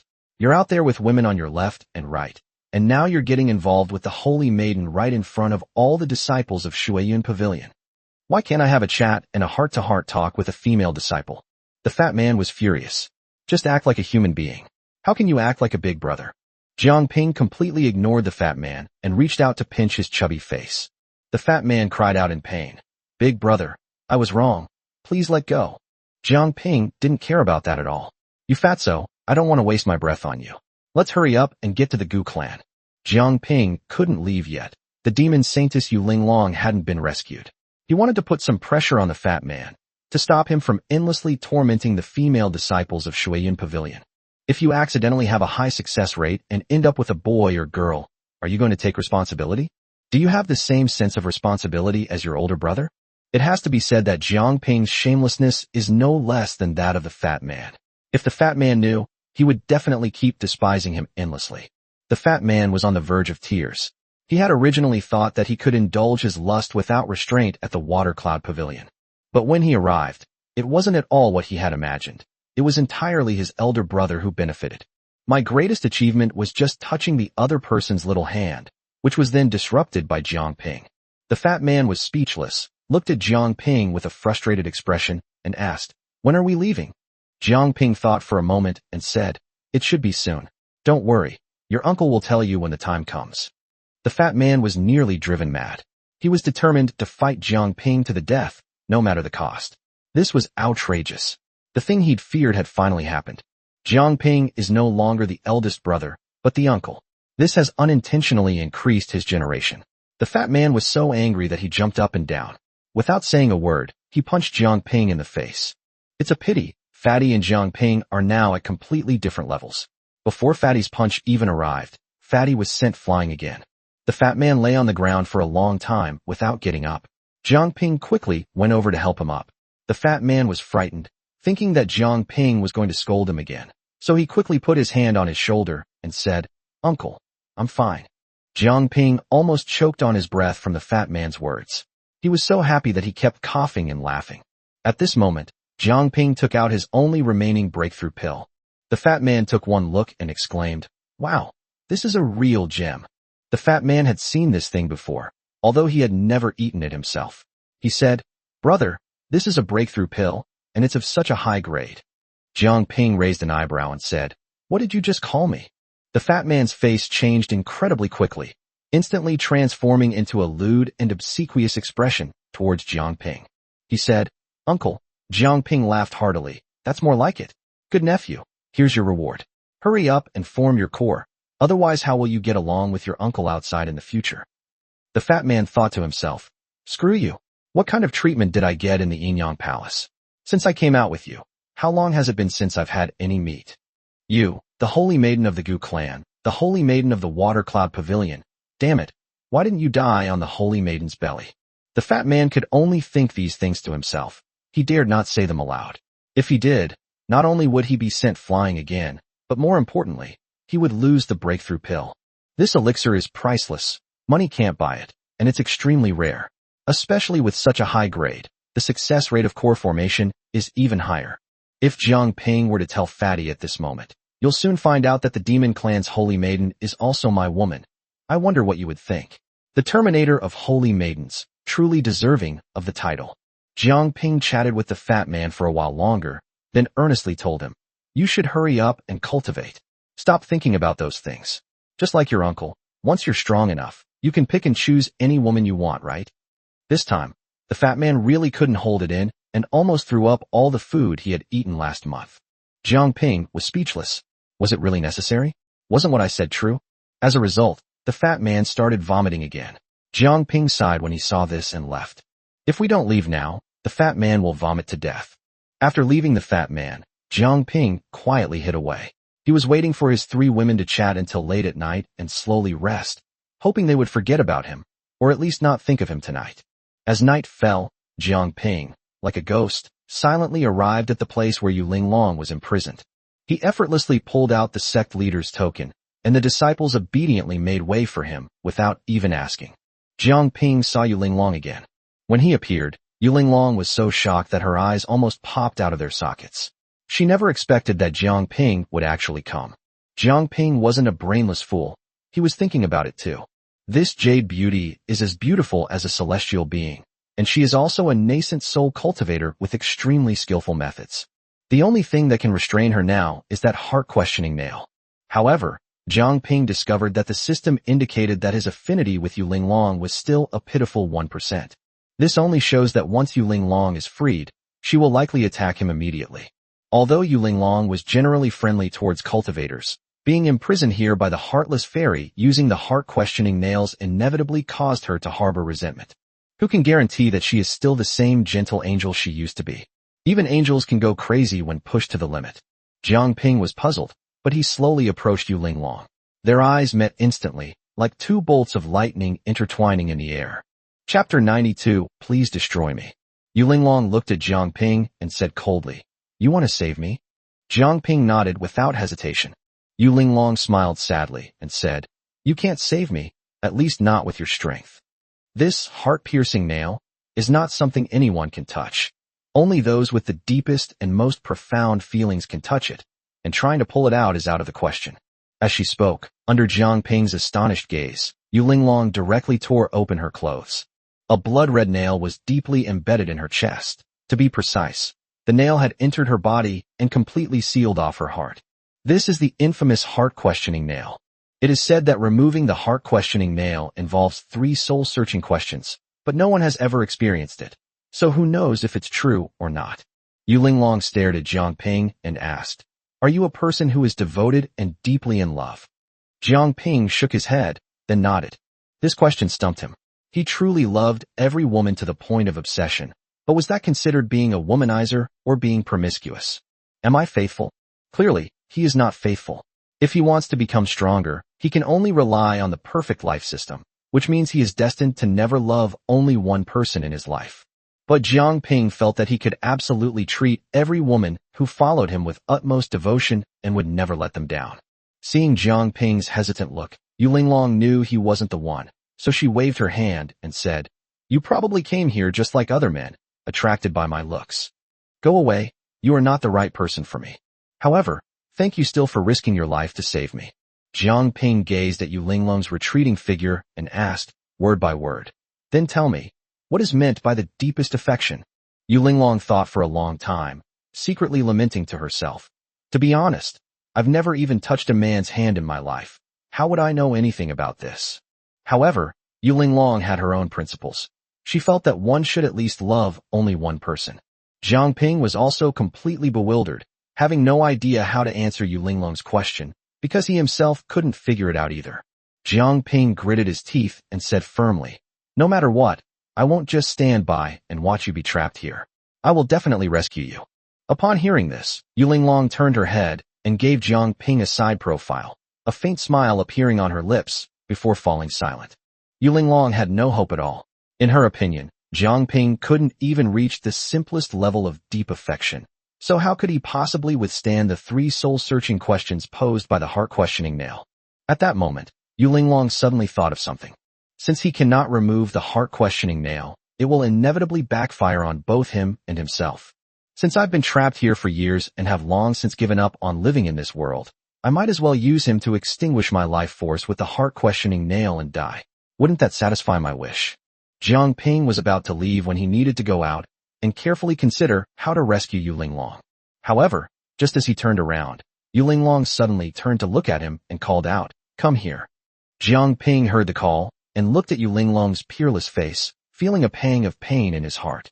It is truly a pity that the person before us, who looks like a fairy from a painting, has had her wings ruthlessly broken and is imprisoned here. With mixed feelings, Jiang Ping walked towards Yu Linglong. When Jiang Ping saw Yu Linglong, he was not captivated by her beauty, but felt a deep sorrow, as if he were suffering the same pain as Yu Linglong.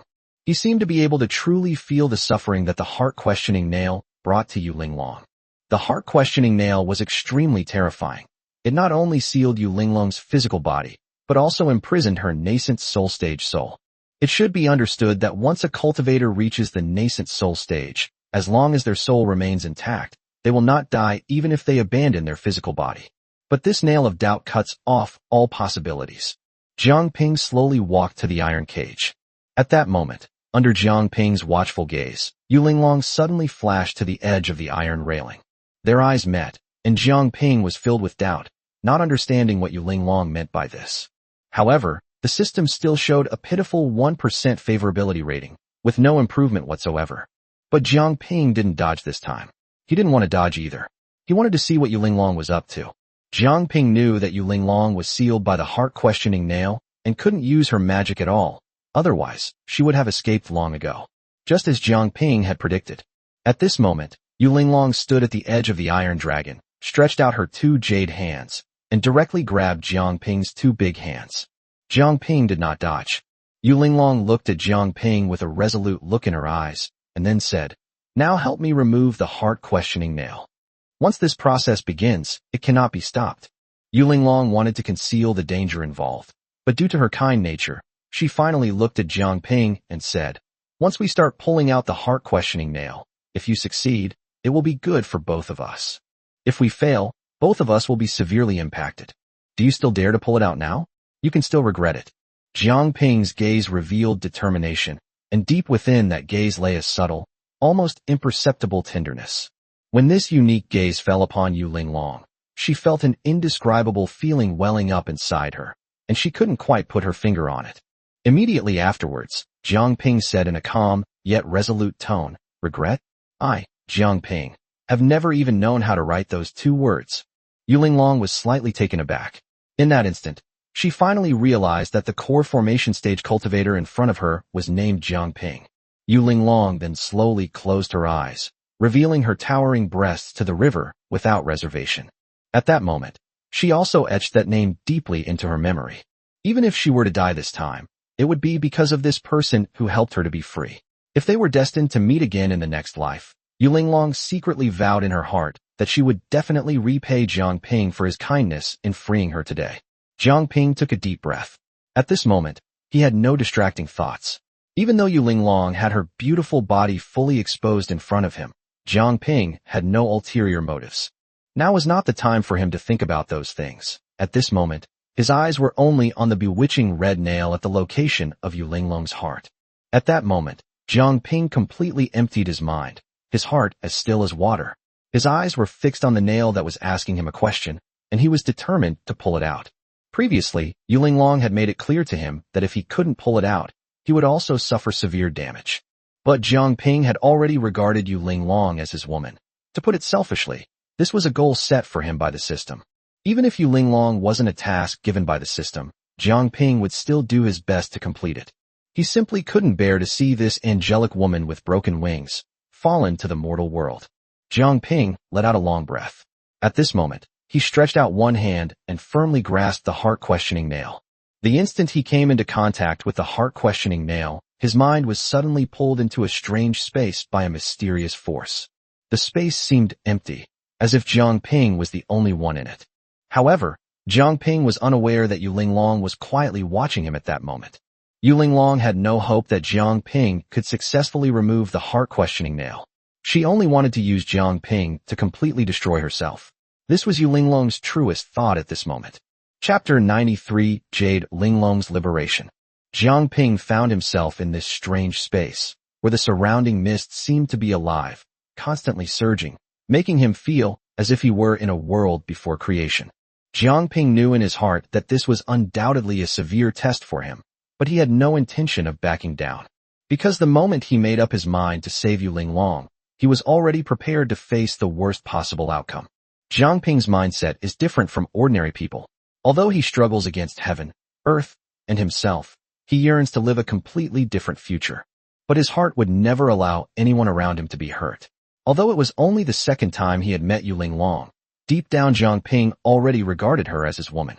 Therefore, no matter what situation he encounters, Jiang Ping will never back down in the slightest.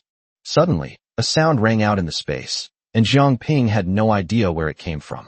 When that voice rang out, Yu Linglong stared intently at Jiang Ping. Since you have come here, it means that you intend to pull out this nail of doubt yourself. You have no way to back down now. If the heart-searching nail isn't removed, it will lead to the annihilation of both you and her. Don't you regret it? Jiang Ping smiled slightly, his expression calm. What is there for a man to fear when he is born between heaven and earth? Having made the decision, I've already considered the worst-case scenario. Suddenly, a blurry figure appeared above Jiang Ping's head. He nodded slightly, closed his eyes, and after a moment of contemplation, spoke in a deep and magnetic tone. Then he slowly opened his eyes and stared intently at Jiang Ping below. Now that you've come here, I'll ask you a few questions. If you give me a very satisfactory answer, I wouldn't mind giving you a great opportunity. But if your answer doesn't satisfy me, then life and death are predestined, wealth and honor are determined by fate. This is your destiny, and you are destined to face this calamity. Jiang Ping bowed softly and said, Thank you, Senior. My first question for you is, what is love in this world? Jiang Ping's thoughts were racing as he recalled his memories before his transmigration and the various experiences he had in this life. Thinking of Lin Miaoyin's near-death experience, and then of He Qinghuan's initial resistance when she first gave him her virginity, and how she eventually became completely devoted to him. Jiang Ping sighed and slowly said, Love is what the heart belongs to. It is the bond deep in the soul. It has nothing to do with romance. It is only about true feelings. After listening to Jiang Ping's words, the blurry figure above said, What a fine saying. It has nothing to do with romance, only with true feelings. Then, he stroked his beard, looked into the distance, and slowly said, Then let me ask you a second question. Love can hurt. So why do you still pursue it? This time, Jiang Ping didn't hesitate at all. Love can hurt, but it can also warm people. If there are no emotional ups and downs in life, one is just a walking corpse. Only by experiencing the joys and sorrows of love can one understand the true meaning of life. After Jiang Ping answered the second question, the illusory figure above, along with Yu Linglong who was secretly watching him from the side, both fell into deep thought. He pondered Jiang Ping's words repeatedly. Yu Linglong, in particular, thought to herself, Has my whole life been wasted? He had spent his life pursuing the pinnacle of immortal cultivation, and had already become a nascent soul cultivator in this world, roaming freely between heaven and earth, unstoppable by anyone. Having reached the nascent soul stage and possessing a long lifespan, yet never having truly experienced the wonders of love and affection, is truly pathetic and laughable. The phantom nodded slightly, its eyes revealing a profound and mysterious depth. He wasn't entirely satisfied with Jiang Ping's two previous questions, but they resonated with him, and in his opinion, they were the best answers he had heard so far. At this point, he directly asked the third question, What is the ultimate expression of love? Jiang Ping pondered for a moment, then looked up at the illusory figure above and replied, Senior, the ultimate expression of love is to pledge one's life to another, never to be separated.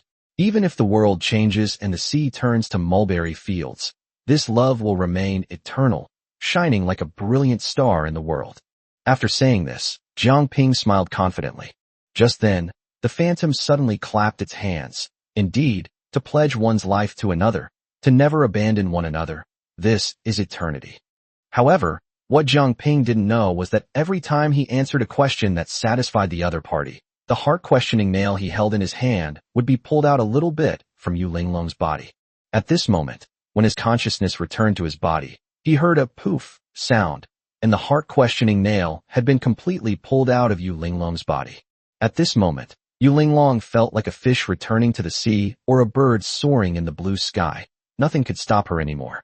At that very moment, a tremendous suction force erupted, drawing the surrounding Tindi Yanqi, heaven and earth energy, directly towards Yu Linglong. The primordial energy of heaven and earth transformed into fine threads, which quickly seeped into Yu Linglong's body.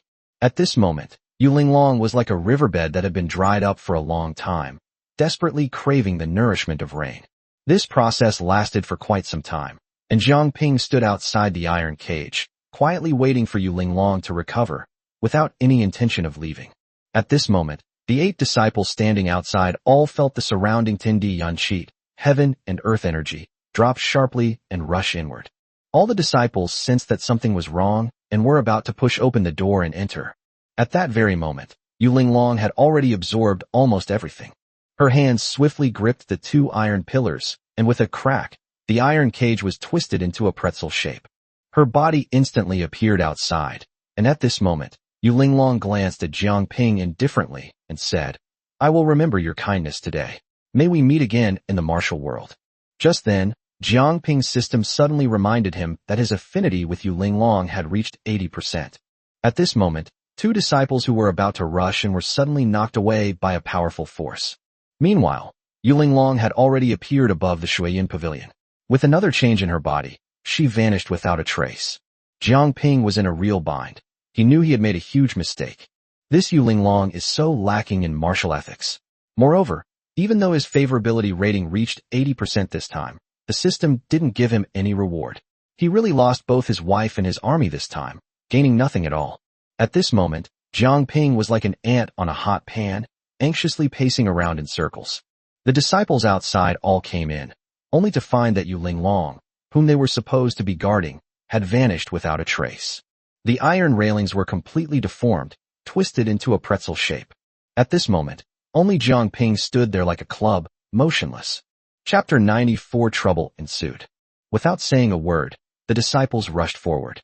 Even if Jiang Ping has the sect leader's token now, they still have to take him down. Does anyone know what this sect master's decree is all about? Without giving Jiang Ping any time to think, the 8 female disciples directly suppressed him.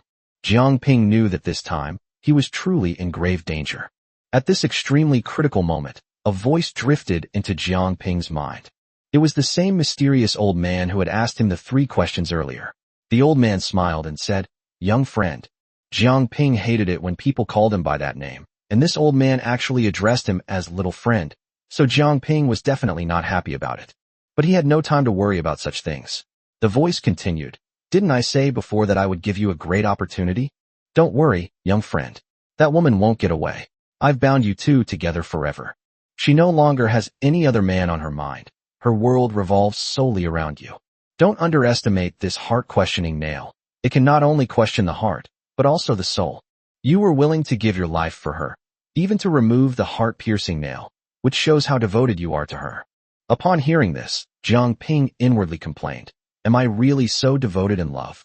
Fortunately, this old man doesn't know how many women he has. If he did, let's see if he'd still be able to spout such nonsense. Jiang Ping had absolutely no interest in what kind of opportunity the old man had given him.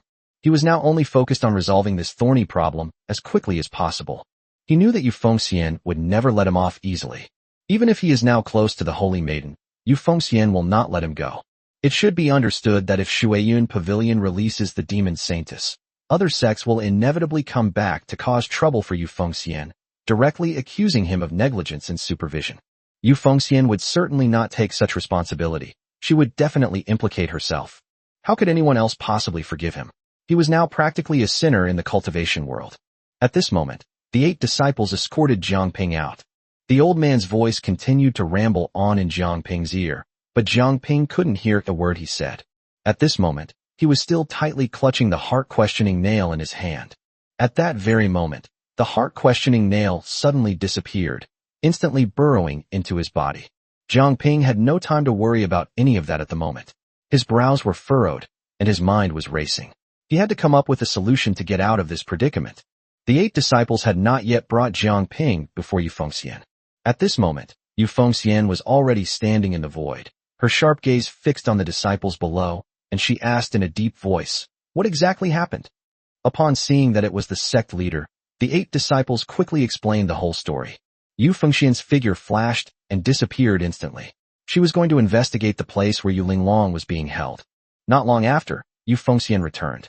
She saw Jiang Ping below and roared, "Who dared to release that witch?" Jiang Ping was speechless at this point, so he had no choice but to bite the bullet and say, "Sect Master, I was just curious and went into the secret room to see who was being held inside. But I was so captivated by Yu Linglong's beauty that I couldn't resist her charms and completely fell for her." Jiang Ping can only portray himself as a lecherous man in order to cover up all his other secrets.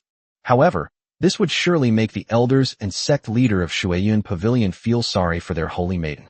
She had just started a relationship with Jiang Ping, and the two established a Taoist couple relationship. But in the blink of an eye, Jiang Ping went to find other women and even released the holy maiden of the demon clan. Now, no one can save Jiang Ping. This matter spread like wildfire throughout the entire sect overnight. Meanwhile, Shuang'er, Bianlinger, and Mu Shuiyan were still chatting and laughing together. At that moment, Lu Debao, like a ball, rushed into the room in a flurry of activity. Lu Debao was panting heavily. Seeing him like this, the three women frowned. This guy was becoming increasingly ill-mannered and uncultured. Didn't he even know where he was? This is a woman's private room, and he actually barged in without even knocking at night. Out of breath, Lu Debao quickly told the three of them that Jiang Ping had been captured. Now all hope rests on Shuang'er. Perhaps only Shuang'er can save Jiang Ping, and no one else can do anything about it. Shuang'er was also stunned. Her first thought was that Jiang Ping had tried to avenge her again, but he had accidentally fallen into a trap and released Yu Linglong. And Mu Shuiyan about her being released. The two women, however, thought differently from Shuang'er. They cursed inwardly.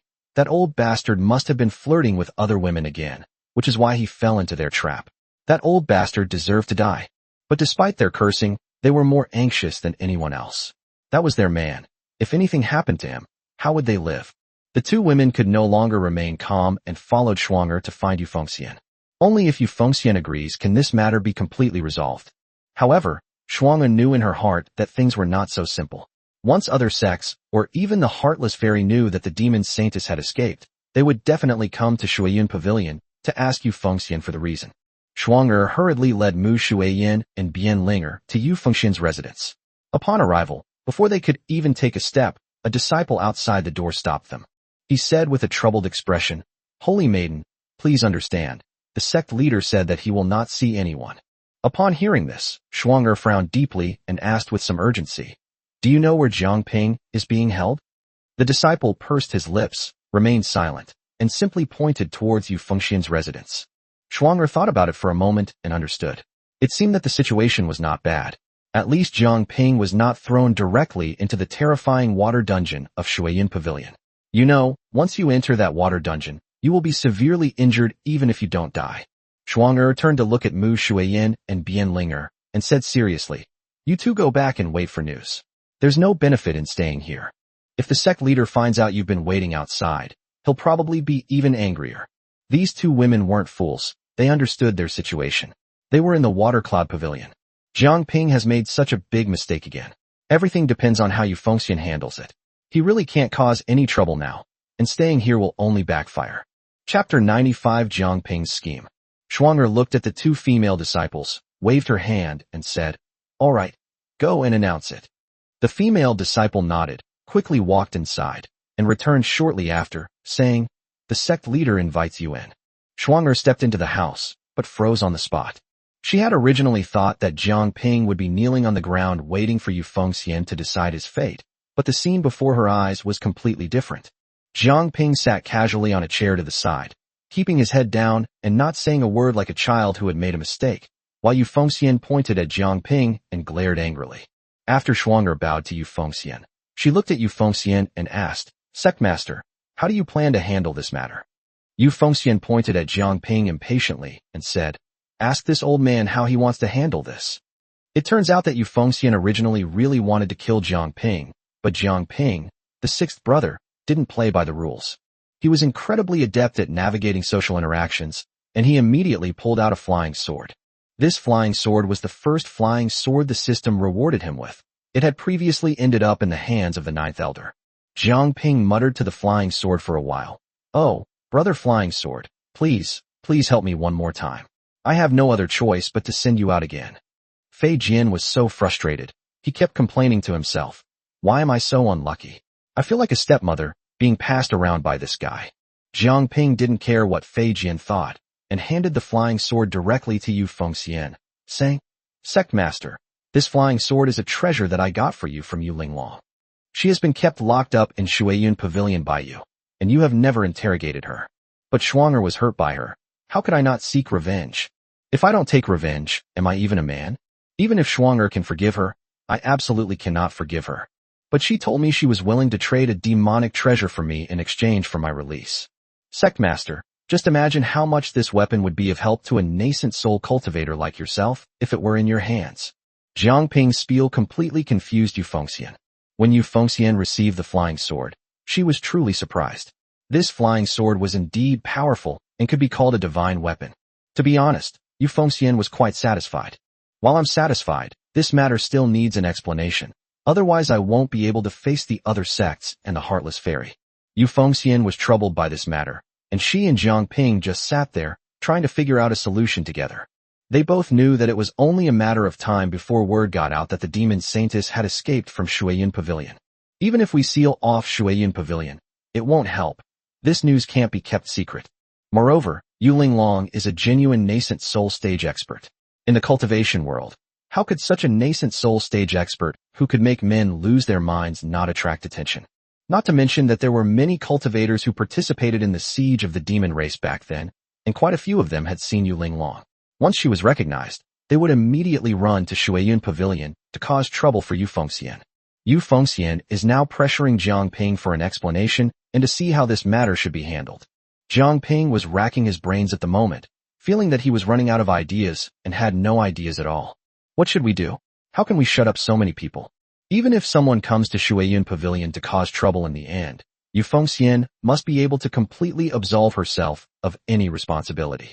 After Schwanger understood the situation, she finally breathed a sigh of relief. She was genuinely worried that the sect leader would make things difficult for Jiang Ping, but Jiang Ping was quite capable. He easily dealt with Yu Fengxian. At this moment, the three of them looked at each other, pondering how to resolve the matter. Finally, Schwanger and Yu Fengxian's gazes both fell on Jiang Ping, their meaning all too clear. You are the culprit, you caused this mess, you have to figure it out yourself. Jiang Ping had never felt that things were so difficult. How was he going to shut up so many people?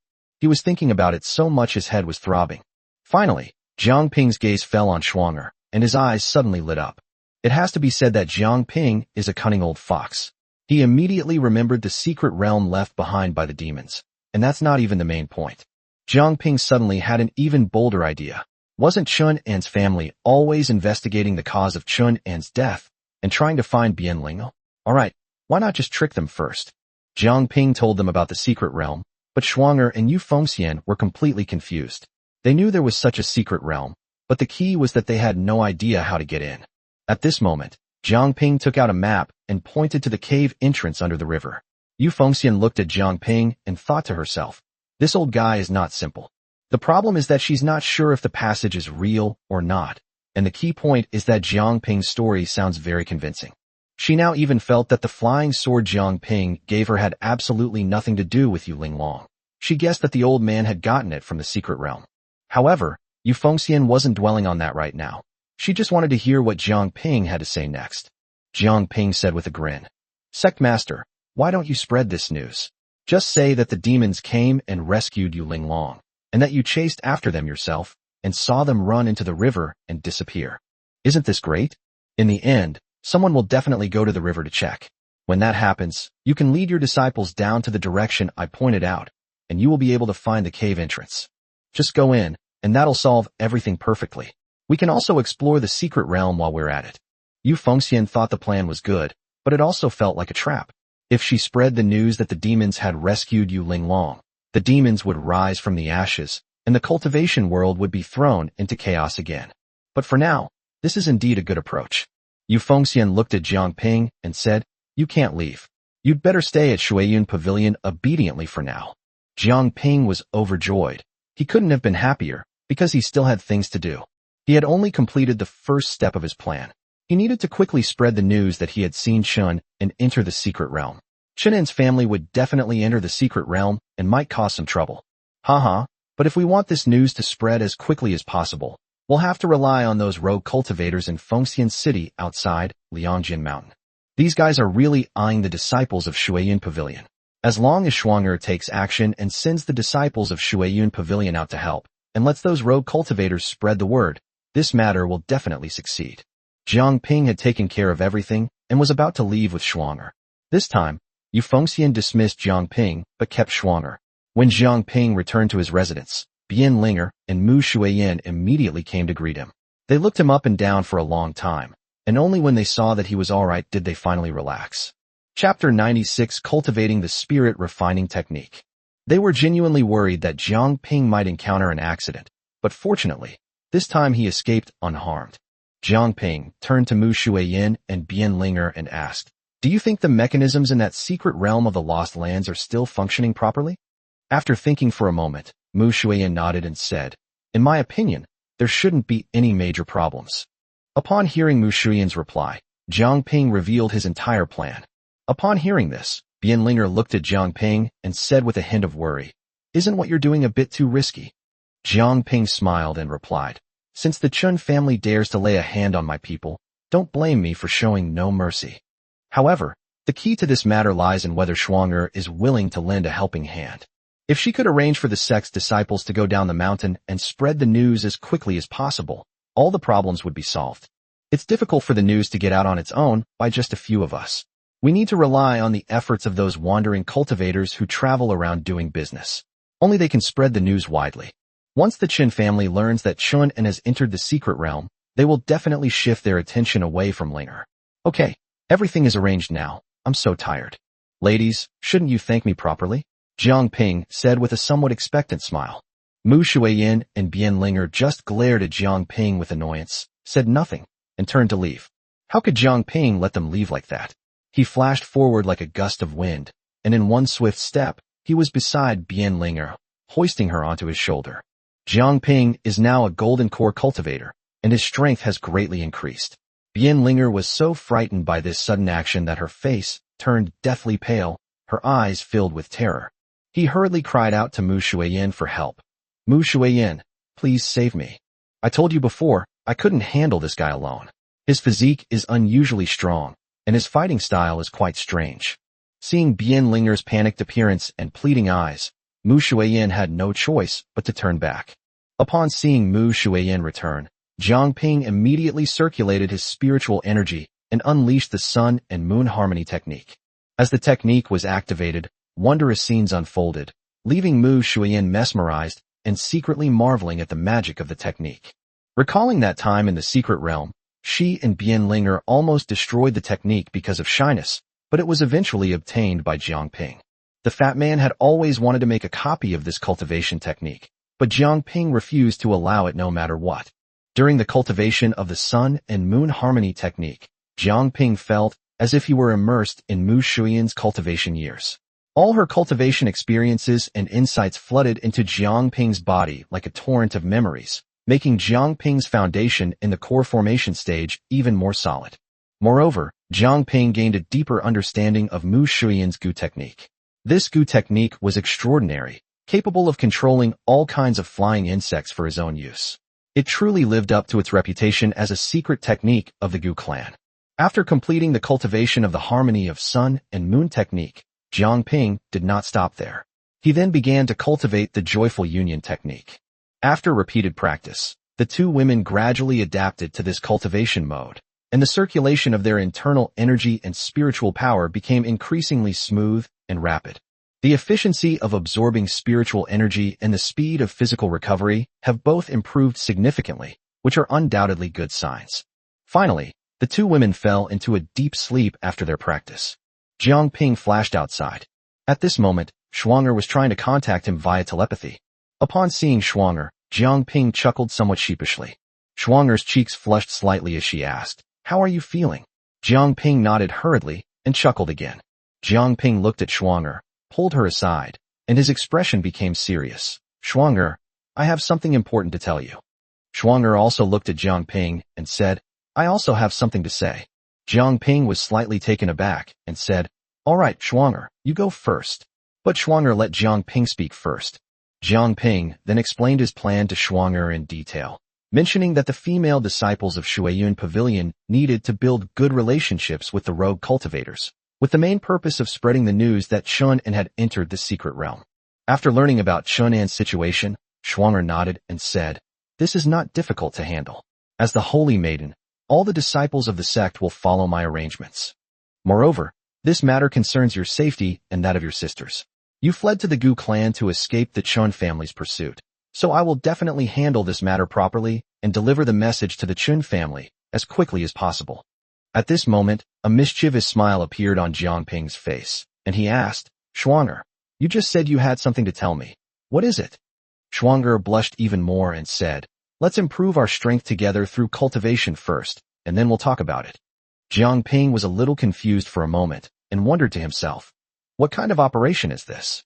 However, Jiang Ping thought again that if he had more cultivation partners in the future, it would be a good thing if everyone helped each other improve their strength. So he and Schwanger cultivated together for a whole day. Through this training, Jiang Ping's cultivation at the early stage of core formation became increasingly stable.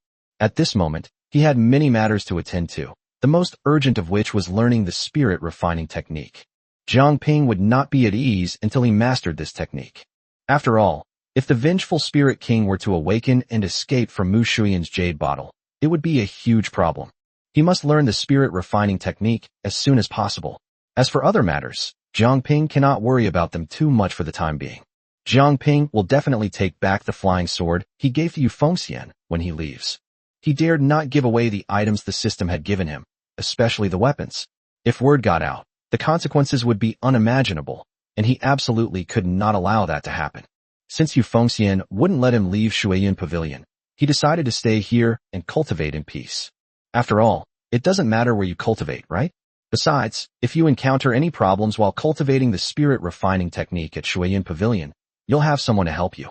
Even if the king of vengeful spirits awakens, there are still many elders and disciples here, so we are more confident in dealing with him. Jiang Ping had considered everything very thoroughly. He was really afraid of unexpected situations, so he was determined to nip any potential problems in the bud. Schwanger found Jiang Ping a secret room, where he began to cultivate the spirit refining technique. This spirit refining technique was both simple and complex. The simple thing is that you can probably learn it if you follow the steps step by step. The complexity lies in the fact that if one is not careful in one's actions, he will suffer a backlash, and may even be controlled by the king of vengeful spirits, which would put Jiang Ping in danger. The first step in the spirit refining technique is to inscribe a spirit refining rune with one's own heart's blood. This step is extremely crucial and must be done with one's own heart's blood. Jiang Ping stayed in the secret room for 3 days. To be honest, the process of drawing blood from the heart was extremely painful. Jiang Ping felt as if his heart was being pierced repeatedly by countless steel needles. But in order to obtain his heart's blood, he gritted his teeth and persevered, giving it his all. In the end, Jiang Ping condensed the 5 purest drops of his heart's blood from his own heart. In reality, the spirit refining technique only requires 3 drops of heart's blood, but Jiang Ping dared not be careless, fearing he might fail in inscribing the spirit refining runes. It can only be said that Jiang Ping was ruthless to himself, paying a huge price to successfully cultivate this technique. Next, the spirit refining runes were inscribed on the heart using the blood of the heart. After this step is successful, use spiritual power to activate the spirit refining runes, and the runes will instantly appear in your palm. Then, a drop of heart's blood is injected from the spirit refining rune in the palm into the body of the Wraith King, thus completing the process. At that moment, the spirit refining rune inscribed on the heart will resonate instantly with the runes within the Wraith King's body, thereby achieving complete control over the Wraith King. Most importantly, this manipulation is not a simple command, but a mental communication with the king of vengeful spirits. Whatever one thinks, the king of vengeful spirits will execute unconditionally. This can be called the most profound means of control.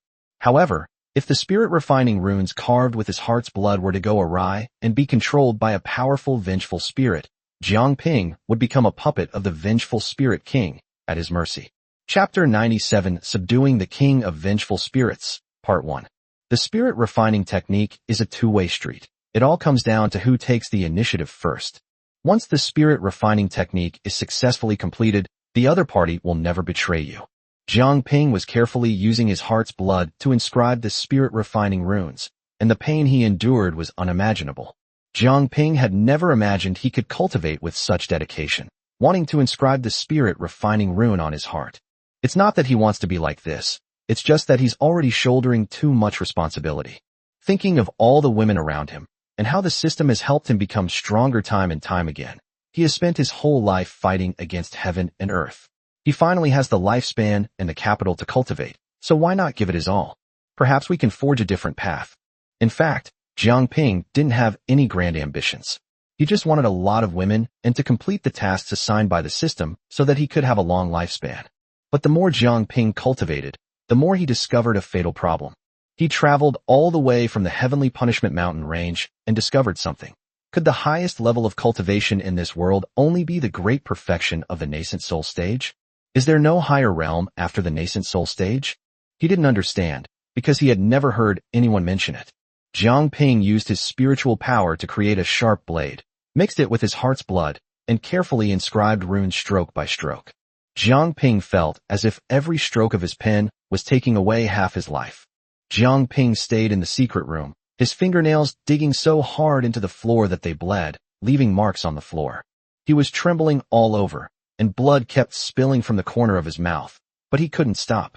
If he stopped, he would never have the courage to continue carving. He was determined to finish inscribing the spirit-refining runes on his heart in one go. Finally, in the instant Jiang Ping fainted, he trembled as he completed the last stroke, successfully carving out the most complete spirit-refining rune. At that moment, it seemed as if he had used up the last bit of strength in his life, and he collapsed to the ground like a lump of mud. Surprisingly, none of the 5 drops of Jiang Ping's heart's blood were wasted. 2 drops were still left. These 2 drops of heart's blood mean that Jiang Ping can use the spirit refining technique on the Wraith King twice. Compared to only being able to use it once, the success rate has undoubtedly increased significantly. However, the difficulty of injecting even 2 drops of heart's blood increases exponentially. Jiang Ping himself was unsure whether he could complete the task successfully, but he secretly vowed that he would do his best no matter what. Just the thought of having a powerful, vengeful spirit king protecting him, and the fact that the vengeful spirit king has the potential to grow stronger, made Jiang Ping's eyes light up with excitement, as if he had been injected with chicken blood. Hee, how could I not be happy? This will be my trump card from now on. Jiang Ping thought to himself with delight. Jiang Ping remained unconscious for 3 whole days before finally waking up. When he first woke up, his head was still a little dizzy, and he muttered, "This really almost killed me." After a while, he slowly regained some of his strength, propped himself up to sit up, and muttered to himself, "But it was worth it. For this precious Wraith King, it was all worth it." Jiang Ping did not rush to insert the spirit-refining talisman into the Wraith King's body. He knew in his heart that the previous consumption was too great, and he was now depleted of qi and blood. He had used his heart's blood, which was the essence of his cultivation and lifespan. Jiang Ping didn't care about anything else at this moment, and poured all the treasures he had in his hands into his mouth, thinking to himself, "As long as I don't die from the tonics, I'll just keep eating like crazy."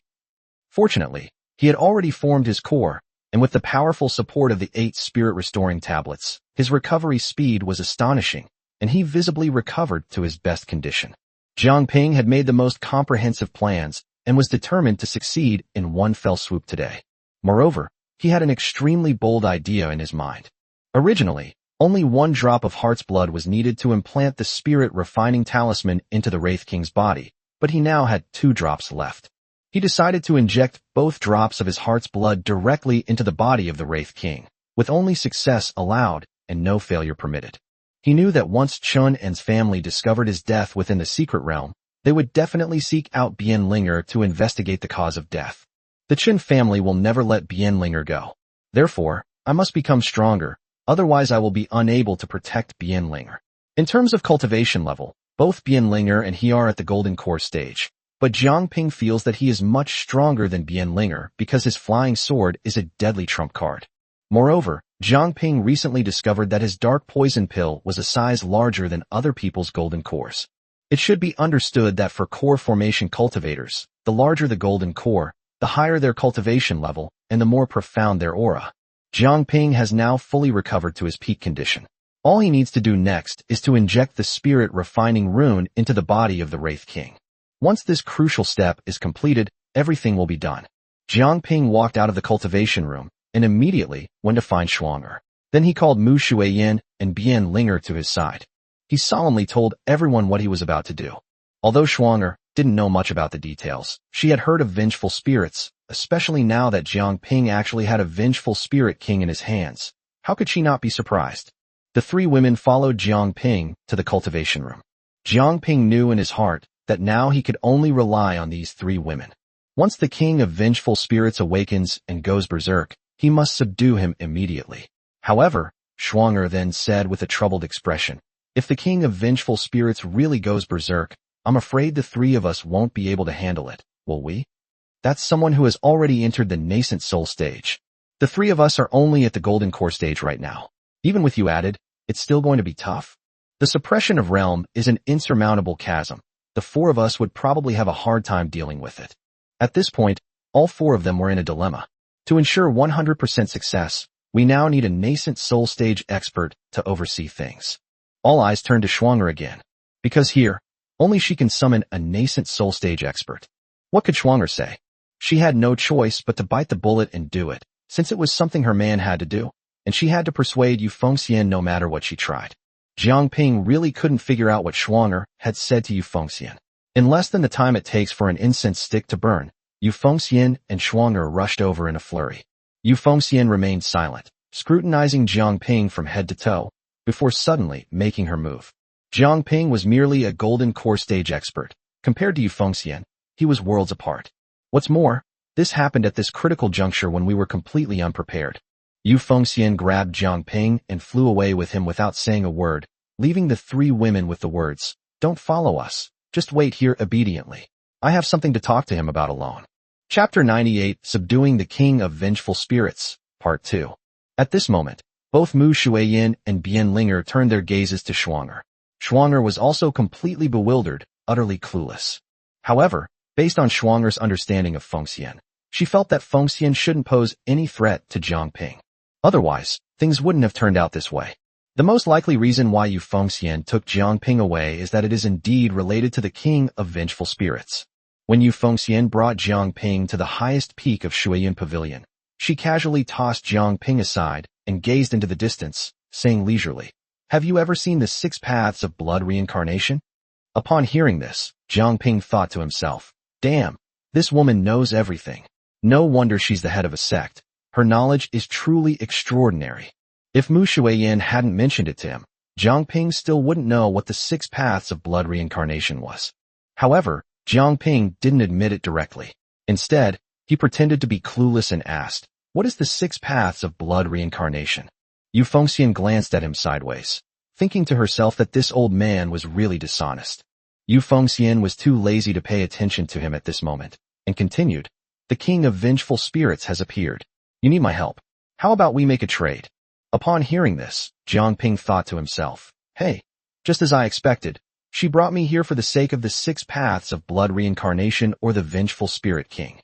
Jiang Ping replied with great interest, "Sect Master, please speak freely, I'm listening." Yu Fengxian said, "Have you ever heard of the body of 10,000 poisons?" Jiang Ping was incredibly frustrated, cursing inwardly. "I've never heard of that. How am I supposed to know? What is all this nonsense?" Jiang Ping could only listen to Yu Fengxian continue speaking. Yu Fengxian continued, "I want the 6 Paths of Blood Reincarnation within you." Upon hearing this, Jiang Ping couldn't help but swear. Damn, how can this woman be so ruthless? She wants everything she sees. I've already given her a flying sword, and she's still not done. So what if we released Yu Linglong? Why are you getting so arrogant? Through Mu Shuiyin's introduction, Jiang Ping learned about the 6 Paths of Blood Reincarnation, especially since it was now within his own body. Although Jiang Ping was unaware that he already possessed the body of 10,000 poisons, but he knew that the 6 Paths of Blood Reincarnation had already merged with him. This woman wanted to extract the 6 Paths of Blood Reincarnation. What difference was there between that and cutting off his own kidney? Jiang Ping quickly waved his hand and said, "Sect Master, I really don't have any 6 Paths of Blood Reincarnation. Please don't wrong me." Yu Fengxian really didn't want to argue with Jiang Ping anymore, so she directly reached out and grabbed Jiang Ping's wrist. Then a surge of internal energy entered Jiang Ping's body. Yu Fengxian controlled the internal energy to circulate within Jiang Ping's body, carefully examining every acupoint. When the internal energy returned to Yu Fengxian's body, suddenly, Yu Fengxian's expression changed drastically. and she exclaimed, "Not good." Then she released Jiang Ping's wrist. At this moment, Yu Fengxian's lips turned black, her face became extremely pale, and most importantly, her skin began to wrinkle, which were obvious symptoms of her life rapidly fading away. At this moment, Yu Fengxian used all her strength to desperately shout at Jiang Ping, "Come and save me." Jiang Ping was completely bewildered, having no idea how to save her or what was going on with Yu Fengxian. He quickly reached out to support Yu Fengxian, and the moment he grabbed her wrist, the power returned to Jiang Ping's body. At this moment, Yu Fengxian's face was as pale as paper, and she seemed utterly weak.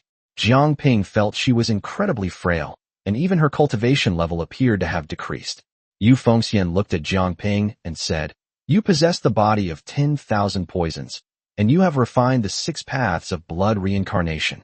Jiang Ping rolled his eyes and said lazily, "Whatever you say, sect master, just don't try to take over the 6 paths blood reincarnation within me."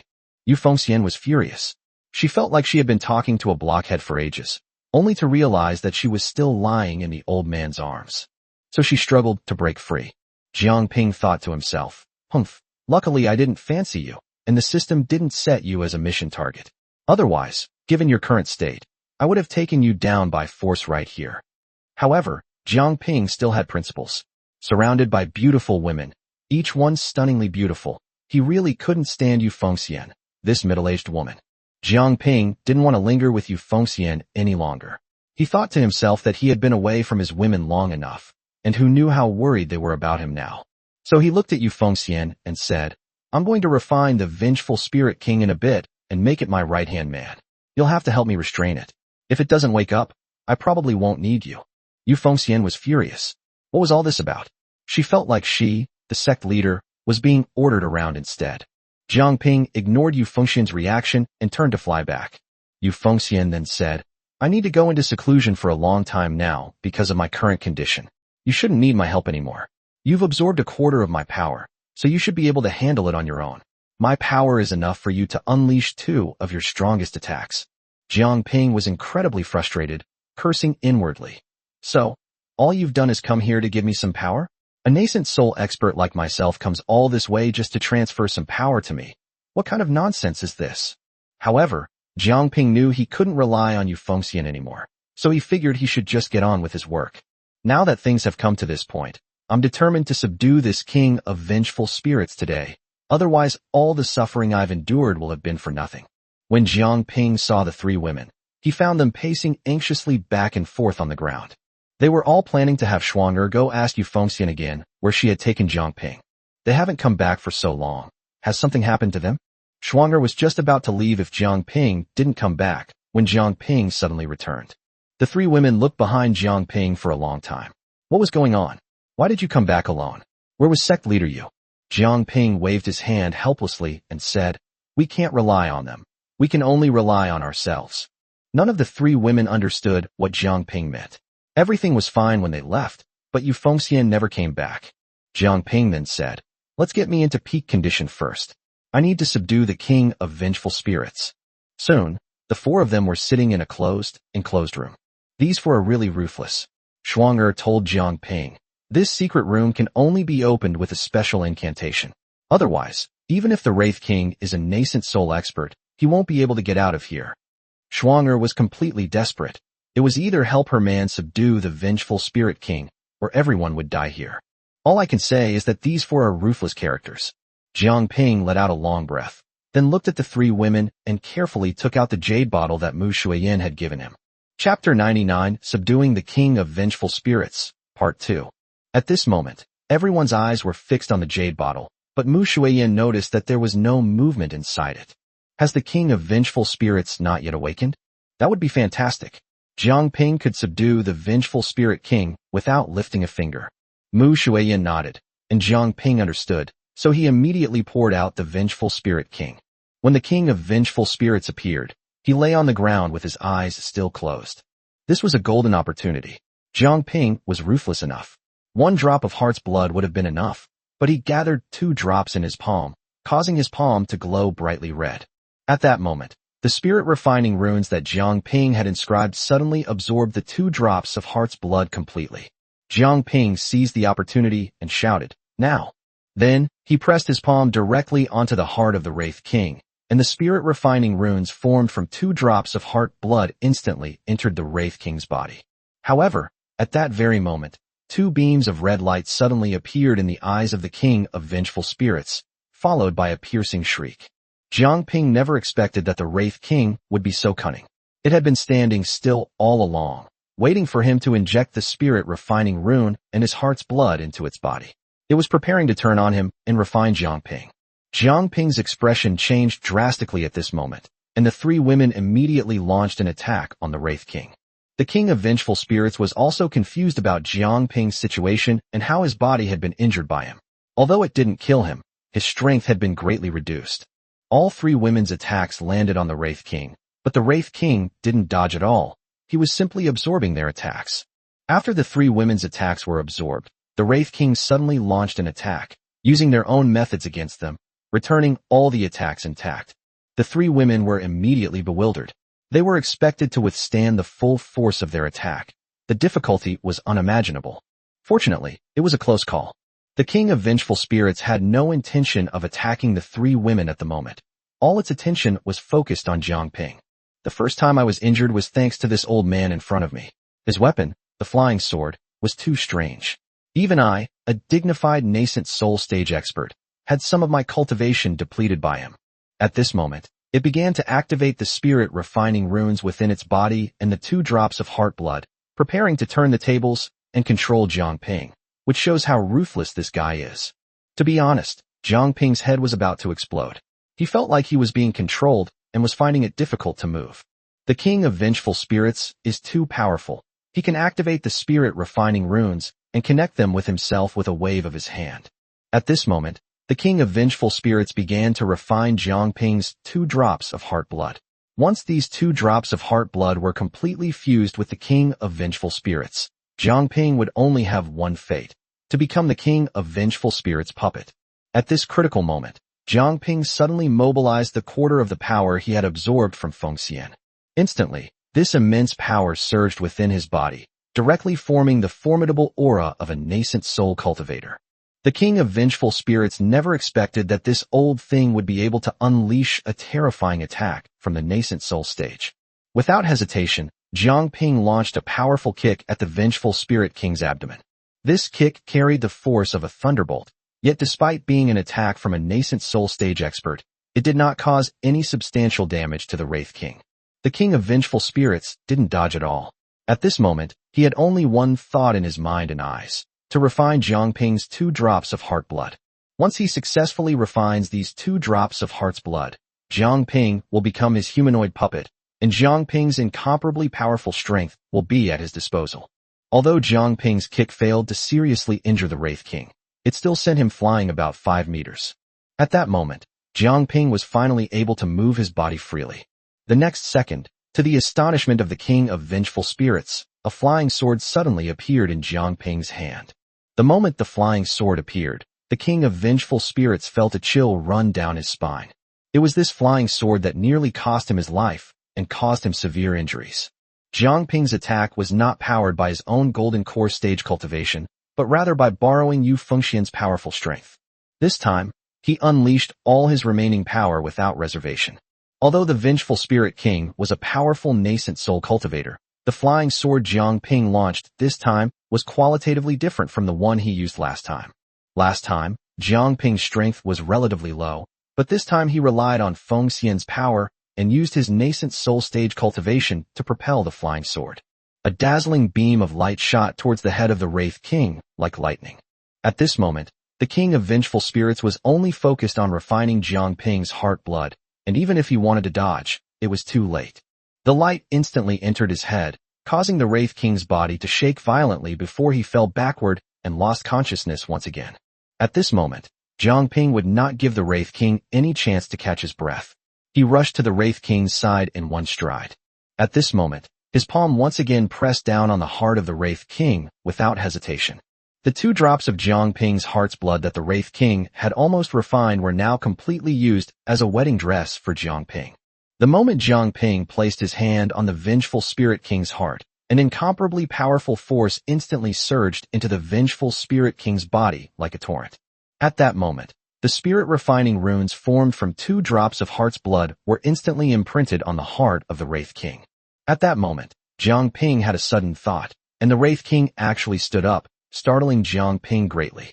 I couldn't help but blurt out a curse. Holy crap, it's come back to life? I thought. At this moment, the King of Vengeful Spirits' eyes were red, but at this instant, he had completely become Jiang Ping's #1 henchman. At this moment, Jiang Ping's heart and the Wraith King's heart share an identical spirit-refining rune, with Jiang Ping's rune being primary and the Wraith King's secondary. This means that the King of Vengeful Spirits will have to obediently submit to Jiang Ping for the rest of his life. Looking at the Vengeful Spirit King that he had completely controlled, Jiang Ping was overjoyed. This was undoubtedly a super trump card in his hand. Even if the experts from the Qin family were to pursue them now, with the Wraith King by their side, and their own incredibly powerful flying sword, Jiang Ping suddenly felt a surge of unprecedented confidence, as if he could provide Bian Linger with an indestructible sky. Just then, 3 women approached with beaming smiles, their faces filled with undisguised surprise and indescribable joy. Schwanger's voice rose several decibels with excitement. Jiang Ping, you really succeeded. Jiang Ping nodded emphatically with a look of delight, as if to say, of course, don't you know who I am? Perhaps he was too excited, so he patted his chest forcefully to assure himself, but he patted too hard and couldn't help but cough several times. Chapter 100. It's time to leave. These people had all heard of the Wraith King's power, but had never witnessed it firsthand. Today I finally witnessed the Vengeful Spirit King that could grow up alongside its master, and the shock I felt was unimaginable. Jiang Ping reached out, and a flash of light captured the Wraith King. After they came out of the secret room, Jiang Ping pondered how to leave Shuiyin Pavilion. His ambition lies in the vast world, not in being confined to this small Shuiyin Pavilion. Jiang Ping turned to Schwanger, his eyes serious. If we are to leave Shuiyin Pavilion, will you come with me? Schwanger nodded without hesitation, her eyes firm, and said resolutely, if I marry a dog, I'll follow him. If I marry a chicken, I'll follow him. I'll definitely follow you. Jiang Ping nodded in satisfaction. At that moment, Jiang Ping suddenly thought of his brother, Lu Debao. I've been busy cultivating diligently these past few days, refining the Wraith King, and I have no idea what that fat pig is doing right now. Before the 3 women could react to what Jiang Ping was thinking, he blurted out, you all go back. I'm going to find Lu Debao. When Jiang Ping arrived at Lu Debao's residence, his expression changed instantly, filled with envy, jealousy, and hatred. In just a few days, this fatso has been living such a carefree life. Jiang Ping was filled with rage and malice, so he kicked the door so hard it flew out of his hand. At this moment, Lu Debao was completely naked, with 2 disheveled female cultivators lying on his body. Lu Debao looked up and saw it was Jiang Ping. He was furious and yelled, couldn't you have knocked on the door? Jiang Ping glared at Lu Debao angrily and shouted, I'm out there risking my life, and you fatso are here having a good time. Get your ass out here right now. At this moment, Lu Debao patted the shoulders of the 2 female cultivators beside him, and then reluctantly got off the ground from his boudoir. Jiang Ping rushed forward, grabbed Lu Debao's ear, and said fiercely, you better put your clothes on right now and get out here. Lu Debao now truly has no room for resistance against Jiang Ping. Jiang Ping has already reached the core formation stage, while he himself is still stuck in the foundation establishment stage. Jiang Ping had given him a breakthrough pill before, but he still hadn't felt the barrier to break through. If he could sense it, he could enter the golden core stage by taking the breakthrough pill, but he can't do that now. The fat man felt utterly helpless, and his thoughts drifted back to those days. He first met Jiang Ping in the herb garden. At that time, Jiang Ping resembled an old man on the verge of death. But now, Jiang Ping has not only become a core formation stage cultivator, but his lifespan has also increased by 100 years. How could this not make the fat man feel depressed? The fat man is of royal blood. Even if his father doesn't treat him well, he is still a prince, and his cultivation resources should be much more abundant than those of other ordinary cultivators. But right now, Jiang Ping has already reached the core formation stage, while he himself is still stuck in the foundation establishment stage. How can that not be a pain in his ass? Don't let the fat man's small eyes fool you. He seems to only think about women all the time, and he practically wishes he could die on a woman's belly. But in reality, he was also a fat man with ambition. Otherwise, why would the 9th elder have taken a liking to him? After Jiang Ping dragged the fat man out, he had already made up his mind to leave Shuiyin Pavilion. The most disappointing thing for him during this trip to Shuiyun Pavilion was the matter of Yu Linglong. Jiang Ping had never failed when it came to women, but once Yu Linglong escaped, it was as if she had sprouted wings, and they never had any contact again. That woman was so fickle, she had absolutely no love for him. This was Jiang Ping's first mission failure, but he was still happy because he had at least gained Schwanger, and his own strength had improved. Moreover, the vengeful Spirit King was subdued in the Water Cloud Pavilion. He has no choice but to leave now. There are no more resources here for him to continue growing, and he must go elsewhere to explore. Next, he plans to go to the Gu clan. This was at Mu Shuyan's request, so how could Jiang Ping refuse a woman's idea? Moreover, he felt that the closer he got to the Gu clan, the more blue dots appeared on the map. Jiang Ping was so excited that his hands were trembling and his heart was pounding. He wished he could fly to the blue dots marked on the map and take them all down. Jiang Ping also felt that leaving Shuiyun Pavilion was no longer as difficult as he had imagined. Previously, Yu Fengxian might have tried to stop him, but now, to put it bluntly, Yu Fengxian really needs to go into seclusion for a long time. Having a quarter of their strength drained by Jiang Ping, who would feel good about that? If Jiang Ping hadn't caught her in his arms, that force would have entered his body again. With his powerful body of 10,000 poisons and his poison skills, he could have completely corroded her body. Even if she didn't die, she would have been severely injured. Fortunately, Jiang Ping was beside her at the time. Otherwise, she wouldn't have even had time to expel the poisonous gas. This is the power of the myriad poisons body. Never attempt to investigate Jiang Ping's body. Only Jiang Ping can uncover others' secrets. Others should not harbor any illusions and try to uncover Jiang Ping's secrets. Jiang Ping successfully reunited with Liu Debao, Schwanger, and the others. He told Schwanger about his plan to leave Shuiyun Pavilion and go to the Gu clan. Upon hearing this, Schwanger's beautiful eyes widened, clearly not expecting Jiang Ping to leave in such a hurry. She hesitated for a moment before slowly saying, "All right, when shall we set off?"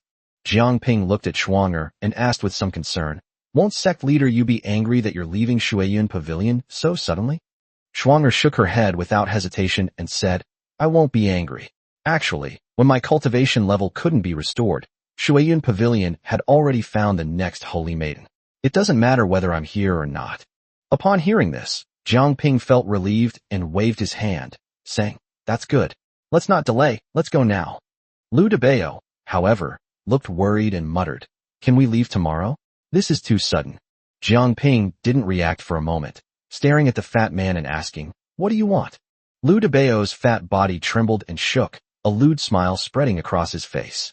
Jiang Ping instantly understood what this guy was thinking and snapped at him. "Get the hell out of here and stop with your little schemes."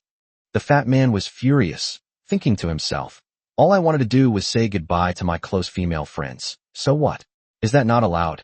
You go wherever you want, surrounded by a large group of women, having your fun as you please, completely oblivious to the suffering of this starving man like me. How dare you say such a thing?" Chapter 101. Fatty will do a good deed just once. Fatty is no match for Jiang Ping right now. If he could beat him, he would kick Jiang Ping to the ends of the earth.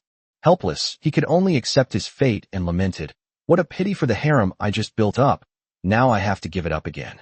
With everything prepared, Schwanger led everyone on their way. Along the way, Schwanger and her group were questioned by the disciples of Shuiyun Pavilion. Fortunately, Schwanger still had her sect leader's token, otherwise it would have been quite a hassle to leave Shuiyun Pavilion. Finally, we left Shuiyun Pavilion. Further ahead lies the territory of the Gu clan. The environment here is extremely hot and dry, with dense forests and weeds everywhere. The fat man kept complaining the whole way. Why not just live a good life instead of making a mess of things? Actually, you can't entirely blame the fat guy for cursing. Jiang Ping is a body susceptible to all poisons, and the poisonous insects in the Gu clan don't dare to get close to him. Mu Shuiyan, being the holy maiden of the Gu clan, was naturally skilled at manipulating these poisonous insects. Schwanger and Bian Linger, under Jiang Ping's protection, were naturally unharmed. The fat guy suffered the most. Jiang Ping didn't think about protecting him at all, so you can imagine the fat guy's miserable state. My eyes were already small, and now they're almost completely blind from all the mosquito bites. My body is covered in red and purple patches. To be honest, even Mu Shuiyan couldn't stand it anymore. Jiang Ping directly transmitted his voice to Mu Shuiyan, saying, "Ignore this fat guy and let him suffer a bit." Jiang Ping thought to himself, "Shuiyan, you're kind now, but you'll be crying when you go to the Gu clan. The women who went to the Gu clan with Fatty will suffer too. Of course, Jiang Ping couldn't say these words out loud.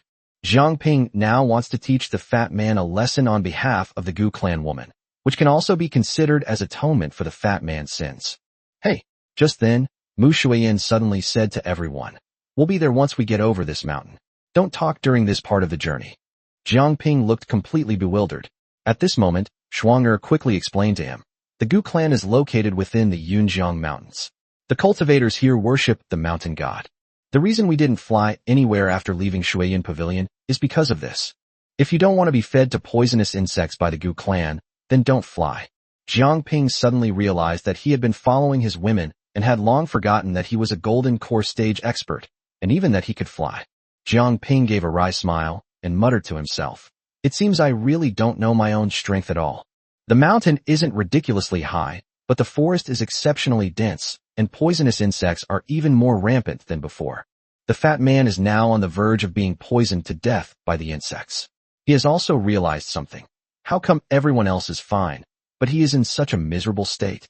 The fat man immediately suspected that Mu Shuiyin was behind it, since they were now on her territory. But the fat man really didn't dare to say it. He was genuinely afraid that Mu Shuiyin had planted some kind of terrifying goo worm in him. However, the fat man felt something was wrong as they walked. Mu Shuiyin hadn't paid any attention to him at all, and had been leading the way ever since they left Shuiyin Pavilion. At this moment, the fat man felt that Jiang Ping was the most likely person to have plotted against him. In his mind, he cursed every woman in Jiang Ping's family.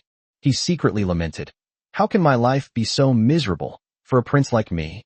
Having endured all sorts of torment in life, just when I was finally able to enjoy life, Jiang Ping appeared and stood in my way. He is my nemesis. Since I met Jiang Ping, I haven't had a single day of peace." Finally, they reached the summit and looked out into the distance. Despite living so close to the Gu clan, Shuang'er has never actually been here before. The scene before us resembled a basin, completely like a primitive tribe. The houses were extremely simple, built entirely of wood and branches, yet there was a considerable population living there. In the center of the entire Gu clan, there is a tall stone pillar with something painted on it. Jiang Ping asked Mu Shuiyin curiously, "What is that?" Mu Shuiyin said, "That is the place where the Gu clan's high priest performs the heaven-worshipping ceremony.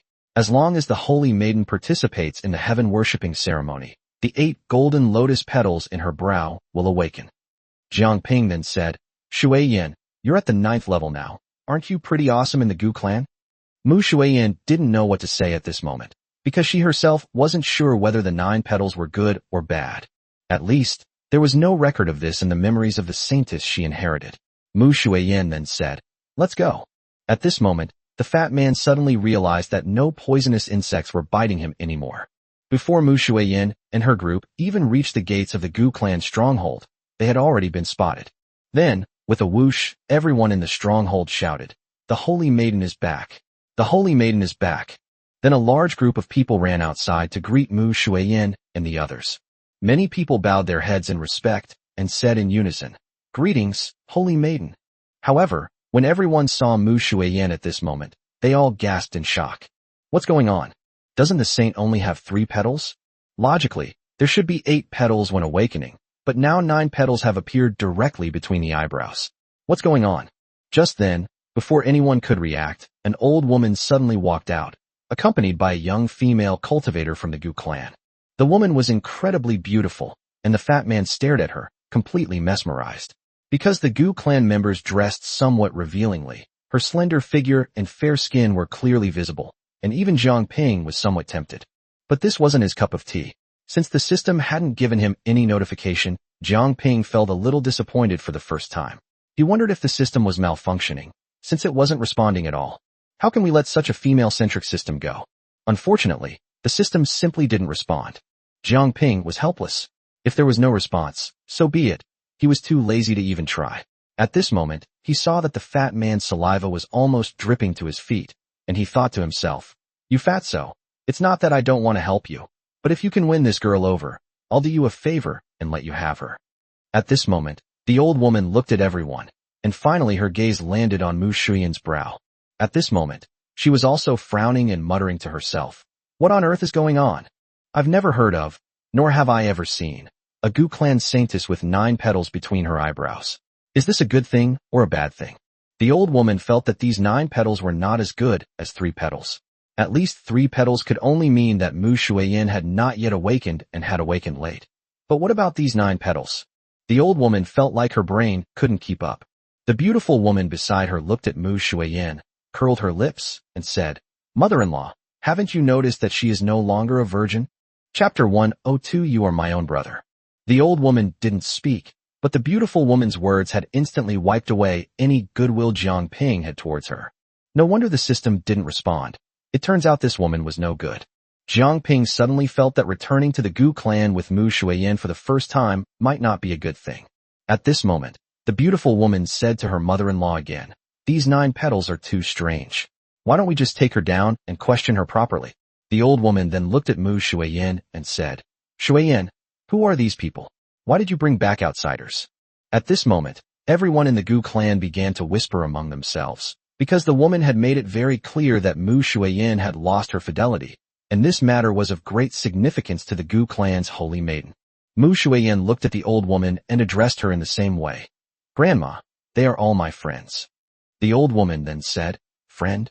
She glanced at the crowd behind Mu Shuiyin, and finally her gaze settled on Jiang Ping and the fat man. She glanced at Jiang Ping. Although he was handsome, he looked a bit old and wasn't Mu Shuiyin's type. When she looked at the fat man again, she almost vomited. The fat man looked so ridiculous. He had been attacked by poisonous insects all the way, and now his face was bruised and swollen. He didn't look appetizing at all, which was not what Mu Shuiyin liked. The old woman then asked, "Shuiyin, with whom did you become a cultivation partner?" Mu Shuiyin glanced at Jiang Ping. At this point, it would be pointless for Jiang Ping to hesitate or hide behind Mu Shuiyin. Before Mu Shuiyin could speak, Jiang Ping said directly, "Mother-in-law, I am Shuiyin's cultivation partner." The old woman thought she had misheard and said in surprise, "Could it be a hallucination? How could Shuiyin fall in love with an old man? What's going on?" The old woman suddenly waved her hand and shouted, "Lock them all up." As a result, the Gu clan members directly surrounded Jiang Ping and his group, pulling them inside without listening to Mu Shuiyin's explanation. Jiang Ping felt that this was not a good time to make a move, so he decided to wait and see how things went. Mu Shuiyin looked at the old woman and said loudly, "Mother-in-law, what exactly do you mean?" The old woman said, "You still have the nerve to ask me what I mean? What I mean is that we should all plant Gu worms in them and make them Gu slaves of our Gu clan." Upon hearing this, Mu Shuiyin immediately blocked Jiang Ping's path and shouted, "Let's see who dares to lay a finger on them." Jiang Ping didn't understand, but how could Mu Shuiyin not understand? A Gu slave isn't even considered a human being. They spend all their time with poisonous insects. As long as you don't run out of lifespan and don't die, you'll be constantly surrounded by poisonous insects, becoming a vessel for the Gu worms. How could Mu Shuiyin possibly allow Jiang Ping and the others to become Gu slaves? However, at that moment, Mu Shuiyin suddenly felt a sharp pain in her neck and fainted. It turned out that the beautiful female disciple had knocked Mu Shuiyin unconscious. However, after Mu Shuiyin fainted, she waved her hand, and the disciples immediately took Jiang Ping and the others away. Jiang Ping had just prepared to launch 2 flying swords. He had done so when he left Shuiyin Pavilion earlier.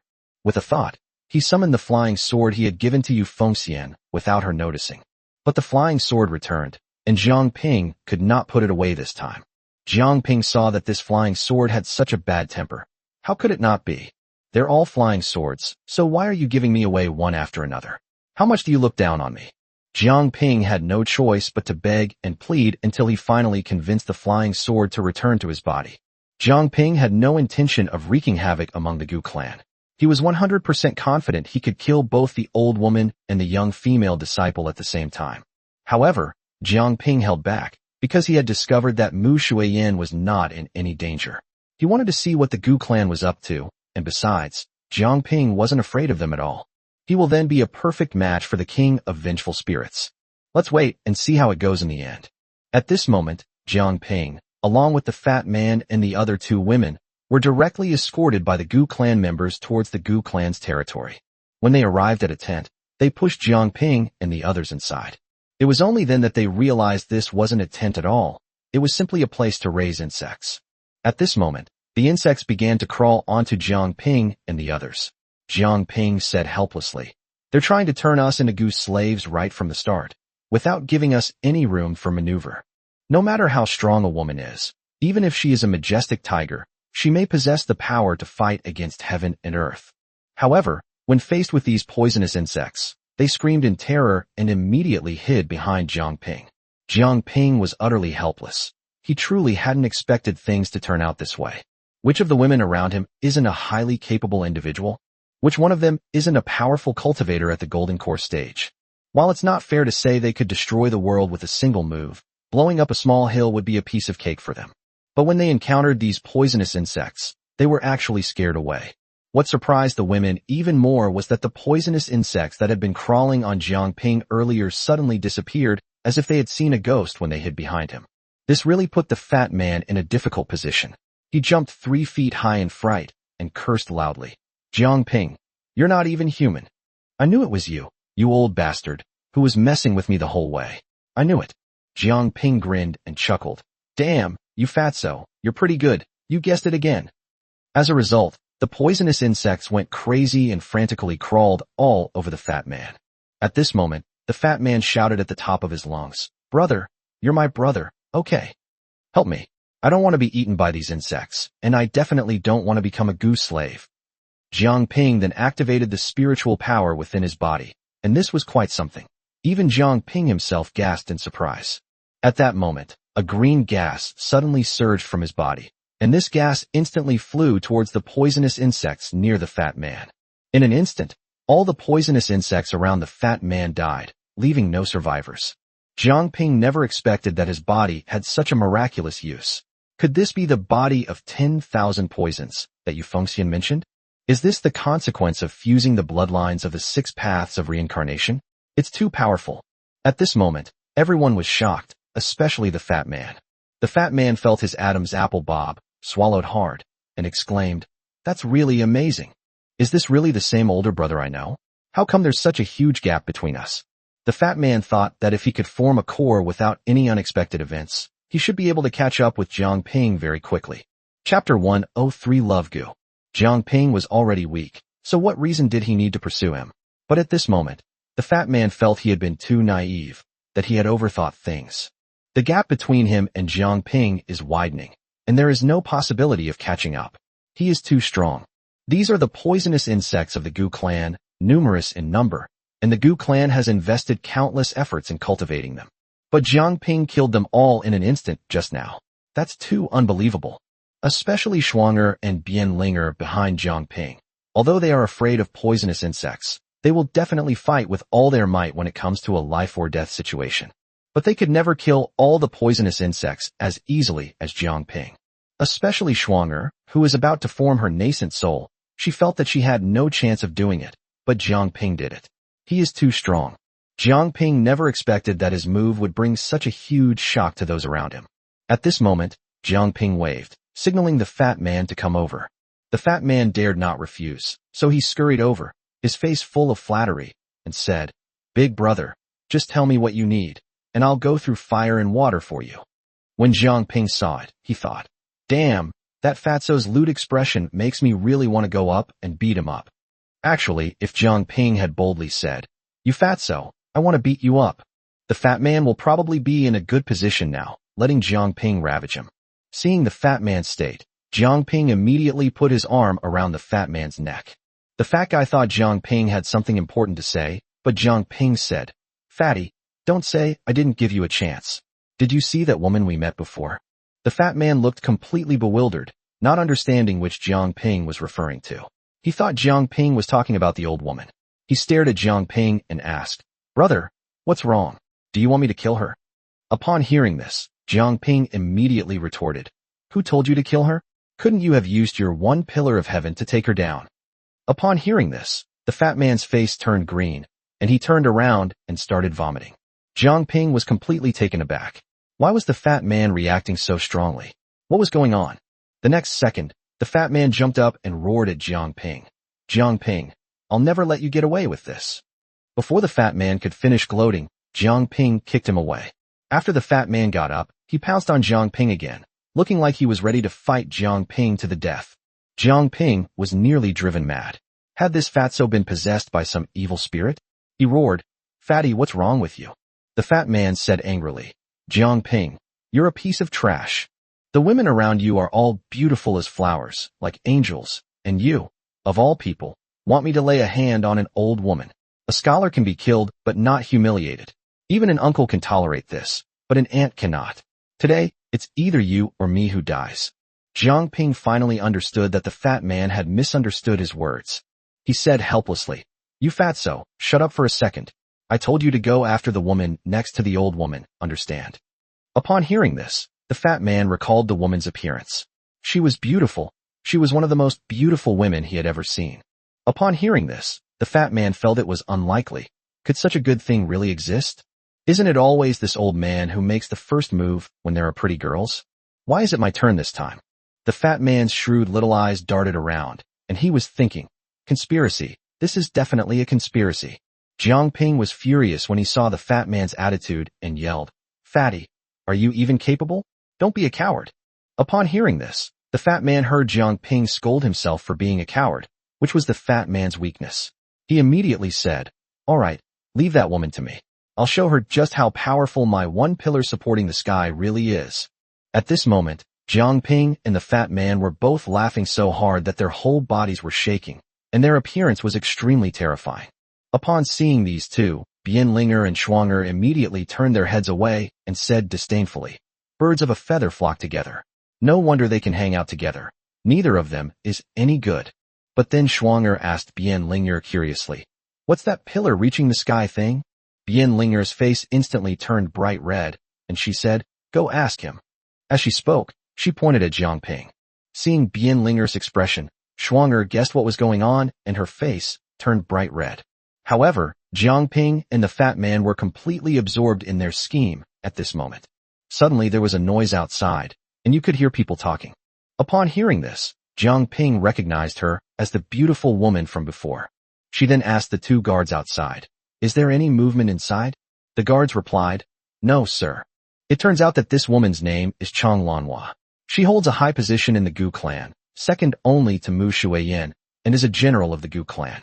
Like Mu Shuiyin, this woman also underwent the high priest's sacrificial ceremony, and she had 8 petals between her eyebrows. However, although 8 petals condensed between her eyebrows at that time, none of them were as grand and spectacular as the 3 petals that Mu Shuiyin condensed. Therefore, even though Mu Shuiyin only managed to condense 3 petals, she was still revered as a saintess by the Gu clan and underwent the saintess's rituals, while she could only become a general under the saintess. But she remained resentful and wanted to expel Mu Shuiyin from the Gu clan. They even wanted Mu Shuiyin to die, so that she could rightfully become the holy maiden. Moreover, the saintess's fidelity is extremely important. Her fidelity can cultivate a love worm, which will parasitize the man's body. Once it reaches its full potential, it will break out of the man's body at the cost of the man's death.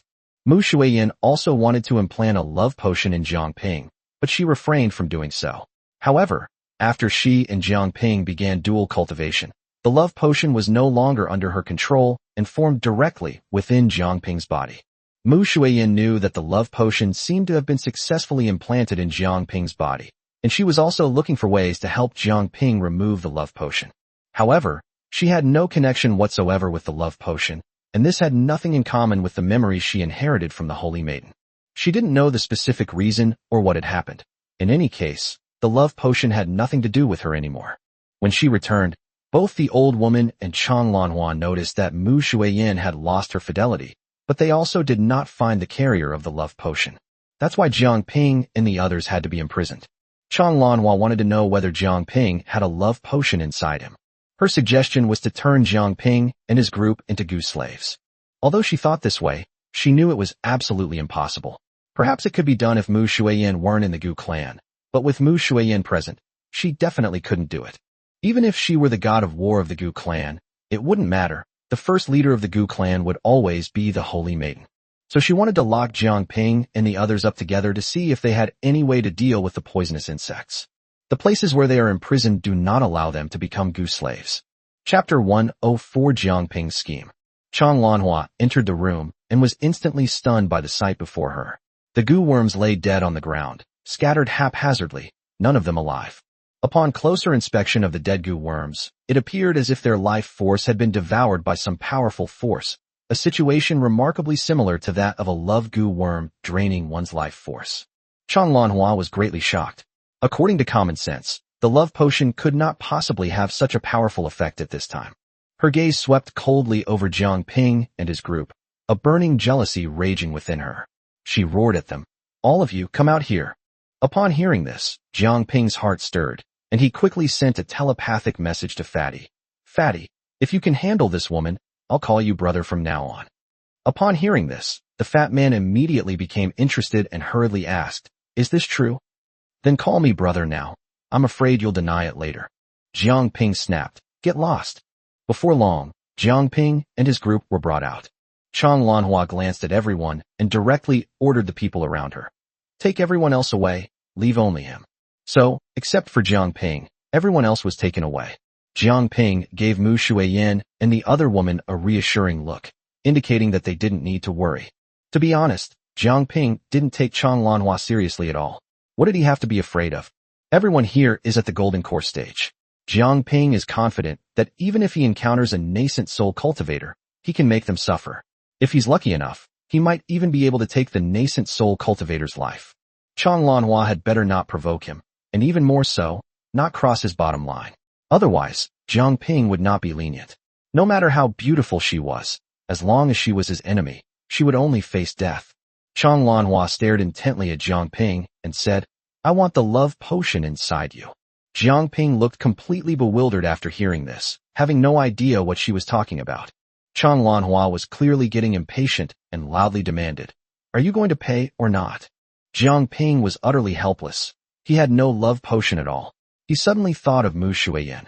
Could it be that she had cast a love potion on him? But upon closer reflection, it seemed impossible. Why would Mu Shuiyan harm her? Seeing that Jiang Ping had no reaction, Chang Lanhua completely lost her patience and shouted angrily, "I'm talking to you. Don't you hear me? I want your love potion. Don't force me to say it a third time, or I'll kill you right now." Jiang Ping quickly explained, "What love potion? I really don't know what you're talking about." Chang Lanhua could no longer hold back and raised her hand to slap Jiang Ping hard in the chest. In that instant, a powerful internal force rushed into Jiang Ping's body. Jiang Ping instinctively wanted to dodge, but then he remembered the scene when Yu Fengxian, a nascent soul stage expert, injected her power into his body, so he decided not to dodge anymore and let Chang Lanhua's palm pat his chest.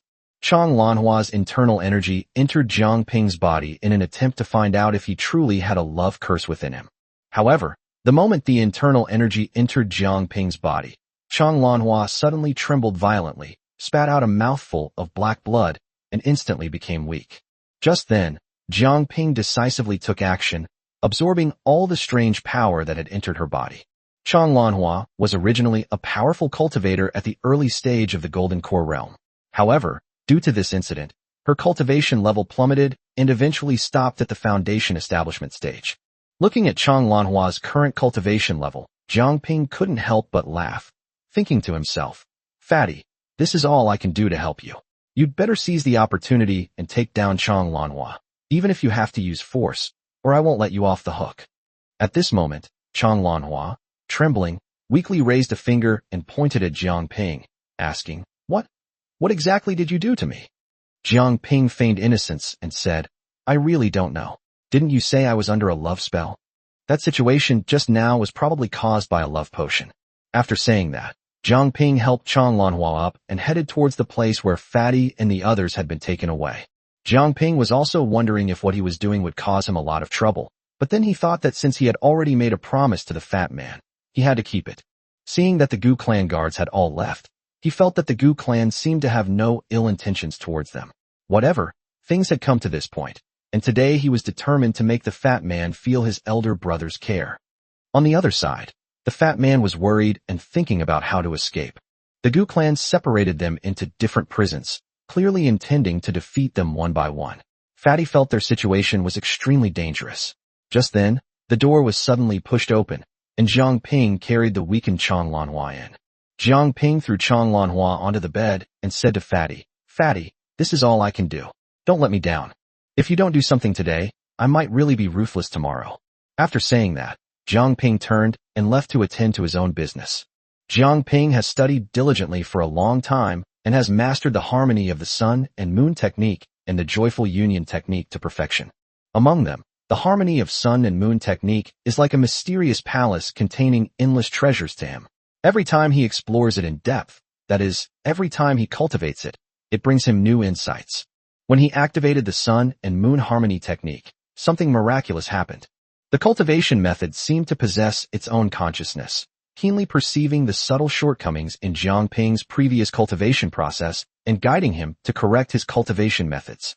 Guided by the cultivation technique, Jiang Ping adjusted the rhythm of his breathing, allowing spiritual energy to flow more smoothly through his meridians. The spiritual energy that was originally somewhat stagnant at certain meridian nodes now flows through them like a lively stream without any obstruction. When practicing the Huan technique, the speed of spiritual energy circulation increases dramatically. Now, facing a formidable foe, Jiang Ping needs little preparation to unleash his strongest attack instantly, a feat many nascent soul stage experts struggle to achieve. Jiang Ping and the two women were already close to this level when they reached the golden core stage. Meanwhile, the fat man was already on the verge of collapse after being provoked by Jiang Ping. At first, he didn't dare to do anything to Chang Lanhua, but now that Chang Lanhua's strength has greatly decreased and her breathing is unstable, the fat man gritted his teeth and decided to go all out.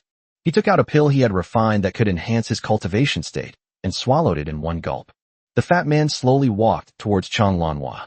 He had seen many beautiful women, but this was the first time he had come into close contact with someone as outstanding as Chang Lanhua. Chang Lanhua was both angry and furious, and cursed, "You fat pig, stay away from me. If you dare touch me, I will never let you get away with it." Actually, if Chang Lanhua had pleaded with him gently, given the fat man's chivalrous nature, he might not have done anything to her. But her tough attitude was undoubtedly provoking the fat man. Coupled with Jiang Ping's earlier provocation, the fat man no longer hesitated and reached out to pick up Chang Lanhua around the waist. Chang Lanhua struggled desperately, but the fat man was determined.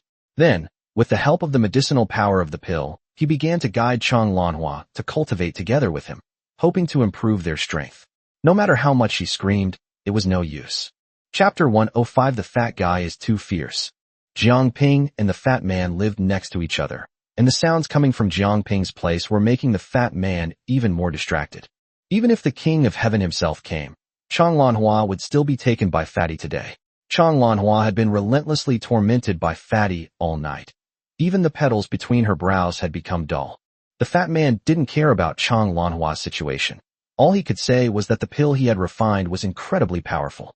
The fat man had been making demands of Chang Lanhua for a long time, and Chang Lanhua also had 8 petals between her eyebrows. She directly planted the love potion into the fat man's body. Chang Lanhua gradually entered a state of focus, no longer passively resisting, but actively experiencing the wonderful sensations brought about by cultivation, immersing herself in it wholeheartedly. When Jiang Ping, Shuanger, and Bian Linger finally completed their joint cultivation, it seems that the fat guy has only just begun his cultivation. Jiang Ping was incredibly annoyed. He felt that placing the fat man next to him was a mistake. Is it really that serious? What's wrong with Fatty? He's yelling and screaming, and he seems to be enjoying it. What's going on? Jiang Ping genuinely had no idea. Wasn't it just dual cultivation? What kind of technique was this fat man using? Seeing that the two women were asleep, Jiang Ping quietly got out of bed to see what the fat man was doing. The two women immediately sat up and said, "We want to go see it too." Jiang Ping suddenly felt his brain wasn't working properly. How could he possibly let his woman see the naked fat man?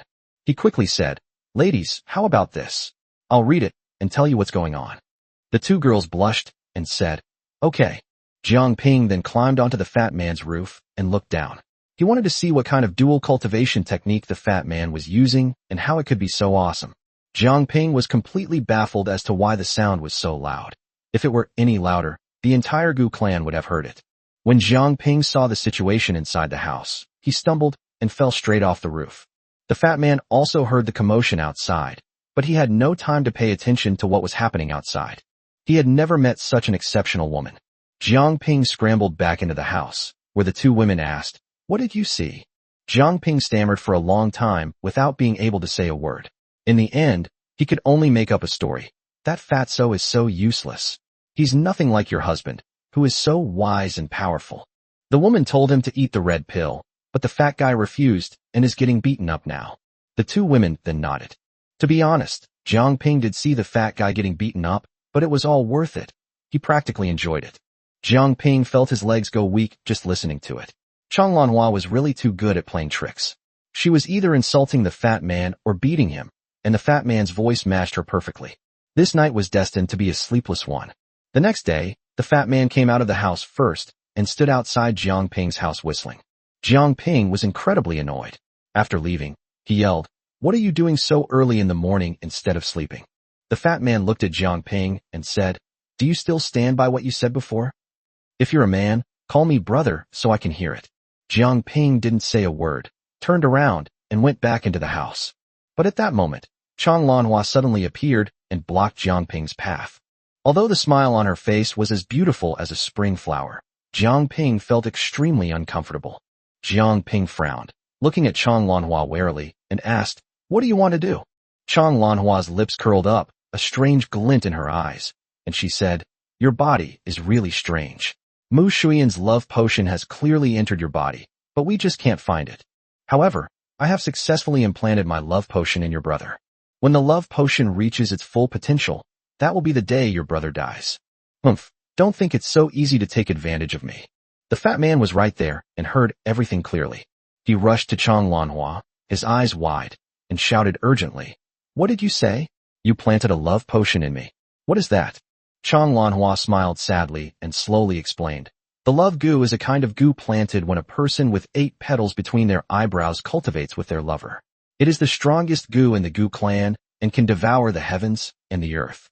But don't worry too much." Chang Lanhua gently touched the fat man's face and continued, "You still have 10 years to live a good life. For the next 10 years, you will become the vessel for the love potion. Once the love potion breaks free from your body, that will be the time of your demise. Don't worry, now that I've become your cultivation partner, I'll definitely treat you well for the next 10 years. Upon hearing this, the fat man felt an intense pain in his testicles and instantly felt a sense of utter despair, as if he had no will to live. Just then, Jiang Ping suddenly transmitted his voice to Fatty. "Fatty, don't worry, with me here, I can handle any love potion for you. Just let her stay by your side and serve you well." Upon hearing this, the fat man immediately felt reassured. That's right, with Jiang Ping around, what was he afraid of? Just now you said that Mu Shuiyan also planted a love potion on him, but Chang Lanhua didn't find it either, which means that nothing happened. His older brother has a plan, so he'll definitely be fine. Thinking of this, the fat man instantly switched into acting mode. He affectionately touched Chang Lanhua's face and said in a cheesy way, "Darling, since you like it, anything is fine. Even if you plant love potions all over my body, I'm willing. I'm willing to do anything for you." To be honest, as cultivation partners, the Gu clan members would occasionally exchange sweet words, but Chang Lanhua felt that no one's love words were as sincere and touching as the fat man's. The reason is simple. The fat man's expression showed no panic, no tension, and he wasn't trying to hide anything. It was a completely genuine expression of emotion. However, this was largely thanks to Jiang Ping's words, which reassured the fat man, letting him know that the love potion was nothing but a feather in front of Jiang Ping, and there was absolutely nothing to worry about. Jiang Ping looked at Chang Lanhua and asked anxiously, "Where is Mu Shuiyan now?" Upon hearing this, Chang Lanhua's eyebrows shot up, and she shouted angrily, "The score between us is not settled yet. Just you wait, someone from the Gu clan will come and deal with you. Do you really think I'm so easy to bully?" Jiang Ping looked helplessly at the fat man, shrugged, and said, his meaning was crystal clear, "Take care of this woman." But the fat man acted as if he hadn't seen him, turning his head to the side and ignoring Jiang Ping completely. Looking at the fat man's behavior, Jiang Ping felt another urge to punch him. Mu Shuiyan had previously warned Jiang Ping to be mentally prepared for coming to the Gu clan. Therefore, Jiang Ping knew that things were definitely not that simple. At this moment, a bad premonition welled up in his heart, because he had previously discovered that among the Gu clan, only Chang Lanhua and Mu Shuiyan seemed to have 8 petals between their eyebrows. His and Fatty's antics were like stirring up a hornet's nest among the Gu clan. Jiang Ping pondered to himself. Whether this was a blessing or a curse in the Gu clan was truly unpredictable. Chapter 106, A Little Trick. Jiang Ping has now formed his core, making him a true golden core expert. He knew that Mu Shuiyin would be fine. After all, as the holy maiden of the Gu clan, she had just returned to the Gu clan and 9 petals had appeared between her eyebrows. She would inevitably have to undergo various tests from the Gu clan. Jiang Ping had guessed this correctly. At this moment, Mu Shuiyin was undergoing baptism again at the inheritance site of the Gu clan's holy maiden. This time, the high priest of the Gu clan will once again observe the future fortunes of the Gu clan. She had never imagined that 9 petals could condense between the Saintess's brows. This was truly an unprecedented spectacle for the Gu clan. Jiang Ping's most pressing task now is to cultivate and quickly improve his strength. At this moment, Jiang Ping has 4 points left. He stared at the system's exchange menu, eagerly seeking more powerful cultivation techniques. He always felt that simply controlling a flying sword was too useless. He had witnessed the battles of those great figures, which could destroy the world at any time. When would he be able to have such abilities? Therefore, Jiang Ping desperately wanted to learn a world-destroying cultivation technique. However, his perfect life system was rather unconventional.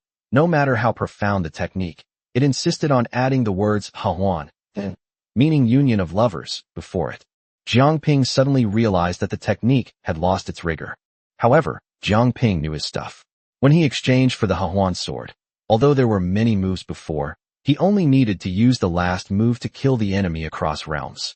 Although Jiang Ping may seem to have only one sword strike, don't forget that it is the strongest attack that combines countless moves. Jiang Ping kept flipping through the cultivation techniques in the system, and finally, he stopped in front of one of them. This technique requires 5 points and is a technique without the word Hahuan added to it.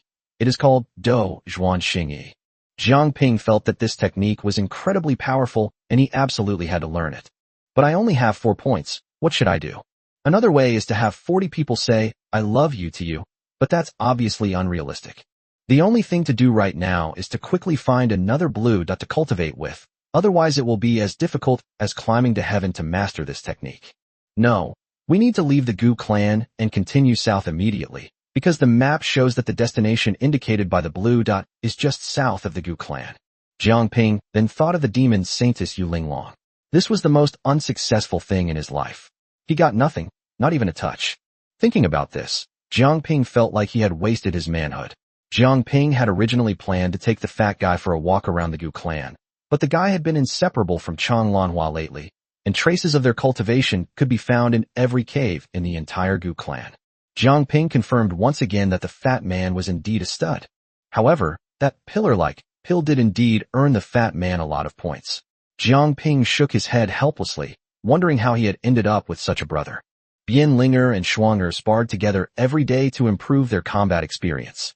Jiang Ping was too late. He had to go see that old woman from the Gu clan and find out where his woman had been taken. Just then, 2 people suddenly blocked Jiang Ping's path. Jiang Ping intended to walk around them, but the 2 men shifted their feet and blocked his way again. At this moment, Jiang Ping realized that trouble was coming his way. However, he had expected it. He never thought that things would be peaceful when he came to the Gu clan. A cultivator's life is meant to grow through adversity. Only through constant struggle can one carve out a future for themselves. If you are always timid and hesitant, you will eventually have to deal with many things, and if you always give in, you will only make the problem more complicated. Jiang Ping had already figured it out. He understood everything from the moment he refined the Vengeful Spirit King. It wasn't because he had the King of Vengeful Spirits by his side that gave him confidence, but rather because Jiang Ping felt that since heaven had eyes and had allowed him to awaken the perfect life system, what exactly is perfection? Does it mean we should just keep giving in? Definitely not. Perfection is about turning all imperfections into beauty and making all beauty possible. Am I not now on the path to a perfect life? Jiang Ping looked at the 2 young men in front of him and asked calmly, what do you want? The 2 men looked down at Jiang Ping and said, we really want to know, what makes you so special that you can become the dual cultivation partner of our clan's holy maiden? We both had the chance to become vessels for the love potion, but you stole that honor from us. We'll see just how capable you really are. Jiang Ping suddenly felt a sharp pain in his groin. The Gu clan's habits were truly peculiar. Wasn't becoming a vessel for a love Gu supposed to mean only living for 10 years before dying? Yet these 2 idiots treated it as an honor, vying to have it. At this moment, Jiang Ping said, you 2 don't need to fight me anymore. Don't you know that becoming a vessel for the love Gu only allows you to live for 10 years? 10 years from now, the love potion will break out of my body, and I will die. Are you going to make things difficult for a dying man? The two men exchanged a glance, then burst into laughter, saying, Who told you that? Jiang Ping was startled. Had he and Fatty been fooled by Chang Lanhua? At this moment, the two young men said, The love goo is indeed the strongest goo in the world. It can devour the heavens and the earth. However, the love potion requires two people to cultivate it together, provided that the carrier must be devoted to one person. Otherwise, death is certain. Let alone 10 years. Being unfaithful within 5 years will lead to your death. Being devoted to one's love for a lifetime is fine. It can even become an aid in cultivation. Jiang Ping then realized the seriousness of the situation. Given the fat man's character, he probably wouldn't live more than a few days. No wonder Chang Lanhua dragged the fat man into dual cultivation every day. It turned out she wanted to enhance their relationship and make him devoted to her. She was also worried that the fat man's infidelity would lead to his early demise. No wonder the Gu clan has so many places where Fatty and Chang Lanhua cultivate. They really do practice wherever they go. At this moment, the two young men realized that they had come to Jiang Ping for a duel, so why were they arguing with him about these things? Jiang Ping then said, I accept your challenge. But on one condition. If you win, I will allow you to do as you please. If you lose, tell me immediately the whereabouts of your saintess. The two exchanged a glance, and Jiang Ping quickly pressed them, saying, What? You don't know? If you don't know anything, why are you challenging me? You're clearly weak members of the Gu clan. Do you think you're worthy to fight me? These two hot-blooded young men couldn't stand Jiang Ping's mockery. He was immediately enraged and agreed. It's a deal. Jiang Ping looked at the two of them and said, You two hurry up and make an oath. I don't trust you.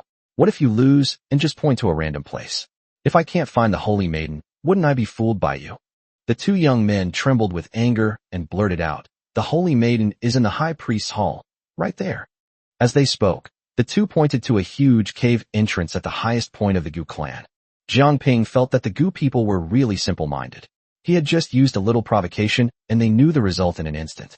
However, to his surprise, the two young men were still unaware that they had let something slip. This shows how simple and kind the Gu clan is. Chapter 107 When in trouble, always turn to your wife for support. Jiang Ping said, Come on, let's have a contest. I don't have time to waste here with you guys. I'm going to find my woman. Jiang Ping's words seemed to have crossed the line for the two men. How could they tolerate someone referring to the holy maiden as his woman in front of them? Enraged, the two men charged at Jiang Ping without a word, each wielding a sickle. Both were Golden Core stage experts, but they had only just entered the Golden Core stage and were not yet very familiar with the combat methods of the Golden Core stage. As the two rushed towards Jiang Ping dodged their attack with a swift movement. At this moment, Jiang Ping dared not use his full strength. To be honest, Jiang Ping still doesn't know how to use his body, which is capable of handling all kinds of poisons, to the fullest extent. I must not harm these two disciples. But these two were clearly straightforward and thought Jiang Ping was afraid, so they attacked him repeatedly. At this moment, more and more people gathered around, and Jiang Ping really didn't know how to solve the problem at hand. Once the flying sword is unleashed, they are doomed. If the king of vengeful spirits is released, they will be reduced to ashes. But now, the only thing I can rely on is this body. How can I use it without harming them? Jiang Ping suddenly realized that in the past, someone had poured powerful energy into his body, causing the other person's cultivation level to drop. Since that's the case, he had no choice but to take the risk and endure a blow from the two of them. According to Jiang Ping's analysis, these two people shouldn't be able to hurt him too badly. The key is to avoid weapon attacks, allow their flesh to come into contact with your body, and let their internal energy flow into your body. Jiang Ping easily dodged the two men's weapons. Then, he pretended to slip and crashed into them.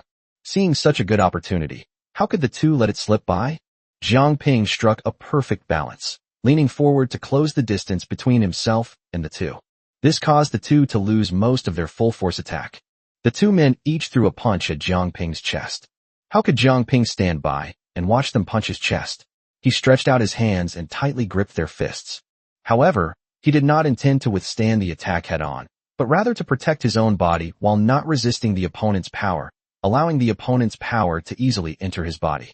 It must be said that Jiang Ping's calculations were ingenious. Jiang Ping indeed felt two powerful forces rush into his body. He circulated them briefly within his body and then injected them back into the other person's body. Now, let's look at these two young men again. Having just entered the golden core stage, their strength plummeted instantly under the watchful eyes of numerous disciples. Even the golden core within his body began to melt, causing him to plummet to the foundation establishment stage. Jiang Ping quickly withdrew the two streams of power from their bodies again. At this moment, the two were completely exhausted and lay limply on the ground, motionless. Their cultivation levels continued to decline, eventually settling at the mid-foundation establishment stage. Everyone was stunned. What kind of technique was this? Jiang Ping's move shocked everyone. Suddenly, someone shouted, "He's a demon. Seize him." Jiang Ping immediately realized he was in deep trouble. He had really messed things up. This shout was significant. The Gu clan members were inherently kind, honest, and simple, and the crowd that had been watching Jiang Ping's earlier fight instantly surrounded him. Jiang Ping realized that this was yet another attempt by someone with ulterior motives to trip him up. I blame myself for being blind. I didn't notice who shouted that. At that moment, Jiang Ping saw a tall young man shout, "Charge! Take down the demons." After shouting, he stepped back. These people, who were unaware of right and wrong, all rushed towards Jiang Ping at this moment. Jiang Ping was not afraid of trouble. If he summoned the vengeful spirit king and the flying sword now, none of the people here would survive. But can Jiang Ping do that? Obviously not. If I did that, I would really die in the Gu clan. The best course of action at this point is to flee and seek refuge. Jiang Ping's escape route must lead him to the place where Mu Shuiyin is being cared for, which is also the residence of the high priest. Jiang Ping flew upwards with all his might, but don't forget that there are many golden core stage experts here, who are chasing and intercepting him in the air. Jiang Ping realized that getting to the high priest's place would be fraught with difficulties. Jiang Ping then shouted at the top of his lungs, "Shuiyin, Shuiyin, save me." It has to be said that Jiang Ping truly mastered the art of living off women. He always turned to women for help, and there was nothing his woman couldn't solve. Mu Shuiyin was cultivating, but in reality, she was receiving baptism from the high priest. At this moment, the high priest had somewhat understood one thing. The 9 petals between Mu Shuiyin's brows were a blessing for the Gu clan. Mu Shuiyin will surely lead the Gu clan to a higher status. Just then, Mu Shuiyin suddenly heard Jiang Ping calling her name, and her brows furrowed. Didn't the high priest say that Jiang Ping and the others were eating and having fun? Why is his man crying for help now? She stared intently at the high priest, who felt a chill run down his spine from Mu Shuiyin's gaze. She had never seen Mu Shuiyin with such an expression before, nor had she ever seen her care about someone so much.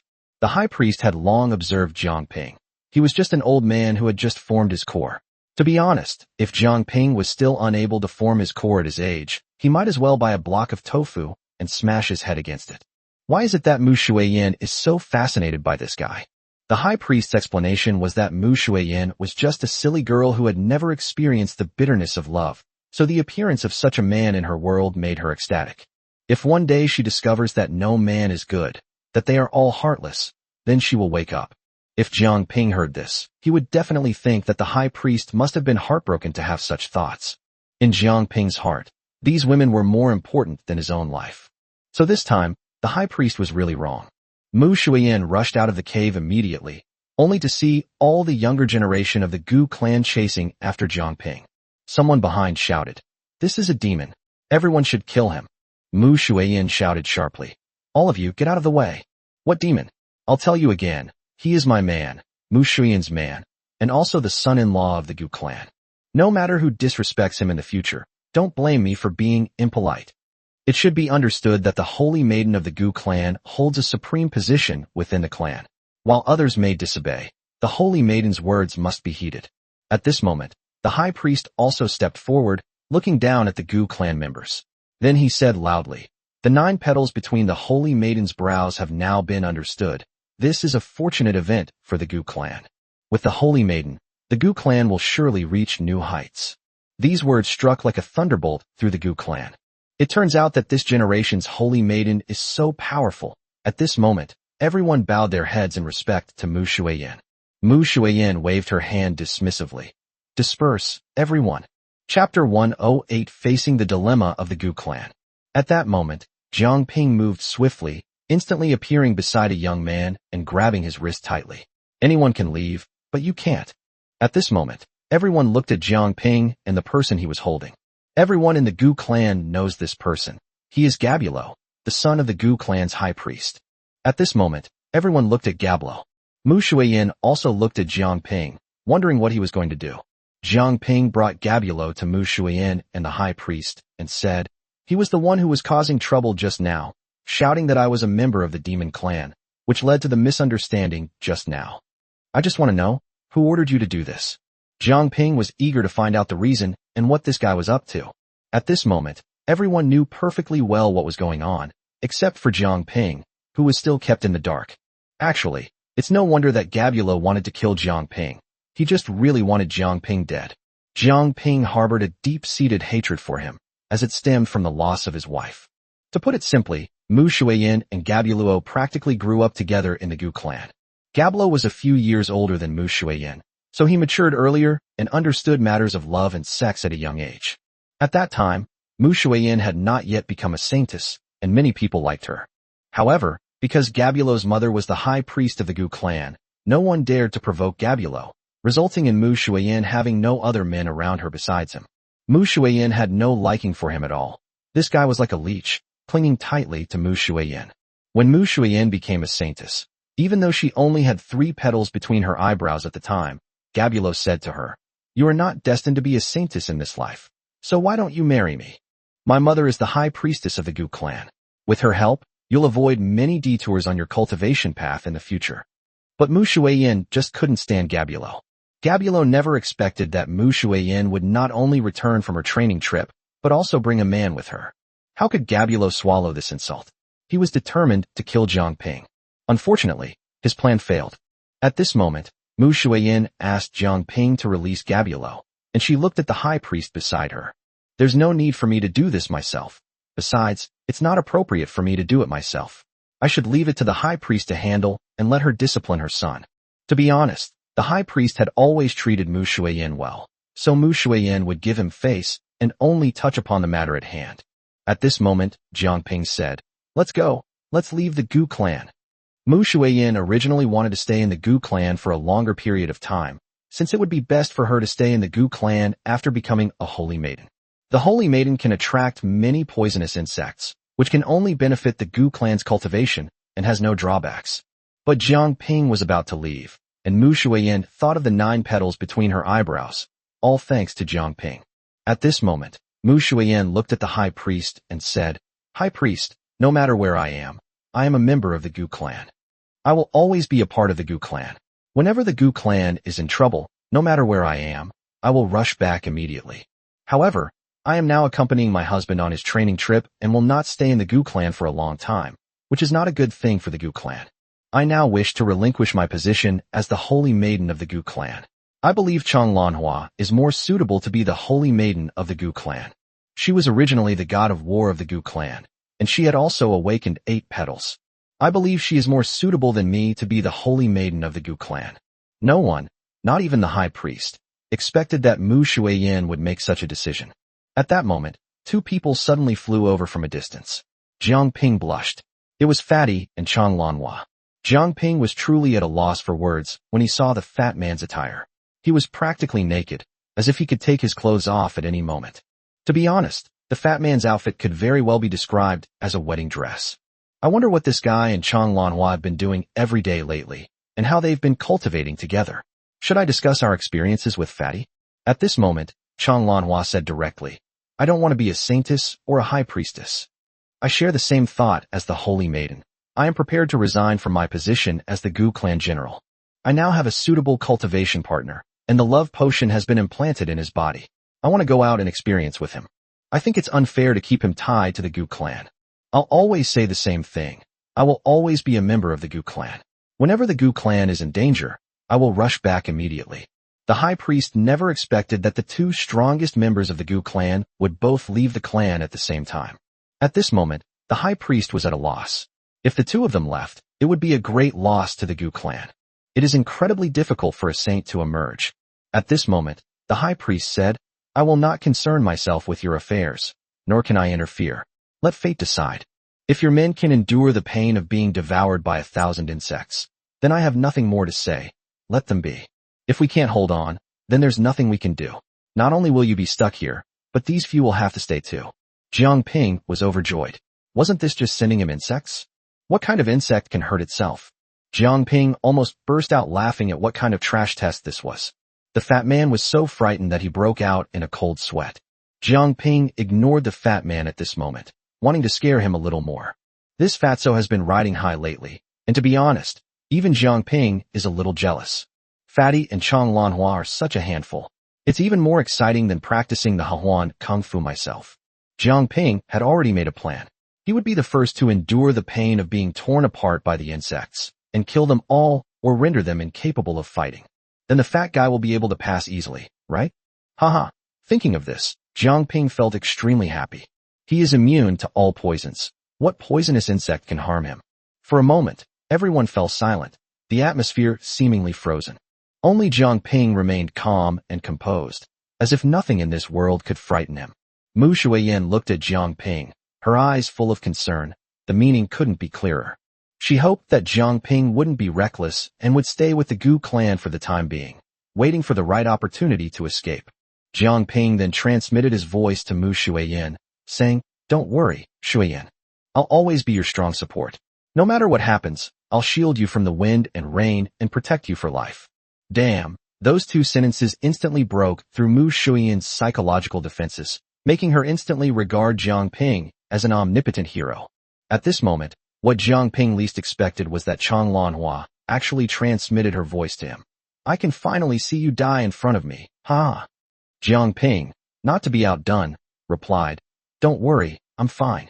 Not only am I alright, but I also want your man to be alright, because I want to ask him about your dual cultivation techniques." Chapter 109 The Powerful Jiang Ping. Chong Lanhua stomped her feet in anger and said bitterly, "You old bastard, you'll die a horrible death. If you survive this ordeal, all the grudges between us will be wiped clean. You're going to die, don't worry, fatty, and I will light incense for you." At this moment, the high priest looked at Jiang Ping and the fat man and said, "Are you ready?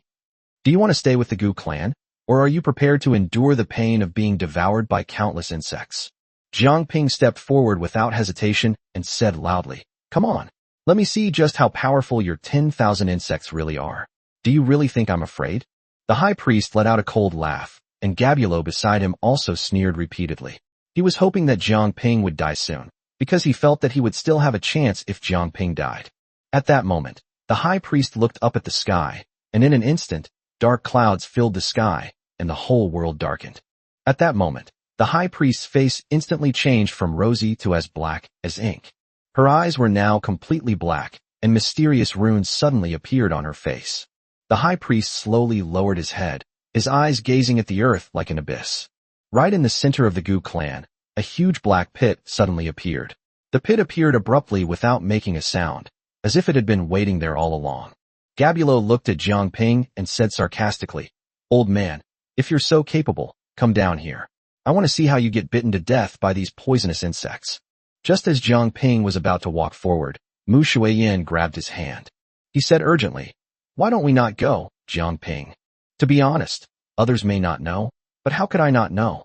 Although I know you do have some tricks up your sleeve, this time is different from the past. The poisonous insects here are terrifying. Some of them are even beyond my ability to tame. So if you go down there, you'll truly face a 9 out of 10 chance of death." Jiang Ping gave Mu Shuiyan a reassuring look and said gently, "Don't worry, I will definitely take you away from the Gu clan.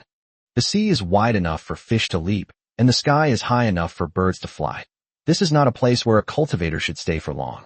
Only by venturing out can a cultivator witness the vast world outside.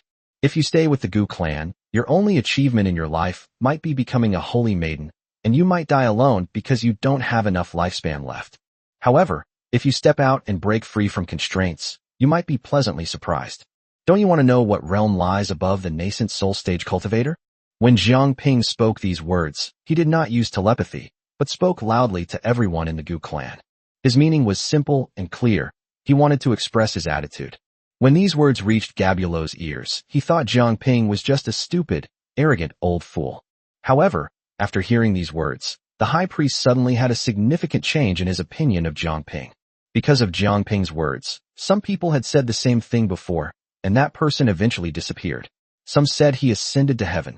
Some said he disappeared into the void. There were all sorts of theories, but in the end, he vanished without a trace. Without saying a word, Jiang Ping jumped directly into the multitude of insects. He snorted coldly. Come on, all of you, come and bite me. If you can't kill me, you'll all die today. At this moment, in order to create an opportunity for the fat man, Jiang Ping was unleashing his full power for the first time since he learned that his body was a body of 10,000 poisons. To this day, he still doesn't know what the miraculous use of his poison pills is. The moment Jiang Ping activated the poison pill within his dantian to its fullest extent, the poisonous insects that were about to devour him suddenly retreated. At that moment, Jiang Ping seemed to become the king of all poisonous insects. No matter what kind of poisonous insects they were, they all retreated when they saw Jiang Ping, and after retreating, they all lay there motionless in worship. Jiang Ping laughed heartily inside the pit, while Gabulo's face turned green. He shouted in a fit of rage, "Bite him! Bite him! Bite him to death!" Gabulo was nearly driven mad, while Mu Shuiyan coldly watched him. He shouted sternly, "If you dare to shout again, I'll cut your tongue out right now." Mu Shuiyan didn't indulge Gabulo at all, nor did she ever think of giving the high priest any face. If he dares to shout again, Mu Shuiyan will definitely take action immediately. At this moment, Chang Lanhua watched this scene, her mind filled with complex emotions. This old bastard handed his innocence over to that fatso himself. Although the fat man now listens to her and treats her very well, Chang Lanhua still can't swallow her anger and really wants revenge. She was, after all, the god of war of the Gu clan. When did it become up to some old man to dictate who she would sleep with? Unfortunately, fate was cruel, and she was manipulated by this old man. Now, Chang Lanhua finally understood that the gap between herself and Jiang Ping was too great. Even though he was the god of war of the Gu clan, with 8 petals appearing between his eyebrows, he was still no match for Jiang Ping. They were simply not on the same level. All I can say is that Jiang Ping is too strong. At this moment, Jiang Ping waved his hand and shouted, "Come on." At that very moment, in front of all the Gu clan members, countless poisonous insects spread their wings and forcefully lifted Jiang Ping up, dragging him out of the deep pit. At this moment, after gently placing Jiang Ping on the ground, the poisonous insects remained lying on the ground, awaiting Jiang Ping's command. Jiang Ping flicked his sleeve, and the poisonous insects scattered and returned directly to the deep pit. Jiang Ping initially intended to kill these poisonous insects, regardless of the extent of the losses the Gu clan would suffer. However, once inside the pit, he discovered that he didn't need to do that at all. He could control the poisonous insects himself, and they would obey his commands completely. He was the source of all poisons. Jiang Ping has already made arrangements with these poisonous insects. Another fat guy is coming in soon. You absolutely mustn't poison him. He's my good brother. Listen to my orders. Bite him hard. But you absolutely must not let him get poisoned. Just let him suffer a little. All the poisonous insects understood. At this time, the entire Gu clan revered Jiang Ping as a god. To be honest, even the high priest had a misconception at this moment. This old guy is no ordinary person. When he reaches the nascent soul stage, it will definitely shock the entire cultivation world. He is truly too strong. The high priest felt that Jiang Ping was the nemesis of the Gu clan. As long as Jiang Ping was present, all of the Gu clan's Gu techniques would be completely useless. Such a person can only be won over. Killing him now would mean a complete falling out with Mu Shuiyan. Who knows if this old guy has any tricks up his sleeve? If he can't be killed, it will plunge the Gu clan into an abyss of no return, so the high priest dares not gamble. Chapter 110 Fat Men Influence Women's Mate Selection Standards. At this moment, the high priest said, "Well done, you have won. Mu Shuiyan can leave with you. I've agreed to the conditions she set before." The high priest looked at the fat man and said, "It's your turn." The fat man's gaze never left Jiang Ping, but Jiang Ping, the 6th brother, knew that the fat man was looking at him, so he ignored the fat man and did not comfort him. At this moment, the fat man felt like he wanted to die. He felt like he had been tricked, like he had been played by this old man again. But now the die is cast, and there's no turning back. The fat man has no way out. Don't forget, although he's a womanizer, he's also a flesh and blood emotional being. Chang Lanhua was the most beautiful woman he had ever met. How could he possibly betray her? Since she has chosen to leave with me, I absolutely cannot let her down. The fat man roared and kept shouting as he jumped into the deep pit. Even after jumping into the deep pit, the sound didn't stop, because as soon as he jumped in, he was immediately bitten by thousands of poisonous insects. The pain was so intense that the fat man could do nothing but scream. The fat man's voice was so pitiful, each cry more miserable than the last. At first, the sound was quite loud, but as it kept calling, the sound almost disappeared. Jiang Ping realized something was wrong. He communicated with the poisonous insects and discovered that they hadn't even used a third of their power. At this moment, Jiang Ping started to get mischievous again, saying, "Bite his key parts. Remember, just bite a few times, don't hurt the fat guy." As soon as he gave the order, the fat man let out a loud yell, which almost scared all the poisonous insects to death. It turned out that when the fat man saw that the poisonous insects were only biting his skin and flesh and didn't seem to be poisonous, he wanted to play dead to get away with it. And don't forget, he had a sixth older brother. When the fat man saw these insects biting his private parts, he couldn't stand it and jumped up high. At this moment, the poisonous insects began a new round of frenzied biting, and the fat man's miserable cries never stopped. And so, the fat man remained in the deep pit for the full duration of an incense stick burning. All the Gu clan disciples were dumbfounded. What was going on? Is the power of love really that great? I want to marry a man like this in the future. I thought this fat guy was just a paper tiger and would probably burst into tears soon, but he actually withstood everything just for Manhwa. Now, there is only one voice in the Gu clan. Fatty is a Casanova.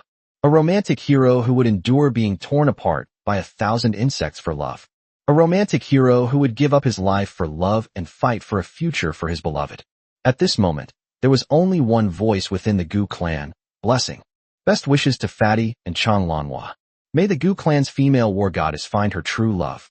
With such a selfless love from the fat man, Manhwa's love potion must be the most powerful ever. At this moment, Manhwa's gaze towards the fat man changed, as if to say, "You are the only one in my eyes, and I can't let go of anything else." She would do anything for Fatty, even if it meant dying for him right now. Manhwa wouldn't hesitate. At this moment, Jiang Ping stared blankly at everything around him, feeling as if he had somehow ended up doing something wrong again. How did this once again make the fat man invincible? Jiang Ping didn't even know how to describe himself anymore. It seemed like the fat guy had stolen his thunder again, when it should have been his. But how did things take this turn? Jiang Ping was really annoyed at this moment. He felt like those bugs weren't biting the fat man, but him. That fat bastard. I have to get some interest from him. He always manages to make the fat guy successful. What kind of situation is this? Jiang Ping had lost his honor again. Oh well, he could only swallow his anger. What could he say? After all, Fatty was his good brother. At this moment, the fat man was pulled out of the deep pit by the high priest. If others don't understand, how could the high priest not see the reason? The fat man wasn't poisoned at all. He only had some superficial injuries, which must be directly related to Jiang Ping. Forget it. Since they've all passed, there's no point in keeping them. Let them go. No matter where they go, they'll still be members of the Gu clan. As soon as the fat man came out, Manhwa immediately helped him up. To be honest, the fat man didn't suffer any internal injuries at all, but the poisonous insects tore his clothes to shreds, making him look quite miserable. Everyone had long forgotten about Jiang Ping and looked at the fat man with awe. This was a true man. When the fat man saw Jiang Ping gave him a charming smile. The fat man charged forward like a mad dog. He roared, "Jiang Ping, you son of a bitch, I'm not done with you yet." He was about to go up and fight Jiang Ping to the death. Jiang Ping was speechless, thinking to himself, "I should have just let you die in that pit. I made you stand out in the Gu clan and elevated your status, but instead of thanking me, you wanted to fight me to the death." The fat man thought he could show off like Jiang Ping and drive away the poisonous insects, but the old man insisted on making him suffer some physical pain. The problem is that Fatty doesn't yet know that he holds a superior position in the eyes of the Gu clan, far surpassing Jiang Ping. The standards for choosing a partner have now risen among the Gu clan's women. They no longer casually choose cultivation partners. They have only one condition for choosing a partner: to withstand the test of being torn apart by 10,000 insects. In the end, even the high priest was at his wit's end, because the bloodline of the Gu clan was difficult to continue, and the culprit for all of this was the fat man. But that's all hindsight. It's because of today's fat man that the Gu clan women have raised their standards for choosing a partner. Whether he's rich or poor is irrelevant, but he must be willing to die for the woman. The Gu clan is not without warriors, and quite a few at that. Many of them underwent the test of being torn apart by thousands of insects. As you can imagine, none of them survived. They all perished. And not only did they die, but their deaths were so gruesome that not even bone fragments remained. Jiang Ping and his group rested for a night. Jiang Ping finished his dual cultivation early and quietly went to see the fat man again. He just wanted to know how that fatso would practice dual cultivation tonight. There was no sound at all. Jiang Ping nodded in satisfaction, thinking to himself, "You fatso, weren't you so capable? Even after being bitten, I still remain quiet, don't I?" Jiang Ping hadn't taken more than a few steps when he suddenly sensed something was wrong. The sounds inside were very strange. He peeked out and almost had a nosebleed. These two are really good at having fun. Jiang Ping was utterly impressed by the fat man. Chapter 111 Entering the Yunjiang Mountains. The next day, Jiang Ping looked at the fat man with annoyance, but the fat man was full of energy. As they walked towards the edge of the Gu clan, everyone greeted them. To be frank, they weren't greeting Mu Shuiyin or Chang Lanhua, but rather the fat man. The fat man responded to each of them and told everyone to cultivate diligently. Jiang Ping, Bianlinger, and Shuanger watched the fat man perform from behind. There was nothing they could do. The fat man was the only one who stood out. Jiang Ping remembered that in the Yinyang Hall, the fat man became the dream lover of all the female disciples. There's nothing we can do. That fat guy just has some skills. Jiang Ping never expected that the fat man would handle things so well. After leaving the Gu clan, Jiang Ping looked at Mu Shuiyin and Chang Lanhua and asked, "Where is south of the Gu clan?" Mu Shuiyin said, "The borderlands, the South China Sea." Jiang Ping asked again, "Is it far?" Mu Shuiyin nodded. "It's very far." Jiang Ping realized something was wrong. According to the map, it wasn't that far. This blue dot is just a short distance south of the Gu clan. Jiang Ping asked, "Are there any other sects south of the Gu clan?" Chang Lanhua asked, "What are you doing?" Jiang Ping waved his hand and said, "If it's for training, of course you should look around and understand the surrounding situation. If you should pay respects to the local people, at least it won't be impolite. Before I came to your Gu clan, didn't I stay in Shuiyin Pavilion for a while? Otherwise, how could I have come to the Gu clan from Two Swords Mountain?" Chang Lanhua was rendered speechless by Jiang Ping's retort. What Jiang Ping said seemed to make sense, and I really couldn't refute it. Chang Lanhua said, "There's a force in a nearby area of the Gu clan. It's not a sect, but it seems to be guarding some secret. Their lifestyle is somewhat similar to that of our Gu clan, except that these people always hide among the crowd, and you can't find any trace of them at all. However, these people are all brave and skilled in battle. However, I know their leader is a woman. I've dealt with her before, but she was wearing a mask, so I didn't see her face. In terms of strength, they are at least at the great perfection of the Golden Core stage, and some have even come close to the nascent soul stage. However, don't even think about reaching the nascent soul stage without at least 50 years. She'll probably be a Golden Core cultivator by now." Having heard so much, Jiang Ping already knew that the leader of this group was a woman, and that was enough. Jiang Ping already sensed that the person he was looking for was this female cultivator. However, many things troubled Jiang Ping. His constant pursuit of women meant that sooner or later, the women around him would discover the problem. How am I going to explain this to myself later? The problem is that these women want to follow him every day, especially Mu Shuiyin and Shuanger. They even gave up being saintesses just to follow him. How could he possibly refuse them? The problem is that problems will inevitably arise over time. If everyone were like He Qinghuan and Shun Peiji, it would be great if we could find them reasonable things to do. Jiang Ping is now starting to plan. It's always inconvenient to have so many beautiful women with him. He needed to find a safe place where they could coexist peacefully. Couldn't the system provide such a place? Jiang Ping suddenly thought of this. Such a powerful system, since it was called the perfect life system. It must have considered everything and tailored many functions specifically for itself. No, I still don't understand the system. I need to have a serious talk with the system when I have time. Jiang Ping looked at Chang Lanhua and asked, "What do you feel this force has been protecting?" Chang Lanhua shook her head. "But I feel that what they are protecting should be born soon. Because recently, that force has all gone deep into the Yunjiang Mountains, and there is no trace of them outside. Do not forget, I am a general of the Gu clan, and the Gu clan also has its own intelligence network. There's no trace of those people outside anymore. They've all gone into the mountains." What do you want to do?" Chang Lanhua asked Jiang Ping. Jiang Ping replied, "Of course we'll go into the mountains to take a look." Chang Lanhua frowned and said seriously, "Jiang Ping, don't do anything reckless.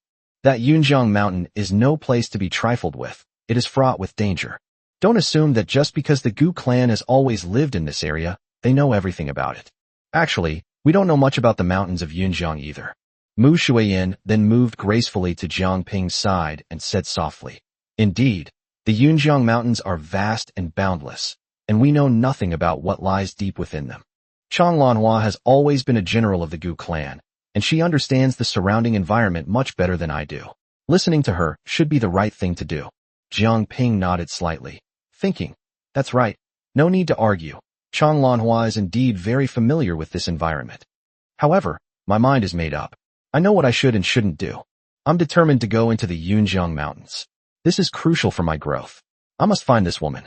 Moreover, Jiang Ping had recently unlocked an incredible attraction ability, which he hadn't been willing to use because it would consume points, which pained him. The previous incident with the Jade Linglong had already made Jiang Ping deeply regretful. It was like losing both his wife and his army. If his flying sword hadn't been able to be recalled at any time, the losses would have been even greater. However, Jiang Ping suddenly realized that the Chun family had probably also entered the secret realm. Given the efficiency of Yu Fengxian, the sect leader of Shuiyun Pavilion, and with the help of the female disciples of Shuiyun Pavilion, the correct method for entering the secret realm should have been spread long ago. The Chun family is one of the top families of cultivators, and Chun has a powerful master who will eventually find Bian Linger's whereabouts and then vent all his anger on her. Bian Linger has a father who is at the nascent soul stage, the ninth elder. But we can't rely on the ninth elder to handle everything. Besides, no matter how powerful the ninth elder is, how many people can he protect? This time, Jiang Ping is facing powerful cultivation families and sects, so he doesn't have much time left. He must grow stronger as soon as possible, otherwise how can he protect the women around him? Now he has no choice but to go his own way. Everyone exchanged glances, understanding that they couldn't stop Jiang Ping's determination to enter the Yunjiang Mountains, and could only helplessly follow him. As the saying goes, a woman follows her husband wherever he goes, and even if there were mountains of knives and seas of fire ahead, Jiang Ping's women would follow him without hesitation. This is why Jiang Ping kept wondering if the system had any new functions, such as being able to hide his women in case of danger. The fat man and Chang Lanhua exchanged a glance. The fat man didn't say anything and just walked forward silently. Chang Lanhua thought the fat man would support her idea, but she was completely wrong. She overlooked the unbreakable brotherhood between Fatty and Jiang Ping. Although the two often bickered and teased each other, giving others the impression that their relationship was as fragile as glass, ready to shatter at the slightest touch. But who would have thought that their relationship was actually as solid as a diamond, unbreakable? Chapter 112 The Beauty Appears. Jiang Ping's principle is that he's willing to give anything to his brother as long as it doesn't involve women. Don't be fooled by his constant attempts to bully fat people. Every single time he does it, he ends up making the fat people's lives better. Jiang Ping sometimes wondered if he was Fatty's underling, serving him exclusively. A large group of people walked into the Yunjiang Mountains. Suddenly, Jiang Ping burst into laughter because he noticed the blue dot approaching on the system's map. Excellent. This saved him a lot of trouble. Jiang Ping suddenly said, let's rest here. Fatty, you come with me to keep watch. Chang Lanhua is a general of the Gu clan, a battle-hardened figure, and she is now completely confused by Jiang Ping. Wasn't he in a hurry to get into the mountains of Yunjiang? Why do you need to rest after only an hour? They are cultivators. Jiang Ping and his group did not fly, which could be understood as acting cautiously. But we have to rest after only 2 steps, and we're still on the outskirts of Yunjiang Mountain. What's going on here? Jiang Ping gave Chang Lanhua the feeling that he was just visiting the place. Jiang Ping's women, however, thought differently. As long as they could stay by Jiang Ping's side, that was better than anything else. The fat man said irritably, can't you keep watch yourself? Why do you always have to drag me into everything? I'm not as strong as you. I haven't even reached the core formation stage yet. Can't you consider the plight of a weakling like me? Jiang Ping rolled his eyes and said irritably, you fat pig, you've been playing the emperor every day these past few days. Haven't you had enough fun? You and Chang Lanhua have been playing different games every day. You fatso, no offense, but you should be more discreet about your dual cultivation with Chang Lanhua from now on. I see you two from the rooftop every day when I pass by. Upon hearing this, the fat man jumped more than 2 meters high in anger, cursing loudly. Jiang Ping, I swear I won't be a man if I don't kill you today. The fat man was really enraged and threw a punch at Jiang Ping with all his might. Jiang Ping simply changed his hand to his palm and easily grasped the fat man's fist. At that moment, the fat man lunged at Jiang Ping, truly enraged. She thought to herself that Jiang Ping was a scoundrel who actually climbed onto the roof every day to spy on her and Chang Lanhua's dual cultivation, and even had the audacity to say that he was just passing by. He was simply going too far and deserved to be killed rather than humiliated. The fat man bit down really hard, holding on tightly and refusing to let go, causing Jiang Ping to almost cry from the pain.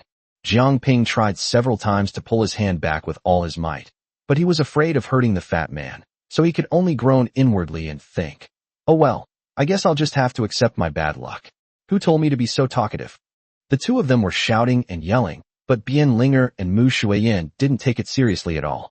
Shuanger looked at the two women, who told her to ignore them and not to worry. They said her husband was fine and was probably just bullying the fat man again. But these words didn't sit well with Chang Lanhua. She flashed and walked towards the two of them. After all, you have to cherish your own man. When Chang Lanhua saw the fat man biting Jiang Ping so hard, she was completely stunned. Didn't they say Jiang Ping bullied the fat guy? But something seemed off. Jiang Ping was clearly in pain, tears welling in his eyes. Finally, Chang Lanhua felt a surge of joy, watching with great interest as the fat man stood up for her. She felt at ease as long as Jiang Ping was having a hard time. Jiang Ping also saw Chang Lanhua at this moment and shouted, "Make that fatso let me go right now, or I'll get angry. When I get angry, even I'm afraid of myself." Chang Lanhua saw that it was about time. To be honest, she liked the fat man more now, since he knew how to get revenge and teach this old man a lesson. Chang Lanhua quickly said, "Fatty, just say what you want to say." The fat man was still muttering something to himself, and Chang Lanhua said helplessly, "Just say it." In his haste, the fat man gave in. But Jiang Ping disappeared in a flash, and Chang Lanhua never expected that things would not develop in the direction she had anticipated. Shouldn't Jiang Ping and Fatty have a discussion about this now? Why did they flee in disarray? The fat man was so angry that he could hardly breathe, and his words were incoherent. Chang Lanhua quickly patted the fat man's chest to help him catch his breath. Chang Lanhua then asked, "Weren't you supposed to be on guard duty? How did a fight break out?" The fat man said speechlessly, "That old geezer climbs onto the roof every day to watch you and me cultivate, and he keeps saying he's just passing by." These words completely ignited Chang Lanhua's anger. Although cultivators sometimes don't care about their own bodies, regarding them as mere rouge and bones. Don't forget, the fat man was her first man, and also her last. Jiang Ping, that old bastard, was secretly watching their live stream every day, which made Chang Lanhua so angry she felt like her lungs were about to explode. "You old bastard, this isn't over between us today." With that, Fatty and Chang Lanhua set off together to chase after Jiang Ping, determined to teach him a lesson. Jiang Ping stopped running at this moment and stood still, because the blue dot on the map is still moving and will be there soon. Jiang Ping was excited at this moment, wondering what he should do after meeting her. However, in the instant he was stunned, he was kicked twice in the back, sending him flying. Jiang Ping glided forward through the air in a face-first, shit-like motion. The world is full of such coincidences. Just as Jiang Ping was being kicked out and gliding through the air, his perfect life system suddenly sounded. Female lead detected, affection level 0%. Before Jiang Ping could figure out where the person was, he saw a blur before his eyes, and just then, someone flew towards him. As soon as the woman saw Jiang Ping flying towards her with his arms outstretched as if to hug her, she didn't hesitate and kicked Jiang Ping in the abdomen. Jiang Ping was kicked back at that moment. Jiang Ping was extremely frustrated. He had just spotted his target when it flew away. But when Chang Lanhua saw Jiang Ping fly back, she and the fat man exchanged a glance. Regardless of whether the newcomer was friend or foe, beating Jiang Ping up was the priority now. The two men also raised their feet and kicked Jiang Ping back. Jiang Ping then burst into a tirade. "You fat bastard, are you and that bitch ever going to stop?" The woman was still confused as to what was going on. Why was this old man back again?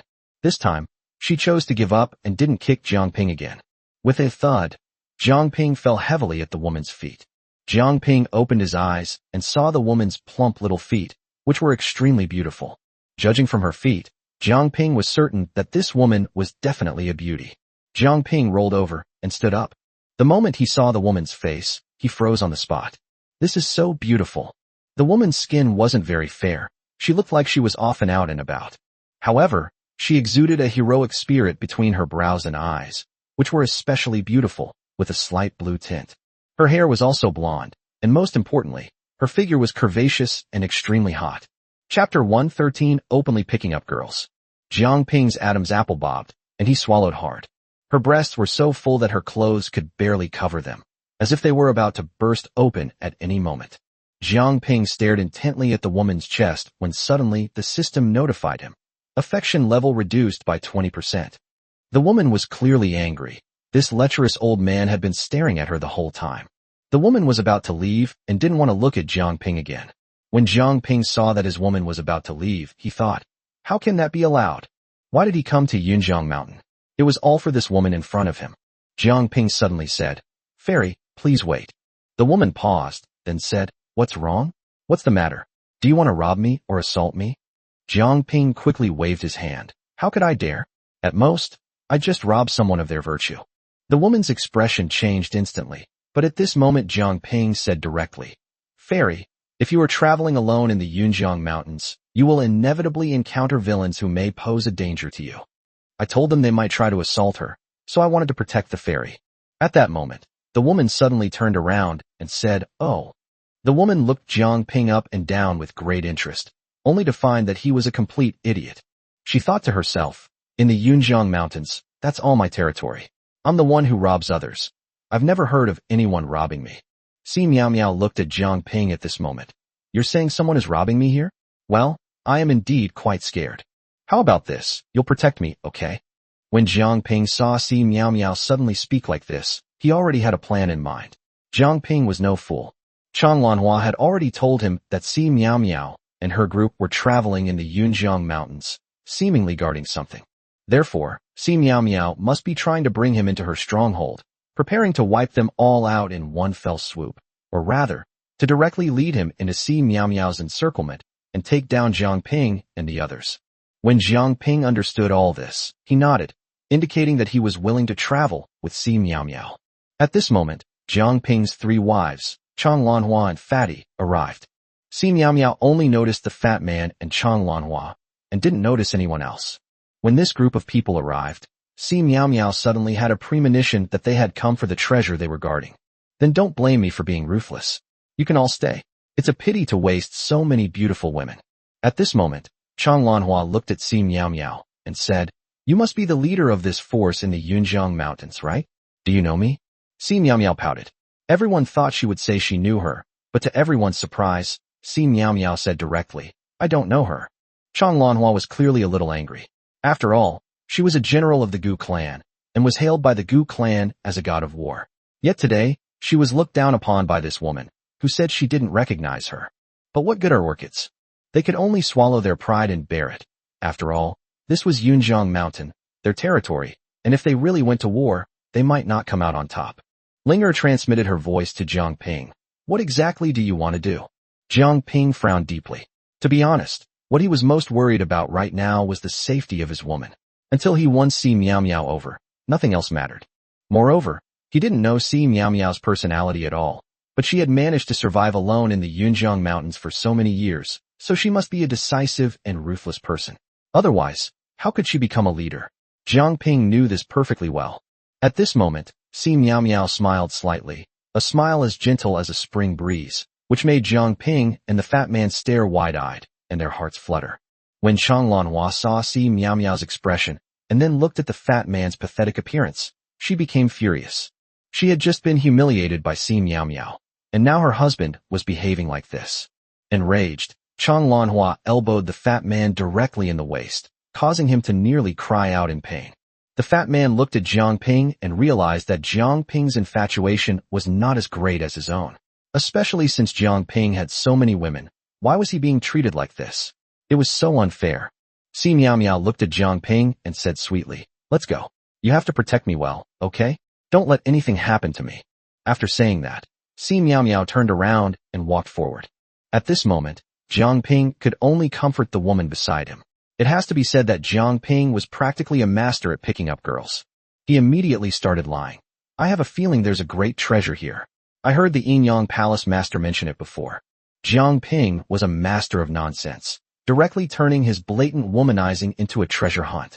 Jiang Ping thought to himself, I don't think there's anything wrong with saying that. Women are treasures. Yes, from now on, picking up girls is like finding treasure. All I can say is that Jiang Ping's acting skills are worthy of an Oscar, and all the women unconditionally believed his lies. However, Jiang Ping also knew that this kind of thing might work once or twice, but it would definitely be exposed if it went on for too long. Now he can't wait to develop the system's features, wondering if there's a function that can hide people. Since the system has opened a window, why not open the door as well? See Meow Meow's speed increased, and Jiang Ping transmitted his voice to the others. Be vigilant about your surroundings and don't get too close to me. Just make sure you don't lose her. Although Jiang Ping has always stayed in the herb garden, he still has basic experience in the outside world. One should always be wary of others. At this moment, Chang Lanhua, standing behind him, felt that Jiang Ping's current behavior did not seem to be simply about picking up girls or lusting after beautiful women. She was a Gu clan general, and she clearly saw Jiang Ping's caution. She had always been wary of Si Miao Miao. Unexpectedly, Jiang Ping shared the same idea as her, which made Chang Lanhua think more highly of Jiang Ping. Si Miao Miao had already sensed the distance between herself and the people behind her widening, and her brows furrowed. He wondered to himself, had these people discovered something? Why the sudden change to such vigilance? Si Miao Miao gradually slowed down, but the people behind her also slowed down, maintaining a distance that was neither too close nor too far from her. At this moment, Si Miao Miao stopped abruptly, sighing inwardly. It would be difficult to bring these people into the encirclement. Now she could only forcibly eliminate them. A smile appeared on Si Miao Miao's lips, and then a signal arrow appeared in her hand. The whistle-piercing arrow shot into the sky and exploded with a loud bang within the Yunjiang Mountains. Jiang Ping was not surprised at all. Everything was within his expectations. Si Miao Miao looked at Jiang Ping and said coquettishly, "You old man, not only are you incredibly lecherous, but you also dare to covet the treasure here. None of you are leaving today. You're all staying here." When Si Miao Miao revealed the treasure, Jiang Ping's women no longer suspected that he was lustful. It turns out their men came for the treasure and had nothing to do with picking up girls. Chapter 114, The King of Vengeful Spirits unleashes his power. Jiang Ping then said, "If the people you've brought are all of equal strength to you, do you think you can hold back all of us?"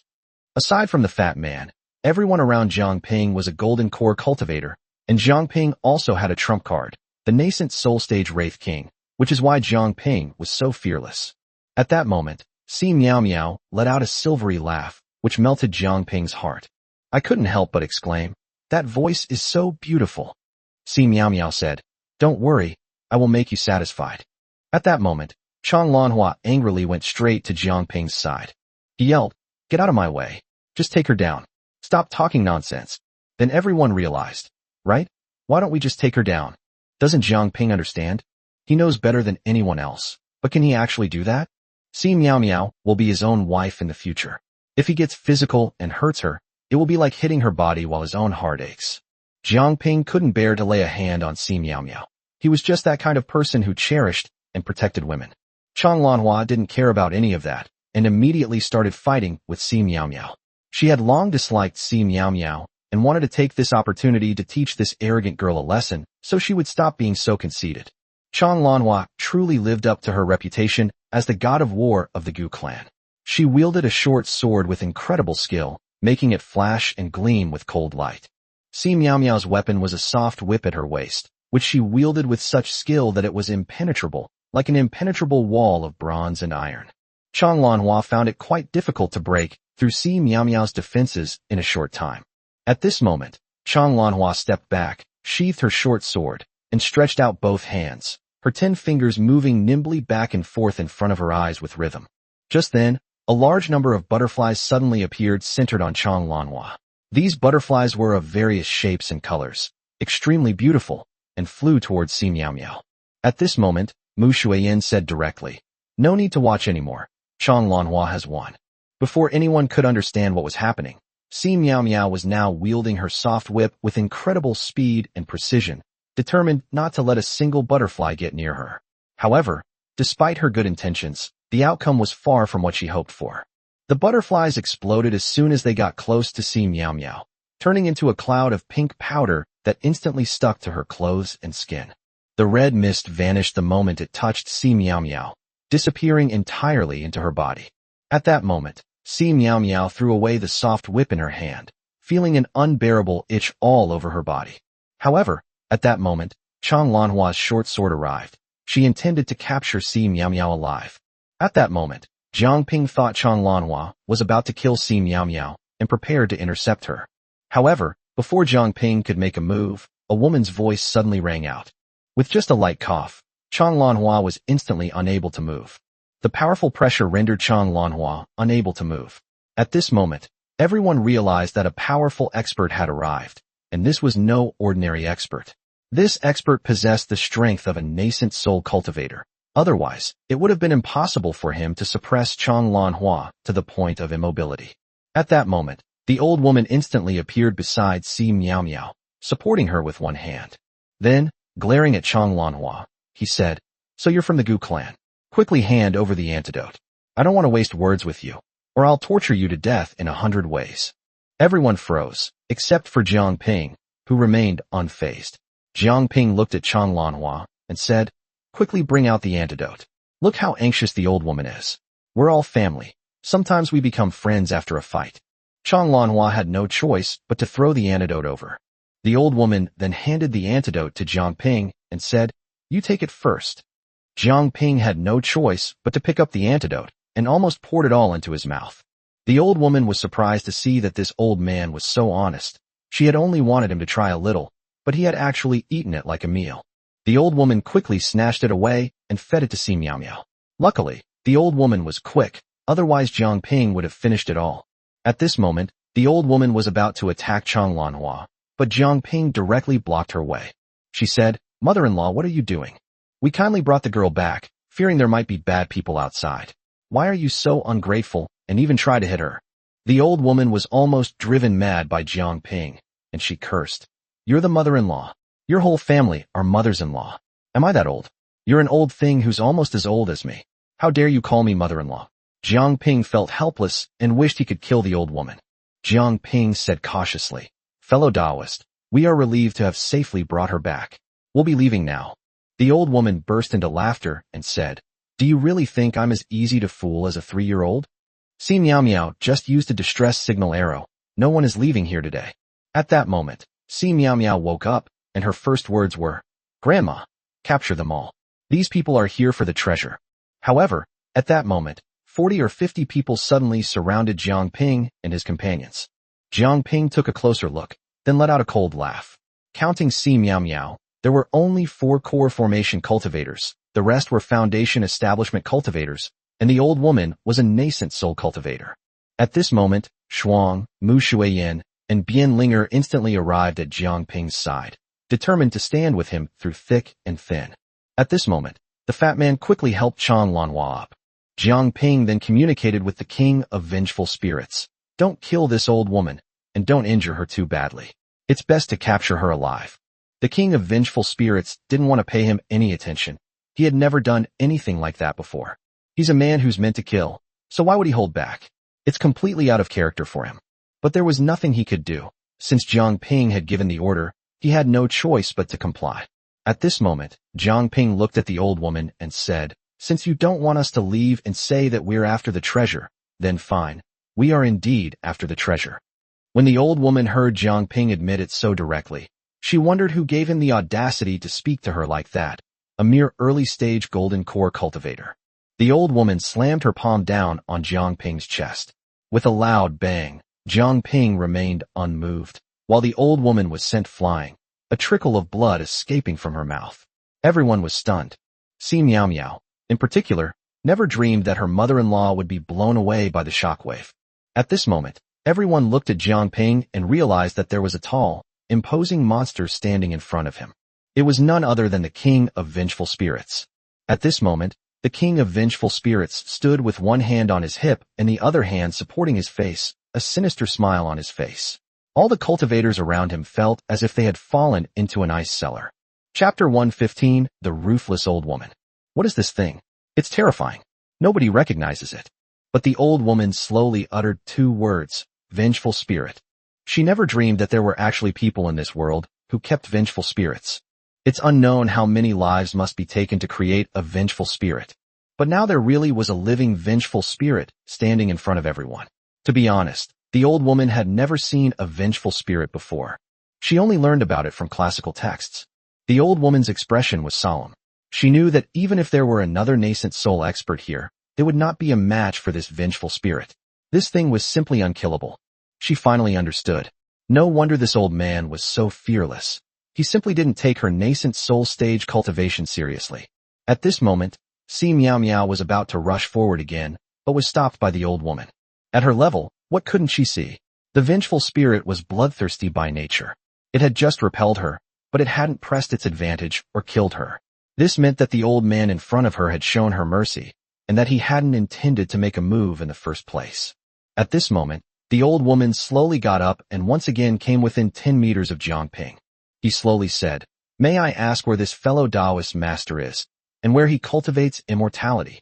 Jiang Ping said with a smile. "At this point, you still want to get information out of Shinpeiji? Do you think I'd cause trouble for her? What are you thinking about?" Jiang Ping then said, "We are just a group of independent cultivators who came to your treasure land because we heard there is treasure inside. We're just here to try our luck." The old woman's expression turned somewhat grim as she said, "To be honest, fellow Taoist, there is indeed a treasure here, and it will soon be revealed. We have lived here for generations. We are the guardians of this treasure." Jiang listened calmly, his mind clear as day. He knew perfectly well that the old woman had no good intentions. A nascent soul stage expert possesses inherent pride. How could they willingly hand over a treasure they've guarded for generations? That's simply a fantasy. Sure enough, Jiang Ping's guess was confirmed the next second. The old woman then said, "We are natives of the Yunjiang Mountains, and the treasure here has long been coveted by the leader of the Hutu sect. When the treasure appears, the leader of the Hutu sect will come to collect it personally." Jiang Ping couldn't help but curse inwardly. That old woman is a real scoundrel. This is clearly an attempt to incite conflict between me and the Hutu sect. Seeing that I possess the vengeful spirit king, they want to use me to eliminate the Hutu sect. Dream on. I won't let you use me as a pawn. However, the next second Jiang Ping had no choice but to agree to it. Because the old woman seemed to have seen through Jiang Ping's thoughts, as if a sharp sword had pierced his lifeline. This time, Hutu's sect not only wants to obtain the treasure, but also wants to take away the holy maiden of her clan to serve as a furnace for the young master of Hutu's sect. As the old woman spoke, she glanced at Jiang Ping, seemingly unintentionally. Jiang Ping met her gaze, and at that moment, he was certain that she had firmly grasped his fatal weakness. However, Jiang Ping also knew that this matter was definitely not something the old woman made up, but rather a true story. He had no choice but to get on this pirate ship. It concerned Si Meow Meow, and his future and prospects. Jiang Ping interrupted the old woman, saying decisively, "We agree. We'll stay and fight the Hutu sect." The old woman was surprised that Jiang Ping agreed so readily. At this moment, the fat man behind Jiang Ping said directly, "Hey, ma'am, what exactly is this treasure of yours?" The fat man's address of auntie caused the old woman a pang of pain in her heart. She wished she could immediately beat the fat man into a pig's head. But the current situation didn't allow it, so she had to endure it. There was nothing she could do. She was no match for the other side, and had to bow her head for the time being. The old woman's heart was filled with complicated emotions, feeling both frustrated and resentful. The old woman's mind was extremely dark. She wanted to use Jiang Ping to destroy the Hutu sect, and then reap the benefits herself. What saintess? Si Meow Meow has absolutely no relation to her. All she could think about was that treasure. This treasure is of great use to any cultivator, as it contains secrets about those above the nascent soul stage. However, Tumun learned of this news by chance, so Tumun immediately blocked the news, determined to obtain it. Once Tumun finds out that these natives have revealed this secret, they will not hesitate to kill them all. Moreover, this old woman is really ruthless. She has already informed the Hutu sect about Jiang Ping and his group. Therefore, the people from Hutu's sect will be arriving soon. That old woman is too vicious. She actually has a trump card up her sleeve.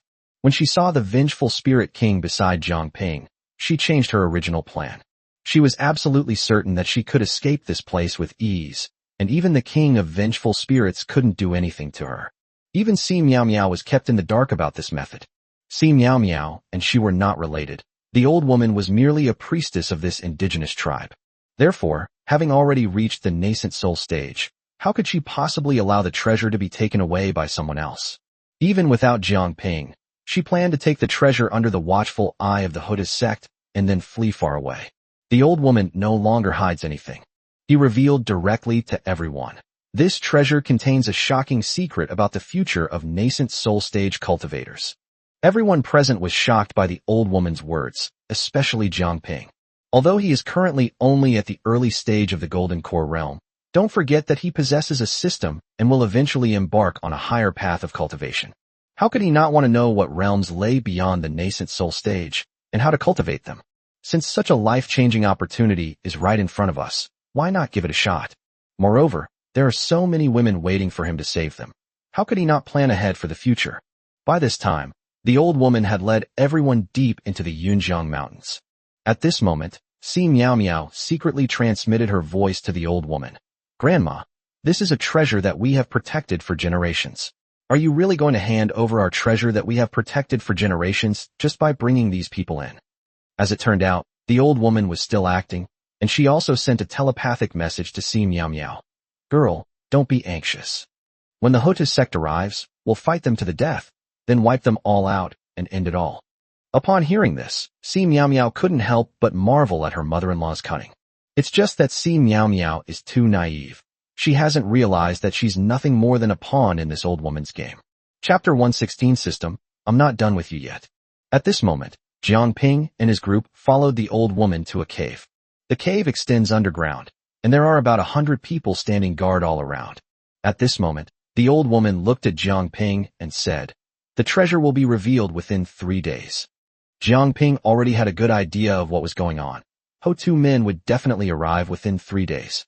Jiang Ping carefully observed his surroundings and discovered that the highest cultivation level here belonged to this old woman, who was at the nascent soul stage.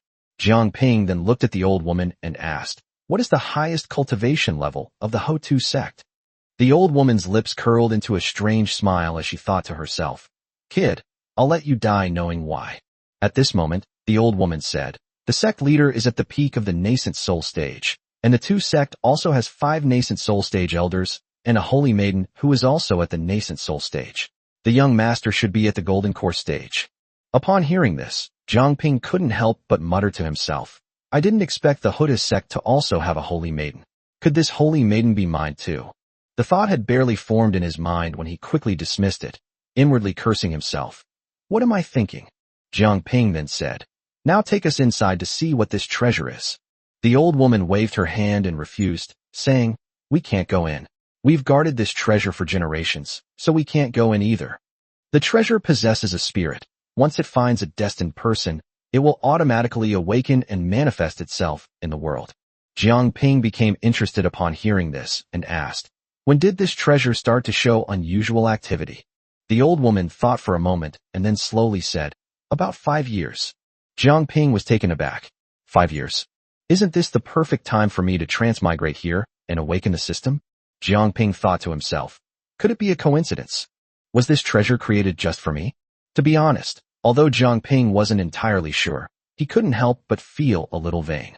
The old woman and Si Miao Miao were both looking at Jiang Ping at this moment, thinking to themselves that the old man's irritating expression was truly disgusting. Jiang Ping now knew everything he wanted to know, and he had a clear understanding of the Hotus sect's combat strength. Knowing yourself and your enemy is the key to victory in every battle. It is absolutely impossible for Hotus sect to mobilize all its forces and bring all of its nascent soul cultivators. When the king of vengeful spirits unleashes his full power, I'll see what they can do to me. Moreover, Jiang Ping has his own means of self-defense. No matter who it is, Jiang Ping believes that when he uses his 2 flying swords, even if he can't kill a nascent soul stage expert, he will definitely make them suffer. However, Jiang Ping still believed that although he was currently at the golden core stage, he could definitely kill a nascent soul stage expert by surprise. At this moment, Jiang Ping's biggest worry was the old woman. He feared that during his battle with the Hotus sect, she might unexpectedly attack the women around him, which would be the worst possible outcome. At this moment, Jiang Ping had another mischievous idea. He looked at Chang Lanhua and then transmitted his voice to her. General Chang. Chang Lanhua never expected that this old man would be so sensible and finally acknowledge her status and position. Chang Lanhua looked at Jiang Ping, her eyes full of doubt, and replied telepathically, "What's wrong?" Jiang Ping's lips curled up slightly, his expression revealing a hint of cunning. He continued to transmit his voice. "General Chang, I'm very anxious. I'm worried that once we start fighting the Hotus sect, that old woman might pull some dirty tricks behind my back. At that time, I'll be counting on General Chang to display his might and stop that old woman." Upon hearing this, Chang Lanhua was so angry she almost fainted. She was about to retort when Jiang Ping's mouth moved faster than a machine gun. I know, General Chang. You are an invincible existence in the Gu clan. Tell me, in this vast land of Yunjiang, who doesn't know the illustrious name of General Chang? If you can't stop that old woman, my whole plan will be ruined. Chang Lanhua was so angry that she wanted to cut Jiang Ping in two with a sword. She was just a golden core realm expert. How could she intercept a nascent soul realm cultivator? But the old man's praise was so high and flattering that she didn't know how to refuse. Chang Lanhua angrily turned her head to the side, ignoring Jiang Ping completely. She thought to herself, humph, if I say another word to this old bastard, I'll drive myself insane. But at this moment, Chang Lanhua's eyes suddenly lit up, and she thought to herself, old bastard, I'll teach you a lesson. A slight glint appeared at her fingertips, and a goo worm materialized directly from them. This goo worm stealthily crawled towards Jiang Ping. However, the moment the goo worm crawled into Jiang Ping's clothes, Chang Lanhua's expression changed drastically. Because her connection with the goo worm was instantly severed, Chang Lanhua stared intently at Jiang Ping, her eyes seeming to spit fire. Jiang Ping didn't take her seriously at all. When the goo worm crawled into his body, he only felt a slight itch. Then he acted like nothing had happened and didn't care at all. The goo worm had long been easily killed by Jiang Ping's body of 10,000 poisons, which was considered as replenishing some nutrients to Jiang Ping's body. Jiang Ping looked at the old woman with a big smile and said, Grandma, let's just wait patiently for the treasure to be revealed. The old woman sneered inwardly. Humph, just wait to die? Let's see how long you can keep up your smugness. 2 whole days have passed just like that, and in 1 more day, the treasure will be revealed. Jiang Ping was certain that the Huta sect would arrive today. Time passed second by second. This was the first time Jiang Ping had seriously faced a sect since leaving the Yinyang Palace. He himself didn't realize that he was no longer the old man who used to rush around for a little more lifespan. Now, he has the strength to rival a major sect. Just then, a servant rushed up to see Miao Miao in a panic. He stammered, Holy maiden, the people from Huta's sect have arrived.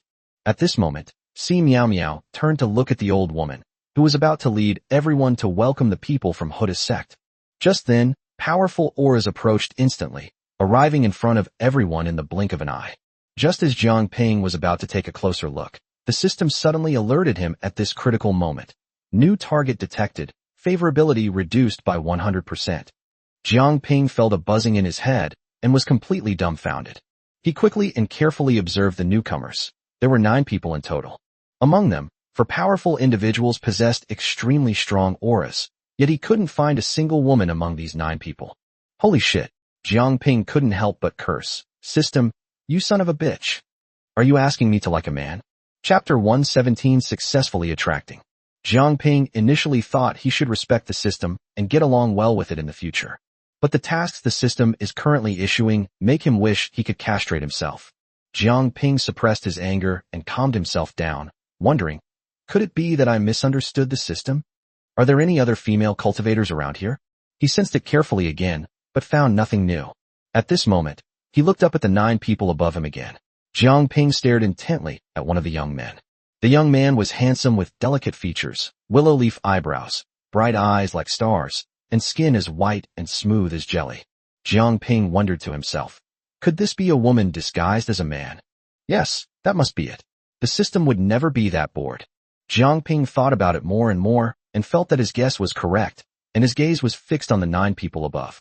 The leader was an elderly man, with a dignified and imposing presence. The old woman hurriedly bowed and said, Greetings, Lord Lu Man, sect master of Huda sect. Lu Man snorted coldly, completely ignoring the old woman's fawning attitude. Instead, he turned his sharp gaze to Jiang Ping and the others, and said coldly, So it's you who want to get your hands on the treasure? Jiang Ping hadn't expected the Ho-Tu sect to be so domineering, launching an attack right from the start. He glanced at the old woman beside him, and saw that she had a sinister smile on her lips and a smug look in her eyes. Jiang Ping knew in his heart that there was probably no other way out, but to fight to the death today. At this moment, Lu Man looked at the handsome young man beside him, who was the one whose favorability towards Jiang Ping had decreased by 100%. At this moment, Lu Man said in a chilling tone, Sure man, go, kill all these people without leaving a single one alive. It turns out that she was Qin Sherman, the holy maiden of Huda's sect. At this moment, the handsome young man moved like a ghost. A long sword appeared out of thin air in his hand, and he pounced on Jiang Ping. Jiang Ping inwardly cried out in alarm, realizing that with his own strength, he was simply no match for Qin Shiman's fierce offensive. If the vengeful spirit king were released now, Qin Shiman would likely face certain death. Jiang Ping was now betting that Qin Shiman was disguised as a man, and he was determined to stake everything he owned on it. At this moment, Jiang Ping could only activate the system's third function, attraction. He had absolutely no confidence. After all, his affinity with Qin Shiman had decreased by 100%. But at this moment, life and death were at stake, leaving him no room for hesitation. Jiang Ping couldn't care less about anything else. He only had 4 points, and he used them all at once. At that moment, the system's attraction function activated instantly. In an instant, the favorability rating between him and Qin Shiman dropped from 100% to 50%. It then turned into 0%. It then quickly climbed to 50%. In the end, it actually became 100%. At this moment, Qin Shiman held a long sword, its sharp tip only 1 centimeter away from Jiang Ping's throat, unable to pierce it any further. However, to everyone's astonishment, Qin Shiman's long sword suddenly slipped from her hand and fell to the ground. Seeing this, Lu Man was also confused and shouted angrily, "Shiman, what are you doing?" At this moment, Qin Shiman's eyes revealed only deep love. It seemed that Jiang Ping was the only one in her eyes. Her trembling hand gently rose, wanting to touch Jiang Ping's weathered face. Jiang Ping's heart was pounding in his throat. He thought to himself, "Holy crap, this attraction is too powerful. To think that I could make a nascent soul stage expert so devoted to me." At this moment, the women behind Jiang Ping looked at each other, completely bewildered, not understanding what had happened. They thought to themselves, "Why is our husbands being so affectionate with another man? What exactly is going on? Could it be that their husbands are now so charming that they appeal to both men and women?" At that moment, all the women felt goosebumps all over their bodies. At this moment, Lu Man, the sect leader of Huda's sect, was almost driven mad with anger, and shouted again, "Qin Shiman, what exactly are you doing?" At this moment, Qin Shiman's hand touched Jiang Ping's face, and a single crystal tear suddenly slid down her cheek. Jiang Ping's heart trembled at that moment. He truly felt Qin Shiman's boundless love, which was flowing towards him continuously. It was a love that was unforgettable. At that moment, Lu Man could no longer tolerate Qin Shiman's betrayal of the Huda sect. In a flash, before Jiang Ping could even see Lu Man's footsteps move, Lu Man was already beside Qin Shiman, about to reach out and grab her. At that moment, Jiang Ping had a sudden thought and released the vengeful spirit king. Lu Man never expected that Jiang Ping, a golden core stage expert, would have such a trump card as the Wraith King. The moment the king of vengeful spirits raised his hand, he let out a shrill scream that seemed to pierce through the soul, startling Lu Man. Lu Man was about to retreat when the king of vengeful spirits stretched out a hand, and the nails of his 5 fingers grew longer in an instant, like sharp blades, and went straight for Lu Man's throat. If they were caught, their throats could be choked off immediately. Lu Man was, after all, a peak nascent soul stage expert. He instantly turned his head and barely dodged the fatal blow. However, the king of vengeful spirits' fingernails still touched the skin of his neck, directly cutting 5 deep bloody marks on Lu Man's neck. At this moment, instead of bleeding from Lu Man's neck, wisps of black smoke were rising from it. Cold sweat beaded on Lu Man's forehead. He had already created some distance between himself and the king of vengeful spirits. He stared intently at the king of vengeful spirits, his eyes filled with shock and vigilance. He had already recognized what this terrifying thing was. At this moment, Lu Man's eyes were filled with nothing but hatred, in addition to fear. He never imagined that the holy maiden whom the Huda sect had devoted all its efforts to nurturing would actually side with outsiders, and have been keeping women for this old man in front of him. He had no idea that Jiang Ping's series of actions had instantly made the holy maiden of the Huda sect his woman. Jiang Ping also paid a huge price, using up all 4 points and leaving him with nothing. However, at this moment, the system's reward arrived, directly awarding Jiang Ping 2 points. However, the system's rewards weren't over yet. It also rewarded Jiang Ping with 2 breakthrough pills. Jiang Ping was somewhat frustrated at this moment, thinking, "I've already formed my core. What use is a breakthrough pill to me?" However, upon further reflection, he realized that he was only at the early stage of core formation and would likely need to consume pills to improve his cultivation in the future. Jiang Ping knew that the system wouldn't give him random rewards.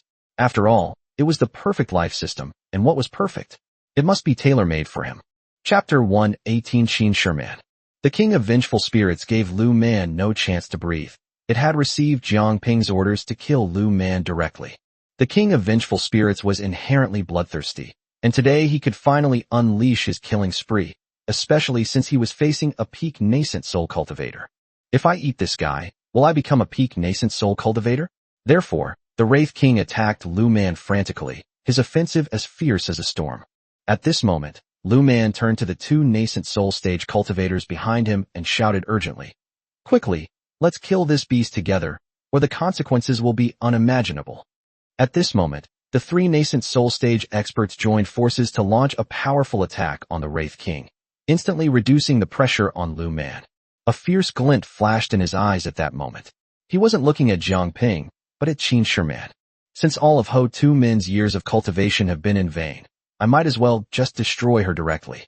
At that moment, Lu Man raised his arm, and his spiritual power instantly condensed into a sword, which he thrust straight down towards Qin Shiman's back. At that moment, Qin Shiman's eyes were only on Jiang Ping. She had no idea that Lu Man would try to kill her at this time. However, Jiang Ping saw it all clearly. He had long been on guard against Lu Man resorting to desperate measures. Upon seeing Lu Man launch an attack, Jiang Ping forcefully pulled Qin Shiman into his arms. At that moment, he raised his hand and simultaneously launched a flying sword at Lu Man to meet the attack. Lu Man smirked and said contemptuously, "A tiny ant dares to try and shake a tree." He had already anticipated the scene where his attack would directly destroy Jiang Ping's flying sword and then kill the old man. However, the instant his flying sword, formed from spiritual energy, collided with Jiang Ping's flying sword, his peak nascent soul stage attack was directly shattered in two by Jiang Ping's flying sword. Jiang Ping's flying sword, undiminished in momentum, shot straight toward Lu Man's face. Lu Man's head was about to explode, and he roared in disbelief. "This is impossible, absolutely impossible. I am a genuine nascent soul peak cultivator. How could my attack be broken by a mere core formation cultivator? Absolutely impossible." Lu Man was a man of great experience who had seen the world, and he understood everything in an instant. This has nothing to do with Jiang Ping himself. The main reason lies with his flying sword. Lu Man was overjoyed, thinking to himself, "This trip has truly been worthwhile. Not only will they obtain the treasure that is about to emerge here, but they will also receive a divine artifact." At that moment, Lu Man twisted his neck forcefully, dodging Jiang Ping's flying sword. However, his beard did not dodge. Jiang Ping split it in two, leaving him with a middle-parted beard. At this moment, Lu Man was so angry that he wanted to grind Jiang Ping to dust. He had always been extremely particular about his appearance, and now this old man had completely ruined his image. The moment he lost focus, the king of vengeful spirits pounced on him again. He now has to do everything in his power to withstand the attack from the king of vengeful spirits. The moment he and the king of vengeful spirits clashed with their full strength, he felt his life was in extreme danger. At that moment, he turned his head and saw a flying sword, shorter and faster than before, shooting towards his back. He tried to dodge, but there was no way to escape. But don't forget, this is a peak nascent soul cultivator, with immense strength and numerous magical treasures. At that moment, he couldn't care less about anything else. He took out a black bead and hurled it fiercely at the flying sword. The moment the two collided, the black bead exploded instantly, and the powerful impact spread in all directions. The flying sword's momentum remained undiminished, and it once again shot towards Lu Man's back. Suddenly, Lu Man's clothes billowed, and his upper garment burst open, revealing a bulging body of muscular muscles. Don't let his old age fool you. He has an extremely strong physique. At that moment, a thick layer of earth and stone appeared on Lu Man's upper body, completely covering him. This was the ultimate technique of the Ho Tu sect, earth armor. Just as Jiang Ping's second flying sword collided with his back, a deafening roar erupted from above, as if the sky were collapsing and the earth were splitting apart, directly exploding into a huge cloud of dust, which flew up and blotted out the sun. At this moment, no one understood what was wrong with Lu Man. The moment the dust settled, Lu Man remained standing motionless in the void, like a statue. But the flying sword then changed direction, returned to Jiang Ping's hand, and disappeared.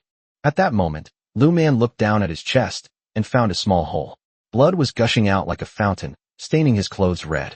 Only then did everyone realize that Lu Man had been severely injured, his physical body destroyed by an old man in the early stage of the Golden Core realm.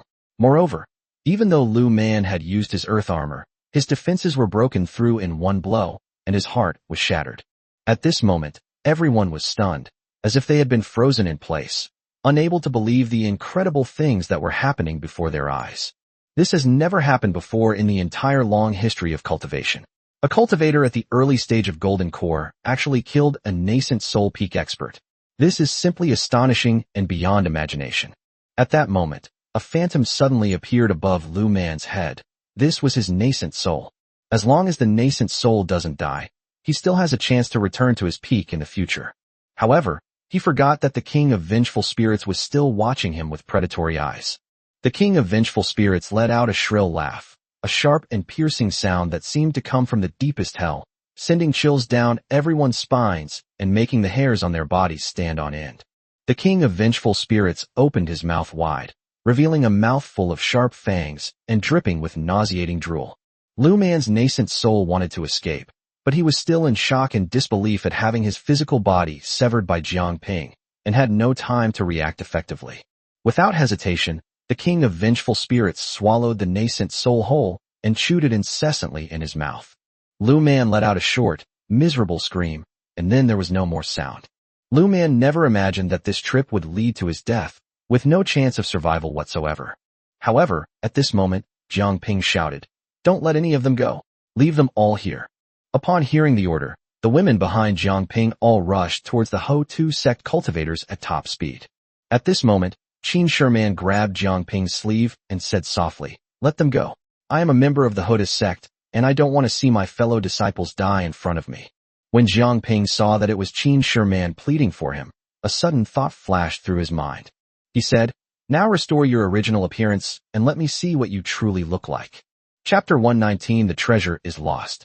Although Jiang Ping had already concluded that Qin Sherman was a beauty, he was genuinely afraid that any oversights might occur, and he was simply trying to verify his conjecture. The next second, Qin Sherman was surrounded by a flash of light, and her long red dress was as dazzling and eye-catching as the sunset clouds. Her black hair was pulled up high, with a few stray strands falling beside her fair cheeks, which made her eyebrows and eyes look even more exquisite. Her lips were naturally red, and she was stunningly beautiful. With every gesture, her magical powers and spiritual energy seemed to flicker, as if all things in the world paled in comparison to her radiance. Jiang Ping was stunned, his Adam's apple bobbing involuntarily as he swallowed. The fat man behind him had his mouth wide open, a long trail of drool oozing from the corner of his mouth, and muttered, "This is too beautiful." Jiang Ping shouted at this moment, "Stop." At this moment, everyone stopped fighting. The Wraith King, filled with resentment, turned back to look at Jiang Ping, his eyes filled with a bloodthirsty desire. But it couldn't go against Jiang Ping's wishes, so it had no choice but to suppress its impulse and obediently stop. After witnessing Lu Man being devoured alive by the Wraith King, the remaining two nascent soul experts lost all will to fight, and were only focused on leaving this terrifying place as soon as possible. At this moment, Qin Sherman looked at the people from Ho-Tu sect below and said directly, "You should all leave now. From this day forward, I have no further connection with Ho-Tu sect. You should all leave." The two nascent soul stage experts felt as if they had been granted a pardon and were about to leave without looking back.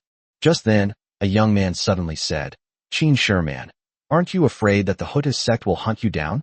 What exactly are you trying to achieve by doing this?" This young man was none other than Li Tianfeng, the holy son of the Ho-Tu sect. He was at the great perfection of the Golden Core stage and was about to form his core. He had long harbored fantasies about Qin Sherman, but now all his dreams had been shattered. He was filled with resentment. Was he really inferior to an old man? Am I not as good as an old man in the early stage of the nascent soul realm? However, what can be done about being unwilling? The facts are right in front of us now. Qin Sherman, not wanting to see Jiang Ping angered, decided to leave Li Tianfeng there to lose his life as well. After all, he is now the hope of the Ho-Tu sect and the next sect leader. If he dies, Ho-Tu sect will truly be finished. The death of Lu Man today is a devastating blow to the Ho-Tu sect. Qin Sherman didn't want to say another word to him. She looked at the other two nascent soul stage experts and said sternly, "Take him and get out of here." At this moment, the cultivators from Hotu's sect arrived arrogantly, but left feeling extremely aggrieved. But what can they do? The fact is clear, they're finished. The moment they left, Jiang Ping immediately recalled the vengeful Spirit King. At this moment, Qin Shiman looked at Jiang Ping with deep affection, her eyes filled with nothing but fondness and love. Just as they were about to speak, a deafening roar suddenly erupted, and the entire world seemed to tremble. At that moment, the local natives shouted in unison, "A treasure has been discovered." The people of Huda's sect were startled by the loud noise and stopped in their tracks. However, they could only sigh and leave helplessly. The treasure had nothing to do with them. They were certain that if they didn't leave, not only would the king of vengeful spirits attack them, but even Qin Shiman would. At that moment, a dazzling beam of light shot into the sky, like a luminous dragon piercing through heaven and earth, its radiance dazzling and captivating. Jiang Ping and the others were all captivated by this extraordinary sight, their eyes fixed on it with wonder and anticipation. However, at that moment, the old woman completely ignored everyone present and, like a ghost, swiftly flew into the cave. It turned out that the instant the treasure appeared, all the restrictions here were miraculously removed, vanishing completely. Jiang Ping inwardly cried out in alarm, realizing he had been careless. His attention had been entirely focused on Qin Shiman. They hadn't even noticed the old woman's movements. At that moment, Jiang Ping shouted, "Stop her!" Suddenly, the old woman reached out and grabbed Si Miao Miao, then slammed her towards Jiang Ping like a chick. Si Miao Miao was still in shock. She never imagined that her respected mother-in-law would abandon her without hesitation the moment the treasure appeared. They treated her as a burden and discarded her carelessly. At this moment, Si Miao Miao felt a mix of emotions. All these years, she had just been a pawn in her mother-in-law's hands. At this moment, Si Miao Miao felt utterly hopeless and slowly closed her eyes, utterly despondent. At this critical moment, Jiang Ping flashed and caught Si Miao Miao steadily. Si Miao Miao looked up and saw Jiang Ping, her voice trembling as she asked, "Why did you save me?" Jiang Ping was frowning and had no time to explain everything to her. He quickly handed Si Miao Miao over to the woman behind him to take care of. Then, he and Qin Shiman transformed into two streaks of light and flew directly into the cave. Jiang Ping released the Wraith King once again, roaring, "No matter the cost, we must kill that old woman." The moment the king of vengeful spirits appeared, he habitually let out a shrill howl. Jiang Ping was furious and roared at the king of vengeful spirits, "Shut up! Get that old woman down right now." The king of vengeful spirits felt incredibly wronged. Couldn't he even smile? This is his signature move. But it obeyed Jiang Ping's words without any thought of rebuttal, and instantly transformed into a beam of light, rushing into the cave. The moment Jiang Ping and Qin Shiman flew into the cave, they saw the old woman holding an exquisite jade box. Jiang Ping was already certain that this was the treasure, and it was inside that jade box. Jiang Ping had no intention of wasting any more words with the old woman. Instantly, two gleaming flying swords appeared in his hand, and without the slightest hesitation, he threw them directly at the old woman. But at that moment, a crystal-clear jade talisman appeared directly in the old woman's other hand. Without hesitation, she crushed the jade talisman. In an instant, her body became illusory, disappearing little by little before everyone's eyes, vanishing like smoke. The vengeful Spirit King's fierce attack missed its mark. However, Jiang Ping's two flying swords returned to his hands once again, covered in blood. Jiang Ping knew that the old woman was definitely not dead, but had only been injured by the flying swords. At this moment, the treasure and the old woman had vanished without a trace. Jiang Ping was filled with resentment. The treasure that was almost in his hands had just disappeared before his eyes. How could he be happy? Jiang Ping looked at Qin Shiman at this moment. Qin Shiman came in front of Jiang Ping and then began to talk to him seriously. She ran away. Jiang Ping nodded helplessly. This is probably fate. What did she just crush? Jiang Ping asked. Qin Shiman said, the teleportation jade pendant is very difficult to make, and the cost is very high. Chapter 120 The Fat Man Dreams of Going Home. Jiang Ping shook his head helplessly, not expecting that the old woman had already prepared a backup plan. Jiang Ping put away the vengeful Spirit King. Qin Shiman blushed slightly and said, I want to be your dual cultivation partner. Jiang Ping never expected Qin Shiman to say such a thing at this moment. He turned around and looked back, only to find that there was no one else there. Jiang Ping was taken aback for a moment, then nodded and said happily, "I couldn't be happier." Jiang Ping hadn't expected that the system's attraction function was so powerful. It was a pity that points were too difficult to obtain. Otherwise, his cultivation path would have been smooth sailing. Jiang Ping and Qin Shiman emerged from the cave, while Si Miao Miao still looked utterly dejected. Jiang Ping sighed. He knew that Si Miao Miao was deeply hurt. She never imagined that her mother-in-law, who had always treated her like her own daughter, had hidden so deeply, using her merely as a pawn. Jiang Ping sighed deeply and slowly walked to Si Miao Miao's side. Si Miao Miao's originally dull eyes became extremely complicated. She stared intently at Jiang Ping and said through gritted teeth, "Why won't you let me die? Why don't you just kill me?" Jiang Ping shook his head helplessly and said softly, "I really can't bring myself to lay a hand on a woman. That old woman has escaped now. If you want revenge, you'd better live well. I was just looking for that old woman. What she had was very useful to me." Jiang Ping looked at Si Miao Miao with a determined gaze, and then said, "Let's go. I'll take you to get revenge. Say goodbye to these natives now, and then we'll leave." Si Miao Miao looked at Jiang Ping with a complicated expression, her eyes filled with gratitude, confusion, and pain.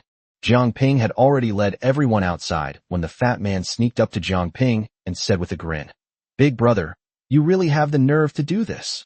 Jiang Ping didn't understand what the fat man meant at first and looked at him with a puzzled expression. The fat man immediately followed up, saying, "You've taken in 2 more wives, why don't you give me one? I don't mind either of them."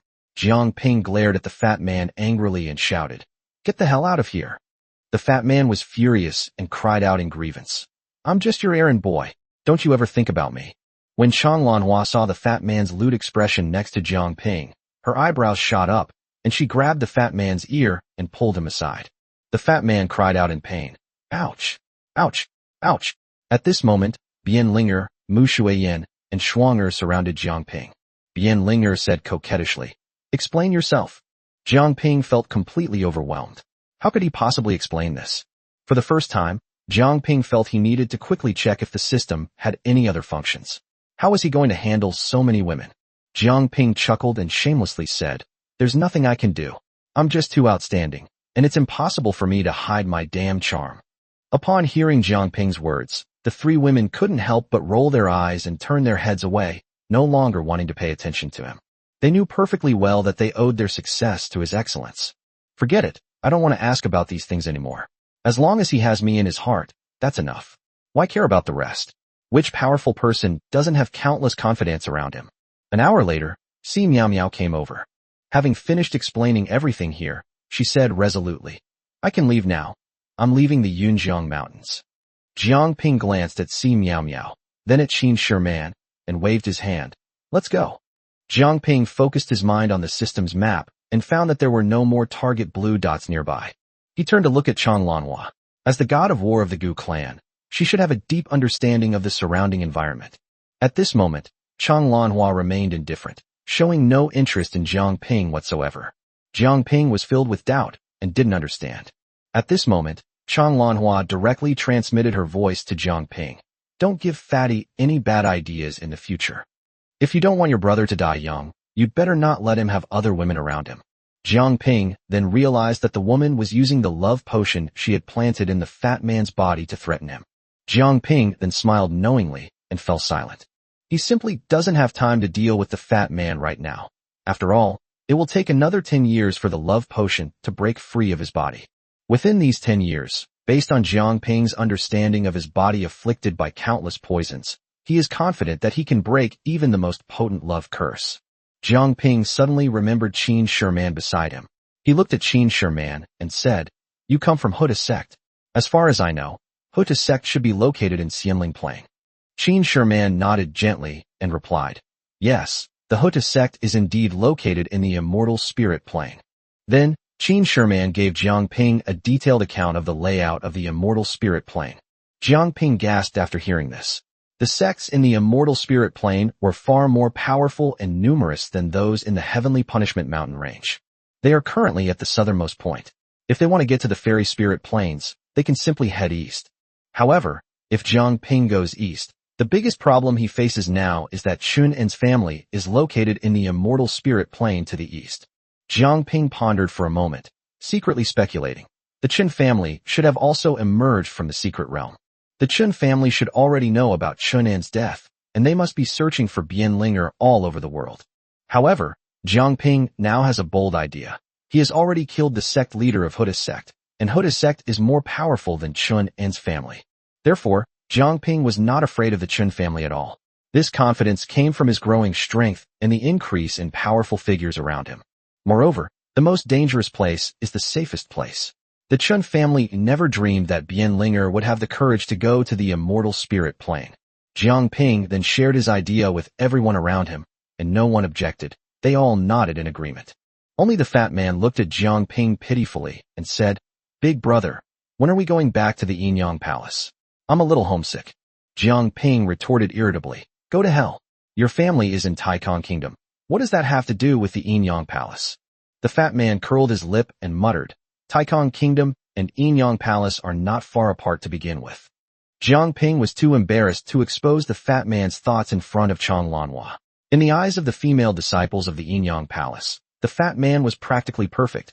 How could Jiang Ping possibly let this damned fat man go back and harm the female disciples of the Yinyang Palace? The Yinyang Palace is the sect of his future woman, Lin Miaoying. If this fat man were to ruin all the female disciples, wouldn't Lin Miaoying go crazy if she took over as sect leader? Therefore, Jiang Ping would absolutely not let the fat man return to the Yinyang Palace. Chapter 121, Entering the Immortal Spirit Plains. The group traveled eastward, enjoying picturesque and breathtaking scenery along the way. Qin Sherman has long since become one of the women around Jiang Ping. They huddle together, whispering among themselves, and occasionally bursts of clear, melodious laughter can be heard.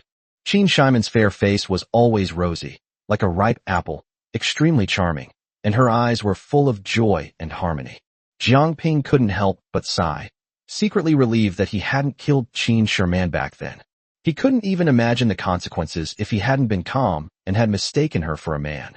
The system would probably have been utterly disappointed in him. Si Miao Miao remained silent, her beautiful face showing a mixture of confusion and sorrow, as if she were lost in her own thoughts, unable to extricate herself. Chang Lanhua was also silent at this moment, her expression cold and aloof, like an iceberg. The fat man walked with his head drooping, listless, like a wilted eggplant, completely lacking any energy or spirit. At this moment, in front of everyone, Jiang Ping directly asked Si Miao Miao, "Do you know that the old woman has a teleportation jade pendant?" Si Miao Miao gently shook her head, her eyes dim. Jiang Ping pressed further. "You've known her for so many years. Do you know where she's most likely to go?"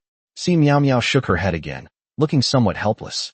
It seems that the old woman kept everything a secret from Si Miao Miao. Perhaps from the very beginning, Si Miao Miao was just a pawn that she could discard at any time. Si Miao Miao's current state clearly shows that she cannot believe that the mother-in-law she has always called so dearly, after so many years of living together, is actually a heartless and venomous person. She simply cannot accept such a cruel fact. It seems that he can't make a move on Si Miao Miao for the time being, but at this moment, his favorability towards Si Miao Miao has increased to 20%, no longer a negative number, which makes Jiang Ping feel fortunate. However, Jiang Ping knew that as long as Si Miao Miao stayed by his side, she would eventually become his woman. Jiang Ping was fairly confident. Even if things didn't go well, he still had 2 points. With those 2 points, he could definitely make Si Miao Miao his woman, instantly maximizing her favorability. Jiang Ping simply didn't want to do that. He had only used the attraction ability on Qin Sherman under duress. Now that he has plenty of time, he doesn't want to use force to change a woman instantly. He wants to use his sincerity and love to influence Si Miao Miao and let her know that he is the one she can truly entrust her life to. The group walked and stopped along the way. At this moment, Qin Sherman said softly, "This is the immortal spirit plane." However, at this moment, Qin Sherman told everyone some important news. On the immortal spirit planes, there is an extremely powerful sect called the Pill Mansion. And all the sects on the immortal spirit planes have disciples cultivating within the Pill Mansion. Because alchemists hold an extremely high status in the cultivation world, some high-ranking alchemists are even hired as guest elders by certain sects at great expense. All you need to do is refine a few batches of pills for their sect within a year, and then the sect will pay a considerable price. One can imagine just how prestigious alchemists are in the cultivation world. Qin Sherman said solemnly, The sect master of Danfu is the only 5th-level alchemist in the entire immortal spirit plane. In the immortal spirit planes, you can offend anyone, but you absolutely cannot offend the Pill Mansion. Offending someone from the Pill Mansion will bring endless trouble, as they will use their own methods to instantly gather a group of cultivators to deal with them. If you encounter someone from the Danfu sect, the usual solution is to pay money to avoid disaster, reach an agreement, and let it go. This led to the Danfu people acting extremely arrogantly on the immortal spirit planes. Even many powerful families feared the Danfu's strength and influence, ultimately forced to endure it. However, on the immortal spirit plane, there is another sect called the Cloudfire sect. The Cloudfire sect is quite powerful, and its sect leader is a genuine 4th-tier alchemist whose cultivation level has reached the peak of the nascent soul stage, the Great Perfection realm. Moreover, the Cloudfire sect has quite a few alchemists. Although it doesn't have 5th-tier alchemists like the Pill Mansion, the Cloudfire sect's strength is still quite formidable. This has led to the Yunhua sect and the Danfu sect being constantly at odds. However, the disciples of the Cloudfire sect were not as domineering as those of the Pill Mansion, and the Cloudfire sect had an excellent reputation. Qin Sherman is a nascent soul stage expert. Among Jiang Ping's many women, she is the strongest besides Shinpeiji. The information she knows is absolutely true. Jiang Ping then asked Qin Sherman with great interest, "So what kind of strength does the Chun family have in the immortal spirit plane? Isn't the Qin family supposed to be a family of cultivators?" At this moment, Qin Sherman nodded and said, "The Chun family is dependent on the Dan Mansion. It wouldn't be an exaggeration to say that the Chun family is the Dan Mansion's lackey. In particular, the Chun family has been secretly helping the Dan Mansion with some shady dealings. So the Chun family has a bad reputation in the immortal spirit plane and has offended many people. But with such a powerful backer as the Pill Mansion, ordinary people simply wouldn't dare to touch the Chun family." At this moment, Jiang Ping's lips curled into a sinister smile, a smile that would make anyone who saw it feel somewhat eerie. Qin Sherman was somewhat alarmed after reading it. She could tell that Jiang Ping and the Qin family had a grudge. Jiang Ping didn't shy away from Qin Sherman at this moment. Perhaps others would be afraid of the Qin family, but I want to have a go at the Qin family and see what these lackeys are up to. Why do they choose to be dogs instead of decent people? Qin Sherman quickly stopped her, saying, "Don't cause trouble. If you really offend the Pill Mansion, you will never have a peaceful day in the immortal spirit planes." Jiang Ping nodded. He knew, of course, that Qin Sherman wasn't exaggerating. She truly understood the strength and influence of the Pill Mansion. Jiang Ping had his own ideas. Now that he had come to the immortal spirit plane and had the opportunity to come into contact with the Qin family, Jiang Ping was determined to take down the Qin family, that tough nut to crack. He just didn't want Qin Sherman to worry too much, so he verbally agreed to her statement for the time being. Meanwhile, under Qin Sherman's guidance, Jiang Ping led everyone directly towards the immortal spirit plane. After walking for nearly half a day, a city came into view. At this moment, Qin Sherman introduced the place to everyone. This is the Rock Dragon Kingdom. Only by crossing the Rock Dragon Kingdom can you reach the real immortal spirit plane. Led by Qin Sherman, the group quickly arrived outside the city gate. Without hesitation, Qin Sherman took out several spirit stones and threw them to the gatekeeper. Upon seeing the spirit stone, the gatekeeper's face immediately lit up with a fawning smile, and he quickly let him through.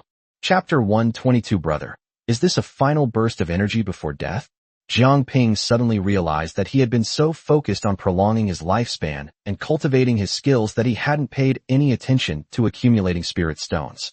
However, Jiang Ping had previously killed some cultivators and distributed all their storage bags to his woman and the fat man.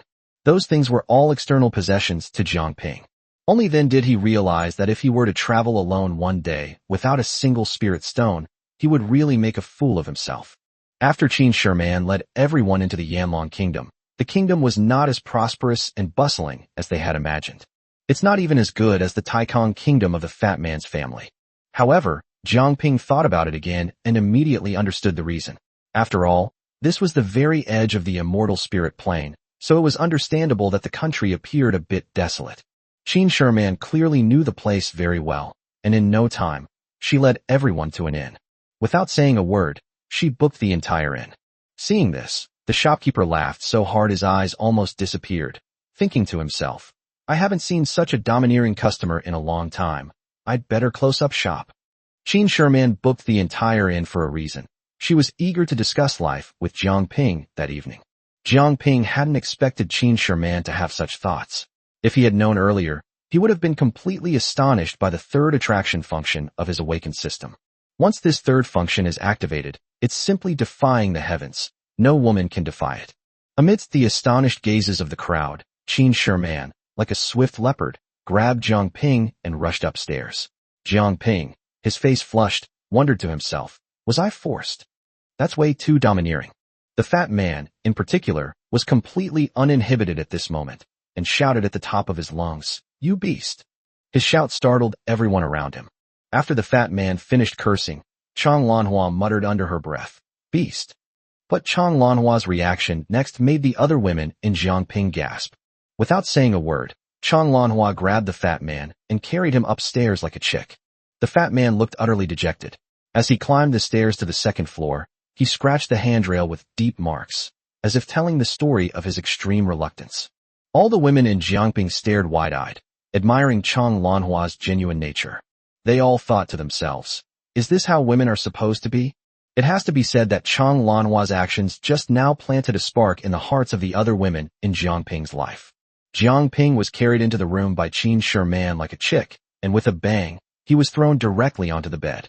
Jiangping had never encountered such a domineering woman in his entire life. He had originally planned to have a good chat with Qin Sherman before taking the next step. Qin Sherman didn't give him the chance at all, and directly revealed a threatening smile that made Jiangping's heart tremble. At this moment, Jiangping felt as if Qin Sherman had stepped on his kidney, and his whole body began to tremble uncontrollably. The next second, Jiangping was dismayed to discover that Qin Sherman's hands, like tiger claws, tore his clothes into strips with a rip. Qin Sherman pounced on Jiangping like a fierce little lion, almost suffocating him. Before Jiangping could react, Qin Sherman's hands were already scratching wildly at him, muttering, "Oomph, let me show you what I'm capable of." Jiangping felt like a small boat in a raging storm, tossed around until he was dizzy and disoriented.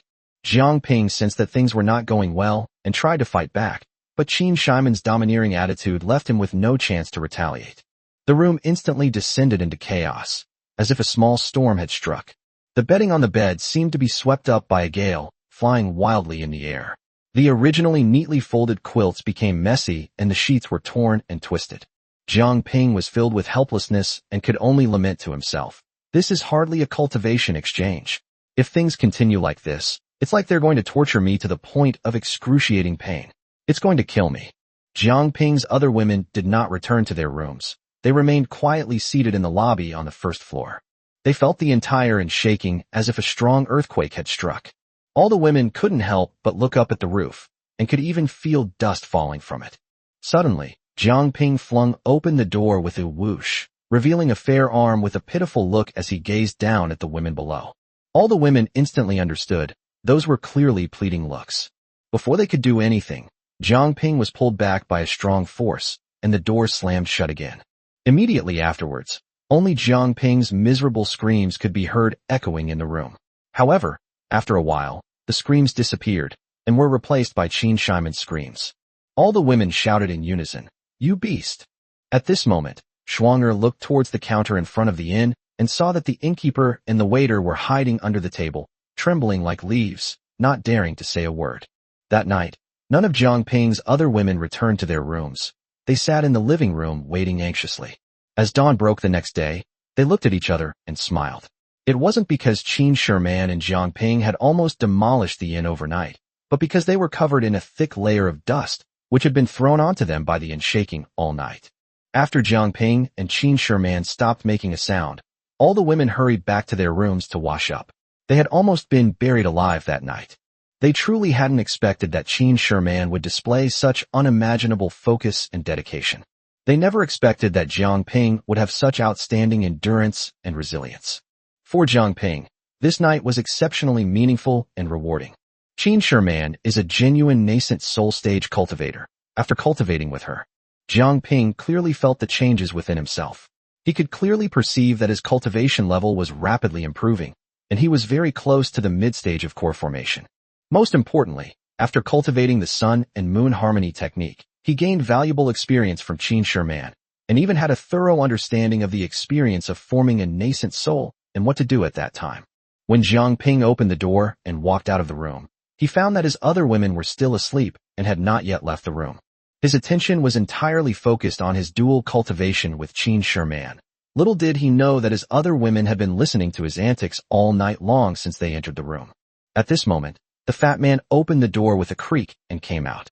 He rushed over to Jiang Ping's side and carefully looked Jiang Ping up and down. "Big brother, are you alright?" Jiang Ping looked puzzled and said, "What's wrong?" "I'm fine." The fat man looked incredulous and said anxiously, "Brother, don't scare me. Are you about to die?" "It's okay. If you feel like you're going to die, I'll take you back to the Incompetent Palace as soon as possible, and I'll find you the best burial plot." Jiang Ping couldn't listen to any more at this point, and in a fit of anger, he kicked the fat man downstairs. No wonder the fat man asked that question. Jiang Ping had been screaming in agony all night. Fatty and Chang Lanhua even made a bet that Jiang Ping would definitely not be able to stand up tomorrow. When he saw Jiang Ping standing alive in front of the door, he concluded that Jiang Ping was experiencing a final burst of energy before death and wouldn't live more than a few days. That's why I thought of taking advantage of the fact that Jiang Ping still had a breath left and quickly bringing him back to the Incompetent Palace to find a good burial site. Chapter 123: The Big Plan. After being kicked downstairs by Jiang Ping, the fat man cried out in pain. "Jiang Ping, you heartless bastard. I'm just concerned about you." Jiang Ping shouted irritably downstairs. "You jinx, shut your stinking mouth." At this moment, Chang Lanhua came out of the room, saw the fat man downstairs, and couldn't help but laugh. "Serves you right for talking nonsense, you got kicked down now." The fat man got up from the ground, dusted himself off, and muttered, "I was just worried about my brother." After everyone finished washing up, they gathered in the lobby of the inn. Qin Sherman followed Jiang Ping with a satisfied expression. However, at that moment, a commotion arose outside the inn, as loud as boiling water. Moreover, Jiang Ping keenly sensed the situation outside and discovered that everyone outside was a cultivator. Jiang Ping opened the inn door without hesitation and strode outside. He reached out and grabbed a young cultivator, asking, "What are you all rushing off to?"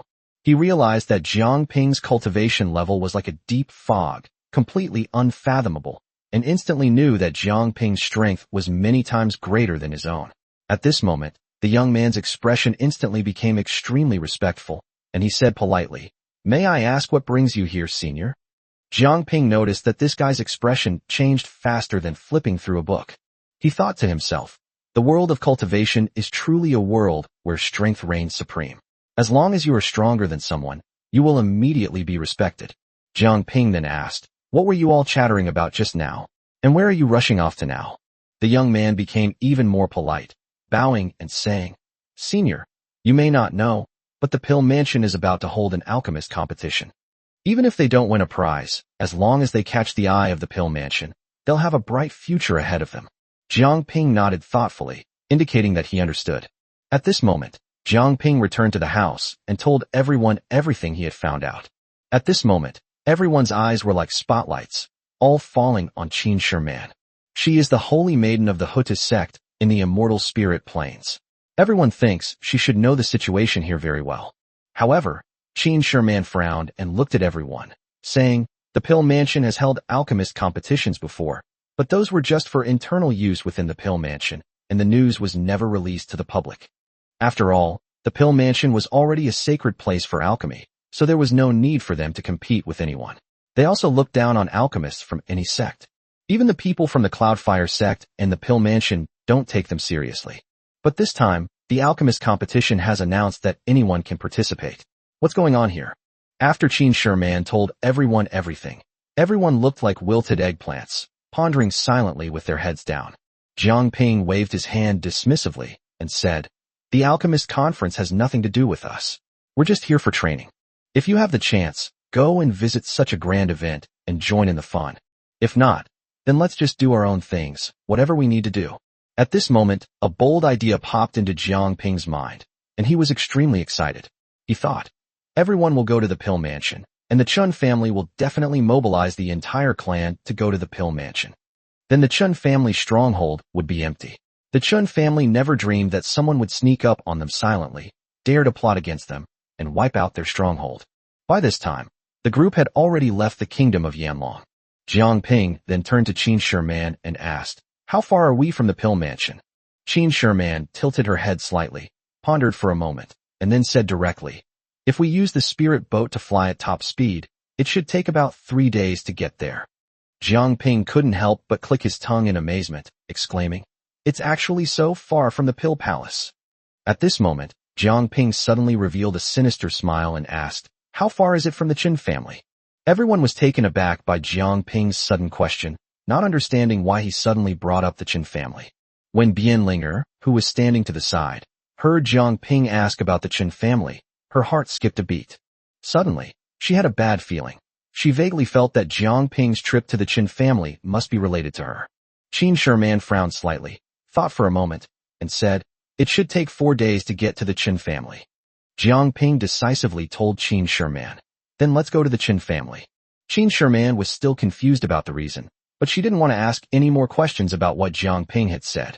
In her heart, as long as it's a mountain of knives and a sea of fire, as long as Jiang Ping wants to go, she's willing to go with him. Her mind was completely filled with Jiang Ping. She didn't want to consider the consequences of anything else. Without saying a word, Qin Sherman immediately summoned a spirit boat. At this moment, she instantly embedded spirit stones into the spirit boat, made hand seals, and her spiritual power surged, propelling the spirit boat rapidly towards the Chun family's direction. Standing on the spirit boat, Bianlinger could no longer contain herself and anxiously asked Jiang Ping, "What exactly are you going to do at the Qin family?" At this moment, Jiang Ping no longer concealed anything. He gathered everyone together, his expression serious, and laid out all his thoughts. At this moment, everyone gasped. They all knew that Jiang Ping now had many tricks up his sleeve, especially after subduing the Wraith King, which greatly increased his combat power. However, regardless of the circumstances, he is currently only a cultivator at the early stage of the Golden Core realm. The strongest among these people is Qin Sherman, who is at the nascent soul stage. You have to understand that the Chun family is a powerful force. Can this group of people really take down the Qin family? However, at this moment, 2 people, with firm eyes and full of confidence, said, "If this succeeds." These 2 people are Qin Sherman and the fat man's woman, Manhwa. Qin Sherman was a nascent soul stage expert. She knew that the Pill Mansion was holding such a grand event, and all the experts from the Qin family would be there. Whether the Qin family would have a nascent soul stage expert to guard the place was unknown. Manhwa was originally the god of war of the Gu clan. She was warlike by nature, so after hearing Jiang Ping's words, she was not afraid at all, but rather extremely excited. Jiang Ping was also calculating in his mind at this moment. If this matter were to succeed, the entire cultivation world would likely be thrown into chaos. At that time, the Dan Mansion will probably issue an exorbitant reward to find their whereabouts. Now that the matter has been settled, there is no room for retreat. At this moment, the fat man truly didn't know how to evaluate Jiang Ping. He himself hadn't even reached the Golden Core stage yet, but he followed Jiang Ping through life and death every day. The fat man felt quite helpless. The problem is that his woman is so excited, leaving the fat man speechless with frustration. Chapter 124, Surrounding the Old Woman. Fatty's current thought is to get back to the Inyang Palace as soon as possible. He really doesn't want to care about anything else, as his strength is too low. After Jiang Ping finalized the whole matter, he felt as if something was missing. Suddenly, his gaze fell on the fat man, and he noticed that the guy had been keeping quiet ever since he left Yanlong Kingdom. Jiang Ping was incredibly intelligent. He could tell at a glance that this fatso had no intention of going to the Qin family with him, and was probably still thinking about returning to his Inyang Palace. How could Jiang Ping possibly grant the fat man's wish? However, Fatty is Jiang Ping's best brother, so how could Jiang Ping mistreat him? Jiang Ping then took out another breakthrough pill, handed it to the fat man, and said, "This is all I can do to help you. Whether you can successfully form your core in the end depends on yourself. This time when you go to the Qin family, you must be at the forefront, the first to open the Chun family's treasure vault. You can choose any treasure you want. As the eldest brother, you won't even blink an eye." The fat man was truly on the verge of tears, thinking to himself, "If I could beat Jiang Ping, I could beat him into a pig's head in no time." "Old man, can't you do anything decent? You want me to be at the very front? Are you afraid I won't die soon enough? If I'm at the very front, will I even survive until we get the treasure?" The fat man remained silent, inwardly cursing Jiang Ping for being such a jerk, always targeting him and tormenting him relentlessly. Jiang Ping completely ignored the fat man's resentment and was already planning where to go next after wiping out the Qin family. Jiang Ping immediately recalled the famous saying, "The most dangerous place is the safest place." If they can take down the Chun family in one fell swoop, they must go to the Dan mansion. Only in Danfu can one avoid panic and attract the attention of others. It must be said that Jiang Ping is indeed very clever. His suggestion was immediately approved by everyone, and everyone felt that there was no problem with Jiang Ping's suggestion. However, at that moment, Qin Sherman pushed the spirit boat with all her might, speeding towards the Chun family's direction. Suddenly, a cultivator appeared opposite them, his body completely concealed by a black robe, flying towards them. Just as he was about to reach them, the black-robed cultivator looked as if he had seen a ghost. It made a sudden turn in midair and flew downwards, clearly indicating that it didn't want to run into Jiang Ping and his group and just wanted to leave as soon as possible. At this moment, Si Miao Miao, who had been quiet and reserved the whole way, suddenly opened her eyes. She suddenly shouted, "Stop the spirit boat immediately. The person below is that old woman." Si Miao Miao shouted these words without any restraint, her voice hoarse and strained. Upon hearing the shout, the cultivator below suddenly became like a frightened bird, instantly increasing his speed and flying rapidly. Qin Simon didn't hesitate at all. She was also present at the time and knew that Si Miao Miao was talking about their native high priest. The old woman took the treasure related to the nascent soul stage and fled. By the time Jiang Ping reacted, Qin Sherman had already given chase in her spirit boat. Without saying a word, Jiang Ping summoned the King of Vengeful Spirits and pointed at the dark figure below.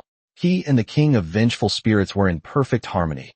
Capture that old woman alive. At that moment, the King of Vengeful Spirits covered his forehead with one hand and let out a sharp, piercing laugh that seemed to penetrate one's soul. Jiang Ping was furious and roared, "Can you please stop putting on airs at this crucial moment? You're wasting so much time." Jiang Ping interrupted the Wraith King's laughter, shouting, "Go after him. What are you laughing about?" The King of Vengeful Spirits was both angry and helpless, and had nothing to say. His grand entrance was once again ruthlessly interrupted by his owner. But there was nothing he could do. He transformed into a black streak of light, and quickly chased after the old woman. Jiang Ping did not let the King of Vengeful Spirits kill her. He knew that to resolve Si Miao Miao's inner conflict, he had to bring the old woman over so that Si Miao Miao could fulfill her wish herself. All cultivators subconsciously believe in cause and effect. Jiang Ping also knew that if he couldn't properly resolve Si Miao Miao's inner conflicts, her cultivation path might be hindered. Jiang Ping wouldn't stand by and watch his woman suffer even the slightest injustice, so he didn't let the Wraith King kill her. At this moment, the dark figure below suddenly changed his expression. He never expected that even after escaping from the heavenly punishment mountains to the immortal spirit plains, he would still encounter these people. Especially when he saw the relentless pursuit of the Wraith King behind him. His hair stood on end. Although he was a cultivator at the early stage of the nascent soul realm, he was no match for the Wraith King. The Wraith King was immortal, a feat his old woman could not match. Now that he has lost the teleportation jade pendant, he needs a hostage if he wants to leave alive today. Otherwise, he will likely be doomed and has no other choice. Only half an incense stick's time had passed when the King of Vengeful Spirits stopped the old woman. Jiang Ping and the others came up behind him and blocked her way. The old woman knew perfectly well that there was absolutely no way she could escape. At that moment, Jiang Ping and Qin Sherman jumped off the spirit boat. At this moment, the three formed a triangular formation, directly surrounding the old woman. The old woman was, after all, a nascent soul stage expert. She knew in her heart that if she wanted to break through, she had to break through Jiang Ping's defenses. She was no match for Qin Sherman and the King of Vengeful Spirits. However, the old woman was afraid of Jiang Ping's flying sword. She didn't know where the old man got such a powerful weapon. Even the sect leader of Hutu's sect couldn't withstand it, so she had no chance of winning at all. She had now made up her mind to take Jiang Ping by surprise and capture him before he could use his flying sword. Just then, the old woman moved swiftly, lunging at Jiang Ping like a ghost. Jiang Ping was prepared. How could he not know that he was the weakest of the three, and that the old woman would find it easiest to break through him? So when the old woman transformed into a streak of light and rushed towards Jiang Ping flicked his wrist, and his first flying sword pierced towards the old woman's throat. The old woman's expression changed drastically. She turned her head and narrowly avoided Jiang Ping's fierce attack. However, at this moment, she increased her speed once again and pounced on Jiang Ping. At that moment, Qin Sherman flashed and directly blocked Jiang Ping's path. The flying sword instantly changed direction and once again stabbed towards the old woman's back. The old woman leaped upwards with all her might, her body soaring high into the air. The flying sword missed its target again, returning to Jiang Ping's hand. At that moment, Qin Sherman leaped high into the air and, without saying a word, slapped the old woman across the face. Faced with Qin Shimon's attack, the old woman did not try to withstand it head-on. Instead, she used the opening left in the room to fly away into the distance once again. Chapter 125, Killing the Old Woman. Qin Sherman realized that her attack had missed the old woman, who was still trying to escape. At that moment, the king of vengeful spirits instantly transformed into a cloud of black mist, chasing after the old woman like a ghost. The old woman was clearly not as fast as the king of vengeful spirits. To everyone's astonishment, the king of vengeful spirits stretched out a hand that seemed to extend infinitely, growing longer and longer until it touched the old woman's clothes in an instant. With a forceful pull, the king of vengeful spirits ripped off the black clothes covering the old woman. Jiang Ping was furious and yelled, "I told you to arrest people. Why are you grabbing my clothes? You pervert." The king of vengeful spirits was almost driven mad by Jiang Ping's words, thinking to himself, "Even if I were a rogue, I could never fall for an old woman." At this moment, the king of vengeful spirits stretched out his palm again. At this moment, the old woman had already sensed the danger behind her. Her immense nascent soul power instantly emanated from her body. With a turn of her body, a long sword appeared in her hand, and without saying a word, she unleashed a sword aura towards the vengeful spirit king's outstretched hand. The king of vengeful spirits was still somewhat careless, and his hand was directly cut in half by the sword. The Wraith King let out a sharp screech, clearly indicating that the sword strike had caused it some pain. However, his hand recovered in an instant. He was clearly enraged this time, and instantly turned into a cloud of smoke, chasing after the old woman once again. At this moment, the king of vengeful spirits swung one of his legs and kicked the old woman in the waist. His leg grew longer and longer, like a whip. However, the old woman was, after all, a nascent soul cultivator. When the Wraith King's attack came at her, her body was once again lifted into the air.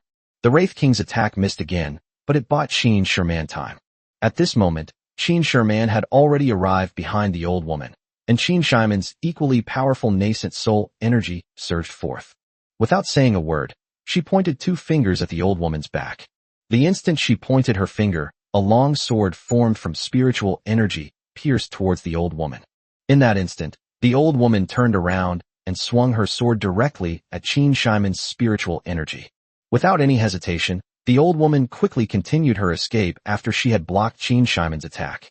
Jiang Ping was somewhat frustrated at the moment, because he couldn't get involved in this battle between nascent soul cultivators at all. He could only chase after her. He had just witnessed the fierce battle between the three, and now the old woman was fleeing into the distance. He was willing but unable to catch up. There was no chance to launch an attack. The distance was simply too great. Even if the old woman pushed her flying sword, she could easily dodge it. Just as Jiang Ping thought the old woman was about to escape again, he saw the women activate the spirit boat with all their might. The spirit boat, like a dazzling shooting star, directly blocked the old woman's path. A fierce glint flashed in the old woman's eyes. At this moment, her powerful nascent soul pressure, like a surging tide, was released directly and overwhelmingly towards everyone on the spirit boat. At this moment, under this terrifying pressure, Schwanger and Si Miao Miao's legs went weak, and they both knelt on one knee. However, Si Miao Miao clenched her teeth so tightly that it seemed as if she wanted to crush them. Her eyes were bloodshot, and she once again pushed the spirit boat with all her might, charging towards the old woman with an indomitable momentum, like an angry beast. The spirit boat was enormous, like a mobile fortress. Even though the old woman was a nascent soul cultivator, she seemed so small and powerless in the face of the impact of this behemoth. At this moment, she had no choice but to dodge. At that moment, the king of vengeful spirits stood directly in front of the old woman. This time, the king of vengeful spirits' empty eyes burned with endless rage, giving the old woman no chance to catch her breath. At this moment, the king of vengeful spirits transformed into a gigantic maw that could swallow the heavens and the earth, its fangs like cold, sharp blades, filled with a chilling glint. The moment the giant mouth appeared, it unleashed a powerful suction force, as if it wanted to swallow the old woman whole into the endless darkness. The old woman's expression changed drastically. With a wave of her jade hand, a row of talismans shimmering with mysterious light appeared. The moment the talismans appeared, they lined up in a row, like a sharp arrow, and shot directly into the mouth of the Wraith King. The moment the talisman entered the mouth of the Wraith King, a series of deafening explosions erupted, flames soared into the sky, and smoke filled the air. However, the King of Vengeful Spirits was completely unaffected, and its giant maw still relentlessly bit down on the old woman.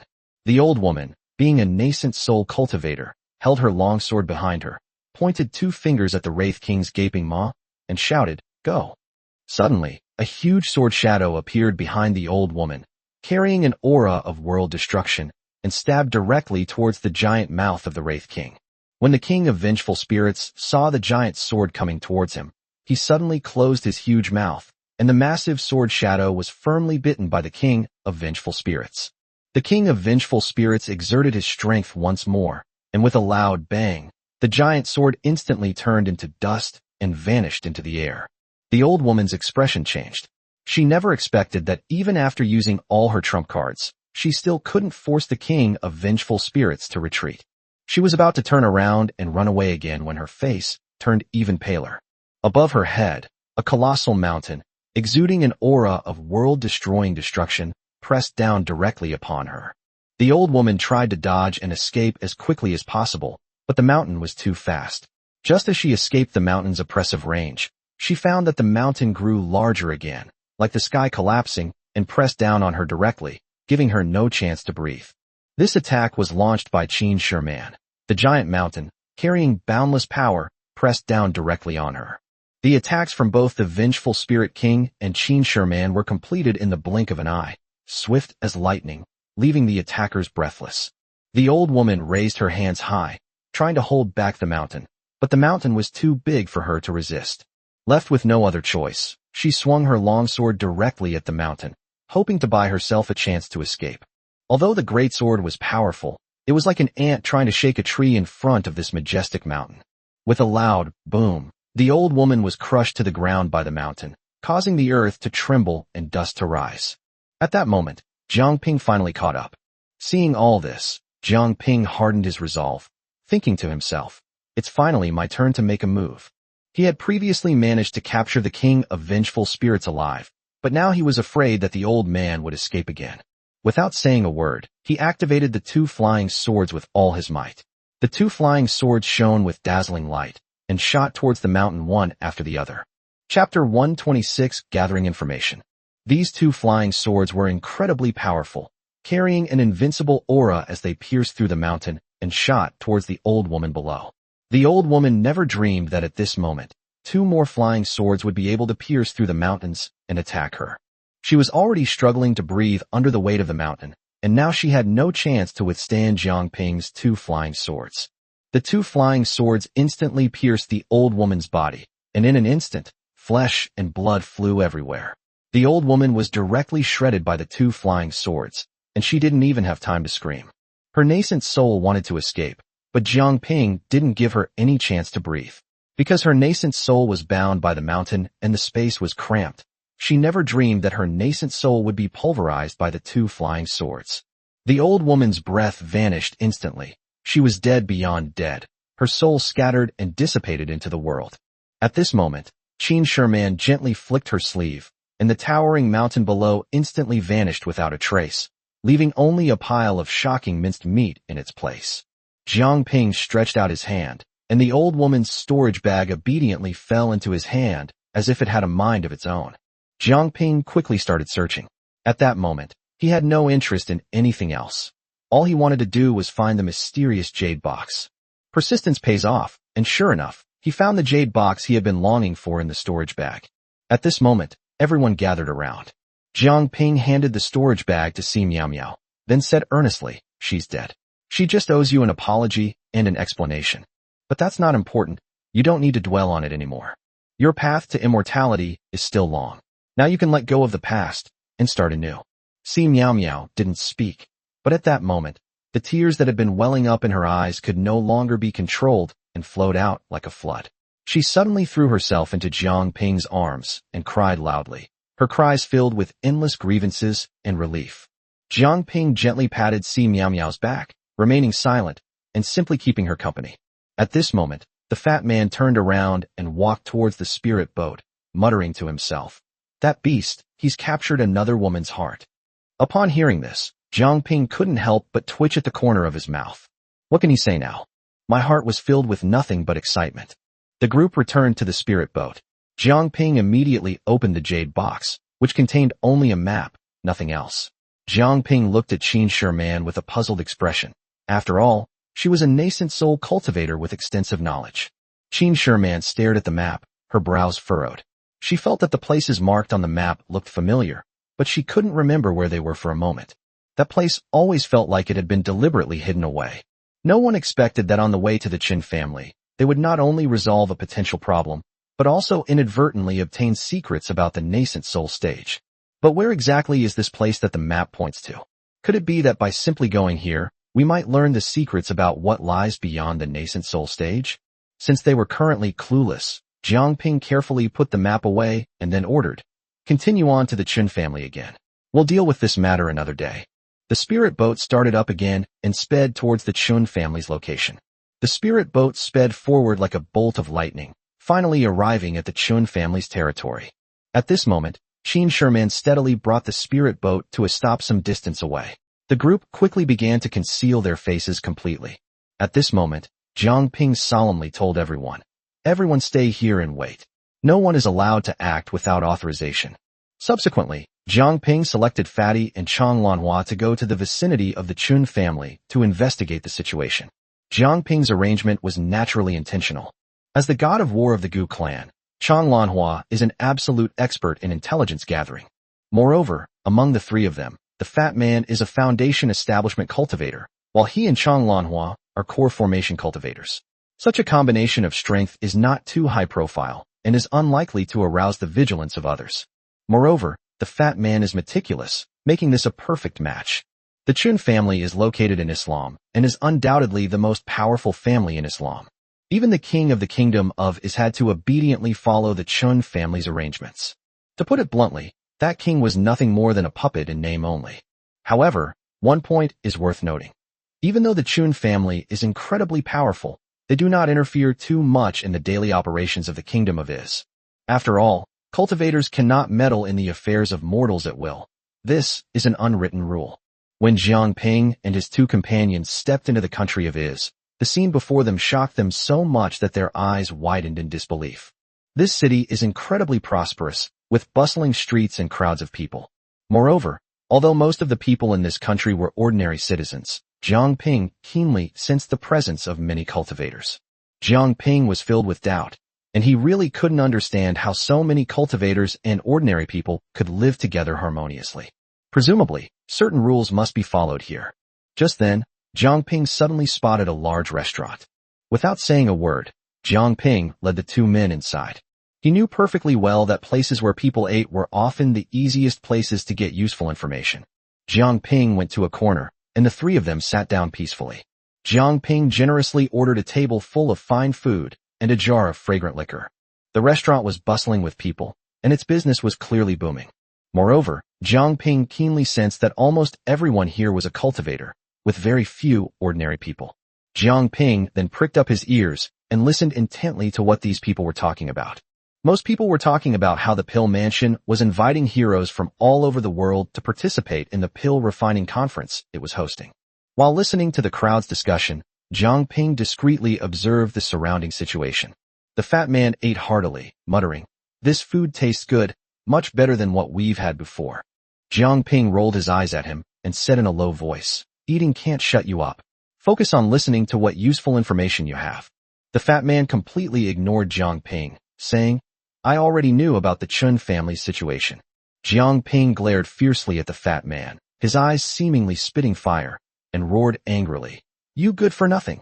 All you think about is women and food and drink. What serious things can you possibly do with your brain? We entered this country of Islam together, and Chang Lanhua and I haven't even gleaned a single useful piece of information. Yet you're here shamelessly claiming to know everything about the Qin family. Aren't you just trying to provoke me?" Chapter 127. Fatty is a total jerk. In fact, it wasn't just Jiang Ping who had this thought. Even Chong Lanhua had doubts about her man. Chong Lanhua knew Fatty's personality all too well. She knew he was usually a bit unreliable, so Chong Lanhua also thought Fatty was just bragging. The fat man realized that even his own woman didn't quite trust him. He casually wiped his greasy mouth with his chubby hand. He wiped away the oil stains and stared at Jiang Ping and Chong Lanhua, saying, "Think about it carefully. So many powerful auras have suddenly appeared in this country of EC, and they are obviously all cultivators. Cultivators are not allowed to engage in the lives of mortals. Even if they want to cultivate in the kingdom of ease, they must hide their aura and cultivation level and live in the kingdom of ease disguised as mortals." But they weren't hiding their cultivation levels at all, which made it very clear that the Chun family didn't have a single strong expert. Otherwise, the Chun family, having lived here for so long, would never allow such provocation to happen. Jiang Ping couldn't help but sigh inwardly, feeling that the fat man was indeed very meticulous. It seems that the fat man's identity as a prince is truly extraordinary. He has been more perceptive than others since childhood. The fat man's words once again proved his intelligence, and even Chong Lanhua, the god of war of the Gu clan, couldn't help but praise him repeatedly. There's no way around it, the fat man is right. Since the fat man saw through the truth at a glance, there was no need for him to stay here any longer. They decided to visit the Chun family that night, intending to take them down swiftly and then leave immediately. In the end, even if the Chun family investigates, it doesn't matter. They will definitely blame these cultivators for this, and Jiang Ping will be able to get away unscathed. Just as Jiang Ping was about to leave, his lips twitched. He realized that in the instant Jiang Ping was thinking, the fat man had devoured all the food on the table, leaving the plate so clean it looked like he had licked it clean. What the hell is that speed? Jiang Ping felt a sudden pain in his balls. Just then, as they were about to leave, Fatty and Chong Lanhua walked hand in hand to the front and went straight downstairs. Jiang Ping was about to follow when the shopkeeper stopped him. Jiang Ping looked bewildered, not understanding what this meant. The shopkeeper simply held out one hand. The meaning couldn't be clearer. He wanted money. Paying for food is a matter of course. But Jiang Ping's face instantly turned a deep shade of liver. He finally understood that Fatty and Chong Lanhua had deliberately set him up. They had long ago concluded that they didn't have a single spirit stone on them. Upon seeing Jiang Ping's appearance, the shopkeeper immediately exclaimed, "Oh ho, are you trying to dine and dash?" Jiang Ping quickly explained that he absolutely did not mean that. Jiang Ping's face turned bright red at this moment, and he was almost too embarrassed to face anyone. All the cultivators here turned to look at Jiang Ping, each with an expression that suggested they were enjoying the spectacle. At this moment, several cultivators directly mocked, "What? You dare to eat here, even though you have no money?" At this moment, the shopkeeper, emboldened by his master's power, arrogantly said, "Do you know that this is Chin's territory? Do you know what the consequences will be if you don't pay?" Upon hearing that this place belonged to the Chin family, Jiang Ping's anger flared up instantly, and he almost lost control and destroyed the restaurant. But he knew in his heart that he absolutely could not act impulsively, lest he alert the enemy. Jiang Ping could only suppress his anger, his teeth grinding together. At that moment, Jiang Ping inadvertently noticed that Fatty and Chong Lanhua were standing furtively in a corner outside, secretly looking in his direction. Jiang Ping was so angry he felt like his lungs were about to explode. He cursed inwardly, "You fat bastard, you're a complete jerk." However, Jiang Ping had no choice but to force a smile, trying his best to put on what he considered the most friendly one. He said in a friendly manner, "Shopkeeper, how about this? I'll pay on credit first, and I'll bring you the spirit stones in a little while." The shopkeeper, however, frowned and snorted coldly, saying, "We don't offer credit. You want an IOU? No way. If you leave the shop, where am I supposed to find you?" Jiang Ping continued to explain patiently, but the shopkeeper simply ignored him. With a mere wave of his hand, he whispered a few words in the ear of one of the waiters. Jiang Ping, with his excellent hearing, heard it clearly. The shopkeeper was instructing the waiter to go directly to the Chun family to handle the matter. Jiang Ping suddenly had a bold idea. Could it be that they were going to take him to the Chun family and imprison him? This way, he could coordinate with others from within and without to severely damage the Chun family as quickly as possible. Jiang Ping suddenly wondered if this was also Fatty's idea. Was all of this part of the fat man's plan? Jiang Ping was right. He could only say he was too careless.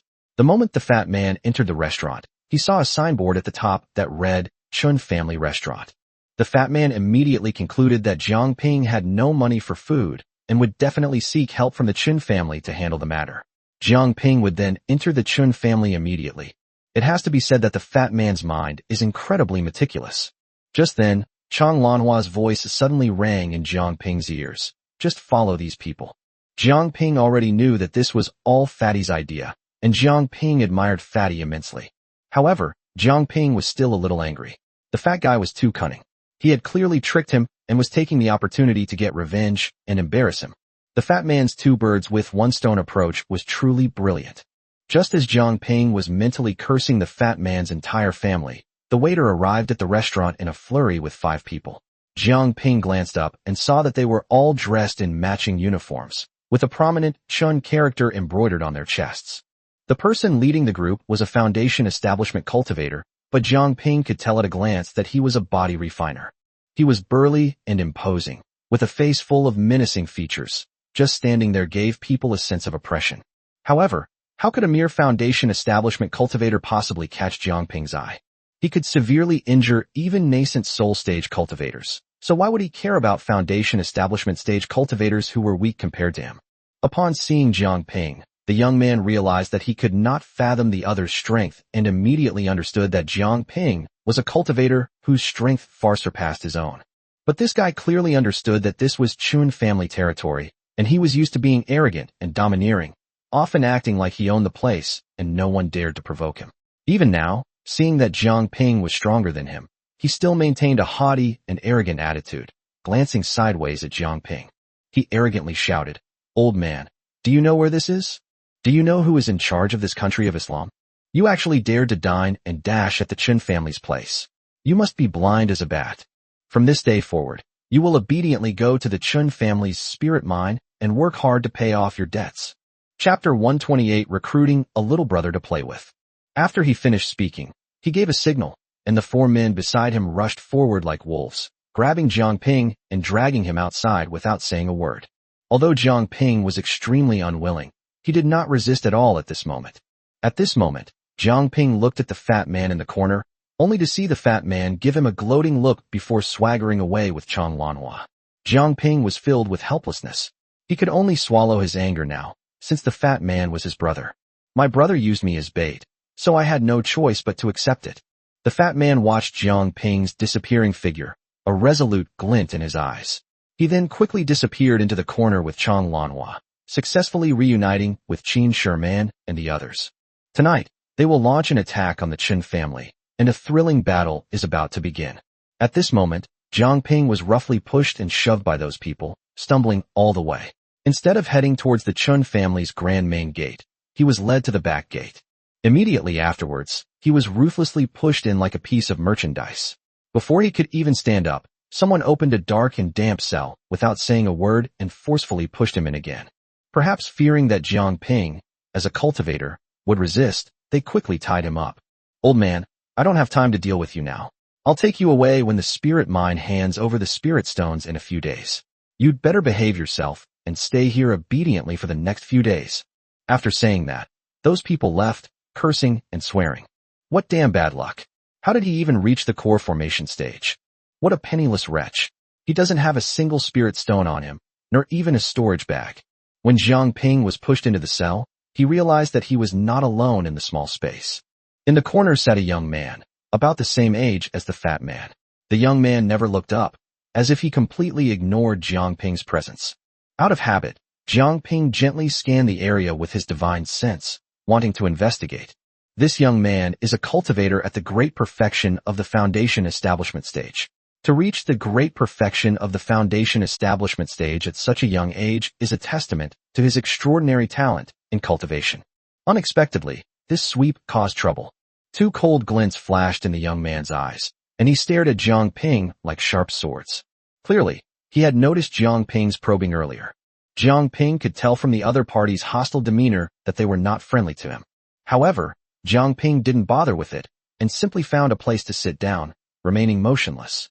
For a moment, the entire cell was deathly silent, with only a faint light filtering through the small window, illuminating the 2 silent figures. Jiang Ping was trapped in this cell and was extremely bored. He knew he wouldn't be staying there for long, but the quiet atmosphere still made him want to speak. He asked the young man directly, "Why were you imprisoned here?" However, The young man completely ignored him, treating his words as mere background noise and choosing to disregard them. Seeing this, Jiang Ping offered an extremely tempting deal. If you want to leave here, I can take you away tonight. Upon hearing this, the young man suddenly raised his head, staring intently at Jiang Ping, then sighed and slowly lowered his head. Clearly, the young man thought Jiang Ping was trying to fool him. After all, Jiang Ping himself was imprisoned, so why should he be able to get him out? Jiang Ping was thoughtful and observant, and he instantly understood the young man's concerns.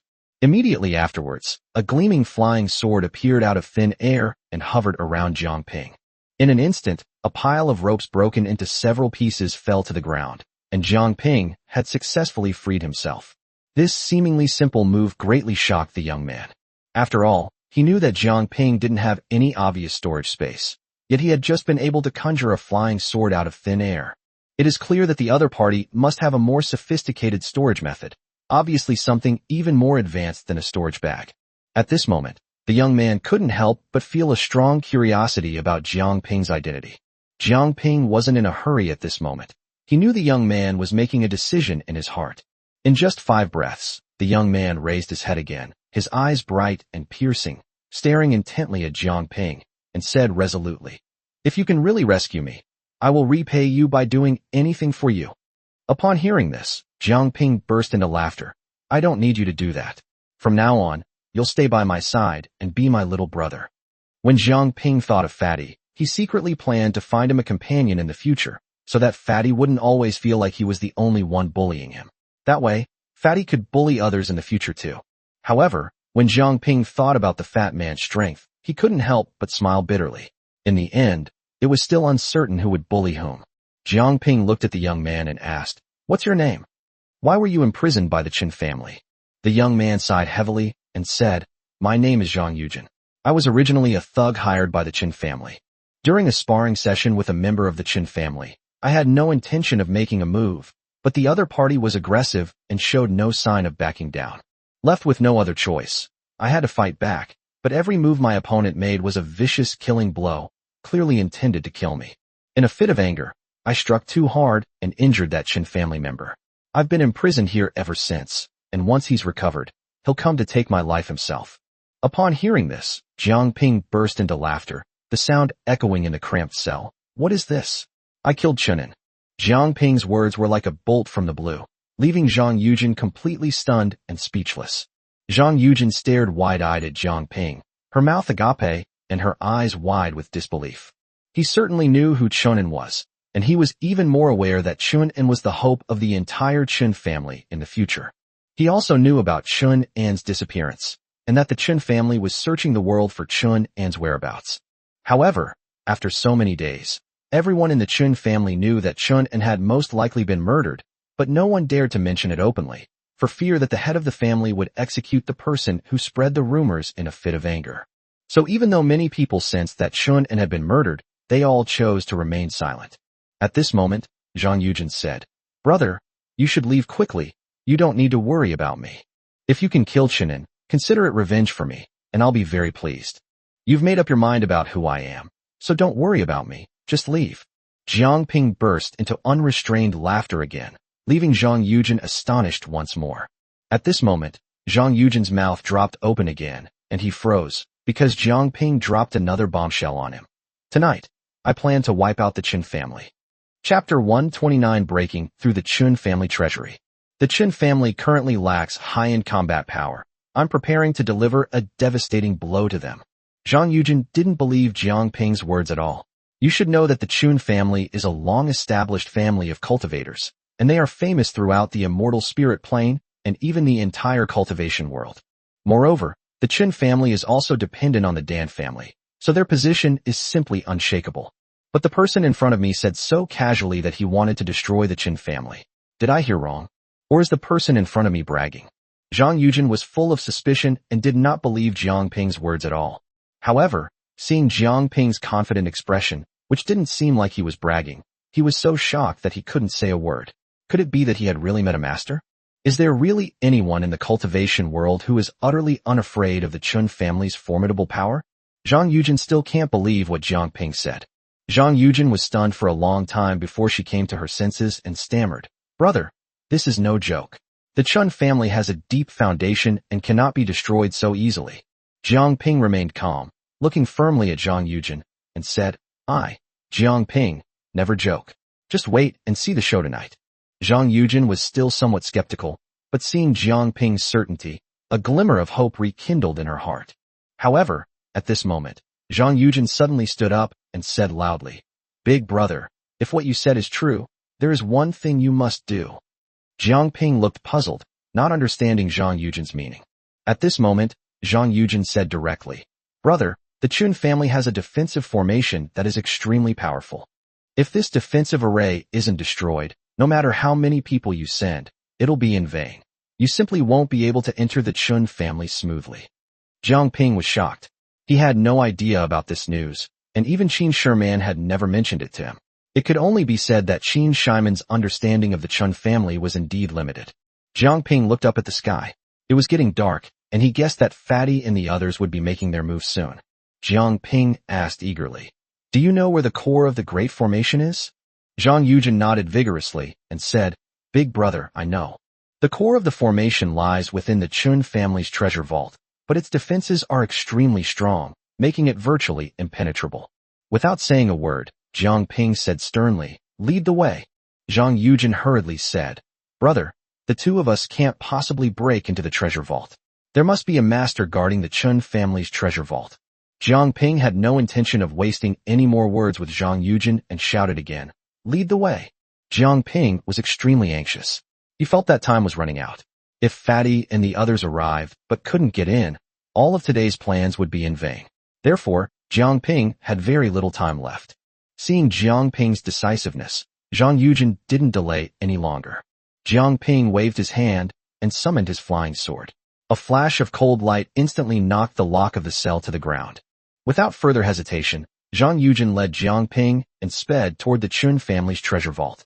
Along the way, Jiang Ping and Zhang Yujin hurried along, encountering several Chun family cultivators one after another.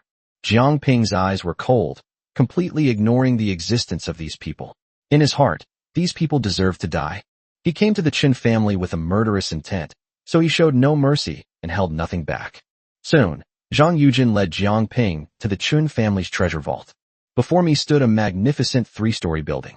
Just as Zhang Yujin was about to lead Jiang Ping into the treasure vault, an invisible force suddenly surged forth, and Zhang Yujin was violently thrown away. Her body arced through the air before crashing heavily to the ground, instantly spitting out a mouthful of blood, her face turning as pale as paper. Jiang Ping frowned deeply. He never expected that this treasure vault would contain such a powerful offensive and defensive formation. However, Jiang Ping showed no fear. With a wave of his hands, he summoned 2 gleaming flying swords.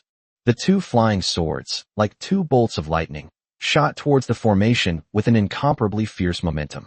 With a deafening roar, the powerful force of the 2 flying swords instantly shattered the defensive attack formation, sending countless red spiritual energy threads flying everywhere like dazzling fireworks.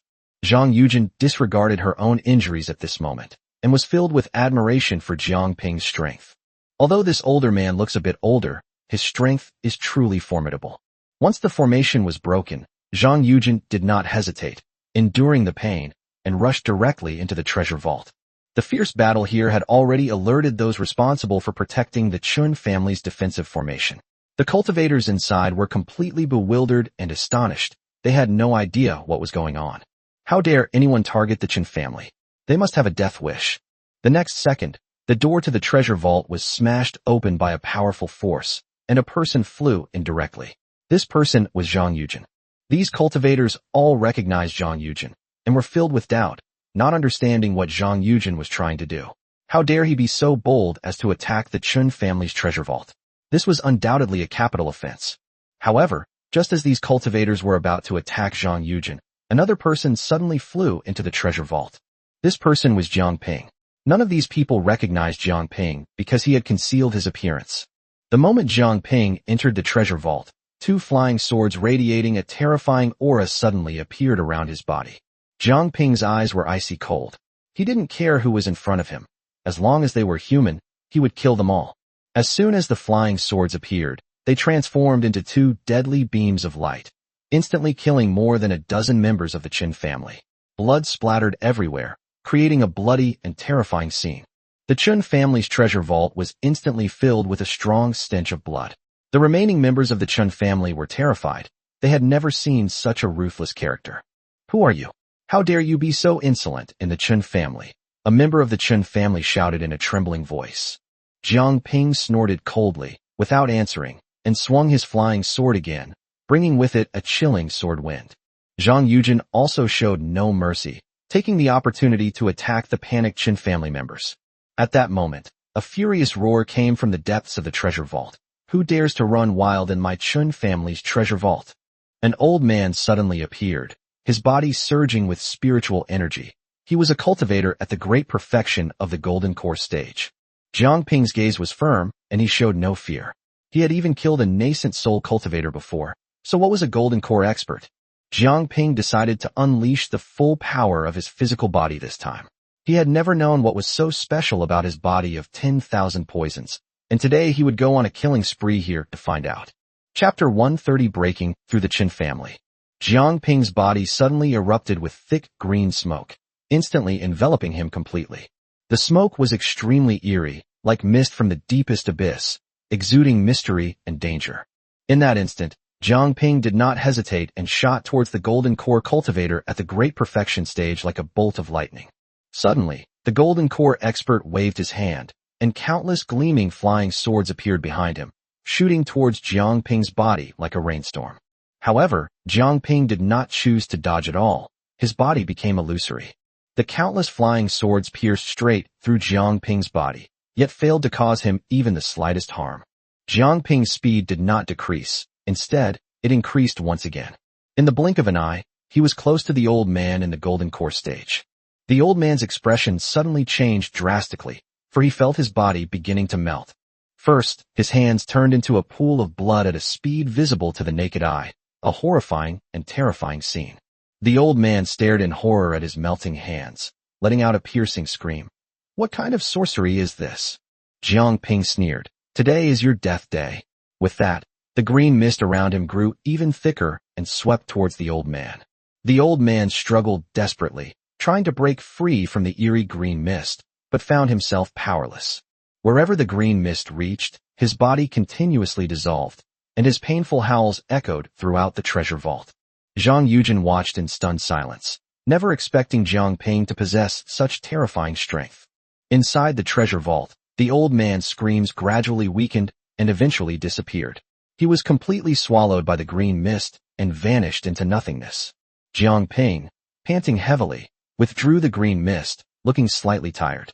Zhang Yujin stepped forward and said, "Big brother, that's amazing. Let's find the erase core quickly." Jiang Ping then looked at Zhang Yujin and said slowly, "Take a break." Jiang Ping truly hadn't expected that activating his body to the fullest would consume such a huge amount of energy.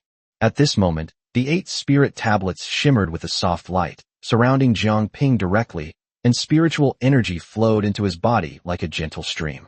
Jiang Ping only absorbed the energy for a short while before gritting his teeth and quickly getting up. It wasn't that he had fully recovered, but rather that he simply didn't have enough time to rest for an extended period. He had to destroy the key point of the formation quickly, otherwise his companions would not be able to get in at all. However, by this time, the Qin family already knew that someone was attacking the treasure vault, and numerous cultivators surged toward the treasure vault like a tide. At this moment, Zhang Yujin, supporting Jiang Ping, suddenly realized that this man he had just met seemed to have aged considerably. He had no time to inquire about the reason. At this moment, no one dared to stop Jiang Ping. All the cultivators held their long swords and stood ready, but none of them dared to take a step forward. At this moment, Jiang Ping and Zhang Yujin had already arrived in front of a gate. Zhang Yujin said urgently, "Brother, as long as we break through this gate, we can see the core of the Qin family's grand formation." Without saying a word, Jiang Ping narrowed his eyes and controlled 2 flying swords to shoot directly towards the gate like 2 bolts of lightning. With a deafening roar, the heavy stone door shattered into pieces, sending fragments flying everywhere. At that moment, Jiang Ping and Zhang Yujin stepped inside without hesitation. Inside, there was only a circular stone platform, with a tall stone pillar standing in the center. The circular array platform was surrounded by grooves. each containing shimmering spirit stones.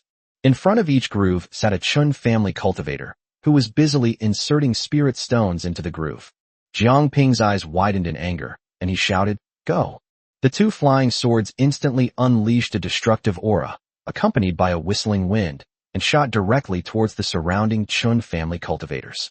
In an instant, blood splattered everywhere, and cultivators were killed one after another under Jiang Ping's fierce attacks, with screams of agony rising and falling.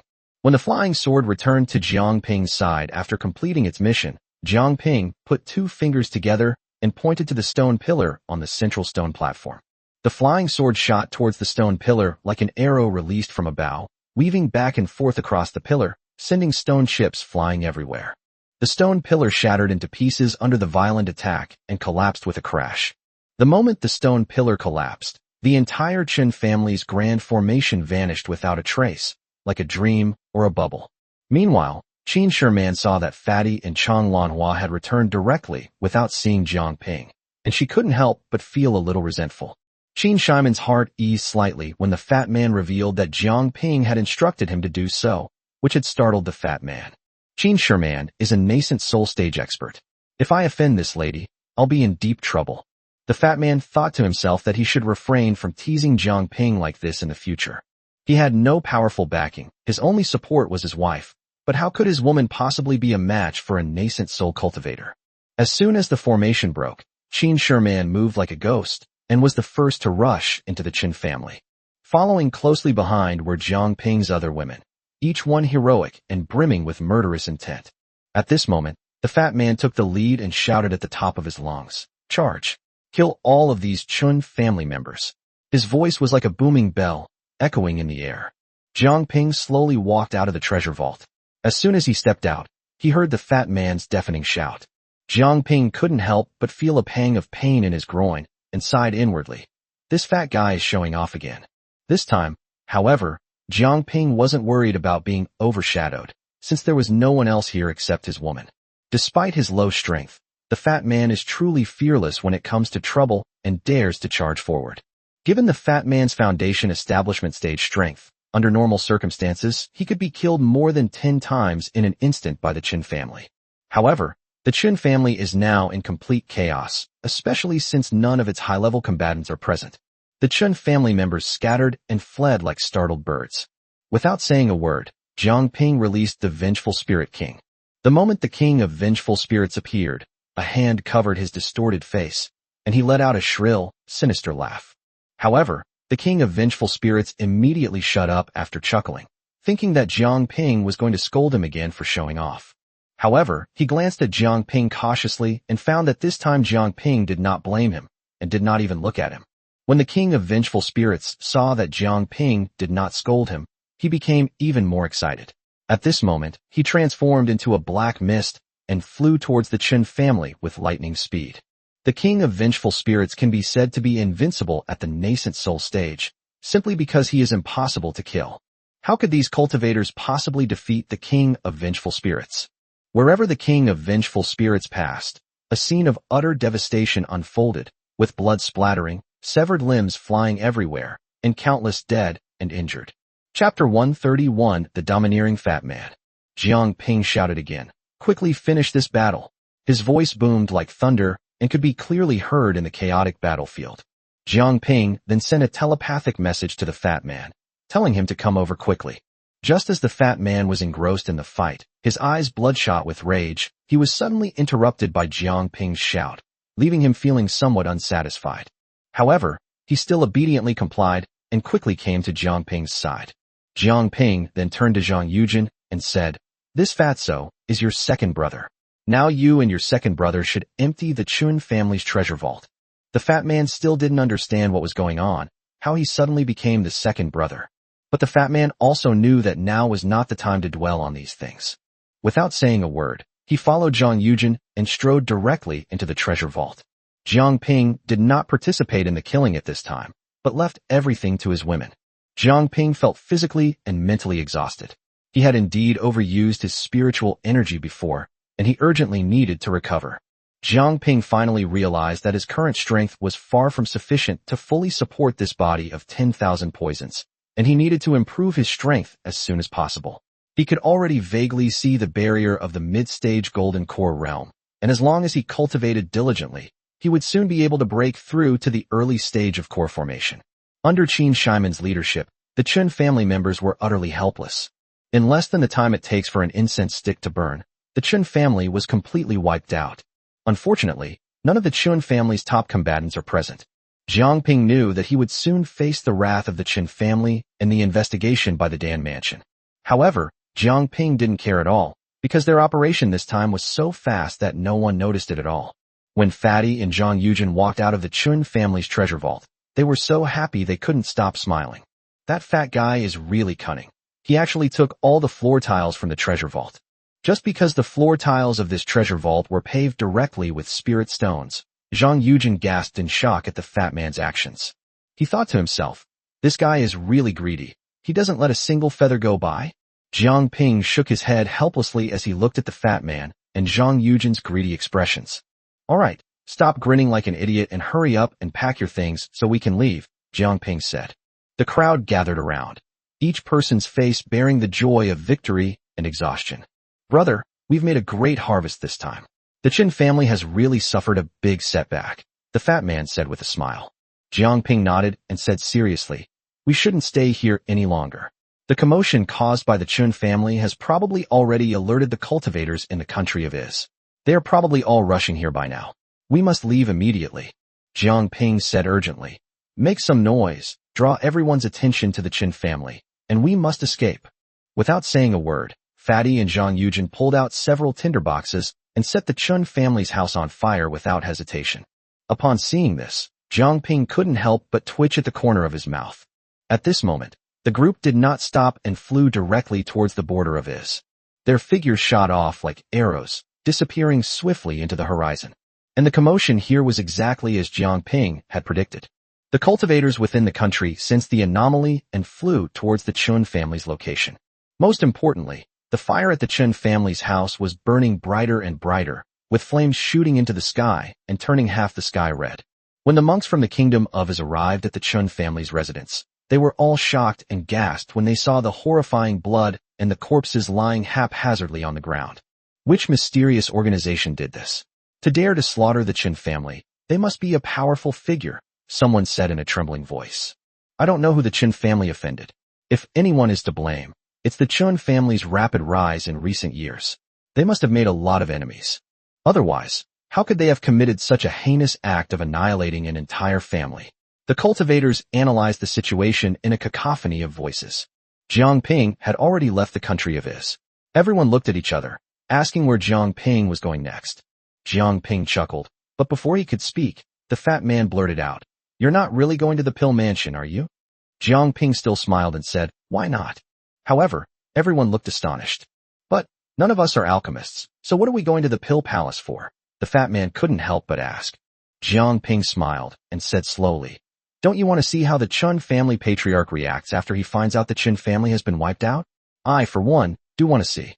A group of people, including Jiang Ping's women, couldn't help but feel that Jiang Ping was a bit abnormal and wondered what he was trying to do. Jiang Ping said with a smile, Let's go and see the alchemy competition too. Everyone thought Jiang Ping was simply throwing himself into a flame, courting death. But Jiang Ping still smiled and said, The biggest event in the immortal spirit plane right now is the Pill Refining Conference at the Pill Mansion. It'll be good for me to broaden my horizons. Actually, Jiang Ping wanted to go to the alchemy conference because there was a blue dot on the map marking the direction to the alchemy palace, and he was going there to pick up girls. Although everyone was filled with doubts and worries, seeing that Jiang Ping was determined, they had no choice but to follow him to the Dan mansion. The mood was heavy throughout the journey, and Fatty kept moving closer to Jiang Ping. He muttered to himself, Brother, are we really sure we can manage? Can't we just not go? The Pill Mansion is not a place to be trifled with. Jiang Ping smiled, and then transmitted his voice directly. Fatty, whether you go to the Pill Mansion or not, you're going to die anyway. It's just a matter of time. Don't forget that you've been poisoned by Chong Lanhua's love potion, and you only have 10 years to live. Upon hearing this, the fat man's anger instantly flared up. Without any restraint, he yelled at Jiang Ping, You old bastard. Didn't you say you had a way? The sound was so loud that it seemed particularly abrupt on the spirit boat.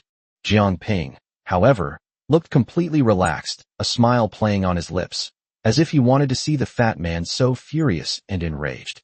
You should know that Fatty betrayed him before, letting the Chun family take him back and then refusing to pay the restaurant bill, causing him to lose face in front of many people. Jiangping was looking for an opportunity to get revenge. All the women in Jiangping watched the two of them bickering indifferently, completely unconcerned. These two often bicker like this when they have nothing to do, and the other two are used to it. At this moment, Zhang Yujin's eyes widened in astonishment as she stared at the fat man. He was secretly amazed. His second brother was just too domineering. You must know, his strength is comparable to mine. How dare he insult Jiang Ping so brazenly? And yet Jiang Ping doesn't seem to be angry at all. On the contrary, he seemed to enjoy the fat man's rude tone. At this moment, Zhang Yujin's admiration for the fat man was like a surging river, endless and boundless, to the point of complete utter reverence. Chapter 132, Shameless Jiang Ping, the Disappointing Fatty. Despite their doubts and worries, seeing Jiang Ping's unwavering determination, they had no choice but to follow him to the Dan mansion. Along the way, Jiang would occasionally strike up a conversation with Si Miao Miao. Although Si Miao Miao has not yet fully emerged from the shadows, don't forget that Jiang Ping never plays by the rules and often gives Si Miao Miao flirtatious glances. To be honest, Si Miao Miao was a first-rate beauty. Even if Jiang Ping was outstanding, he was already showing signs of aging and was quite old. At first, Si Miao Miao didn't want to find such a person to become her cultivation partner. But then look around him. Every woman is stunningly beautiful. This caused Si Miao Miao's subtle feelings to gradually change, and her affection for Jiang Ping increased dramatically. Which woman could resist Jiang Ping's persistent pursuit? Along the way, the fat man looked at Jiang Ping's appearance and wished he could rush over and beat him up right away. Zhang Yujin glanced at the fat man, then at Jiang Ping, filled with doubt. Why did she feel that her eldest brother and second brother didn't get along? Why is second brother always so hostile towards Jiang Ping? The fat man wasn't hostile towards Jiang Ping. He was just furious. He was angry at himself for not having such good fortune, at Jiang Ping for being able to live freely among women, while he couldn't even achieve his simple wish of returning to the Yinyang Palace. Finally, Zhang Yujin understood more or less what the fat man was thinking. Jiang Ping's shamelessness was so outrageous that even Zhang Yujin couldn't stand it anymore. He clung to Si Miao Miao like a leech, never leaving her side. No matter how embarrassed Si Miao Miao was, even when she was so ashamed that she almost shrank her head into her clothes under everyone's gaze, Jiang Ping refused to back down and insisted on sticking with Si Miao Miao. Even his women couldn't stand it anymore.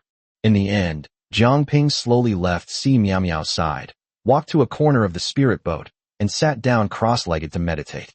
Everyone was puzzled, wondering why Jiang Ping had suddenly left Si Miao Miao's side. Could it be that Si Miao Miao had threatened to kill herself? Could it be that Jiang Ping had a change of heart and realized that what he was doing was wrong? Actually, none of that applies. Under Jiang Ping's relentless pursuit, Si Miao Miao completely succumbed. She actually took the initiative to agree to serve Jiang Ping, which caused his and Si Miao Miao's favorability to reach 100%. Jiang Ping's next step is to quickly establish a relationship with Si Miao Miao, because there is no special reward when Qin Shimon's favorability exceeds 100% after dual cultivation with him. So he must quickly dual cultivate with Si Miao Miao and establish a relationship in order to trigger the system's special reward. Only in this way can he unlock new features. Jiang Ping firmly believed that since it was a perfect life system, it must have been tailor-made for him. Jiang Ping desperately needs a function that can properly accommodate all these women. Otherwise, if he tries to pick up girls with so many women, he will eventually be exposed and despised by them. Si Miao Miao was so embarrassed that she didn't even dare to lift her head. Bian Linger pulled Shuanger to Si Miao Miao's side and asked about the situation. Si Miao Miao was speechless. The two women instantly understood that, just as they had expected, they had gained another sister. Qin Sherman urged the spirit boat forward, glancing back at Jiang Ping every now and then. She sensed a massive surge of spiritual energy within Jiang Ping's body, a sign that he was about to break through. Qin Sherman did not expect that he would actually break through the early stage of core formation and enter the middle stage in such a short period of time. Moreover, Jiang Ping himself understood that now that his strength had increased, he no longer needed to exchange for life-extending pills and magical treasures. As one's cultivation level increases, so one's lifespan will also increase. The most important thing right now is to improve one's cultivation techniques and strength. Jiang Ping suddenly remembered that he needed 5 points to exchange for the star shift technique, but he only had 2 points. Sigh. It seems I'm getting further and further away from the cultivation method. Without saying a word, Jiang Ping took out a breakthrough pill and stuffed it into his mouth. Zhang Yujin had been keeping a close eye on his older brother. The moment Jiang Ping took out the breakthrough pill, Zhang Yujin swallowed hard. It wasn't for any other reason than that he recognized the breakthrough pill. He had seen members of the Chun family use such pills to break through several core formation realms. However, the pills that the Chun family members took out seemed to be of a completely different grade than those used by his elder brother.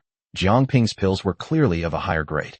When the fat man saw Zhang Yujin's expression, he knew that Zhang Yujin longed for such a pill. Suddenly, the fat man pulled out a pill, a breakthrough pill. Zhang Yujin's eyes lit up instantly. He desperately needed such a pill, as it would allow him to advance to the core formation stage. But I have no one to rely on. Where can I get such a precious elixir? The fat man looked at Zhang Yujin and said, "Kid, do you want it?" Zhang Yujin thought to herself, "Nonsense. Do you think I don't want it?" The fat man then grinned lewdly. "You can have it, but from now on you're my little brother, my one and only little brother.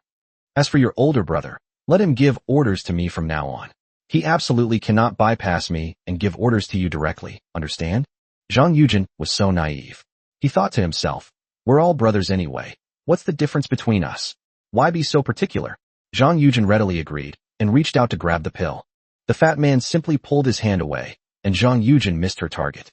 Zhang Yujin glared at the fat man and said angrily, "You dare to play me?" The fat man chuckled. "No, I'm just worried about what you said. You have to swear that you'll only listen to me from now on." Zhang Yujin thought, why bother with all this trouble? Oh well, let's just swear an oath, it's not a big deal. Zhang Yujin immediately swore an oath, and the fat man smiled smugly. He did not break his promise and handed the breakthrough pill in his hand to Zhang Yujin. Jiang Ping had given him 2 breakthrough pills in total. As a result, this fat man took out one of the coins and bribed Zhang Yujin. He made Zhang Yujin his personal henchman, so that even Jiang Ping couldn't command him. After obtaining the breakthrough pill, Zhang Yujin was overjoyed and completely ignored the fat man. She found an extremely secluded corner on the spirit boat and excitedly prepared to break through. As for the fat man, he stood there watching the other man's retreating figure. His smugness was indescribable. He was thinking to himself with great satisfaction, this deal was absolutely worth it. Jiang Ping sat in the corner, still meditating with his eyes closed, the spiritual energy fluctuations around him growing stronger and stronger. Qin Sherman focused intently on controlling the spirit boat, her expression growing increasingly solemn. Although this is only a minor realm breakthrough, Jiang Ping has already taken the breakthrough pill. Normally, after taking the breakthrough pill, breaking through a minor realm should be a quick success, but Jiang Ping's time is clearly taking too long. Chapter 133 Jiang Ping, the tragic fatty, is a disgrace to his father. At this moment, Jiang Ping tried his best to activate his poison pill. After taking the breakthrough pill, he found that his spiritual power was far from enough. Do I need to take another breakthrough pill? Jiang Ping hesitated for a moment and did not do so. Just then, he swiftly pulled out the 8 spirit return tokens he had snatched from the fat man. These tokens swirled around him, and surging spiritual energy instantly flooded into his body like a tidal wave. At this moment, everyone on the spirit boat couldn't help but gasp, because Jiang Ping's body was completely covered by the thick green fog, and they couldn't see what he looked like at all. The powerful poison pill constantly emitted unparalleled toxic gas, spreading directly in all directions. At this moment, Qin Sherman stopped the spirit boat. Her eyes widened in disbelief. She never imagined that Jiang Ping's body was so different from that of all other cultivators. At this moment, Jiang Ping gave her the impression that he wasn't practicing any righteous cultivation method. It was either demonic or poisonous. In any case, it's completely different from the cultivation methods practiced by prestigious sects, because she had never seen such a bizarre body before. At this moment, Jiang Ping gritted his teeth and exerted all his strength to activate his poison pill. The poison pill floated upwards and crashed violently into the barrier above. Jiang Ping groaned, staggered, and nearly fell to the ground. However, the barrier above him remained completely unmoved and was not breached at all. At this moment, Qin Sherman quickly gathered everyone to her side. Immediately afterwards, she stretched out her hand and quickly formed a barrier in front of everyone. She was genuinely worried that the poisonous gas emanating from Jiang Ping's body would incinerate these people. The power of this poison gas was so great that even Qin Sherman, a nascent soul cultivator, felt a chill. You must know, she's a powerful cultivator at the nascent soul stage. At that moment, Jiang Ping's eyes narrowed, and without saying a word, he took out another breakthrough pill from his pocket and threw it directly into his mouth. He was still muttering to himself. I refuse to believe that I can't break through this little barrier of yours today. He's really going all out. He thought that one breakthrough pill would be enough to help him break through a small realm, but he didn't expect that it was still lacking. After he swallowed the second breakthrough pill, the surging spiritual power rushed towards him like a raging sea. At this moment, a black vortex instantly formed within his dantian, frantically drawing away the wisps of spiritual energy from the surrounding world. This entire world was completely drained away by Jiang Ping's frantic absorption. At this moment, Jiang Ping gritted his teeth and once again activated his poison pill, smashing it violently against the barrier above. With a loud crack, the barrier shattered into pieces, and in that instant, Jiang Ping successfully advanced from the early stage of the Golden Core realm to the middle stage. In that instant, dark clouds suddenly filled the sky, lightning flashed and thunder roared, and streaks of purple lightning streaked through the clouds like raging dragons. At that moment, Qin Shimon's eyes narrowed as she stared intently at the clouds above, exclaiming in shock, "This is a lightning tribulation." Qin Sherman gasped in shock. She couldn't understand why Jiang Ping would face a tribulation after advancing from the early to the middle stage of the Golden Core realm. What was going on? You should know that this is unprecedented in the entire history of cultivation. However, at this moment, Jiang Ping slowly opened his eyes. The 8 spirit returning platforms were still swirling around him, constantly replenishing the spiritual energy of heaven and earth that he had consumed, and stabilizing his mid-stage Golden Core realm. The green poisonous gas that had been surrounding Jiang Ping suddenly surged into his poison pill like a mad beast, disappearing without a trace. Jiang Ping burst into laughter and swaggered toward the crowd, humming a little tune. Today I've made a breakthrough. Let's see who dares to look down on me now. At that moment, Jiang Ping suddenly looked up and couldn't help but swear. Holy crap, no way. I've only broken through a minor realm. There's no way I could be facing a tribulation of lightning. Jiang Ping sensed it for a moment and immediately realized that this was not his tribulation lightning at all. Jiang Ping glanced at a corner and saw Zhang Yujin suddenly take out a breakthrough pill and put it directly into her mouth. Jiang Ping looked closely and realized that this broken golden pill was exactly the same as the one he had given to the fat man. This is my damn breakthrough pill. Jiang Ping was so angry that he jumped up and down. Without saying a word, he rushed to the fat man and roared, "You fat bastard, this is on the spirit boat. Why didn't you stop him from breaking through? When the lightning tribulation strikes, it will surely shatter this spirit boat into pieces." Jiang Ping grew angrier and angrier as he spoke, muttering to himself and spitting so hard that it almost landed on the fat man's face. Jiang Ping grew angrier as he spoke, while the fat man kept muttering to himself, seemingly muttering something unintelligible. Jiang Ping's expression at that moment looked like he could devour someone. Seeing the fat man's cowardly appearance, his anger surged to the top of his head. "Go to hell," Jiang Ping cursed, raising his foot to kick him hard. It was an incredibly coincidental coincidence that, under the force of Jiang Ping's kick, the fat man's round body was sent flying like a ball. With a whoosh, it flew directly towards Zhang Yujin's side. It landed right next to Zhang Yujin. Seeing Jiang Ping's furious expression, the fat man craned his neck and cursed, "Old man." The moment he uttered the words, "old thing," the heavenly tribulation seemed to be enraged, and with a crack, it struck down. The lightning tribulation seemed to suddenly sense that another person was about to break through to the Golden Core stage together, and the lightning tribulation, which was not very strong to begin with, became even more violent at this moment. Jiang Ping instantly felt countless eyes staring intently at him, especially one pair of eyes that seemed to want to devour him alive. Jiang Ping didn't even need to turn around to look. He felt a chill run down his spine. He knew in his heart that the gaze belonged to Chang Lanhua. Everyone knows that a tribulation for one person is already terrifying enough, but now that there is another person involved, the power of the tribulation instantly doubles. At this moment, Jiang Ping also became anxious and shouted, "Fatty, quickly take the breakthrough pill." The fat man was struck by the first lightning bolt, leaving his skin torn and bleeding profusely. He almost fainted. No wonder Chang Lanhua's eyes looked like she wanted to rush up and tear Jiang Ping to pieces. The unlucky fat guy was kicked into the lightning tribulation by Jiang Ping without any preparation and had to undergo the tribulation at the same time as Zhang Yujin. Jiang Ping, you old bastard, I'm not done with you yet, the fat man cursed weakly. Chapter 130 for the nemesis of fat men. The fat man was now perfectly aware that this was not the time to be angry with Jiang Ping, since it was still uncertain whether he could even save his own life. The fat man gritted his teeth and forced his battered body to stand firm. Without saying a word, he reached into his pocket, pulled out the last breakthrough pill, and quickly stuffed it into his mouth. In that instant, surging spiritual energy, like a rushing spring, instantly flooded his body, feeling as if parched seedlings had been nourished.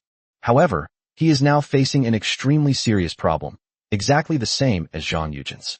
When Jiang Ping broke through to the mid-stage of the Golden Core realm, he had already absorbed all the spiritual energy of the surrounding world. The remaining spiritual energy was simply not enough to support the two of them to absorb. If it were just one person, it might be barely manageable, but in the current situation, it's impossible to meet the needs of both of them advancing at the same time. The heavenly tribulation lightning doesn't care how many people are in your party. At this moment, its boundless fury is palpable. In its eyes, these two were nothing short of a provocation against its authority. A person undergoing tribulation alone often faces a life or death situation. Yet these two mere foundation establishment cultivators at the great perfection stage dared to advance to the golden core realm together. At this moment, Lei Jie was determined to crush these two little ants into dust. Jiang Ping realized at that moment that he had gone a bit too far, and he felt a pang of worry for Fatty and Zhang Yujin. Especially Zhang Yujin. She might be able to live a few more days if she stayed with the Qin family.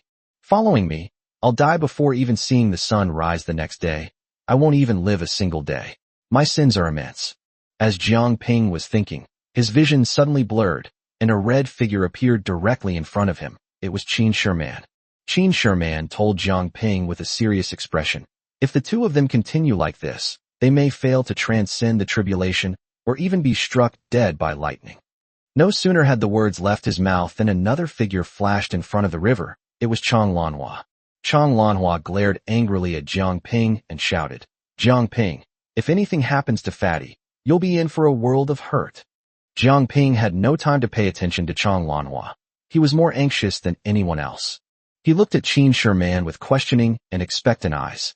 Qin Shiman could sense Jiang Ping's anxiety and slowly said, I saw that you had 8 spirit return tablets before. If you can send those 8 spirit return tablets into the lightning tribulation, you might be able to save their lives. But you must be extremely careful. Absolutely do not let the tribulation lightning mistake it for 3 people undergoing tribulation. Otherwise those 2 will have absolutely no chance of survival. Jiang Ping originally wanted Qin Simon to help him send the 8 spirit tablets to Zhang Yujin and the fat man. However, as soon as the thought crossed his mind, he immediately dismissed it. He knew that only he could accomplish this task. Qin Shiman is a nascent soul stage cultivator. Once the tribulation lightning senses an even stronger aura, the fat man and Zhang Yujin will face a tribulation far beyond that of the golden core stage. It might directly evolve into the two of them simultaneously having to undergo the tribulation of the nascent soul stage. After Jiang Ping understood everything, he turned his wrist and pointed 2 fingers at a spirit tablet. In an instant, the spirit tablet transformed into a streak of light and flew toward the fat man at an extremely fast speed. Just then, a thick bolt of lightning crashed down, striking the rapidly advancing spirit tablet. With a loud bang, the spirit tablet flipped over and was sent flying. Jiang Ping quickly waved his hand, and the spirit tablet that had been knocked away obediently fell back into his hand. Jiang Ping followed the same method, manipulating the second spirit return tablet, attempting to send it into it. At this moment, Qin Shiman anxiously said, You can't get it in like this. You have to take it in yourself. Upon hearing this, Jiang Ping's expression changed drastically. He knew very well that he didn't care if he got injured or struck by lightning. After all, these were his 2 brothers. He was willing to risk his own life for them. Most importantly, Qin Shiman had told him before that if he entered and the tribulation lightning discovered that there were 3 of them undergoing tribulation, then something extremely terrible would happen next. It's very likely that the fat man and Zhang Yujin would be struck dead by the tribulation lightning in an instant, as they simply couldn't withstand the tribulation lightning from the 3 of them. Jiang Ping's head was about to explode. How was he supposed to send the spirit tablet in? Jiang Ping then saw the fat man grinning as bolts of lightning mercilessly struck his body.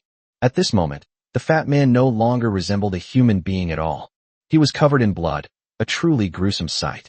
Zhang Yujin's situation is much better than Fatty's, but it is still not optimistic.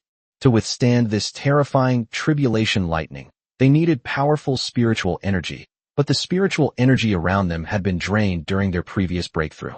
Jiang Ping felt a pang of regret, but also a great deal of annoyance. He didn't know why Zhang Yujin was getting involved. However, upon further reflection, Jiang Ping instantly understood Zhang Yujin's thoughts. For so many years, he had remained at the great perfection of the foundation establishment stage, watching as the Chun family members all advanced, while he, without support or backing, was unable to become a golden core cultivator. The fat man came to his rescue by giving him a breakthrough pill, which made him overjoyed. Thinking of this, Jiang Ping looked at Qin Sherman with pleading eyes once again. Jiang Ping knew that she must have a way, but she wasn't saying it because she had some concerns. The method I used to send the spirit tablet back was definitely wrong. Qin Sherman certainly had a way. When she saw Jiang Ping advance to the mid-stage of the golden core realm, she suddenly realized that Jiang Ping's body was extraordinary. Although Qin Sherman did not yet know that Jiang Ping possessed the body of 10,000 poisons, she could sense that her husband's body was different from that of ordinary people. Qin Simon saw that Jiang Ping was like an ant on a hot pan, anxiously pacing around.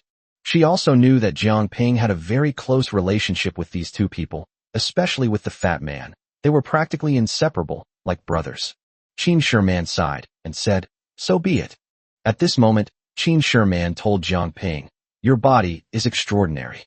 Focus all your energy on developing your golden core, and see if you can change your form at will to deceive the tribulation lightning." Upon hearing Qin Shimon's words, a resolute glint flashed in Jiang Ping's eyes. "All right, let's give it our all," Jiang Ping said through gritted teeth. He took a deep breath and circulated the dark poison pill within his body with all his might. A powerful force surged through his body instantly. Jiang Ping felt as if his body was about to be burst by this force, and he was in great pain. Chapter 135, Both Successfully Formed Cores.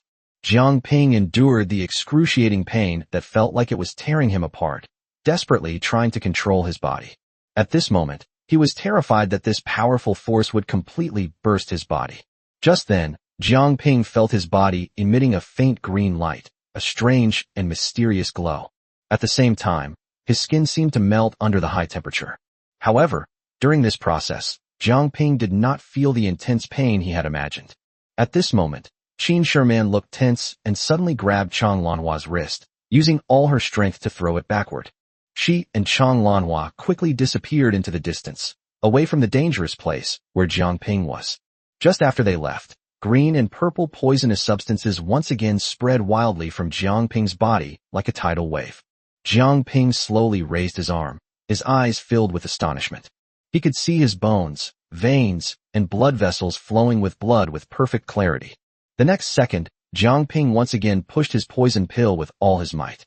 In an instant, his bones, blood vessels, and meridians were tightly bound by wisps of green poisonous gas, which slowly melted at an astonishing speed visible to the naked eye. Jiang Ping found the whole process unbelievable and was deeply shocked. Surprisingly, he did not experience much pain. At this moment, the lightning tribulation became even more violent than before, and both the fat man and Zhang Yujin let out shrill screams. Especially the fat man's voice, so shrill and pitiful that even Jiang Ping felt a bit of a headache listening to it. It felt like the sounds I used to hear when I secretly watched Chang Lanhua and Fatty practicing their dual cultivation. Jiang Ping muttered to himself, but now was not the time to think about such things. He once again exerted all his strength to push his poison pill, and in that instant, his body disappeared completely, turning into a mass of greenish-purple poison. Jiang Ping was overjoyed. It's done. He never expected that he could change like this. He dared not delay any longer, and with a flash, he surged into the lightning tribulation like a ghost. The lightning seemed to sense the anomaly, and bolts of lightning struck down even more densely. However, while the frequency of lightning increased slightly compared to before, its intensity did not increase significantly. When the lightning struck the poisonous mist formed by Jiang Ping immediately felt bolts of lightning pass directly through his poisonous mist. Although it caused him some damage, Jiang Ping felt that he could completely withstand it. At this moment, Jiang Ping suddenly realized that if he fought in this form, even if someone had a powerful weapon that passed through his body, he might still be able to survive unharmed. Jiang Ping also saw his two brothers at this moment. Without saying a word, he threw the 8 spirit tablets at the two of them with all his might, and then shouted, "Catch!" The two men didn't know where Jiang Ping was, but they knew immediately that the familiar voice belonged to their elder brother. At that moment, 8 spirit tablets instantly enveloped the two of them and began to spin rapidly. The immense spiritual power, like a surging river, poured directly into their bodies. At that moment, Jiang Ping quickly escaped from the lightning tribulation. He dared not linger. If the heavenly tribulation discovered his presence, the two of them would surely die. After Jiang Ping came out, he heard Qin Shimon's voice transmission, "Activate your golden core again and gather all this power." Jiang Ping followed Qin Shimon's instructions without hesitation and activated his golden core once again. At this moment, the poisonous fog slowly dissipated, and Jiang Ping's figure reappeared in front of everyone. At that moment, everyone gasped. They really didn't expect Jiang Ping to be so powerful. Especially his women, who had spent so much time with Jiang Ping, had never realized that their husband was so incredibly strong. However, all of this is thanks to Qin Shiman. Given their level of expertise, they were simply incapable of guiding Jiang Ping. It can only be said that Qin Shiman is knowledgeable and experienced. With the blessing of the 8 spirit tablets, Fatty and Zhang Yujin's spiritual power recovered rapidly. At that moment, the heavenly tribulation descended once more. The two opened their eyes simultaneously, gazing at the heavenly tribulation above, their bodies erupting with unwilling shouts. The two slowly stood up and simultaneously threw a heavy punch upwards, instantly colliding with the lightning tribulation and managing to withstand it. At this moment, feeling provoked once again, the lightning tribulation instantly became even more violent, pressing down directly on their heads. The two men immediately felt a tremendous force bearing down on them. The fat man and Zhang Yujin's knees began to bend, and their waists gradually bent. However, the two gritted their teeth and their faces contorted in rage, managing to withstand this heavenly tribulation. After the heavenly tribulation, the tribulation clouds above their heads began to slowly spread outwards. Jiang Ping let out a long breath. Finally, the tribulation is complete. At this moment, Zhang Yujin and the fat man slowly rose into the air, and the thin spiritual energy of heaven and earth around them surged into their bodies. At this moment, the 8 spirit tablets were spinning even faster than before. Within their dantian, a golden core was slowly forming, with the surrounding Tindi Yan Qi, heaven and earth energy, surging into it to help stabilize their realm. At this moment, the two of them were bathed in golden light. A full hour passed before they slowly landed on the spirit boat. Chang Lanhua immediately ran to the fat man's side and carefully examined him from head to toe. She found that everything was fine and there were no mistakes. The fat man had indeed become a golden core cultivator. The fat man looked at Chang Lanhua, who had a concerned expression on her face. He grinned and said, "Hee, I'm fine. I'll be a golden core cultivator from now on.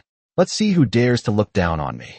Chang Lanhua rolled her eyes at him and said reproachfully, "You're so smug. You worried me so much just now." Zhang Yujin also came over, clasped his hands in a fist, and said to Jiang Ping, "Brother, I am very grateful to you for this." The fat man slapped Zhang Yujin's hand away and glared at her angrily, saying, "What's going on with you? Are you thanking the wrong person?" Zhang Yujin quickly turned around and said with a fawning expression, "Second brother, thank you for the breakthrough pill. I will remember it forever." The fat man smugly patted Zhang Yujin's shoulder meaningfully and said, "Kid, you're sensible." Jiang Ping watched from the sidelines, feeling a bit of annoyance, wondering to himself, what kind of trouble is Fatty up to now? However, the next second, the fat man suddenly went berserk and shouted, "Old man, I'll fight you to the death." Before he finished speaking, he pounced on Jiang Ping like a raging lion. Before Jiang Ping could figure out the reason, he was caught off guard, and since the fat man was now also a golden core stage expert, he was knocked off balance by the fat man's sudden collision. Immediately afterward, the fat man knocked Jiang Ping to the ground, then straddled him, yelling, "I'll fight you to the death. Were you trying to kill me just now?" Zhang Yujin was completely stunned at this moment, standing there like a dumbfounded fool, at a loss for what to do. Both hands were stretched out and then pulled back, not knowing who to pull or what to do. At this point, all the women ignored the two clowns bickering and turned away, leaving the three of them stuck in the same spot, arguing endlessly. Chapter 136, Guilt or Kidney Deficiency. While the three Jiang brothers were still basking in the joy of their success, the kingdom of Is was already in complete chaos. The Chen family had by then been reduced to ruins. The news of the entire Chun family's annihilation spread like wildfire, reaching every street and alley in an instant and spreading towards the immortal spirit plane. Beneath these ruins lies an old man, his face completely obscured by a burlap sack. With his cloudy eyes, he watched all of this unfold. This man was none other than Qin Shoshan, the first patriarch of the Qin family. The Qin family has always kept the news strictly confidential. Apart from the current patriarch, no one else knows that the Qin family patriarch is still alive, and that his strength has long surpassed the peak of the nascent soul stage, and is infinitely close to the divine transformation stage. Even he himself only had a superficial understanding of the realms above the nascent soul stage. He witnessed the massacre of the Qin family, but this unexpected turn of events brought about a very different change in his heart. His state of mind, thoughts, and understanding of the rules of heaven and earth all subtly underwent new perceptions and perspectives. He suddenly realized the direction of his cultivation. Even when Jiang Ping wiped out the entire Qin family, he remained unmoved and acted as if he hadn't heard a thing. He didn't want that sudden insight he had grasped to vanish into nothingness or be interrupted. He hardened his heart and endured it. It must be said, he was truly a ruthless person. However, when he was nearing the end of his life, he had long since become indifferent to things like family ties. Furthermore, the current members of the Chun family are generations removed from him, and their kinship has become extremely weak. The only thing that can connect them is that faint bloodline. What Jiang Ping didn't know was that the only correct thing he did was to have everyone conceal their appearance when attacking the Qin family. In addition, Qin Shoshan did not have the extra energy to carefully discern the aura of Jiang Ping and his group at the time. However, he could only focus on Jiang Ping, because he was the leader and he knew that Jiang Ping was an old man with less than 200 years left to live. Qin Shoshan estimated that he would definitely be able to take that crucial step in another 50 years. When the time comes, he will make Jiang Ping die without a burial place, and make him watch helplessly as the people around him die tragically one by one in front of him. At this moment, Jiang Ping suddenly shuddered. He thought to himself, that fatso is definitely cursing me again. He turned to look at the fat man, and suddenly his lips twitched, because the fat man was giving Zhang Yujin a long and detailed explanation, mainly by making grandiose promises. Jiang Ping only overheard one thing. The fat man told Zhang Yujin, no matter what happens in the future, come to me. I'll stand up for you. Zhang Yujin was initially skeptical. After all, they were all cultivators who had just entered the golden core stage, and she didn't know where the fat man got his confidence from. But the fat man's boasting became increasingly exaggerated, and Zhang Yujin was completely bewildered, as if there was nothing in the cultivation world that the fat man couldn't handle. Especially when the fat man recounted his glorious achievements from back then, how he roared and led the disciples of the Yinyang Palace to slaughter the Blood Demon sect. Anyway, Fatty's status in Zhang Yujin's heart has skyrocketed. If things continue at this pace, sooner or later the fat man might erase Jiang Ping's name from Zhang Yujin's memory. After a long journey, Qin Sherman finally brought the spirit boat to a stop. She looked at the crowd. He said, we'll reach the Pill Mansion in another half-day's journey. We can't steer the spirit boat now, or the people of the Pill Mansion will think it's disrespectful and a provocation. From now on, we can only travel by air. Upon hearing this, Jiang Ping felt extremely annoyed and muttered, this Pill Mansion has so many ridiculous rules. I'll destroy your Pill Mansion sooner or later. However, Jiang Ping was just venting his frustrations. He knew in his heart that with his current level of skill, any alchemist who came out of the pill refining palace would look down on him and wouldn't even glance at him. At this moment, Qin Sherman and Jiang Ping were flying at the forefront, with the rest of them following behind. At that moment, a blue dot suddenly appeared on Jiang Ping's system map, rapidly chasing after them. Jiang Ping was so excited that he almost fell from the sky. He thought to himself, it's like my wish came true. There's even an unexpected event that's going to add some color to my life. Qin Sherman glanced at Jiang Ping, not understanding what he meant. He wondered to himself, he's already reached the mid-stage of the Golden Core realm, yet he's still struggling so much with flying. When Qin Sherman saw Jiang Ping's expression, she felt something was off and thought, you can't even fly anymore. What are you secretly laughing at? Qin Sherman then looked back at Fatty and Zhang Yujin. The two of them had just formed their cores and were now flying through the air without any difficulty. At this moment, Qin Sherman felt.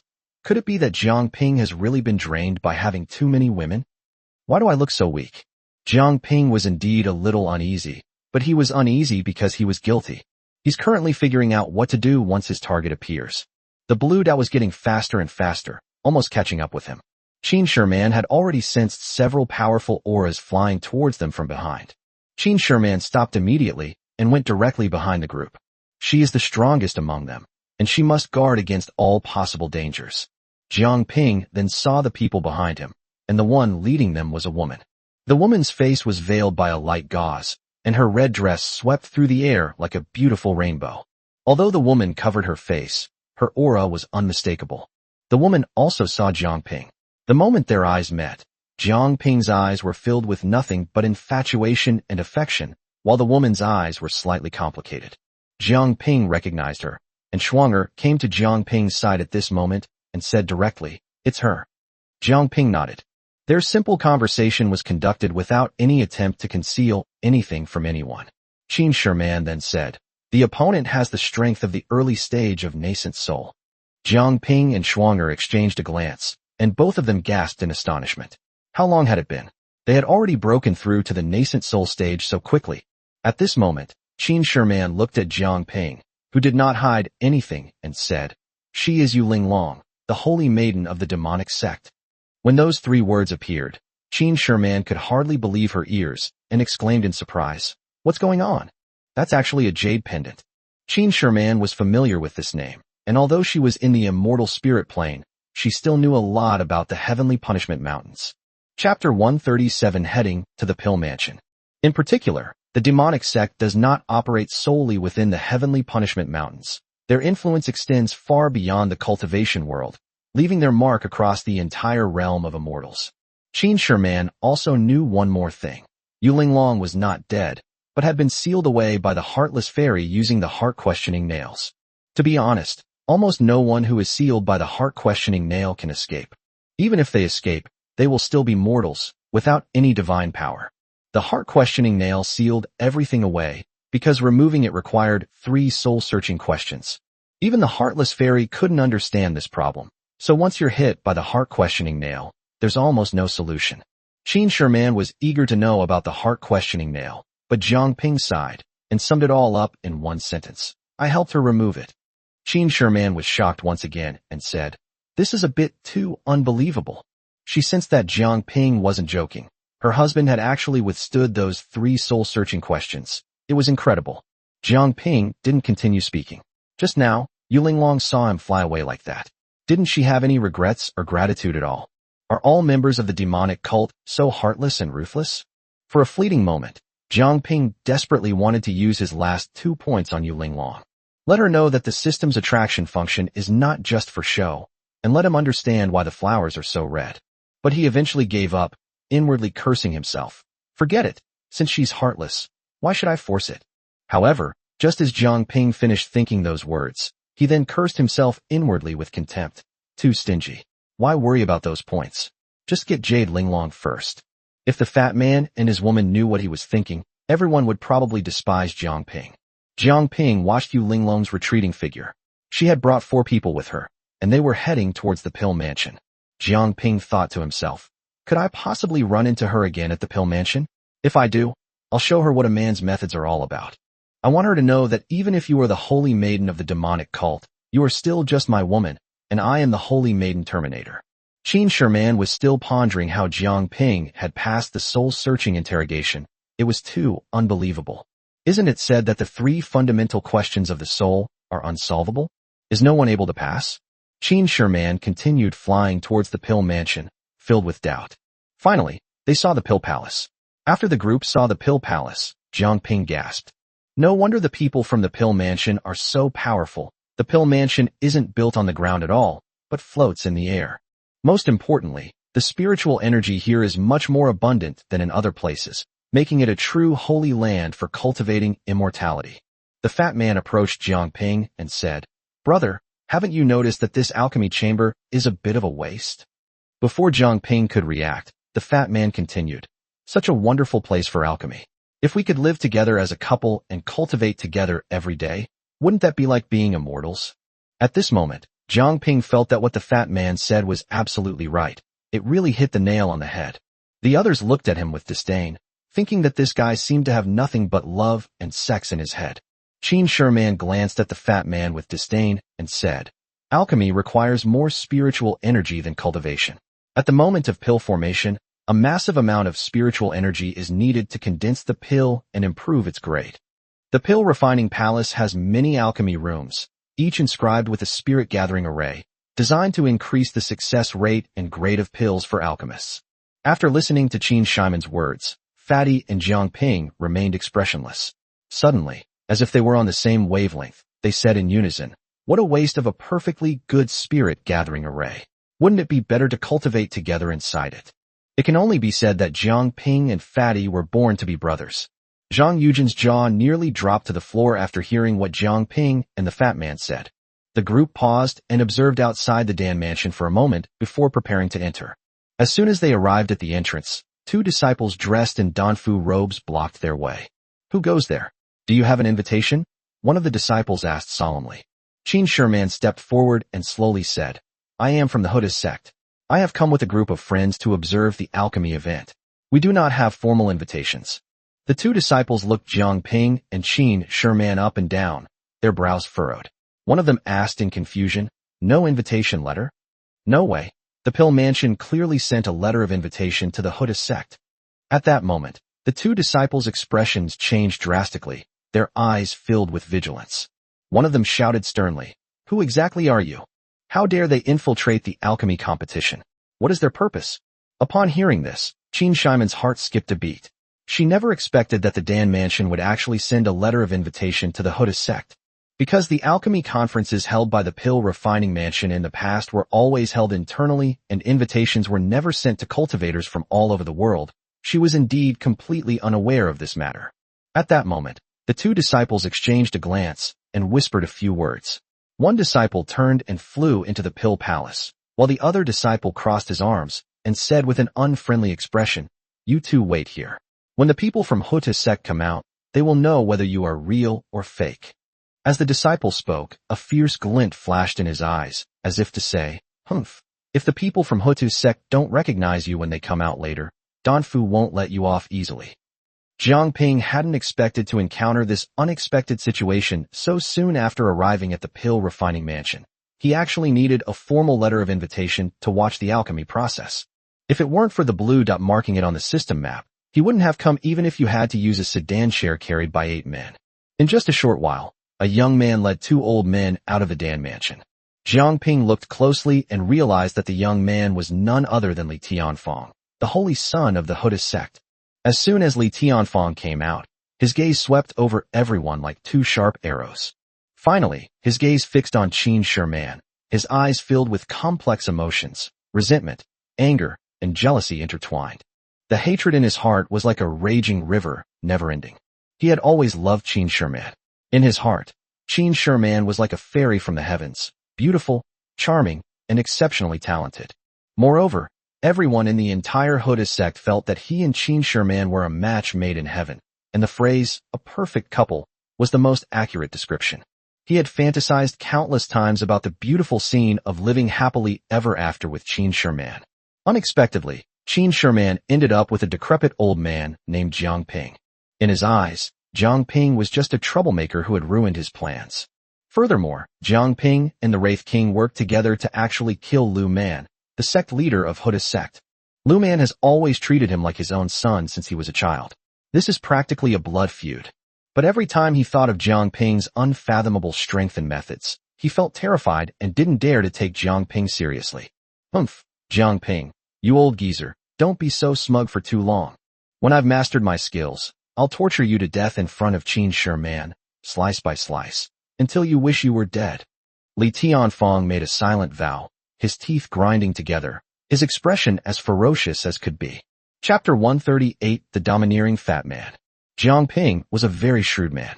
The moment he saw the look in Li Tianfang's eyes, he knew perfectly well that this guy was probably cursing him to pieces in his mind countless times. At this moment, the fat man leaned close to Jiang Ping's ear and whispered, Big brother, look at that kid's eyes. It's like he wants to devour you alive. That's incredibly unfriendly to you. Should I kill him? Upon hearing this, Jiang Ping was so angry he almost fainted. He cursed inwardly. You fat bastard, did a donkey kick your brain? This is right in front of the Dan mansion. If we kill Li Tianfang here, will we be able to leave smoothly? Jiang Ping said irritably. If you want to go, then go ahead and kill him.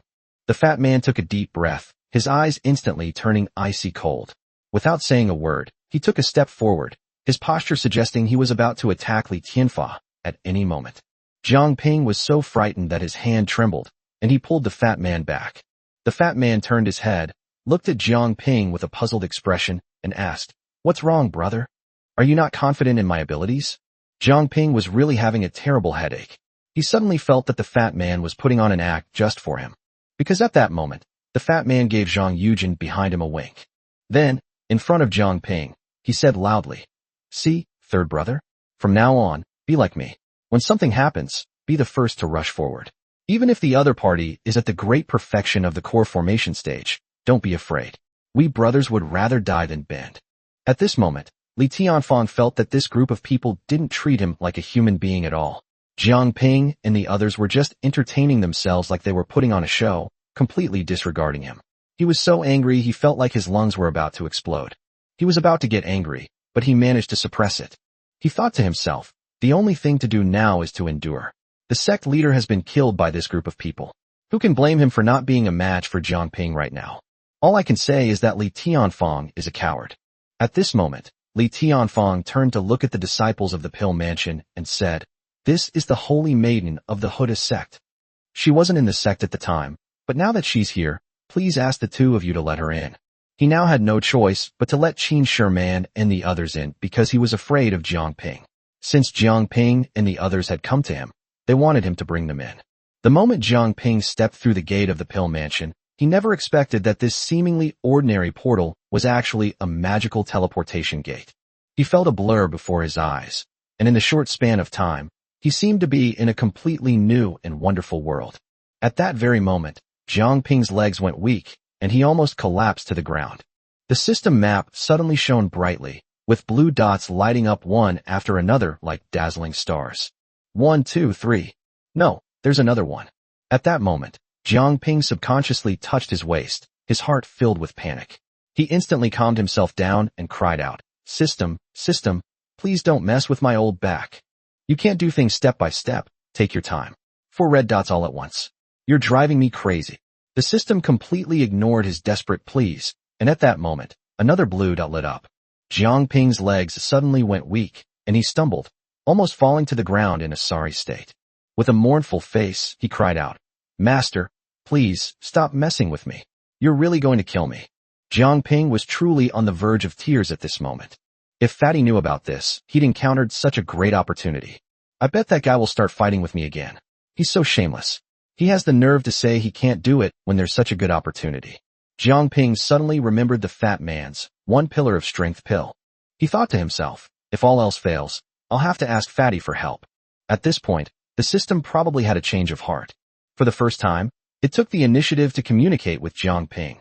Haven't you always wanted powerful spatial functions so you could keep your women hidden away? Weren't you still thinking of exchanging for the star shift technique? I'm trying to help you, understand? Upon hearing this, Jiang Ping suddenly realized and exclaimed, That's right, this is helping me. But Jiang Ping hasn't consummated his marriage with Si Miao Miao yet. So where are these 5 blue dots right now? Jiang Ping's eyes darted around like a hawk's, quickly locking onto his first target.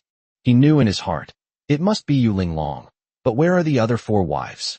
However, Jiang Ping also understood that these 4 women were currently quite far away from him. Otherwise the system would have immediately reminded him about the favorability rating. At this moment, Jiang Ping's attention was completely focused on the vast venue. His eyes scanned rapidly, like a scanner, completely oblivious to the puzzled looks on the faces of the women around him. These women were all wondering what was wrong with their husbands, wondering why they seemed so dazed and confused. Qin Sherman quickly nudged Jiang Ping with her elbow and whispered, Husband, calm down and don't lose your composure. Jiang Ping suddenly came to his senses, realized his mistake, and quickly composed himself and adjusted his state of mind. The moment Jiang Ping and his group stepped into the Pill Mansion, All the cultivators around the pill mansion seemed to be frozen in place, their eyes wide open, staring straight at Jiang Ping and his group. Their gazes weren't on Jiang Ping at all, nor were they looking at the imposing fat man. Instead, all their eyes were drawn to the women beside Jiang Ping, as if by a magnet. Holy crap! The entire Dan mansion was stunned into gasping for breath by Jiang Ping and his group. These women were all incredibly beautiful, with graceful figures and stunning looks, as if they were fairies who had stepped out of a painting. Some cultivators were so engrossed in watching that they drooled profusely, looking utterly comical. Jiang Ping suddenly realized that his decision to come to the pill mansion was a very unwise one. Filled with remorse, he thought, how foolish I was. If I had known it would turn out like this, I shouldn't have come here. Jiang Ping knew perfectly well that this trip to the pill palace would definitely not be peaceful. You must understand that this place is a gathering place for the most talented young people in the entire immortal spirit plane. The various forces involved are intricate and complex. If you are not careful, you may fall into a place of no return. Jiang Ping gritted his teeth, steeled his resolve, and thought to himself, since I'm here, I might as well make the best of it. What's meant to be will be. No matter how many difficulties and obstacles lie ahead, I, Jiang Ping, will face them. A resolute glint flashed in his eyes, as if he had made up his mind. Seeing this scene before him, Li Tianfeng felt the flames of jealousy and resentment burning even more fiercely in his heart. His eyes darted around, and a subtle, sly smile crept across his lips. At that moment, an extremely sinister idea, like a seed of poison, quietly began to brew in the dark corner of his heart. Chapter 139. Another wife was sent to him. At this moment, Li Tianfeng led the way with a gloomy face and hurried steps, quickly bringing Jiang Ping and the others to their seats at the back of the earth gate. Jiang Ping and the others had just sat down and hadn't even had a chance to catch their breath when the entire Dan mansion suddenly erupted into chaos, becoming incredibly noisy and chaotic. At this moment, a group of people dressed in uniform, magnificent attire entered the Dan mansion in a grand procession. Qin Sherman informed everyone that these were people from the Cloudfire sect. Immediately afterwards, Qin Sherman pointed directly to the dignified, middle-aged man at the head of the group and said to Jiang Ping, that is Lei Zhantian, the sect master of the Cloudfire sect. At that very moment, Jiang Ping shuddered again, because another blue dot had appeared on the system's map. The number of blue dots had increased to 6. This sudden change made Jiang Ping's eyes narrow, his gaze sharp as he stared intently at the group from the Cloudfire sect. He soon spotted her, a tall woman with a light veil covering her face, wearing a short blue skirt that fluttered in the wind, revealing her long, slender, fair legs that were as white as jade, making one's blood boil at the sight. 2 Foundation establishment stage maids followed closely by her, bowing their heads and serving her carefully. Unable to contain his curiosity, Jiang Ping asked Qin Sherman, who was that woman in blue? Upon hearing this, Qin Sherman felt a sense of helplessness and sighed inwardly. She had been telling him about the Manhwa sect for a long time, but his attention was entirely on that woman. However, although Qin Sherman was slightly displeased, she quickly adjusted her emotions and returned to normal. She turned her gaze to the woman and slowly said, she is Lan Yenner, the holy maiden of the Cloudfire sect. Upon hearing this, Jiang Ping was overjoyed. He was now almost certain of one thing. Lan Yenner was the woman destined for him. Known as the Saintess Terminator, he immediately identified his target. Qin Sherman hadn't finished speaking when she continued. Lan Yenner is the legendary fire spirit body. Qin Sherman paused slightly and slowly said, her cultivation speed is too fast. She is younger than me, but her realm is already the same as mine, the early stage of nascent soul. Because of Lan Yenner, Danfu offered Manhwa sect all sorts of generous conditions in order to get Lan Yenner to join Danfu. The fire spirit body is born for alchemy, and the achievements it can make in the art of alchemy in the future are immeasurable.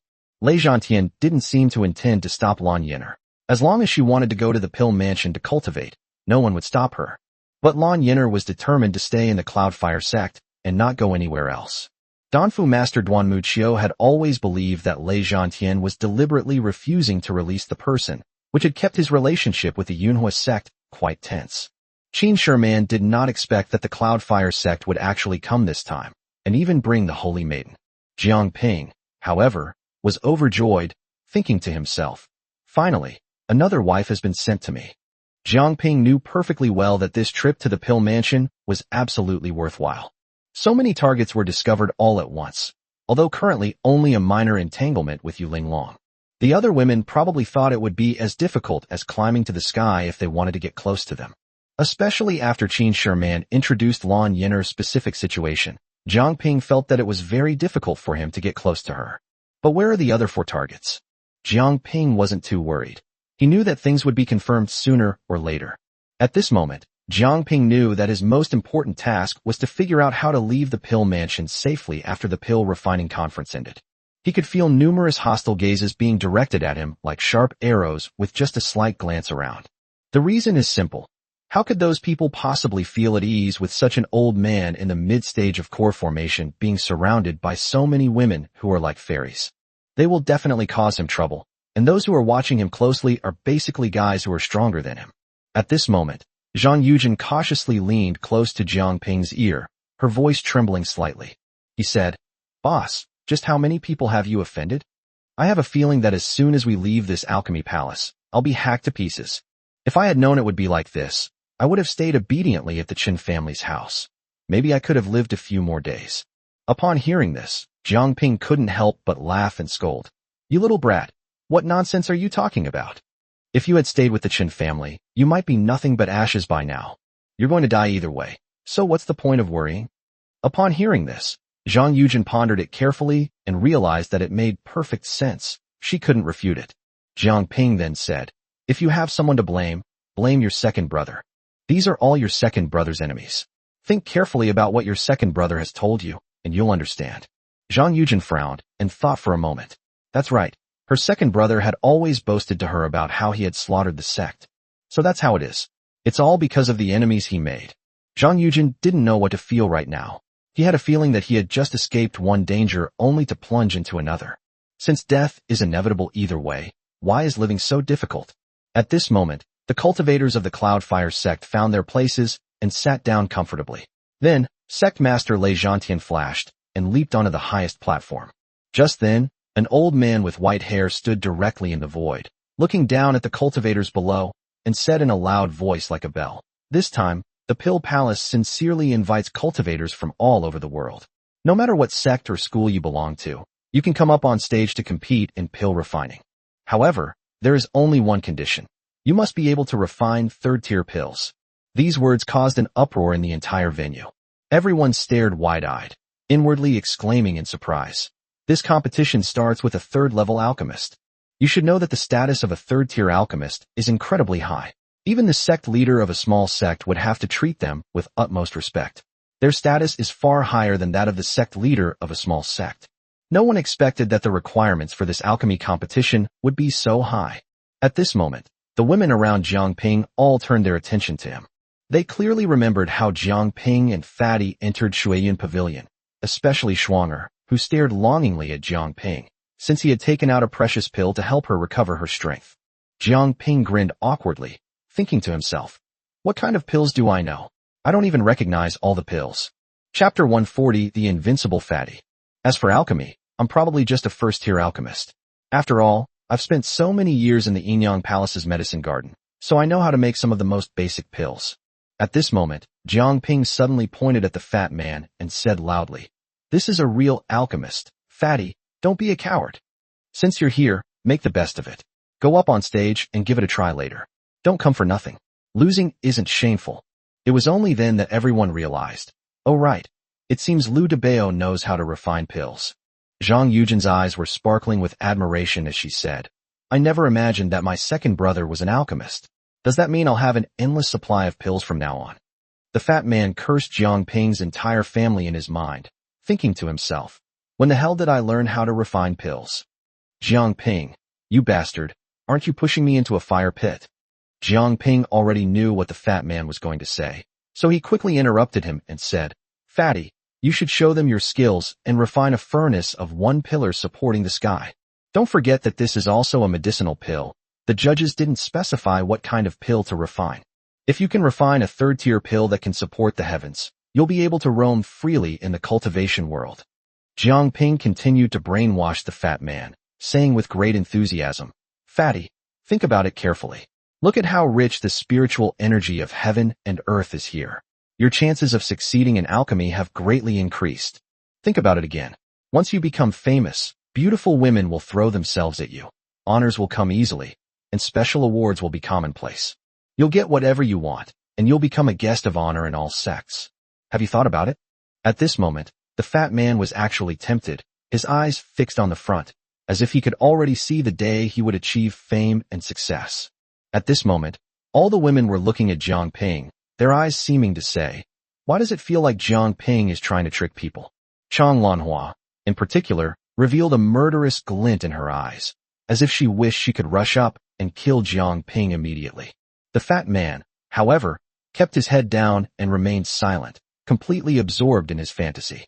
However, at this moment, the old man in the void waved his hand, and a deafening roar instantly erupted beneath his feet, like a thunderclap, making everyone's ears ring.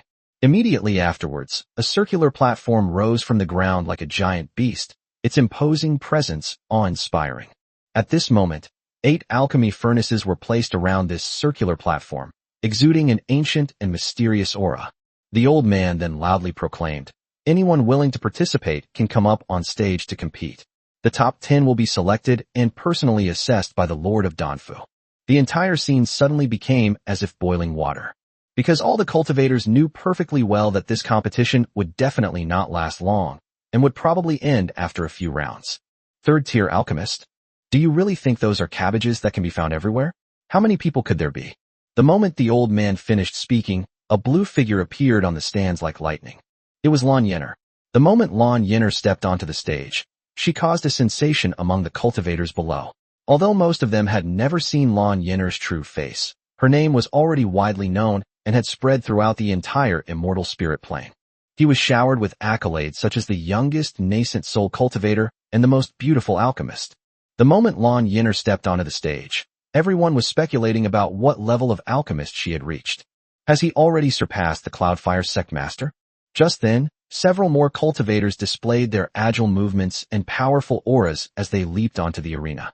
At this moment, everyone on the field couldn't help but exclaim in surprise, because among these cultivators, there was a young man from the Pill Mansion. His alchemy skills are renowned, and he's already very close to reaching the 4th level. More than a decade ago, he had a 100% success rate in refining third-tier pills. This person was none other than Qin Shangrong, the genius of the Pill Academy. His appearance was like a spark splashed into hot oil, instantly igniting the entire arena. Everyone believed that this final, fierce competition would definitely be between Lan Yenner and Qin Shangrong. However, it remains to be seen who will ultimately win the bid. Because Lan Yenner's strength is indeed superior. She is already at the early stage of nascent soul, while Qin Shangrong is only at the great perfection of core formation. Although he is infinitely close to nascent soul, if he wants to truly advance to nascent soul, he may only have hope after more than 10 years. At this point, all 7 alchemists had already stepped onto the arena. Once one more person moves up, the competition will begin immediately. However, if no one goes up, the alchemy competition will still start on time. However, at this crucial moment, Jiang Ping suddenly had a familiar feeling flash before his eyes. That's right, this is the fat man's regal aura. Countless times, the fat man had displayed his confident side in front of the river. At this moment, the fat man walked out with firm steps and came to the front of everyone. Everyone's vision blurred. What was going on? Everyone rubbed their eyes and looked at the fat man again. I couldn't help but exclaim, "Holy crap, he's such a fatso." As Chang Lanhua watched the fat man's retreating figure, she became even more infatuated. However, just as the fat man was about to leap onto the ring, an unexpected incident occurred without warning. A sharp beam of light shot out instantly, striking the fat man's feet with perfect accuracy. At almost the same instant, Jiang Ping and Qin Sherman looked like lightning towards the place where the light had appeared. Sitting there were the cultivators of Buddhist sect, as well as the holy son, Li Tianfang. Although Jiang Ping didn't see with his own eyes who had shot out that beam of light, he knew perfectly well that this matter was definitely related to the people of Buddhist sect. At that moment, the fat man felt his legs go weak and his body instantly lost its balance. He rolled off the stands like a gourd. Jiang Ping slapped his forehead in exasperation, inwardly lamenting. Just how many people has this fatso offended? What was meant as an unintentional complaint turned into a completely different meaning when it reached Zhang Yujin's ears. Zhang Yujin's eyes widened, and he couldn't help but swear. Damn, How many people has second brother offended? How come someone is going to attack him just because he's standing here for a moment? At this moment, the entire venue erupted in chaos once again, with laughter rising and falling like waves. However, at this moment, Jiang Ping admired the fat man immensely. The moment the fat man stood up, he simply smiled faintly, as if he didn't care about the actions of these people at all. Jiang Ping knew he absolutely did not have that kind of mentality. Jiang Ping could only console himself at this point. That fatso's skin is thicker than a city wall. Amidst the laughter of the crowd, the fat man dusted himself off and strode confidently onto the stage. Chapter 141, The Most Enduring Man. The moment the fat man stepped onto the ring, he flashed a smile that he believed could charm everyone. Upon seeing this, Jiang Ping felt a strange premonition welling up inside him for some reason. He felt that the fat man was going to cause a big stir again this time. Jiang Ping racked his brains, but still couldn't figure out what the fat man would do. Jiang Ping's initial jokes with the fat man were merely a way to answer everyone's questions and cover up his embarrassment at not knowing how to refine pills. Who would have thought that a casual joke would lead the fat man to actually stride confidently onto the ring? The fat man ignored the strange looks from the crowd and walked straight to his alchemy furnace. At this moment, the old man in the void glanced at the 8 people on the central arena. He announced loudly, "Let the alchemy begin." After saying that, he vanished without a trace in a flash. At this moment, the 8 people on the arena began to manipulate the flames beneath the alchemy furnaces and start refining pills. At that very moment, everyone watching the alchemy exclaimed in surprise. It was only because Lan Yin'er didn't use the earth vein fire prepared for her by the pill palace at all. Instead, she waved her jade hand lightly, and suddenly a blue flame appeared, directly starting to preheat the pill furnace. The blue flame, like a python flicking its tongue, coiled endlessly around the alchemy furnace. Looking at Chun Shangrong, the prodigy of the pill refining academy, he also used his own flame, but the level of his flame was clearly much lower than Lan Yin'er's. Even so, his flame was still breathtaking. After all, a successful and qualified alchemist must at least have their own unique flame that they have subdued. As for the other 6, they are clearly no match for Lan Yin'er and Chun Shangrong in this respect. Jiang Ping didn't look at anyone else at all. His gaze was entirely focused on Lan Yin'er. He now wished his eyes could turn into X-ray vision, so he could see right through Lan Yin'er. Unfortunately, he and Lan Yin'er are currently too far apart, and the system hasn't yet reminded him about their affection level. However, Jiang Ping still firmly believed that Lan Yin'er was the woman destined for him. At that moment, the entire venue suddenly erupted in laughter. It's all because of Liu Debao. To be honest, the fat man's alchemy techniques really fooled a bunch of onlookers. Even ordinary alchemists were captivated by the fat man's skillful movements.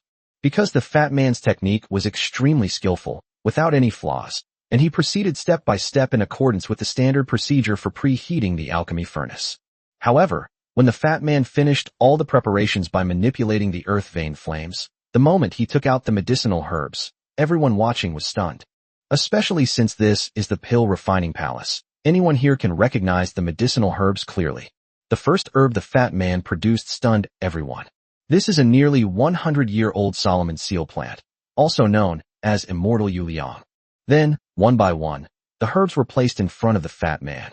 They were all nearly 100 years old, including Epimedium, Sinomorium sangaricum, Cistanche deserticola, Cordyceps sinensis, Phoenix sunflower, and Ganoderma lucidum leaves, as well as a 500-year-old ginseng. The moment these herbs were taken out, Duanmu Qiu, the head of the Danfu sect, and Lei Zhantian, the sect leader of the Yunhua sect, had just taken a sip of their tea when they suddenly saw the fat man's herbs. The two of them immediately spat out the tea in their mouths at the same time. What is this kid trying to do? What kind of elixir is he trying to refine? Lei Zhantian's eyes widened, and he felt a burning sensation in his lower abdomen. Everyone gasped in surprise, but the fat man had already completely immersed his consciousness in his alchemy world. Today he is going to create something new and start a new business. He wants to be his own boss and speak for himself. He possessed the world's most miraculous medicine, one pillar supporting the sky, which was far superior to any ordinary red pill. At this moment, the fat man began to put the herbs one by one into the alchemy furnace. Even Jiang Ping admired the fat man's skillful technique. After all, Jiang Ping had seen the fat man successfully refine one pillar supporting the sky. However, Jiang Ping really didn't know how to classify the grades of this kind of pill.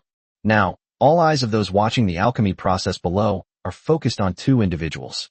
One of them is Lan Yenner. Everyone wants to see what kind of pill she will refine today, and whether she has already reached the 4th level. As for Qin Shangrong, the prodigy of the pill refining academy, no one else really cares what grade of pills he refines. The other person who cared the most was the fat man. It wasn't because of his skillful refining techniques, but because everyone wanted to know what he was up to.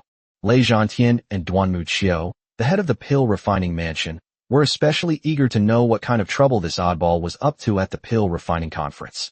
The herbs the fat man took out were all highly nourishing, but no one knew how effective they would be when combined. The fat man then began to ignite the flames, refining the medicinal herbs in the alchemy furnace. I must say, the fat guy actually looks quite convincing. Especially since this guy has now advanced to the core formation realm. When Zhang Ping saw him refining such pills before, he was still in the foundation establishment stage. The fat man used his spiritual power to fully activate the flames, staring intently at the alchemy furnace, watching the herbs melt one by one at a visible speed. But the fat man was not satisfied. He was determined to refine the best, one pillar supporting the sky today. At this moment, he continued to manipulate the flames, removing all the impurities from the herbs. Half a day has passed, and it has really been tough on the fat man. Jiang Ping hadn't expected that when the fat man got serious, even he was a little scared. That stamina is absolutely amazing. At this time, the other alchemists were clearly more skilled and faster than the fat man. The fat man is completely forced into this situation. He's no match for these people at all. They're not even in the same league. The fact that he was able to stand on this stage, and dare to stand on this stage, already earned him the approval of Jiang Ping and Zhang Yujin. Zhang Yujin, in particular, admired the fat man immensely. I never imagined that my second brother was such an excellent alchemist. No wonder someone would try to sabotage him and make him lose face in the arena. This is heaven being jealous of talent. Even the heavens are jealous of my second brother's abilities. At this critical moment, a sudden change in spiritual energy occurred on the fat man's right hand. At this moment, everyone realized that this was not a sign that some elixir was about to be born. This was a sign that the furnace was about to explode. Just how good is this guy? Even if you can't refine a 3rd-tier pill, you can still refine a 2nd-tier one. At most, people will just laugh at you and that's it. But you're actually going to blow up the furnace. Killing yourself is one thing, but the two alchemists closest to you will definitely be affected. If you're not careful and don't control your spiritual energy properly, the furnace might explode, and then it's all over. Sure enough, the next second, it exploded. Chapter 142, The Most Resilient Man. The fat man was standing next to the fryer, and the moment the pot started frying, he had already sensed the violent spiritual energy fluctuations around him. The fat man stood there like a black tower, firmly rooted to the ground, completely still. The fat man was definitely ruthless. He directly extracted all the spiritual energy from his body to protect his alchemy furnace. The fat man was indeed going all out. These medicinal herbs were his greatest wealth in life. He didn't know how much time he had spent collecting materials of such high age. How could he let himself fail? The fat man was completely blackened by the explosion of the alchemy furnace. Except for his white teeth and his eyes which gleamed with a captivating light, he was no longer recognizable as a human. But at that moment, the fat man's alchemy furnace suddenly showed signs of disturbance. At this moment, the fat man's alchemy furnace also began to become unstable. This was not because the fat man's alchemy skills were lacking, but because his spiritual energy had been greatly depleted from protecting the furnace earlier, and he could no longer sustain it. At this moment, the fat man gritted his teeth. He remembered when he and Zhang Yujin were going through their tribulation together. Jiang Ping had risked his life to hand him all 8 spirit return tablets. The fat man put it away after advancing in rank and did not return it, since it was originally his own. At this moment, the fat man no longer hesitated, and the 8 spirit tablets began to swirl around his body. He must remain calm and absolutely cannot fail. At this moment, the fat man was absorbing the abundant spiritual energy while simultaneously trying to stabilize the alchemy furnace. Meanwhile, on the other side of the alchemist whose furnace had exploded earlier, his furnace was also showing unusual activity, all because of this guy. Then, the oven exploded again. Although the fat man was less affected this time, he was still implicated.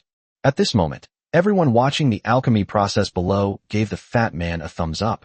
Among these people, the fat man was the weakest of all. He had just formed his core, yet he was so resilient. Especially now, they have even used 8 spirit tablets to desperately restore their spiritual power. Alchemists often experience a lack of spiritual energy during the alchemy process, and consuming pills is the most normal thing to do, which is the same principle as using a spirit-restoring tablet. No one expected that the fat man would have such a strong will. Jiang Ping was a little stunned at this moment. Sure enough, the fat man had made a difference again. Every time he asked the fat man to do something, he would produce results that were tens of thousands of times better than anyone else. Just then, a young man approached Jiang Ping and asked, "Are you from the Buddhist sect?" Jiang Ping had originally infiltrated the Buddhist sect, so he had no choice but to nod reluctantly. At this moment, the young man said again, "My sect leader, Lei Zhantian, wants to know that guy's name."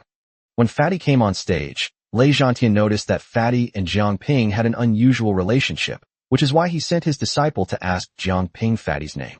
Upon hearing that Lei Zhantian wanted to ask the fat man, Jiang Ping dared not be negligent and quickly replied, "Lu Debao."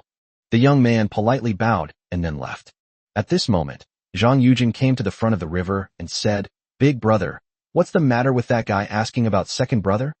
Jiang Ping then said smugly, "Did you see that? Your second brother was with me, and I single-handedly trained him into a strong person.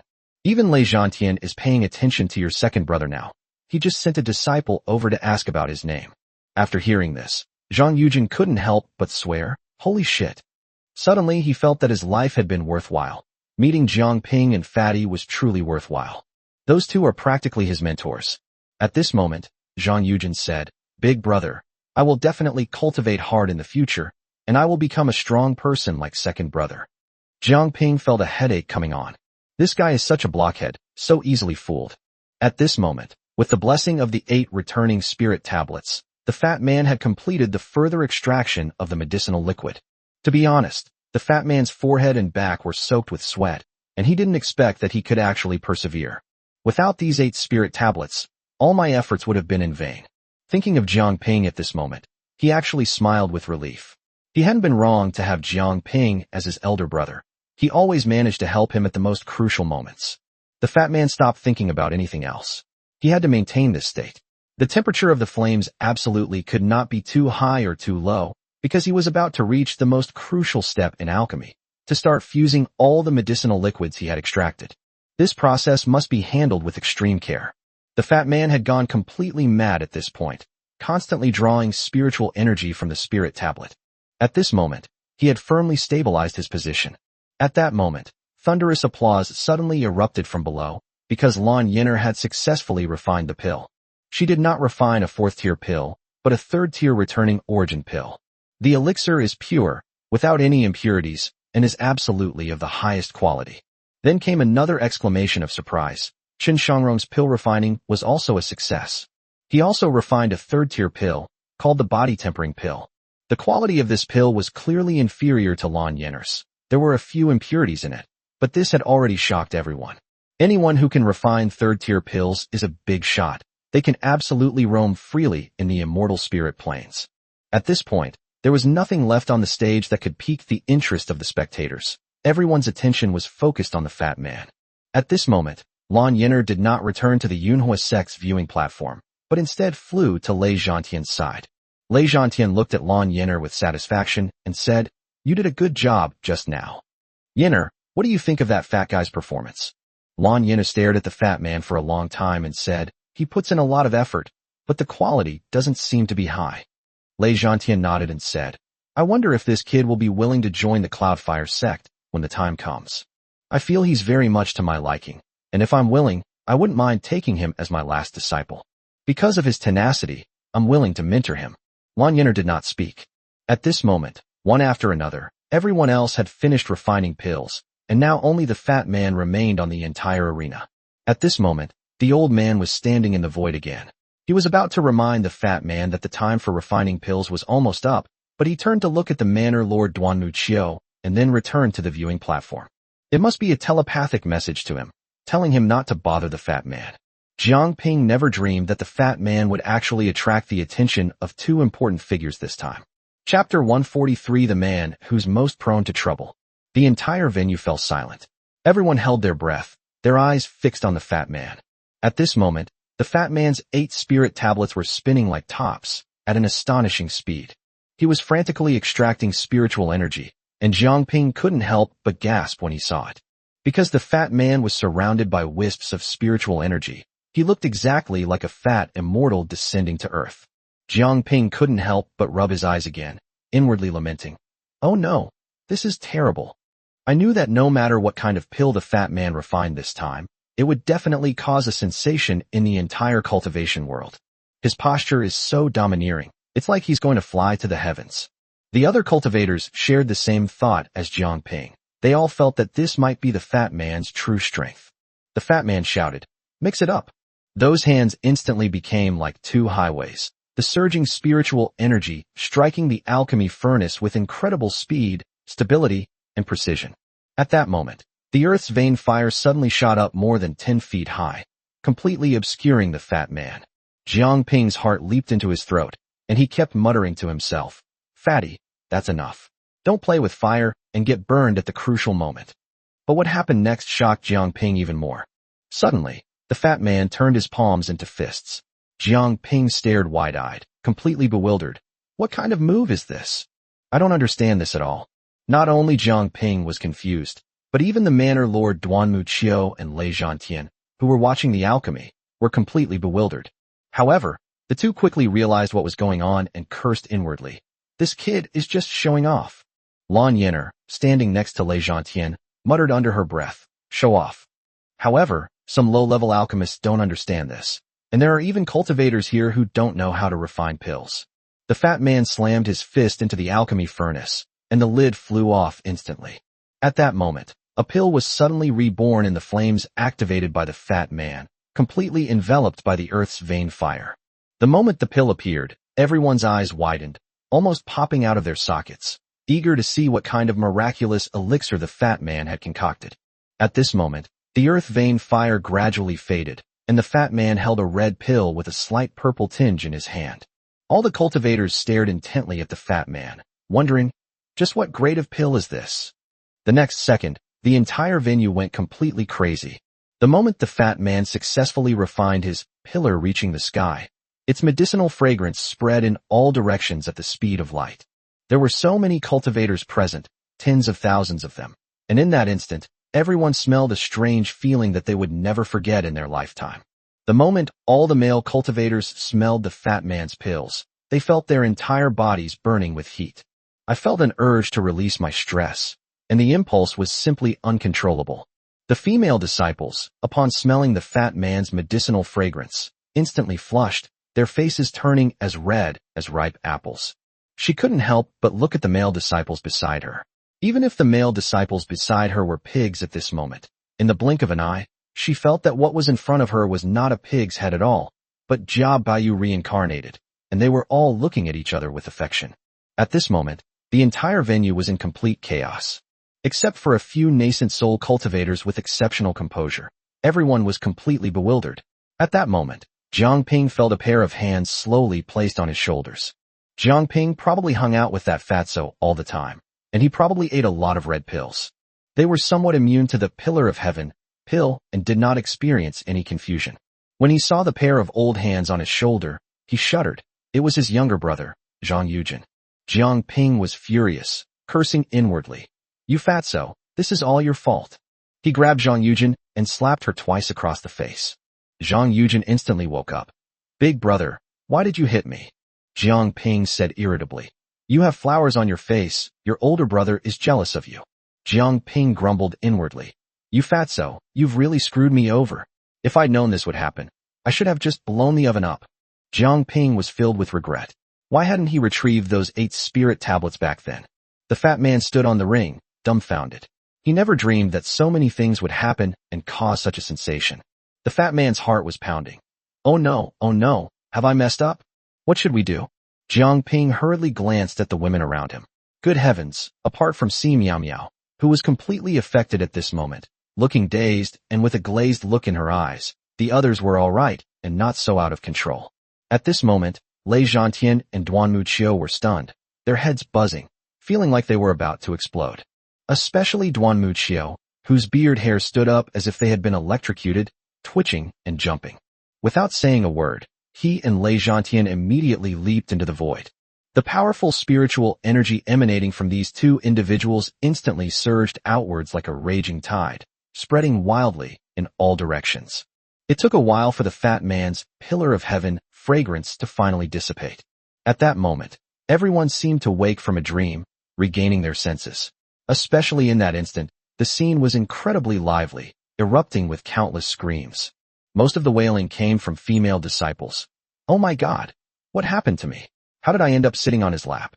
Some of the female disciples screamed and covered their faces as they fled the stands, faster than rabbits. At this moment, a female disciple flew into a rage, drew her sword, and was about to kill the male disciple next to her, cursing, "You filthy scoundrel, take this." This chaotic scene turned the entire venue into a complete mess. And the culprit behind all of this was none other than that fat man. At that moment, he involuntarily looked at Jiang Ping, his eyes filled with pleading, as if saying, "Boss, you have to take care of me. You have to save me." Jiang Ping glared at the fat man, seething with anger. "You fat bastard, you actually managed to do something so earth-shattering and awe-inspiring. I'm truly impressed." At that moment, the fat man, like a petty thief trying to slip away after stealing something, quietly retreated towards the edge of the ring. He muttered to himself, "I have to get out of this mess as soon as possible, or I'll be drowned in spittle." At this moment, Duan Muqiu and Lei Zhantian's eyes were fixed on the fat man like nails. Coincidentally, their thoughts were surprisingly the same. Chapter 144, A Blessing for Men. They knew perfectly well what kind of pill the fat man was refining, but no one had ever refined such a strange and unusual pill before.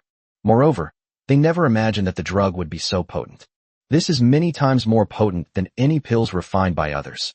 The aroma alone is enough to leave the tens of thousands of people in the hall completely disoriented. It's easy to imagine that if someone were to actually take this elixir, its effects would be enough to create an entire nation. Lei Zhantian and Duan Muqiu were both seasoned veterans with extensive experience. After considering the effects of the medicine, they determined that the power of this pill was basically no different from that of a fourth-tier pill. At this moment, Lei Zhantian fell silent, thinking to himself, "This is, after all, the pill palace. Let this old fellow Duan Muqiu make the decisions." Thinking of this, he slipped away and disappeared back to the stands. At this moment, the cultivators below had not yet fully recovered from their excitement. Duan Muqiu looked at the chaotic crowd below, then stared intently at the fat man, and slowly spoke. His voice, like thunder, covered the entire venue. Every word clearly reached the ears of all the cultivators. The pills he just refined should have reached the 4th level efficacy. Upon hearing this, the fat man's legs went weak, and he collapsed onto the ring with a thud, muttering, "My goodness, this is really bad." Jiang Ping and Zhang Yujin exchanged a glance. Jiang Ping cursed inwardly. This is truly a disaster. They knew they'd flattered Fatty to the skies this time. The limelight they've gotten is simply out of control. Zhang Yujin's eyes were completely fixed on the fat man. How could she possibly tolerate Jiang Ping? He kept thinking to himself, so my second brother wasn't just bragging. He really is the strongest and most resilient man in the world. The remaining onlookers roared like thunder, especially the male disciples who were neither good-looking nor strong, and who were acting innocent despite getting the advantage. At that moment, I practically worshipped the fat man as a god, and only one thought echoed in my mind. Fatty is a blessing for men. Duan Muqiu continued. However, although this pill has the effects of a 4th-grade pill, it does not have the markings of a 4th-grade pill, nor even the markings of a 3rd-grade pill. All the cultivators knew perfectly well that the grade of a pill depended on the patterns on it. One pattern indicated a grade 1 pill, and so on. The pill that the fat man had just taken didn't even have a single pattern on it. But that's not important. What matters is its amazing efficacy. At this moment, the fat man became an instant sensation in the immortal spirit planes. But one person who was feeling uneasy and anxious was Li Tianfang. His eyes were filled with malice. He had originally planned to kill Jiang Ping and the others, but now he hesitated. He was extremely conflicted. This fat guy is someone who can refine 4th-tier pills. Li Tian knew perfectly well what level an alchemist who could refine 4th-grade pills was at. It wouldn't be an exaggeration to say that they could command a large following. In the immortal spirit planes, who would dare to easily offend a 4th-tier alchemist? Jiang Ping's accidental success in persuading the fat man to refine one pillar supporting the sky inadvertently averted a potentially fatal disaster. Duan Muqiu looked at the fat man sitting on the arena like a limp shrimp, and his attitude was so kind and friendly that anyone could see he wanted to win him over. All right, you can go down now. The fat man hurriedly bowed and thanked Duan Muqiu, stumbling and swaying like a drunkard, not even knowing how he got off the stage. At that moment, Chang Lanhua leaped up like a butterfly and quickly helped the fat man up, her eyes filled with tenderness. Now, in Chang Lanhua's eyes, the fat man is like Jia Baoyu or Su Xian, someone she adores. At this moment, Duan Muqiu shouted loudly, "The match continues." After saying that, he flicked his sleeves, turned around, and left the arena. Next, 8 more alchemists reluctantly stepped onto the arena, ready to begin the competition. But everyone was as deflated as a wilted eggplant, completely uninterested. Simply because the first match was just too outstanding. First came Lan Yin'er's stunning and unparalleled performance, followed by Chun Shangrong's elixirs. Finally, a stroke of genius occurred, and a genius in alchemy was born out of nowhere. With the least ability, he achieved the most amazing results. At this moment, who would be interested in watching the mundane performances on the stage? They kept glancing at the fat man. At this moment, the female disciples were so angry they wanted to tear one of them apart alive. That person was Chang Lanhua. At this moment, the fat man, like a boneless shrimp, nestled in Chang Lanhua's arms, looking as comfortable as could be. The female disciples' eyes were bloodshot. They desperately wanted the fat man to look at them even once more. Jiang Ping was extremely frustrated at that moment, inwardly lamenting, "What kind of mess is this?" He had only one thought in mind, to finish refining the pills as soon as possible and get this fatso away from this godforsaken place. The feeling of being watched by everyone made Jiang Ping extremely uncomfortable, as if countless ants were crawling all over him. If Fatty knew what Jiang Ping was thinking right now, he'd probably roll his eyes and retort, "It's not like I'm looking at you. Why are you so anxious?" Just then, 2 figures suddenly walked towards Jiang Ping. To be precise, he had absolutely nothing to do with Jiang Ping. He was there to see the fat man. Just as the 2 figures were about to approach the fat man, the system in Jiang Ping's mind immediately notified him. Female lead has appeared. Favorability 10%.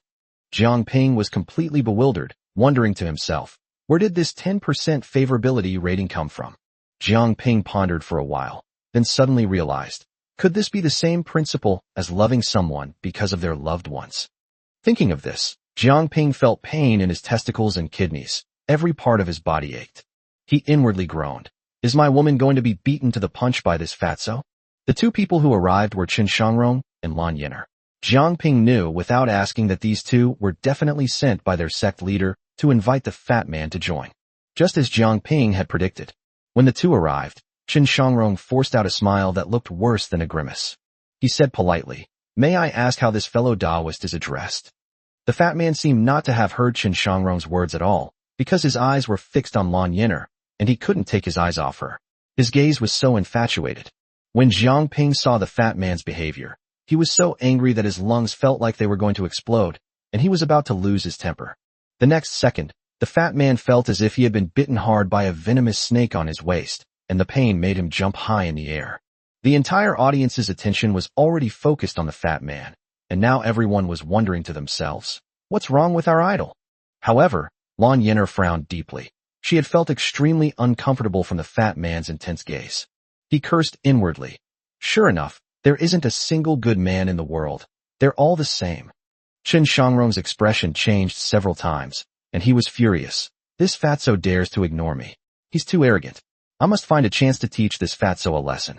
Chapter 145: The Fat Man's Inflated Value and Jiang Ping's Helplessness. Chang Lanhua had just seen the fat man's eyes fixed on Lan Yin'er, like a lit powder keg, and immediately became incredibly jealous. Those slender fingers, like iron clamps, used all their strength.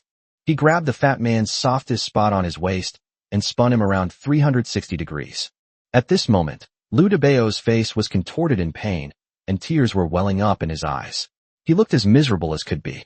Chang Lanhua absolutely forbids any other woman from being around Fatty, and she absolutely forbids anyone from sharing Fatty with her. However, when Chang Lanhua thought about the love potion she had planted in the fat man, her emotions were like a roller coaster, fluctuating wildly. She was afraid that the fat man would have an affair, mainly because she feared that 10 years later, the love potion would take his life because of his infidelity. Jiang Ping was now extremely anxious, like an ant on a hot pan, secretly lamenting, I only have 2 points left, do I have to use the attraction function again? The problem is that if we don't use the attraction feature now, this fatso will have the advantage of being so close to the source. The fat guy had far more opportunities to interact with Lan Yin'er than I did. Jiang Ping was gripped by extreme panic at this moment, and for the first time, he became so insecure about himself. But Jiang Ping was, after all, a man who had risen through the ranks among women. His ability to read people's expressions and moods is exceptional. He stared intently at Lan Yin'er and quickly realized that Lan Yin'er didn't seem to have much affection for the fat man. She was probably just following Lei Zhantian's orders and inviting the fat man to join the Yunhua sect later. At this moment, the fat man finally realized what was happening, and he looked at Jiang Ping. The meaning in his eyes was simple. Boss, who should I agree to now, and which sect should I join? Jiang Ping impatiently transmitted his voice to the fat man. What the hell are you agreeing to? If you agree, are you even going back to the Yinyang Palace? Upon hearing the words, Yinyang Palace, the fat man instantly became incredibly excited, thinking to himself, that's right, Yinyang Palace is my final home. The fat man looked at the two men and asked knowingly, may I ask what business you two have with me? However, the most important thing is to give Lan Yin'er face and respect, because the fat man has not looked at Chen Shangrong once from the beginning. Chen Shangrong was so angry that his teeth were grinding so hard that even Jiang Ping could hear the sickening sound. Jiang Ping was in a real bind, and cursed inwardly. This fatso, does he even know how to save face for a woman? Don't you know how to consider other people's feelings? Jiang Ping watched Chen Shangrong's ever-changing expression and thought to himself, this is the Pill Palace, for crying out loud. This guy can find any excuse to attack them. That fatso can't do anything that's easy for anyone. At this moment, Jiang Ping suddenly stepped forward, a fawning smile on his face, and said, may I ask what business you two have come to see my brother? Jiang Ping was focused on Chen Shangrong at this moment, and only glanced at Lan Yin'er, which calmed Chen Shangrong's anger that was about to erupt. Chen Shangrong snorted inwardly, but on the surface he forced a smile that looked more like a grimace and said, we both came here for the same reason, to ask if this fellow Taoist is willing to stay in the Pill Mansion. He spoke very skillfully, without mentioning the Cloudfire sect at all.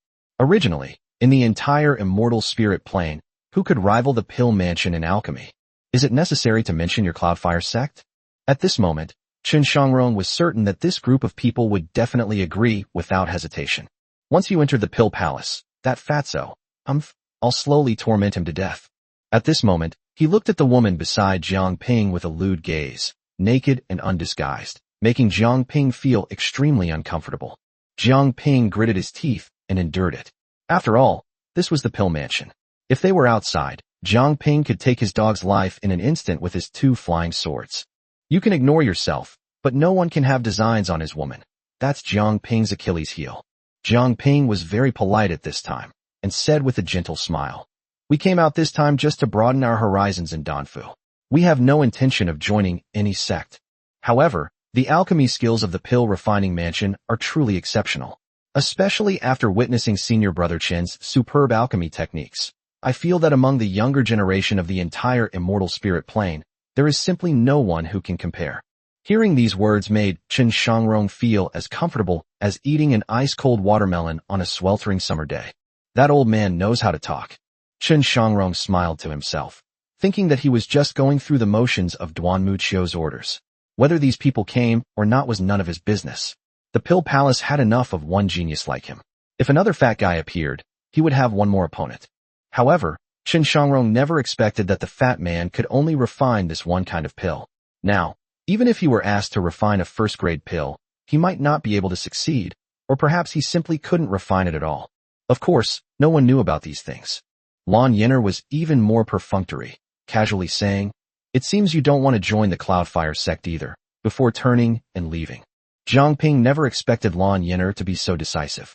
Jiang Ping suddenly called out, Fairy, please wait. Lan Yin'er paused, her mind filled with doubt, wondering what this old man was up to. Then Jiang Ping said, after the Pill Refining Conference at the Pill Mansion concludes, would it be possible for our group to visit the Cloudfire sect? Lan Yin'er felt like her brain couldn't keep up, and she muttered to herself, what does he mean by this? Visiting? What the heck? Seeing Chen Shangrong's face turn black, Jiang Ping quickly said, we just want to see the Cloudfire sect, not join it. He emphasized the words, not joining, specifically for Chen Shangrong's ears. Chen Shangrong turned and left, a sinister smile playing on his lips. All of this was witnessed by Li Tianfeng, whose flames of revenge, which had been extinguished, were reignited. Lan Yin'er didn't even turn her head, coldly saying, "Go ahead and see if you want," before leaving. As a result, Lan Yin'er returned to Lei Zhantian's side and, without any pretense, said directly, "That guy has taken a liking to you and wants to join the Cloudfire sect." Upon hearing this, Lei Zhantian sensed that something was amiss, and his brows furrowed into a deep frown. Duanmu Qiu, who was sitting to the side, twitched at the corner of his mouth, but quickly returned to normal. Duanmu Qiu looked at Lan Yin'er and said with a smile, "Fairy Lan, would you be willing to join my pill mansion this time?" Lan Yin'er interrupted directly, saying, "No need. I'm prepared to stay in the Cloudfire sect and take over the position of sect leader to retire."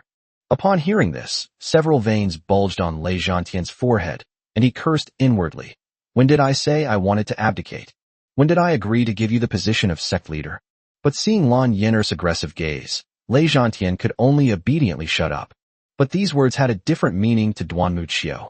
They seemed to contain a lot of important information. Chapter 146 Danshan. The entire alchemy competition was quickly concluded, and the top 10 were indeed selected. However, only 3 people can truly be considered outstanding. The other alchemists have indeed refined pills, but most of them are only of the 2nd grade. Only 2 people have refined 3rd grade pills, Lan Yin'er and Chen Shangrong.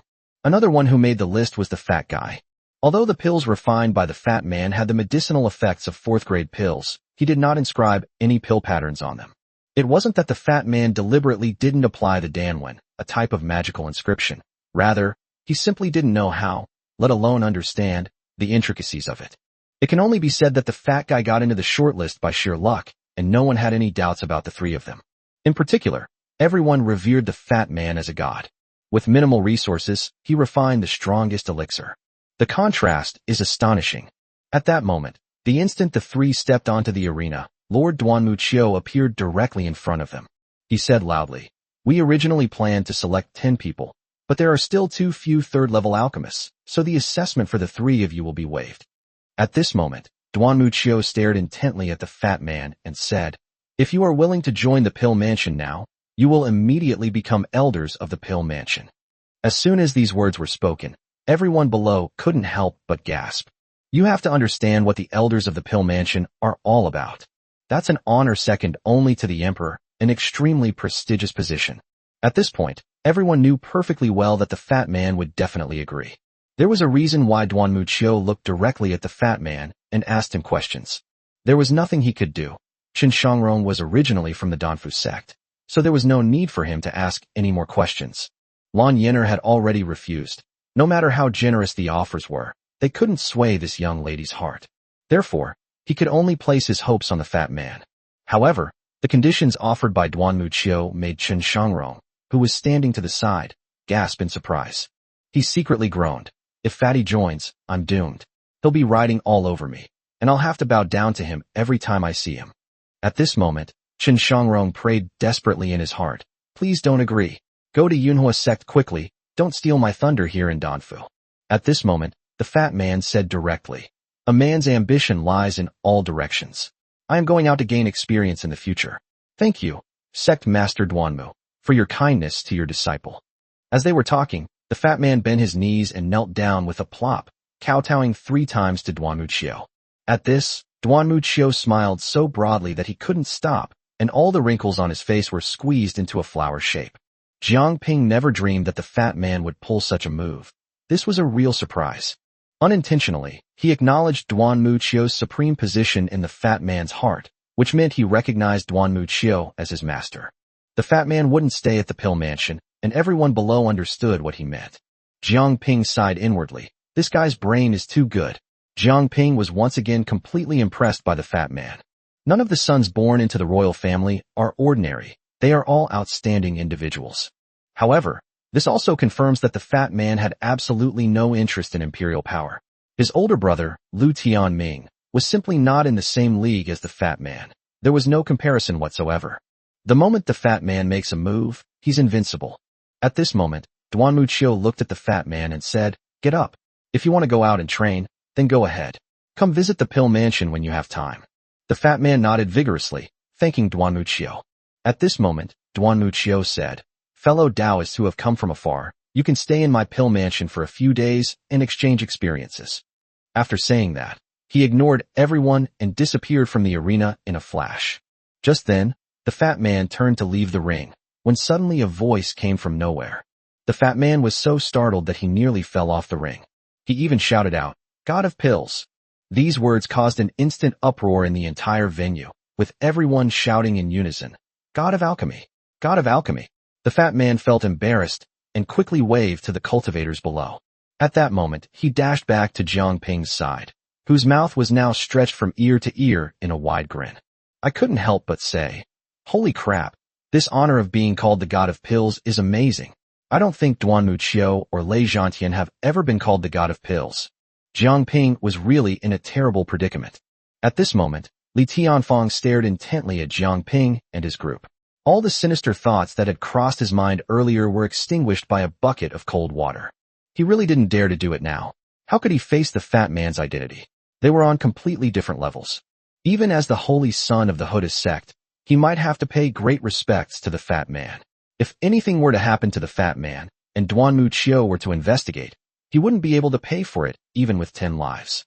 However, at that moment, a group of people suddenly appeared and chased after the direction where the prefect Duanmuchio had left.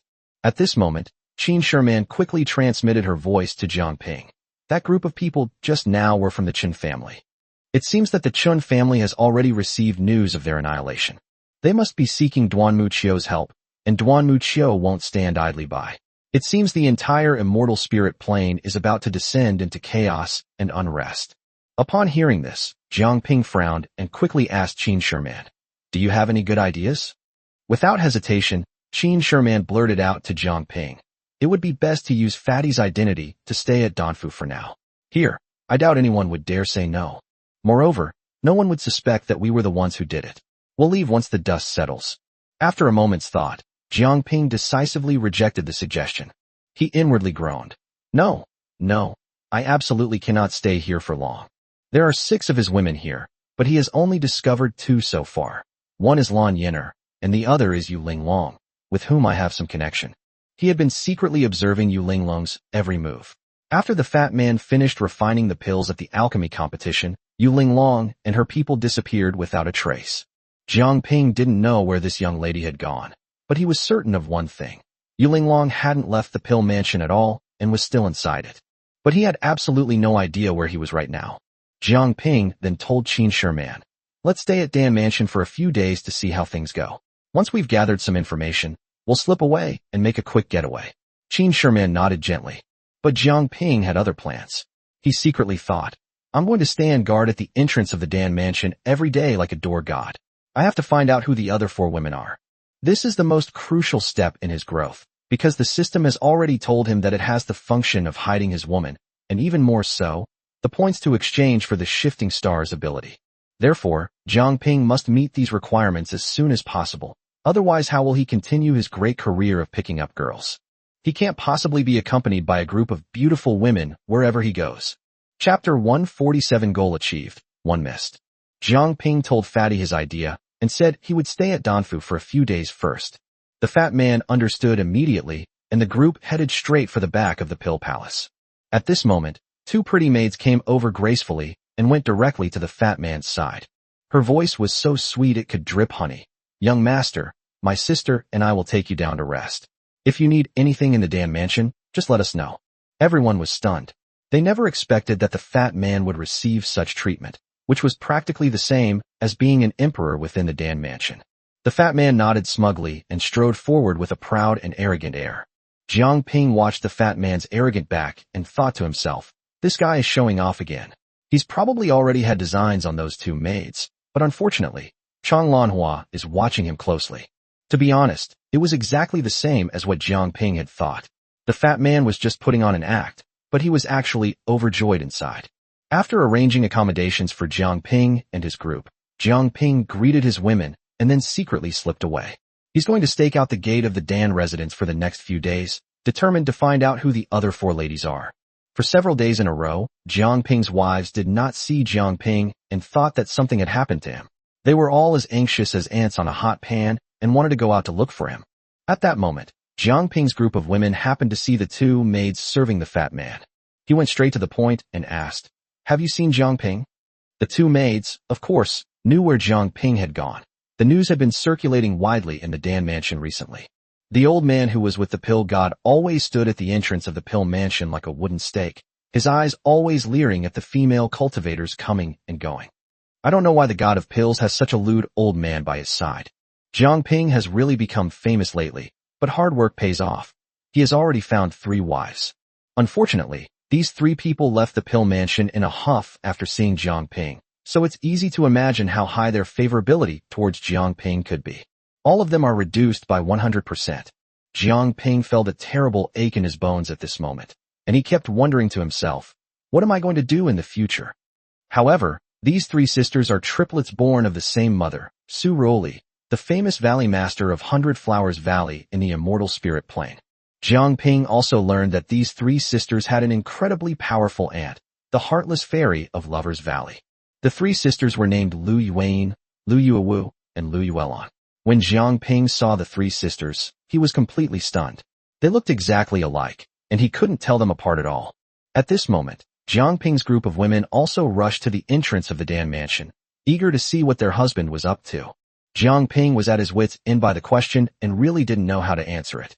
However, this only strengthened Jiang Ping's resolve to awaken the system's hidden functions as soon as possible. Otherwise, if things continued like this, he would never be able to explain himself clearly. At this moment, Jiang Ping started talking nonsense again. He looked at Shuang'er and said with a serious face, "Do you still remember Yu Linglong? I just want to know if she's still at the pill refining mansion. I want to ask her something." In fact, Yu Linglong had already left. Jiang Ping had seen her off. Moreover, this time Jiang Ping decisively used the attraction function on Yu Linglong, using only 1 point, and their favorability rating immediately soared to 100%.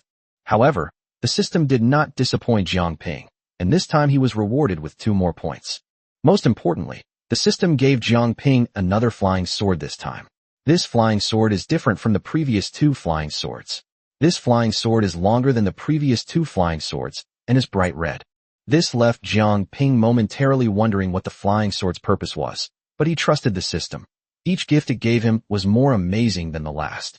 Moreover, when Yu Linglong left the pill mansion, she also gave Jiang Ping a jade slip for transmitting sound. She told Jiang Ping that she would come to see him soon after she finished dealing with things. Jiang Ping nodded without saying anything, but he could see the lingering reluctance in Yu Linglong's eyes as she left. Jiang Ping could only sigh inwardly. This system's attraction function is just too powerful. However, Jiang Ping had just caught his breath and was secretly relieved that he had finally managed to fool them. Suddenly, the system notified, female lead's affection level is 0%. Jiang Ping hurriedly looked ahead, and suddenly a white figure flashed past like lightning, directly leaving the Danfu. However, Jiang Ping was quick-witted and managed to memorize the other person's appearance. But there really are no buts now. With so many women around him, he simply couldn't find any plausible reason to chase after them. Jiang Ping felt extremely disappointed. The last one had actually run away, and he didn't even know which cultivator the other party was from, or where he should go to find him in the future. At this point, Jiang Ping had no intention of staying any longer. He shamelessly said, "I'm sorry to have worried you all lately. Let's not wait any longer. Let's leave here tomorrow." The women noticed Jiang Ping's disappointed expression, but his change in attitude was too sudden, leaving them all puzzled. When they got back to their lodgings, they ran into Zhang Yujin. Zhang Yujin said urgently, "Big brother, something bad has happened. Someone is going to cause trouble for second brother." Upon hearing this, Jiang Ping flew into a rage and shouted, "Who? Someone's actually causing trouble for Fatty." Zhang Yujin quickly said, "It's Chun Shangrong, that prodigy from the pill mansion." Jiang Ping snorted inwardly, thinking to himself, "I won't tolerate Chun Shangrong. I've achieved my purpose here and am about to leave. But even in the pill mansion, I absolutely cannot allow anyone to bully Fatty. Besides, Fatty's current status is extraordinary. Who gave Chun Shangrong the audacity to target Fatty?" When Jiang Ping led the group into the garden in a great hurry, there were already many people gathered inside. Jiang Ping took a closer look and, good heavens, they were all male disciples. This isn't about bullying the fat guy. It's clearly about giving him gifts. Jiang Ping looked at Zhang Yujin speechlessly and asked, "Is this the kind of predicament you're talking about?" Zhang Yujin looked embarrassed and stammered. "My second brother just said he would leave the pill mansion in a while, but I heard this group of people saying that they would not let him leave no matter what, or they would turn against him." Jiang Ping was truly amused and exasperated by Zhang Yujin's behavior. He thought to himself, "What's wrong with these two brothers? You fatso, why don't you spare some of your intelligence for this guy? He's always causing me trouble." Chapter 148, Jiang Ping's Calculations. These people brought the fat man some rare and highly nourishing medicines. In fact, they knew perfectly well that they all wanted the fat man to concoct one of those miraculous pills for them. It was simply too amazing. However, that fat guy is really ruthless. He only takes money and does nothing. No matter what kind of miracle cures are sent, he will accept them all. But if you want Fatty to do something practical for you, no way. Don't even think about it. The fat man's warm, spring-like smile had long since fooled these guys, leaving them completely disoriented and bewildered. The fat guy only has one plan, and you want my help? Okay, I'll do anything. I'll agree to anything. We can work on it together later when we have time. The next day, Jiang Ping came out early, looking exhausted. The fat man chuckled and said, "What are you doing up so early, boss?" Jiang Ping replied irritably, "That's enough. You've been keeping everyone up all night. Don't you want anyone else to get some sleep?" As soon as the fat man heard this, his anger flared up instantly, and he yelled at the top of his lungs, "Old man, I'll fight you to the death." The two brothers had been fighting fiercely since early morning. The fat man thought Jiang Ping had been spying on him and Chang Lanhua practicing their dual cultivation all night. Chang Lanhua was also furious, her face darkening with anger. She wished she could rush up and help the fat man take care of Jiang Ping. He cursed inwardly. That old bastard is shameless. With so many beautiful wives around, how could he do something like peeping? And he even enjoys it. Jiang Ping was truly on the verge of tears. Qin Sherman had exhausted him so much that his bones felt like they were about to fall apart after one night of torment. He inwardly groaned. Luckily, this body is at the mid-stage of core formation, otherwise I don't know if I would be able to get out of bed today. As soon as the group stepped out of the pill mansion, a blue figure suddenly appeared like a ghost and blocked their way. It was Lan Yenner. Lan Yenner looked at Jiang Ping with her beautiful eyes and said, "Didn't you want to visit the Cloudfire sect? Come on, I'll take you there." Jiang Ping then curiously peeked behind Lan Yenner, but didn't see anyone else. At this moment, Lan Yenner frowned and said impatiently, "What are you looking at?" Jiang Ping quickly smiled and said, "Oh, I just wanted to know why only the Holy Maiden is here. Where are the rest of the Cloudfire sect?" Lan Yenner said irritably, "The Chen family was wiped out. Lei Zhantian owes Chun Bohai, the head of the Chen family, a favor. He is to go with the Chun family to investigate the reason for the Chun family's destruction. I have no connection with the Chen family. I'll take you to the Cloudfire sect." Jiang Ping suddenly realized what was going on and quickly bowed to express his gratitude. "Then I'll trouble the Holy Maiden to lead the way. My brother here has a very high opinion of the Cloudfire sect and would like to visit them." Jiang Ping is referring to Fatty. Lan Yenner completely ignored Jiang Ping and the others and walked straight ahead. Her meaning was crystal clear. Just follow her. At this moment, everyone was filled with doubt, wanting to know what Jiang Ping was thinking. But as soon as they heard about the Chen family, everyone wisely kept quiet. At this moment, Lan Yenner transmitted her voice to Qin Sherman, saying, "I've seen you before." Qin Sherman calmly replied, "I've seen you before too." The unspoken meaning behind Qin Sherman's words is that I have seen you behind the veil as well. Lan Yenner never expected that Qin Sherman had actually seen her true face. To be honest, no more than 5 people within the Cloudfire sect had ever seen her true face, yet an outsider had. At this moment, Lan Yenner suddenly felt that Jiang Ping and his group were definitely not simple, especially someone who could refine fourth-order pills. Could he be an ordinary person mixed with this group? Fatty is undoubtedly the best cover for Jiang Ping and his gang right now. After Jiang Ping and his group left the pill mansion with Lan Yenner instantly summoned a spirit boat. The group boarded the spirit boat, which sped away into the distance like a bolt of lightning. Jiang Ping was secretly calculating in his mind at this moment. Originally, the favorability between him and Lan Yenner had reached 10%. Based on Jiang Ping's previous experience, he only needed 2 points to raise his favorability with Lan Yenner to 100%. He currently has 3 points. If the previous return pattern holds true, he will definitely receive 2 more points when her favorability with Lan Yenner reaches 100%. Jiang Ping, however, did not want to do that at the moment. The current points were of paramount importance to him. He has always longed to cultivate this star shift technique, but so far he has not been able to achieve his wish. The best way to avoid wasting these 2 points is to win people over with virtue and influence Lan Yin'er with love. However, Jiang Ping was also very clear that the gap between himself and Lan Yin'er was not small at all. Wanting Lan Yin'er to become his dual cultivation partner is simply a pipe dream, unless he uses some underhanded and unorthodox methods, in which case he can only use the attraction function. However, for now, we can only put it aside for now and wait until we get to the Cloudfire sect to see how things go. Jiang Ping didn't actually need to go to the Cloudfire sect. He only knew that Lei Zhantian and the Chen family were jointly investigating the annihilation of the sect. Although Jiang Ping kept this matter extremely secret, he still felt that, just in case, it was best to keep a low profile for now and try to avoid showing his face in public as much as possible. Moreover, if we go to the Cloudfire sect, we might be able to find out some useful information when Lei Zhantian returns. Jiang Ping just wanted this storm to pass quickly. His priority now was to finalize the matter of a 2-person weekend with Lan Yin'er. But so far, he hasn't cultivated with Si Miao Miao.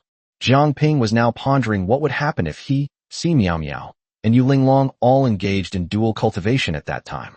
I'll just throw away 2 more points to max out my favorability with Lan Yin'er to 100%. After cultivating with these 3 women, my favorability rating will skyrocket again, and I might actually be able to unlock the hidden woman feature. After completing all of this, he prepared to head to 100 Flowers Valley. Jiang Ping had thought everything through thoroughly. He had already planned his next move.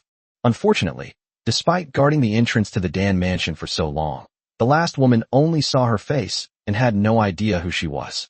This is the only regret left from this trip to Danfu. Throughout the journey, Lan Yin'er remained like an iceberg, completely ignoring Jiang Ping and the others, not exchanging a single word with them, treating them as if they were invisible. At this moment, the fat man sneaked up to Jiang Ping and whispered, "Big brother, when are we going back to the Yinyang Palace?" Upon hearing this, Jiang Ping felt utterly helpless and muttered to himself, "What's the difference between this and Pigsy who's always thinking about going back to Gao Village? This fat guy's only thought is the Yinyang Palace." Jiang Ping was utterly speechless. Jiang Ping then transmitted his voice to the fat man, saying, "Fatty, don't forget, you still have a love potion inside you. Don't get any funny ideas right now.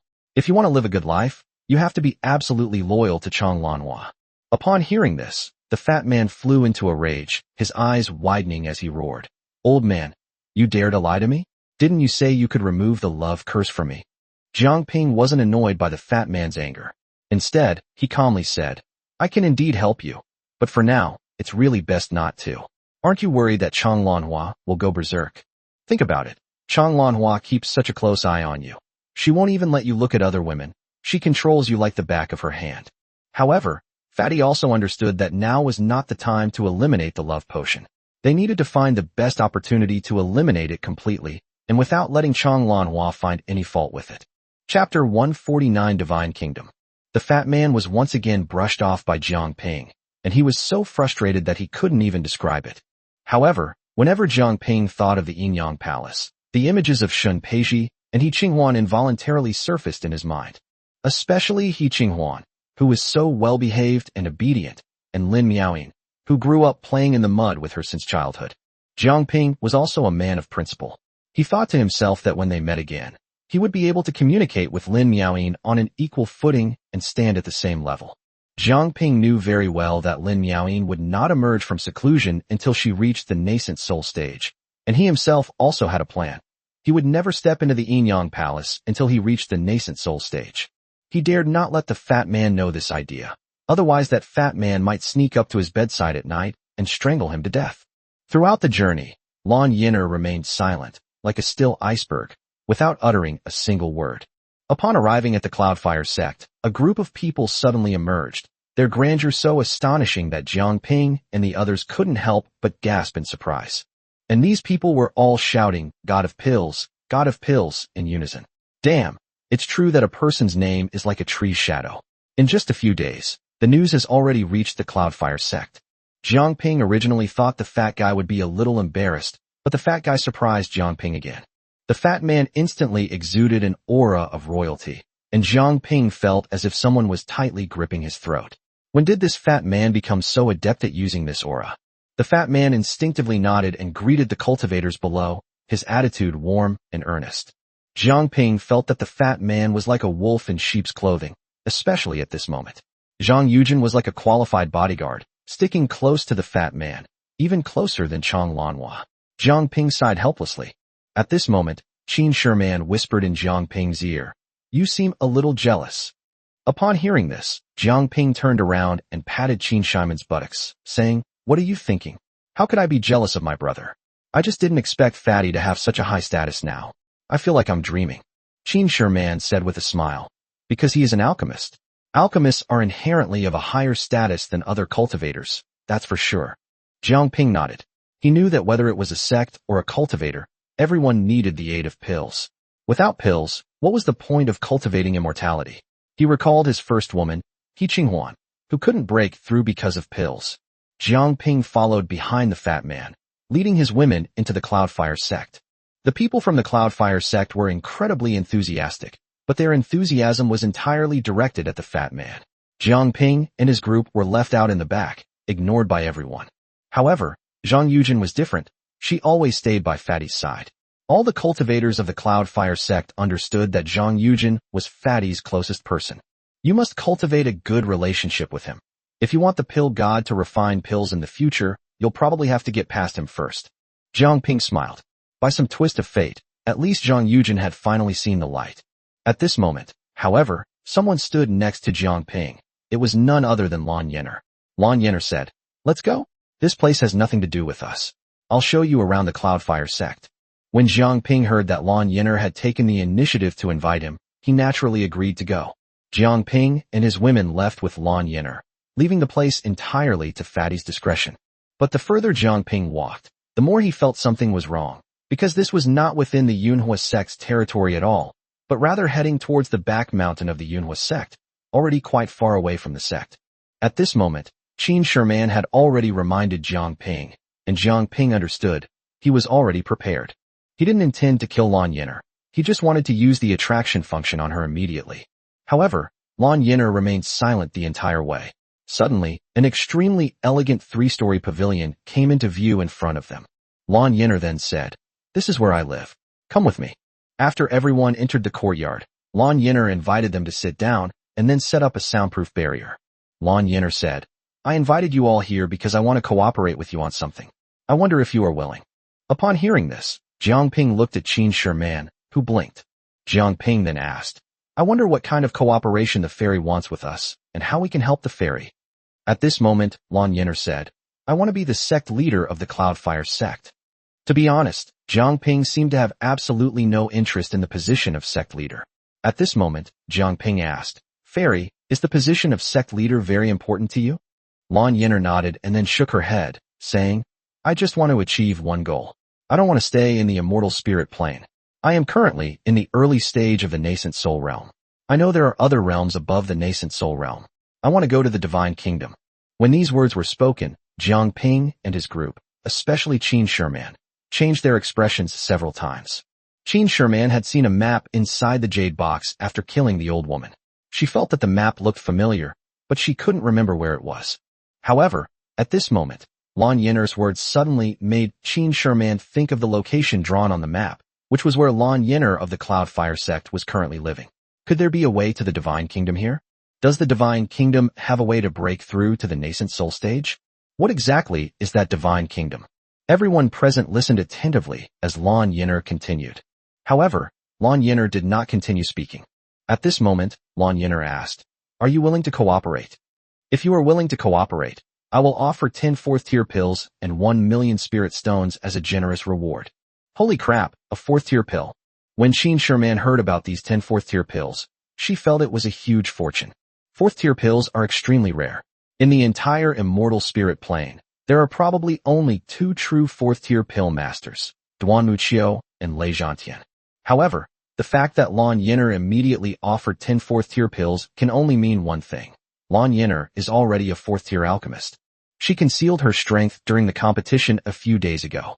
Everyone was shocked by Lan Yenner's extravagance, but Jiang Ping remained silent. He looked at Lan Yenner and said, "Fairy, You haven't explained exactly how this cooperation works. Do you want us to help you kill Lei Zhantian? Chapter 150 Cooperation Achieved.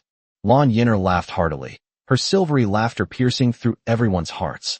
He said, "Do you think you can do that? You're overthinking it. Lei Zhantian's position as sect leader was always going to be passed down to me anyway." But suddenly he had a senior apprentice named Li Minghai. Everything had been ordinary until recently, when I don't know what kind of opportunity one had.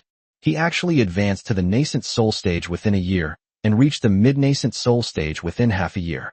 Such a cultivation speed is unheard of to me. However, one time I saw him sneaking around here, and I got into a fight with him. During the fight, a small booklet fell out of his arms, which I caught. As she spoke, Lan Yin'er flipped her wrist, revealing a small booklet in her hand. This is where the Divine Kingdom is recorded. But he came to me many times asking for the booklet, and I refused. Finally, he wanted me to cooperate with him, saying that his place held the secret to God's kingdom. Upon hearing this, Jiang Ping and his group gasped. Jiang Ping pointed around and asked, "Fairy, is this the place you're talking about?" Lan Yin'er nodded and said, "You must kill him now. Then the sect leader will be mine, and I can openly search for the secret to the Divine Kingdom here.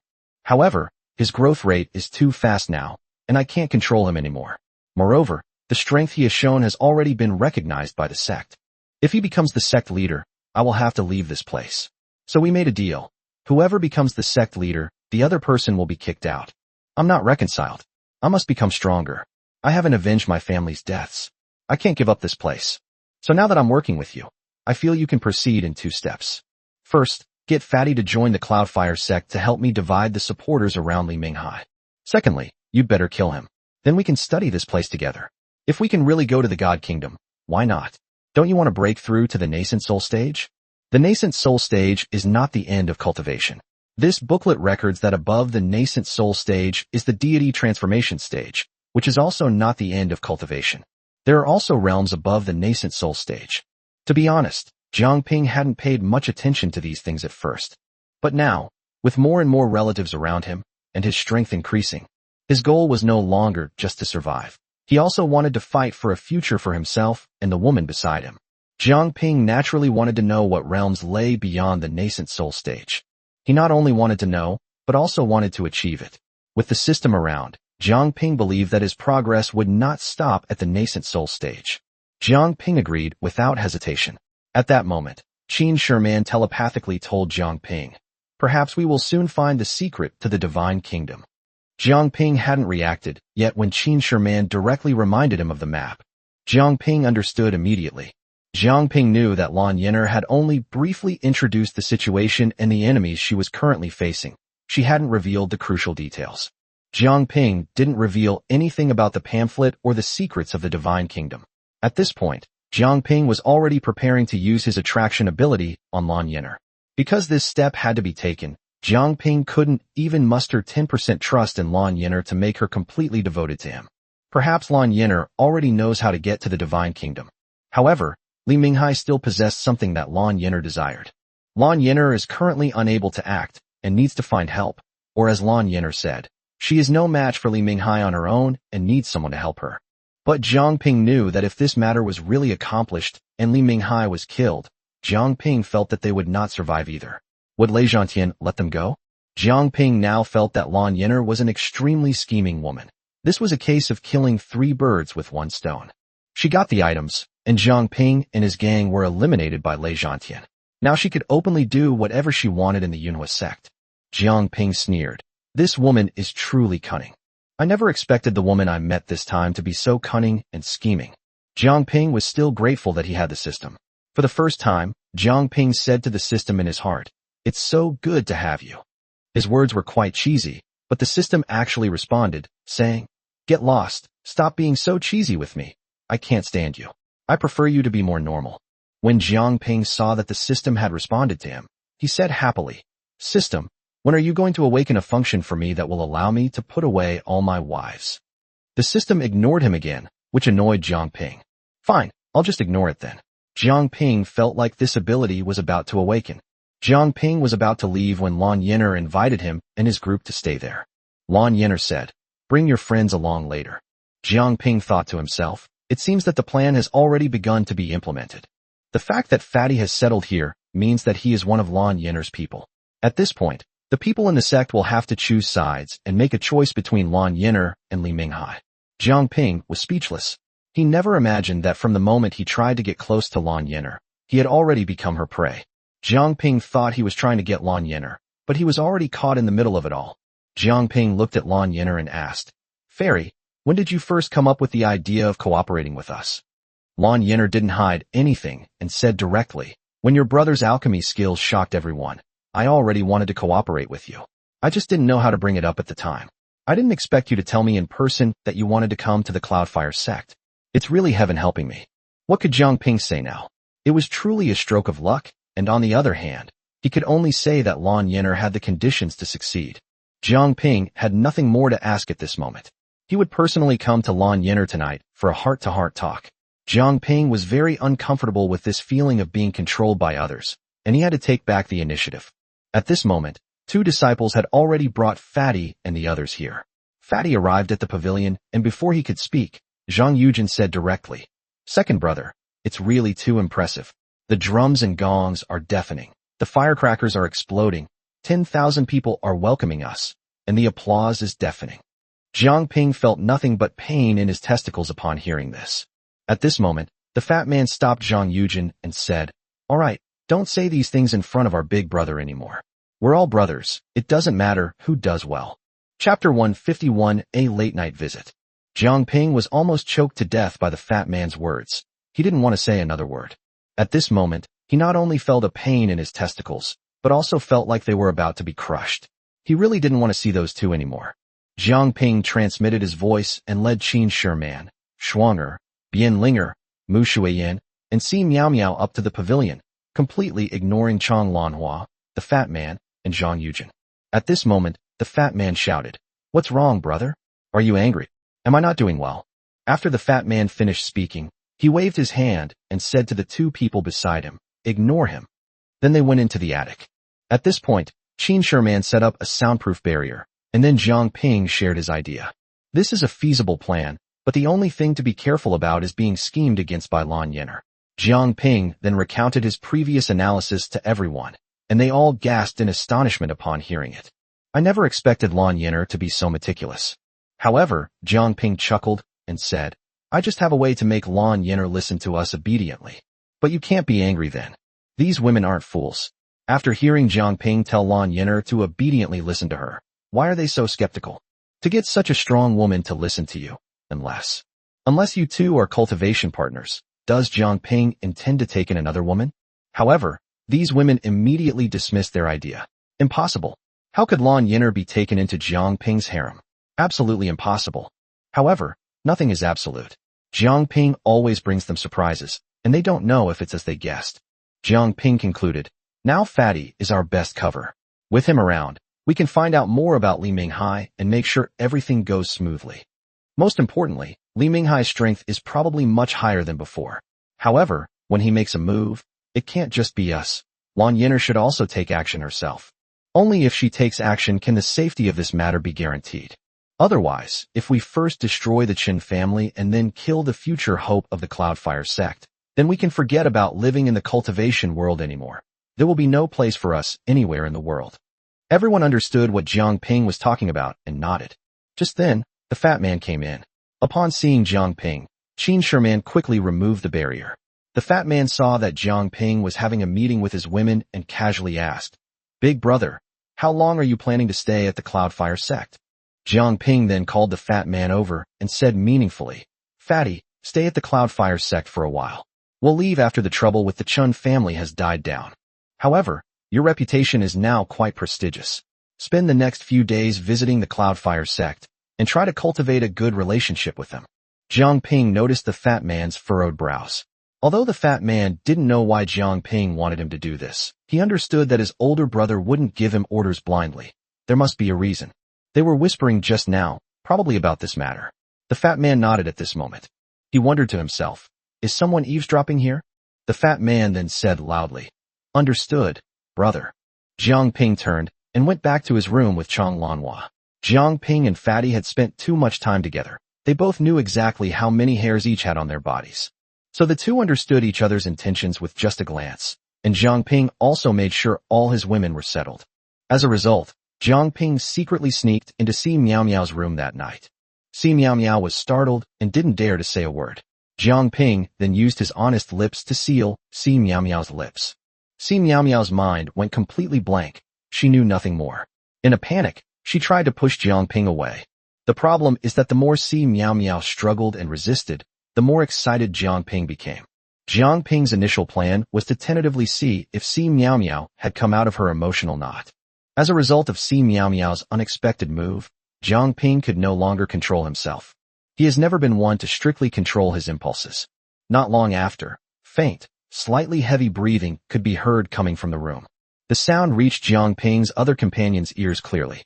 They instantly understood that this guy had ultimately set his sights on the innocent and naive Si Miao Miao.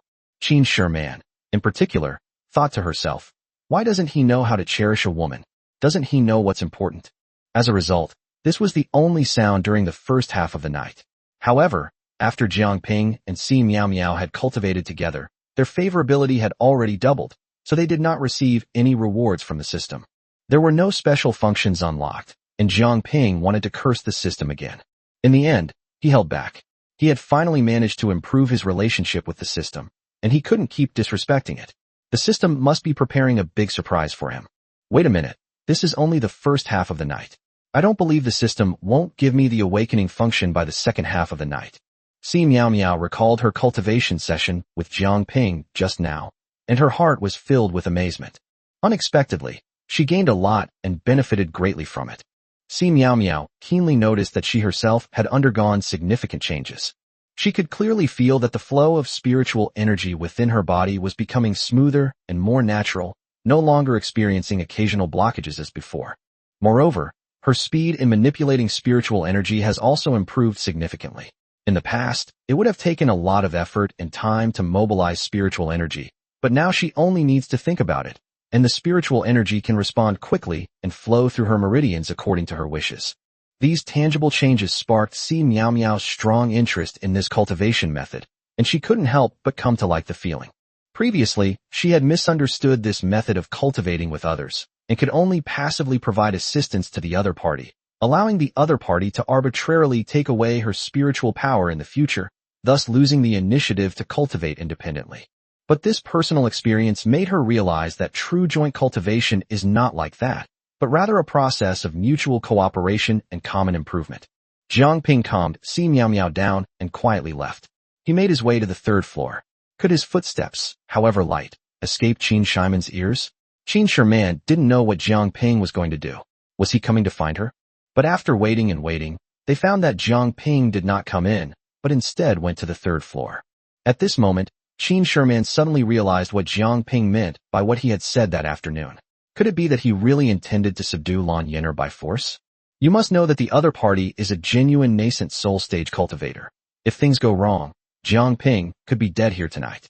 There was no hope of survival for them. Perhaps they would all be buried with Jiang Ping, for this was the Cloudfire sect. She really didn't understand what Jiang Ping was trying to do, but the problem was that it was too late to stop him now. Jiang Ping had already knocked on Lan Yin'er's door. At this moment, Lan Yin'er frowned deeply, and she instantly knew who was standing outside the door. Lan Yin'er said directly, "It's very late. What are you doing here?"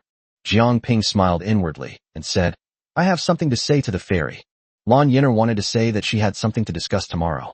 However, when it comes to matters of love and intimacy, no matter how intelligent Lan Yin'er is, how can she compare to Jiang Ping? Jiang Ping didn't give Lan Yin'er any chance to refuse. He came here today to win Lan Yin'er over and make her his woman. Jiang Ping said urgently, "Fairy, this matter is extremely urgent and absolutely cannot wait until tomorrow." At this moment, Jiang Ping was thinking, how can I not be anxious when I can't get what I want? Of course, Lan Yin'er was completely unaware of this. After a moment's thought, Lan Yin'er realized that they were currently in a cooperative relationship. Fine, let's meet him and see what he has to say.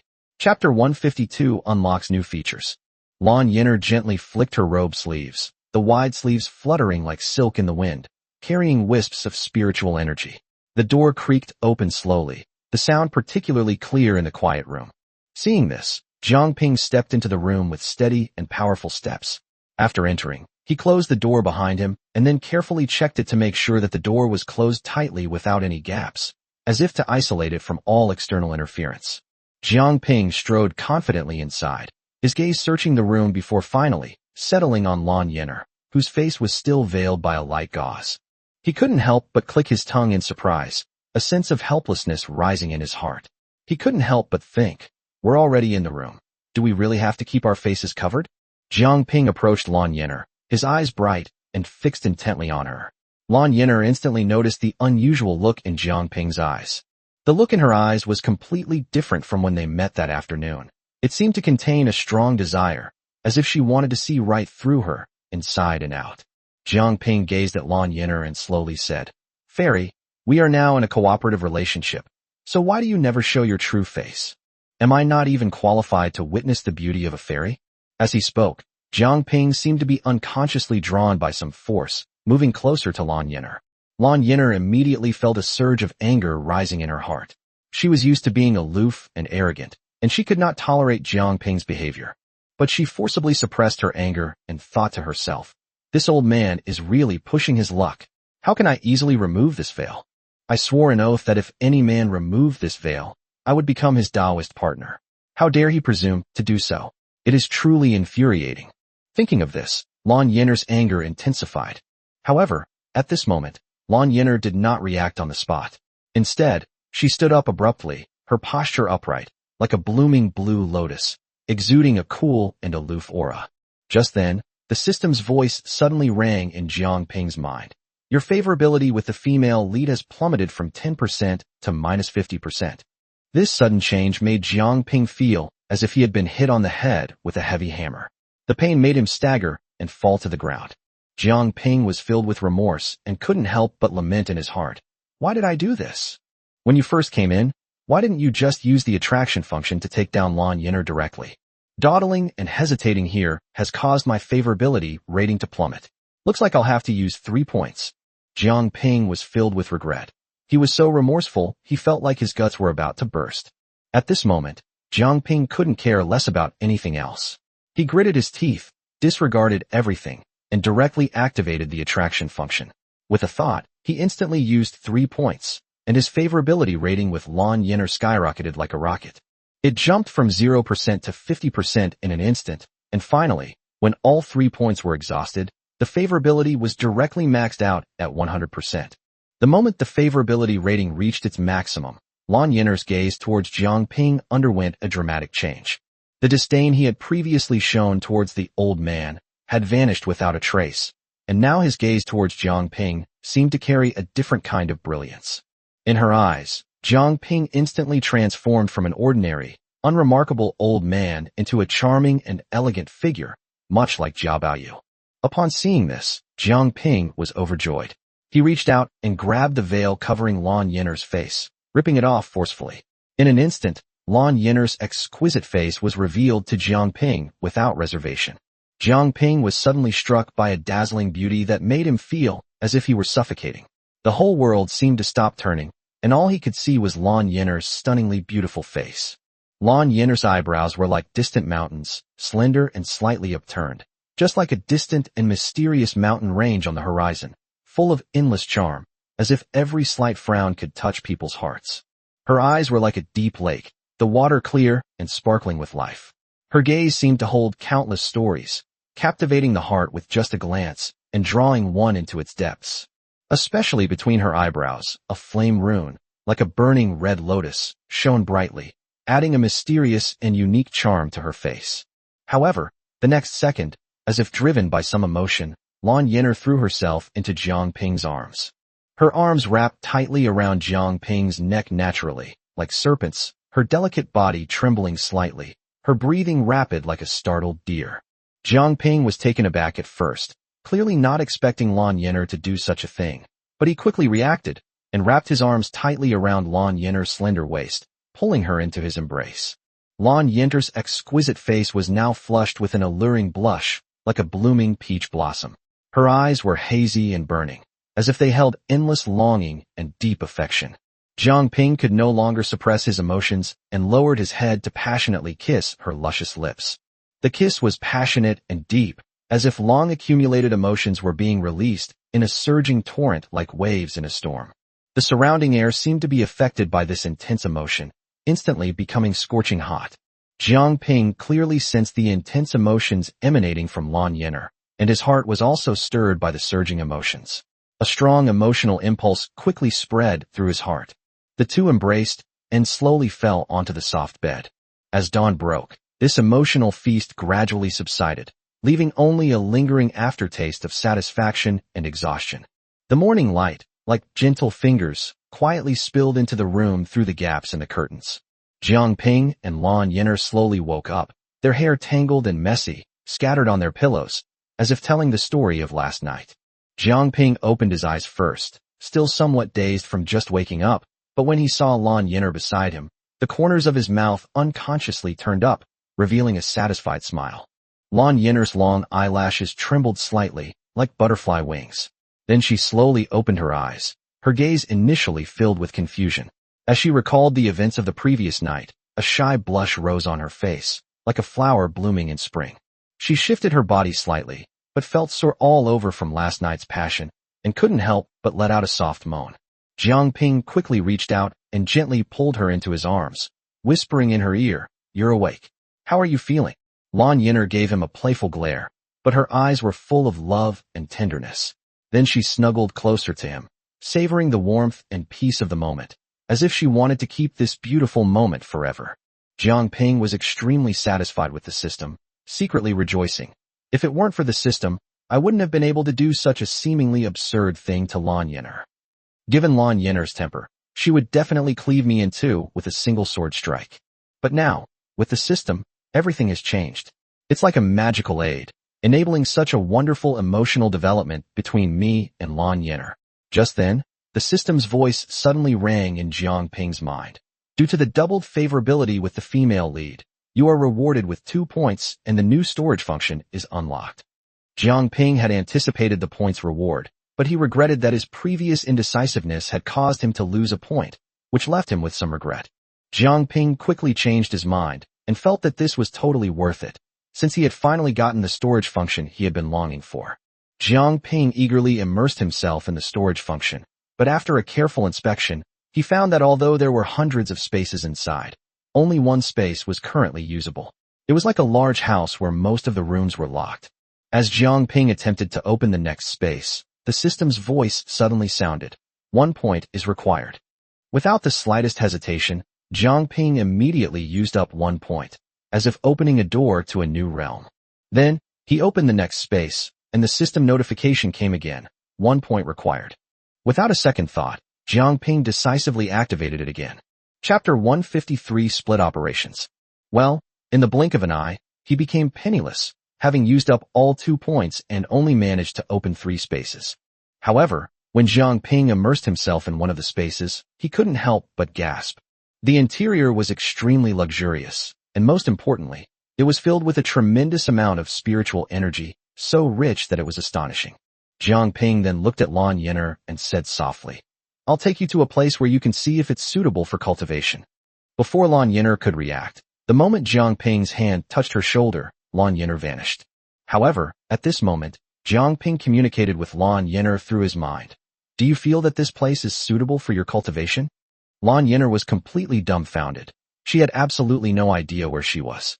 But at this moment, the surging spiritual energy of heaven and earth made her clearly feel that this environment was even more wondrous than the legendary blessed lands. Lan Yin'er thought to herself, "If I could cultivate in a place like this every day, I might be able to catch up with Li Minghai's level very quickly." With a thought, Jiang Ping summoned Lan Yin'er out of the space once more. As soon as Lan Yin'er appeared, she couldn't wait to ask, "What exactly was that place just now? It feels even more wondrous than the legendary paradises." Jiang Ping smiled slightly, already certain in his heart that this place was absolutely suitable for his woman to cultivate. Lan Yin'er stared intently at Jiang Ping, seemingly waiting for his answer. Jiang Ping, however, kept her in suspense, gently flicking her delicate nose. He said, "This is my secret weapon. Isn't it amazing?" Lan Yin'er glared at him playfully and said, "Humph, stop keeping me in suspense and tell me." Jiang Ping laughed and said, "This is a mysterious space I recently acquired. and the spiritual energy inside is more abundant than I could have imagined. You can enter to cultivate anytime you wish. A hint of surprise flashed in Lan Yiner's eyes, but she quickly regained her composure and asked, "Why are you so good to me?" Jiang Ping took her hand and said earnestly, "From the first moment I saw you, I knew you were different from everyone else." A blush rose on Lan Yiner's face. She lowered her head slightly and said, "You're so glib. Who knows if what you're saying is true or false?" Just then, Jiang Ping suddenly became alert, keenly sensing that there seemed to be someone at the door. However, a slightly sly smile inadvertently appeared on the corner of his mouth. Lan Yiner flashed to the door and opened it without hesitation. The moment the door was opened, a bunch of people suddenly fell in with a whoosh. Upon closer inspection, they turned out to be Jiang Ping's women. It turned out that these women all knew that Jiang Ping had secretly climbed up to the third floor that night, so they waited and waited, but Jiang Ping did not come down for a long time. Later, they suddenly felt that the sounds coming from the third floor were a bit strange. Led by Qin Sherman, the women cautiously and quietly made their way up to the third floor. They looked at each other, their eyes conveying a tacit understanding, both knowing roughly what had happened. However, they never expected that Jiang Ping would act so decisively and actually accomplish this seemingly impossible task in such a short time. When their gazes focused on Lan Yiner's stunningly beautiful face, they couldn't help but gasp. It's not that they themselves aren't beautiful enough, it's just that Lan Yiner's appearance is exceptionally outstanding. Her stunning beauty left everyone speechless, their eyes wide with astonishment. Qin Sherman was the first to come to her senses and frowned as she asked, "Husband, what exactly is going on?" Schwanger couldn't help but mutter, "Husband, you're too amazing." Jiang Ping blushed slightly and said rather embarrassedly, "We're all family, there's nothing to hide." Everyone knew the situation was like this, but hearing Jiang Ping say it so bluntly still left them feeling somewhat dazed, as if they were still in a dream. At this moment, Jiang Ping called his women in, his expression turning serious. There are many crucial things that must be clarified with Lan Yiner. At this moment, Jiang Ping asked Lan Yiner with bright eyes, "Is the divine kingdom you mentioned real or fake?" Lan Yiner nodded without hesitation, and then she handed the booklet to Jiang Ping. Jiang Ping took the booklet and began to read it carefully with a focused expression. His women also gathered around, their eyes wide as they read carefully. It turns out that this divine kingdom is actually a mysterious cultivation ground, just like the immortal spirit plane.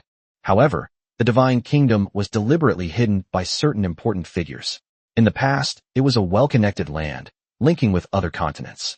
Jiang Ping then took out a jade box and carefully removed the map from inside. Jiang Ping was completely baffled by the map and couldn't understand anything about it. At this moment, Qin Sherman stepped forward, unfolded the map and laid it flat on the table, then pointed to a location. He asked Lan Yiner, "This is the Cloudfire sect, right?" Then she pointed behind her and said, "Is this your attic? We obtained this map before, which is said to hold the secret to breaking through to the nascent soul realm. It seems there is something truly unique about your place." At this moment, Lan Yiner held the map in her hand, her eyes sharp as she carefully examined it. Her brow furrowed deeply as she fell into deep thought. After a moment, she looked up and asked, "Where did you get this map?" Jiang Ping turned to look at Si Miao Miao, signaling her to tell the story, since she was the most qualified to speak among them, having guarded the treasure for generations. Si Miao Miao took a deep breath and began to describe the whole story in detail. Lan Yiner listened with her brows furrowed, remaining silent. Lan Yiner then said with a serious expression, "I'll take this map first. I need to compare it carefully." After she finished speaking, she stared intently at Jiang Ping, as if waiting for his response. Jiang Ping nodded without hesitation, his expression firm and composed. The other women all turned their gazes to Jiang Ping, their eyes filled with doubt and worry, as if silently asking, "Do you trust her that much?" Jiang Ping naturally understood the meaning in their eyes. He smiled slightly and thought, "Of course I trust her. This is a system attraction feature. I have complete confidence in it. Entrusting this matter to Lan Yiner is the best choice. She knows the situation here best. Letting her examine the secrets on the map is far more effective than any of us." Jiang Ping's tone was firm and confident, and his gaze swept over each woman in turn, trying to reassure them. Although the women still had some doubts after hearing Jiang Ping's words, they didn't say anything more when they saw how confident he was. Seeing Jiang Ping's trust in her so much, Lan Yiner felt a surge of emotion and determination. She took the map, turned around, and prepared to leave. He said, "Wait for my news." Then, she disappeared from everyone's sight. Chapter 154 Powerful Hidden Functions. After Lan Yin'er left, the women fell silent as if they had been frozen in place. Just then, Jiang Ping broke the eerie silence. His sly eyes darted around, and an extremely lewd smile appeared on his face. He thought to himself, "I finally have the hidden function I've been wanting. Now's the time to use it." Looking at Jiang Ping's demeanor, the women were all suspicious, wondering what kind of trick he was up to this time. Just think, he won over Lan Yin'er in just one night. His methods are even more amazing than the matchmaker's red thread. Jiang Ping then spoke up again. "I'll take you to a sacred cultivation ground that will allow you to advance rapidly. Your cultivation speed will be absolutely phenomenal." The women looked at him with disdain, their expressions seeming to say, "Shah, we don't believe it. Is there such a wonderful place? How is it any different from the legendary paradise on earth?" Seeing this, Jiang Ping didn't waste any more words. He simply waved his hand, and Bian Linger, Mu Shuiyin, Shuanger, and Si Miao Miao disappeared instantly. Although there are only 3 rooms, Mu Shuiyin and Bian Linger have always been close, so it's just right for them to stay together. When Jiang Ping put them away, they were all speechless with astonishment. After all, they were all cultivators, and the extremely rich spiritual energy in the system space was exactly like the legendary Blessed Land. They were all so happy that they didn't want to leave and only wanted to stay there to cultivate. They couldn't figure out how Jiang Ping did it either, but it didn't matter. They were content as long as they could cultivate here. However, this also saves Jiang Ping from having to waste his breath trying to deceive people and make up some white lies. At this moment, Qin Sherman looked at Jiang Ping and asked with a puzzled expression, "Jiang Ping, where did you put them?" As he spoke, his eyes narrowed into slits. Jiang Ping coughed twice and said, "Darling, would you like to experience that blessed land?" Qin Sherman still found it hard to believe and said, "There really is such a place?" Before she could finish speaking, she found herself in a completely new environment, where she saw Shuanger already entering a state of cultivation. Feeling the incredibly rich spiritual energy of heaven and earth here, Qin Sherman couldn't help but want to cultivate as well. It turned out that Jiang Ping hadn't lied to her. There really was such a treasure land. But the next second, Jiang Ping summoned her again. The reason is simple. Among the women around Jiang Ping, only Qin Sherman and Lan Yin'er are currently at the nascent soul stage. Lan Yin'er was busy with something, so he had to keep Qin Sherman by his side. Having a nascent soul stage wife to protect him would at least ensure his safety. There are still many problems to solve. The Qin family wasn't really wiped out. Their high-end combatants are all alive and well. If they manage to uncover even the slightest clue, Jiang Ping will be in danger. Even if the fat man is highly favored by the Danfu mansion master, Jiang Ping believes that in the face of real benefits, the fat man's value may not be comparable to that of the Qin family. After all, the Qin family has always served the Dan family and Duanmuqiu. An obedient dog is much more valuable than Jiang Ping and his pack of wolves who bite. Moreover, Lei Zhantian is not currently at the Cloudfire sect, so Jiang Ping must take action against Li Minghai immediately. For no other reason than for his woman. Lan Yin'er had no interest in the position of sect leader. What she cared about was her own territory. If Li Minghai becomes the sect leader, Lan Yin'er will definitely have to leave. Li Minghai would never tolerate her. After all, the place where Lan Yin'er lived held a great secret. The most urgent task is to quickly find out Li Minghai's situation and kill him without anyone noticing while Lei Zhantian is away from the sect. That way, we can openly explore the secrets here. Qin Sherman originally wanted to talk to Jiang Ping about what was going on with that mysterious place, but Jiang Ping refused to say a word. The key point is that Jiang Ping just casually led her to another treasure trove. Qin Sherman had only ever seen such methods in ancient books. This is purely a technique, like spatial teleportation. The problem is, it seems like no one but immortals could do something like that. Qin Sherman's curiosity about Jiang Ping is growing stronger. Just how many secrets does this guy still have? Qin Sherman felt that Jiang Ping was probably at the mid-stage of core formation, and was definitely not hiding his strength from her. The problem is, this method is just too bizarre. Jiang Ping led Qin Sherman down from the attic and immediately found the fat man. Jiang Ping walked up to Fatty and patted him on the shoulder. "Fatty, you should try to find out more about Li Minghai lately. Since you're living here now, it's obvious you're Lan Yin'er's person." Then, Jiang Ping briefly explained what he needed to do to the fat man. Upon hearing this, the fat man felt extremely bitter. He thought to himself, "I just messed up with the Qin family, and I haven't even cleaned up my mess yet. Now I'm getting involved in this mess. But what could the fat man say when he saw Jiang Ping's serious expression? The moment Fatty appeared, everyone in the Cloudfire sect knew him. Even the dust in the air knew that the pill god was moving around in the Cloudfire sect.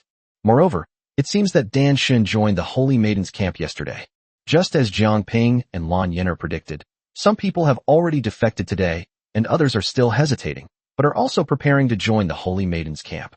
With a 4th-level alchemist assisting the Holy Maiden, Lan Yin'er will surely become the sect leader in the future. The scales have now tipped in Lan Yin'er's favor. The fat man was incredibly efficient, but this efficiency also had its drawbacks. He inquired about Li Minghai's whereabouts, and within a single day, the news spread throughout the sect. It's quite obvious that Dan Shin wants to deal with Li Minghai. This news quickly reached Li Minghai's ears. Li Minghai gave a sinister smile and muttered to himself, "You bitch, are you finally going to make a move? Do you really think you're something special just because you have a 4th-level alchemist? Very well, I'll kill you first." His strength is now 2 minor realms higher than Lan Yin'er's. Li Minghai has just entered the late nascent soul stage. The reason is that he had an extraordinary opportunity. When he obtained the booklet, he also obtained other things, which was the inheritance of a true nascent soul stage cultivator. This allowed him to make breakthroughs in a very short period of time. When Li Minghai received the inheritance, he knew he had to find a way to leave the Cloudfire sect and the immortal spirit continent. He would never be able to break through to the nascent soul stage here. Even with the inheritance of the nascent soul stage, Li Minghai felt that with his own comprehension and the lack of the great Tao rules here, it would take him more than 1,000 years to walk the path to the nascent soul stage. By then, I would have long since turned into ashes due to the exhaustion of my lifespan. Therefore, according to the booklet, Li Minghai had to go to the Kingdom of Gods. Only by going to the Kingdom of God can one successfully become a god. Chapter 155, The Hidden Teleportation Array. Even if I don't stay in the Divine Kingdom and return to the immortal spirit plane, who would dare to provoke me? Even Duanmu Qiu of the Dan Mansion had to be subservient to him. He could kill Duanmu Qiu if he was displeased. However, Li Minghai never dreamed that the spatial node he wanted to reach the Divine Kingdom was located in Lan Yin'er's place. If you walk by the river often enough, you're bound to get your shoes wet. He often hung around Lan Yin'er and was soon noticed by her. Without saying a word, Lan Yin'er immediately launched a fierce attack, but in the end, she was so shocked that her jaw almost dropped. She never imagined that someone who seemed so ordinary would possess such formidable strength. Li Minghai was too strange. As a result, during the battle, Li Minghai made a small mistake and dropped the booklet, which was then snatched by Lan Yin'er. Lan Yin'er saw Li Minghai's expression change repeatedly and knew that this booklet was not simple. She was stunned after just one glance. How could such a thing be handed over to Li Minghai? So both of them chose to remain silent. This matter must absolutely not be told to Sect Master Lei Zhantian. Once Lei Zhantian finds out, this matter will have nothing to do with the two of them anymore. Therefore, this secret must be kept confidential and absolutely cannot be leaked, otherwise it won't be the two of them who make a move, but Lei Zhantian who will target them. Li Minghai stood up, walked outside, and waved his hand, saying, "Go, invite the pill god here. Tell him the future sect leader wants to see him." Li Minghai spoke with such domineering arrogance, even more shameless than the fat man, yet he lacked the authority emanating from the fat man. Li Minghai immediately admitted that he would be the future overlord of the Cloudfire sect. The two disciples were probably already used to it, so they didn't react at all and simply turned around and walked out. It seems that Li Minghai often instills such ideas in them. The fat man was about to return to the attic. He felt that he had achieved his goal, at least he had already spread the word. Those who can see the situation clearly know what to do next. The news that Fatty and Lan Yin'er were on the same side had some elders secretly pondering whether they should also choose a side. To be honest, they weren't interested in a woman becoming the sect leader of the Cloudfire sect. What kind of order would it be if the dignified Cloudfire sect were to be managed by a woman in the future? However, the appearance of the fat man forced these elders to reconsider their position. The fat man is a 4th-level alchemist. Even if he didn't refine the pill patterns, it's still a 4th-level pill, probably the highest grade one. Otherwise, how could they have managed to get tens of thousands of people watching the Pill Mansion Grand Competition to fall victim to the scam? The medicine is simply too potent. The fat man was about to turn back with Zhang Yujin when they were stopped by two disciples. Li Minghai, the future sect leader of the Cloudfire sect, invites you. Upon hearing this form of address, the fat man almost burst out laughing, thinking to himself, How can Li Minghai's underlings operate like this? Does Li Minghai know this? This is pure flattery to kill. If Fatty knew that Li Minghai himself had used that nickname, he would instantly lose interest in Li Minghai. This guy wouldn't be worthy of being his opponent. Even if he were a nascent soul stage expert, the fat man would have to peer through his toenails to see him clearly. The fat man realized that Li Minghai's life was already on a countdown after encountering their group. The two disciples assumed that the fat man hadn't spoken for a while because he was intimidated by the title of the future sect leader and didn't dare to go. The fat man grinned and said, "Tell your future sect leader to come and pick me up in person. I am the pill god." The fat man is a ruthless one. He has already concluded that Li Minghai is so petty and doesn't give him any face, he definitely won't come looking for him. Instead, he will get angry and lose his composure. At that time, he will be in disarray, and I can easily kill him with a little trick. Upon hearing this, the two disciples secretly exclaimed, "Damn, the pill god is awesome." Although they knew the fat man wasn't from the Cloudfire sect, they didn't dare offend him easily. After all, he was a pill god, and especially since he was very close to Lan Yin'er, another sect leader of the Cloudfire sect. They turned and left, immediately relaying the fat man's reply to Li Minghai.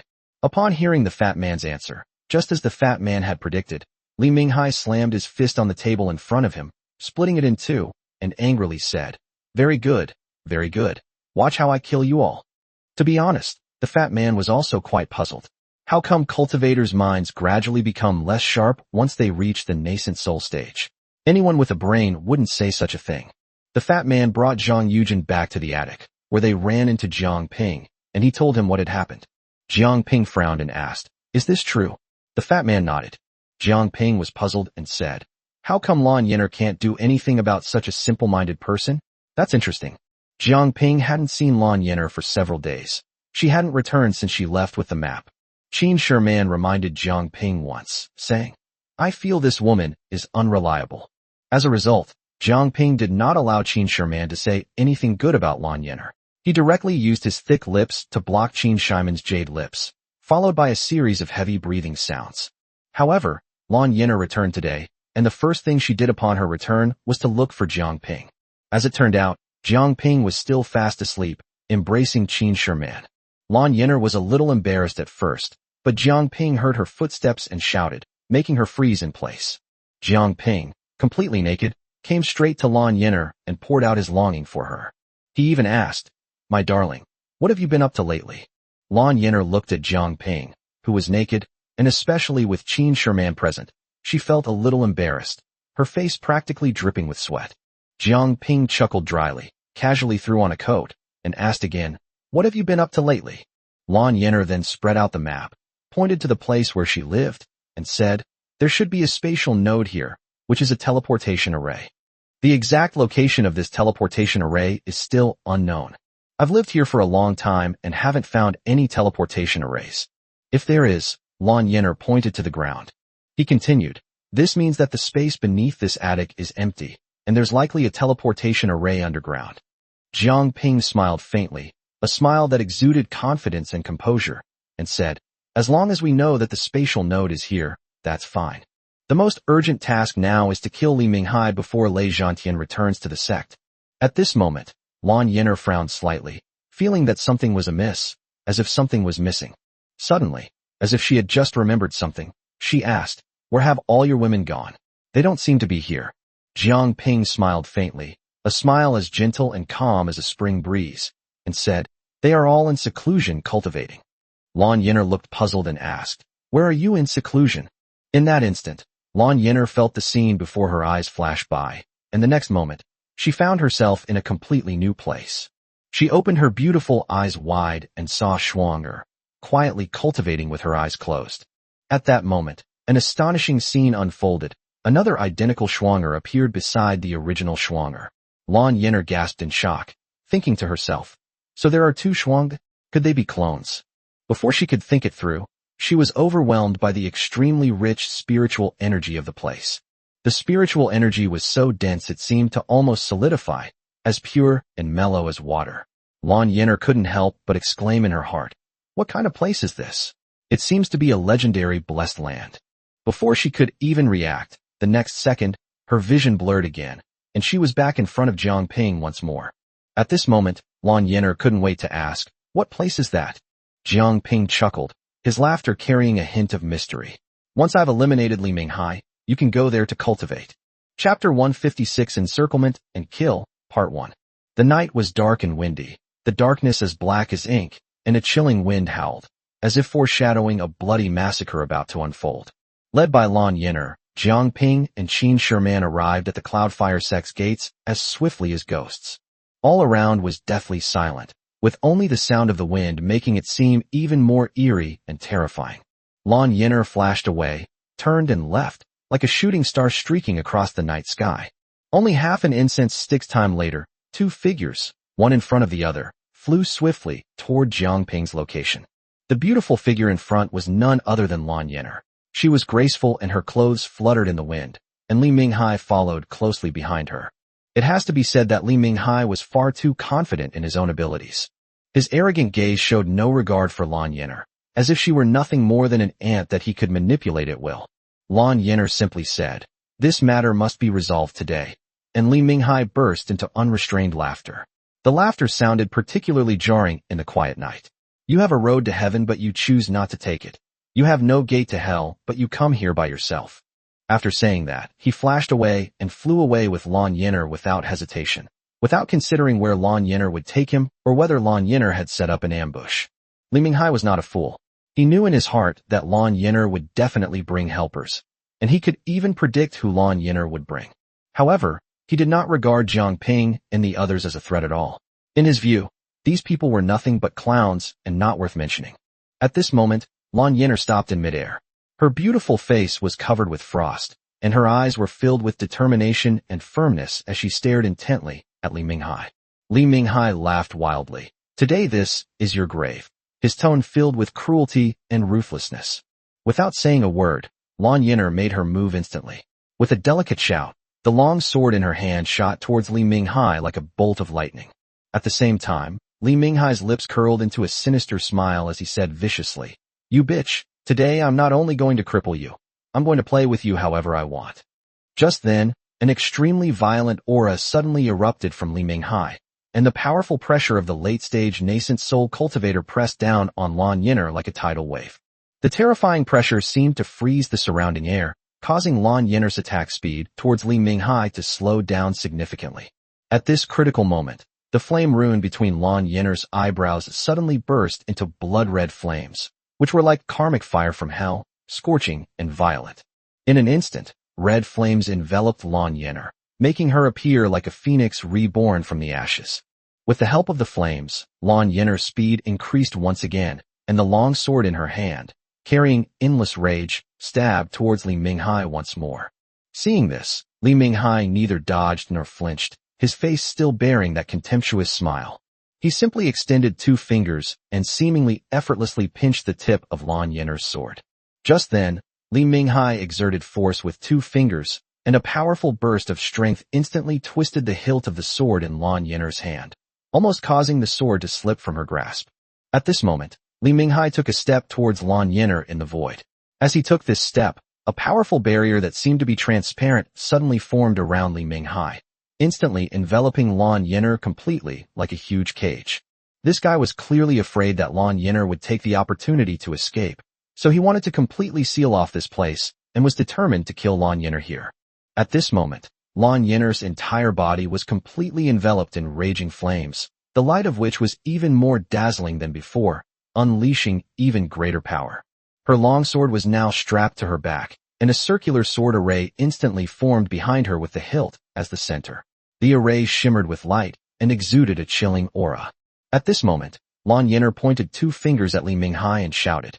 Countless long swords, accompanied by sharp whistling sounds, shot towards Li Minghai like a barrage of arrows. Li Minghai, however, was arrogant and had no intention of dodging. He suddenly swung his fist, which was surrounded by spiritual energy and carried an indomitable momentum, directly smashing towards the long sword that was shooting towards him. All that could be heard was the sound of bang bang bang, as long swords were shattered by his powerful fists, turning into specks of light that dissipated into the void. However, just as Li Minghai was about to attack Lan Yin'er, suddenly, a dazzling light shot towards her like lightning. However, Li Minghai was not worried at all. He was very confident in the barrier he had set up and believed that it could block all attacks. So he continued to launch a fierce attack on Lan Yener. Suddenly, a crisp crack rang out, and Li Minghai's hand froze instantly, followed by the deafening sound of the barrier shattering. At that moment, a flying sword shot towards his armpit like a ghost. The speed was so fast, like a shooting star streaking across the night sky, that he had no time to think at all. Li Minghai reacted extremely quickly, dodging to the side as the flying sword grazed his clothes, instantly tearing a long gash in them. However, before he could catch his breath, another flying sword shot towards his face. Li Minghai frowned, a hint of seriousness finally appearing in his eyes, and quickly turned his head to avoid the danger. But at that moment, his hair was struck directly by the flying sword. Instantly, Li Minghai's hair was disheveled, and he looked as ferocious and terrifying as a vengeful ghost that had crawled out of hell. He stared intently in the direction of the flying sword, his eyes filled with rage. However, before he could make a move, his expression changed drastically once again. A red flying sword shot towards him at an even faster speed than before. This time, Li Minghai was ultimately unable to dodge, and his arm was pierced directly by the flying sword. Li Minghai looked down at his pierced arm and saw that the muscles at the wound were rapidly recovering at a speed visible to the naked eye, demonstrating the tenacity of life and the strength of a cultivator in the late nascent soul stage. At this moment, Li Minghai moved like lightning, shooting towards the direction from which the flying sword was launched at top speed. In an instant, his powerful aura, like a surging tide, sealed off this world, making the space seem to freeze. However, just as he was focused on rushing towards the flying sword, he suddenly felt a chilling gust of wind coming from behind him. He was startled and quickly turned around to look behind him, only to see a gray figure like a ghost lunging straight at his back. What exactly is this? Chapter 157 Encirclement and Kill, Part 2. Before he could even react, the gray figure emitted a chilling shriek, a sound that seemed to pierce the soul. It was the king of vengeful spirits. At this moment, Li Minghai was no longer as composed as before. In his panic, a long sword with a cold glint suddenly appeared in his hand, which he held horizontally in front of his chest, trying to block the sudden attack. However, the king of vengeful spirits showed no fear whatsoever and grabbed the blade without hesitation. With a crisp crack, the incredibly hard longsword was crushed into powder by the Wraith King, turning into a pile of fragments that drifted in the air. The king of vengeful spirits, covering his face with one hand, let out another sharp screech, filled with anger and rage. At this moment, Jiang Ping below couldn't help but curse angrily. If you're not going to kill someone, what are you pretending for? What kind of time is this to be acting tough? Call me sister.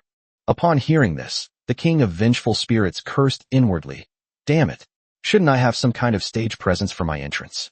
However, he dared not disobey Jiang Ping's words, so he had no choice but to shoot at Li Minghai again. Unfortunately, the king of vengeful spirits' pretentious act of posing earlier allowed Li Minghai to escape his optimal attack range. After Li Minghai escaped the attack range of the Wraith King, his eyes seemed to be able to spit fire. He glared fiercely at Jiang Ping and the king of vengeful spirits, gritting his teeth as he said, "You bunch of ignorant fools, how dare you mock me like this? Today I will slaughter you all, leaving you to perish here and become lonely ghosts in this desolate wilderness." Jiang Ping crossed his arms, a disdainful look on his face, and sneered, "Li Minghai, it's not certain whose death day it will be today. Don't spout nonsense here, or you'll bite the hand that feeds you." Jiang Ping already knew from the fat man that this guy was an arrogant person, and now Jiang Ping was going to provoke him step by step and make him lose his mind. The king of vengeful spirits also crossed his arms over his chest, just like Jiang Ping, but instead of speaking, he let out a sharp screech once again. The sound made Jiang Ping's head ache. He turned to look at the Wraith King and shouted angrily, "Can you please stop yelling? You're scaring my balls." The king of vengeful spirits quickly suppressed his smile, thinking to himself, "I'm a man who takes a dump and faces outwards. How can I be humiliated by his master every time he appears? It's too embarrassing." Li Minghai laughed loudly, the sound causing the leaves below to fall in a rustling sound. Suddenly, his smile vanished, his aura surged, and in an instant, his spiritual power surged, unleashing a powerful punch towards Jiang Ping. Just then, a huge fist suddenly tore through the void above Jiang Ping's head, crushing down on him with boundless pressure. Jiang Ping was only a mid-stage core formation cultivator. How could he possibly withstand such a terrifying attack? Li Minghai's attack was clearly a deadly strike. However, Jiang Ping gritted his teeth and resisted the powerful pressure with all his might. Veins bulged on his forehead. He turned to look at the Wraith King, who was still pretending to be something he was doing, and roared, "Hurry up and get up there! What are you doing standing there like an idiot waiting for your food?" The King of Vengeful Spirits was still pretending to be cool by crossing his arms in front of his chest, but when he heard Jiang Ping's roar, he immediately opened his palms, his spiritual power bursting out, and directly withstood the powerful pressure. Only then did Jiang Ping have a chance to catch his breath. But Li Minghai already hated Jiang Ping to the core. How could he possibly let this ant live in this world any longer? At that moment, he instantly pointed both hands at Jiang Ping, and a sharp beam of light pierced through Jiang Ping's brow like lightning. Jiang Ping also realized the danger, but even if the King of Vengeful Spirits could withstand the pressure for him, he was still under the powerful pressure of Li Minghai. At this moment, Jiang Ping's sudden and intense will to survive surged within his mind, and his body quickly transformed into a cloud of green mist. At this moment, Li Minghai was so shocked that his jaw almost dropped. He never expected that Jiang Ping would have such methods. This is precisely Jiang Ping's body, which is covered in countless poisons. At this moment, Jiang Ping suddenly realized that he could not waste the power of this body. Li Minghai's attack just now passed right through his body and did not cause him any real damage. Jiang Ping grew bolder at this moment, transforming into a cloud of green mist and enveloping Li Minghai, letting out a sharp scream. Meanwhile, the King of Vengeful Spirits standing behind him was somewhat dissatisfied with his master, muttering to himself, "It's too much that soldiers are allowed to set fires, but ordinary people aren't allowed to light lamps. He can make noise, but I get scolded." Li Minghai clearly sensed that the green mist was not simple. Although he was facing a cultivator in the mid-stage of core formation, he dared not confront him head-on and decided to flee. Just then, two figures suddenly blocked his retreat from the left and right. Two long swords flashed coldly, one aimed at his chest, and the other at his throat, shooting straight at him at extremely tricky angles, aiming to kill him in one blow. However, Li Minghai lived up to his reputation as a late-stage nascent soul cultivator. His body rapidly grew taller, and at that moment, a ring instantly appeared in Li Minghai's hand. The ring emitted a mysterious light, clearly indicating that it was no ordinary object. It was one of the treasures Li Minghai had obtained through his extraordinary opportunity. At this moment, no one understood what magical power the ring in Li Minghai's hand possessed. Just then, Li Minghai raised the ring and smashed it down on Lan Yiner's head. Jiang Ping immediately sensed something was wrong. Instantly, 3 flying swords appeared in his hand. Without saying a word, he aimed the swords at the ring and shot them away. The 3 flying swords rapidly combined during flight, a subtle phenomenon Jiang Ping had never witnessed before. He never imagined that flying swords could actually be combined. At this moment, the sword turned red, and the 2 flying swords from before were directly superimposed on the red flying sword, like 2 wings. At that moment, the flying sword swiftly transformed into a red lightning bolt and crashed into the ring. At the very moment of impact, a sharp, piercing metallic clang rang out in the air, and the ring was already sent flying. The flying sword changed direction and flew back into Jiang Ping's hand once again. Li Minghai never expected that his magic weapon, left behind by a nascent soul cultivator, would be controlled by a mere core formation ant. At this moment, Li Minghai had long lost his former rationality. At that moment, he waved his hand, and the ring instantly flew back to Li Minghai, hovering around his body. The ring suddenly split in two, and Li Minghai pointed 2 fingers directly at Lan Yiner and Qin Sherman. Chapter 158 Encirclement and Slaughter, Part 2. Li Minghai roared, "I'll see how you, an ant, can stop my magic weapon this time." Jiang Ping didn't care what kind of magical artifact it was. With a thought, the red flying sword shot towards the 2 rings once again. At that moment, when the flying sword struck the first ring, the ring shattered into pieces. The flying sword didn't stop at all. It struck Qin Shimon's head just as the ring was about to hit her. Qin Sherman was so frightened that her face turned pale. Jiang Ping's flying sword instantly separated and became 3 flying swords. The first red flying sword directly struck the ring, causing it to deviate from its position. At this moment, the other 2 flying swords, along with the red one, were constantly weaving around the ring. In the blink of an eye, the ring was cut into 7 or 8 pieces. At this moment, Li Minghai in the void suddenly took a step back and spat out a mouthful of blood with a poof. This is the backlash he is suffering now after the magic artifact was destroyed. Li Minghai's gaze immediately fell on the 3 flying swords. He never expected that the secret treasure left for him by the nascent soul cultivator would be smashed to pieces by 3 flying swords casually thrown by a core formation cultivator. At this moment, he understood that Jiang Ping's 3 flying swords were of a higher level than his own secret treasures, and he was determined to make these 3 flying swords his own. At this moment, he completely ignored Lan Yener and Qin Shiman. In Li Minghai's eyes, they were both ants. At that moment, he shot directly towards Jiang Ping, and Jiang Ping, with a thought, transformed his body into a green mist once again. Jiang Ping didn't try to dodge Li Minghai at all. Instead, he pounced on Li Minghai. At that very moment, Li Minghai suddenly felt excruciating pain. In the blink of an eye, his clothes were completely corroded away upon touching the green mist that Jiang Ping had created. Jiang Ping was also determined. He was a golden core cultivator, yet he was facing a late nascent soul expert. At this moment, he wanted to envelop Li Minghai in mist, to corrode him completely, leaving not even a trace of bone. Li Minghai felt excruciating pain as Jiang Ping continuously devoured his spiritual power, and his body was already a bloody mess in just a short time. This is incredibly toxic. He was about to escape, but his speed was noticeably slower than before. How could Jiang Ping possibly let Li Minghai escape? At this moment, Jiang Ping once again propelled the 3 flying swords, which shuttled back and forth in the mist. Li Minghai was already in dire straits, but under the powerful attack of the 3 flying swords, his body was riddled with holes in just a short time. Li Minghai suddenly felt utterly helpless. He had been far too careless. How could he despise his opponent? At this moment, his body was already showing bare bones, and he knew that it was no longer possible to escape today. At that moment, he shouted, "Even if I die, I won't drag you all down with me." In that instant, Li Minghai decided to self-destruct his nascent soul. It should be understood that the self-destruction of a cultivator in the late nascent soul stage can directly burn down an entire sect. Li Minghai was about to detonate his nascent soul, which was a good idea, but unfortunately, Li Minghai's words earlier had already made Jiang Ping aware of this move. At this moment, the 3 flying swords combined once again and instantly pierced through Li Minghai's forehead. Li Minghai let out a desperate scream as his nascent soul shattered into pieces, leaving him no chance to self-destruct. It should be understood that a cultivator at the late nascent soul stage is a revered figure throughout the entire immortal spirit planes, a pillar of a powerful force. However, Li Minghai never dreamed that he would die such a humiliating death. He actually died at the hands of a golden core cultivator. He was unwilling to accept it. He was a late-stage nascent soul cultivator, but there's no going back in life. If you have any regrets, regret your arrogance and your failure to bring your trusted confidants to the appointment. But it was too late to say anything.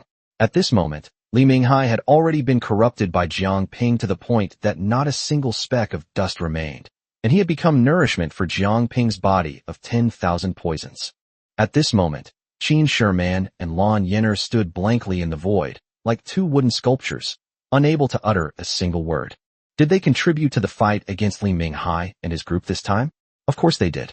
But, it seems they really weren't involved in the final, decisive blow.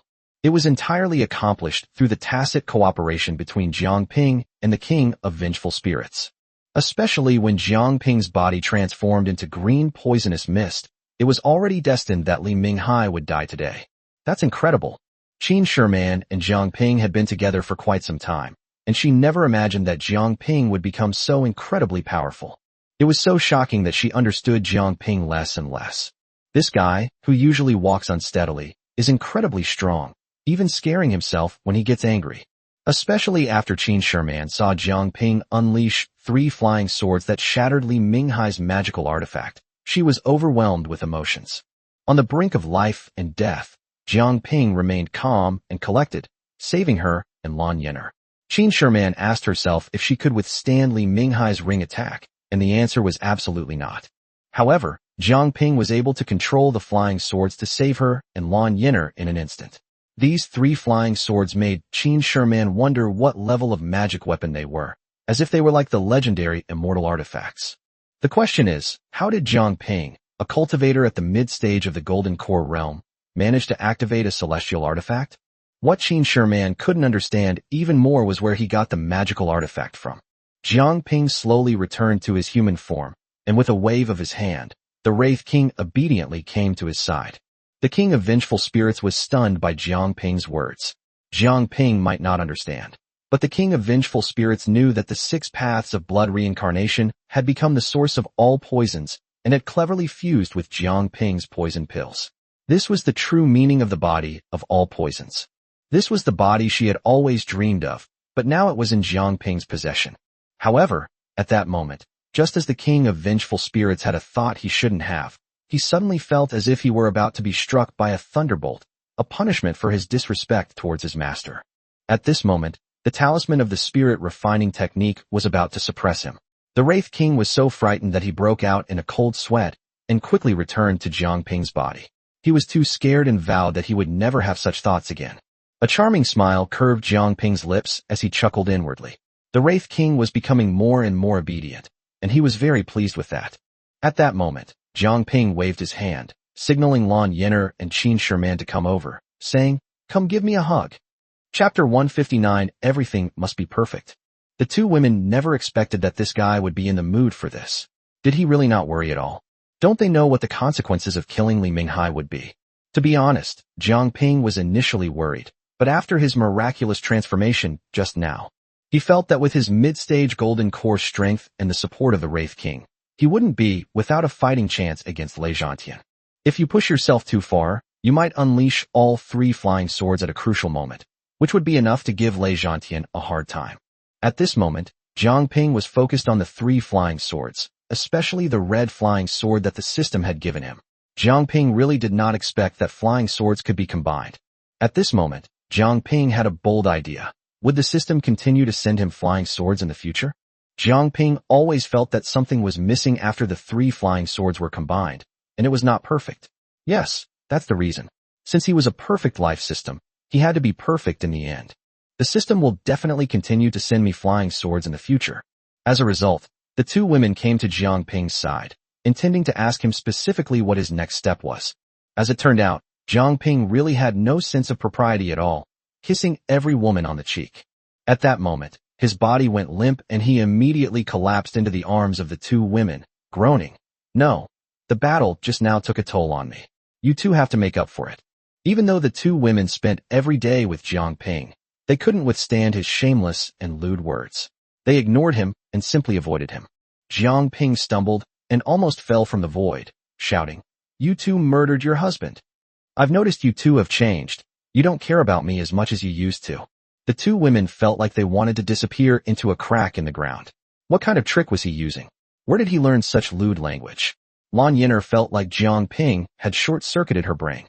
She originally had a lot to say to Jiang Ping, but now she couldn't say anything at all. Lan Yenner frowned as she looked at the spot where Li Minghai had disappeared. Sigh, she thought. It's just that my man is too strong. He didn't even leave behind Li Minghai's storage bag. It was all corroded by his powerful poisonous mist, leaving nothing behind. At this moment, Lan Yenner said, "Let's go back. After we get back, we'll discuss how to deal with Lei Zhantian when he returns." Jiang Ping chuckled and said, "No need to worry about it. I'll protect you when the time comes." Jiang Ping spoke casually, but Lan Yenner paused for a moment upon hearing his words. She lived her whole life in hatred. Her parents were murdered, and she was never cared for by anyone growing up. However, when Jiang Ping suddenly said those words, tears welled up in her eyes, but she quickly hid them, afraid that Jiang Ping would see them. But just a moment ago, Qin Sherman saw it clearly and thought to herself, "It seems everyone has a past." Jiang Ping stopped fooling around and followed Lan Yenner and Qin Sherman back to their residence. As soon as he got back, the fat man poked his head out and asked eagerly, "Did you get it?" Jiang Ping felt a headache coming on. What did this fatso mean? He had never told him who they were going to take down, so what did this guy mean by asking this? Jiang Ping replied, "Take them down." At this moment, the fat man came over and patted Jiang Ping's chest, asking anxiously, "Are you all right?" Jiang Ping frowned even more. What was going on? The fat man asked, "What's wrong with you? What kind of expression is that? Are you wondering what I meant by the question I just asked you?" The fat man chuckled and continued, "Brother, you think you can hide your little secrets from Zhang Yujin, but can you hide them from me? When you let me move around within the sect, I had already heard people say that Li Minghai was the biggest obstacle for Lan Yenner to become the sect leader.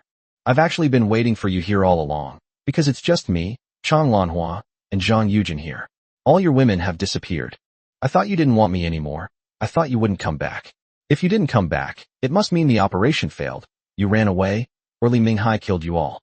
If you come back, it means you've succeeded, and we brothers can be together again. Are you afraid of implicating me, Manhwa and Zhang Yujin? At this moment, the fat man shouted, "Come out." Suddenly, a figure stepped forward. It was Zhang Yujin. At this moment, tears welled up in the fat man's eyes as he said, "Brothers are brothers for life. If we can't live together, then we'll die together." Jiang Ping really hadn't thought that much about it, but the fat man had flattered him so much that if he didn't accept it, wouldn't he be letting the fat man down? At this moment, Jiang Ping patted the fat man on the shoulder and said with emotion, "As the eldest brother, it's all worth it to have brothers like you and Eugene. If I can withstand mountains of knives and seas of fire, I will withstand them all for you. I am old, and my death is of no consequence, but you must not suffer any mishaps. Don't worry, I understand your good intentions, and I've noted them all down." At this moment, the fat man said, "I was really worried that Li Minghai would kill you. What would I do with my love potion if you died?" These words struck Jiang Ping like a bolt of lightning. What was supposed to be a scene of someone about to burst into tears suddenly turned into one where Jiang Ping wanted to hit someone again. Jiang Ping thought to himself, you fatso, so you put on this whole show for me." Jiang Ping was still moved. Yes, where could you find a brother like that? As he spoke, Jiang Ping raised his foot and kicked the fat man in the butt, saying, "That's how brothers should be beaten." When Zhang Yujin saw Jiang Ping raise his other foot again, she quickly said, "Brother, please don't kick me. I'll roll away, okay?" Damn, Jiang Ping realized at this moment that this guy was pretty good. He hadn't learned anything else well, but he had learned a lot of the fat guy's smooth way of dealing with people. Jiang Ping still lifted his foot and shouted, "Get lost. Continue studying with your second brother." After Jiang Ping kicked the two away, he realized that Lan Yin'er and Qin Sherman were no longer by his side. They had both run away, and no one was paying attention to their nonsense. Jiang Ping chuckled and muttered to himself, "You guys are ignoring me, huh? There are plenty of people who will listen to me." He calmed his mind within the system's storage space, and after looking at his woman, Jiang Ping felt utterly speechless. What was going on? Everyone was cultivating like crazy, and nobody seemed to care about him at all. Jiang Ping felt that this storage space was well prepared for his woman, but poorly prepared for himself. No, I must practice dual cultivation today. If I don't, I need to thoroughly integrate the experience from my previous battles. Jiang Ping especially needs that kind of stimulation under immense pressure. That kind of pressure would easily awaken his poisonous body form. Jiang Ping didn't know exactly where he had mishandled things, but he needed that kind of pressure that would allow him to change his form at any time. Chapter 160. We are birds of a feather. I will bear the brunt of your troubles. Jiang Ping knew his cultivation path best. It was a complete mystery to him. If you ask him himself, he doesn't understand how he has reached the mid-stage of the Golden Core realm. I've gotten to where I am today entirely by following the system's rewards step by step. After today's battle, Jiang Ping finally understood. He realized the guidance the system had provided for his cultivation, and all he had to do was continue to explore. Now, he must figure out how he can change his form at will in future battles. He knew better than anyone that the moment he turned into poisonous mist, he could almost ignore all attacks and damage, and could also easily kill cultivators who were a level higher than him. Otherwise, how could he, with the strength of a Golden Core realm cultivator, have killed Li Minghai, who was in the late nascent soul realm? This is not just a major level higher, it's more than one level higher. Jiang Ping was relieved, but he felt that no matter how much he thought about it, he wouldn't make any progress. He even began to doubt his own blockheadness, as if he was simply not cut out for cultivating immortality and was completely unpredictable. Suddenly, Jiang Ping realized something was wrong. He shouldn't be thinking alone. He felt that the best way to think about problems was in bed, and that his mind was at its most agile when he was practicing dual cultivation with his woman. No, I must cultivate dual cultivation myself. The problem is, nobody's paying attention to me. For the first time, Jiang Ping was struggling with the idea of dual cultivation. At this moment, he suddenly grinned and laughed. He always mocked the fat man for being a stud, but he himself had once been just like the fat man, with only women on his mind. It seems we're not the same kind of people. We're not worthy of being brothers. Being brothers requires having the same goals and ideals. Jiang Ping had no time to think about anything else at that moment. He disappeared in a flash and went to find Lan Yin'er. When he pushed open the door, he saw Lan Yin'er with her brows furrowed. Jiang Ping understood what she was thinking about. It was nothing more than Li Minghai's sudden disappearance from the Cloudfire sect. However, there are still far more people who support Li Minghai than Lan Yin'er. No one wants to see a woman take charge of the Yunhua sect in the future, or to see a situation where women outnumber men. Even if Lan Yin'er were to have a powerful fourth-tier alchemist, Fatty, assisting her, some people still wouldn't want to see Lan Yin'er become the sect leader. Therefore, things will definitely not be peaceful in the Cloudfire sect tomorrow. Lan Yin'er was the last person to see Li Minghai. After she looked for Li Minghai, he disappeared. This news will spread throughout the sect immediately, so no matter how secretly you try to keep it, it won't make a difference. There are plenty of nascent soul cultivators in the sect stronger than her, who wouldn't sense that she had searched for Li Minghai. If she couldn't find Li Minghai, he would definitely demand his return. But Lei Zhantian should be back soon, according to the timeline. Lan Yin'er's greatest desire right now is to be imprisoned in this pavilion forever, since she has little interest in the position of sect leader. What she wanted was to become stronger so she could take revenge later, and what she truly longed for was to be confined to the attic. However, if someone sabotages the process and locks you up in another place, it will be difficult for you to find the secrets of this place in the future. She looked up and saw Jiang Ping enter. Although her expression was still somewhat gloomy, she remembered Jiang Ping telling her that he would protect her. Although Lan Yin'er knew that Jiang Ping was powerful, he was still only at the mid-stage of the Golden Core realm. How could he possibly compete with an old monster at the peak of the nascent soul stage? However, Lan Yin'er was content with what Jiang Ping had said to her. At least she was relieved that when Li Minghai threatened her life, Jiang Ping stood in front of her and saved her from danger. Without Jiang Ping, she wouldn't have been able to get past Li Minghai. At this moment, she forced a smile. Seeing this, Jiang Ping sighed. What could he say now? Seeing his woman's worry, although he himself dared to challenge Lei Zhantian, his apparent strength was still too low. Even if he is strong, it's only in words. He can't give Lan Yin'er the most reassuring reassurance. It seems that becoming stronger is the only real solution. Only by becoming stronger can he and those around him feel at ease and be completely devoted to each other. Jiang Ping realized once again that he needed to become stronger quickly, otherwise his women might worry about him. Jiang Ping closed the door and slowly walked to Lan Yin'er's side. He gently pinched Lan Yin'er's chin and lifted her head. He said, word by word, I know what you're worried about, and I know your doubts. Don't worry, we're birds of a feather. I'll stand up for you when disaster strikes. Even if I have to die, I'll be the first to stand in front of you. Jiang Ping thought to himself, none of you will ever die. As long as I have the system's hidden function, I can take you all in with me, and no one can do anything to you. However, Jiang Ping was stunned for a second. If he really died, would this function still be there? While he was still in a daze, he felt a light touch on his thick lips, cool and refreshing. His heart soared, and Jiang Ping immediately forgot all his other thoughts. Don't forget why you're here today. You're here for dual cultivation. I almost forgot the important thing. I can only blame myself for being too easily led astray by my woman. Jiang Ping didn't care what Lan Yin'er was thinking at this moment, and kissed her fiercely. Lan Yin'er was so kissed by Jiang Ping that she couldn't even breathe. Jiang Ping didn't care about any of that. He picked Lan Yin'er up by the waist and threw her directly onto the bed. That was so damn rough. Lan Yin'er was still considering the impending crisis. She hadn't planned to cultivate with Jiang Ping today, but seeing Jiang Ping's eyes practically glowing green, she had no choice but to accept it. To be honest, Jiang Ping didn't use his dual cultivation technique at all when he first started cultivating with Lan Yin'er. Today is different. Jiang Ping immediately unleashed the harmony of sun and moon technique. This cultivation technique is too simple for Jiang Ping. It's a pity to waste such a good one. The fat man has asked him for it several times, but he just won't give it to him properly. Jiang Ping is really afraid that this fat man will become powerful in the future and turn wherever he goes into his own harem. Others might not be able to do it, but Jiang Ping genuinely felt that the fat guy could handle it. With that erect penis, how many people could withstand it? Jiang Ping didn't believe it at all. This fatso seemed to have created people faster than Nuwa created humans. At this moment, Lan Yin'er was greatly surprised, because she felt that all her insights into cultivation throughout her life had been unconditionally absorbed by Jiang Ping. Jiang Ping now has enough experience to know how to continue his cultivation in the future. However, Jiang Ping didn't want that. He had his own path, and all he wanted to do was be himself. Others' experiences can only serve as a reference. One's own path to immortality should be different from anyone else's. Chapter 161 Jiang Ping's Dual Cultivation Path. Jiang Ping is focused on exploring the Taoist practice of dual cultivation.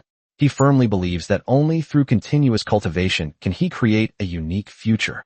After Jiang Ping unleashed the harmony of sun and moon technique, he immediately began practicing the joyful union technique taught by the system. As the Hehuan Gong was performed, a wondrous power spread between Jiang Ping and Lan Yin'er. Lan Yin'er was instantly immersed in a unique state of cultivation, feeling an incomparably wonderful sensation. Before this, Lan Yin'er had encountered many problems in her cultivation process, such as not fully understanding some key points of cultivation, and the circulation of spiritual energy in her body was often not smooth. However, under the gentle guidance of Jiang Ping's Hehuan Gong power, these problems are being quietly resolved. Those once blocked spiritual energy channels seemed to be opened one by a magical key, and spiritual energy began to flow smoothly in the meridians, like a joyful stream. Jiang Ping and Lan Yin'er were so engrossed in their cultivation that they completely forgot about the passage of time, and whether the sun rose or not was no longer important to them. Meanwhile, chaos had already broken out outside the Cloudfire sect. But Jiang Ping didn't care about this at all, nor did he want to be distracted by it. The fat man knew perfectly well that the Cloudfire sect was in chaos, yet he remained leisurely and carefree. Early this morning, he wandered around the Cloudfire sect with his unique, unrestrained gait, as if he were oblivious to everyone around him. Wherever the fat man went, people's eyes were involuntarily drawn to him, and the Yunhua sect's original focus on finding Li Minghai was instantly forgotten by everyone. Jiang Ping continued to explore during his cultivation, trying to find a special feeling, the opportunity to change his form under great pressure. As her cultivation progressed, Lan Yin'er gradually felt somewhat tired. Practicing with intense concentration for extended periods is a test of both physical and mental strength. Jiang Ping became increasingly focused during his cultivation, making Lan Yin'er feel like she was about to fall behind. Just as Lan Yin'er was about to signal to Jiang Ping that they should rest for a while, Jiang Ping suddenly frowned. At that moment, he felt a sense of enlightenment. What exactly was this feeling? Pressure? Fear? Tension? At this moment, Jiang Ping shuddered and slowly lay down next to Lan Yin'er, and the two of them slowly fell asleep. At this moment, Qin Shiman and Chang Lanhua were sitting in the courtyard enjoying tea. Chang Lanhua was clearly unhappy. She complained to Qin Shiman. Look at how he acts as an older brother. My fat man has been doing his best to win people over in the Cloudfire sect for him and his woman, trying to get them to join Lan Yin'er's camp. But he's been practicing this from sunrise to almost night. When will it ever end? He'll die on a woman's belly sooner or later. Qin Shiman listened to Chang Lanhua's idle chatter the whole time, not taking in a single word. She was sensing Jiang Ping's aura, and for a fleeting moment, she felt that Jiang Ping seemed about to break through again. This is a bit ridiculous. He's only been in the mid-stage of the Golden Core realm for a short time. Is it really necessary for him to advance to the late-stage Golden Core realm so quickly? At this cultivation speed, he'll catch up with her in no time.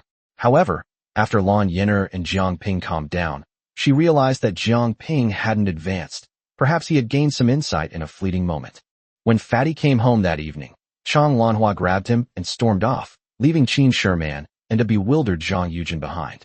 Zhang Yujin and Qin Shiman smiled faintly. I'm going down to rest too. Qin Shiman nodded. Just then, she sensed that Jiang Ping had woken up. She was about to return to her room when, as a result, she felt a naked figure enter her room even faster than herself.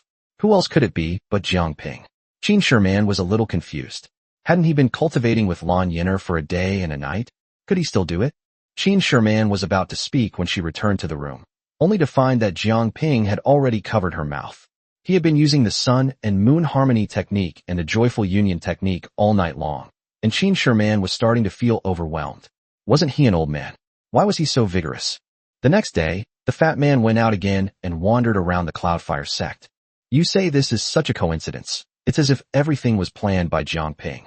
Chang Lanhua saw Lan Yin'er sitting in the courtyard this time. She was a little reserved when she first sat down. After all, she and Lan Yin'er weren't very familiar with each other. But after about an incense stick's time had passed, Chang Lanhua couldn't hold it in any longer and had to speak her mind. That old man is a bore. When will he ever stop? It's been 2 days already. Even an iron rod can be ground into a needle by now. When will he ever stop?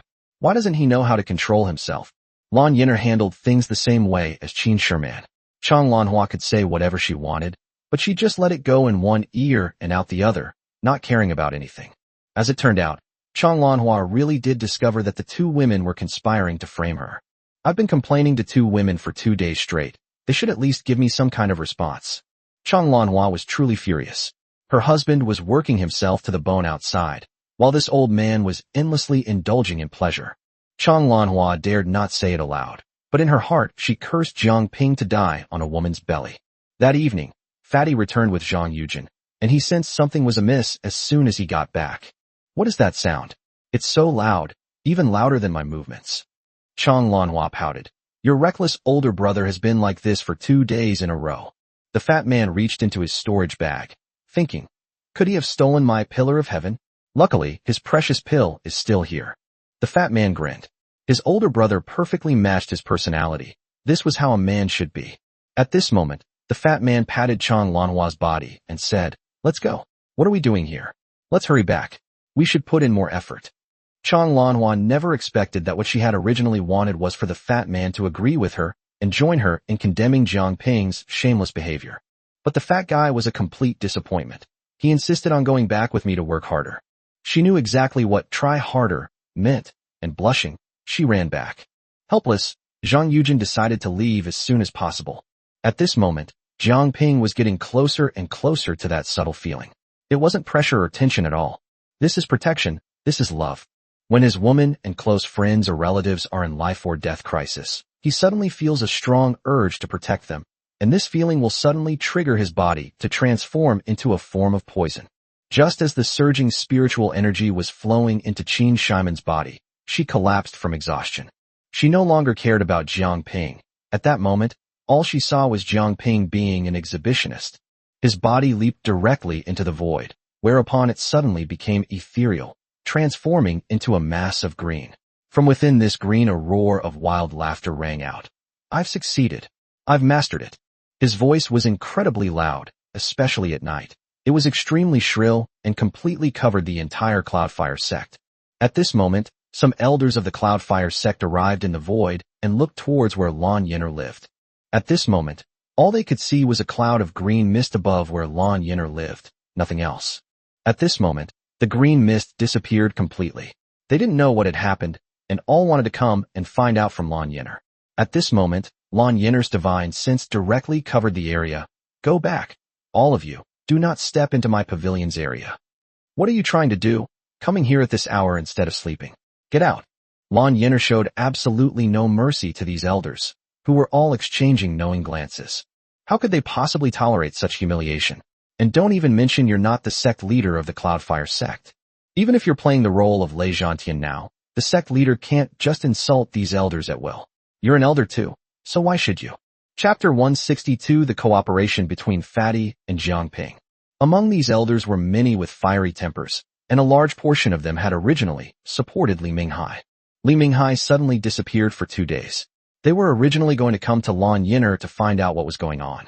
But considering that Lei Zhantian will be back soon, it might be more appropriate to leave this matter to him then. After all, Lan Yin'er was also one of the candidates for sect leader. However, when these elders saw that Lan Yin'er was now so arrogant, and since they already didn't get along with her, they realized. Moreover, they don't like a woman to be the sect leader, especially considering Lan Yin'er's attitude today. If they're like this before even becoming sect leader, what will happen to these old guys once they do? Since they had already gone this far, they decided to go all the way. Originally, they were going to inquire about Li Minghai's whereabouts, but at this moment, they changed their strategy and prepared to directly confront Lan Yin'er. We need to talk to you about something. Tell us, we haven't seen Li Minghai for 2 days. Where did he go? I remember Li Minghai left the Cloudfire sect because of you, right? Lan Yin'er snorted coldly. Where he is, whether he lives or dies, is none of my business. At this moment, the elders were so angry at Lan Yin'er's words that they almost fainted. They raised their trembling hands and pointed at Lan Yin'er. We are all fellow disciples, yet you disregard the bonds of kinship and say such things. Even if he is an obstacle to your becoming the sect leader, you should not say such things. Lan Yin'er chuckled, her silvery voice ringing out. What's wrong? I'm just saying, what does his life or death have to do with me? At this moment, an elder angrily raised his arm and pointed at Lan Yin'er. You bastard, I will teach you a lesson on behalf of the sect leader today. At that moment, a fat young man whose eyes were almost invisible suddenly emerged from the attic. He was barefoot, wearing only a pair of shorts and nothing else on his body. This was none other than the fat Dan Shun. At this moment, the fat man looked at the elders in the void and said, "Whoever takes down this old thing, I will help him refine a 4th-grade pill." The fat man's words were incredibly arrogant. You have to understand that a 3rd-tier pill is already extremely rare, and the fat man was about to give away a 4th-tier pill. Jiang Ping was in a bind at this moment. After hearing the news, he said, "You fatso, can you really refine 4th-tier pills? Don't play with fire." Jiang Ping couldn't possibly grasp the fat man's thoughts so easily. The fat man knew him too well. He probably couldn't even refine a 1st-tier pill. But don't forget that even if you can't do it yourself, you still have Lan Yin'er. If Lan Yin'er can refine it, then you can give it away as a gift, right? It has to be said that no one present could match the fat man's cunning. When the elders above heard that the fat man was going to offer 4th-tier pills as a reward, even those who were originally on the old man's side hesitated. 4th-tier pills. Although they can't help them advance further from the nascent soul stage, they still have relatives, friends, and disciples. These 4th-tier pills can help their disciples perhaps successfully enter the nascent soul stage. How could they not be excited? Reaching the nascent soul stage is basically the ceiling of combat power in this world. How many people can reach the peak of the nascent soul stage? They are extremely rare. Therefore, cultivators strive to reach the nascent soul stage. But what the fat man said was undoubtedly creating another nascent soul cultivator for those around them. How could they not be tempted? At this moment, the elder was furious. "You fatso, stop with your sweet talk. Don't try to sow discord between us." The fat man then said, "Whoever kills this old man will receive 2 4th-tier pills. If anyone here didn't intervene but kept the secret for the others, I will still give them a 3rd-tier pill as a reward." Holy crap, Jiang Ping couldn't even believe what the fat man had said. Was the fat man really that strong? Where did he get so many pills? Was he truly a 4th-tier alchemist all along? Had he been playing the victim in front of me the whole time? Jiang Ping really needs to reevaluate Fatty. He shouldn't forget that a generous reward always brings forth brave men. At this point, some people who were too embarrassed to make a move wanted to kill the old man in front of them. Especially the elders who were previously on good terms with him. Instead of thinking about how to rescue their partner who had been betrayed, they were preparing to kick him while he was down. These people were thinking to themselves, "We always felt this old man was domineering, and sometimes he was very rude to us. No wonder a 4th-level alchemist looks down on him so much. That guy deserves to die." I have to say their relationship is barely thicker than paper. However, the old man realized that his opponent now wasn't Lan Yin'er, but the fat man. He wanted to kill the fat man immediately. "Didn't you say you were going to give everyone pills? If you die, your storage bag will be mine, and your pills will be mine too. Then I'll distribute the pills to everyone and kill Lan Yin'er directly." He was dreaming too much. At that moment, Jiang Ping sent a telepathic message to the fat man, who nodded. The old man suddenly made his move, so fast that even Lan Yin'er couldn't defend against it, and he went straight for the fat man. He was about to chop the fat man in half with one palm strike, but at that very moment, the fat man shouted, "You forced me to do this." Then, he roared at the top of his lungs, 10,000 poison palm. His shout was like a thunderclap, making everyone's ears ring. A thick cloud of green mist shot towards the elder like a wild horse. Everyone stared wide-eyed, their eyeballs almost popping out. It turns out that the mysterious green mist they had seen in the void earlier was actually this 4th-level alchemist practicing his skills. The green poisonous mist clashed menacingly with the elder. In that instant, the elder let out a blood-curdling scream, like a pig being slaughtered. The sound was especially terrifying in the quiet night. It sounds like someone is possessed by a vengeful ghost. This is absolutely terrifying. The elder's bones, starting from his palms, were being gnawed away inch by an unseen monster, rapidly dissolving in the green poisonous mist. At this moment, does the elder want to escape? It's not that easy. The green poisonous mist seemed to be alive, instantly enveloping him completely. In the blink of an eye, it burrowed directly into his ears, nose, and throat. Only at that moment did he truly realize how close he was to death. He never imagined that a 4th-tier alchemist, especially one at the early golden core stage, would be so powerful. No wonder there's a saying in the cultivation world, never easily offend an alchemist, because you never know when you might need their help. Chapter 163 The Pill God Revered by 10,000. At this moment, the only thing this old guy could think of was to self-destruct his nascent soul, but could that work? The answer is, of course no, because he had absolutely no chance of self-destructing. At that critical moment, a red flying sword, veiled by the green poisonous mist, moved with lightning speed and pierced his skull. His nascent soul was instantly corroded away, leaving not even a storage bag behind. Everything turned to ashes. At this moment, all the elders subconsciously swallowed, their expressions as if they had seen a ghost. What's going on? This is poisonous fog. Could a fourth-tier alchemist have become so terrifyingly powerful? It's simply unbelievable. These elders were secretly relieved that they hadn't attacked Lan Yin'er earlier. Lan Yin'er is a fourth-tier alchemist. Even a golden core realm expert could easily kill a nascent soul cultivator. Moreover, Lan Yin'er is a fourth-level alchemist in the nascent soul stage, and her skills are probably even more powerful than those of the fat alchemist. Who would dare to make a move now? At this moment, the elders no longer thought about seeking revenge on the fat man. Instead, they quickly clasped their hands in greeting and said with smiles on their faces, "We're sorry to have disturbed Master Pang's dual cultivation tonight. We'll leave now." At this moment, the fat man revealed a meaningful smile, and with a wave of his hand, he withdrew the green poisonous mist and hid it behind his back. Less than a second after the elders flew away, the fat man could no longer hold back. He cursed loudly. "Jiang Ping, you son of a bitch. You really can't blame the fat guy for getting angry." The fat man's shouts startled the elders in the void, causing them to double their speed instantly and flee in a flash, thinking to themselves, "A fourth-level alchemist is enraged. If we don't run now, we'll lose our lives here." It turns out that the green poisonous mist was actually an illusion created by Jiang Ping. He wanted the fat man to throw him out and kill a few elders in the process. At least until Lei Zhantian returns, no one should dare to provoke Lan Yin'er. The two of them worked together so perfectly that it was almost flawless.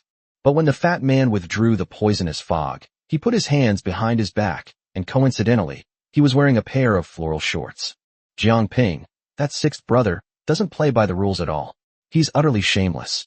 He released a small amount of poisonous mist, which instantly corroded two large holes in the fat man's floral shorts. The fat man was also a man who would face outwards when taking a dump. With his two white buttocks exposed in front of so many people, how could he not be angry? Insulting Jiang Ping was the least of their worries. They practically wanted to rush up and tear him to pieces. However, he also knew in his heart that he could not possibly benefit from Jiang Ping's actions. He could only blame his bad luck. However, to everyone's surprise, the name Fatty spread throughout the immortal spirit planes that very night, and even reached the heavenly punishment mountains. Incredible! A fourth-tier alchemist suddenly appeared, and with the strength of the early golden core stage, he instantly annihilated a Yunhua sect elder who was in the mid-nascent soul stage with a wave of his hand.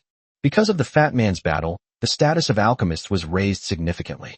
Alchemists are not only skilled at alchemy, but their martial arts and combat strength are also top-notch, even capable of overwhelming cultivators of the same realm. The fat man's story quickly became known to all the sects, and the status of alchemists was once again elevated. The alchemists all knew that their current success was all thanks to one person, the alchemy god, Fatty.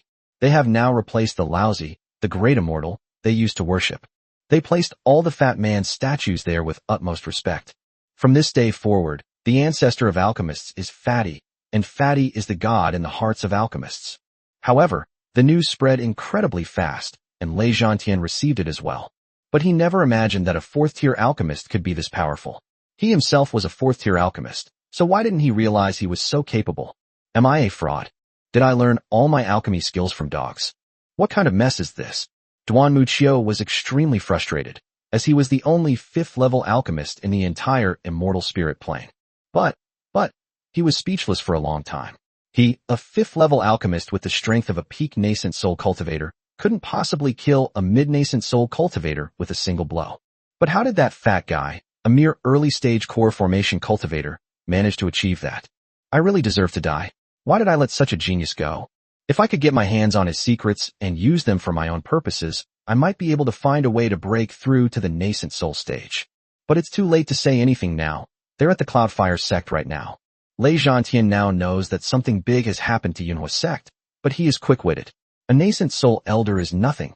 Keeping Fatty alive is the key. Even if a few more elders died, it didn't matter.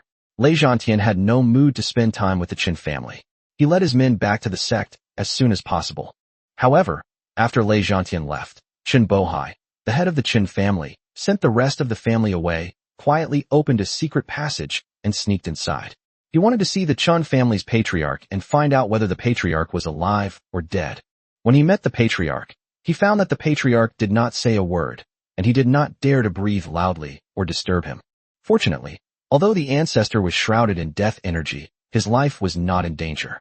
At this moment, the Chun family patriarch clearly sensed that Chun Bohai had arrived and slowly said, I will definitely be able to enter the nascent soul stage in 50 years at the shortest and 60 years at the longest.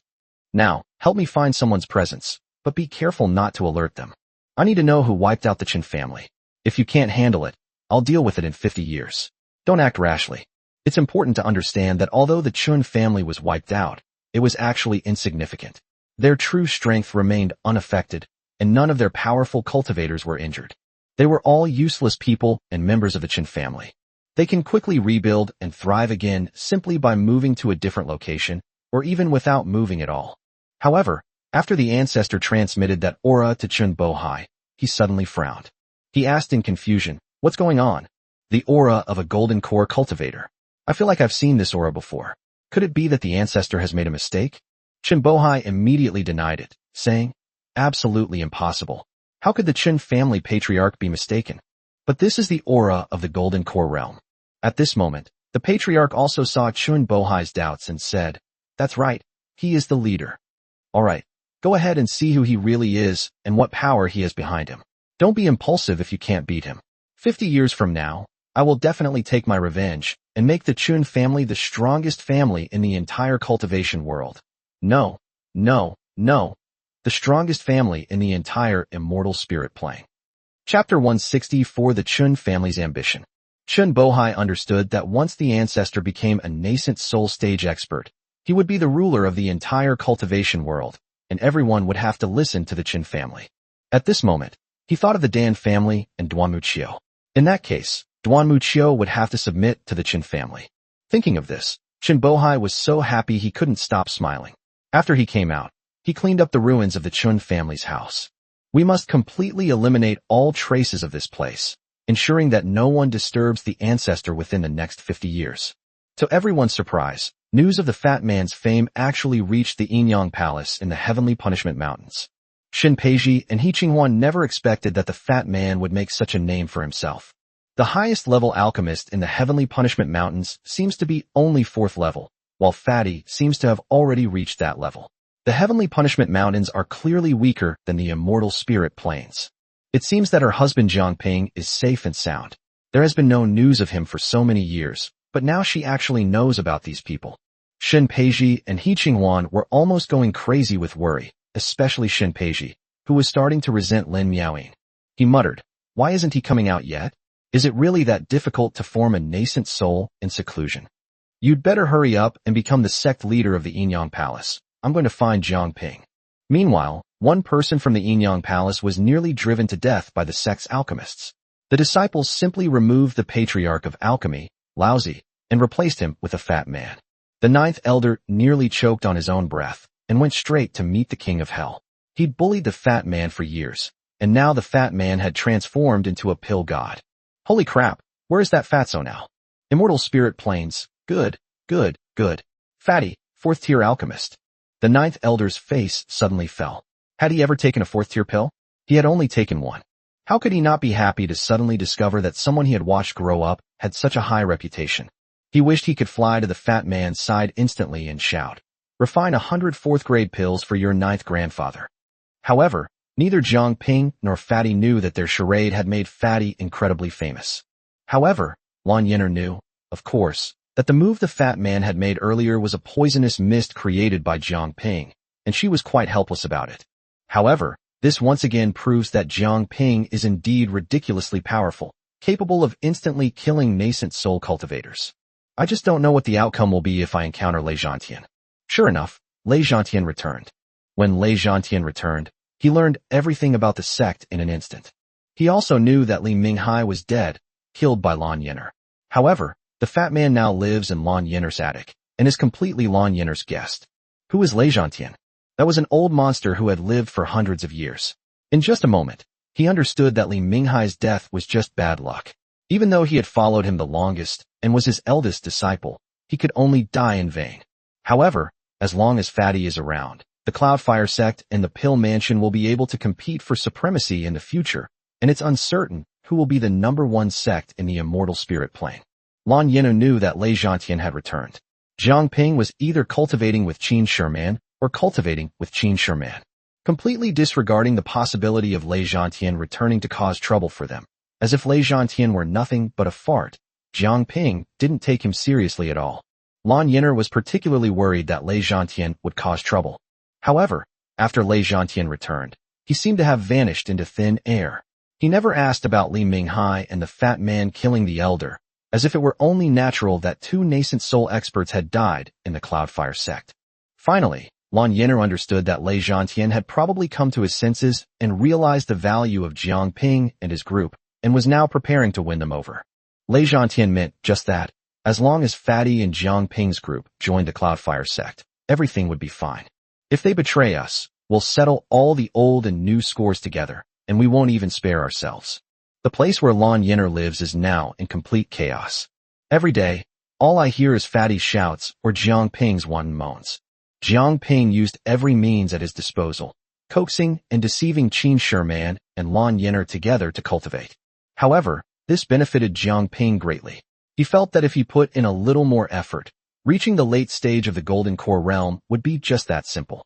Just as Jiang Ping and his group were preparing to thoroughly investigate what secrets lay beneath the pavilion, the Qin family suddenly came to visit the Cloudfire sect. To be honest, the Qin family is now like a bunch of beggars, and they have no intention of rebuilding the Qin family.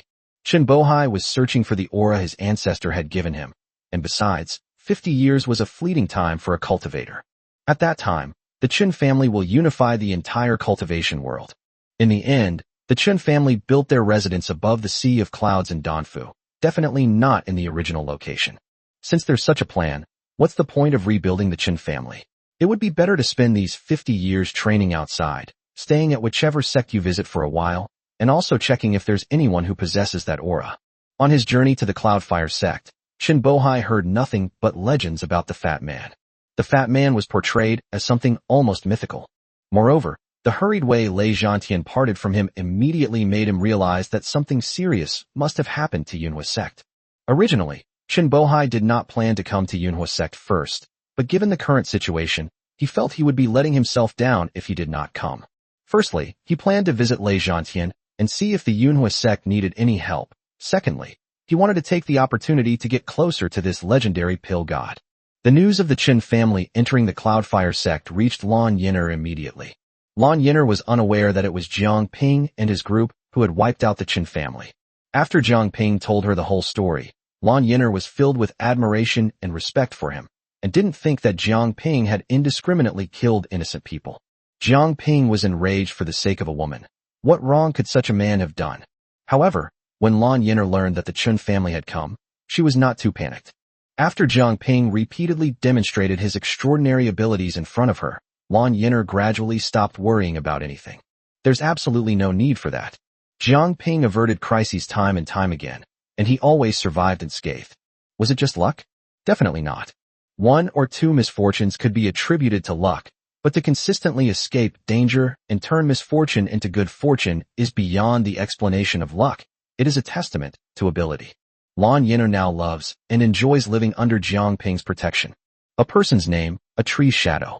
Qin Bohai had barely arrived at the Cloudfire sect, and hadn't even settled in when he was asked to pay his respects to the pill god. What could Lei Zhantian say? If he wanted to see him, then let him see him. Lei Zhantian hasn't even seen the pill god since he returned. Chapter 165. It doesn't matter which of you becomes the sect leader. At this point, he instructed his disciples to invite the god of alchemy. The word, invite, carries a great deal of meaning. Even if Lei Zhantian is doing poorly in the immortal spirit planes, he is still the number 2 figure, second only to Duan Muqiu. The fact that such an important person sent someone to invite Fatty shows just how high Fatty's status is now. Jiang Ping never expected Qin Bohai to act so quickly, wanting to see Fatty as soon as he arrived. Jiang Ping's heart was pounding, and his right eyelid kept twitching. Jiang Ping became more cautious at this point, wondering if he should go and protect the fat man. I'm really worried about letting him go alone. If one day we accidentally leave any clues that Qin Bohai discovers, that would be terrible. Jiang Ping then looked at the fat man and said, I'll go with you. The fat man understood Jiang Ping's concerns, which stemmed from fear of danger, and nodded in agreement. Lan Yin'er and Qin Sherman then said, let's go together, just in case something goes wrong. At this moment, Jiang Ping instructed Chang Lanhua and Zhang Yujin, you two, don't let anyone near the attic. Wait for us to come back. The four of them then flew towards the main hall of the Cloudfire sect, arriving there in just a few breaths. Led by Lan Yin'er, they swaggered into the main hall. However, as soon as they entered, Lei Zhantian's expression was quite interesting, changing several times. Others might not understand, but how could Lei Zhantian not understand? Lan Yin'er no longer wears a veil to cover her face. This can only mean that she has a partner for dual cultivation, someone she likes, and she has lifted the veil for that person.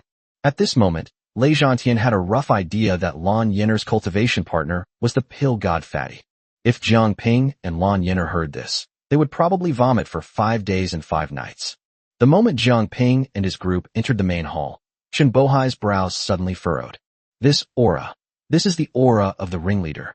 Especially since the four of them came in together, Chen Bohai didn't have time to distinguish them carefully. He had already decided that the fat man was the leader. It was this Dan Shun who led his men to destroy the Chen family. At this moment, Chen Bohai was extremely uneasy, staring intently at the fat man, wishing he could see right through him with his eyes. He thought to himself that if he made a move here, Lei Zhantian would definitely not agree, and Lei Zhantian might even attack him. What should we do? This fatso must be eliminated, but Chen Bohai was helpless at this moment. Could he be a match for the pill god?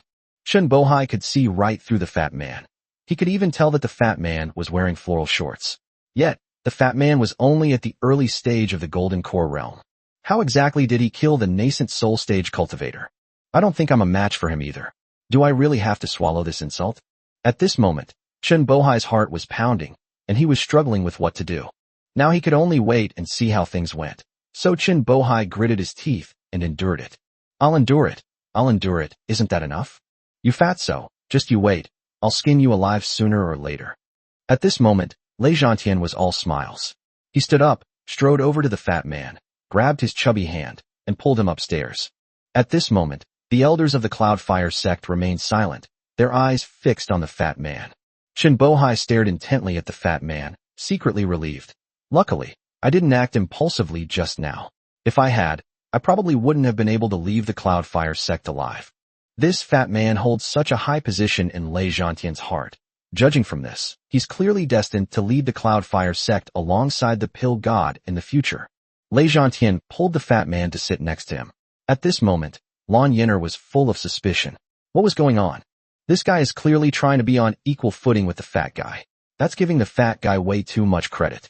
The problem is that Lan Yin'er feels that Lei Zhantian seems to have suddenly become a different person, and his behavior is completely different from before. Lei Zhantian then said, Dan Shun, how about you stay in Yunhua sect and become a vice sect master? As soon as these words were spoken, the entire hall became so quiet that you could hear a pin drop, and even the sound of breathing disappeared without a trace.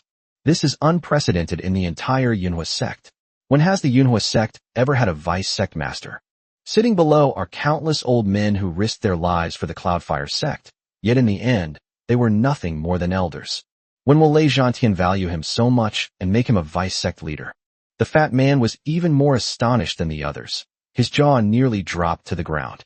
He was already stammering, unable to utter a single word. This, how can this be? Lei Zhantian interrupted directly, saying, Alchemy God, you are now a 4th level alchemist, the same level as me. Moreover, the pill god, with his cultivation at the early stage of the Golden Core realm, directly killed a nascent soul stage cultivator. This is an unheard of wonder in the world of cultivation. To say that one could kill another despite being a minor realm above their own is at least somewhat plausible.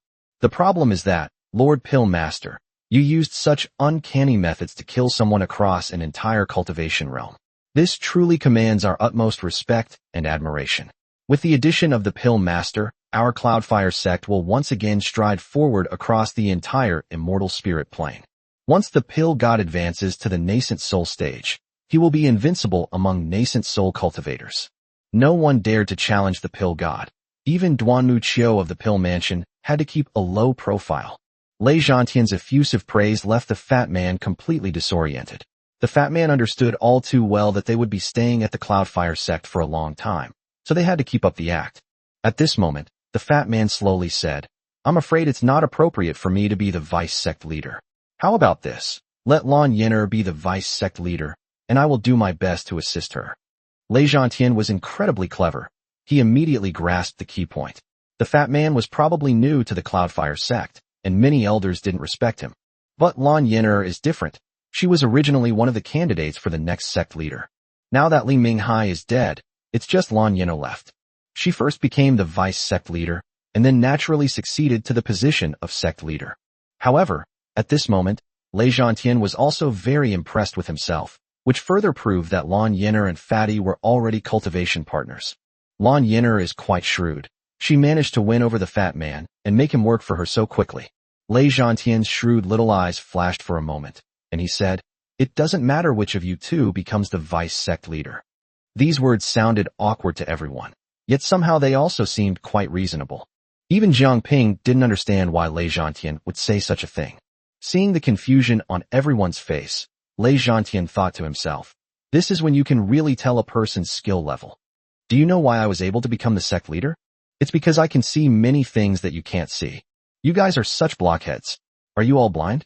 Chapter 166 The Will of Heaven is hard to defy. Lei Zhantian was furious. Couldn't these people really see that Fatty Danshin and Lan Yin'er were a dual cultivation couple? Lei Zhantian sighed. Forget it.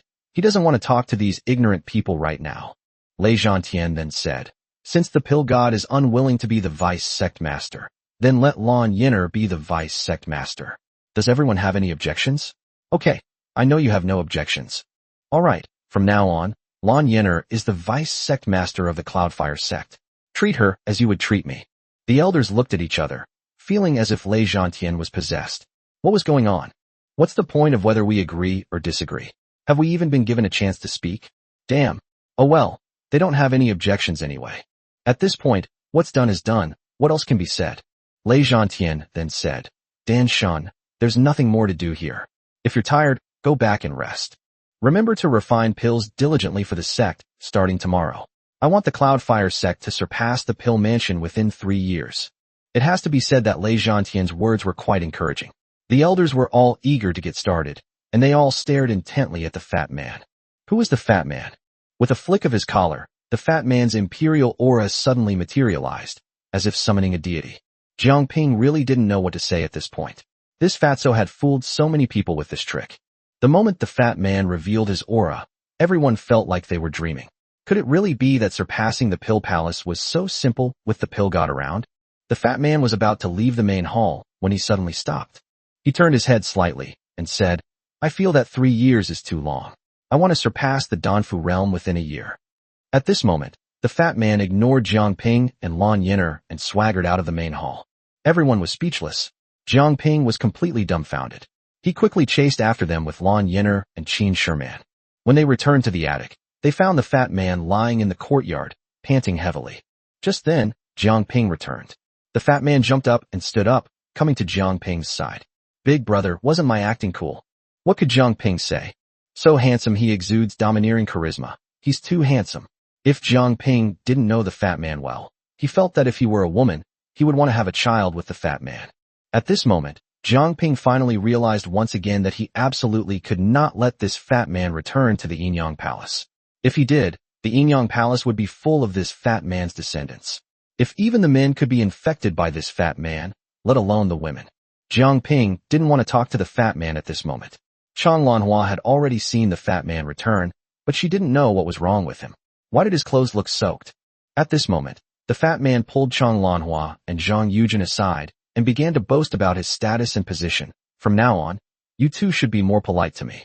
Lei Zhantian knelt down and begged me to become the vice sect master of the Cloudfire sect. However, I refused outright. Don't be disrespectful to me in the future. Zhang Yujin didn't want to listen to the fat man's bragging at all. If he kept going, Zhang Yujin felt like she would throw up. However, it's true that Fatty is definitely someone who's looking for trouble. At this moment, Fatty looked at Lan Yin'er and said, starting tomorrow, you'll refine more 4th-tier pills. Otherwise, if someone comes to me asking for medicine in the future, wouldn't it be embarrassing if I couldn't afford it? Before Lan Yin'er could even get angry, Jiang Ping kicked him, sending the fat man flying. Chang Lanhua looked at the fat man with heartache, then glared at Jiang Ping. You. Jiang Ping chuckled. I'm teaching him a lesson for you. Haven't you noticed that this guy's trying to rebel? Chang Lanhua ignored Jiang Ping and went straight to help the fat man. At this point, Jiang Ping ignored the fat man. His brows were furrowed. He had been observing the Chun family members throughout the main hall. He noticed that Chun Bohai's gaze wasn't friendly towards the fat man, especially the moment the fat man and Lei Zhantian walked upstairs and sat down together. Jiang Ping sensed the killing intent of Chun Bohai. Jiang Ping wondered, could it be that the fat guy slipped up back then? Impossible. What does the fat guy have to do with it? So, was Chun Bohai acting under someone's orders?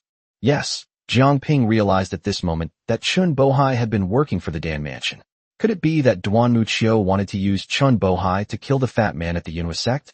The Chun family has always been involved in petty crimes like murder, robbery, and theft for the Dan family, and it seems this time will be no different. Chun Bohai has been added to Jiang Ping's kill list, and Jiang Ping no longer has any goodwill towards Duan Muqiu. He will punish anyone who dares to harm his own brother, no matter how far away they are. At this moment, Jiang Ping looked at Lan Yin'er and Qin Sherman and said, now we need to find out what secrets are hidden below this pavilion as soon as possible. According to the map and Li Minghai's booklet, we have already located this place. Now we need to find out the secrets below quickly.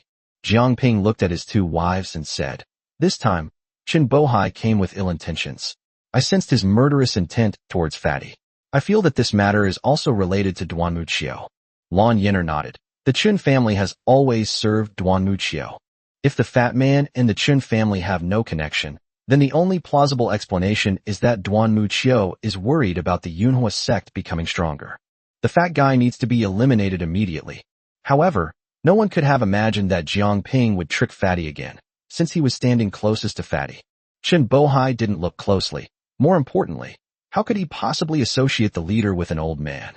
It can only be said that the fat man's reputation was too great, directly helping Jiang Ping to cover up a lot of things. Chun Bohai now knew, and was 100% certain, that the leader was Fatty. If he had observed carefully, he would have known that the leader was Jiang Ping. Chun Bohai's strength was such that he couldn't even distinguish a person's aura. What was he doing in this business? He might as well have bought a block of tofu and smashed his head against it. However, Jiang Ping should really thank Fatty this time.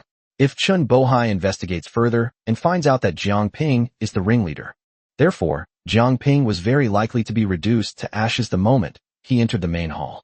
It can only be said that Jiang Ping's luck is truly extraordinary, further proving that Chun Bohai has wasted his life all these years, as a nascent soul expert cannot distinguish the aura of a golden core cultivator.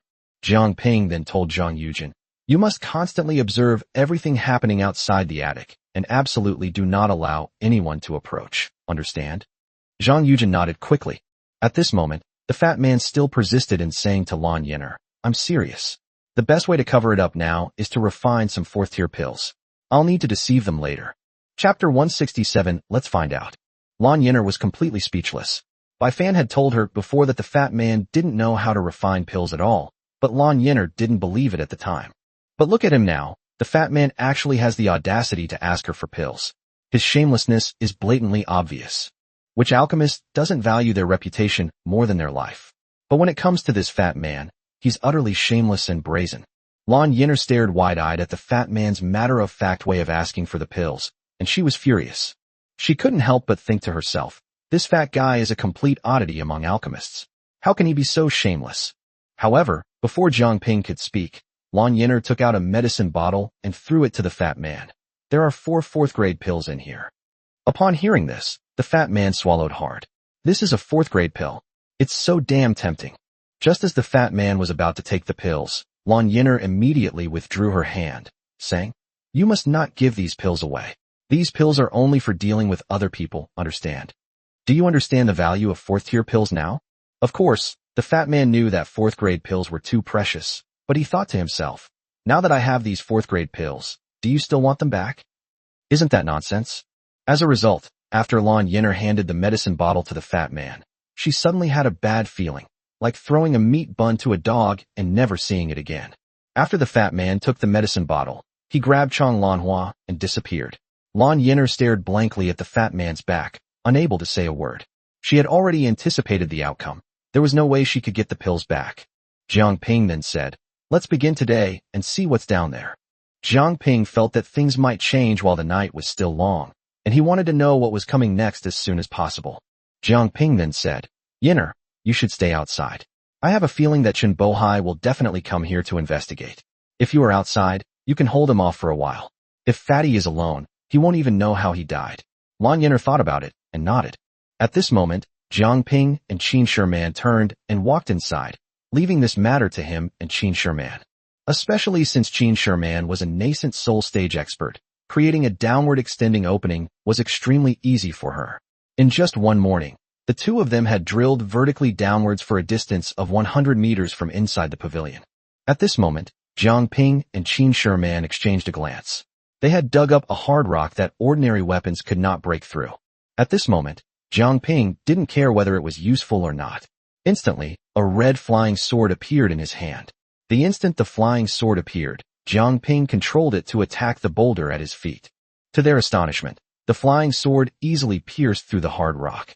Neither Qin Sherman nor Jiang Ping had expected the flying sword to be so powerful. Jiang Ping was alright, but Qin Sherman was truly unable to remain calm at this moment.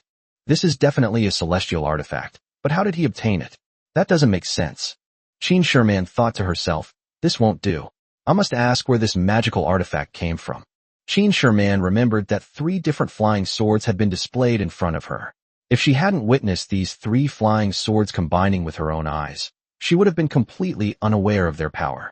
She also witnessed firsthand how ridiculously powerful the 3 flying swords combined were, and she genuinely wanted to ask Jiang Ping for one of them. If Qin Sherman knew that Jiang Ping, the 6th brother, had used a flying sword to fool 2 nascent soul stage experts, I wonder what she would think. Jiang Ping had given flying swords to the 9th elder of the Yinyang Palace and Yu Fengxian, the pavilion master of the Shuiyin Pavilion. But, no buts, in the end, even the flying sword Jiang Ping gave them was unhappy. After the 2 broke the boulder above, it was pitch black inside. Qin Sherman was about to go in when Jiang Ping grabbed her arm. How could he possibly let his woman put herself in danger? Without saying a word, Jiang Ping summoned the King of Vengeful Spirits. The King of Vengeful Spirits instantly understood what Jiang Ping wanted him to do. At this moment, the King of Vengeful Spirits stretched out a hand and covered his forehead, letting out a shrill laugh that made his body lean back. I thought to myself, you guys are all too scared to go down there, right? You're all afraid of the dark, so we'll have to rely on me. Before the King of Vengeful Spirits could finish his boasting, before he could even fully demonstrate his signature moves, he was kicked into the mortal realm. At this moment, Jiang Ping cursed and said, "You always have to show off every time you come out. From now on, you should watch when you show off.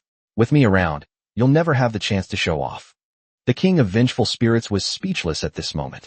You don't dare to go down, but I do. Isn't that enough to show off? Forget it. I shouldn't anger this old man. His lousy spirit refining technique is really giving me a headache. It wouldn't be worth it if he hit me a few more times. We're not supposed to show off, are we? Anyway, you can't see it from below. Besides, darkness is the King of Vengeful Spirits' domain. Go ahead and show off to your heart's content down there. As a result, Jiang Ping waited on both sides without receiving any news of the Vengeful Spirit King. At this moment, Jiang Ping had a thought and instantly activated the spirit refining technique. In that instant, the Vengeful Spirit King stood directly in front of Jiang Ping, startling him. Jiang Ping said irritably, "What's down there?" The King of Vengeful Spirits remained expressionless. "There's nothing there. It's completely empty, nothing at all. Didn't you find any teleportation arrays or array runes?" The King of Vengeful Spirits said, "There are some, but I don't understand them." Jiang Ping felt a headache coming on. Fine. If he says no, then no. At least I know one thing. It's safe down there for now. At this moment, Jiang Ping was about to put away the Vengeful Spirit King, but the Vengeful Spirit King said, "Master, it's too dangerous down there. It's pitch black. You might as well release me. I can protect you at all times." Upon hearing this, Jiang Ping felt that what the Vengeful Spirit King said was absolutely correct. At this moment, led by the Vengeful Spirit King, the 3 of them went directly into the lower realm. Qin Sherman took out a tinderbox and lit it. When they saw the surroundings, they found that it was a cave, just as the King of Vengeful Spirits had said, with nothing there. There was nothing on the ground except some pebbles. At this moment, the King of Vengeful Spirits waved his hand. "Master, come here." Qin Shiman and Jiang Ping exchanged a glance and walked inside, where there were 2 more passages. They flew towards the King of Vengeful Spirits, and after exiting the passage, Jiang Ping realized that this was probably the rune the King of Vengeful Spirits had mentioned. At this moment, Jiang Ping's eyes narrowed, because he had realized that this was a teleportation array. Moreover, the teleportation array had long been destroyed. There was a slot in the center of the runes on the surrounding walls. As long as spirit stones are embedded inside, the teleportation location can be accurately located, and the stability of the teleportation channel can be reinforced. This should be the positioning rune. Chapter 168. Fatty and the others want to kill you. Jiang Ping then saw that the ground beneath his feet had been completely destroyed, and could only conclude that this place was utterly worthless. Qin Shiman couldn't see anything useful either. It looked like the place had been damaged, but there were no signs of a struggle or any corpses. This could only mean that the person who destroyed the array plate left. At this point, they retreated and looked towards another passage. Jiang Ping asked the Wraith King what was there, but the Wraith King rolled his eyes and remained silent. He thought to himself, I'd like to know, but didn't you already get me out of here? Why did you have to activate the spirit refining technique? Jiang Ping instantly understood the Wraith King's thoughts. At this moment, Jiang Ping ignored the Wraith King and walked ahead, leading Qin Shiman directly to the second passage. The journey was not too far, and they entered quickly. Jiang Ping frowned deeply, and Qin Shiman felt the same disbelief. Just how many people died here? This is a mass grave. The piles of bones explained why there were no signs of a struggle outside or in the other passage. They were all crammed together here. Seeing that no one was watching, Jiang Ping prepared to walk out with Qin Shiman. It seems this place has absolutely nothing to do with the secret of advancing to the nascent soul stage. This is just a trap to fool people. Just as Jiang Ping was about to leave, his mind went blank. Something was wrong. Why were so many people crowding in here? This means that this is an exit. These people must have discovered something in the cave and wanted to leave, but it was too crowded, so they had to be left behind. After Jiang Ping understood everything, he turned around and looked at the mass grave one last time. It was full of bones. Without any hesitation, Jiang Ping waved his hand and took away all the bones in front of him. At that moment, the entire scene below was revealed to Jiang Ping and Qin Shiman, showing that there was indeed a circular teleportation array depicted there. However, this great array should be unusable now, because the center of this teleportation array should be a crucial component. Jiang Ping knew very little about these things, but Qin Shiman directly said, this is the core of the formation. For this teleportation array to function properly, the array I is the most crucial part. It will concentrate all the power of the array to form a spirit gathering effect, thereby opening a spatial channel to achieve the teleportation goal. However, there is no array core here, so spiritual energy cannot be gathered, and therefore this teleportation array cannot be used. Jiang Ping then asked, can this teleportation array be repaired? Qin Shiman shook her head. She doesn't know either. Jiang Ping had already arrived outside and told Lan Yin'er everything that was happening inside. To be honest, Lan Yin'er didn't know what to do either. She knew nothing about formations, so she was at a loss. All she knew was that teleportation arrays had a core. Ordinary teleportation arrays didn't have a specially made core. They were all just inscribed together. However, some powerful beings deliberately left a backup plan when inscribing the teleportation array so that only a select few could use it. They inscribed a separate array plate as the array I, which they could then take away. Lan Yin'er then said, but this is good news. At least we know there is indeed a teleportation array down there. As for the rest, we'll have to figure it out later. Jiang Ping looked at Lan Yin'er and asked, have you always lived here? Lan Yin'er nodded. She has lived here ever since she came to the Cloudfire sect. Jiang Ping nodded, indicating that the array's core had been lost long ago and taken away. Otherwise, Lan Yin'er would have heard any movement below immediately. In particular, once this teleportation array is activated, it will require a massive amount of spiritual energy, and a large portion of the spiritual energy in this place will be instantly drained away. The fact that you didn't notice anything only means that this whole thing is ancient history. Lan Yin'er bit her lip lightly, a hint of disappointment suddenly appearing on her beautiful face. It felt like a heavy stone was pressing down on her heart. She thought to herself that she really needed to become stronger. Otherwise, she didn't know when she would be able to avenge the deep-seated hatred buried in her heart. However, Jiang Ping still doesn't know what kind of deep-seated hatred Lan Yin'er is carrying. At this moment, Jiang Ping said, without an array plate, We can only take it one step at a time. Just as Jiang Ping and the two women were discussing the next steps, suddenly, a loud boom rang out, and a person flew in like a cannonball, crashing through the door and landing on the ground. Jiang Ping narrowed his eyes and looked closely.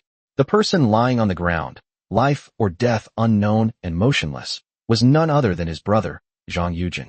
At that moment, two masked men in black suddenly broke down the door and rushed into the room.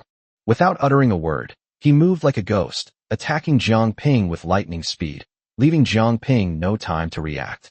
In that instant, Jiang Ping realized that his opponent's strength far surpassed his own.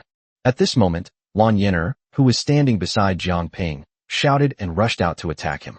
With a bang, their palms collided, and Lan Yin'er's delicate body visibly trembled. Being slightly weaker, she took 2 steps back. At that moment, the two men in black exchanged a glance, and one of them flew directly up to the upper floor without hesitation.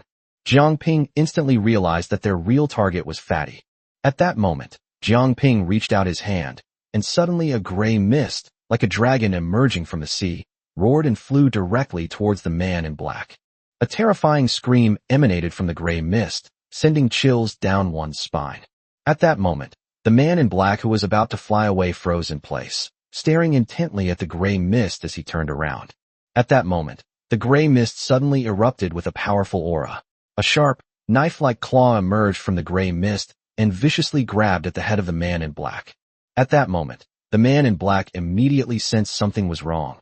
A chill ran down his spine, and he thought to himself in alarm, "What the hell is this thing?" He had no idea what the gray mist was like, and dared not take the attack head-on, so he took several steps back. At that moment, the gray mist instantly transformed into a human form, which was none other than the King of Vengeful Spirits. The King of Vengeful Spirits' eyes flashed with a chilling light, giving his opponent no chance to react, and launched a frenzied attack like a storm. He attacked more and more fiercely, constantly emitting terrifying howls that seemed to come from the deepest hell. Anyone who heard these sounds felt their scalp tingle and goosebumps rise all over their body. Suddenly, Fatty and Chang Lanhua came out from the second floor. Jiang Ping shouted at this moment, "You fatso, get back here right now, they're going to kill you." Chapter 169, They've Come to Kill Us. The fat man then burst into laughter, his laughter incredibly arrogant. "The person who wants to kill me hasn't even been born into this world yet." However, the next second, the fat man suddenly reached out, making a gesture as if he were about to attack the man in black who was about to fight the King of Vengeful Spirits. The man in black had long known that the fat man could challenge opponents of higher levels and easily kill nascent soul stage experts, so he panicked for a moment. However, in the moment he was stunned, the King of Vengeful Spirits seized the opportunity to extend his claws and, like lightning, slashed at the black-clad man's chest. With a ripping sound, several deep bloody scratches were instantly torn open on his chest, the flesh turned inside out, and fresh blood gushed out. As it turned out, the fat man didn't attack him at all. At that moment, another man in black saw his partner injured. He completely ignored Jiang Ping and the others, and with a flash, he attacked the fat man directly. In that instant, Qin Sherman and Lan Yin'er moved like lightning, blocking his path and instantly engaging him in battle. Jiang Ping's face was grim at this moment, and he already knew in his heart that these two people must be from the Qin family.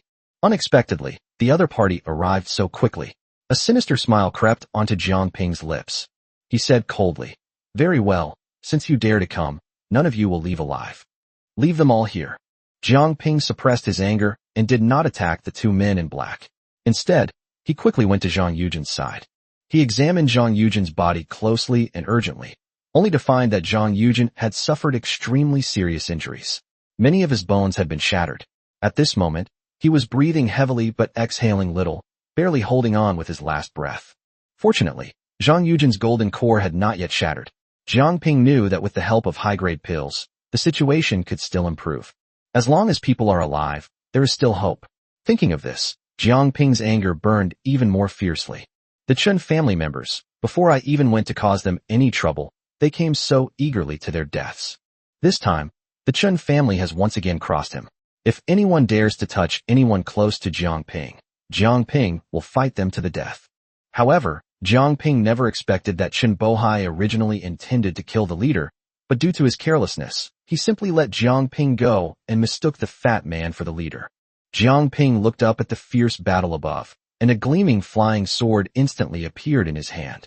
Without saying a word, he suddenly shot his flying sword toward the back of the Wraith King. With just a thought, Jiang Ping and the King of Vengeful Spirits could instantly understand their master's intentions.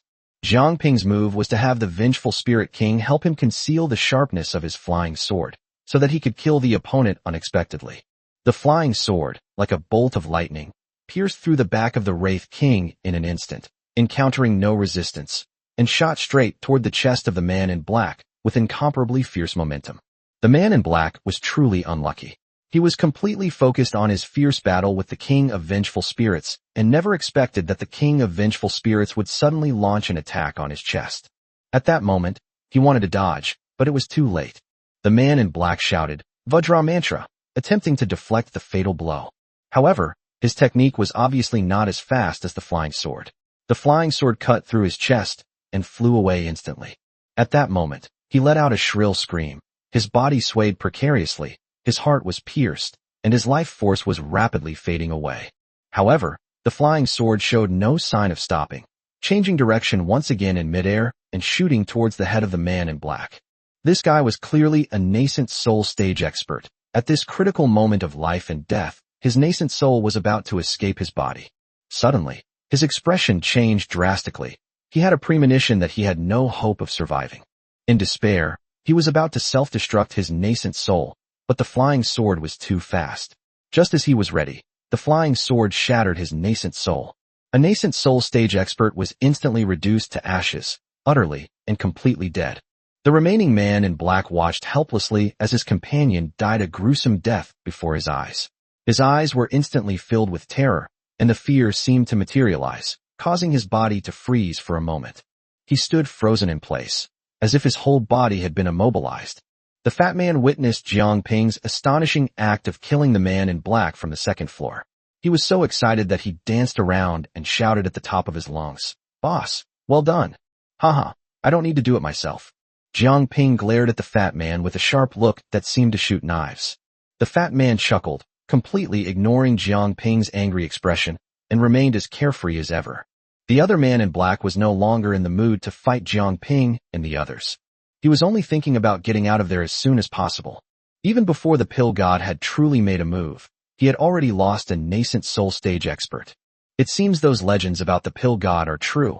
All of the pill god's subordinates are powerful figures. He could see it clearly. Jiang Ping was clearly only a mid-stage golden core cultivator, yet he was able to cross a whole realm and kill a nascent soul stage expert so decisively. This is incredibly powerful and also incredibly strange. Although he had the Vengeful Spirit King as cover, his companions were genuine nascent soul stage experts, not just any ordinary cabbage. No matter how strong a golden core cultivator was, or how many methods they had, they could never easily kill a nascent soul stage expert. But what just happened actually did happen. The man in black was clearly a bit slow on the uptake, and for a moment he was gripped by confusion and fear. But he quickly came to his senses and knew he had to pass on this astonishing news to Chen Bohai as soon as possible. However, he was dreaming. How could we let him escape so easily? At this moment, the King of Vengeful Spirits, like a raging beast, directly joined the battle. Although Qin Sherman and Lan Yener are only one realm weaker than their opponents, don't forget about the fearless Wraith King. The King of Vengeful Spirits completely ignored the opponent's attack, with only one thought in his mind. Do it. He lunged at the man in black with a ferocious aura, causing the man in black to retreat repeatedly. At this moment, the man in black had no chance of escaping. He had missed his best opportunity to run away. At this extremely critical moment, the man in black knew that if he continued to pretend, he would lose his life. He screamed at the top of his lungs, "Master, come save me." Instantly, an extremely powerful aura enveloped the entire pavilion like Mount Tai pressing down. Chapter 170: The Price of Blood. At this moment, apart from the man in black and the King of Vengeful Spirits, everyone else seemed to be frozen in place, unable to move even an inch. This is the enormous gap in strength, like an insurmountable chasm. Jiang Ping's legs were trembling uncontrollably, not from fear, but from the oppressive aura that made him almost unable to stand. The next second, he felt that he was very likely to kneel down on the ground. Although Qin Sherman and Lan Yener were in slightly better condition, they were still bound by the terrifying pressure and could not move an inch. Just then, a person entered the attic like a ghost. It was Chen Bohai. The moment Chen Bohai stepped into the attic, a sinister smile appeared on his lips. He didn't look at anyone else, but stared intently at the king of vengeful spirits. He had already sensed that it was a vengeful spirit from the outside, but he never expected it to be the king of vengeful spirits, which almost made his jaw drop. He never imagined that such an evil creature actually existed in this world. Chen Bohai knew in his heart that even with his late-stage nascent soul strength, it would be extremely difficult to completely subdue this Wraith King. Therefore, his goal at this moment was to force back the king of vengeful spirits and then kill the fat man. As for the others here, kill them if you can, otherwise just let them go. After all, there was still Lan Yener. She was the future sect leader of the Cloudfire sect, and he absolutely could not lay a hand on her. Otherwise, no matter what, Lei Zhantian would never let him off the hook. Without saying a word, Chen Bohai launched an attack on the king of vengeful spirits. His powerful aura could not harm the king of vengeful spirits in the slightest, unless there was a special talisman to control such evil creatures. At that moment, he shouted at another man in black, "Quickly finish this." With Chen Bohai's arrival, the man in black was instantly relieved of the pressure. At this moment, Chen Bohai's attention was entirely focused on the king of vengeful spirits, and the pressure on Jiang Ping was instantly relieved. However, Fatty was always under Chen Bohai's close surveillance, who was worried that Fatty might use some strange methods. Since the pill god hasn't made a move yet, he has to be on guard. This is a ruthless character who can kill a nascent soul cultivator with only golden core stage strength. Who knows when he will deliver a fatal blow? Even if I can withstand it, it will be enough to make me suffer. So, at this moment, Jiang Ping was once again ignored by everyone and treated like a fart. Jiang Ping already had a plan in mind. Very good. As long as he could take action, anything was possible. At this moment, Jiang Ping did not transform immediately, but instead transmitted his voice to Qin Sherman and Lan Yener. No matter what the cost is today, you must keep that man in black occupied. Upon hearing Jiang Ping's words, Qin Sherman and Lan Yener instantly understood his intention.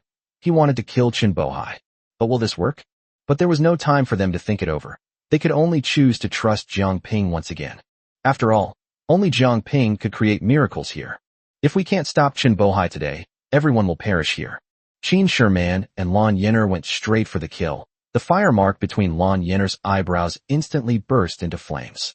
Engulfed in flames, he launched a fierce and relentless attack on the man in black. Jiang Ping understood that Lan Yener was risking her life. Jiang Ping wasn't sure how long she could maintain this state, but he knew that he didn't have much time left. Now he must kill Chen Bohai immediately. Once Chen Bohai is dealt with, all the crises will be resolved instantly. Jiang Ping gave the king of vengeful spirits a death order for the first time. Hold on without reservation. You must kill this old bastard. At this moment, the king of vengeful spirits extended a palm towards Chen Bohai, then covered his face with one hand and let out a sharp howl. Jiang Ping glanced at him and cursed inwardly. Damn it, he's showing off again. However, this time Jiang Ping did not stop the Wraith King, because the key to victory lay in whether the Wraith King could draw the fire. Without him drawing attention, none of his plans could be implemented. Chen Bohai also noticed that the aura of the Wraith King was gradually growing stronger. He instantly realized that he couldn't delay any longer and had to attack the fat man.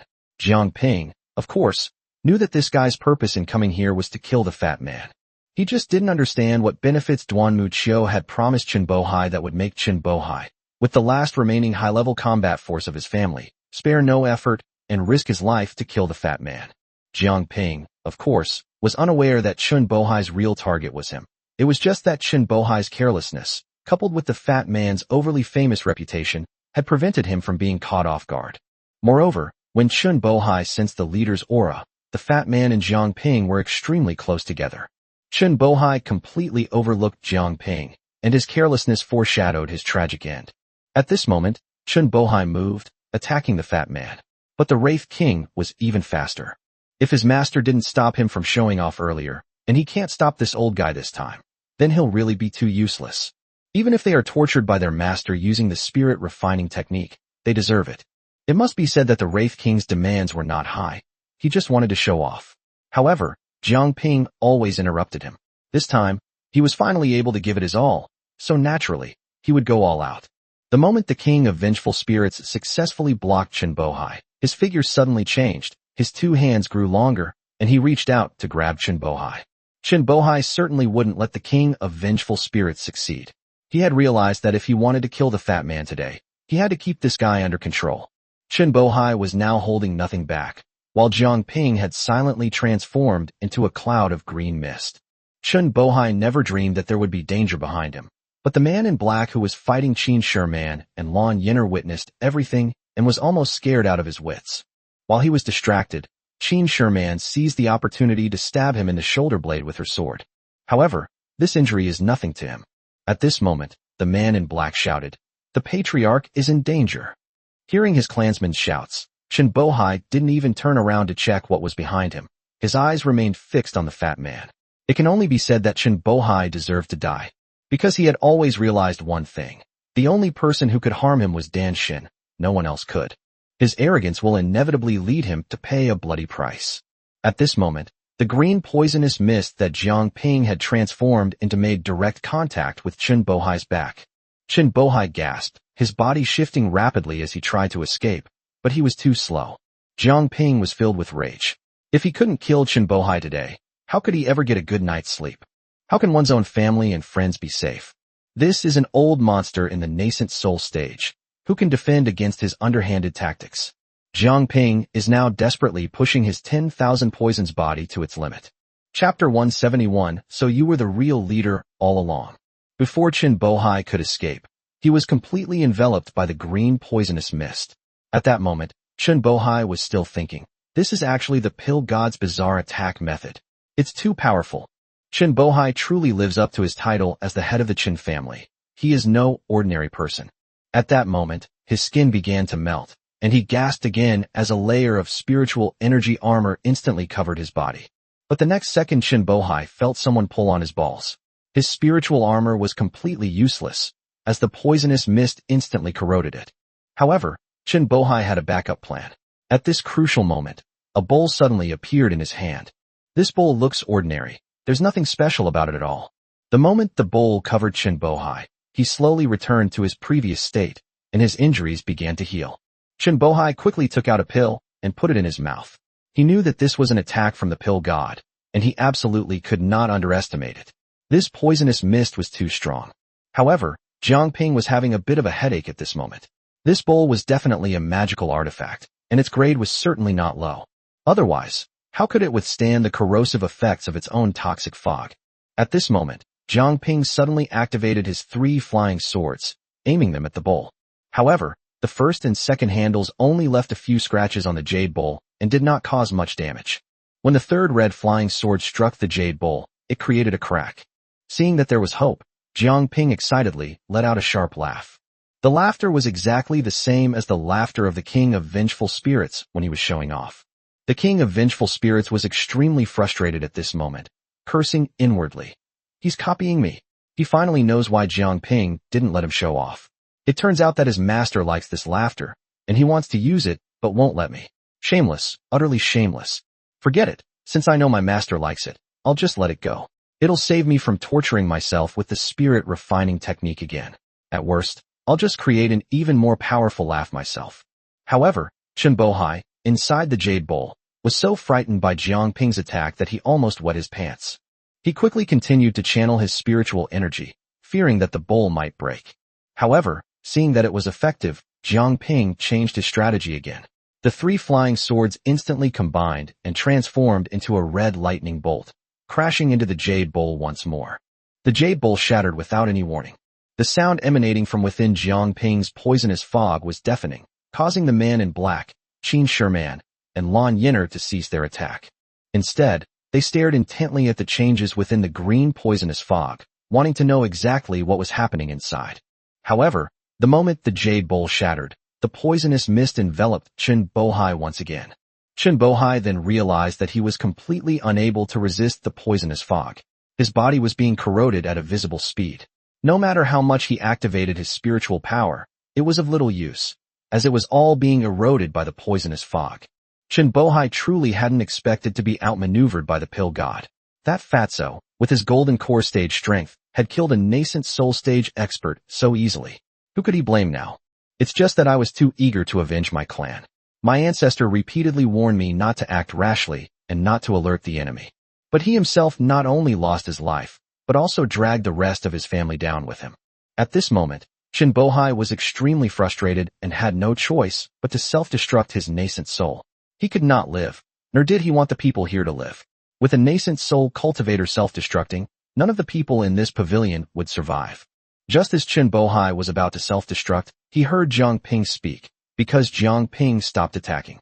Jiang Ping saw Qin Bohai's decisiveness, because his flying sword was not yet ready for a second strike.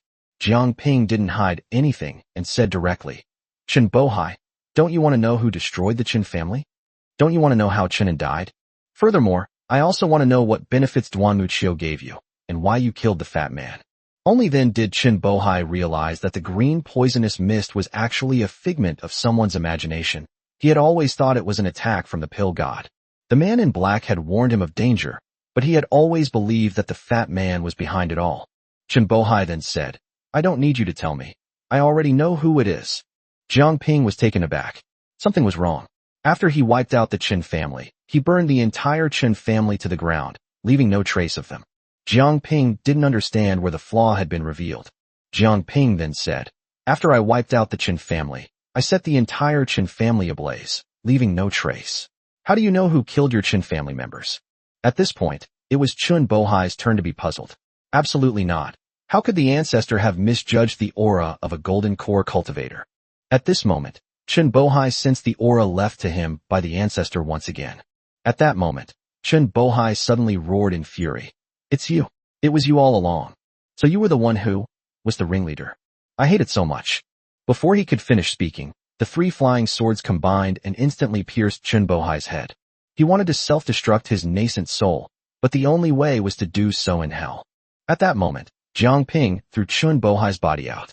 In the past, Jiang Ping would have directly corroded Qin Bohai's corpse, but this time he didn't. He wanted to keep Qin Bohai's storage bag, since he didn't need it, but the people around him might. At that moment, Jiang Ping transformed into a green poisonous mist and shot towards the man in black. The man in black was terrified. What did he see?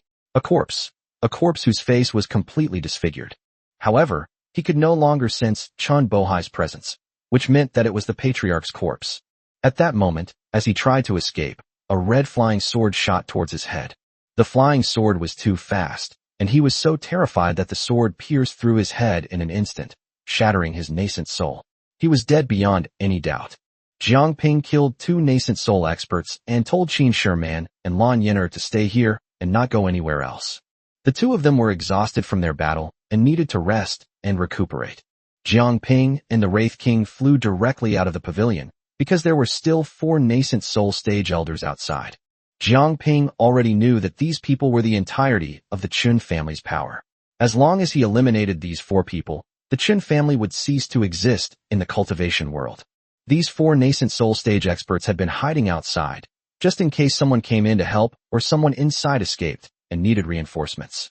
They had called for help from inside and wanted to go in, but Qin Bohai stopped them, fearing that the fierce fighting inside would alert Lei Zhantian. If that old guy comes, things will get really difficult. It's best to have the 4 of them stay outside and hold off Lei Zhantian for a moment. So the 4 of them didn't go in. Chapter 172 almost killed me. As a result, they didn't see Lei Zhantian or Qin Bohai, but instead saw a strange thing. What's this? Could this be a vengeful spirit? What's that next to the vengeful spirit? At this moment, they released their divine senses to sense the situation inside, but found no trace of Qin Bohai. Something's not right. In that moment of delay, the poisonous mist instantly condensed into a green ball in the Wraith King's hand, which he then hurled at the 4 people. In that instant, the 4 of them felt a blur before their eyes and were already enveloped in poisonous fog. The instant the poisonous mist enveloped them, they felt their clothes melt away and their skin began to corrode. Then, one of the nascent soul stage experts suddenly sensed danger, but it was too late. His head was pierced, and he was utterly dead. The other 3 nascent soul stage experts sensed something was wrong at that very moment. In that instant, 2 more flying swords pierced the heads of 2 nascent soul stage cultivators, killing them instantly. However, the last remaining nascent soul stage expert was extremely decisive, instantly detonating his nascent soul, giving Jiang Ping no chance to catch his breath or react.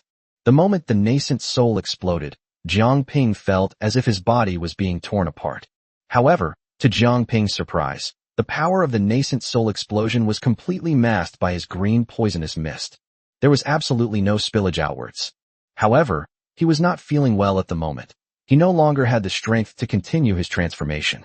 Jiang Ping returned to his human form, and at that moment, the vengeful Spirit King returned to Jiang Ping's body. But at this moment, Jiang Ping slowly closed his eyes and remained motionless, his body covered with dense, net-like cracks. This time, the explosion from the nascent soul stage cultivator was too much for him. Jiang Ping immediately fainted and remained motionless. Qin Shiman and Lan Yin'er came outside immediately. At this moment, several more people arrived directly here. They were all elders of the Cloudfire sect. There is danger in the attic, and they must come to investigate.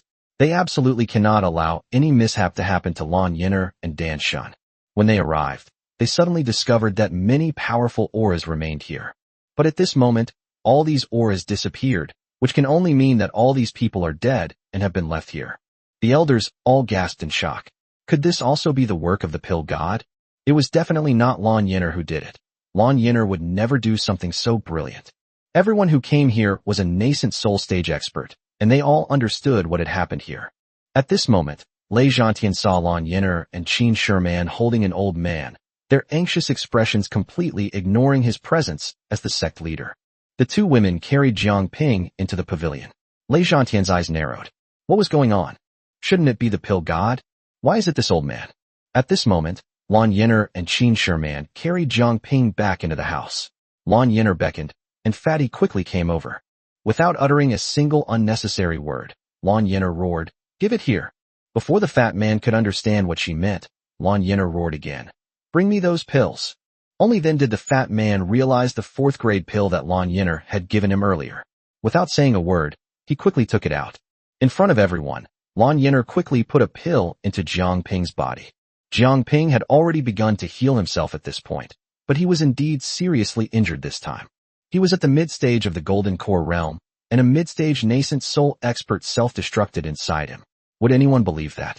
The most important thing isn't the crucial point, but the fact that he's still alive is quite interesting. At this moment, Jiang Ping also vaguely realized that after the 10,000 poisons body changed its form, it was actually the same as the vengeful Spirit King and could not die at all. As long as you change your form, no attack can kill you.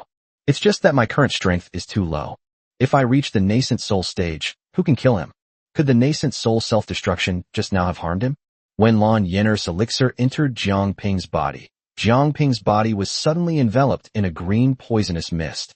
At that moment, Lan Yin'er and Qin Shiman were so frightened that they immediately retreated, because the green mist instantly corroded the entire bed completely.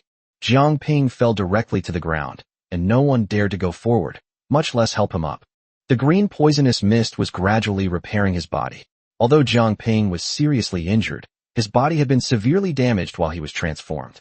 Therefore, Jiang Ping's body was recovering at a speed visible to the naked eye. Lei Zhantian witnessed all of this. Lei Zhantian had already figured out some things. It seemed that something was off about the fat man and the rumors.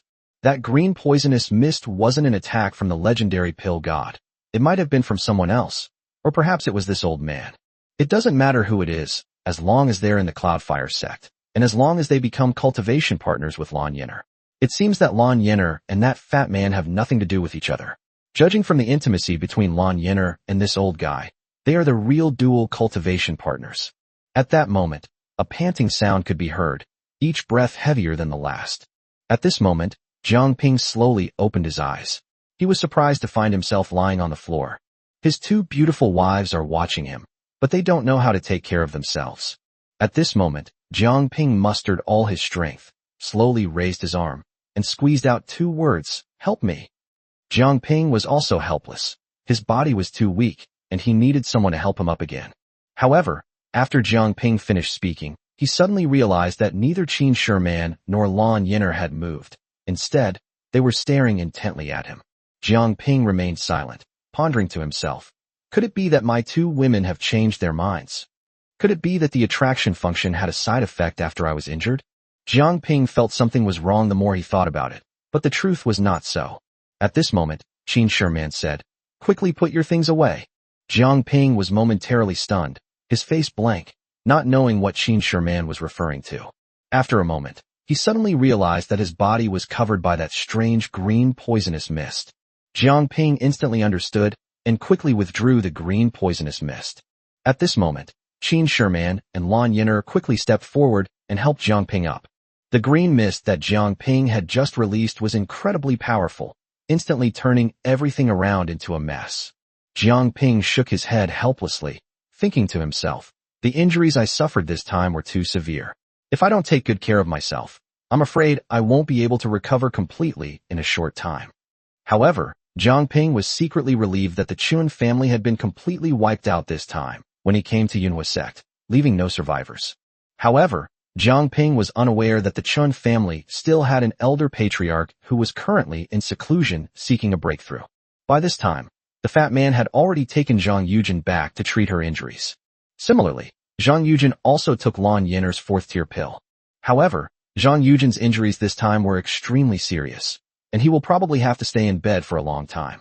Lei Zhantian looked at the crowd, said nothing, and turned to leave.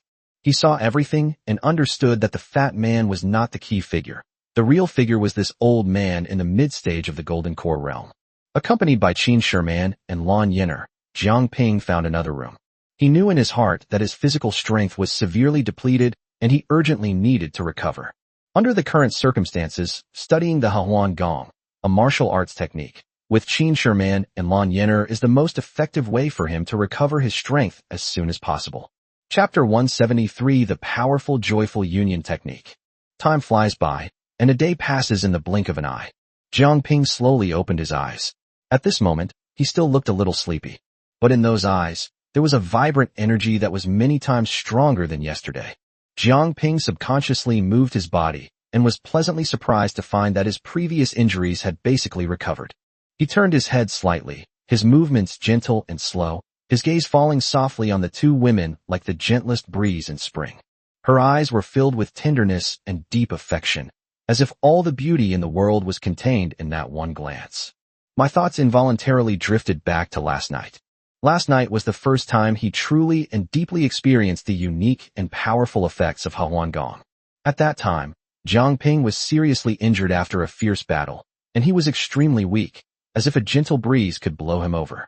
In this critical moment, he tried to activate the Hahuan Gong, a type of internal energy cultivation technique. As the technique was slowly activated, wondrous things began to happen as if in a dream. Under the mysterious power of the Hahuan Gong, Jiang Ping clearly and distinctly felt the power flowing continuously from Lan Yin'er and Qin Sherman. It repaired his damaged meridians and bodily functions. But at the same time, he also keenly noticed that the two women's power was gradually weakening in the process. Jiang Ping was startled, knowing that if things continued, they could easily spiral out of control and cause a major disaster. He made a decisive move, pulled back from the brink, and ended his cultivation practice. Looking back now, I still feel lingering fear, but I also have a deeper understanding of the miraculous effects of the Hahuan Gong. This dual cultivation process was completely different from the past, and it almost broke the norm, causing Qin Sherman and Lan Yin'er to drop in cultivation level. Jiang Ping had already realized that he would have to use the Hahuan Gong, joyful union technique, with caution in the future. Although the technique was powerful, he had to be kind-hearted. If I had been too greedy in a moment last night, I would have made a grave mistake. However, Jiang Ping ultimately used the Hahuan Gong correctly to clear all the hidden injuries and acupoints that Lan Yin'er and Qin Sherman had previously cultivated. In the future, when they circulate their spiritual power, there will be absolutely no obstruction. It will be a natural and seamless process. With the matter resolved here, there's no longer any need for me to stay at the Cloudfire sect. It's a pity that while there is indeed a teleportation array where Lan Yin'er lives, it lacks the array's core. We'll have to think of another way. However, this time, at least Jiang Ping learned a clue: the Divine Kingdom. Only by going to the Divine Realm can one seek a breakthrough. Otherwise, one will remain stuck at the nascent soul stage for the rest of one's life. However, Jiang Ping immediately laughed, thinking to himself that he was only at a certain level now, and that once he reached the nascent soul stage, he would definitely find a way to leave this place. Jiang Ping was focused on his system at this moment. He discovered that his woman's strength was increasing day by day, as if she was about to leave him behind. Jiang Ping suddenly thought that perhaps Lan Yin'er and Qin Sherman should also go in and cultivate for a while. However, they are in the nascent soul stage and need more spiritual energy. It's a pity that he doesn't have any points right now. Otherwise, he could open a few more rooms, one for each of his women, which would be enough to satisfy their cultivation needs. The main thing is that hiding them away won't stop me from picking up girls. My path of cultivation is destined to be filled with women. It'll probably never end. Thinking of this, Jiang Ping withdrew his divine sense. He dressed quietly, without disturbing Lan Yin'er and Qin Sherman, and slowly walked out of the room. As soon as I came out, I saw the fat man standing there. The fat man then said, "Boss, shouldn't we be going?" Jiang Ping nodded and asked, "How is Zhang Yujin?" The fat man chuckled. "That kid's got a lucky life, but he'll need some time to recover. If there is a place with abundant spiritual energy, recovery will be faster." Upon hearing this, Jiang Ping pondered for a moment before entering the house.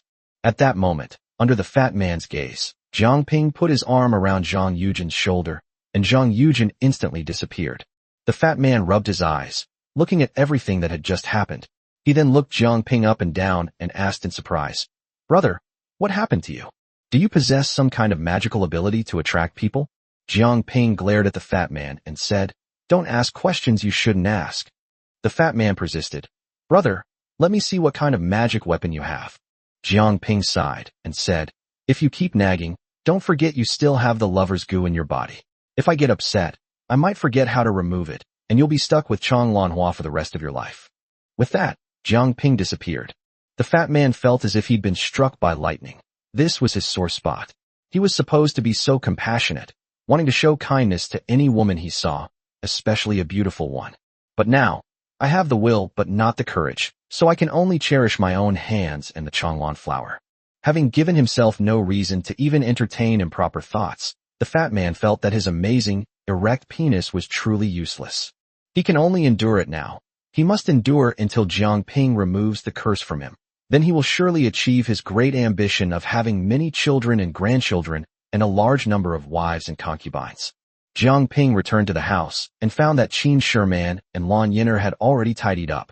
At this moment, Jiang Ping asked, "Will the fact that the entire Qin family died at the Yunhua sect cause trouble for the Yunhua sect?" Lei Zhantian definitely needs to give us an explanation. Lan Yin'er nodded. Jiang Ping then said, "This matter cannot be kept secret at all. You should know that not everyone can keep their mouth shut. Besides, the Qin family and the Dan mansion are on good terms. If Duanmu Qiu uses this as an excuse to attack the Yunhua sect, Lei Zhantian will be in a difficult position and will definitely be under pressure. He might then hand us over."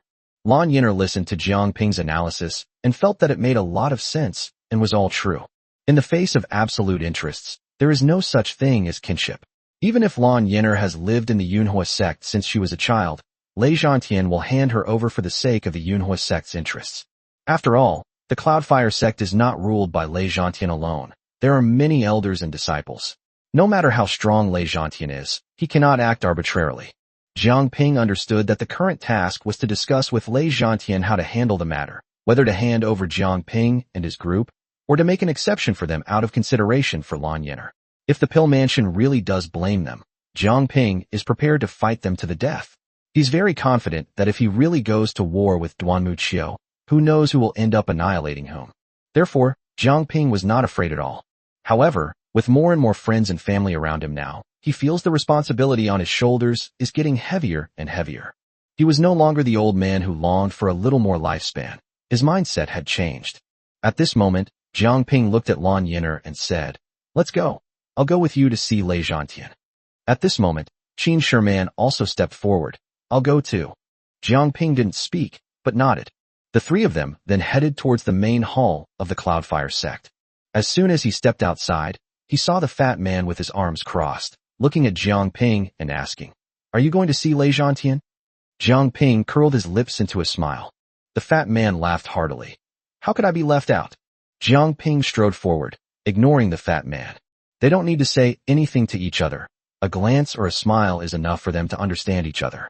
The four of them headed straight for the main hall of the Cloudfire sect. Chapter 174. Never mind, it's all exposed.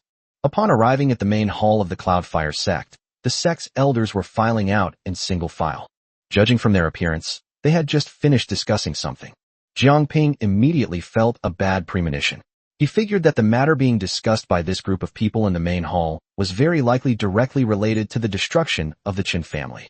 However, when Lan Yin'er led everyone to the entrance of the main hall, the elders stopped and stared intently at Jiang Ping and his group. Jiang Ping immediately understood that the matter being discussed was definitely intricately related to them. At this moment, Lan Yin'er walked into the main hall alone, while Jiang Ping and the others waited anxiously outside. Suddenly, an elder approached the fat man with a grin, his eyes full of eagerness. Dan Shun, would you be willing to stay in my Yunhua sect as an elder in the future? If you're willing, I, Zhang Yuming, will be the first to support you. What alchemy hall, what Qin family, step aside. No matter how many come, I'll wipe them all out. The fat man chuckled, his expression revealing a hint of shrewdness. We're all family, Elder Zhang. You're too kind. The fat man's phrase, our own people, made his meaning perfectly clear. Jiang Ping didn't complain at all. He knew perfectly well that he and Lan Yin'er had already become cultivation partners. Lan Yin'er grew up in the Cloudfire sect. How could she not have feelings for it? This is absolutely impossible. I have now formed a deep karmic connection with the Cloudfire sect. The fat man's meaning was exactly what I was thinking. The elders' expressions became amiable at this moment, their meaning all too clear. As long as they were family, anything was negotiable. Jiang Ping was starting to have doubts. How exactly did Lei Zhantian manage to fool these elders inside? Jiang Ping secretly pondered that Lei Zhantian must have promised a lot of benefits. The money comes from the sheep, and in the end, Jiang Ping and his gang will have to pay for all these conditions.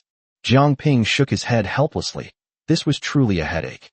Just then, Lan Yin'er came out of the main hall, and Jiang Ping quickly followed her in. Jiang Ping was filled with helplessness, wondering what kind of reward he could give Lei Zhantian. Should we tell him the secrets after reaching the great perfection of the nascent soul stage, and tell him about the existence of such a wondrous place as the Divine Kingdom? But the key to this formation has already been taken away, and telling him is just a worthless piece of paper. Jiang Ping really doesn't have any treasures to offer right now. At this moment, Jiang Ping was absorbed in the system, his gaze falling on the first flying sword. Holy crap! Jiang Ping suddenly sensed that the first flying sword was raging, as if it wanted to fight him to the death. Jiang Ping hurriedly said, Brother Feijian, do you know why I always use you to fool others? It's not that I don't value you. It's just that you're too amazing. Anyone who sees you will think you're the ultimate weapon. In the entire universe, no weapon can compare to your might. And you are my best brother. With just a single thought, you instantly return to my side to protect me. So you are my guardian angel. Jiang Ping's effusive praise almost brought the first flying sword to tears. If this flying sword could cry, it would probably be willing to go through fire and water for Jiang Ping right now. Jiang Ping regained his composure and found himself already in the main hall. As soon as Jiang Ping stepped onto this place, he felt uneasy all over, as if a pair of eyes were staring intently at him. Jiang Ping looked up and found Lei Zhantian staring intently at him. Jiang Ping was incredibly annoyed. No way. Is this guy some kind of genius? How did he know I wanted to give him a gift? Lei Zhantian looked at Jiang Ping and smiled. Not only Jiang Ping, but also Lan Yin'er and Qin Sherman were completely baffled. Could it be that Lei Zhantian has taken a fancy to her husband? The two quickly dismissed this absurd thought, wondering what they were thinking. The fat man was speechless, cursing inwardly. Damn it! Shouldn't this be my moment to shine? Shouldn't it be this old man who comes out to intimidate Lei Zhantian? Why is the sun rising in the west today? Lei Zhantian is ignoring me. At this moment, the fat man felt that among this group of people, in terms of reputation, only he could suppress Lei Zhantian. Just as everyone was wondering why Lei Zhantian's attitude towards Jiang Ping had suddenly changed 180 degrees, the fat man took a step forward. He said loudly, Sect leader Lei, please speak your mind. Don't waste everyone's time. I wiped out the Qin family, so what? Isn't your goal to get me to join the Cloudfire sect? You just want me to refine pills for your Cloudfire sect, don't you? Okay, I agree. The fat man was about to continue speaking when Lei Zhantian's smile vanished instantly, his eyes flashing with a sharp light. In that instant, Lei Zhantian coldly uttered a single word, get lost. With a wave of his sleeve, the fat man flew out of the main hall like a kite with a broken string. At this moment, none of the elders at the door had left. They all wanted to see what Lei Zhantian's final decision would be. As a result, the fat man flew out. The elders didn't understand what had happened inside for a moment, and they quickly pulled the fat man up. Lord Danshun, what are you doing in there? How did he get slapped away by the sect leader? The The fat man was also completely bewildered, thinking to himself, what's going on? Even the king of heaven himself would have to offer me incense before leaving. But why does this guy completely disregard me, the pill god? At this moment, Jiang Ping felt that Lei Zhantian seemed to have learned a lot. It seems that many of his secrets were already exposed to Lei Zhantian during the battle with the Qin family, and could no longer be hidden. Lei Zhantian said, Old man, you've been hiding this well. You abducted my sect's holy maiden and wiped out nearly 10 members of the Qin family in the Cloudfire sect. None of the Qin family's top combatants escaped. Your methods are truly brilliant. Tell me, did you wipe out the Qin family? Upon hearing this, Jiang Ping thought, fine, forget it. He didn't want to know how Lei Zhantian knew, nor did he want to argue with Lei Zhantian here. He simply nodded and said, I killed him. Lei Zhantian chuckled. You old codger are not bad. A mid-stage golden core cultivator. You're quite the ruthless one. I really suspect that you might be some immortal who has nothing better to do than descend to the mortal realm for training. That's too ruthless. A golden core cultivator wiped out all the nascent soul cultivators in the Qin family, and not a single one escaped. I'm telling you plainly, I can't do it. Not even Duanmu Qiu, the strongest in the immortal spirit planes. But you did it. Tell me properly, what exactly is your cultivation level? Chapter 175, Don't you want me anymore? Jiang Ping was speechless and said helplessly, What you saw was my true cultivation level. Lei Zhantian stared at Jiang Ping for a long time, then waved his hand and said, Forget it, there's no point in arguing with you about this now. Tell me, how should we handle this? Jiang Ping smiled and said, Sect Master Lei, you didn't attack me today, and you're asking me how to handle this. Of course, everyone would be happy. I would definitely be willing to befriend Sect Leader Lei. Moreover, I know that the Cloudfire sect has an excellent reputation in the immortal spirit planes and never bullies the weak. But the Dan family seemed a bit lost, acting as if everyone owed them money. Lei Zhantian laughed heartily. Well said. Lei Zhantian looked at Jiang Ping. This matter has blown up. There may be nowhere for you to hide in the entire immortal spirit plane. The Qin family is merely a puppet of the Pill Mansion, and I've already spread the word that you're going to wipe out the Qin family. Soon you will be hunted down by the entire cultivation world, because the Pill Palace wants to kill you. Since you cannot be used by the Pill Palace, then you can only be destroyed by the Pill Palace. At this moment, Jiang Ping felt as if Lei Zhantian had firmly grasped his Achilles heel.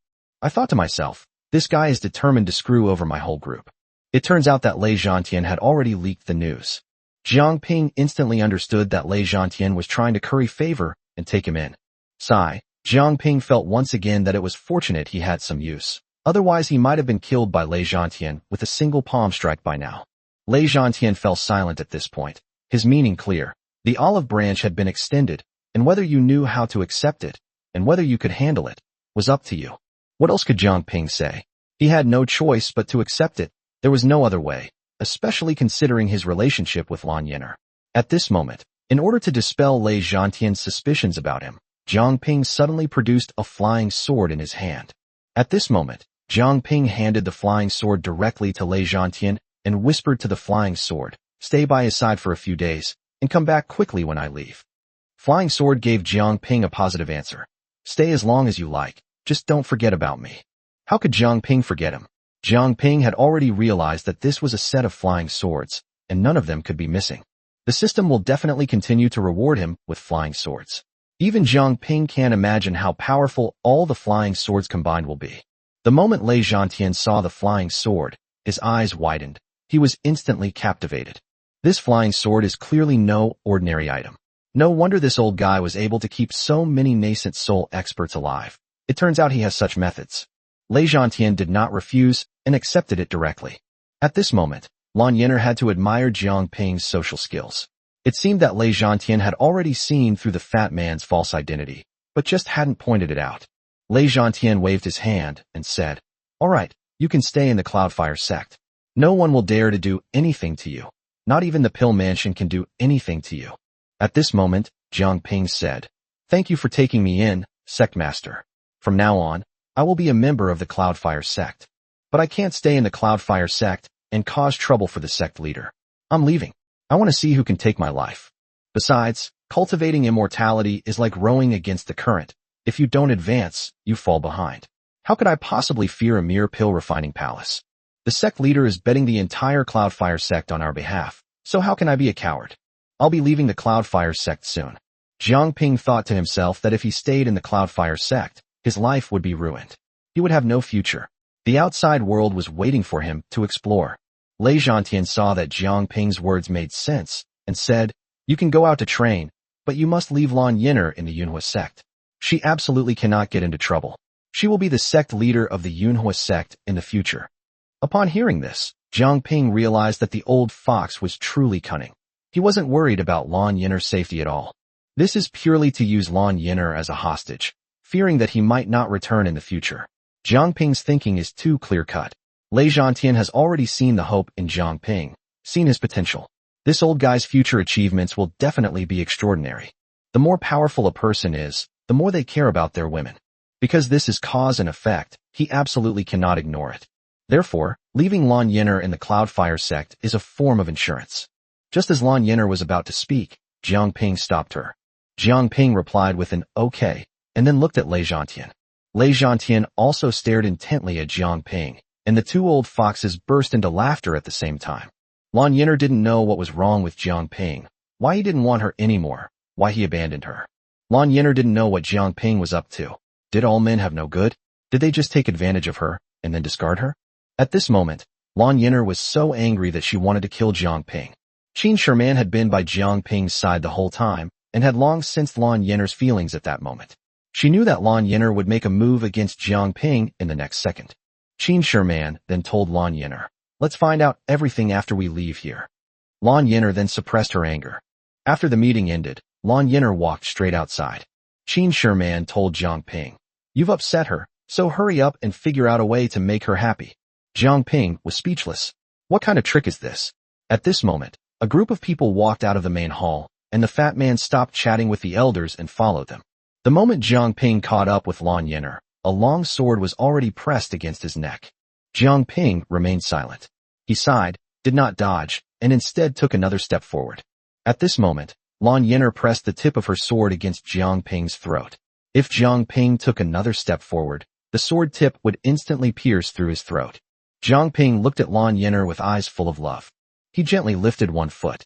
To be honest, Jiang Ping was betting that Lan Yin'er wouldn't bear to hurt him.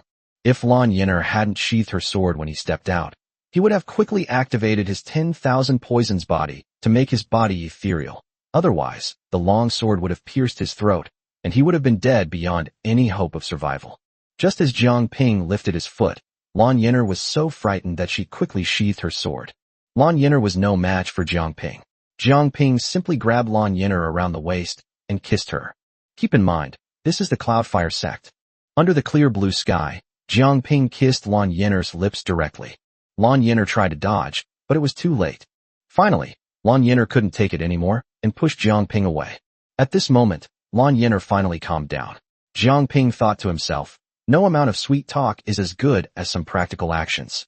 Lan Yin'er then said, "Why do you want to keep me in the Cloudfire sect? Did you take advantage of me and then abandon me? Don't you want to take responsibility for me? Do you think I'm a burden?" Chapter 176. No matter what, I just won't believe it. Jiang Ping sighed and said, "How could that be? I just don't want to waste another second arguing with Lei Zhantian. It's never going to end. Moreover, Lei Zhantian will absolutely not let you leave Yunhua sect. He knows you are my weakness, and he wants to use you to coerce me and make me always remember Yunhua sect. He didn't want me to be grateful to the Cloudfire sect for taking me in. There's no need for me to feel grateful for his kindness. It's to make me know clearly at all times that Jiang Ping's woman is in the Cloudfire sect. But don't worry, you don't need to worry about this. I'll take you with me when the time comes. Regardless of what Lei Zhantian thinks, I will always remember his kindness." In the cultivation world, how many people in the entire cultivation world would bet an entire sect on a golden core stage expert when they are a nascent soul stage expert?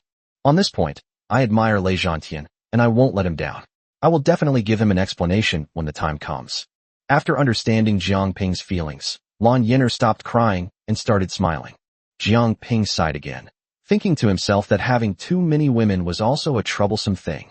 Jiang Ping, however, was enjoying himself, because he couldn't help but laugh when he saw the fat man's dumbfounded expression. The group returned to Lan Yin'er's attic. Jiang Ping had been bored again these past few days.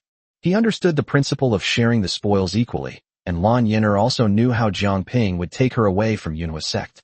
He would simply take her away and leave Yunhua's sect without anyone noticing. Even if they passed in front of Lei Zhantian, he wouldn't notice. Jiang Ping and his wives were either engaged in dual cultivation or on their way to dual cultivation. As they cultivated together, Jiang Ping's strength gradually increased, leading him to see the barrier of the late golden core stage. At this moment, Zhang Yujin was finally able to get out of bed, and his tendons and bones had fully recovered. With the help of Jiang Ping's system space, Zhang Yujin's strength was significantly greater than Fatty's at this point. The fat guy keeps nagging Jiang Ping to put away Chang Lanhua, but Jiang Ping refuses. The fat guy has cursed Jiang Ping's entire family more than 100 times because of this. Jiang Ping is the stumbling block on his path to getting a girl. Fine, I'll bear it. Can't I just bear it? It's only 10 years, isn't it? If you don't get rid of the love potion by the 10th anniversary, I'll castrate you. Jiang Ping is preparing to leave the Cloudfire sect today, and he has a clear purpose. Don't forget, the triplets he longs for are still waiting for him. But then Jiang Ping thought of something else. Where exactly was Yu Linglong? Why was there no reaction at all? There was no news from the communication jade slip either. Jiang Ping wanted to send a telepathic message to Yu Linglong, but then he felt that Yu Linglong must have something important to do, so he decided against it and decided it was best not to disturb her. Jiang Ping's purpose for this trip was 100 Flowers Valley. He had already put Lan Yenner away and had made good use of the space under Lan Yenner's pavilion when he left. Jiang Ping knew he would return here sooner or later, and when he did, he would be a nascent soul cultivator, facing a breakthrough. Jiang Ping wanted to take this opportunity to find out where he could obtain the erased core. As expected, Jiang Ping was not accompanied by Lan Yenner, and he traveled smoothly without any obstacles. No one stopped him at all. Jiang Ping had already left the Yunhua sect when he saw Lei Zhantian standing in front of the sect's gate.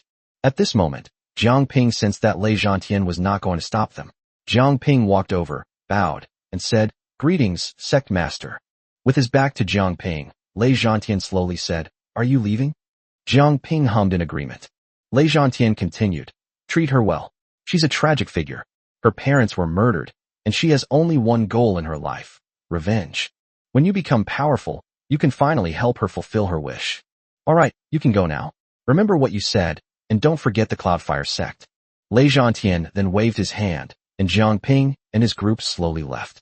Jiang Ping sighed. It seemed he had made a mountain out of a molehill. Lei Zhantian had no intention of keeping Lan Yenner. He only wanted Jiang Ping to treat Lan Yenner well from the beginning. At that moment, Jiang Ping instantly sent a signal to his flying sword, which then returned to Jiang Ping's side without him noticing. This time, the flying sword wasn't angry. Instead, it seemed as if it had completed a glorious mission. Jiang Ping nodded and said, "You are really too strong." Flying Sword was completely fooled by Jiang Ping and told him directly, "Next time there's a good opportunity like this, come to me again. No one else can do it." Jiang Ping nodded, indicating that he understood. At this moment, Jiang Ping released Lan Yenner from his hidden space. Jiang Ping initially wanted to ask Lan Yenner about her enemies, but then decided against it. "I guess it's not the right time yet. When I reach the nascent soul stage, even if Lan Yenner doesn't tell me, I will ask her myself." Lan Yenner was a little unhappy when Jiang Ping brought her out. She was cultivating inside and felt that her progress was too fast, and she even had a feeling that she was about to break through. Jiang Ping asked expectantly, "How do I get to 100 Flowers Valley?" Lan Yenner looked blank and shook her head, indicating that she had no idea at all. Qin Sherman was also completely confused.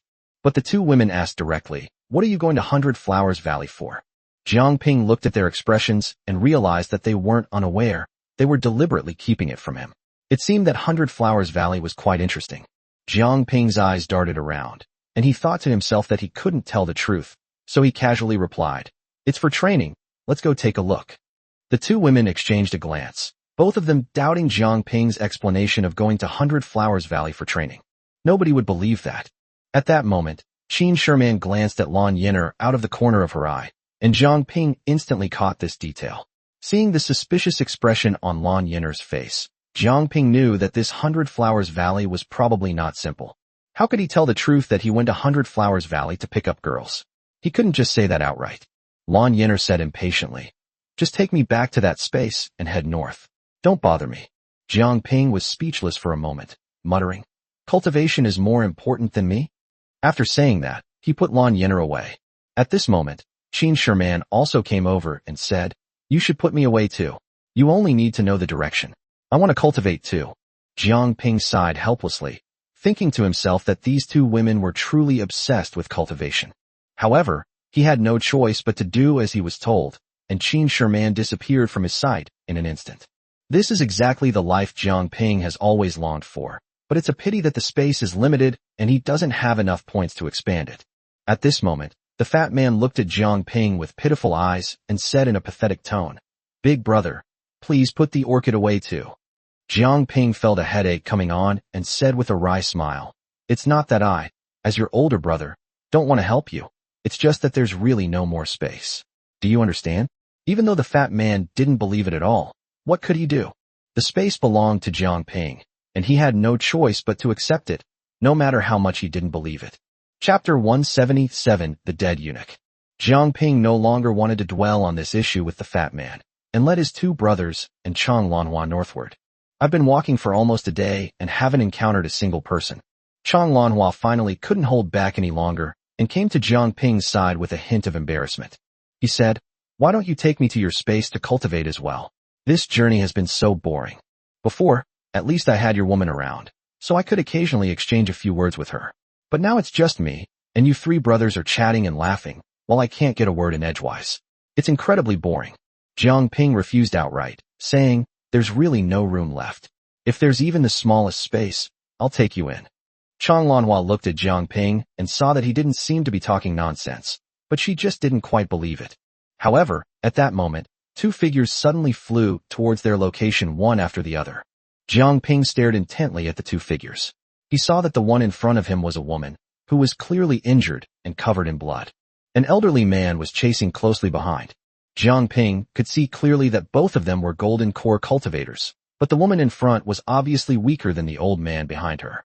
At this moment, the woman in front also saw Jiang Ping and his group, and flew quickly towards Jiang Ping. Without saying a word, he pounced on the fat man. In that instant, the woman coughed up a mouthful of blood, the blood as black as ink. Jiang Ping knew at a glance that this was a sign of poisoning. However, the woman immediately fainted in the fat man's arms. At that moment, the old man also caught up. When the old man saw Jiang Ping and his group of four, he showed no fear whatsoever, nor did he panic at all because Jiang Ping's group had more people. As a fellow golden core cultivator, Jiang Ping instantly understood that the old man's arrogance could only mean one thing. He had backup, and that backup would arrive soon. The old man who had caught up looked at Jiang Ping and his companions and shouted, "Hand her over right now. When my young master arrives, you'll be in deep trouble." Before Jiang Ping could speak, the fat man chuckled and said with a smile, "I want to see what kind of monster your young master is. Does he have 3 heads or 6 arms? Do you really think your grandpa Danshin was scared by you?" The moment the fat man uttered the words, "God of Pills," the old man's eyes lit up, and he burst into laughter.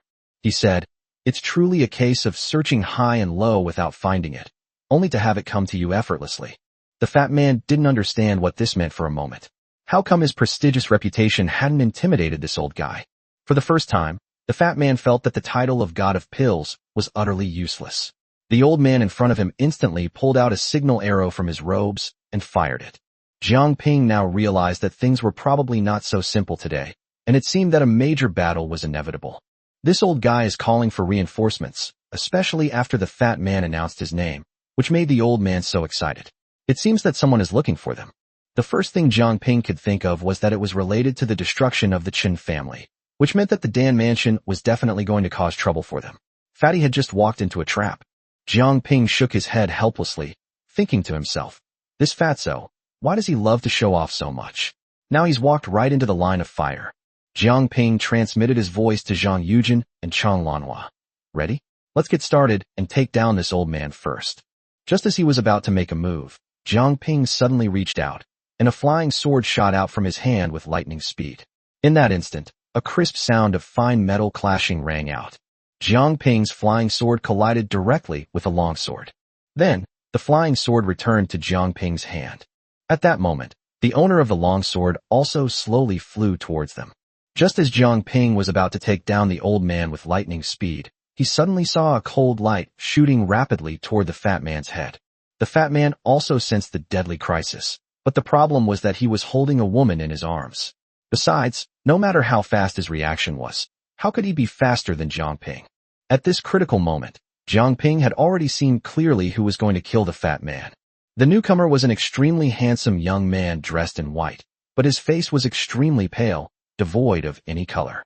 Jiang Ping felt that this guy didn't have much longer to live. He looked completely drained.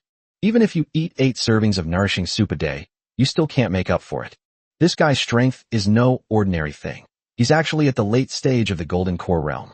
Just then, 7 more figures flew towards Jiang Ping, and in an instant, they surrounded Jiang Ping and his group of 4. Among the 7 people who came later, there was even a cultivator who had just entered the nascent soul stage. When these people appeared, they thought Jiang Ping and his group would be terrified, but Jiang Ping and his group were fearless. They immediately realized that the fat man was the most dangerous among the group, capable of killing a nascent soul cultivator with his golden core cultivation. No wonder these guys didn't even have the thought of running away. The old man who had previously reached the golden core stage came to the pale-faced youth and said, "Young master, that fat man is the pill god." The young man coughed before speaking, and Jiang Ping had a feeling that he was about to die any second. At this moment, the young man spoke, but it would have been better if he hadn't spoken. His words nearly made Jiang Ping and the other 3 vomit. Jiang Ping, in particular, felt as if someone had a firm grip on his vitals. Is this guy a dead eunuch? How come he speaks with no confidence at all? At that moment, the young man realized that Jiang Ping and his group were mocking him, and he also realized that it was because of his voice. He was now furious, thinking that if he could take down these 4 people today, he would surely enjoy wealth and honor in the future. There was no need for him to waste any more words. He directly ordered everyone to go all out to deal with the fat man, leaving the other 3 to him alone. Upon receiving the order, one of these people, a nascent soul stage expert, launched an attack on the fat man. With his meager cultivation level, the fat man couldn't even catch a nascent soul cultivator's little finger. He would die instantly. At that very moment, 2 long swords suddenly attacked the nascent soul cultivator at lightning speed. The nascent soul cultivator realized something was wrong, but it was too late. His 2 arms were severed in an instant, and he let out a desperate wail. Although cultivators at the nascent soul stage can regenerate severed limbs, that takes time. And at this moment, no one will give him even a chance to catch his breath. At that moment, 2 figures brandished their long swords and shot towards him once again. In that instant, he decisively abandoned his physical body, and his nascent soul was about to escape. Chapter 178, I almost lost my life. But suddenly he felt a beam of red light shooting towards him. It was too late for him to hide. The red light was like a deadly demon, directly shattering his nascent soul, leaving him utterly dead. He never had the heart to destroy his nascent soul until the very end. The one who made the move was Jiang Ping, who controlled the 3rd red flying sword and directly killed his nascent soul. How could Jiang Ping let him escape? This nascent soul cultivator died a truly humiliating death. Did they really think that with their overwhelming strength and so many people on their side, they couldn't even take down a fat guy? Although there are rumors that the fat man has the ability to kill nascent soul stage cultivators, those are just rumors, and he has never seen it with his own eyes. But he never dreamed that the fat man wasn't scary. Rather, it was the sudden appearance of 2 nascent soul stage female cultivators in front of him. The ones who just severed his arms were Lan Yin'er and Qin Sherman. Jiang Ping immediately called out his woman, which, as expected, caught him off guard and achieved excellent results. At this moment, the remaining 6 golden core cultivators were already terrified. What was going on? How could 2 nascent soul stage experts suddenly appear out of nowhere? It's easy to imagine that they both met their end by dying under the swords of Qin Sherman and Lan Yin'er. At this moment, the young master was so frightened that he suddenly regained some color in his body. Jiang Ping suddenly noticed that the guy's face had regained some color, which was obviously because he was frightened. He was no longer as arrogant as before. At this moment, Jiang Ping looked at the young man and said, "You dead eunuch, tell me, who are you? Why would they attack me? If what you say satisfies me, I might let you go. If it doesn't, you'll end up like those other people." This young master had no backbone left. He knelt directly in the void, his attitude extremely sincere, and hurriedly said, "I am the young master of the Blood Luo sect." Just as Jiang Ping was about to speak, the fat man interrupted, saying, "Hurry up and get the antidote." By this time, Jiang Ping had long forgotten about the matter. He knew the woman had been poisoned, but the intense battle earlier had made him forget about it. Jiang Ping muttered to himself unintentionally, "Fatty is so thoughtful, especially when it comes to women."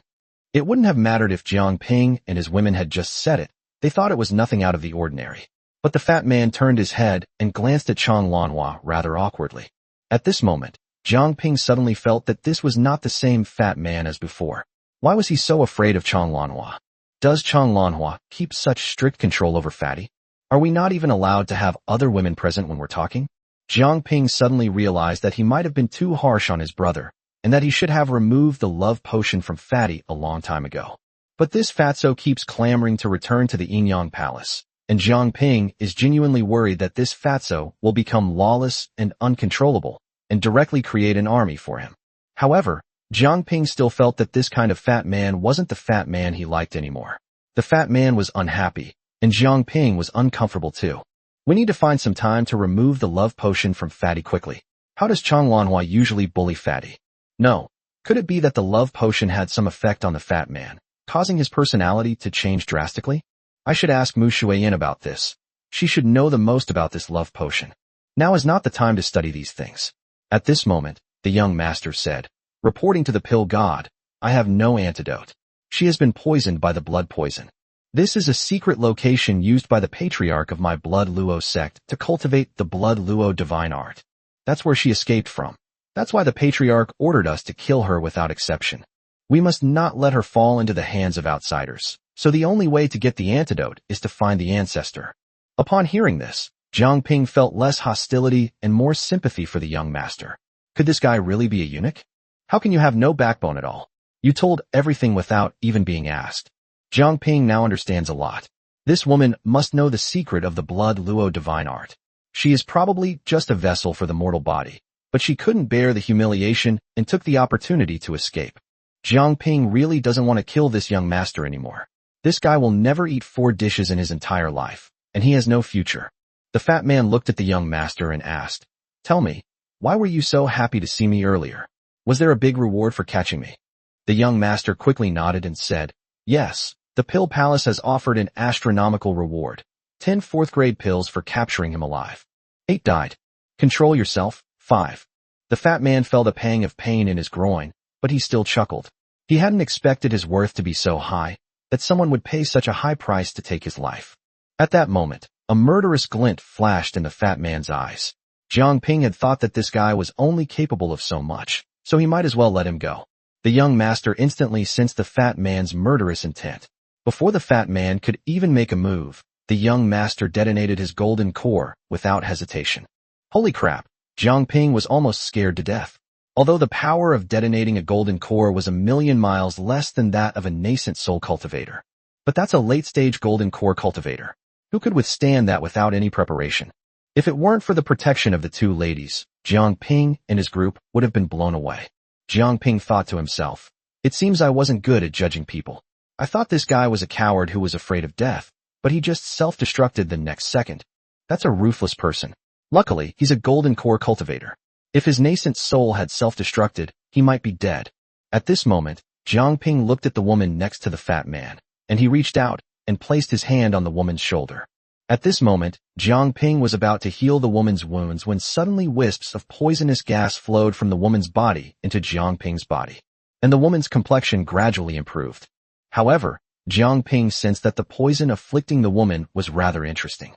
Since acquiring the body of 10,000 poisons, Jiang Ping only knew that his body was becoming stronger as his strength increased. But he never felt there was any way to make his body, which was covered in poisons, even stronger. However, after the poison from the woman entered his body, Jiang Ping felt that it was actually very beneficial to him. Jiang Ping was very curious about what kind of poison it was. No, he had to wait for the woman to wake up and ask her properly. It was too important for him right now.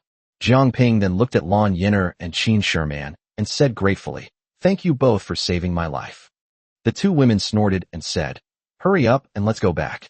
Don't bother us unless it's important. What could Jiang Ping say? He quickly moved the 2 women back into the space.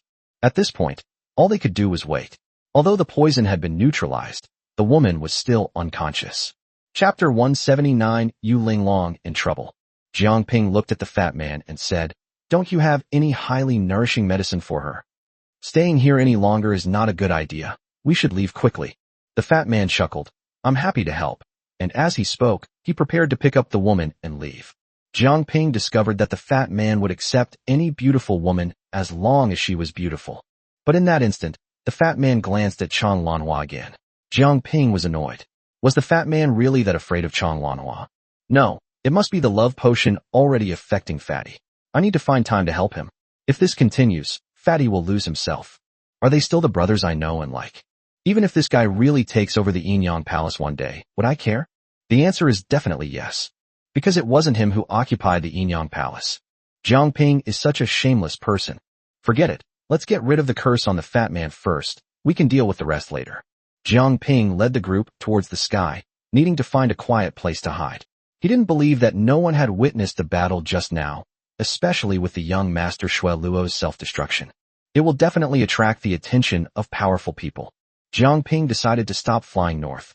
He wanted to wait until the woman woke up so he could find out what kind of poison she had been poisoned with and obtain it. It has to be said that Jiang Ping has gone to great lengths to improve his strength. He has long since become quite different from before. Previously, he focused on lifespan, simply wanting to live. Now, as his strength increases, so does his lifespan, and he cares more about his own power. He wanted to protect his family and friends. He had something to care about, something to be bound by, but at the same time, he also had a belief. At this moment, Jiang Ping spotted a grove of trees. Without a word, he flew straight into the grove to rest for a while, mainly to wait for the woman to wake up. Jiang Ping needs to know the answer he wants. However, just as they sat down in the woods, Jiang Ping suddenly felt the silent communication jade flash. He quickly took out the communication jade slip. Jiang Ping remembered clearly that he checked this communication jade slip almost every day, just to receive news from Yu Linglong. However, ever since he used the attraction function on Yu Linglong in the Dan Mansion, Yu Linglong's affection for him has reached 100%, and Jiang Ping has been thinking about his woman day and night. However, Yu Linglong must have had something she couldn't avoid doing at the time, which is why she parted ways with Jiang Ping. But before leaving, she gave Jiang Ping a jade slip for transmitting her voice, and at that moment, the jade slip actually lit up. Jiang Ping was so excited his hands trembled slightly. He immediately took out a communication jade slip and pressed it directly to his forehead. The contents were very simple. Those few words almost cost Jiang Ping his life. Husband, save me. I'm in the blood. Luo. Then, Yu Linglong let out an ah, and then fell silent. Jiang Ping stood up abruptly, his body erupting with a violent aura. He could no longer hold back. He now knew where his woman was. At that moment, Zhang Yujin suddenly spoke up.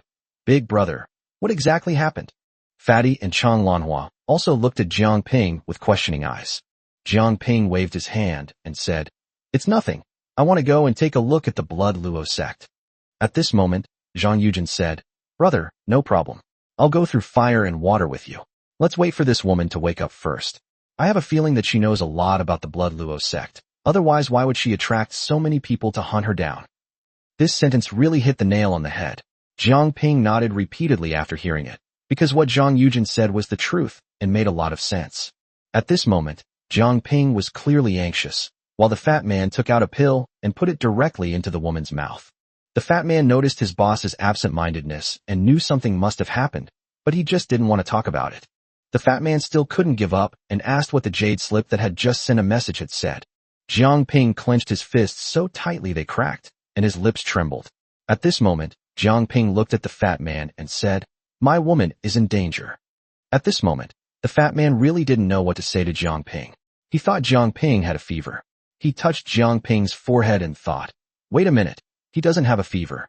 Aren't all his women in his space? When did he suddenly start having these crazy thoughts about another woman? Is this guy dreaming about getting married? Jiang Ping had no interest in chatting nonsense with the fat man. No one knew about what happened between him and Yu Linglong. Jiang Ping had already made up his mind. He would wait for at most another hour.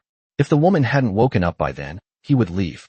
Every minute he stayed there meant a minute of danger for Yu Linglong. At this moment, Jiang Ping slowly approached the woman. Although he could not cultivate with this woman, Jiang Ping had long since mastered the art of lovemaking, and he had already mastered all the acupoints in the human body. A stream of spiritual energy entered the woman's body. Jiang Ping, with a continuous flow of spiritual energy entering her body, then guided this energy to circulate through her acupoints. This method was incredibly effective. Before Jiang Ping had even finished his cycle, the woman slowly opened her eyes. When she saw Jiang Ping, she gasped in fright, immediately backing away and giving him a resounding slap across the face. Upon seeing the fat man, the woman cried out as if she had found a lifeline. Lord Dan Shun, save me. Jiang Ping really wasn't in the mood to argue with her anymore. If it weren't for the fact that Yuling Long was in danger, Jiang Ping would have really wanted to reason with this woman.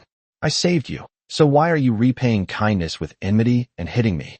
The fat man grinned widely, looked at Jiang Ping, and then comforted the woman, saying, Don't worry, he saved you. Calm down first. We have something to ask you. Don't worry, you don't need to worry about anyone chasing you anymore. The young master of the Blood Luo sect is dead. The woman clearly didn't believe the fat man's words, at which point the fat man said, I am the pill god. Would I lie to you? Only then did the woman's heart calm down a little.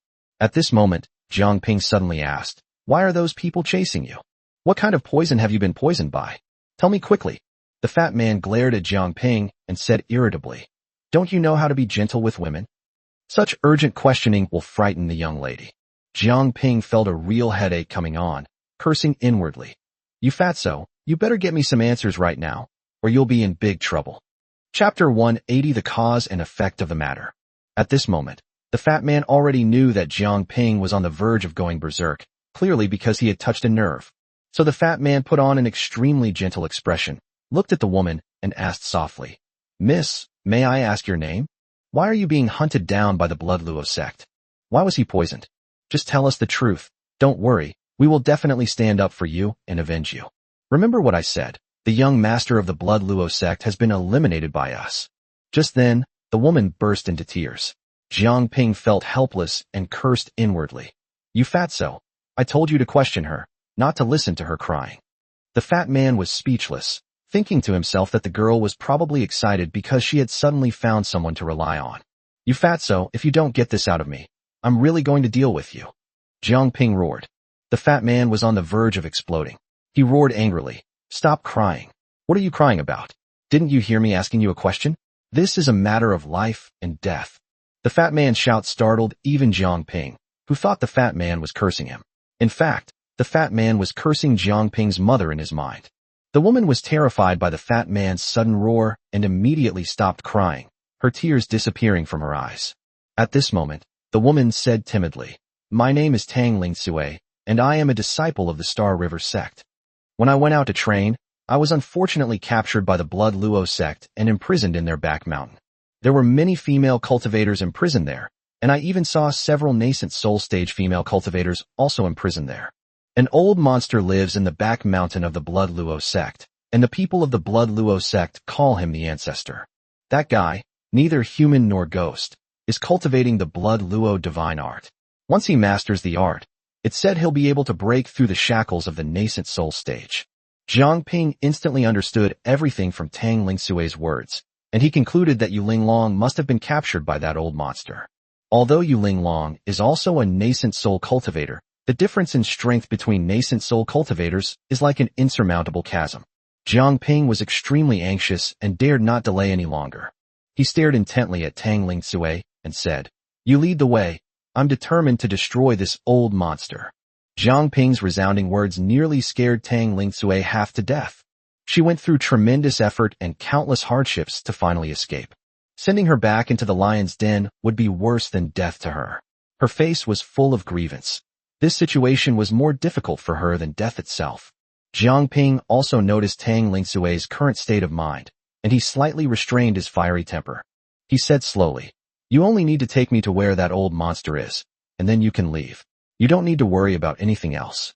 Tang Ling Sui looked at Jiang Ping and noticed that Dan Shun and the other two were also staring intently at her. As a cultivator, she naturally understood that these people had saved her, and there was no reason not to repay their kindness. At this moment, Tang Ling Sui looked at Jiang Ping and asked, Are you really going? Jiang Ping nodded without hesitation, secretly thinking to himself, Why is this woman so long-winded?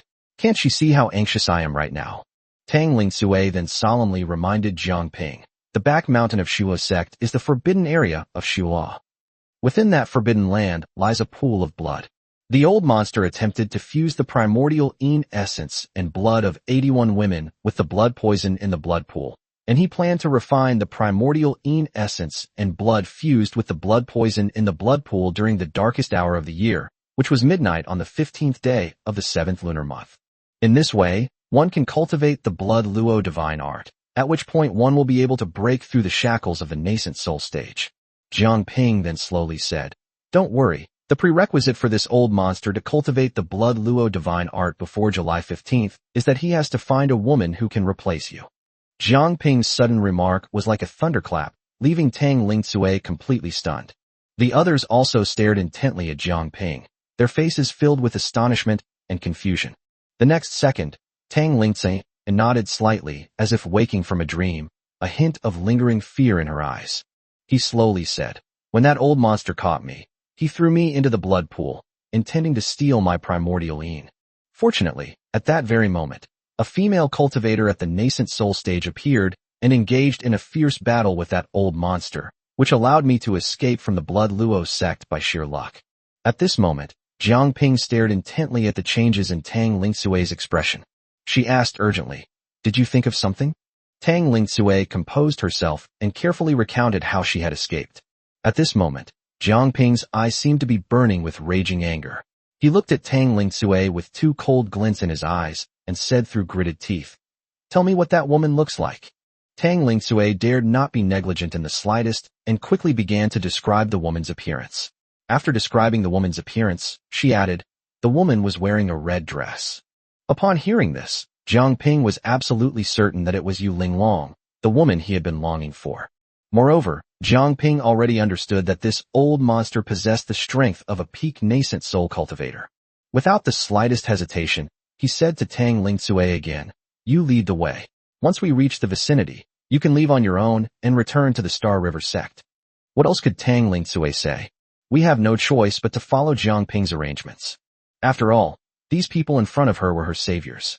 But Tang Lingcui couldn't understand what these people were trying to do. Were they really so suicidal? They're all just golden core cultivators. What are they after? Are they really going to their deaths?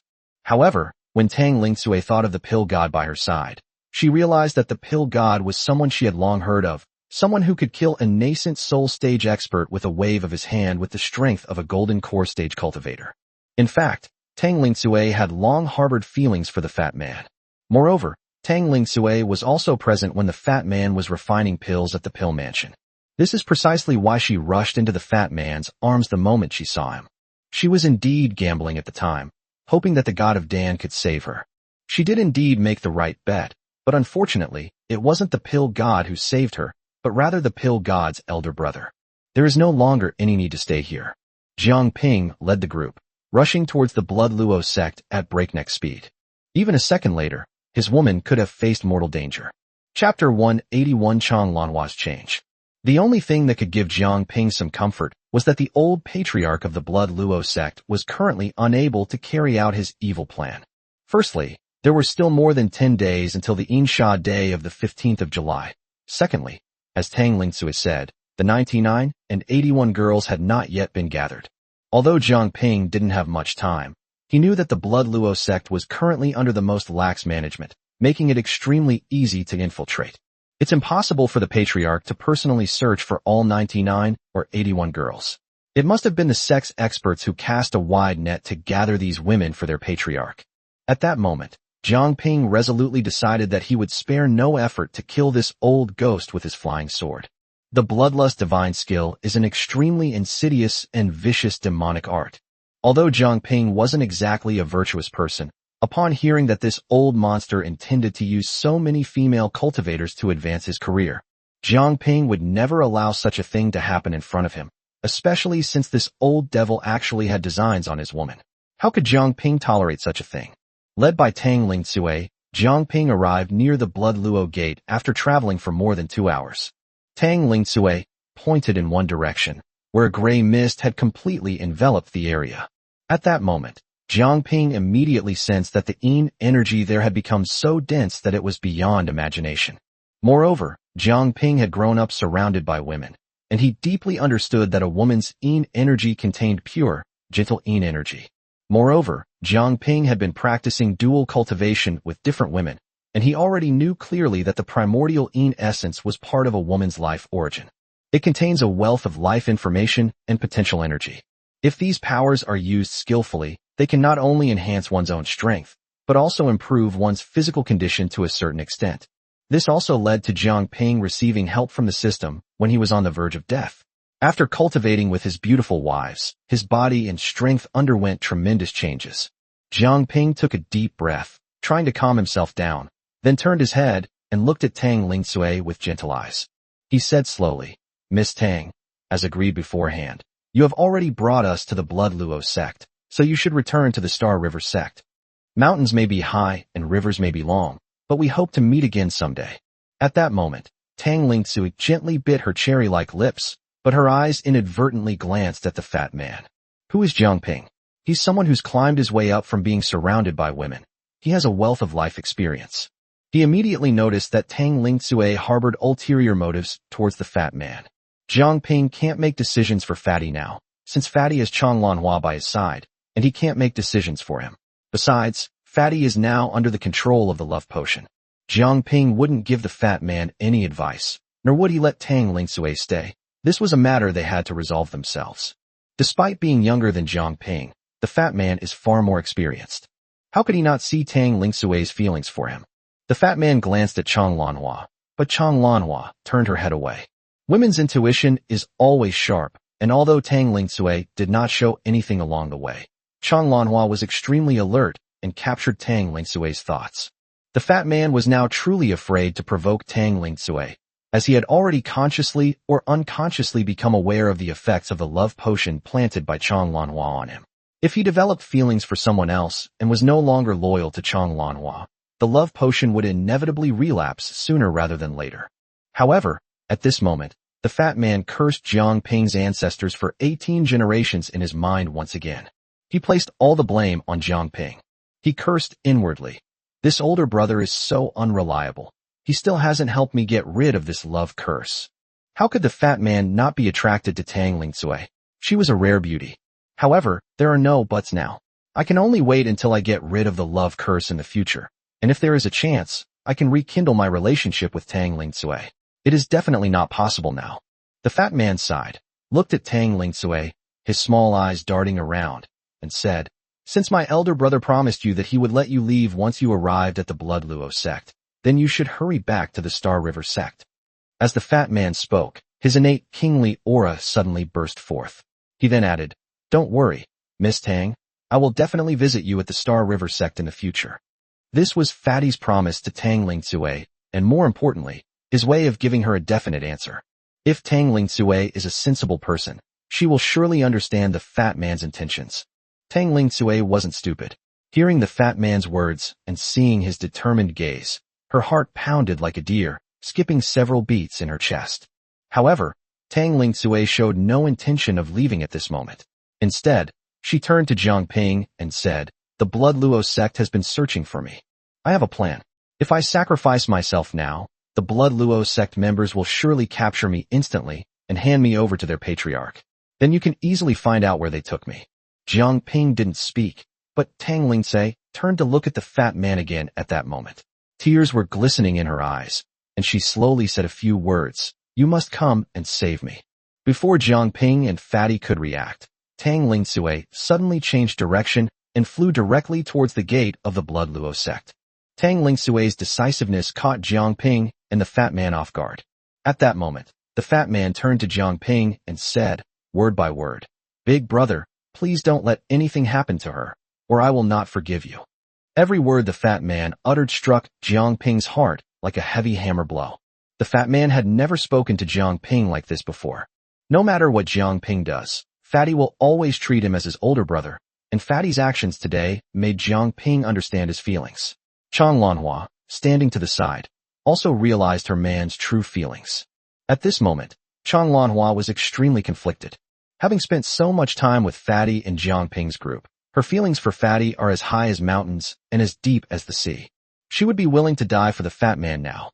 However, she has no way to remove the love potion right now. She no longer cared how many women the fat man had, as long as he had her in his heart. Moreover, she came to realize that it is perfectly normal for a man to have 3 wives and 4 concubines. Look how old this chubby guy looks, but his personal charm still attracts countless women. Moreover, which of the women around Jiang Ping isn't more outstanding than herself? Even the holy maiden of their Gu clan was willing to become Jiang Ping's woman, and didn't care how many women were around him. Why am I so selfish as to try to restrain the fat man? Chang Lanhua had no intention of blaming Fatty at all. What she was really worried about was that Fatty would suffer the backlash from the love potion. If the fat man is unfaithful, the love potion will activate prematurely, not even lasting 10 years. At that time, the fat man will suffer excruciating pain. In the end, he might explode and die, which is not what Chang Lanhua wants to see. Chapter 182. Finally, he saw his woman. Jiang Ping watched Tang Lingsui's departing figure and said to the fat man with a solemn expression, "Brother, don't worry, I will definitely protect her." The fat man didn't say a word, his eyes filled with worry and trust. At this moment, Chang Lanhua gently tugged at the fat man's sleeve and said softly, "Husband, I believe in my elder brother just like you do. Miss Tang will be all right." Jiang Ping took a deep breath and said, "Let's hide first and wait for the right opportunity." The group found a secluded spot and quietly observed the movements of the Blood Luo sect. Not long after, a commotion broke out within the Blood Luo sect, and a group of disciples hurriedly ran in a certain direction. Jiang Ping's heart tightened, and he whispered, "It seems that Miss Tang has been discovered." The fat man clenched his fists and gritted his teeth, saying, "These bastards." Just then, a powerful nascent soul energy rushed towards Tang Lingsui's direction. Just a moment later, Jiang Ping and the fat man saw the nascent soul stage cultivator return once again. At this moment, a person was firmly bound behind him with spiritual power. It was Tang Lingsui, and they were flying towards the back mountain of Shua sect. At that moment, Jiang Ping summoned the king of vengeful spirits. Jiang Ping knew that if he and his men followed that nascent soul cultivator, the cultivator would definitely be able to detect their presence within 3 breaths. Therefore, the best solution at present is to let the king of vengeful spirits go with them. As soon as the king of vengeful spirits appeared, he covered his face with one hand, about to reveal his signature smug smile. Jiang Ping roared angrily, "If you dare to act tough again, believe me, I'll castrate you." Startled by Jiang Ping's sudden roar, the king of vengeful spirits immediately stopped what he was doing. Jiang Ping then instructed, "You must not act rashly. You must find out where they are going. Remember what I said, and do not act rashly." After finding out where the girl had been taken, they quickly returned to inform me. The Wraith King hurriedly nodded, his figure instantly disappearing from the river's surface. He vanished into the void, and the nascent soul cultivator was completely unaware of his presence. However, the king of vengeful spirits suddenly remembered Jiang Ping's earlier threat to castrate him, and subconsciously glanced at his crotch. Suddenly realizing that he didn't seem to have it, the king of vengeful spirits shook his head helplessly, feeling that he had been frightened by his master again. It turned out that he really didn't have it. The king of vengeful spirits no longer dwelled on the matter. What he needed to do now was to complete the task Jiang Ping had assigned him as soon as possible. Not long after, the king of vengeful spirits discovered where Tang Lingsui had been taken. At that moment, the nascent soul cultivator threw Tang Lingsui into a cave, then returned without saying a word. The king of vengeful spirits dared not act rashly, always keeping in mind Jiang Ping's words, and returned to Jiang Ping's side as quickly as possible, telling him everything. At this moment, the king of vengeful spirits led the way, and the group followed him directly into the mist. After passing through the mist, Jiang Ping told those around him to conceal their presence. Everyone then suppressed their auras and sped towards the cave. When they arrived at the cave, the king of vengeful spirits walked in front, and the others followed behind, slowly making their way inside. As soon as Jiang Ping entered the cave, he once again smelled the scent of the blood poison. At this moment, Jiang Ping felt that all the functions of his body were so comfortable and completely nourished. Jiang Ping kept a close eye on the people around him, and suddenly realized that there was no one around him at all. At that moment, he looked back and saw that Fatty, Chang Lanhua, and Zhang Yujin were all lying motionless on the ground. Jiang Ping felt a headache coming on. He had already figured out what was going on. The blood poison was highly nourishing for them, but after absorbing too much of it, they were clearly poisoned. Jiang Ping sighed helplessly. It seemed that this time he would have to venture into the lion's den alone. Jiang Ping instructed the Wraith King to take the 3 away directly. When they arrived at a very secluded patch of grass, Jiang Ping extracted the blood poison from the 3 of them. The 3 of them were still unconscious, and Jiang Ping no longer had time to waste here. At that moment, he and the king of vengeful spirits sped directly inside. The deeper Jiang Ping went, the more comfortable and nourished his body felt. During this time, Jiang Ping suddenly discovered that his late-stage golden core realm had actually loosened up, and the poison pill in his dantian seemed to have grown larger than before. Jiang Ping was extremely excited. Just then, the king of vengeful spirits suddenly reminded Jiang Ping that they were about to leave the passage. Jiang Ping dared not relax at all. When the two of them slowly arrived at the edge of the passage and looked inside, Jiang Ping gasped. Inside this cave, below lies a pool of blood, which Jiang Ping already knows to be the blood pool, a highly beneficial tonic for him. At that moment, Jiang Ping saw an old monster dressed in a purple-red robe. The old monster's face was so ugly that it was extremely disgusting to look at. At this moment, he was using his spiritual power to control Tang Ling Sui, and he kept muttering, "I thought that even if you escaped to the ends of the earth, your fate would only be death. I really didn't expect that you would survive such a short time after being poisoned by the blood poison, and that the poison would even be cured. Your life is still of little use to me. After I absorb your vital essence, I must examine your memories. I want to know how you were able to neutralize my blood poison." At this moment, Tang Ling Sui couldn't utter a single word. She was struggling desperately, but her struggles were clearly ineffective. At this moment, Jiang Ping suddenly saw that the top of the cave was densely packed with beautiful female cultivators bound by spiritual power. Jiang Ping glanced up and immediately saw his woman, Yu Linglong. At that moment, Yu Linglong had her eyes closed and was suspended from the top of the cave by chains formed by spiritual energy. Just then, Jiang Ping suddenly heard a voice transmission in his ear. It was the king of vengeful spirits. The king of vengeful spirits told Jiang Ping, "Those graceful female cultivators hanging from the top of the cave have all become cold corpses." These words were like a heavy hammer, slamming Jiang Ping into an abyss. The king of vengeful spirits continued, "These women have all had their primordial yin energy stolen, and it has all gathered in the blood pool below." However, Jiang Ping's gaze was fixed on Yu Linglong. He transmitted his voice to the Wraith King. "Help me check on the female cultivator over there. How is she doing?" Chapter 183, Entering the Blood Pool. At this moment, the king of vengeful spirits carefully examined Yu Linglong, and after a long while said, "Her yin energy is intact." At this moment, Jiang Ping really wanted to slap the king of vengeful spirits to death. However, upon further reflection, Jiang Ping understood the reason. Previously, Tang Ling Sui had told her that the red-clothed old monster was fighting a nascent soul cultivator, who was her woman, which was why Tang Ling Sui was able to escape by chance. It's estimated that the old man's plan was disrupted by Tang Ling Sui's escape, which delayed the extraction of the jade Linglong Yuanying. Jiang Ping quickly figured out the ins and outs of the matter. At this moment, the old monster in red used his spiritual power to bind Tang Ling Sui and once again suspend her from the top of the cave. At this moment, the old monster laughed loudly, his voice echoing in the cave, sending chills down one's spine. Finally, the great task is accomplished, and we have finally gathered enough 81 primordial yin energies. Once I extract your combined yin energy, I will achieve mastery of my divine power. At this moment, a vast surge of nascent soul power erupted from the old man's body, and the red mist completely enveloped him, as if a demon had appeared in the world. At that moment, two red spiritual energy chains suddenly emerged from his body and bound Yu Linglong and Tang Ling Sui. This once again confirmed Jiang Ping's conjecture. Yu Linglong was completely unharmed and had not had her primordial yin power taken away at all. And at this moment, this old thing is about to take away the most precious life essence from the two of them. Jiang Ping could not delay any longer. This was a matter that endangered his woman and his promise to the fat man. If anything goes wrong, not only will I be unable to forgive myself, but even the fat man will be unable to forgive himself. Without saying a word, Jiang Ping produced 3 flying swords in his hand.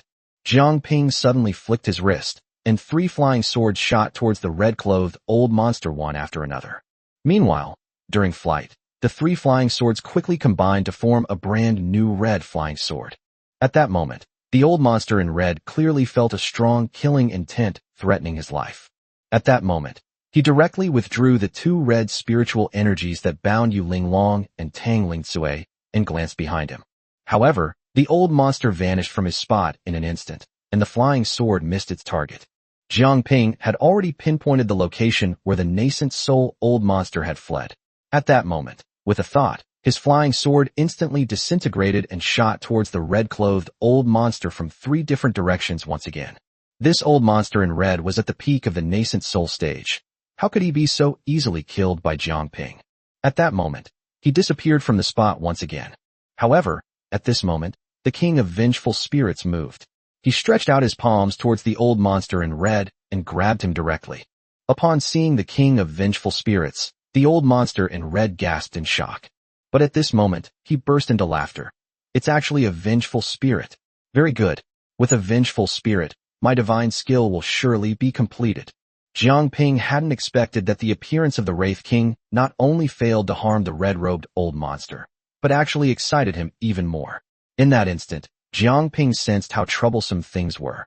He truly hadn't anticipated that a cultivator at the peak of the nascent soul stage could be so powerful. At this moment, Jiang Ping dared not be negligent in the slightest. He once again used his mind to control the 3 flying swords, shooting them at the red-clothed old monster from an extremely tricky angle. At that moment, the red-clad monster also realized who was controlling the 3 flying swords. When he looked at the cave entrance, he suddenly discovered that there was actually a golden core mid-stage ant standing there. At this moment, he was truly going crazy. He was a cultivator at the peak of the nascent soul stage, yet he was being chased back and forth by a lowly cultivator at the mid-stage of the golden core stage, controlled by a flying sword. It was an insult that he should be killed. He swung a palm at Jiang Ping, and even before the palm arrived, a powerful pressure enveloped Jiang Ping. At this moment, Jiang Ping had no way to hide. He was like a fish on a chopping board, completely at the mercy of others. The old monster in red struck Jiang Ping's spot with a solid palm strike, causing rocks on the cave floor to slide down instantly and dust to rise everywhere. However, at this moment, the old monster in red suddenly narrowed his eyes. He had indeed hit Jiang Ping, but it was as if he had hit thin air. It was not the sound of bones breaking that one hears when one hits a human body. At that moment, he suddenly noticed green mist wriggling on his arm, and his arm was instantly swallowed by the green mist. In that instant, he realized that this was poison. He never imagined that there could be such a terrifying poison in the world, one that was even more potent than his blood poison. This was precisely the moment when Jiang Ping's body transformed instantly at the critical juncture of life and death, turning from his second form directly into a mass of green poison. The old monster's palm strike landed on the poisonous mist, but it did not cause any harm to Jiang Ping at all. At this moment, Jiang Ping completely ignored the old monster. He was rushing madly into the cave, his destination being the blood pool. The old monster saw a cloud of poisonous mist flying directly towards the blood pool, and he instantly had a bad feeling. That was the blood pool of Blood Luo, which had fused with the power of 79 Yuan Yin, and it was his greatest reliance in achieving the Blood Luo divine art. I don't know how many years it took me to condense this Blood Luo poison. How could he possibly allow an ant to erode his years of hard work at this moment? Moreover, there are also the 79 female Yin essences he took out here. All his hard work was about to be taken away by those ants. He never expected that the other party could change form. But at this point, it's too late to say anything. He couldn't hurt Jiang Ping at all, let alone kill him. He struck 3 times at the poisonous mist that Jiang Ping had conjured, but to no avail. Jiang Ping didn't care how many years of hard work that old monster had put into it. All he wanted to do at this moment was become stronger. At that moment, the green poisonous gas plunged headlong into the blood pool. As soon as Jiang Ping entered the blood pool, he felt an extremely violent force violently impacting his body. The primordial Yin energy of the 79 women seemed to be sentient, surging and crashing around in the blood pool, trying to resist Jiang Ping's absorption. The blood poison, like countless venomous snakes, relentlessly tore at Jiang Ping's spirit. Jiang Ping gritted his teeth and exerted all his spiritual power in an attempt to suppress these violent forces. A green light emanated from his body, intertwining and colliding with the red light in the blood pool, producing crackling sounds. Each collision sent a sharp pain through Jiang Ping, as if his body was being torn into countless pieces. But he knew that he could not back down now, because if he did, he would be doomed.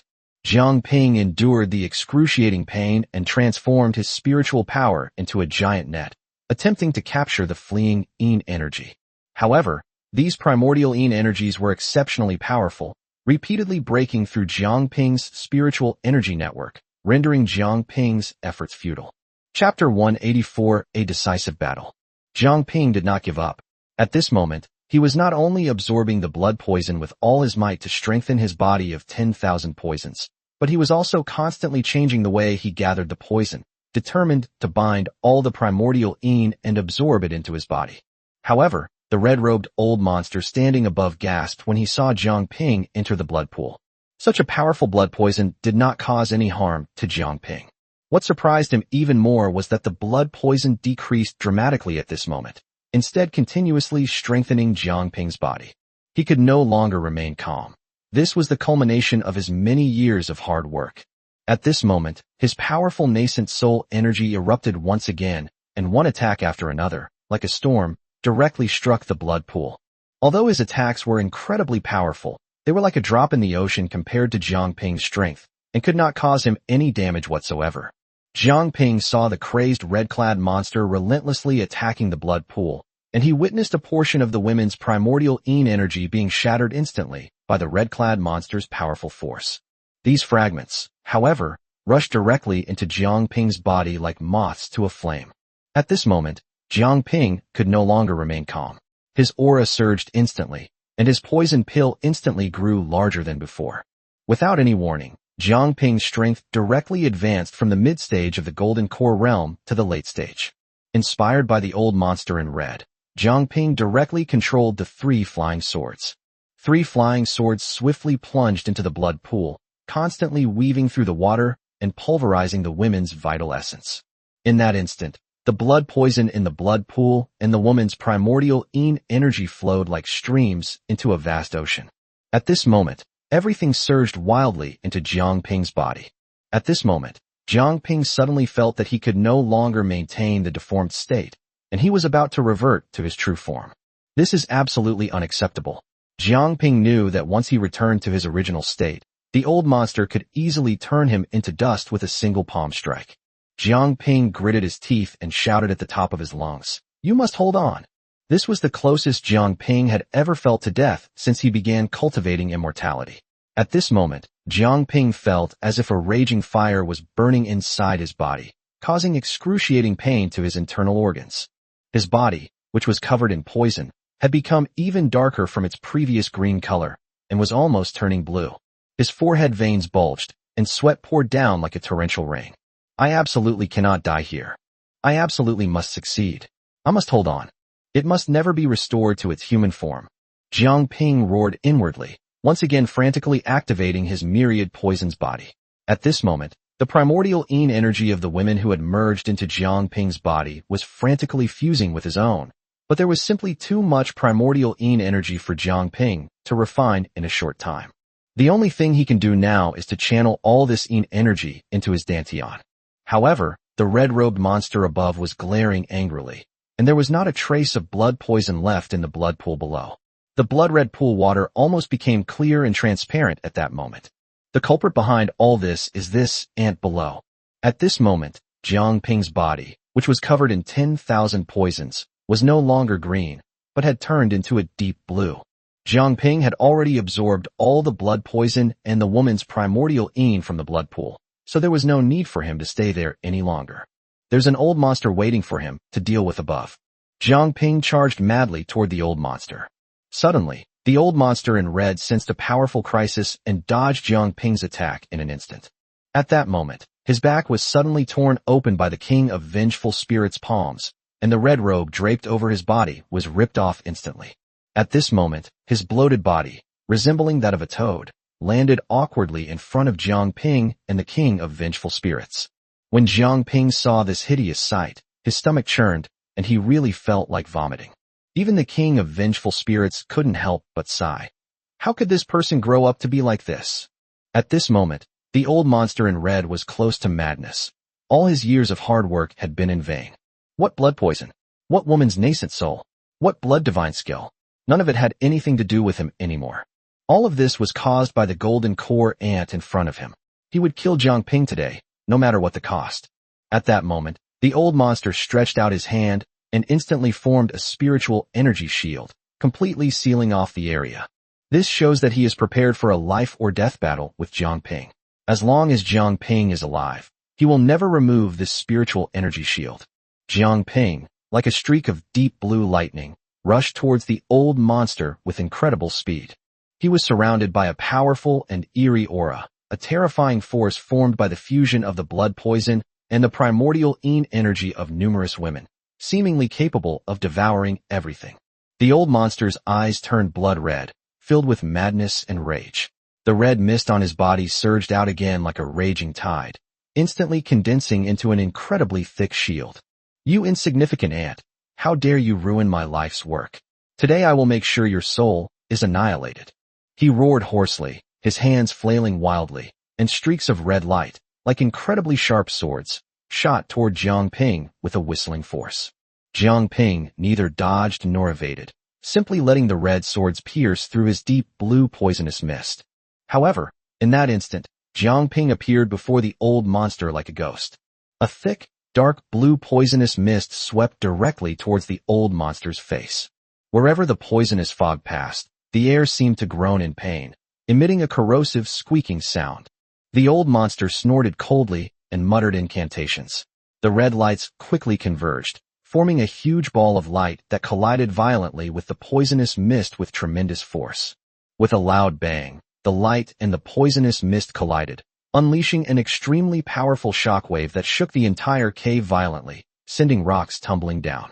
The king of vengeful spirits was equally formidable. His figure moved like an elusive ghost, instantly appearing behind the old monster, and his palms slammed down with an extremely sharp gust of wind. The old monster in red seemed to have sensed something was amiss, and nimbly dodged to the side, narrowly avoiding the fierce attack.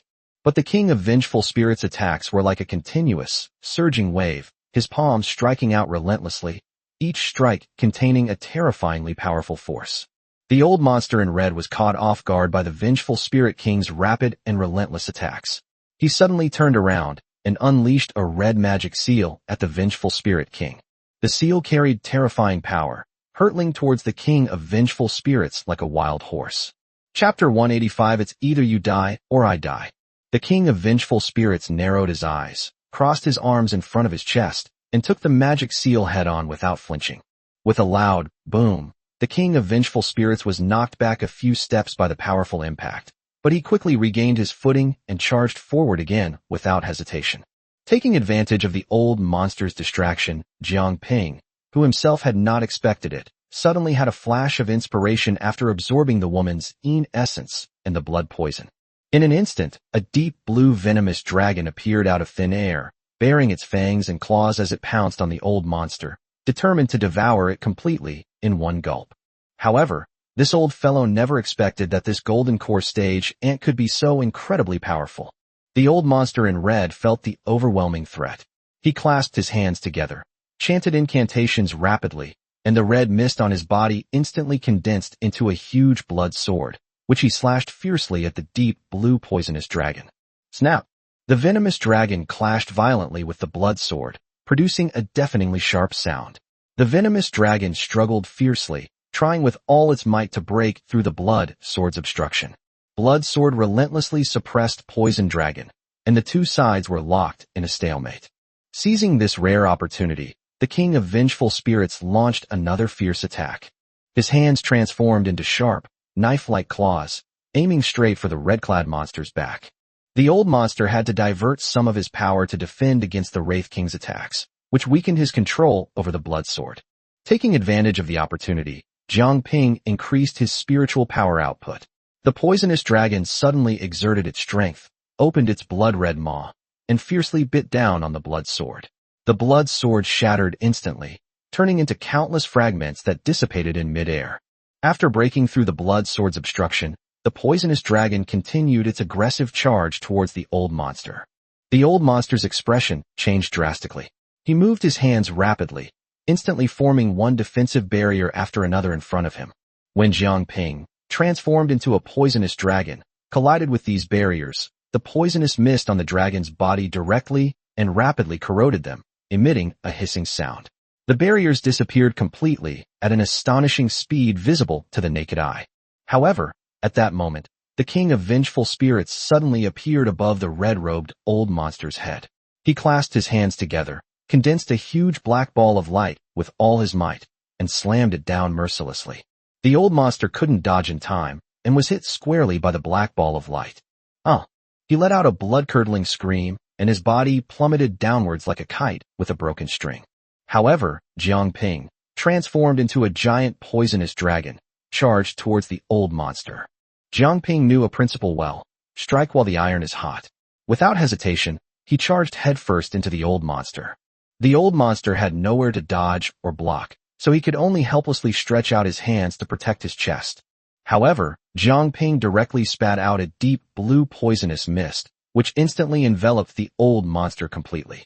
The incredibly powerful corrosive force instantly corroded all the bulges on the old monster's body, causing them to burst open. A nauseating stench instantly filled the small space, and Jiang Ping realized then that the blood poison was painstakingly condensed day after day, year after year, from the old monster's body. However, today she has paved the way for her own success and brought about her own achievements. The old monster was slammed to the ground by Jiang Ping's immense impact. At this moment, the old monster let out a hoarse roar. "You two despicable bastards! I'll make you pay a terrible price." The old monster struggled to get up from the ground, blood spilling from the corner of his mouth. His appearance became increasingly ferocious and terrifying, like a demon crawling out of hell. He raised his hands high and loudly chanted mysterious and evil incantations. The entire cave began to shake violently. Just then, the bursting bulges on his body instantly solidified into red blood swords. At this moment, he pointed both his fingers at Jiang Ping and the Wraith King, and those blood swords, carrying a terrifying aura of world destruction, attacked the two of them fiercely. Jiang Ping and the Wraith King retreated quickly. At that moment, Jiang Ping actually put the Wraith King away.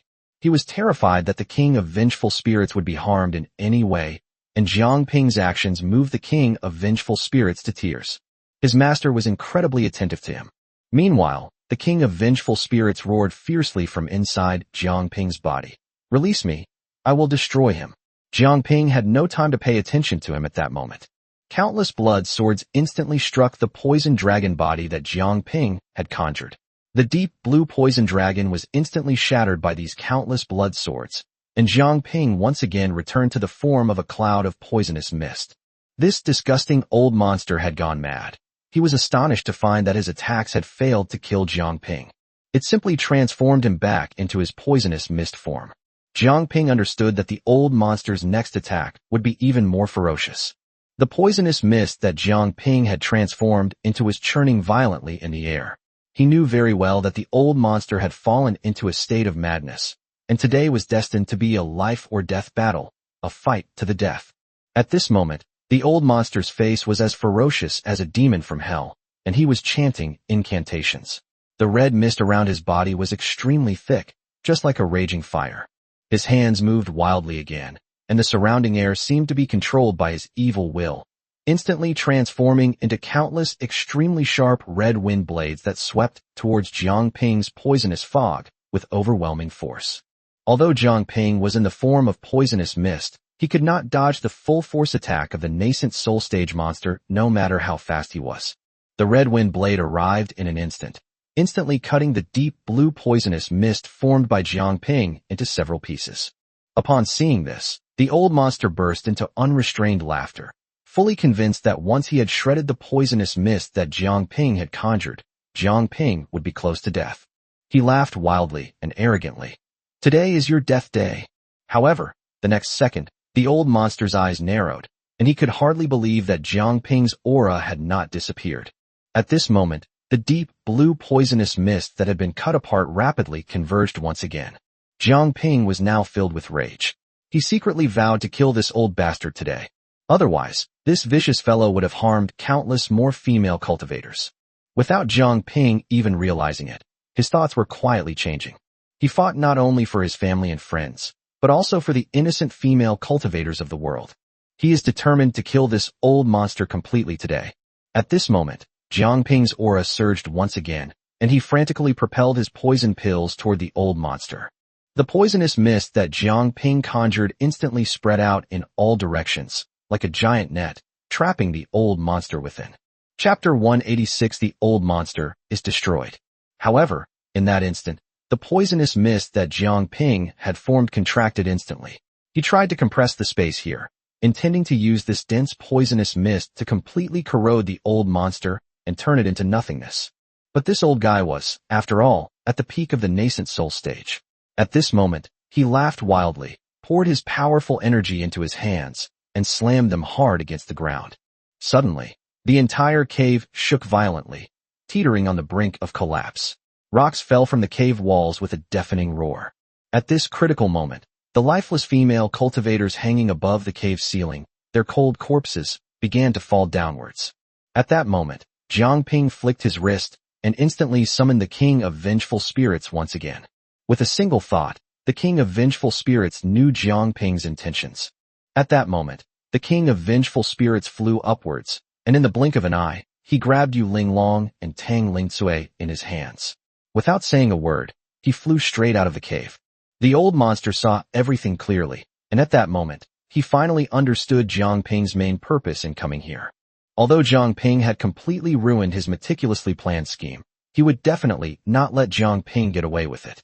He had already realized that Jiang Ping's ultimate purpose in coming here was these two women. Two black, poisonous needles instantly appeared in his hand and shot towards the direction of the Wraith King. His target was Yu Linglong and Tang Lingcui. However, how could Jiang Ping let this old man's scheme succeed? At that moment, Jiang Ping activated his two flying swords and instantly knocked down the two black poison needles. At this moment, the old monster, seeing that his plan had been thwarted by Jiang Ping once again, had reached the extreme of madness. Jiang Ping continued to shrink the space filled with the toxic fog. The moment the old monster touched Jiang Ping's body of 10,000 poisons, his body was instantly corroded by the deep blue poisonous mist, making a squeaking sound. His clothes vanished in the blink of an eye, and his skin melted away, exposing his veins. At this moment, he truly realized just how potent this poison was, far surpassing the power of his blood poison. The old man knew that his body wanted to escape this place, but there was no way to do so. At this moment, he was desperate and decided to self-destruct his physical body in an attempt to find an opening so that his nascent soul could escape the blockade of the poisonous fog. His idea was wonderful, but Jiang Ping had used this method to kill countless nascent soul cultivators, so how could he let this old monster leave alive? Although this was the strongest enemy Jiang Ping had faced since he began cultivating immortality, Jiang Ping dared not be careless in the slightest. He knew all too well that if he made any mistake, none of his relatives and friends would survive. Jiang Ping was now completely risking his life. He frantically activated the poison pill, and the surrounding poisonous mist compressed again. At that moment, the old monster instantly detonated his physical body. An immense force erupted instantly, causing the poisonous mist shield that Jiang Ping had condensed to expand several times its original size. Jiang Ping was coughing up blood continuously, and his body was already cracked. Although he fights in the form of poisonous mist, this is just another form of Jiang Ping's battle. His true body has already suffered severe damage. Jiang Ping gritted his teeth and held on, not revealing any gaps and giving the old monster no chance to escape. At this moment, the old monster was utterly despondent. He never expected that a golden core cultivator would be so troublesome. At this moment, Jiang Ping used all his strength to frantically push the three flying swords. The first and second flying swords instantly swept past the old monster's nascent soul, severing both of his arms. At this moment, the old monster let out a hoarse scream, a scream of endless pain. To be precise, the old monster was making his final decision. Should he self-destruct his nascent soul? Was he really going to die here? This was his closest chance to break through the peak of the nascent soul stage and reach an even higher realm. As long as the green hills remain, there's no fear of running out of firewood. At worst, I can put in more effort later to capture more women and refine the blood poison in order to break through my cultivation level. However, his hesitation led to disaster. At that moment, Jiang Ping's third flying sword transformed into a streak of red light and shot towards the old monster's brow. The old man felt the extreme danger to his life at this moment, but he still did not make up his mind to self-destruct his nascent soul and did not think of going to the Yellow Springs with Jiang Ping. The red flying sword pierced through his brow in an instant. As the old man lay dying, he only murmured, "I shouldn't have hesitated." At that moment, the old monster's powerful aura vanished without a trace. Although Jiang Ping knew that the old monster was dead, he was still unwilling to give up and once again condensed his poisonous mist into the size of a fist. He already had a premonition that even if the old monster's nascent soul wasn't dead, it had been completely corroded by his poisonous mist. Only then did Jiang Ping slowly transform into human form once again. He lay flat on the ground, panting heavily. He was utterly exhausted. The cracks in his body were slowly healing, but at a very slow pace. Jiang Ping felt that the best way for him to recover his strength was through dual cultivation. Nearly an incense stick's time had passed when Jiang Ping dragged his weary body out of the cave. However, as soon as he stepped out of the cave, he gasped in shock. There were no fewer than 200 cultivators standing densely packed at the cave entrance, and all of them were dressed in red. The leader was an old man, and Jiang Ping knew without asking that this was the sect leader of the Blood Luo sect. Jiang Ping never expected that so many people would come immediately after he killed an ancestor. It turned out that after Jiang Ping killed the patriarch of the Blood Luo sect, his enormous aura vanished instantly. The Blood Luo sect master, Shi Yuanhua, immediately sensed that his ancestor must be in danger and led all the sect members to rush towards the back mountain. He had sensed the peril of their ancestor, but he dared not venture inward rashly. It should be noted that he was only a late-stage nascent soul cultivator, while his ancestor was a peak nascent soul cultivator. Those who can kill someone at the peak of the nascent soul stage must at least be at the peak of the nascent soul stage themselves. If he rushes in, not only will he fail to help the ancestor, but he might also lose his own life. Jiang Ping forced himself to stay alert, his gaze sharp as icy arrows as he coldly stared at the Blood Luo sect members. At this moment, Shi Yuanhua also had a solemn expression, his eyes fixed on Jiang Ping. However, after only a moment, his gaze shifted from Jiang Ping to the cave. Clearly, he knew that there must be powerful beings inside the cave, which was why he was so cautious. He sensed it carefully, but found no extraneous aura. Clearly, he didn't take Jiang Ping, a late-stage golden core cultivator, seriously at all. In his view, how could Jiang Ping possibly have the ability to harm their powerful ancestor? It was simply impossible. Chapter 187, I'm seriously talking nonsense. Shi Yuanhua waited and waited, his eyes fixed on the cave, but in the end, there was no unusual movement inside. At this moment, his courage gradually grew, and he fixed his gaze firmly on Jiang Ping below. Old man, how dare you come to the forbidden area of my Blood Luo sect? Now that you've come out, what exactly happened inside? Where are the others? Shi Yuanhua asked loudly, his tone icy. With just those two simple sentences from Shi Yuanhua, Jiang Ping instantly realized that Shi Yuanhua hadn't actually harmed him. Instead, he was convinced that Jiang Ping wasn't the culprit who had hurt their ancestor, but someone else entirely. This guy was a coward. Jiang Ping snorted coldly, already having made up his mind. He decided to start spouting nonsense and continue to scare the sect leader. When it comes to talking nonsense, the only person in the world who can compare to Jiang Ping is probably Fatty. There is absolutely no other. Jiang Ping then said righteously, haven't you noticed that your ancestor was already killed? The person who killed your ancestor is currently inside the cave. Don't you want to avenge your ancestor? After Jiang Ping uttered these resounding words, all the elders and disciples of the Blood Luo sect stared intently at Shi Yuanhua. Yes, our ancestor is dead. How can we not avenge him? When Shi Yuanhua saw that the old man below had actually outmaneuvered him, he was immediately put in a difficult situation. Shi Yuanhua's face was grim, and he said coldly, nonsense. Who exactly is inside? Jiang Ping spoke each word clearly and forcefully. That is the Pill God who became famous in the Battle of the Pill Mansion and was able to kill a nascent soul cultivator with only the golden core stage cultivation. It's not a big deal that Jiang Ping said those words, but the fact that everyone believed them without question. Because the fat man's name was so famous, it had already spread like wildfire throughout the entire cultivation world. Moreover, the story of the fat man killing a nascent soul cultivator with the strength of a golden core cultivator has been circulated in great renown. At this moment, these elders had no choice but to believe it, because the facts were right in front of them. Their ancestor's aura had indeed disappeared, and their ancestor must have been murdered. Unexpectedly, the person who killed their Blood Luo sect's patriarch was actually the Pill God. However, something even more interesting happened. At this moment, after rescuing Tang Lingsue and Yu Linglong, the king of vengeful spirits placed them in the same patch of grass. At that moment, the fat man woke up. However, as soon as the fat man woke up, the king of vengeful spirits immediately covered his mouth with his hand. At that moment, the fat man immediately heard Jiang Ping spouting nonsense with a straight face, and the person he was talking about was himself. At this moment, the fat man couldn't help but curse Jiang Ping's ancestors for 8 generations again in his mind. He cursed under his breath, How shameless. I never get the good things, but I always get all the dangerous ones. Most importantly, even the vengeful spirit king who was gagging the fat man was shocked by Jiang Ping's previous words. When it comes to talking nonsense, his family is number one, and there's really no one in the world who dares to claim second place. That's amazing. Moreover, the story was presented so logically and convincingly, so shockingly so, that most importantly, everyone believed it. At that moment, Jiang Ping looked at Shi Yuanhua and said, "What? You don't dare to go in? If you don't go in, then I'm going in." After saying that, Jiang Ping turned his head and flew into the cave like an arrow. Jiang Ping really didn't dare to stay outside any longer. Once these people made a move, he observed that there were about 6 nascent soul cultivators from the Blood Luo sect, and the rest were all golden core cultivators. This is probably all the resources the Blood Luo sect possesses.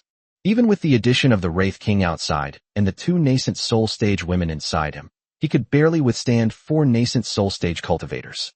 Moreover, there are still 2 nascent soul stage cultivators. Therefore, Jiang Ping immediately returned to the cave. Most importantly, Jiang Ping's current physical condition simply does not allow him to fight for an extended period of time. What he needs to do now is buy time and remain calm while waiting for the right moment to act. As long as anyone dares to enter this cave, he is now an impregnable fortress, killing anyone who comes in. Even if it is a nascent soul cultivator, Jiang Ping is confident that he can make them suffer greatly. Shi Yuanhua never expected that the old man would leave so suddenly, without giving him any chance to react. At this moment, everyone in the sect was looking at Shi Yuanhua, who just stood there in midair without saying a word, letting Jiang Ping escape into the cave. At that moment, a hot-tempered, red-faced old man snorted coldly and walked directly in front of Shi Yuanhua. He roared, "Sect Master, our ancestor is dead. Are we, the Blood Luo sect, just going to let others bully us and slaughter us? They've come to our doorstep, and you've actually been intimidated by some old man in the Golden Core stage? How can you be worthy of being the sect leader? The Patriarch trusted you greatly, which is why he entrusted the Blood Luo sect to you. You are truly unfit for this great responsibility." At this moment, the old man snorted coldly, his nascent soul aura surged, and he rushed directly into the cave. At that moment, Jiang Ping had already sensed the powerful aura approaching. At this moment, Shi Yuanhua, who was standing in the void, was questioned until his face turned as black as the bottom of a pot. He was still reflecting on whether he had really done something wrong. At this moment, the red-faced old man flew into the cave at top speed.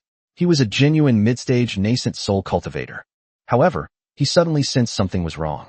2 flying swords shot straight toward his head like lightning. At that moment, he stopped instantly, and then with a wave of his hand, a spiritual energy barrier instantly formed in front of him. However, the 2 flying swords struck the spiritual energy barrier instantly. The spiritual energy barrier only lasted for a single breath before countless cracks, resembling a spiderweb, appeared instantly. The next second, the barrier shattered. The 2 flying swords, with unstoppable momentum, once again hurtled towards him. At this moment, he leaned back and retreated rapidly. At that moment, a book suddenly appeared in his hand. At that moment, he threw the book directly at the 2 flying swords. And at that moment, the book suddenly unfolded inside the cave. In just a moment, the 2 flying swords disappeared into the book. The book flashed with golden light, closed again, and the 2 flying swords vanished. However, the connection between Jiang Ping and the 2 flying swords remained unbroken. At that moment, Jiang Ping flicked his wrist again, and a red flying sword shot out with great speed. The book was trembling in the void as 2 flying swords tried to break through its seal and pass through it. However, at this moment, the mid-stage nascent soul expert quickly applied streams of spiritual energy to the book, and the book gradually stabilized, suppressing the 2 flying swords within its pages.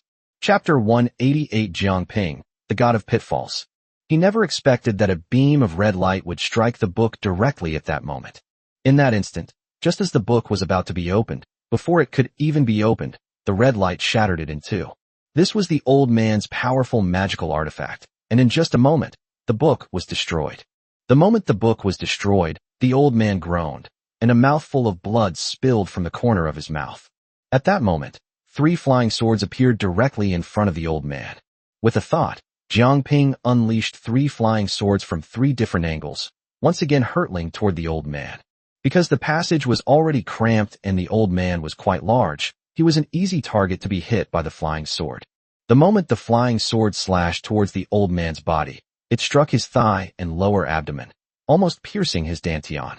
The old man was terrified and covered in sweat. He turned to run away. However, the three flying swords reassembled themselves. The old man was fast enough. Just as he reached the cave entrance, three flying swords pierced through the back of his head. The old man died a very unjust death. He didn't even have the chance to separate his nascent soul from his body. He was annihilated, both body and soul, and died instantly. At that moment, the three flying swords flew into the cave and returned to Jiang Ping's body once again. At that moment, Jiang Ping suddenly coughed up a mouthful of blood. Forcibly pushing the three flying swords aggravated his injuries. His body was already cracked and needed time to recover. However, once again wielding three flying swords to kill a nascent soul stage cultivator had brought him to the brink of despair. If another powerful individual were to force their way into the cave at this moment, he would face certain death, without even the power to fight back. Everyone in the Blood Luo sect watched as the corpse of their elder flew out of the cave, utterly destroyed. Everyone present gasped. They now knew that the name, Dan Shun, was indeed well-deserved. With the cultivation level of the Golden Core stage, one can instantly kill a nascent soul stage cultivator.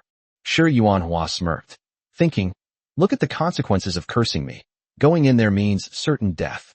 The old man died within a few breaths from entering the cave to emerging, which shows just how powerful this pill god was. At this moment, Shi Yuanhua was once again so frightened that he dared not move, and those nascent soul elders who had underestimated Shi Yuanhua earlier also gasped in shock. They were not even as good as the nascent soul stage expert who was killed by Jiang Ping. Once they entered, their fate would be the same as that old man's. Death was the only option. However, Shi Yuanhua completely enveloped the cave with his divine sense, carefully sensing it, but he did not detect any other aura. Only the guy who spoke to him earlier. At this moment, Shi Yuanhua was once again astonished by the strength of the pill god. He sighed inwardly. This golden core cultivator can actually conceal his aura so well that even I, with my late nascent soul stage strength, cannot detect him. This pill god truly lives up to his reputation. At this moment, Shi Yuanhua's brows were furrowed like a pretzel. He knew this was a sealed cave, and there was only one exit to escape. What should he do now? He absolutely dared not go in rashly. Although he was stronger than the elder before, a mid-stage nascent soul cultivator had been killed in just a few breaths. Even if he were strong, he wouldn't have the guts to go in, not to mention he's a coward by nature. At that moment, Shi Yuanhua waved his hand and directly ordered his disciples, quickly bring all the poisonous herbs and poisonous creatures in the sect. I'm going to pour all these poisons down the cave to force the pill god out. I refuse to believe that even if the pill god is powerful, he can easily avoid all these poisons. All the elders now felt that Shi Yuanhua's method was feasible. A group of disciples immediately rushed into the sect and quickly moved all the poisonous herbs and creatures in the sect to the cave entrance. At this moment, Shi Yuanhua and the elders activated their nascent soul stage spiritual power to refine all the poisonous creatures and herbs, and then surged into the cave. The sheer volume of poisonous gas was enough to kill even a giant dragon, let alone a pill god. At this moment, Shi Yuanhua also instructed everyone to prepare so that the moment the pill god appeared, all the nascent soul elders would attack together and kill the pill god. He didn't believe that a golden core stage pill god could withstand the combined attacks of so many nascent soul stage cultivators, no matter how strong he was. Although Shi Yuanhua was timid, it must be said that his plan was extremely clever. It was like catching a turtle in a jar. However, Shi Yuanhua never expected that only Jiang Ping was inside, and Jiang Ping had been injured by the powerful force. His body was on the verge of collapse. Even if a foundation establishment cultivator appeared now, Jiang Ping might not be able to kill him. But Shi Yuanhua was too good to Jiang Ping, even better than Jiang Ping's own father. If Shi Yuanhua knew that Jiang Ping practically worshipped him like a goddess, he would probably be kicking himself. The massive amount of poisonous gas poured directly into the cave, which was undoubtedly a timely help for Jiang Ping. At this moment, Jiang Ping's cracked body suddenly felt like it had been parched for a long time and had met an old friend in a foreign land, like parched ground receiving direct nourishment from sweet rain. He was like a small blade of grass sprouting vigorously, and his physical body was recovering at a speed visible to the naked eye. Jiang Ping inhaled all of the poisonous gas into his body without wasting a single drop. Jiang Ping's body has now recovered to its best condition, all thanks to Shi Yuehua's ingenious, brilliant plan. Jiang Ping's aura was also constantly growing stronger. He had unintentionally broken through to the late golden core stage before, and his strength had not yet truly stabilized. At that moment, all the poisonous gas instantly combined with the female Yin essence that he had not refined in his dantian. At this moment, Jiang Ping's aura continued to surge, and his strength at the late stage of golden core had stabilized steadily, even approaching the peak of the golden core realm. Jiang Ping fused and refined all the poisonous gas with the woman's primordial Yin energy in one go. When Jiang Ping opened his eyes again, he felt that he had inexhaustible strength. He cracked his neck, slowly stood up, and felt an intense urge to go out and fight Shi Yuanhua. He is now confident that he can kill all the people from the Blood Luo clan. However, Jiang Ping was not an impulsive person. He knew that once all the poisonous gas dissipated, Shi Yuanhua would definitely send people in again. He had to thoroughly slaughter some of the Blood Luo sect cultivators. Chapter 189 The God of Pit makes his move. Jiang Ping's greatest hope at this moment was to see Shi Yuanhua personally enter the cave. However, Jiang Ping also knew in his heart that this old fellow was cowardly as a mouse, and the possibility of him coming in personally was almost zero. He estimated that he would definitely send in a nascent soul elder. Jiang Ping couldn't help but wonder at this moment whether the patriarch of the Blood Luo sect was Shi Yuanhua's biological father or a secretly raised illegitimate son. How could he have chosen such a person as the sect leader? Sure enough, even after all the poisonous fog had entered the cave, Shi Yuanhua was still uneasy. He was afraid that the pill god was not completely dead. He told everyone to wait, refusing to believe that with so much poisonous mist going in, the pill god wouldn't come out. Meanwhile, Jiang Ping was waiting for Shi Yuanhua to come in. The two of them waited for each other, but neither of them made a sound. Jiang Ping was absolutely determined to kill a group of elders from the Blood Luo sect. Meanwhile, the real pill god, the fat man, who was lying in the grass, was overjoyed. The king of vengeful spirits couldn't understand why this fat man was so happy. When the fat man told the king of vengeful spirits Jiang Ping's inner thoughts, the king of vengeful spirits was filled with admiration for his master. He sighed inwardly. That's too ruthless. That's incredibly patient. If it were me, I would have fought my way out long ago.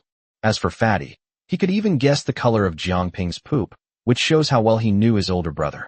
The fat man already sensed that if Shi Yuanhua were to carelessly enter the cave in the next second, he would have to pay a bloody price. At this moment, Jiang Ping had already recovered to his peak condition. Previously, he lacked the power to conceal his cultivation level, but now, in order to play the part completely, Jiang Ping has also concealed his aura without a trace. Shi Yuanhua checked again and again, but only felt a slight fluctuation of spiritual energy. He did not expect that the pill god could be so patient and unyielding. Shi Yuanhua was somewhat impressed by the pill god.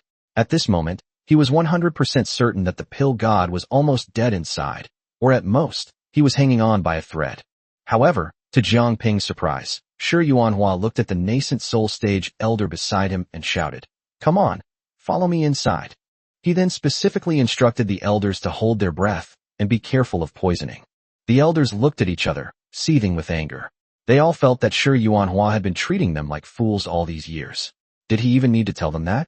If it weren't for the old sect leader's sake, I would have left the Blood Luo sect long ago. It's a miracle I supported you as sect leader. None of the elders moved.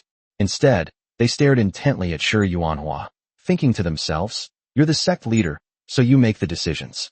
You're the sect leader, so you should leave first."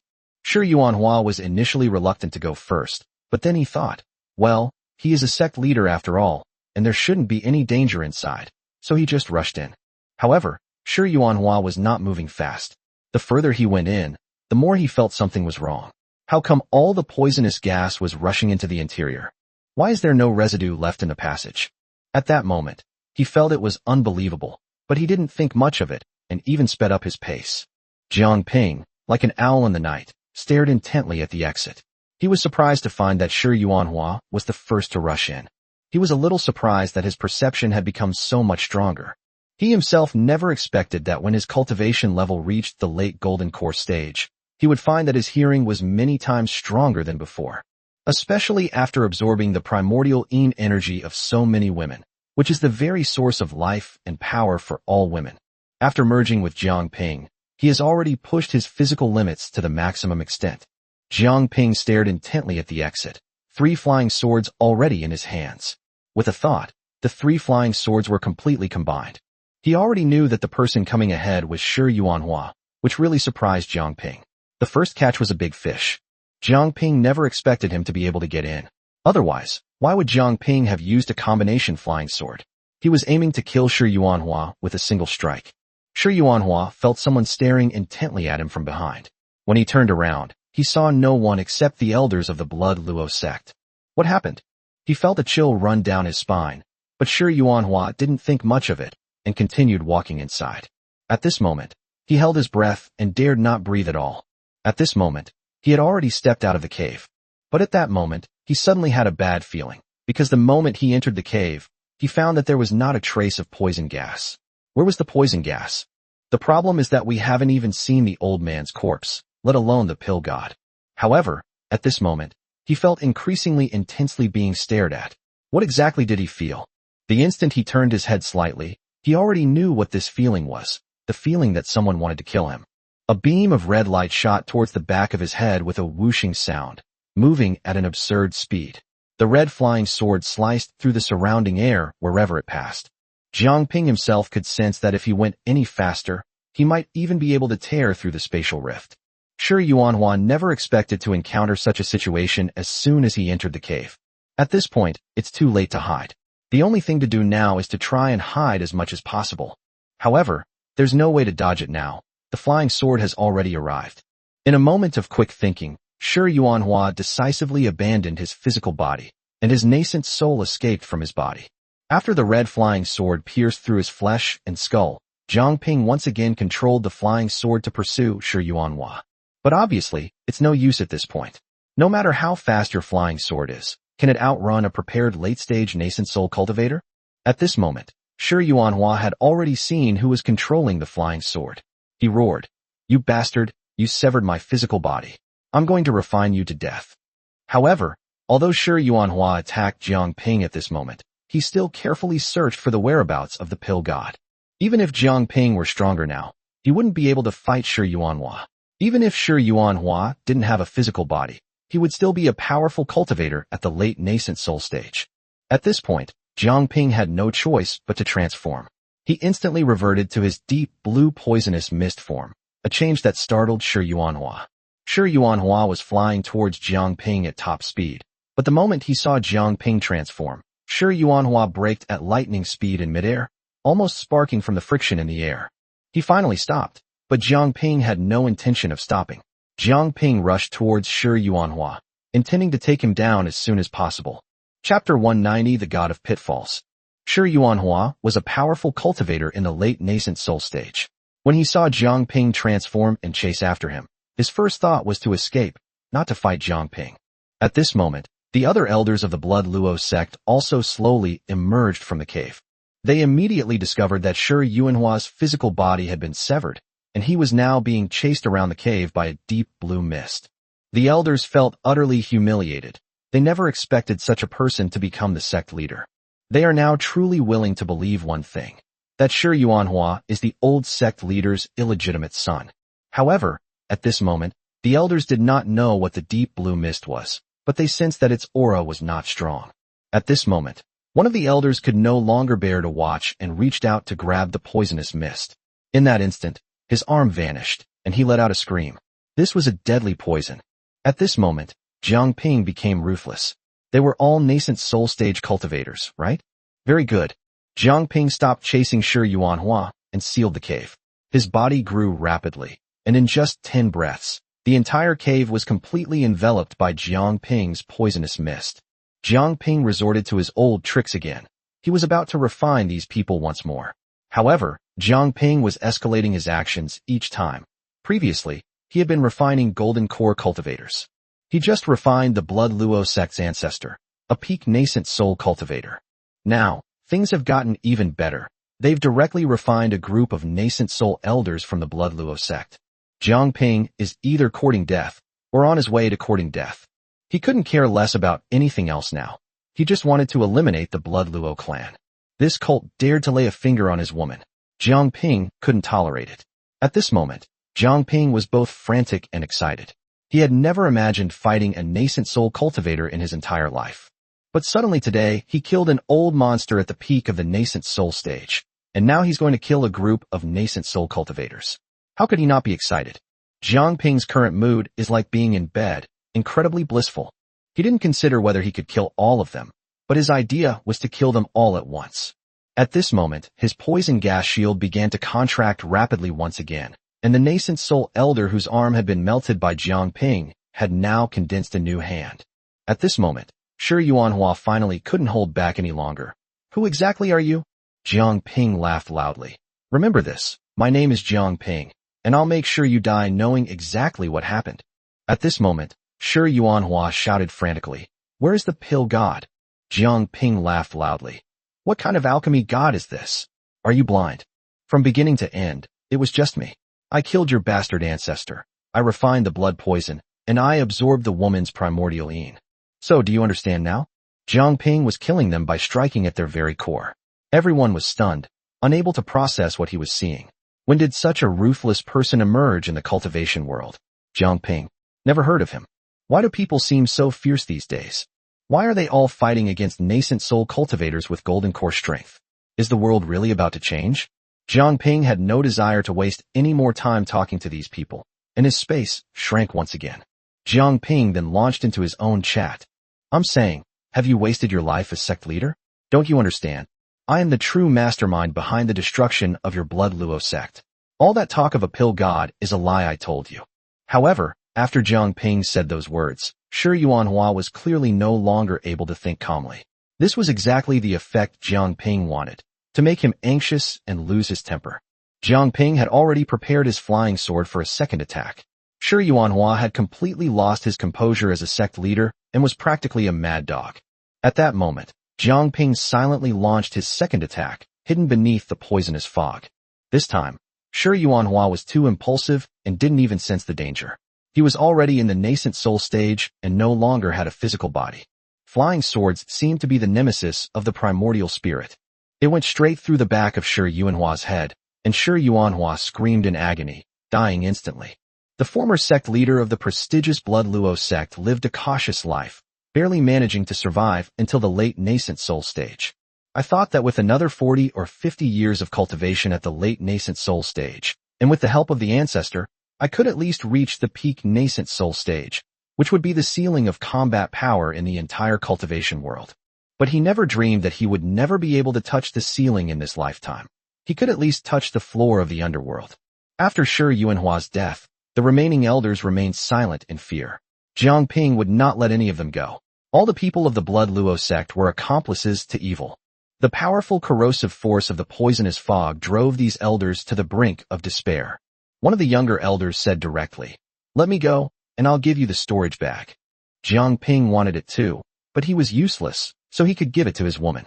When Jiang Ping thought of the storage bag, the first woman that came to mind was He Qinghuan. He wondered how strong she was now, and he also wanted to give her a lot of resources. But now is not the time for Jiang Ping to bargain with these people. They must die. Jiang Ping knew that after killing these people, he wouldn't leave behind a single storage bag, mainly because the corrosive power of his poisonous mist was too strong, and even the storage bags couldn't be preserved. But it's really not a good time to do business with these people right now. One wrong move, and you're the one who'll lose everything. Jiang Ping shrank his space once more. At that moment, the nascent soul cultivator who had lost his hand self-destructed.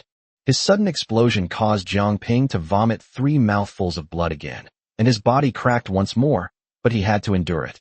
However, everything is reciprocal. The explosion by the nascent soul cultivators not only seriously injured Jiang Ping, but also nearly killed the other nascent soul cultivators. At this moment, they are also in a state of low energy. The elders cursed inwardly. It's not the godlike enemies we fear, but the pig-like teammates.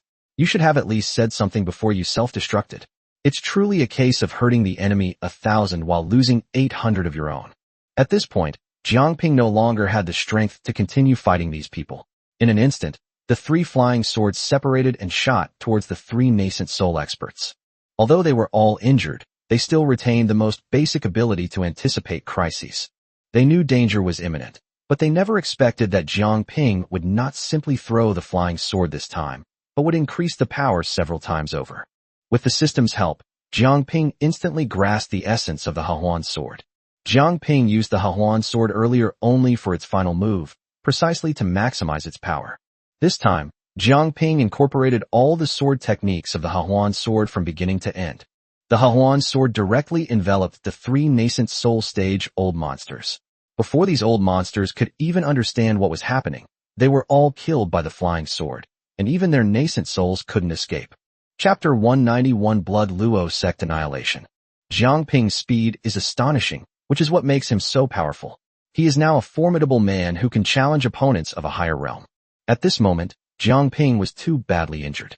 Jiang Ping knew that he had killed everyone who came in, and there was only one nascent soul stage expert left outside. Very well, at this moment, Jiang Ping summoned all his women. The moment they came out, they looked at Jiang Ping and found that he was extremely weak. However, Jiang Ping waved his hand and took all the storage bags on the ground, distributing them to his women. Fortunately, these old monsters were not incinerated by the poisonous fog, otherwise none of them would have survived. They were utterly useless.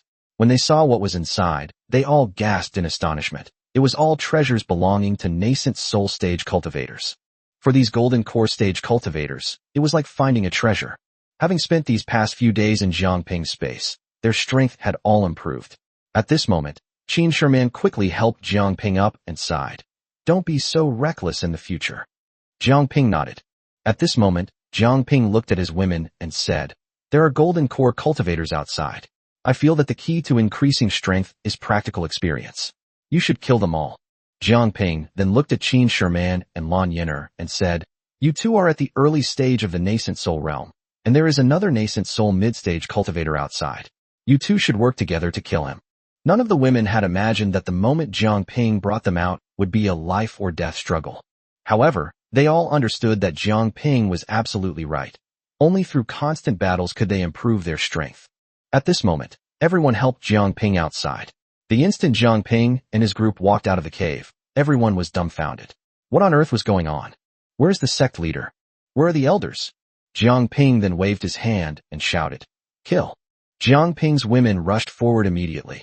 At this moment, Jiang Ping sent a telepathic message to the Wraith King, instructing him to keep a close eye on the nascent soul stage expert and to intervene immediately if Lan Yin'er and Qin Sherman were outmatched. The Wraith King understood instantly. The King of Vengeful Spirits never imagined that his master would actually kill so many nascent soul stage cultivators. What a traitor.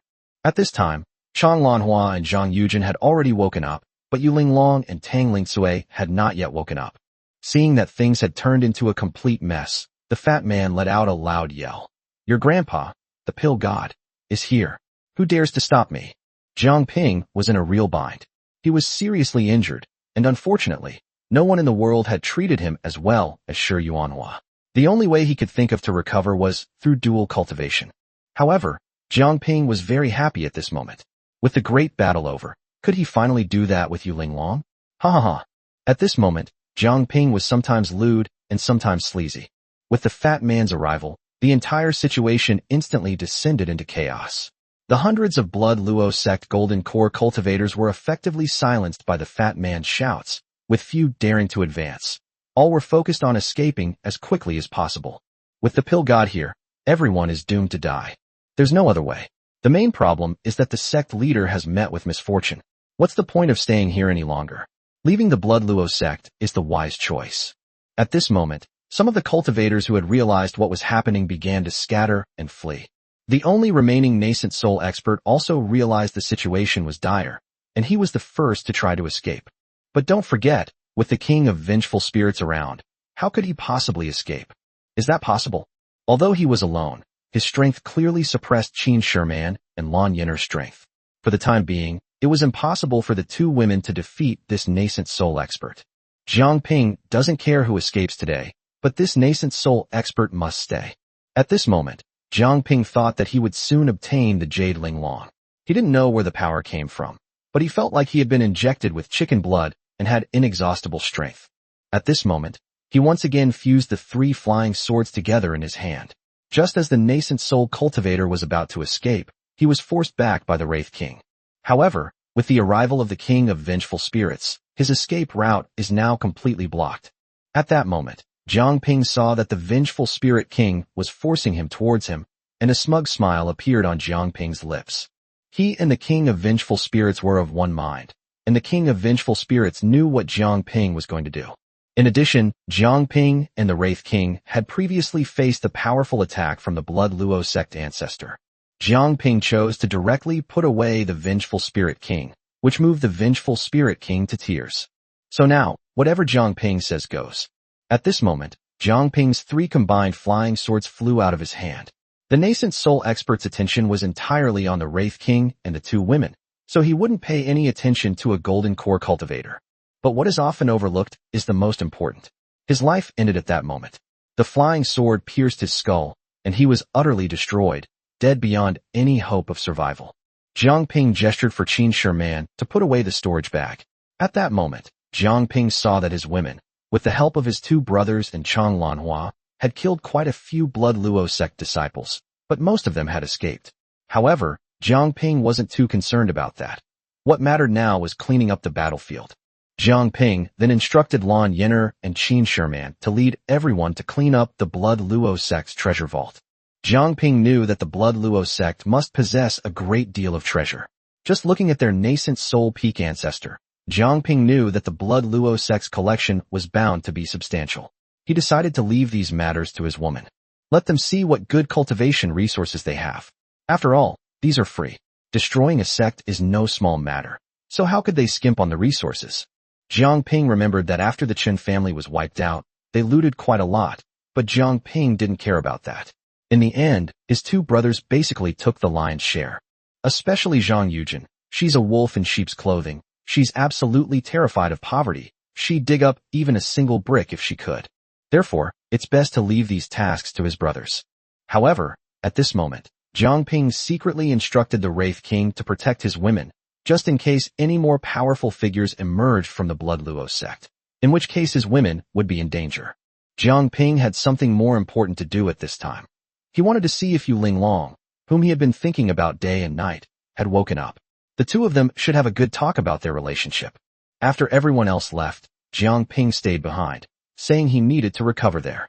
He rushed to the bushes immediately, and when his eyes fell on that handsome face, he was so beautiful that he almost couldn't breathe.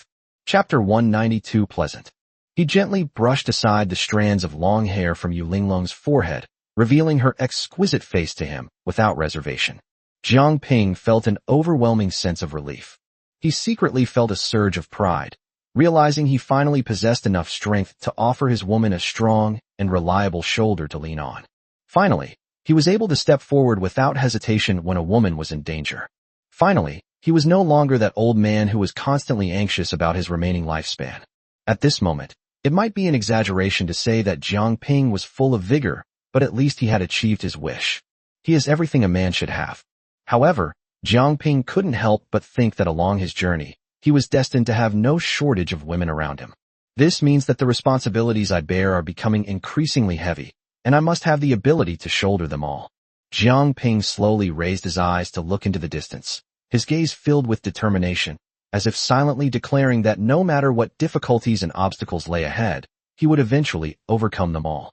At this moment, Jiang Ping stared intently at Yu Linglong, remaining motionless. Meanwhile, Tang Lingsui's eyelashes trembled slightly, clearly a sign that she was about to wake up. Seeing this, Jiang Ping was speechless. Even if Tang Lingsui suffered less poisoning before, she shouldn't have woken up before Yu Linglong. It should be noted that Yu Linglong is a genuine nascent soul stage cultivator. There's no reason she shouldn't be conscious by now. Jiang Ping thought for a moment and instantly understood the key point. Yu Linglong was definitely pretending to be asleep because she was shy.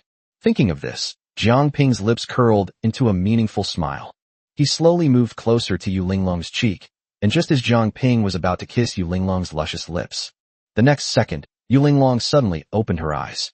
Jiang Ping panicked, thinking that Yu Linglong was angry, but to his surprise, Yu Linglong reached out and hugged Jiang Ping's neck, then kissed him forcefully.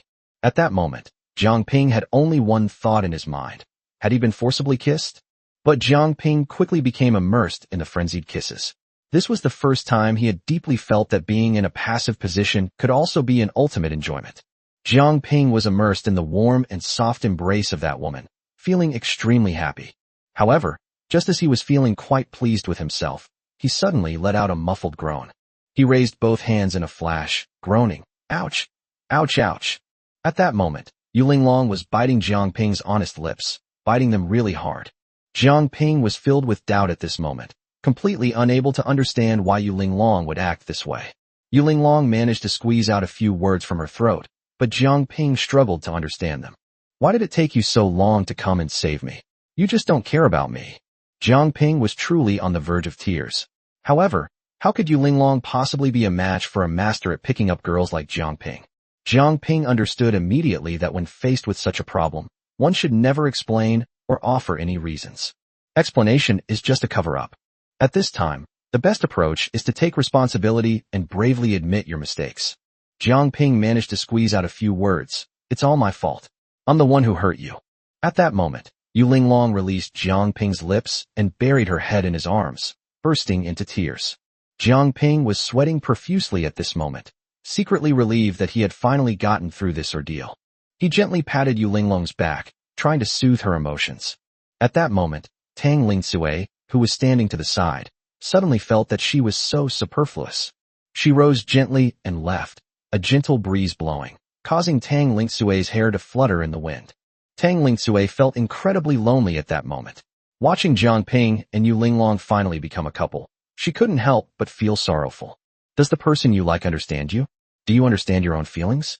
At this moment, Tang Lingsue's vision gradually blurred, and tears kept welling up in her eyes. However, at that moment, a figure sped towards them from afar like lightning. Tang Lingsue even doubted whether she was seeing things.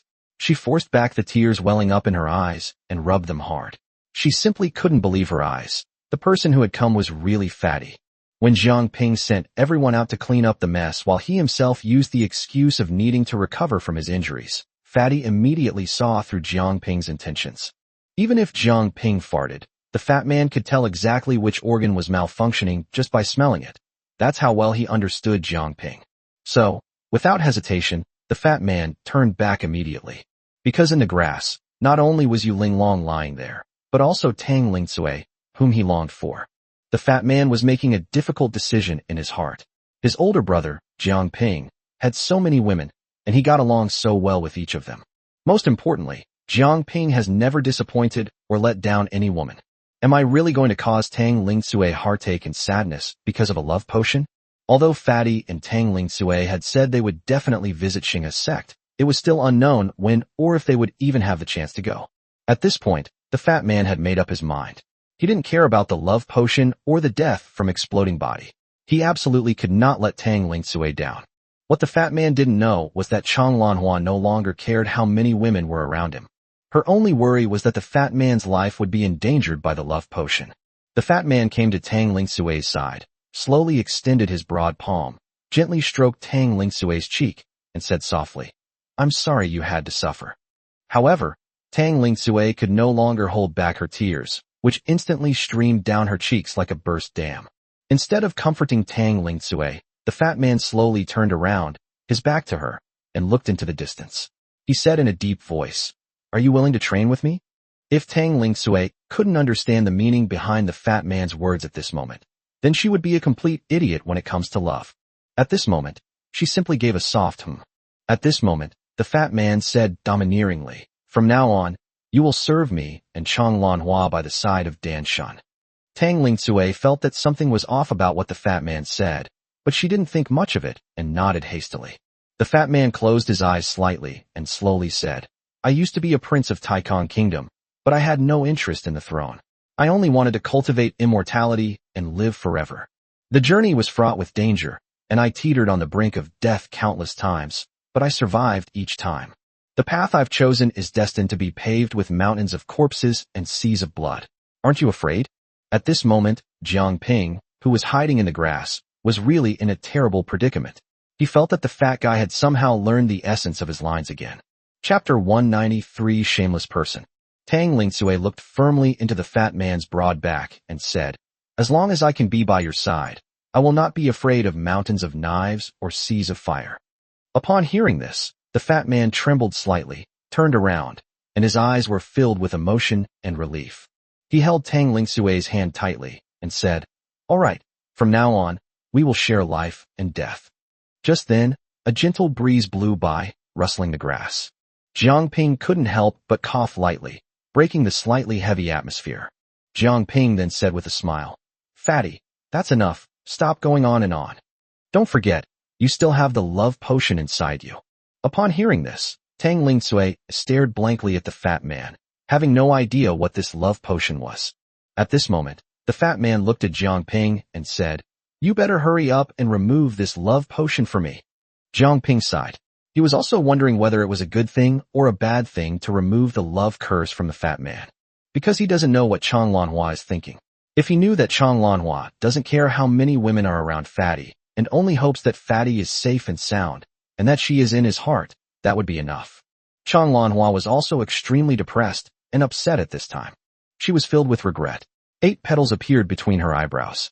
If she had been like the other women of the ancient clan, she wouldn't have planted the love potion in the fat man's body. Jiang Ping sighed, walked over to the fat man, and grabbed his wrist. At that moment, the fat man suddenly revealed a lewd smile. He knew in his heart that his older brother was about to remove the love curse from him. At that moment, Jiang Ping suddenly realized that the situation was not good. He felt that as long as he could remove the love curse from the fat man would definitely wreak havoc on all the female cultivators in the cultivation world. Most importantly, his one pillar supporting the sky will surely make him an overnight sensation. However, now is not the time for Jiang Ping to consider these things. When he saw his brother and Tang Lingsui expressing their love, he had shown a fearless spirit, as if he had already disregarded life and death. At this moment, Jiang Ping wrapped his poisonous gas with his internal energy and instantly injected it into the fat man's body. At this moment, Jiang Ping carefully searched for the location of the love potion inside the fat man's body. Time passed second by second, and Jiang Ping's body was already trembling. He had just gone through a major battle and had not recovered at all. He was still in a weakened state. In just the time it takes for an incense stick to burn, Jiang Ping's back and chest were already soaked with sweat. The fat man saw this and was somewhat moved.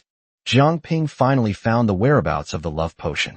A very thin, red worm was seen slowly crawling on the fat man's heart. Just as Jiang Ping was about to approach the goo worm, it suddenly shrank back. Jiang Ping dared not approach the goo worm rashly at this moment. If he was not careful, the goo worm would directly burrow into the fat man's heart. In that case, he would not only fail to help the fat man, but would also take the fat man's life immediately. Jiang Ping slowly withdrew his spiritual power. At this moment, he was extremely weak, like a wilted eggplant, and was almost exhausted. The fat man then asked directly, "Big brother, how is it?" Jiang Ping nodded and said, "I have located the goo worm." The fat man then said with a smile, "Then why don't you take it out for me?" Jiang Ping raised his eyelids and glanced at the fat man, then said, "I dare not take it." The fat man was confused. Jiang Ping then had another mischievous idea. He decided to scare the fat man and said, "This goo worm is right on your waist. I'm afraid that if I take it out, you'll be a eunuch for life." The fat man yelled and jumped up, cursing, "Jiang Ping, go to hell. Don't try to fool me. I've been feeling my mind being affected lately. I can clearly feel it myself. You actually lied to me about it being on my waist. Tell me properly, are you unwilling to untie it for me?" Jiang Ping never expected that the fat man knew the location of the goo worms even better than he did. Jiang Ping then resorted to shamelessness, saying, "Believe it or not, but I'm too weak right now. I'll remove the goo worm for you once I've recovered." Jiang Ping wasn't unwilling to help Fatty. He just needed to find a foolproof plan because he was afraid of hurting Fatty. What could the fat man say now? He could also see that Jiang Ping had indeed done his best. His weak appearance was not an act. The fat man remained silent, while Tang Lingsui had a million questions. She still couldn't understand how the fat man had fallen under the spell of the love potion. At this moment, Yuling Long helped Jiang Ping up, and the 4 of them flew directly towards the Blood Luo sect's treasure vault. Jiang Ping knew they had to leave this place quickly. Most of the disciples had already fled, and the news of the Blood Luo sect's destruction quickly spread throughout the immortal spirit plane. At this moment, the people of Danfu especially want to cause trouble for Fatty, so the first thing to do is to leave Zuoyuomen as soon as possible, find a safe place, and hide. From beginning to end, the news circulating outside was that the pill god had slaughtered the entire Chen family. The fat man was taking the blame for Jiang Ping from beginning to end. Jiang Ping felt endless amusement whenever he thought of Fatty. After the group reunited, Jiang Ping looked up and saw that his women all had bright smiles on their faces. Jiang Ping immediately realized that their gains this time must have been quite substantial. Jiang Ping didn't have any grand or lofty ideals. As long as he saw the women around him all happy, his sense of accomplishment was more overwhelming than anyone else's. However, at this moment, all the women's eyes were focused on Yu Linglong beside Jiang Ping, especially Shuanger. Shuanger had a very deep impression of Yu Linglong. At this moment, she never expected that Yu Linglong would be standing next to Jiang Ping. Moreover, judging from their intimate appearance, they were obviously a loving couple. Jiang Ping noticed that everyone was staring intently at Yu Linglong, so he quickly broke the silence. That's why Jiang Ping is considered a complete idiot. In Fatty's mind, Jiang Ping has never done anything good except occasionally tricking him. However, at this moment, Jiang Ping suddenly said to Chang Lanhua, "Sister-in-law, I want to introduce you to someone. This is Tang Lingcue." Chang Lanhua stared intently at Jiang Ping, inwardly scoffing. "Nonsense, do I need you to introduce me? It's not like I don't know him." Jiang Ping suddenly realized that what he had said was not just nonsense, but downright stupid. Jiang Ping immediately shifted the focus of the argument to Fatty, saying to Chang Lanhua, "Sister-in-law, from now on, let Tang Lingcue stay by your side and serve you too." The fat man was furious at this moment, cursing Jiang Ping's ancestors for 18 generations in his mind. How shameless. I have never seen such a shameless guy. He has not even figured out his own affairs yet, but he has the nerve to steer the conversation towards me. What could the fat man say at this moment? He looked at Chang Lanhua, chuckled, and forced out a smile that couldn't be more honest and simple. "Lanhua, I feel that you work very hard taking care of me every day. I feel especially sorry for you, so I'll let Tang Lingcue serve you." Chang Lanhua didn't care how many women were around the fat man at all, and now she especially didn't want to see him unhappy. She wasn't blaming the fat man, but she really couldn't agree with Jiang Ping's approach. Chang Lanhua snorted coldly and turned her head to the side. Chapter 194. The fatty laughed again. Jiang Ping realized that the battle had successfully been drawn to the fat man. He let out a long sigh of relief, thinking that he should lead everyone away from this troublesome place as soon as possible. At this moment, Qin Sherman and Lan Yenner came to Jiang Ping's side, took out 2 fragments, and said, "Husband, look at these 2 fragments." Jiang Ping glanced at it and was immediately taken aback. Jiang Ping had seen Mu Shuiyin take out a piece of this yellow jade before because he recognized it. Furthermore, he learned some information about these fragments from Bian Linger, namely that Shun Peiji also possessed one of these fragments. Another fragment is in the hands of Yu Fengxian, the master of Yinshui Pavilion. With these 2 pieces added, there are a total of 5 fragments. According to previous understanding, if all 8 fragments are collected, and on the night of the Mid-Autumn Festival when the moon is at its fullest, spiritual power is injected into the 8 fragments, then the portal to the immortal realm can be found. Jiang Ping had kept this matter firmly in mind, but he never expected that he would find 2 fragments in the Blood Luo sect's treasury today. This was truly a major discovery. At that moment, Jiang Ping suddenly realized something. He stared intently at Lan Yenner and Qin Sherman, and the 3 of them nodded in unison. At this moment, Jiang Ping finally understood what these 8 fragments meant. These 8 fragments might be the key to the teleportation array located beneath Lan Yenner's residence. Jiang Ping never expected that this accidental turn of events would yield such a great result. Jiang Ping quickly gathered everyone together and said, "Leave here immediately. It's not a safe place to stay. I have a feeling that the people from the Pill Mansion will catch up here soon." Jiang Ping's current thought is to find a way to get to 100 Flowers Valley as soon as possible. Tang Lingcue knew that Jiang Ping and his group were on the run, so she stepped forward and said, "Why don't you come back to the Star River sect with me? The Star River sect will definitely take you in." The fat man was completely dumbfounded and asked, "How can you be so sure that the Star River sect will take us in? You have to understand our current situation. The entire cultivation world probably considers us our enemies." Tang Lingcue lowered her head and said in a voice barely above a whisper, "Yes, my father is the sect leader of the Star River sect." The fat man's head buzzed, and then he chuckled. At this moment, no one knew what the fat man was laughing at, but in his heart he was mocking Jiang Ping. "Aren't you a saintess harvester? I am the harvester of the sect leader's daughter." If Jiang Ping heard this, the fat man would probably be kicked away by Jiang Ping in the next second. However, after thinking about it, Jiang Ping simply waved his hand and refused. Now, this group of people is practically the public enemy of the entire cultivation world. Even if the sect leader of the Star River sect were Tang Lingcue's biological father, He wouldn't risk the entire sect to take in people like them. Moreover, even if they were to reluctantly take him in out of respect for Tang Lingcui, the news would soon reach Duan Muchio's ears. The Pill Palace will inevitably put direct pressure on the Star River sect. Even if Tang Lingcui's father roared to the end in the Star River sect, he couldn't possibly disregard the safety of the sect and the lives of other elders and disciples. Jiang Ping waved his hand. These people weren't fools. They naturally understood Jiang Ping's concerns at this moment. The fat man then asked, if we can't go to the Star River sect, isn't going to the 100 Flowers Valley the same thing? Will 100 Flowers Valley take us in? Aren't you afraid of bringing crisis to 100 Flowers Valley?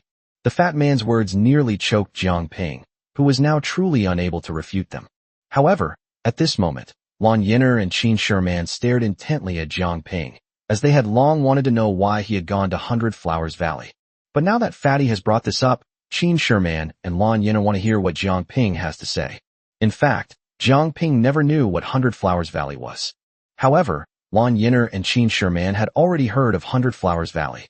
The reason the two women ignored Jiang Ping before was because the 100 Flowers Valley sect, from the sect leader to the elders, had never had a single male cultivator. Even if a guard dog appears in the sect, it will definitely be a female dog. There's a long-standing rule in 100 Flowers Valley. Any man who dares to enter 100 Flowers Valley will be dragged out, chopped up, and fed to the dogs. Jiang Ping's previous explanation to the two women was that he was going to gain experience. The two women had doubts about Jiang Ping, but they did not press him for details. The problem is, you can gain experience anywhere, so why go to such a dangerous place? Especially since you're a man. However, upon hearing the fat man's words, Tang Lingcui paused for a moment, then immediately said, you can't go to 100 Flowers Valley. The fat man turned to look at Tang Lingcui, his meaning clear. Why couldn't she go? Tang Lingcui then said, men are absolutely not allowed to enter 100 Flowers Valley. There isn't a single man there. Jiang Ping turned to look at Lan Yin'er and Qin Sherman, but the two women immediately turned their heads away, ignoring him. Jiang Ping then realized that the two women's puzzled expressions when he mentioned going to 100 Flowers Valley were because of this. Jiang Ping was of course unaware of these things, but the fat man suddenly made a complete 360-degree turn in attitude. He didn't say a word, but instead blinked his small eyes and stared intently at Jiang Ping. Jiang Ping was in a real bind. It was all that fatso's fault. He had to bring up the very thing he didn't want to talk about. Jiang Ping saw the fat man's small eyes and knew that this guy actually really wanted to go to 100 Flowers Valley. Jiang Ping's mind raced, and he immediately began his nonsensical ramblings. Jiang Ping then spoke righteously, saying each sentence clearly. Of course I know what 100 Flowers Valley is. It is precisely because men are absolutely not allowed to enter 100 Flowers Valley that we are going there. Even if Dan Fuchio is incredibly powerful, he couldn't have predicted that we would actually go to 100 Flowers Valley. Although Jiang Ping's reason was far-fetched, none of the women could refute it. Everyone knows that Jiang Ping's true intentions were not in the wine, but they can never refute it. At this moment, the fat man and Jiang Ping found themselves in surprisingly good sync for the first time. The fat man nodded and said, Big brother is right. The most unexpected place is definitely 100 Flowers Valley. Jiang Ping was very satisfied with the fat man's answer. However, Qin Sherman and Lan Yin'er exchanged a glance, not wanting to say a word to Jiang Ping. Quickly put us away. We need to go back to cultivate. Jiang Ping's other women shared the same attitude as Lan Yin'er. Helpless, Jiang Ping once again put his woman into his system space. At this moment, Yu Linglong was astonished to discover that Jiang Ping possessed such a powerful cultivation technique. Even Tang Lingcui, beside her, was shocked by Jiang Ping. Yu Linglong then asked, you actually have a world within your body? Jiang Ping couldn't very well tell Yu Linglong that he had a system, could he? Jiang Ping nodded. I don't know either, but it will come out gradually. Upon hearing this, Yu Linglong was astonished that such a powerful method could be spoken of so casually by Jiang Ping. Others might not know, but how could Yu Linglong not know? Yu Linglong is no ordinary nascent soul cultivator. After parting ways with Jiang Ping, her strength and realm have almost reached the late nascent soul stage. Although she has not yet reached the late nascent soul stage, she is very close. According to Yu Linglong's understanding, creating a world within one's own body is absolutely beyond the capabilities of a nascent soul stage cultivator. That requires a much higher level of mastery over spatial power to possess such miraculous skills. Or rather, only celestial beings could accomplish this. But Jiang Ping spoke of such a miraculous thing as if it were child's play. At this moment, Yu Linglong felt that Jiang Ping should not be a human cultivator, but rather a celestial being who had come to the mortal world to undergo tribulation. He was exactly like an immortal. Chapter 195 Tianji Holy Dynasty. Yu Linglong stared at Jiang Ping, her beautiful eyes filled with curiosity and inquiry. At this moment, her beautiful eyes sparkled as she said, Jiang Ping, how many secrets do you still have? I feel like I understand you less and less. Jiang Ping chuckled, struck a mysterious pose, and said to Yu Linglong with his back turned, I don't have any secrets, I'm just lucky. But what's mine is yours too. Yu Linglong blushed slightly at Jiang Ping's words and snorted. Keep trying to fool me, I don't believe you. At this moment, the fat man came over and said, Big brother, let's go quickly. Stop acting mysterious here. If the people from Danfu come, no one will be able to escape. Jiang Ping nodded, and then he led his group to continue flying north. Fortunately, Jiang Ping listened to the fat man's advice this time. Just 2 hours later, 3 nascent soul stage cultivators led more than 10 golden core stage experts to the Blood Luo sect. After these people arrived at Shua Gate, the 3 nascent soul experts closed their eyes and carefully discerned the spiritual energy fluctuations in the area. At this moment, they said, Dan Shun has gone north. Without saying a word, the 3 nascent soul elders led their group and gave chase. Along the way, Jiang Ping kept thinking about how to get into 100 Flowers Valley. According to what he knows so far, he won't even be able to get through the door. He'll be chopped up and fed to the dogs by those female cultivators from 100 Flowers Valley. Jiang Ping turned to Tang Lingsue beside him and asked, How far is it from 100 Flowers Valley? Tang Lingsue thought for a moment and said, It should take another 2 days. Tang Lingsue then said, Brother, if we go to the Star River sect now, it will only take an hour. Jiang Ping waved his hand directly. You can't go to the Star River sect. It will definitely bring unnecessary trouble to your father and the Star River sect. No matter how big the Star River sect is, it is not comparable to the Pill Mansion. Tang Lingsue did not deny that what Jiang Ping said was indeed the truth. However, for now, they have no choice but to bite the bullet and head to 100 Flowers Valley. However, Yu Linglong immediately reminded Jiang Ping, there is another way to get to 100 Flowers Valley. What method? Jiang Ping asked directly at that moment. Yu Linglong then said, Back then, I was trapped in Shuiyun Pavilion by a group of so-called righteous cultivators. It was the heartless fairy who sealed me directly with the heart-questioning nail.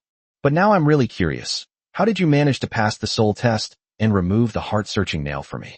However, just as Yu Linglong brought up the heart-questioning nail again, Jiang Ping had a sudden thought, and a nail suddenly appeared in his hand. When Yu Linglong saw the nail, she gasped and said, How come you have a heart-questioning nail? Jiang Ping had also forgotten why he possessed the heart-questioning nail in the first place. He thought back carefully and suddenly remembered that after Yu Linglong ran away, he found an old man chattering incessantly in his ear, like a fly. Jiang Ping didn't know where the old man was at the time. If he had, he would have dragged the old man out and given him a good beating. However, the old man eventually told Jiang Ping that this heart-questioning nail could not only question the heart, but also question the soul. Jiang Ping thought for a long time before telling Yu Linglong what had happened. Yu Linglong gasped and said to Jiang Ping directly, I guess you were able to answer the 3 soul questions accurately, and that old man probably passed on the heart-questioning nail directly to you. There is only one person in this world who can use the heart-questioning nail, and that is the Heartless Fairy. I really didn't expect that you fickle devil, would actually possess the heart-questioning nail. Jiang Ping blushed slightly at Yu Linglong's words. At this moment, Jiang Ping coughed lightly. I think my feelings for you were genuine, 100% true love, so how can you call me a womanizer? Yu Linglong didn't want to argue with Jiang Ping about this anymore. You're such a womanizer. Jiang Ping now felt that speaking was superfluous, and that remaining silent was the best course of action. Yu Linglong continued, the Heartless Fairy and Su Ruoli, the Valley Master of 100 Flowers Valley, have a close relationship. If she takes you in, there will definitely be no problem. However, there is a more troublesome matter now. You must not let the Heartless Fairy know that you can also use the heart-questioning nail. If she had known, the Heartless Fairy would have killed you immediately. Jiang Ping was truly speechless. This Heartless Fairy was too domineering and ruthless. She had no humanity at all. However, Yu Linglong sighed and said, Forget it, there's no need to keep this a secret any longer. I actually managed to escape from Shuiyun Pavilion. If the Heartless Fairy finds out, the Pavilion Master, Yu Fengxian, will definitely tell her about it. She'll still know immediately that you saved me, and the only way to save me is to remove the heart-searching nail. Even if she finds you, you must never reveal that you can also use the heart-questioning nail. Whatever you do, don't let her know. If she does, even if you run to the ends of the earth, the heartless fairy will kill you. She's far more troublesome than Duanmu Chiu of the Pill Mansion. Yu Linglong suddenly brought up the past, and Zhang Ping was particularly curious about what Yu Linglong had done and where she had gone after they parted ways. Jiang Ping then voiced all his doubts, and Yu Linglong sighed and said, "This matter is far too long to discuss in detail. I will explain it to you in detail another time." Meanwhile, as they continued flying north, Jiang Ping suddenly asked, "Since we still have 2 days to go, is there anywhere we can rest here?" Jiang Ping truly couldn't hold on any longer. He desperately needed to recover, and the only way for him to recover quickly was through dual cultivation with Yu Linglong. Moreover, he currently has no points at all, and he desperately wants to gain more points from Yu Linglong. Furthermore, he wanted to see if the system would offer him an even more generous reward. So, Jiang Ping asked, "Is there a place to rest here? Since it's still 2 days' journey to 100 Flowers Valley, let's quickly find a place to rest. I doubt the people from the Pill Mansion will be chasing us anytime soon." Yu Linglong told Jiang Ping, 1,000 miles ahead, there is a city called the Tianji Holy Dynasty. Legend has it that a great man once lived here, capable of seeing through the stars and foreseeing a person's future fortune and misfortune. He eventually established the Tianji Holy Dynasty here. Upon hearing this, Jiang Ping realized that there were truly too many talented people in the world. Yu Linglong then led everyone to the Tianji Holy Dynasty. A distance of 1,000 miles was insignificant to cultivators. When Jiang Ping saw the Tianji Holy Dynasty, he gasped. The Tianji Holy Dynasty was a circular city with a towering pyramid in the center, surrounded by countless buildings. Jiang Ping was quite surprised when he saw the place. It was so prosperous. In Jiang Ping's mind, the further north he went, the colder it got. According to his understanding, it should have been a desolate scene. He never expected that the Tianji Dynasty would be so lively. Yu Linglong then told Jiang Ping, "As long as you go to Tianji City, you will be blessed by the power of the stars in the sky, so people are very willing to live in the Tianji Dynasty." However, Jiang Ping immediately understood that the so-called power of stars that these people spoke of was all imagined out of thin air, but it all belonged to human faith. Chapter 196, Su Muyao. Jiang Ping and his entourage stepped into the Tianji Holy Dynasty. The city was bustling with activity, and the flow of people was like a dense weaving. However, Jiang Ping had no interest in appreciating the lively scene at the moment. He only wanted to find an inn as soon as possible to recover from his injuries. Soon, at Jiang Ping's signal, Zhang Yujin returned with a happy expression and said, "Brother, I have found the best place for you." After the group entered the inn, just as the innkeeper was about to close, Zhang Yujin, at Jiang Ping's instruction, had already booked the entire inn. However, at this moment, Jiang Ping's system suddenly notified him. The female lead has appeared, and her favorability rating is 20%. Jiang Ping was taken aback. He quickly looked around, puzzled. Why are there no women? What exactly happened? Just as the innkeeper was about to close the inn's doors, Jiang Ping stepped out of the inn again. At this moment, Yu Linglong was unaware of what Jiang Ping had discovered, and she followed him out of the inn. At that moment, Jiang Ping actually saw a white figure pass by the inn like a ghost. At that moment, Yu Linglong also saw the white figure, but in that instant, Yu Linglong's eyes narrowed, her gaze revealing vigilance. Just then, Jiang Ping was about to step forward and strike up a conversation, because he remembered this white figure very clearly. It looked so much like her. It must be her. This was the white-clad figure that Jiang Ping had been guarding the entrance until the very end of the pill refining conference at the Pill Mansion, and who was the last to leave. She was also the last woman he had found in the Dan Mansion. He never expected that this woman would actually appear here today.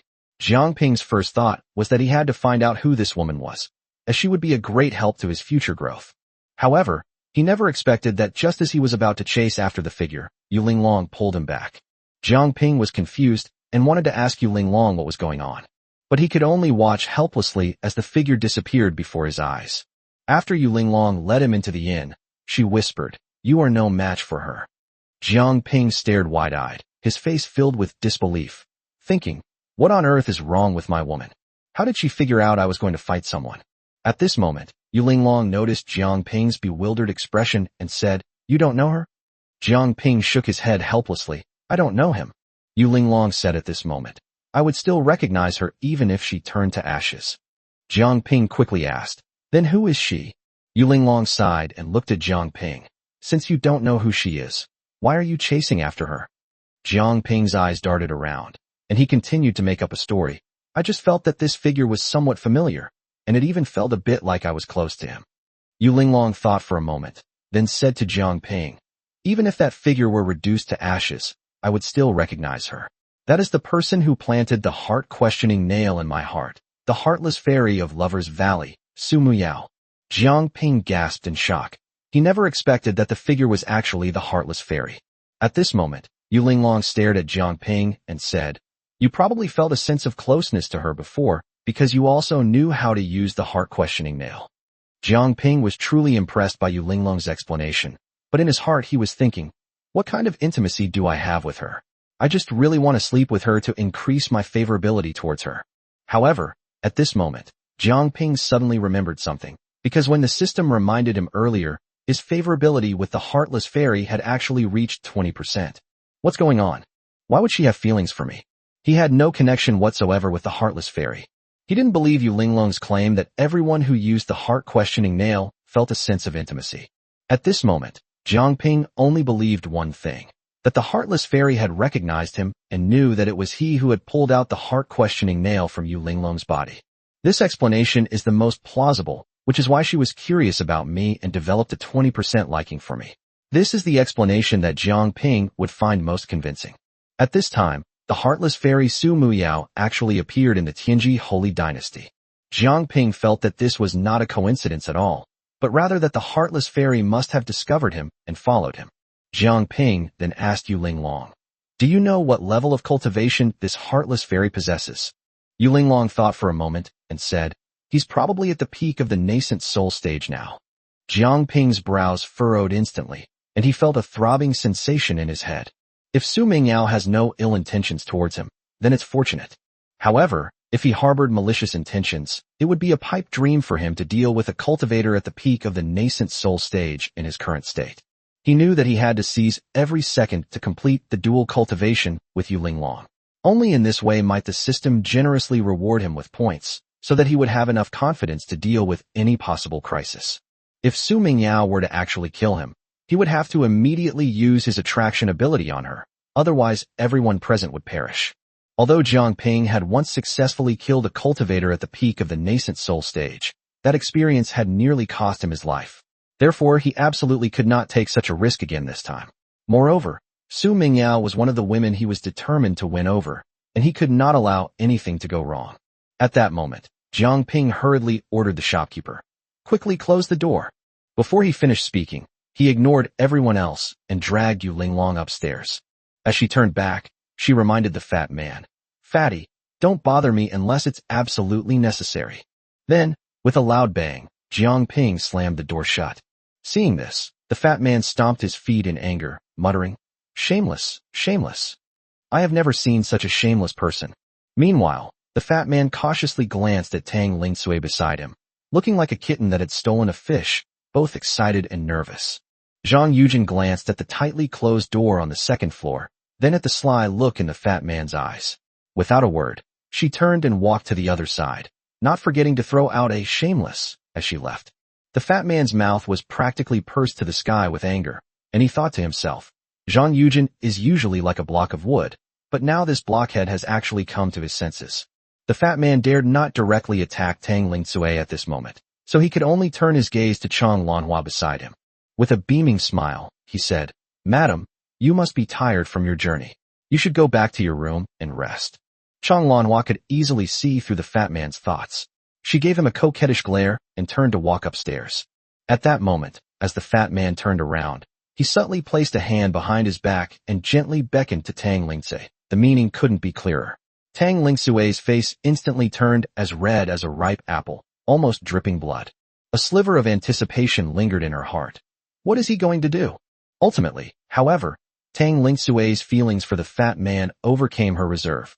She lowered her head and followed the fat man and Chang Lanhua awkwardly up to the second floor. Chapter 197 Comparing people will only make you miserable. Jiang Ping pulled Yu Linglong into the room in a hurry, and the door slammed shut, shutting out the noise from the outside world. Inside the room, the candlelight flickered, illuminating Yu Linglong's vibrant red dress, which resembled a burning flame, making her already stunning beauty even more alluring. Her red dress was as thin as gauze, revealing the delicate glow of her skin. The lapel was embroidered with exquisite gold patterns that rose and fell slightly with her breath, as if they were alive. Jiang Ping's gaze fell on Yu Linglong, and his heart couldn't help but tremble.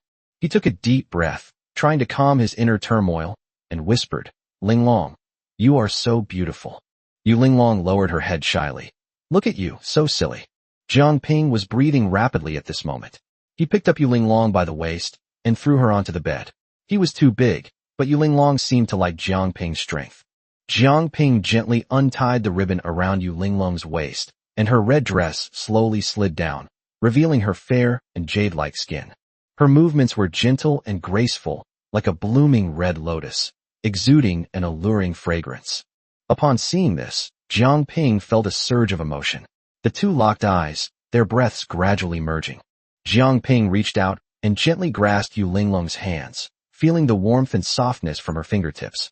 Jiang Ping lowered his head and kissed Yu Linglong's red lips. At this moment, Jiang Ping did not hesitate and immediately began to circulate the sun and moon harmony technique. The moment the sun and moon harmony technique was unleashed, Yu Linglong was terrified, because she could clearly feel that all the experience, techniques, and insights she had accumulated throughout her life to reach the nascent soul stage were being shared with Jiang Ping without reservation at this moment. While cultivating with Yu Linglong, Jiang Ping gained a completely new understanding of advancing to the nascent soul stage. Although Jiang Ping was only at the late stage of the Golden Core realm at this time, the conditions he possessed were unmatched by any other Golden Core cultivator. The advancement from Golden Core to nascent soul is an extremely crucial process. However, through repeated dual cultivation with his women, Jiang Ping has come to understand the key to this advancement. For him, advancing to the nascent soul stage was not an insurmountable obstacle. It simply required time to accumulate experience. However, Jiang Ping did not intend to adopt any woman's method for advancing to the nascent soul stage. He was determined to forge his own path and develop his own unique understanding. Despite the repeated circulation of spiritual energy, Yu Linglong was completely immersed in the rhythm led by Jiang Ping. As the dual cultivation progressed, Jiang Ping could clearly feel the spiritual energy within his body gradually becoming more abundant, and his originally exhausted body began to slowly regain its vitality. Yu Linglong's long, flowing hair swayed gently under the fluctuations of spiritual energy, like a blazing flame, completely enveloping the two figures. Her rosy cheeks were like peach blossoms in spring, flushed with a delicate blush. Her expression revealed that she deeply appreciated the immense benefits of practicing together. Jiang Ping was completely immersed in it. He could perceive with unparalleled clarity every subtle fluctuation of spiritual energy within Yu Linglong's body. During cultivation, their spiritual energy flowed like two intertwined streams, constantly circulating within each other's bodies. As time went by, the two spiritual energies gradually reached an extremely subtle and harmonious balance, resonating with and promoting each other. After they successfully completed the cultivation of the sun and moon harmony technique, Jiang Ping immediately began to activate the joyful union technique. As Jiang Ping slowly unleashed the joyful union skill, Yu Linglong was truly astonished by the wondrous nature of the skill he displayed. Since embarking on the path of cultivation, Yu Linglong has experienced countless trials and tribulations and fought countless battles, both large and small. She also encountered difficulties, being trapped in Shuiyun Pavilion by the heart-questioning nail of the heartless fairy Su Muyao, an experience that caused her great suffering. The numerous scars on her body, as well as the damage she suffered during her cultivation process, have always been hidden dangers on her path of cultivation. After Jiang Ping used the Hehuan Kung Fu, something miraculous happened. The injuries hidden throughout the body are being repaired little by little as the energy cultivation method is activated. Yu Linglong knew in her heart that such a repair process would be difficult to complete overnight, but she could feel that her body was developing in an unprecedentedly good state, which she had never dared to imagine before. The injuries she sustained previously could very well become a major obstacle when she tries to break through to the late nascent soul stage. But she never expected that this joint cultivation with Jiang Ping would have such a miraculous effect, gradually repairing these injuries. At this moment, Jiang Ping accelerated the circulation of his spiritual energy. Yu Linglong keenly sensed the change, and the circulation speed of their spiritual energy became faster and faster, as if forming a powerful vortex. Jiang Ping clearly felt that the spiritual energy within his body was like a flood that had been accumulating for a long time. Like a surging torrent, it instantly rushed into Yu Linglong's body, injecting her with new vitality and power. Her strength was greatly enhanced at this moment, as if she had undergone a complete transformation. Yu Linglong felt this incredibly powerful force, and her body trembled slightly. Her silky long hair swayed gently under the intense impact of spiritual energy, still resembling a brilliantly burning flame. Jiang Ping slowly opened his eyes and saw that Yu Linglong still had her eyes closed. Her cheeks flushed, clearly not yet fully recovered from what had just happened. He gently released her hand and whispered, "Linglong, you're so beautiful." Yu Linglong slowly opened her eyes, a hint of tenderness flashing in them. However, Yu Linglong did not speak, but gently buried her head in Jiang Ping's arms. Jiang Ping hugged Yu Linglong even tighter, as if he wanted to meld her into his body. However, at that moment, the system's voice suddenly rang in Jiang Ping's mind. Due to the female lead's favorability doubling, you are rewarded with 2 points. However, this was not the end. The system then rewarded Jiang Ping with another nascent soul pill. Jiang Ping wasn't particularly interested in the nascent soul pill. All he cared about right now were these 2 points. At this moment, Jiang Ping was absolutely confident that he could easily win over the heartless fairy. He was so happy that he was completely carried away, and his body even trembled involuntarily. Yu Linglong suddenly noticed that Jiang Ping's body was trembling, so she raised her beautiful eyes to look at Jiang Ping, only to find that Jiang Ping was actually showing an extremely lewd smile. Yu Linglong instantly understood that Jiang Ping's mischievous grin meant he was about to bully her again. Sure enough, the next second Jiang Ping used his Hahuan Kung Fu again. Finally, Yu Linglong lay lazily on the bed and fell into a deep sleep. Jiang Ping, on the other hand, was in high spirits. It could only be said that Jiang Ping was in high spirits at this moment, because he had gained points and learned that the woman in white was the heartless fairy. Jiang Ping was so happy he was practically going crazy. At that moment, Jiang Ping suddenly pushed open the door and saw that the entire inn was completely empty. Jiang Ping suddenly wanted to know what this fat guy was doing. Even Jiang Ping himself didn't understand why he thought of the fat guy first. Jiang Ping really is Fatty's good older brother. Then he quietly went up to the roof beam and followed the fat man's scent. When Jiang Ping saw what was happening inside through the crack in the window, he almost fell off the roof beam. Damn it! Jiang Ping realized once again that this fatso valued women more than his own life. He was completely disregarding the love potion within him and was simply throwing caution to the wind. The fat man had his left arm around Chang Lanhua and his right arm around Tang Lingsui. Jiang Ping couldn't figure out what kind of magic the fat man had used to make the two women get along so harmoniously and warmly. Jiang Ping was truly in awe of the fat man. He thought to himself that if he hadn't had the system's help, he might never have been able to even drink a woman's foot bath water in his entire life. It's true what they say, comparisons are the thief of joy. Chapter 198, A Blessing in Disguise. Jiang Ping shook his head helplessly, thinking to himself, that fatso really has a lot of luck with women. Just as he was about to turn and leave, he heard Chang Lanhua's gentle voice from inside the house. Husband, do you feel anything unusual? At that moment, the fat man dressed, slowly got out of bed, and wore what he believed to be a smile that could charm everyone. He looked incredibly smug. There's nothing unusual, and even if there were, it wouldn't matter. You don't need to worry about that love curse. Even if one day I am tormented to death by this love curse, so what? Why don't I become a romantic ghost who dies beneath the flowers? Cultivating immortality is like rowing against the current.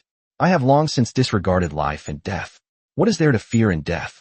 Ling Sui cares about me so much. If I don't even have the courage to face her, what's the point of my life? However, at that very moment, the fat man's face suddenly turned deathly pale, and he coughed up a mouthful of blood without warning. Jiang Ping could see everything clearly from the roof beam. It was definitely not an act.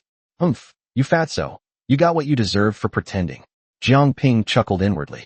At that moment, Chang Lanhua and Tang Lingsui hurriedly got out of bed and quickly helped the fat man up. Chang Lanhua's heart tightened. She realized that the fat man had been poisoned by the love potion. At this moment, the fat man laughed wildly like a madman, his laughter echoing throughout the entire inn. Come on, Come on, hurry up and kill your fat grandpa. If you can't kill me, fatty, I'll never let you control me for the rest of my life. Then, the fat man's vision went black, and he fell to the ground with a thud. Jiang Ping wanted to go inside to check on them, but, Chang Lanhua and Tang Lingsue weren't dressed yet. Well, I guess this fat guy won't die anytime soon. That fatso will die on a woman's belly sooner or later, Jiang Ping muttered, then prepared to go back to his room. However, the fat man's howling had already alerted everyone in the inn. Zhang Yujin and Yu Linglong came out immediately. At that moment, they saw Jiang Ping hanging upside down from the roof beam, and his sneaky eyes were looking directly at the fat man's room. At this moment, Zhang Yujin yelled, "Big brother, what are you doing?" Although Yu Linglong didn't say anything, her eyes were asking Jiang Ping, "What are you up to?" Zhang Yujin's shout immediately alerted Chang Lanhua and Tang Lingsue inside the room. Tang Lingsue was confused, but Chang Lanhua had experienced this kind of scene before. She thought to herself, this old lecher is spying on me and Fatty's dual cultivation again. He's incorrigible. Chang Lanhua immediately sensed Jiang Ping's presence, and at that moment she roared, "You shameless old thief, prepare to die." After saying that, she manipulated a long sword and sent it flying directly at Jiang Ping's aura. The flying sword pierced through the window, carrying an invincible momentum, determined to take the old thief's life. Jiang Ping had already sensed the danger and was inwardly groaning. Chang Lanhua is going for the kill. Fortunately, Jiang Ping was agile and managed to dodge Chang Lanhua's longsword. At this moment, Jiang Ping's figure flashed, and he arrived beside Yu Linglong. Yu Linglong stared at Jiang Ping, whose face turned red. Yu Linglong knew that this was definitely not something that happened for no reason, and that Jiang Ping was to blame. However, Yu Linglong had not yet fully understood what had just happened. At that moment, Chang Lanhua shouted, "Old man, get in here. Fatty is in danger." Jiang Ping had no choice but to act like a child who had done something wrong, and even knocked on the door politely when he reached it. By this time, Chang Lanhua and Tang Lingsue were already dressed. Chang Lanhua shouted irritably, "Get in here." Jiang Ping had no choice but to push the door open, his face as black as the bottom of a pot. He slumped down and entered. Jiang Ping ignored the murderous glares from Chang Lanhua and Tang Lingsue and went straight to the bedside. At this moment, he directly injected a stream of spiritual energy into the fat man's body, immediately targeting the fat man's heart, as he clearly remembered that the love potion was located there. Jiang Ping then channeled a stream of spiritual energy into the fat man's body, without enveloping him in the poisonous gas. He wanted to carefully investigate the situation.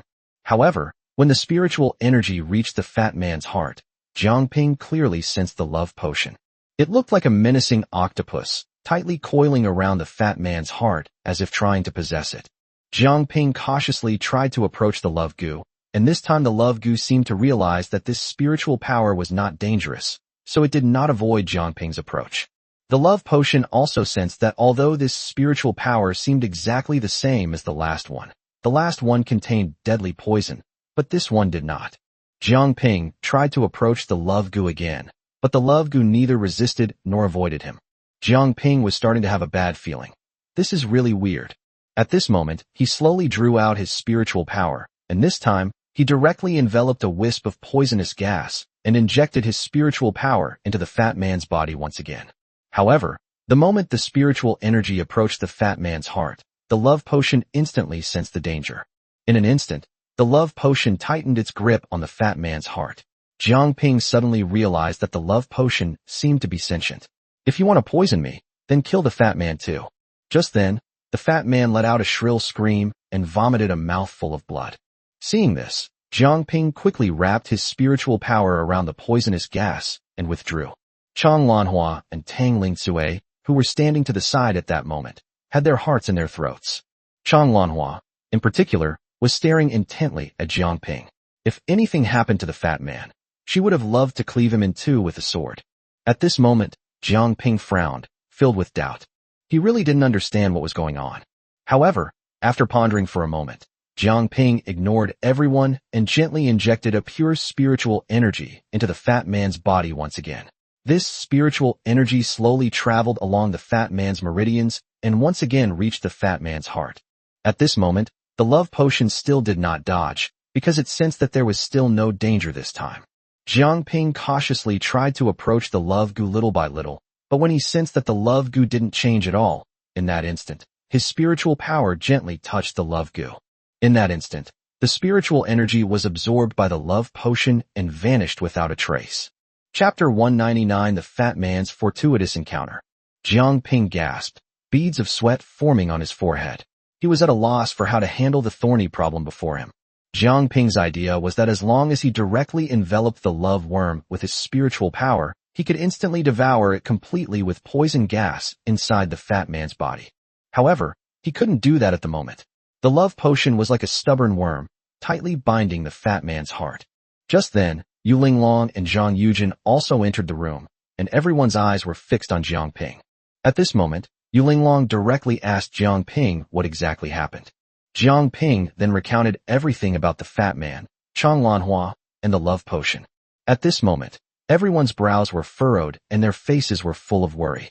However, at this moment, Yu Linglong reminded Jiang Ping, the love goo is the most powerful goo of the goo clan. Logically, a love potion can grow alongside its owner, so why did you want to destroy it? Her words had no consequence, but Jiang Ping's eyes lit up. He stared intently at Chang Lanhua and asked eagerly, is what Yu Linglong said true? Does the Gu clan have such a secret? Chang Lanhua didn't know where to begin. After a moment's thought, she seemed to remember something and said, I think I've heard about it too. Jiang Ping quickly summoned Mu Shuiyan from his system space. The moment Mu Shuiyan appeared, confused, Jiang Ping told her everything. After listening, Mu Shuiyan nodded and said, that is indeed true. However, when you and I were cultivating together, I don't know why, but the love goo couldn't survive in your body at all. Jiang Ping thought to himself, if 100 of your love goo cannot survive in my body, then nothing can survive in my body. If I want it to die, it will never see the morning sun. After learning the true secret of the love potion, Jiang Ping had a bold idea. Perhaps this was not a life or death test for the fat man, but a tremendous opportunity. At this moment, under the tense gaze of everyone, Jiang Ping once again slowly injected spiritual energy into the fat man's body. This time, the spiritual energy was several times more powerful and potent than before. The moment the spiritual energy flowed into the fat man's body, Jiang Ping carefully guided it, once again directing it towards the fat man's heart. At this moment, the love potion still did not dodge. Jiang Ping transformed this spiritual power into an extremely fine thread and slowly approached the love goo. Sensing no danger, the love-devouring insect greedily absorbed Jiang Ping's spiritual power once again. At this moment, Jiang Ping stretched his spiritual energy even more thinly, determined to draw the love potion away from the fat man's heart. At this moment, after absorbing Jiang Ping's spiritual power, the love potion was like a bottomless pit that could never be filled, frantically and greedily devouring Jiang Ping's spiritual power. However, this love potion didn't seem so easy to fool. Jiang Ping felt that the fat man's heart was a place the love potion particularly liked to be. After the love potion absorbed a tiny bit of spiritual energy, it did not continue to devour Jiang Ping's spiritual energy threads. Instead, it tightly wrapped around the fat man's heart once again, remaining motionless. Jiang Ping was unwilling to give up, and once again transformed his spiritual power into a thin thread that spread towards the love potion. When the love-corrupting insect saw the threads of spiritual energy, it once again tried to devour them. However, Jiang Ping slowly guided his spiritual energy backward. At this moment, no matter how much spiritual power the love potion devoured, Jiang Ping was determined to keep the spiritual power threads from breaking. At this moment, the love potion also tasted the sweetness, and its body slowly began to relax from the fat man's heart. Jiang Ping was fully focused and maintained his best condition. The love potion slowly moved along Jiang Ping's spiritual energy threads, gradually approaching the vast vortex of spiritual energy within him. Jiang Ping's heart was in his throat. On one hand, he had to control the stability of the spiritual energy threads, and on the other hand, he couldn't let the love goo detect any abnormalities. At this moment, Jiang Ping's forehead was already drenched in sweat, with beads of sweat dripping down his face. At this moment, the love potion had completely detached from the fat man's heart and rushed towards Jiang Ping's massive spiritual energy vortex. Jiang Ping's heart was in his throat. He silently counted down in his mind, 5, 4, 3, 2, 1. However, at this moment, the love worm was already close to Jiang Ping's massive spiritual energy vortex. In that instant, Jiang Ping pushed his spiritual energy with all his might, instantly enveloping the love worm completely. At this moment, the love potion suddenly realized something was wrong. It seemed it had been tricked. The love potion was frantically ramming against Jiang Ping's spiritual energy barrier. In that instant, Jiang Ping coughed up a mouthful of bright red blood, which instantly sprayed all over the fat man's face. Jiang Ping knew that this opportunity was hard-won. If he failed this time, it would be harder than climbing to heaven to help the fat man get the love potion back. But the opportunity only came once, so Jiang Ping frantically poured all the spiritual energy in his body into the fat man's body. Jiang Ping was sitting in front of the fat man, but the next second, Jiang Ping stood up and kicked the fat man hard with one foot. The powerful spiritual energy caused the fat man's body to jolt backward. At this moment, Jiang Ping had already forcibly pulled the love potion out of his body. However, at that moment, everyone saw a circular spiritual energy shield form in front of Jiang Ping. Moreover, inside the light barrier, an extremely tiny red goo worm was frantically crashing against Jiang Ping's spiritual energy barrier. At this moment, the love worm suddenly sprouted countless tentacles, which instantly shot towards Jiang Ping's spiritual energy shield.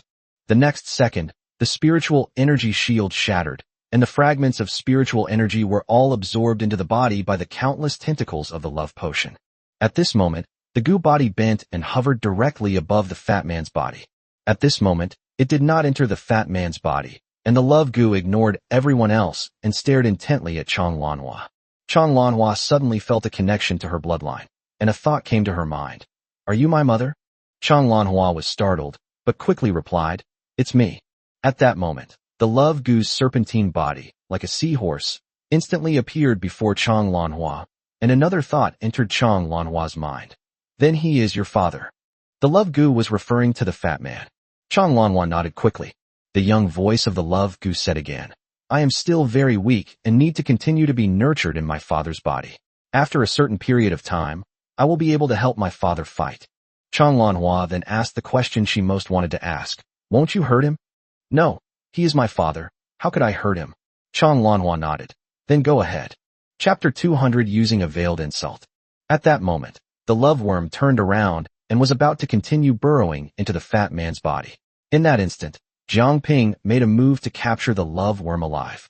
However, to Jiang Ping's surprise, the tiny red worm suddenly grew to countless times its original size, swung its enormous tail, and lashed out at Jiang Ping. Jiang Ping, having previously expended a great deal of spiritual energy, never imagined that this tiny, thread-like worm would suddenly grow so large. He didn't even have time to react before he was whipped away by the tail and slammed into the wall with a bang. Jiang Ping felt his internal organs churning violently, and he almost vomited blood again. At that moment, the love potion shrank again and disappeared in a flash. Chang Lanhua felt as if the love potion had avenged her. She felt no gratitude towards Jiang Ping and, seeing him huddled in the corner, simply uttered 2 words, "Serves you right." Jiang Ping was speechless. There was nothing he could do. He had no choice but to offend Chang Lanhua. The moment the love potion entered the fat man's body, he slowly woke up. While everyone was still confused, Chang Lanhua told them everything that the love potion had told her. Everyone was truly surprised by how powerful this love potion was. At this moment, Mu Shuiyin felt uneasy. If she could plant the love potion in Jiang Ping, it would definitely become a great help to him. Unfortunately, Jiang Ping's body was too strange to conceive a love potion. The moment the fat man woke up, Jiang Ping suddenly found a scapegoat. Although he couldn't physically punish the fat man, he absolutely couldn't let him off the hook verbally. At this moment, Jiang Ping got up, walked to the fat man's side, and solemnly patted the fat man's shoulder. The next second, Jiang Ping said directly, "Fatty, I really admire you to the point of prostration, like a surging river that never stops flowing. You actually managed to give birth to a snake? I'm truly impressed." However, as soon as he finished speaking, he vanished in a flash. The next second, Chang Lanhua's furious voice rang out. "You old bastard, I'm not done with you yet." How could Chang Lanhua not recognize it? Jiang Ping was clearly using a veiled insult, cursing the fat man, while explicitly implying that he and the fat man couldn't have a child and would only produce a long worm. Chang Lanhua was so angry that she stomped her feet, looking like a cat with its fur standing on end. The fat man looked completely bewildered, his chubby face filled with confusion, his eyes wide open, still unaware of what had happened. The group stayed at the inn for another full day. The next morning, Jiang Ping, full of energy, led everyone out of the inn. At this moment, everyone felt refreshed and had fully recovered. As for Jiang Ping, needless to say, his repeated dual cultivation with Yu Linglong had already benefited him immensely. Although Yu Linglong's previous internal injuries were not fully healed after her dual cultivation with Jiang Ping, they were mostly recovered. At this moment, everyone walked out of the Tianji Holy Dynasty with light and quick steps. However, before they had walked for even an hour, Yu Linglong suddenly stopped. Everyone was still confused and looked at her with puzzled expressions. Yu Linglong said to the front, "Come out, you bunch of sneaky rats. I already knew of your existence when I left the Heavenly Mystery Holy Dynasty. However, most of the people there are ordinary citizens, and they don't want to harm innocent people." As soon as he finished speaking, a group of figures materialized in front of them. Leading them were the three nascent soul experts who had chased them to the Blood Luo sect earlier, followed by a group of golden core cultivators. It turned out that they had followed the scent of Jiang Ping and his companions all the way to this place. Upon seeing this group of people, Jiang Ping showed no fear whatsoever. Instead, he remained calm and composed. Yu Linglong glanced at the man beside her. She never expected that Jiang Ping would be so calm and composed, looking completely confident.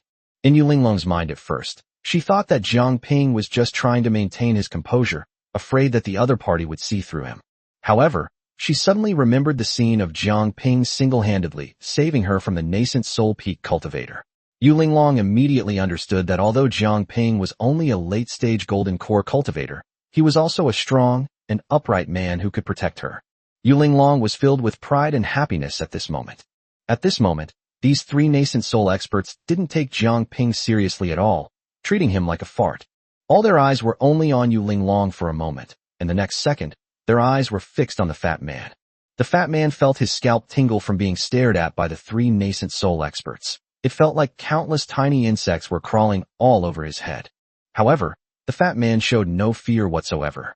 While everyone else was still on the defensive, he strode forward confidently, facing the three nascent soul experts directly, and said, "You were sent by the Pill Mansion?" This action by the fat man further convinced the three nascent soul experts that he was the key figure in their group. Even Yu Linglong remained silent. It was Fatty who spoke, which already determined Fatty's central position among this group. "You must know, don't forget that Yu Linglong was already the holy maiden of the demonic sect many years ago, and she has long been famous and is already a nascent soul stage expert. How could they not recognize her?" At that moment, Jiang Ping curled his lip and chuckled inwardly, feeling a slight pain in his balls. However, Jiang Ping was actually happy at the moment. As long as these people lowered their guard against him, that would be the best outcome. At that moment, he felt that the tacit understanding between him and the fat man was something they were born with. Although he and the fat man were not related by blood, Jiang Ping was extremely satisfied with anything the fat man did at crucial moments. Just then, the leading nascent soul expert stared intently at the fat man and said, "As long as you surrender and come with us to the Pill Mansion, we can spare the lives of everyone here. Otherwise, none of them would survive." Jiang Ping almost burst out laughing when he heard this. However, the fat man threw his head back and laughed loudly, his laughter so unrestrained and bold that it seemed to shake the heavens and earth. The three nascent soul experts instantly realized that it was no longer possible to get the fat man to surrender obediently. The only thing they can do now is to kill all of these people, leaving only the fat man to take him back. Everyone knew that the fat man had the strength to challenge opponents of higher levels. He could defeat a nascent soul expert with only golden core cultivation. What they didn't know at the time was that everything the fat man did was actually done by Jiang Ping. The fat man was just taking the blame for Jiang Ping.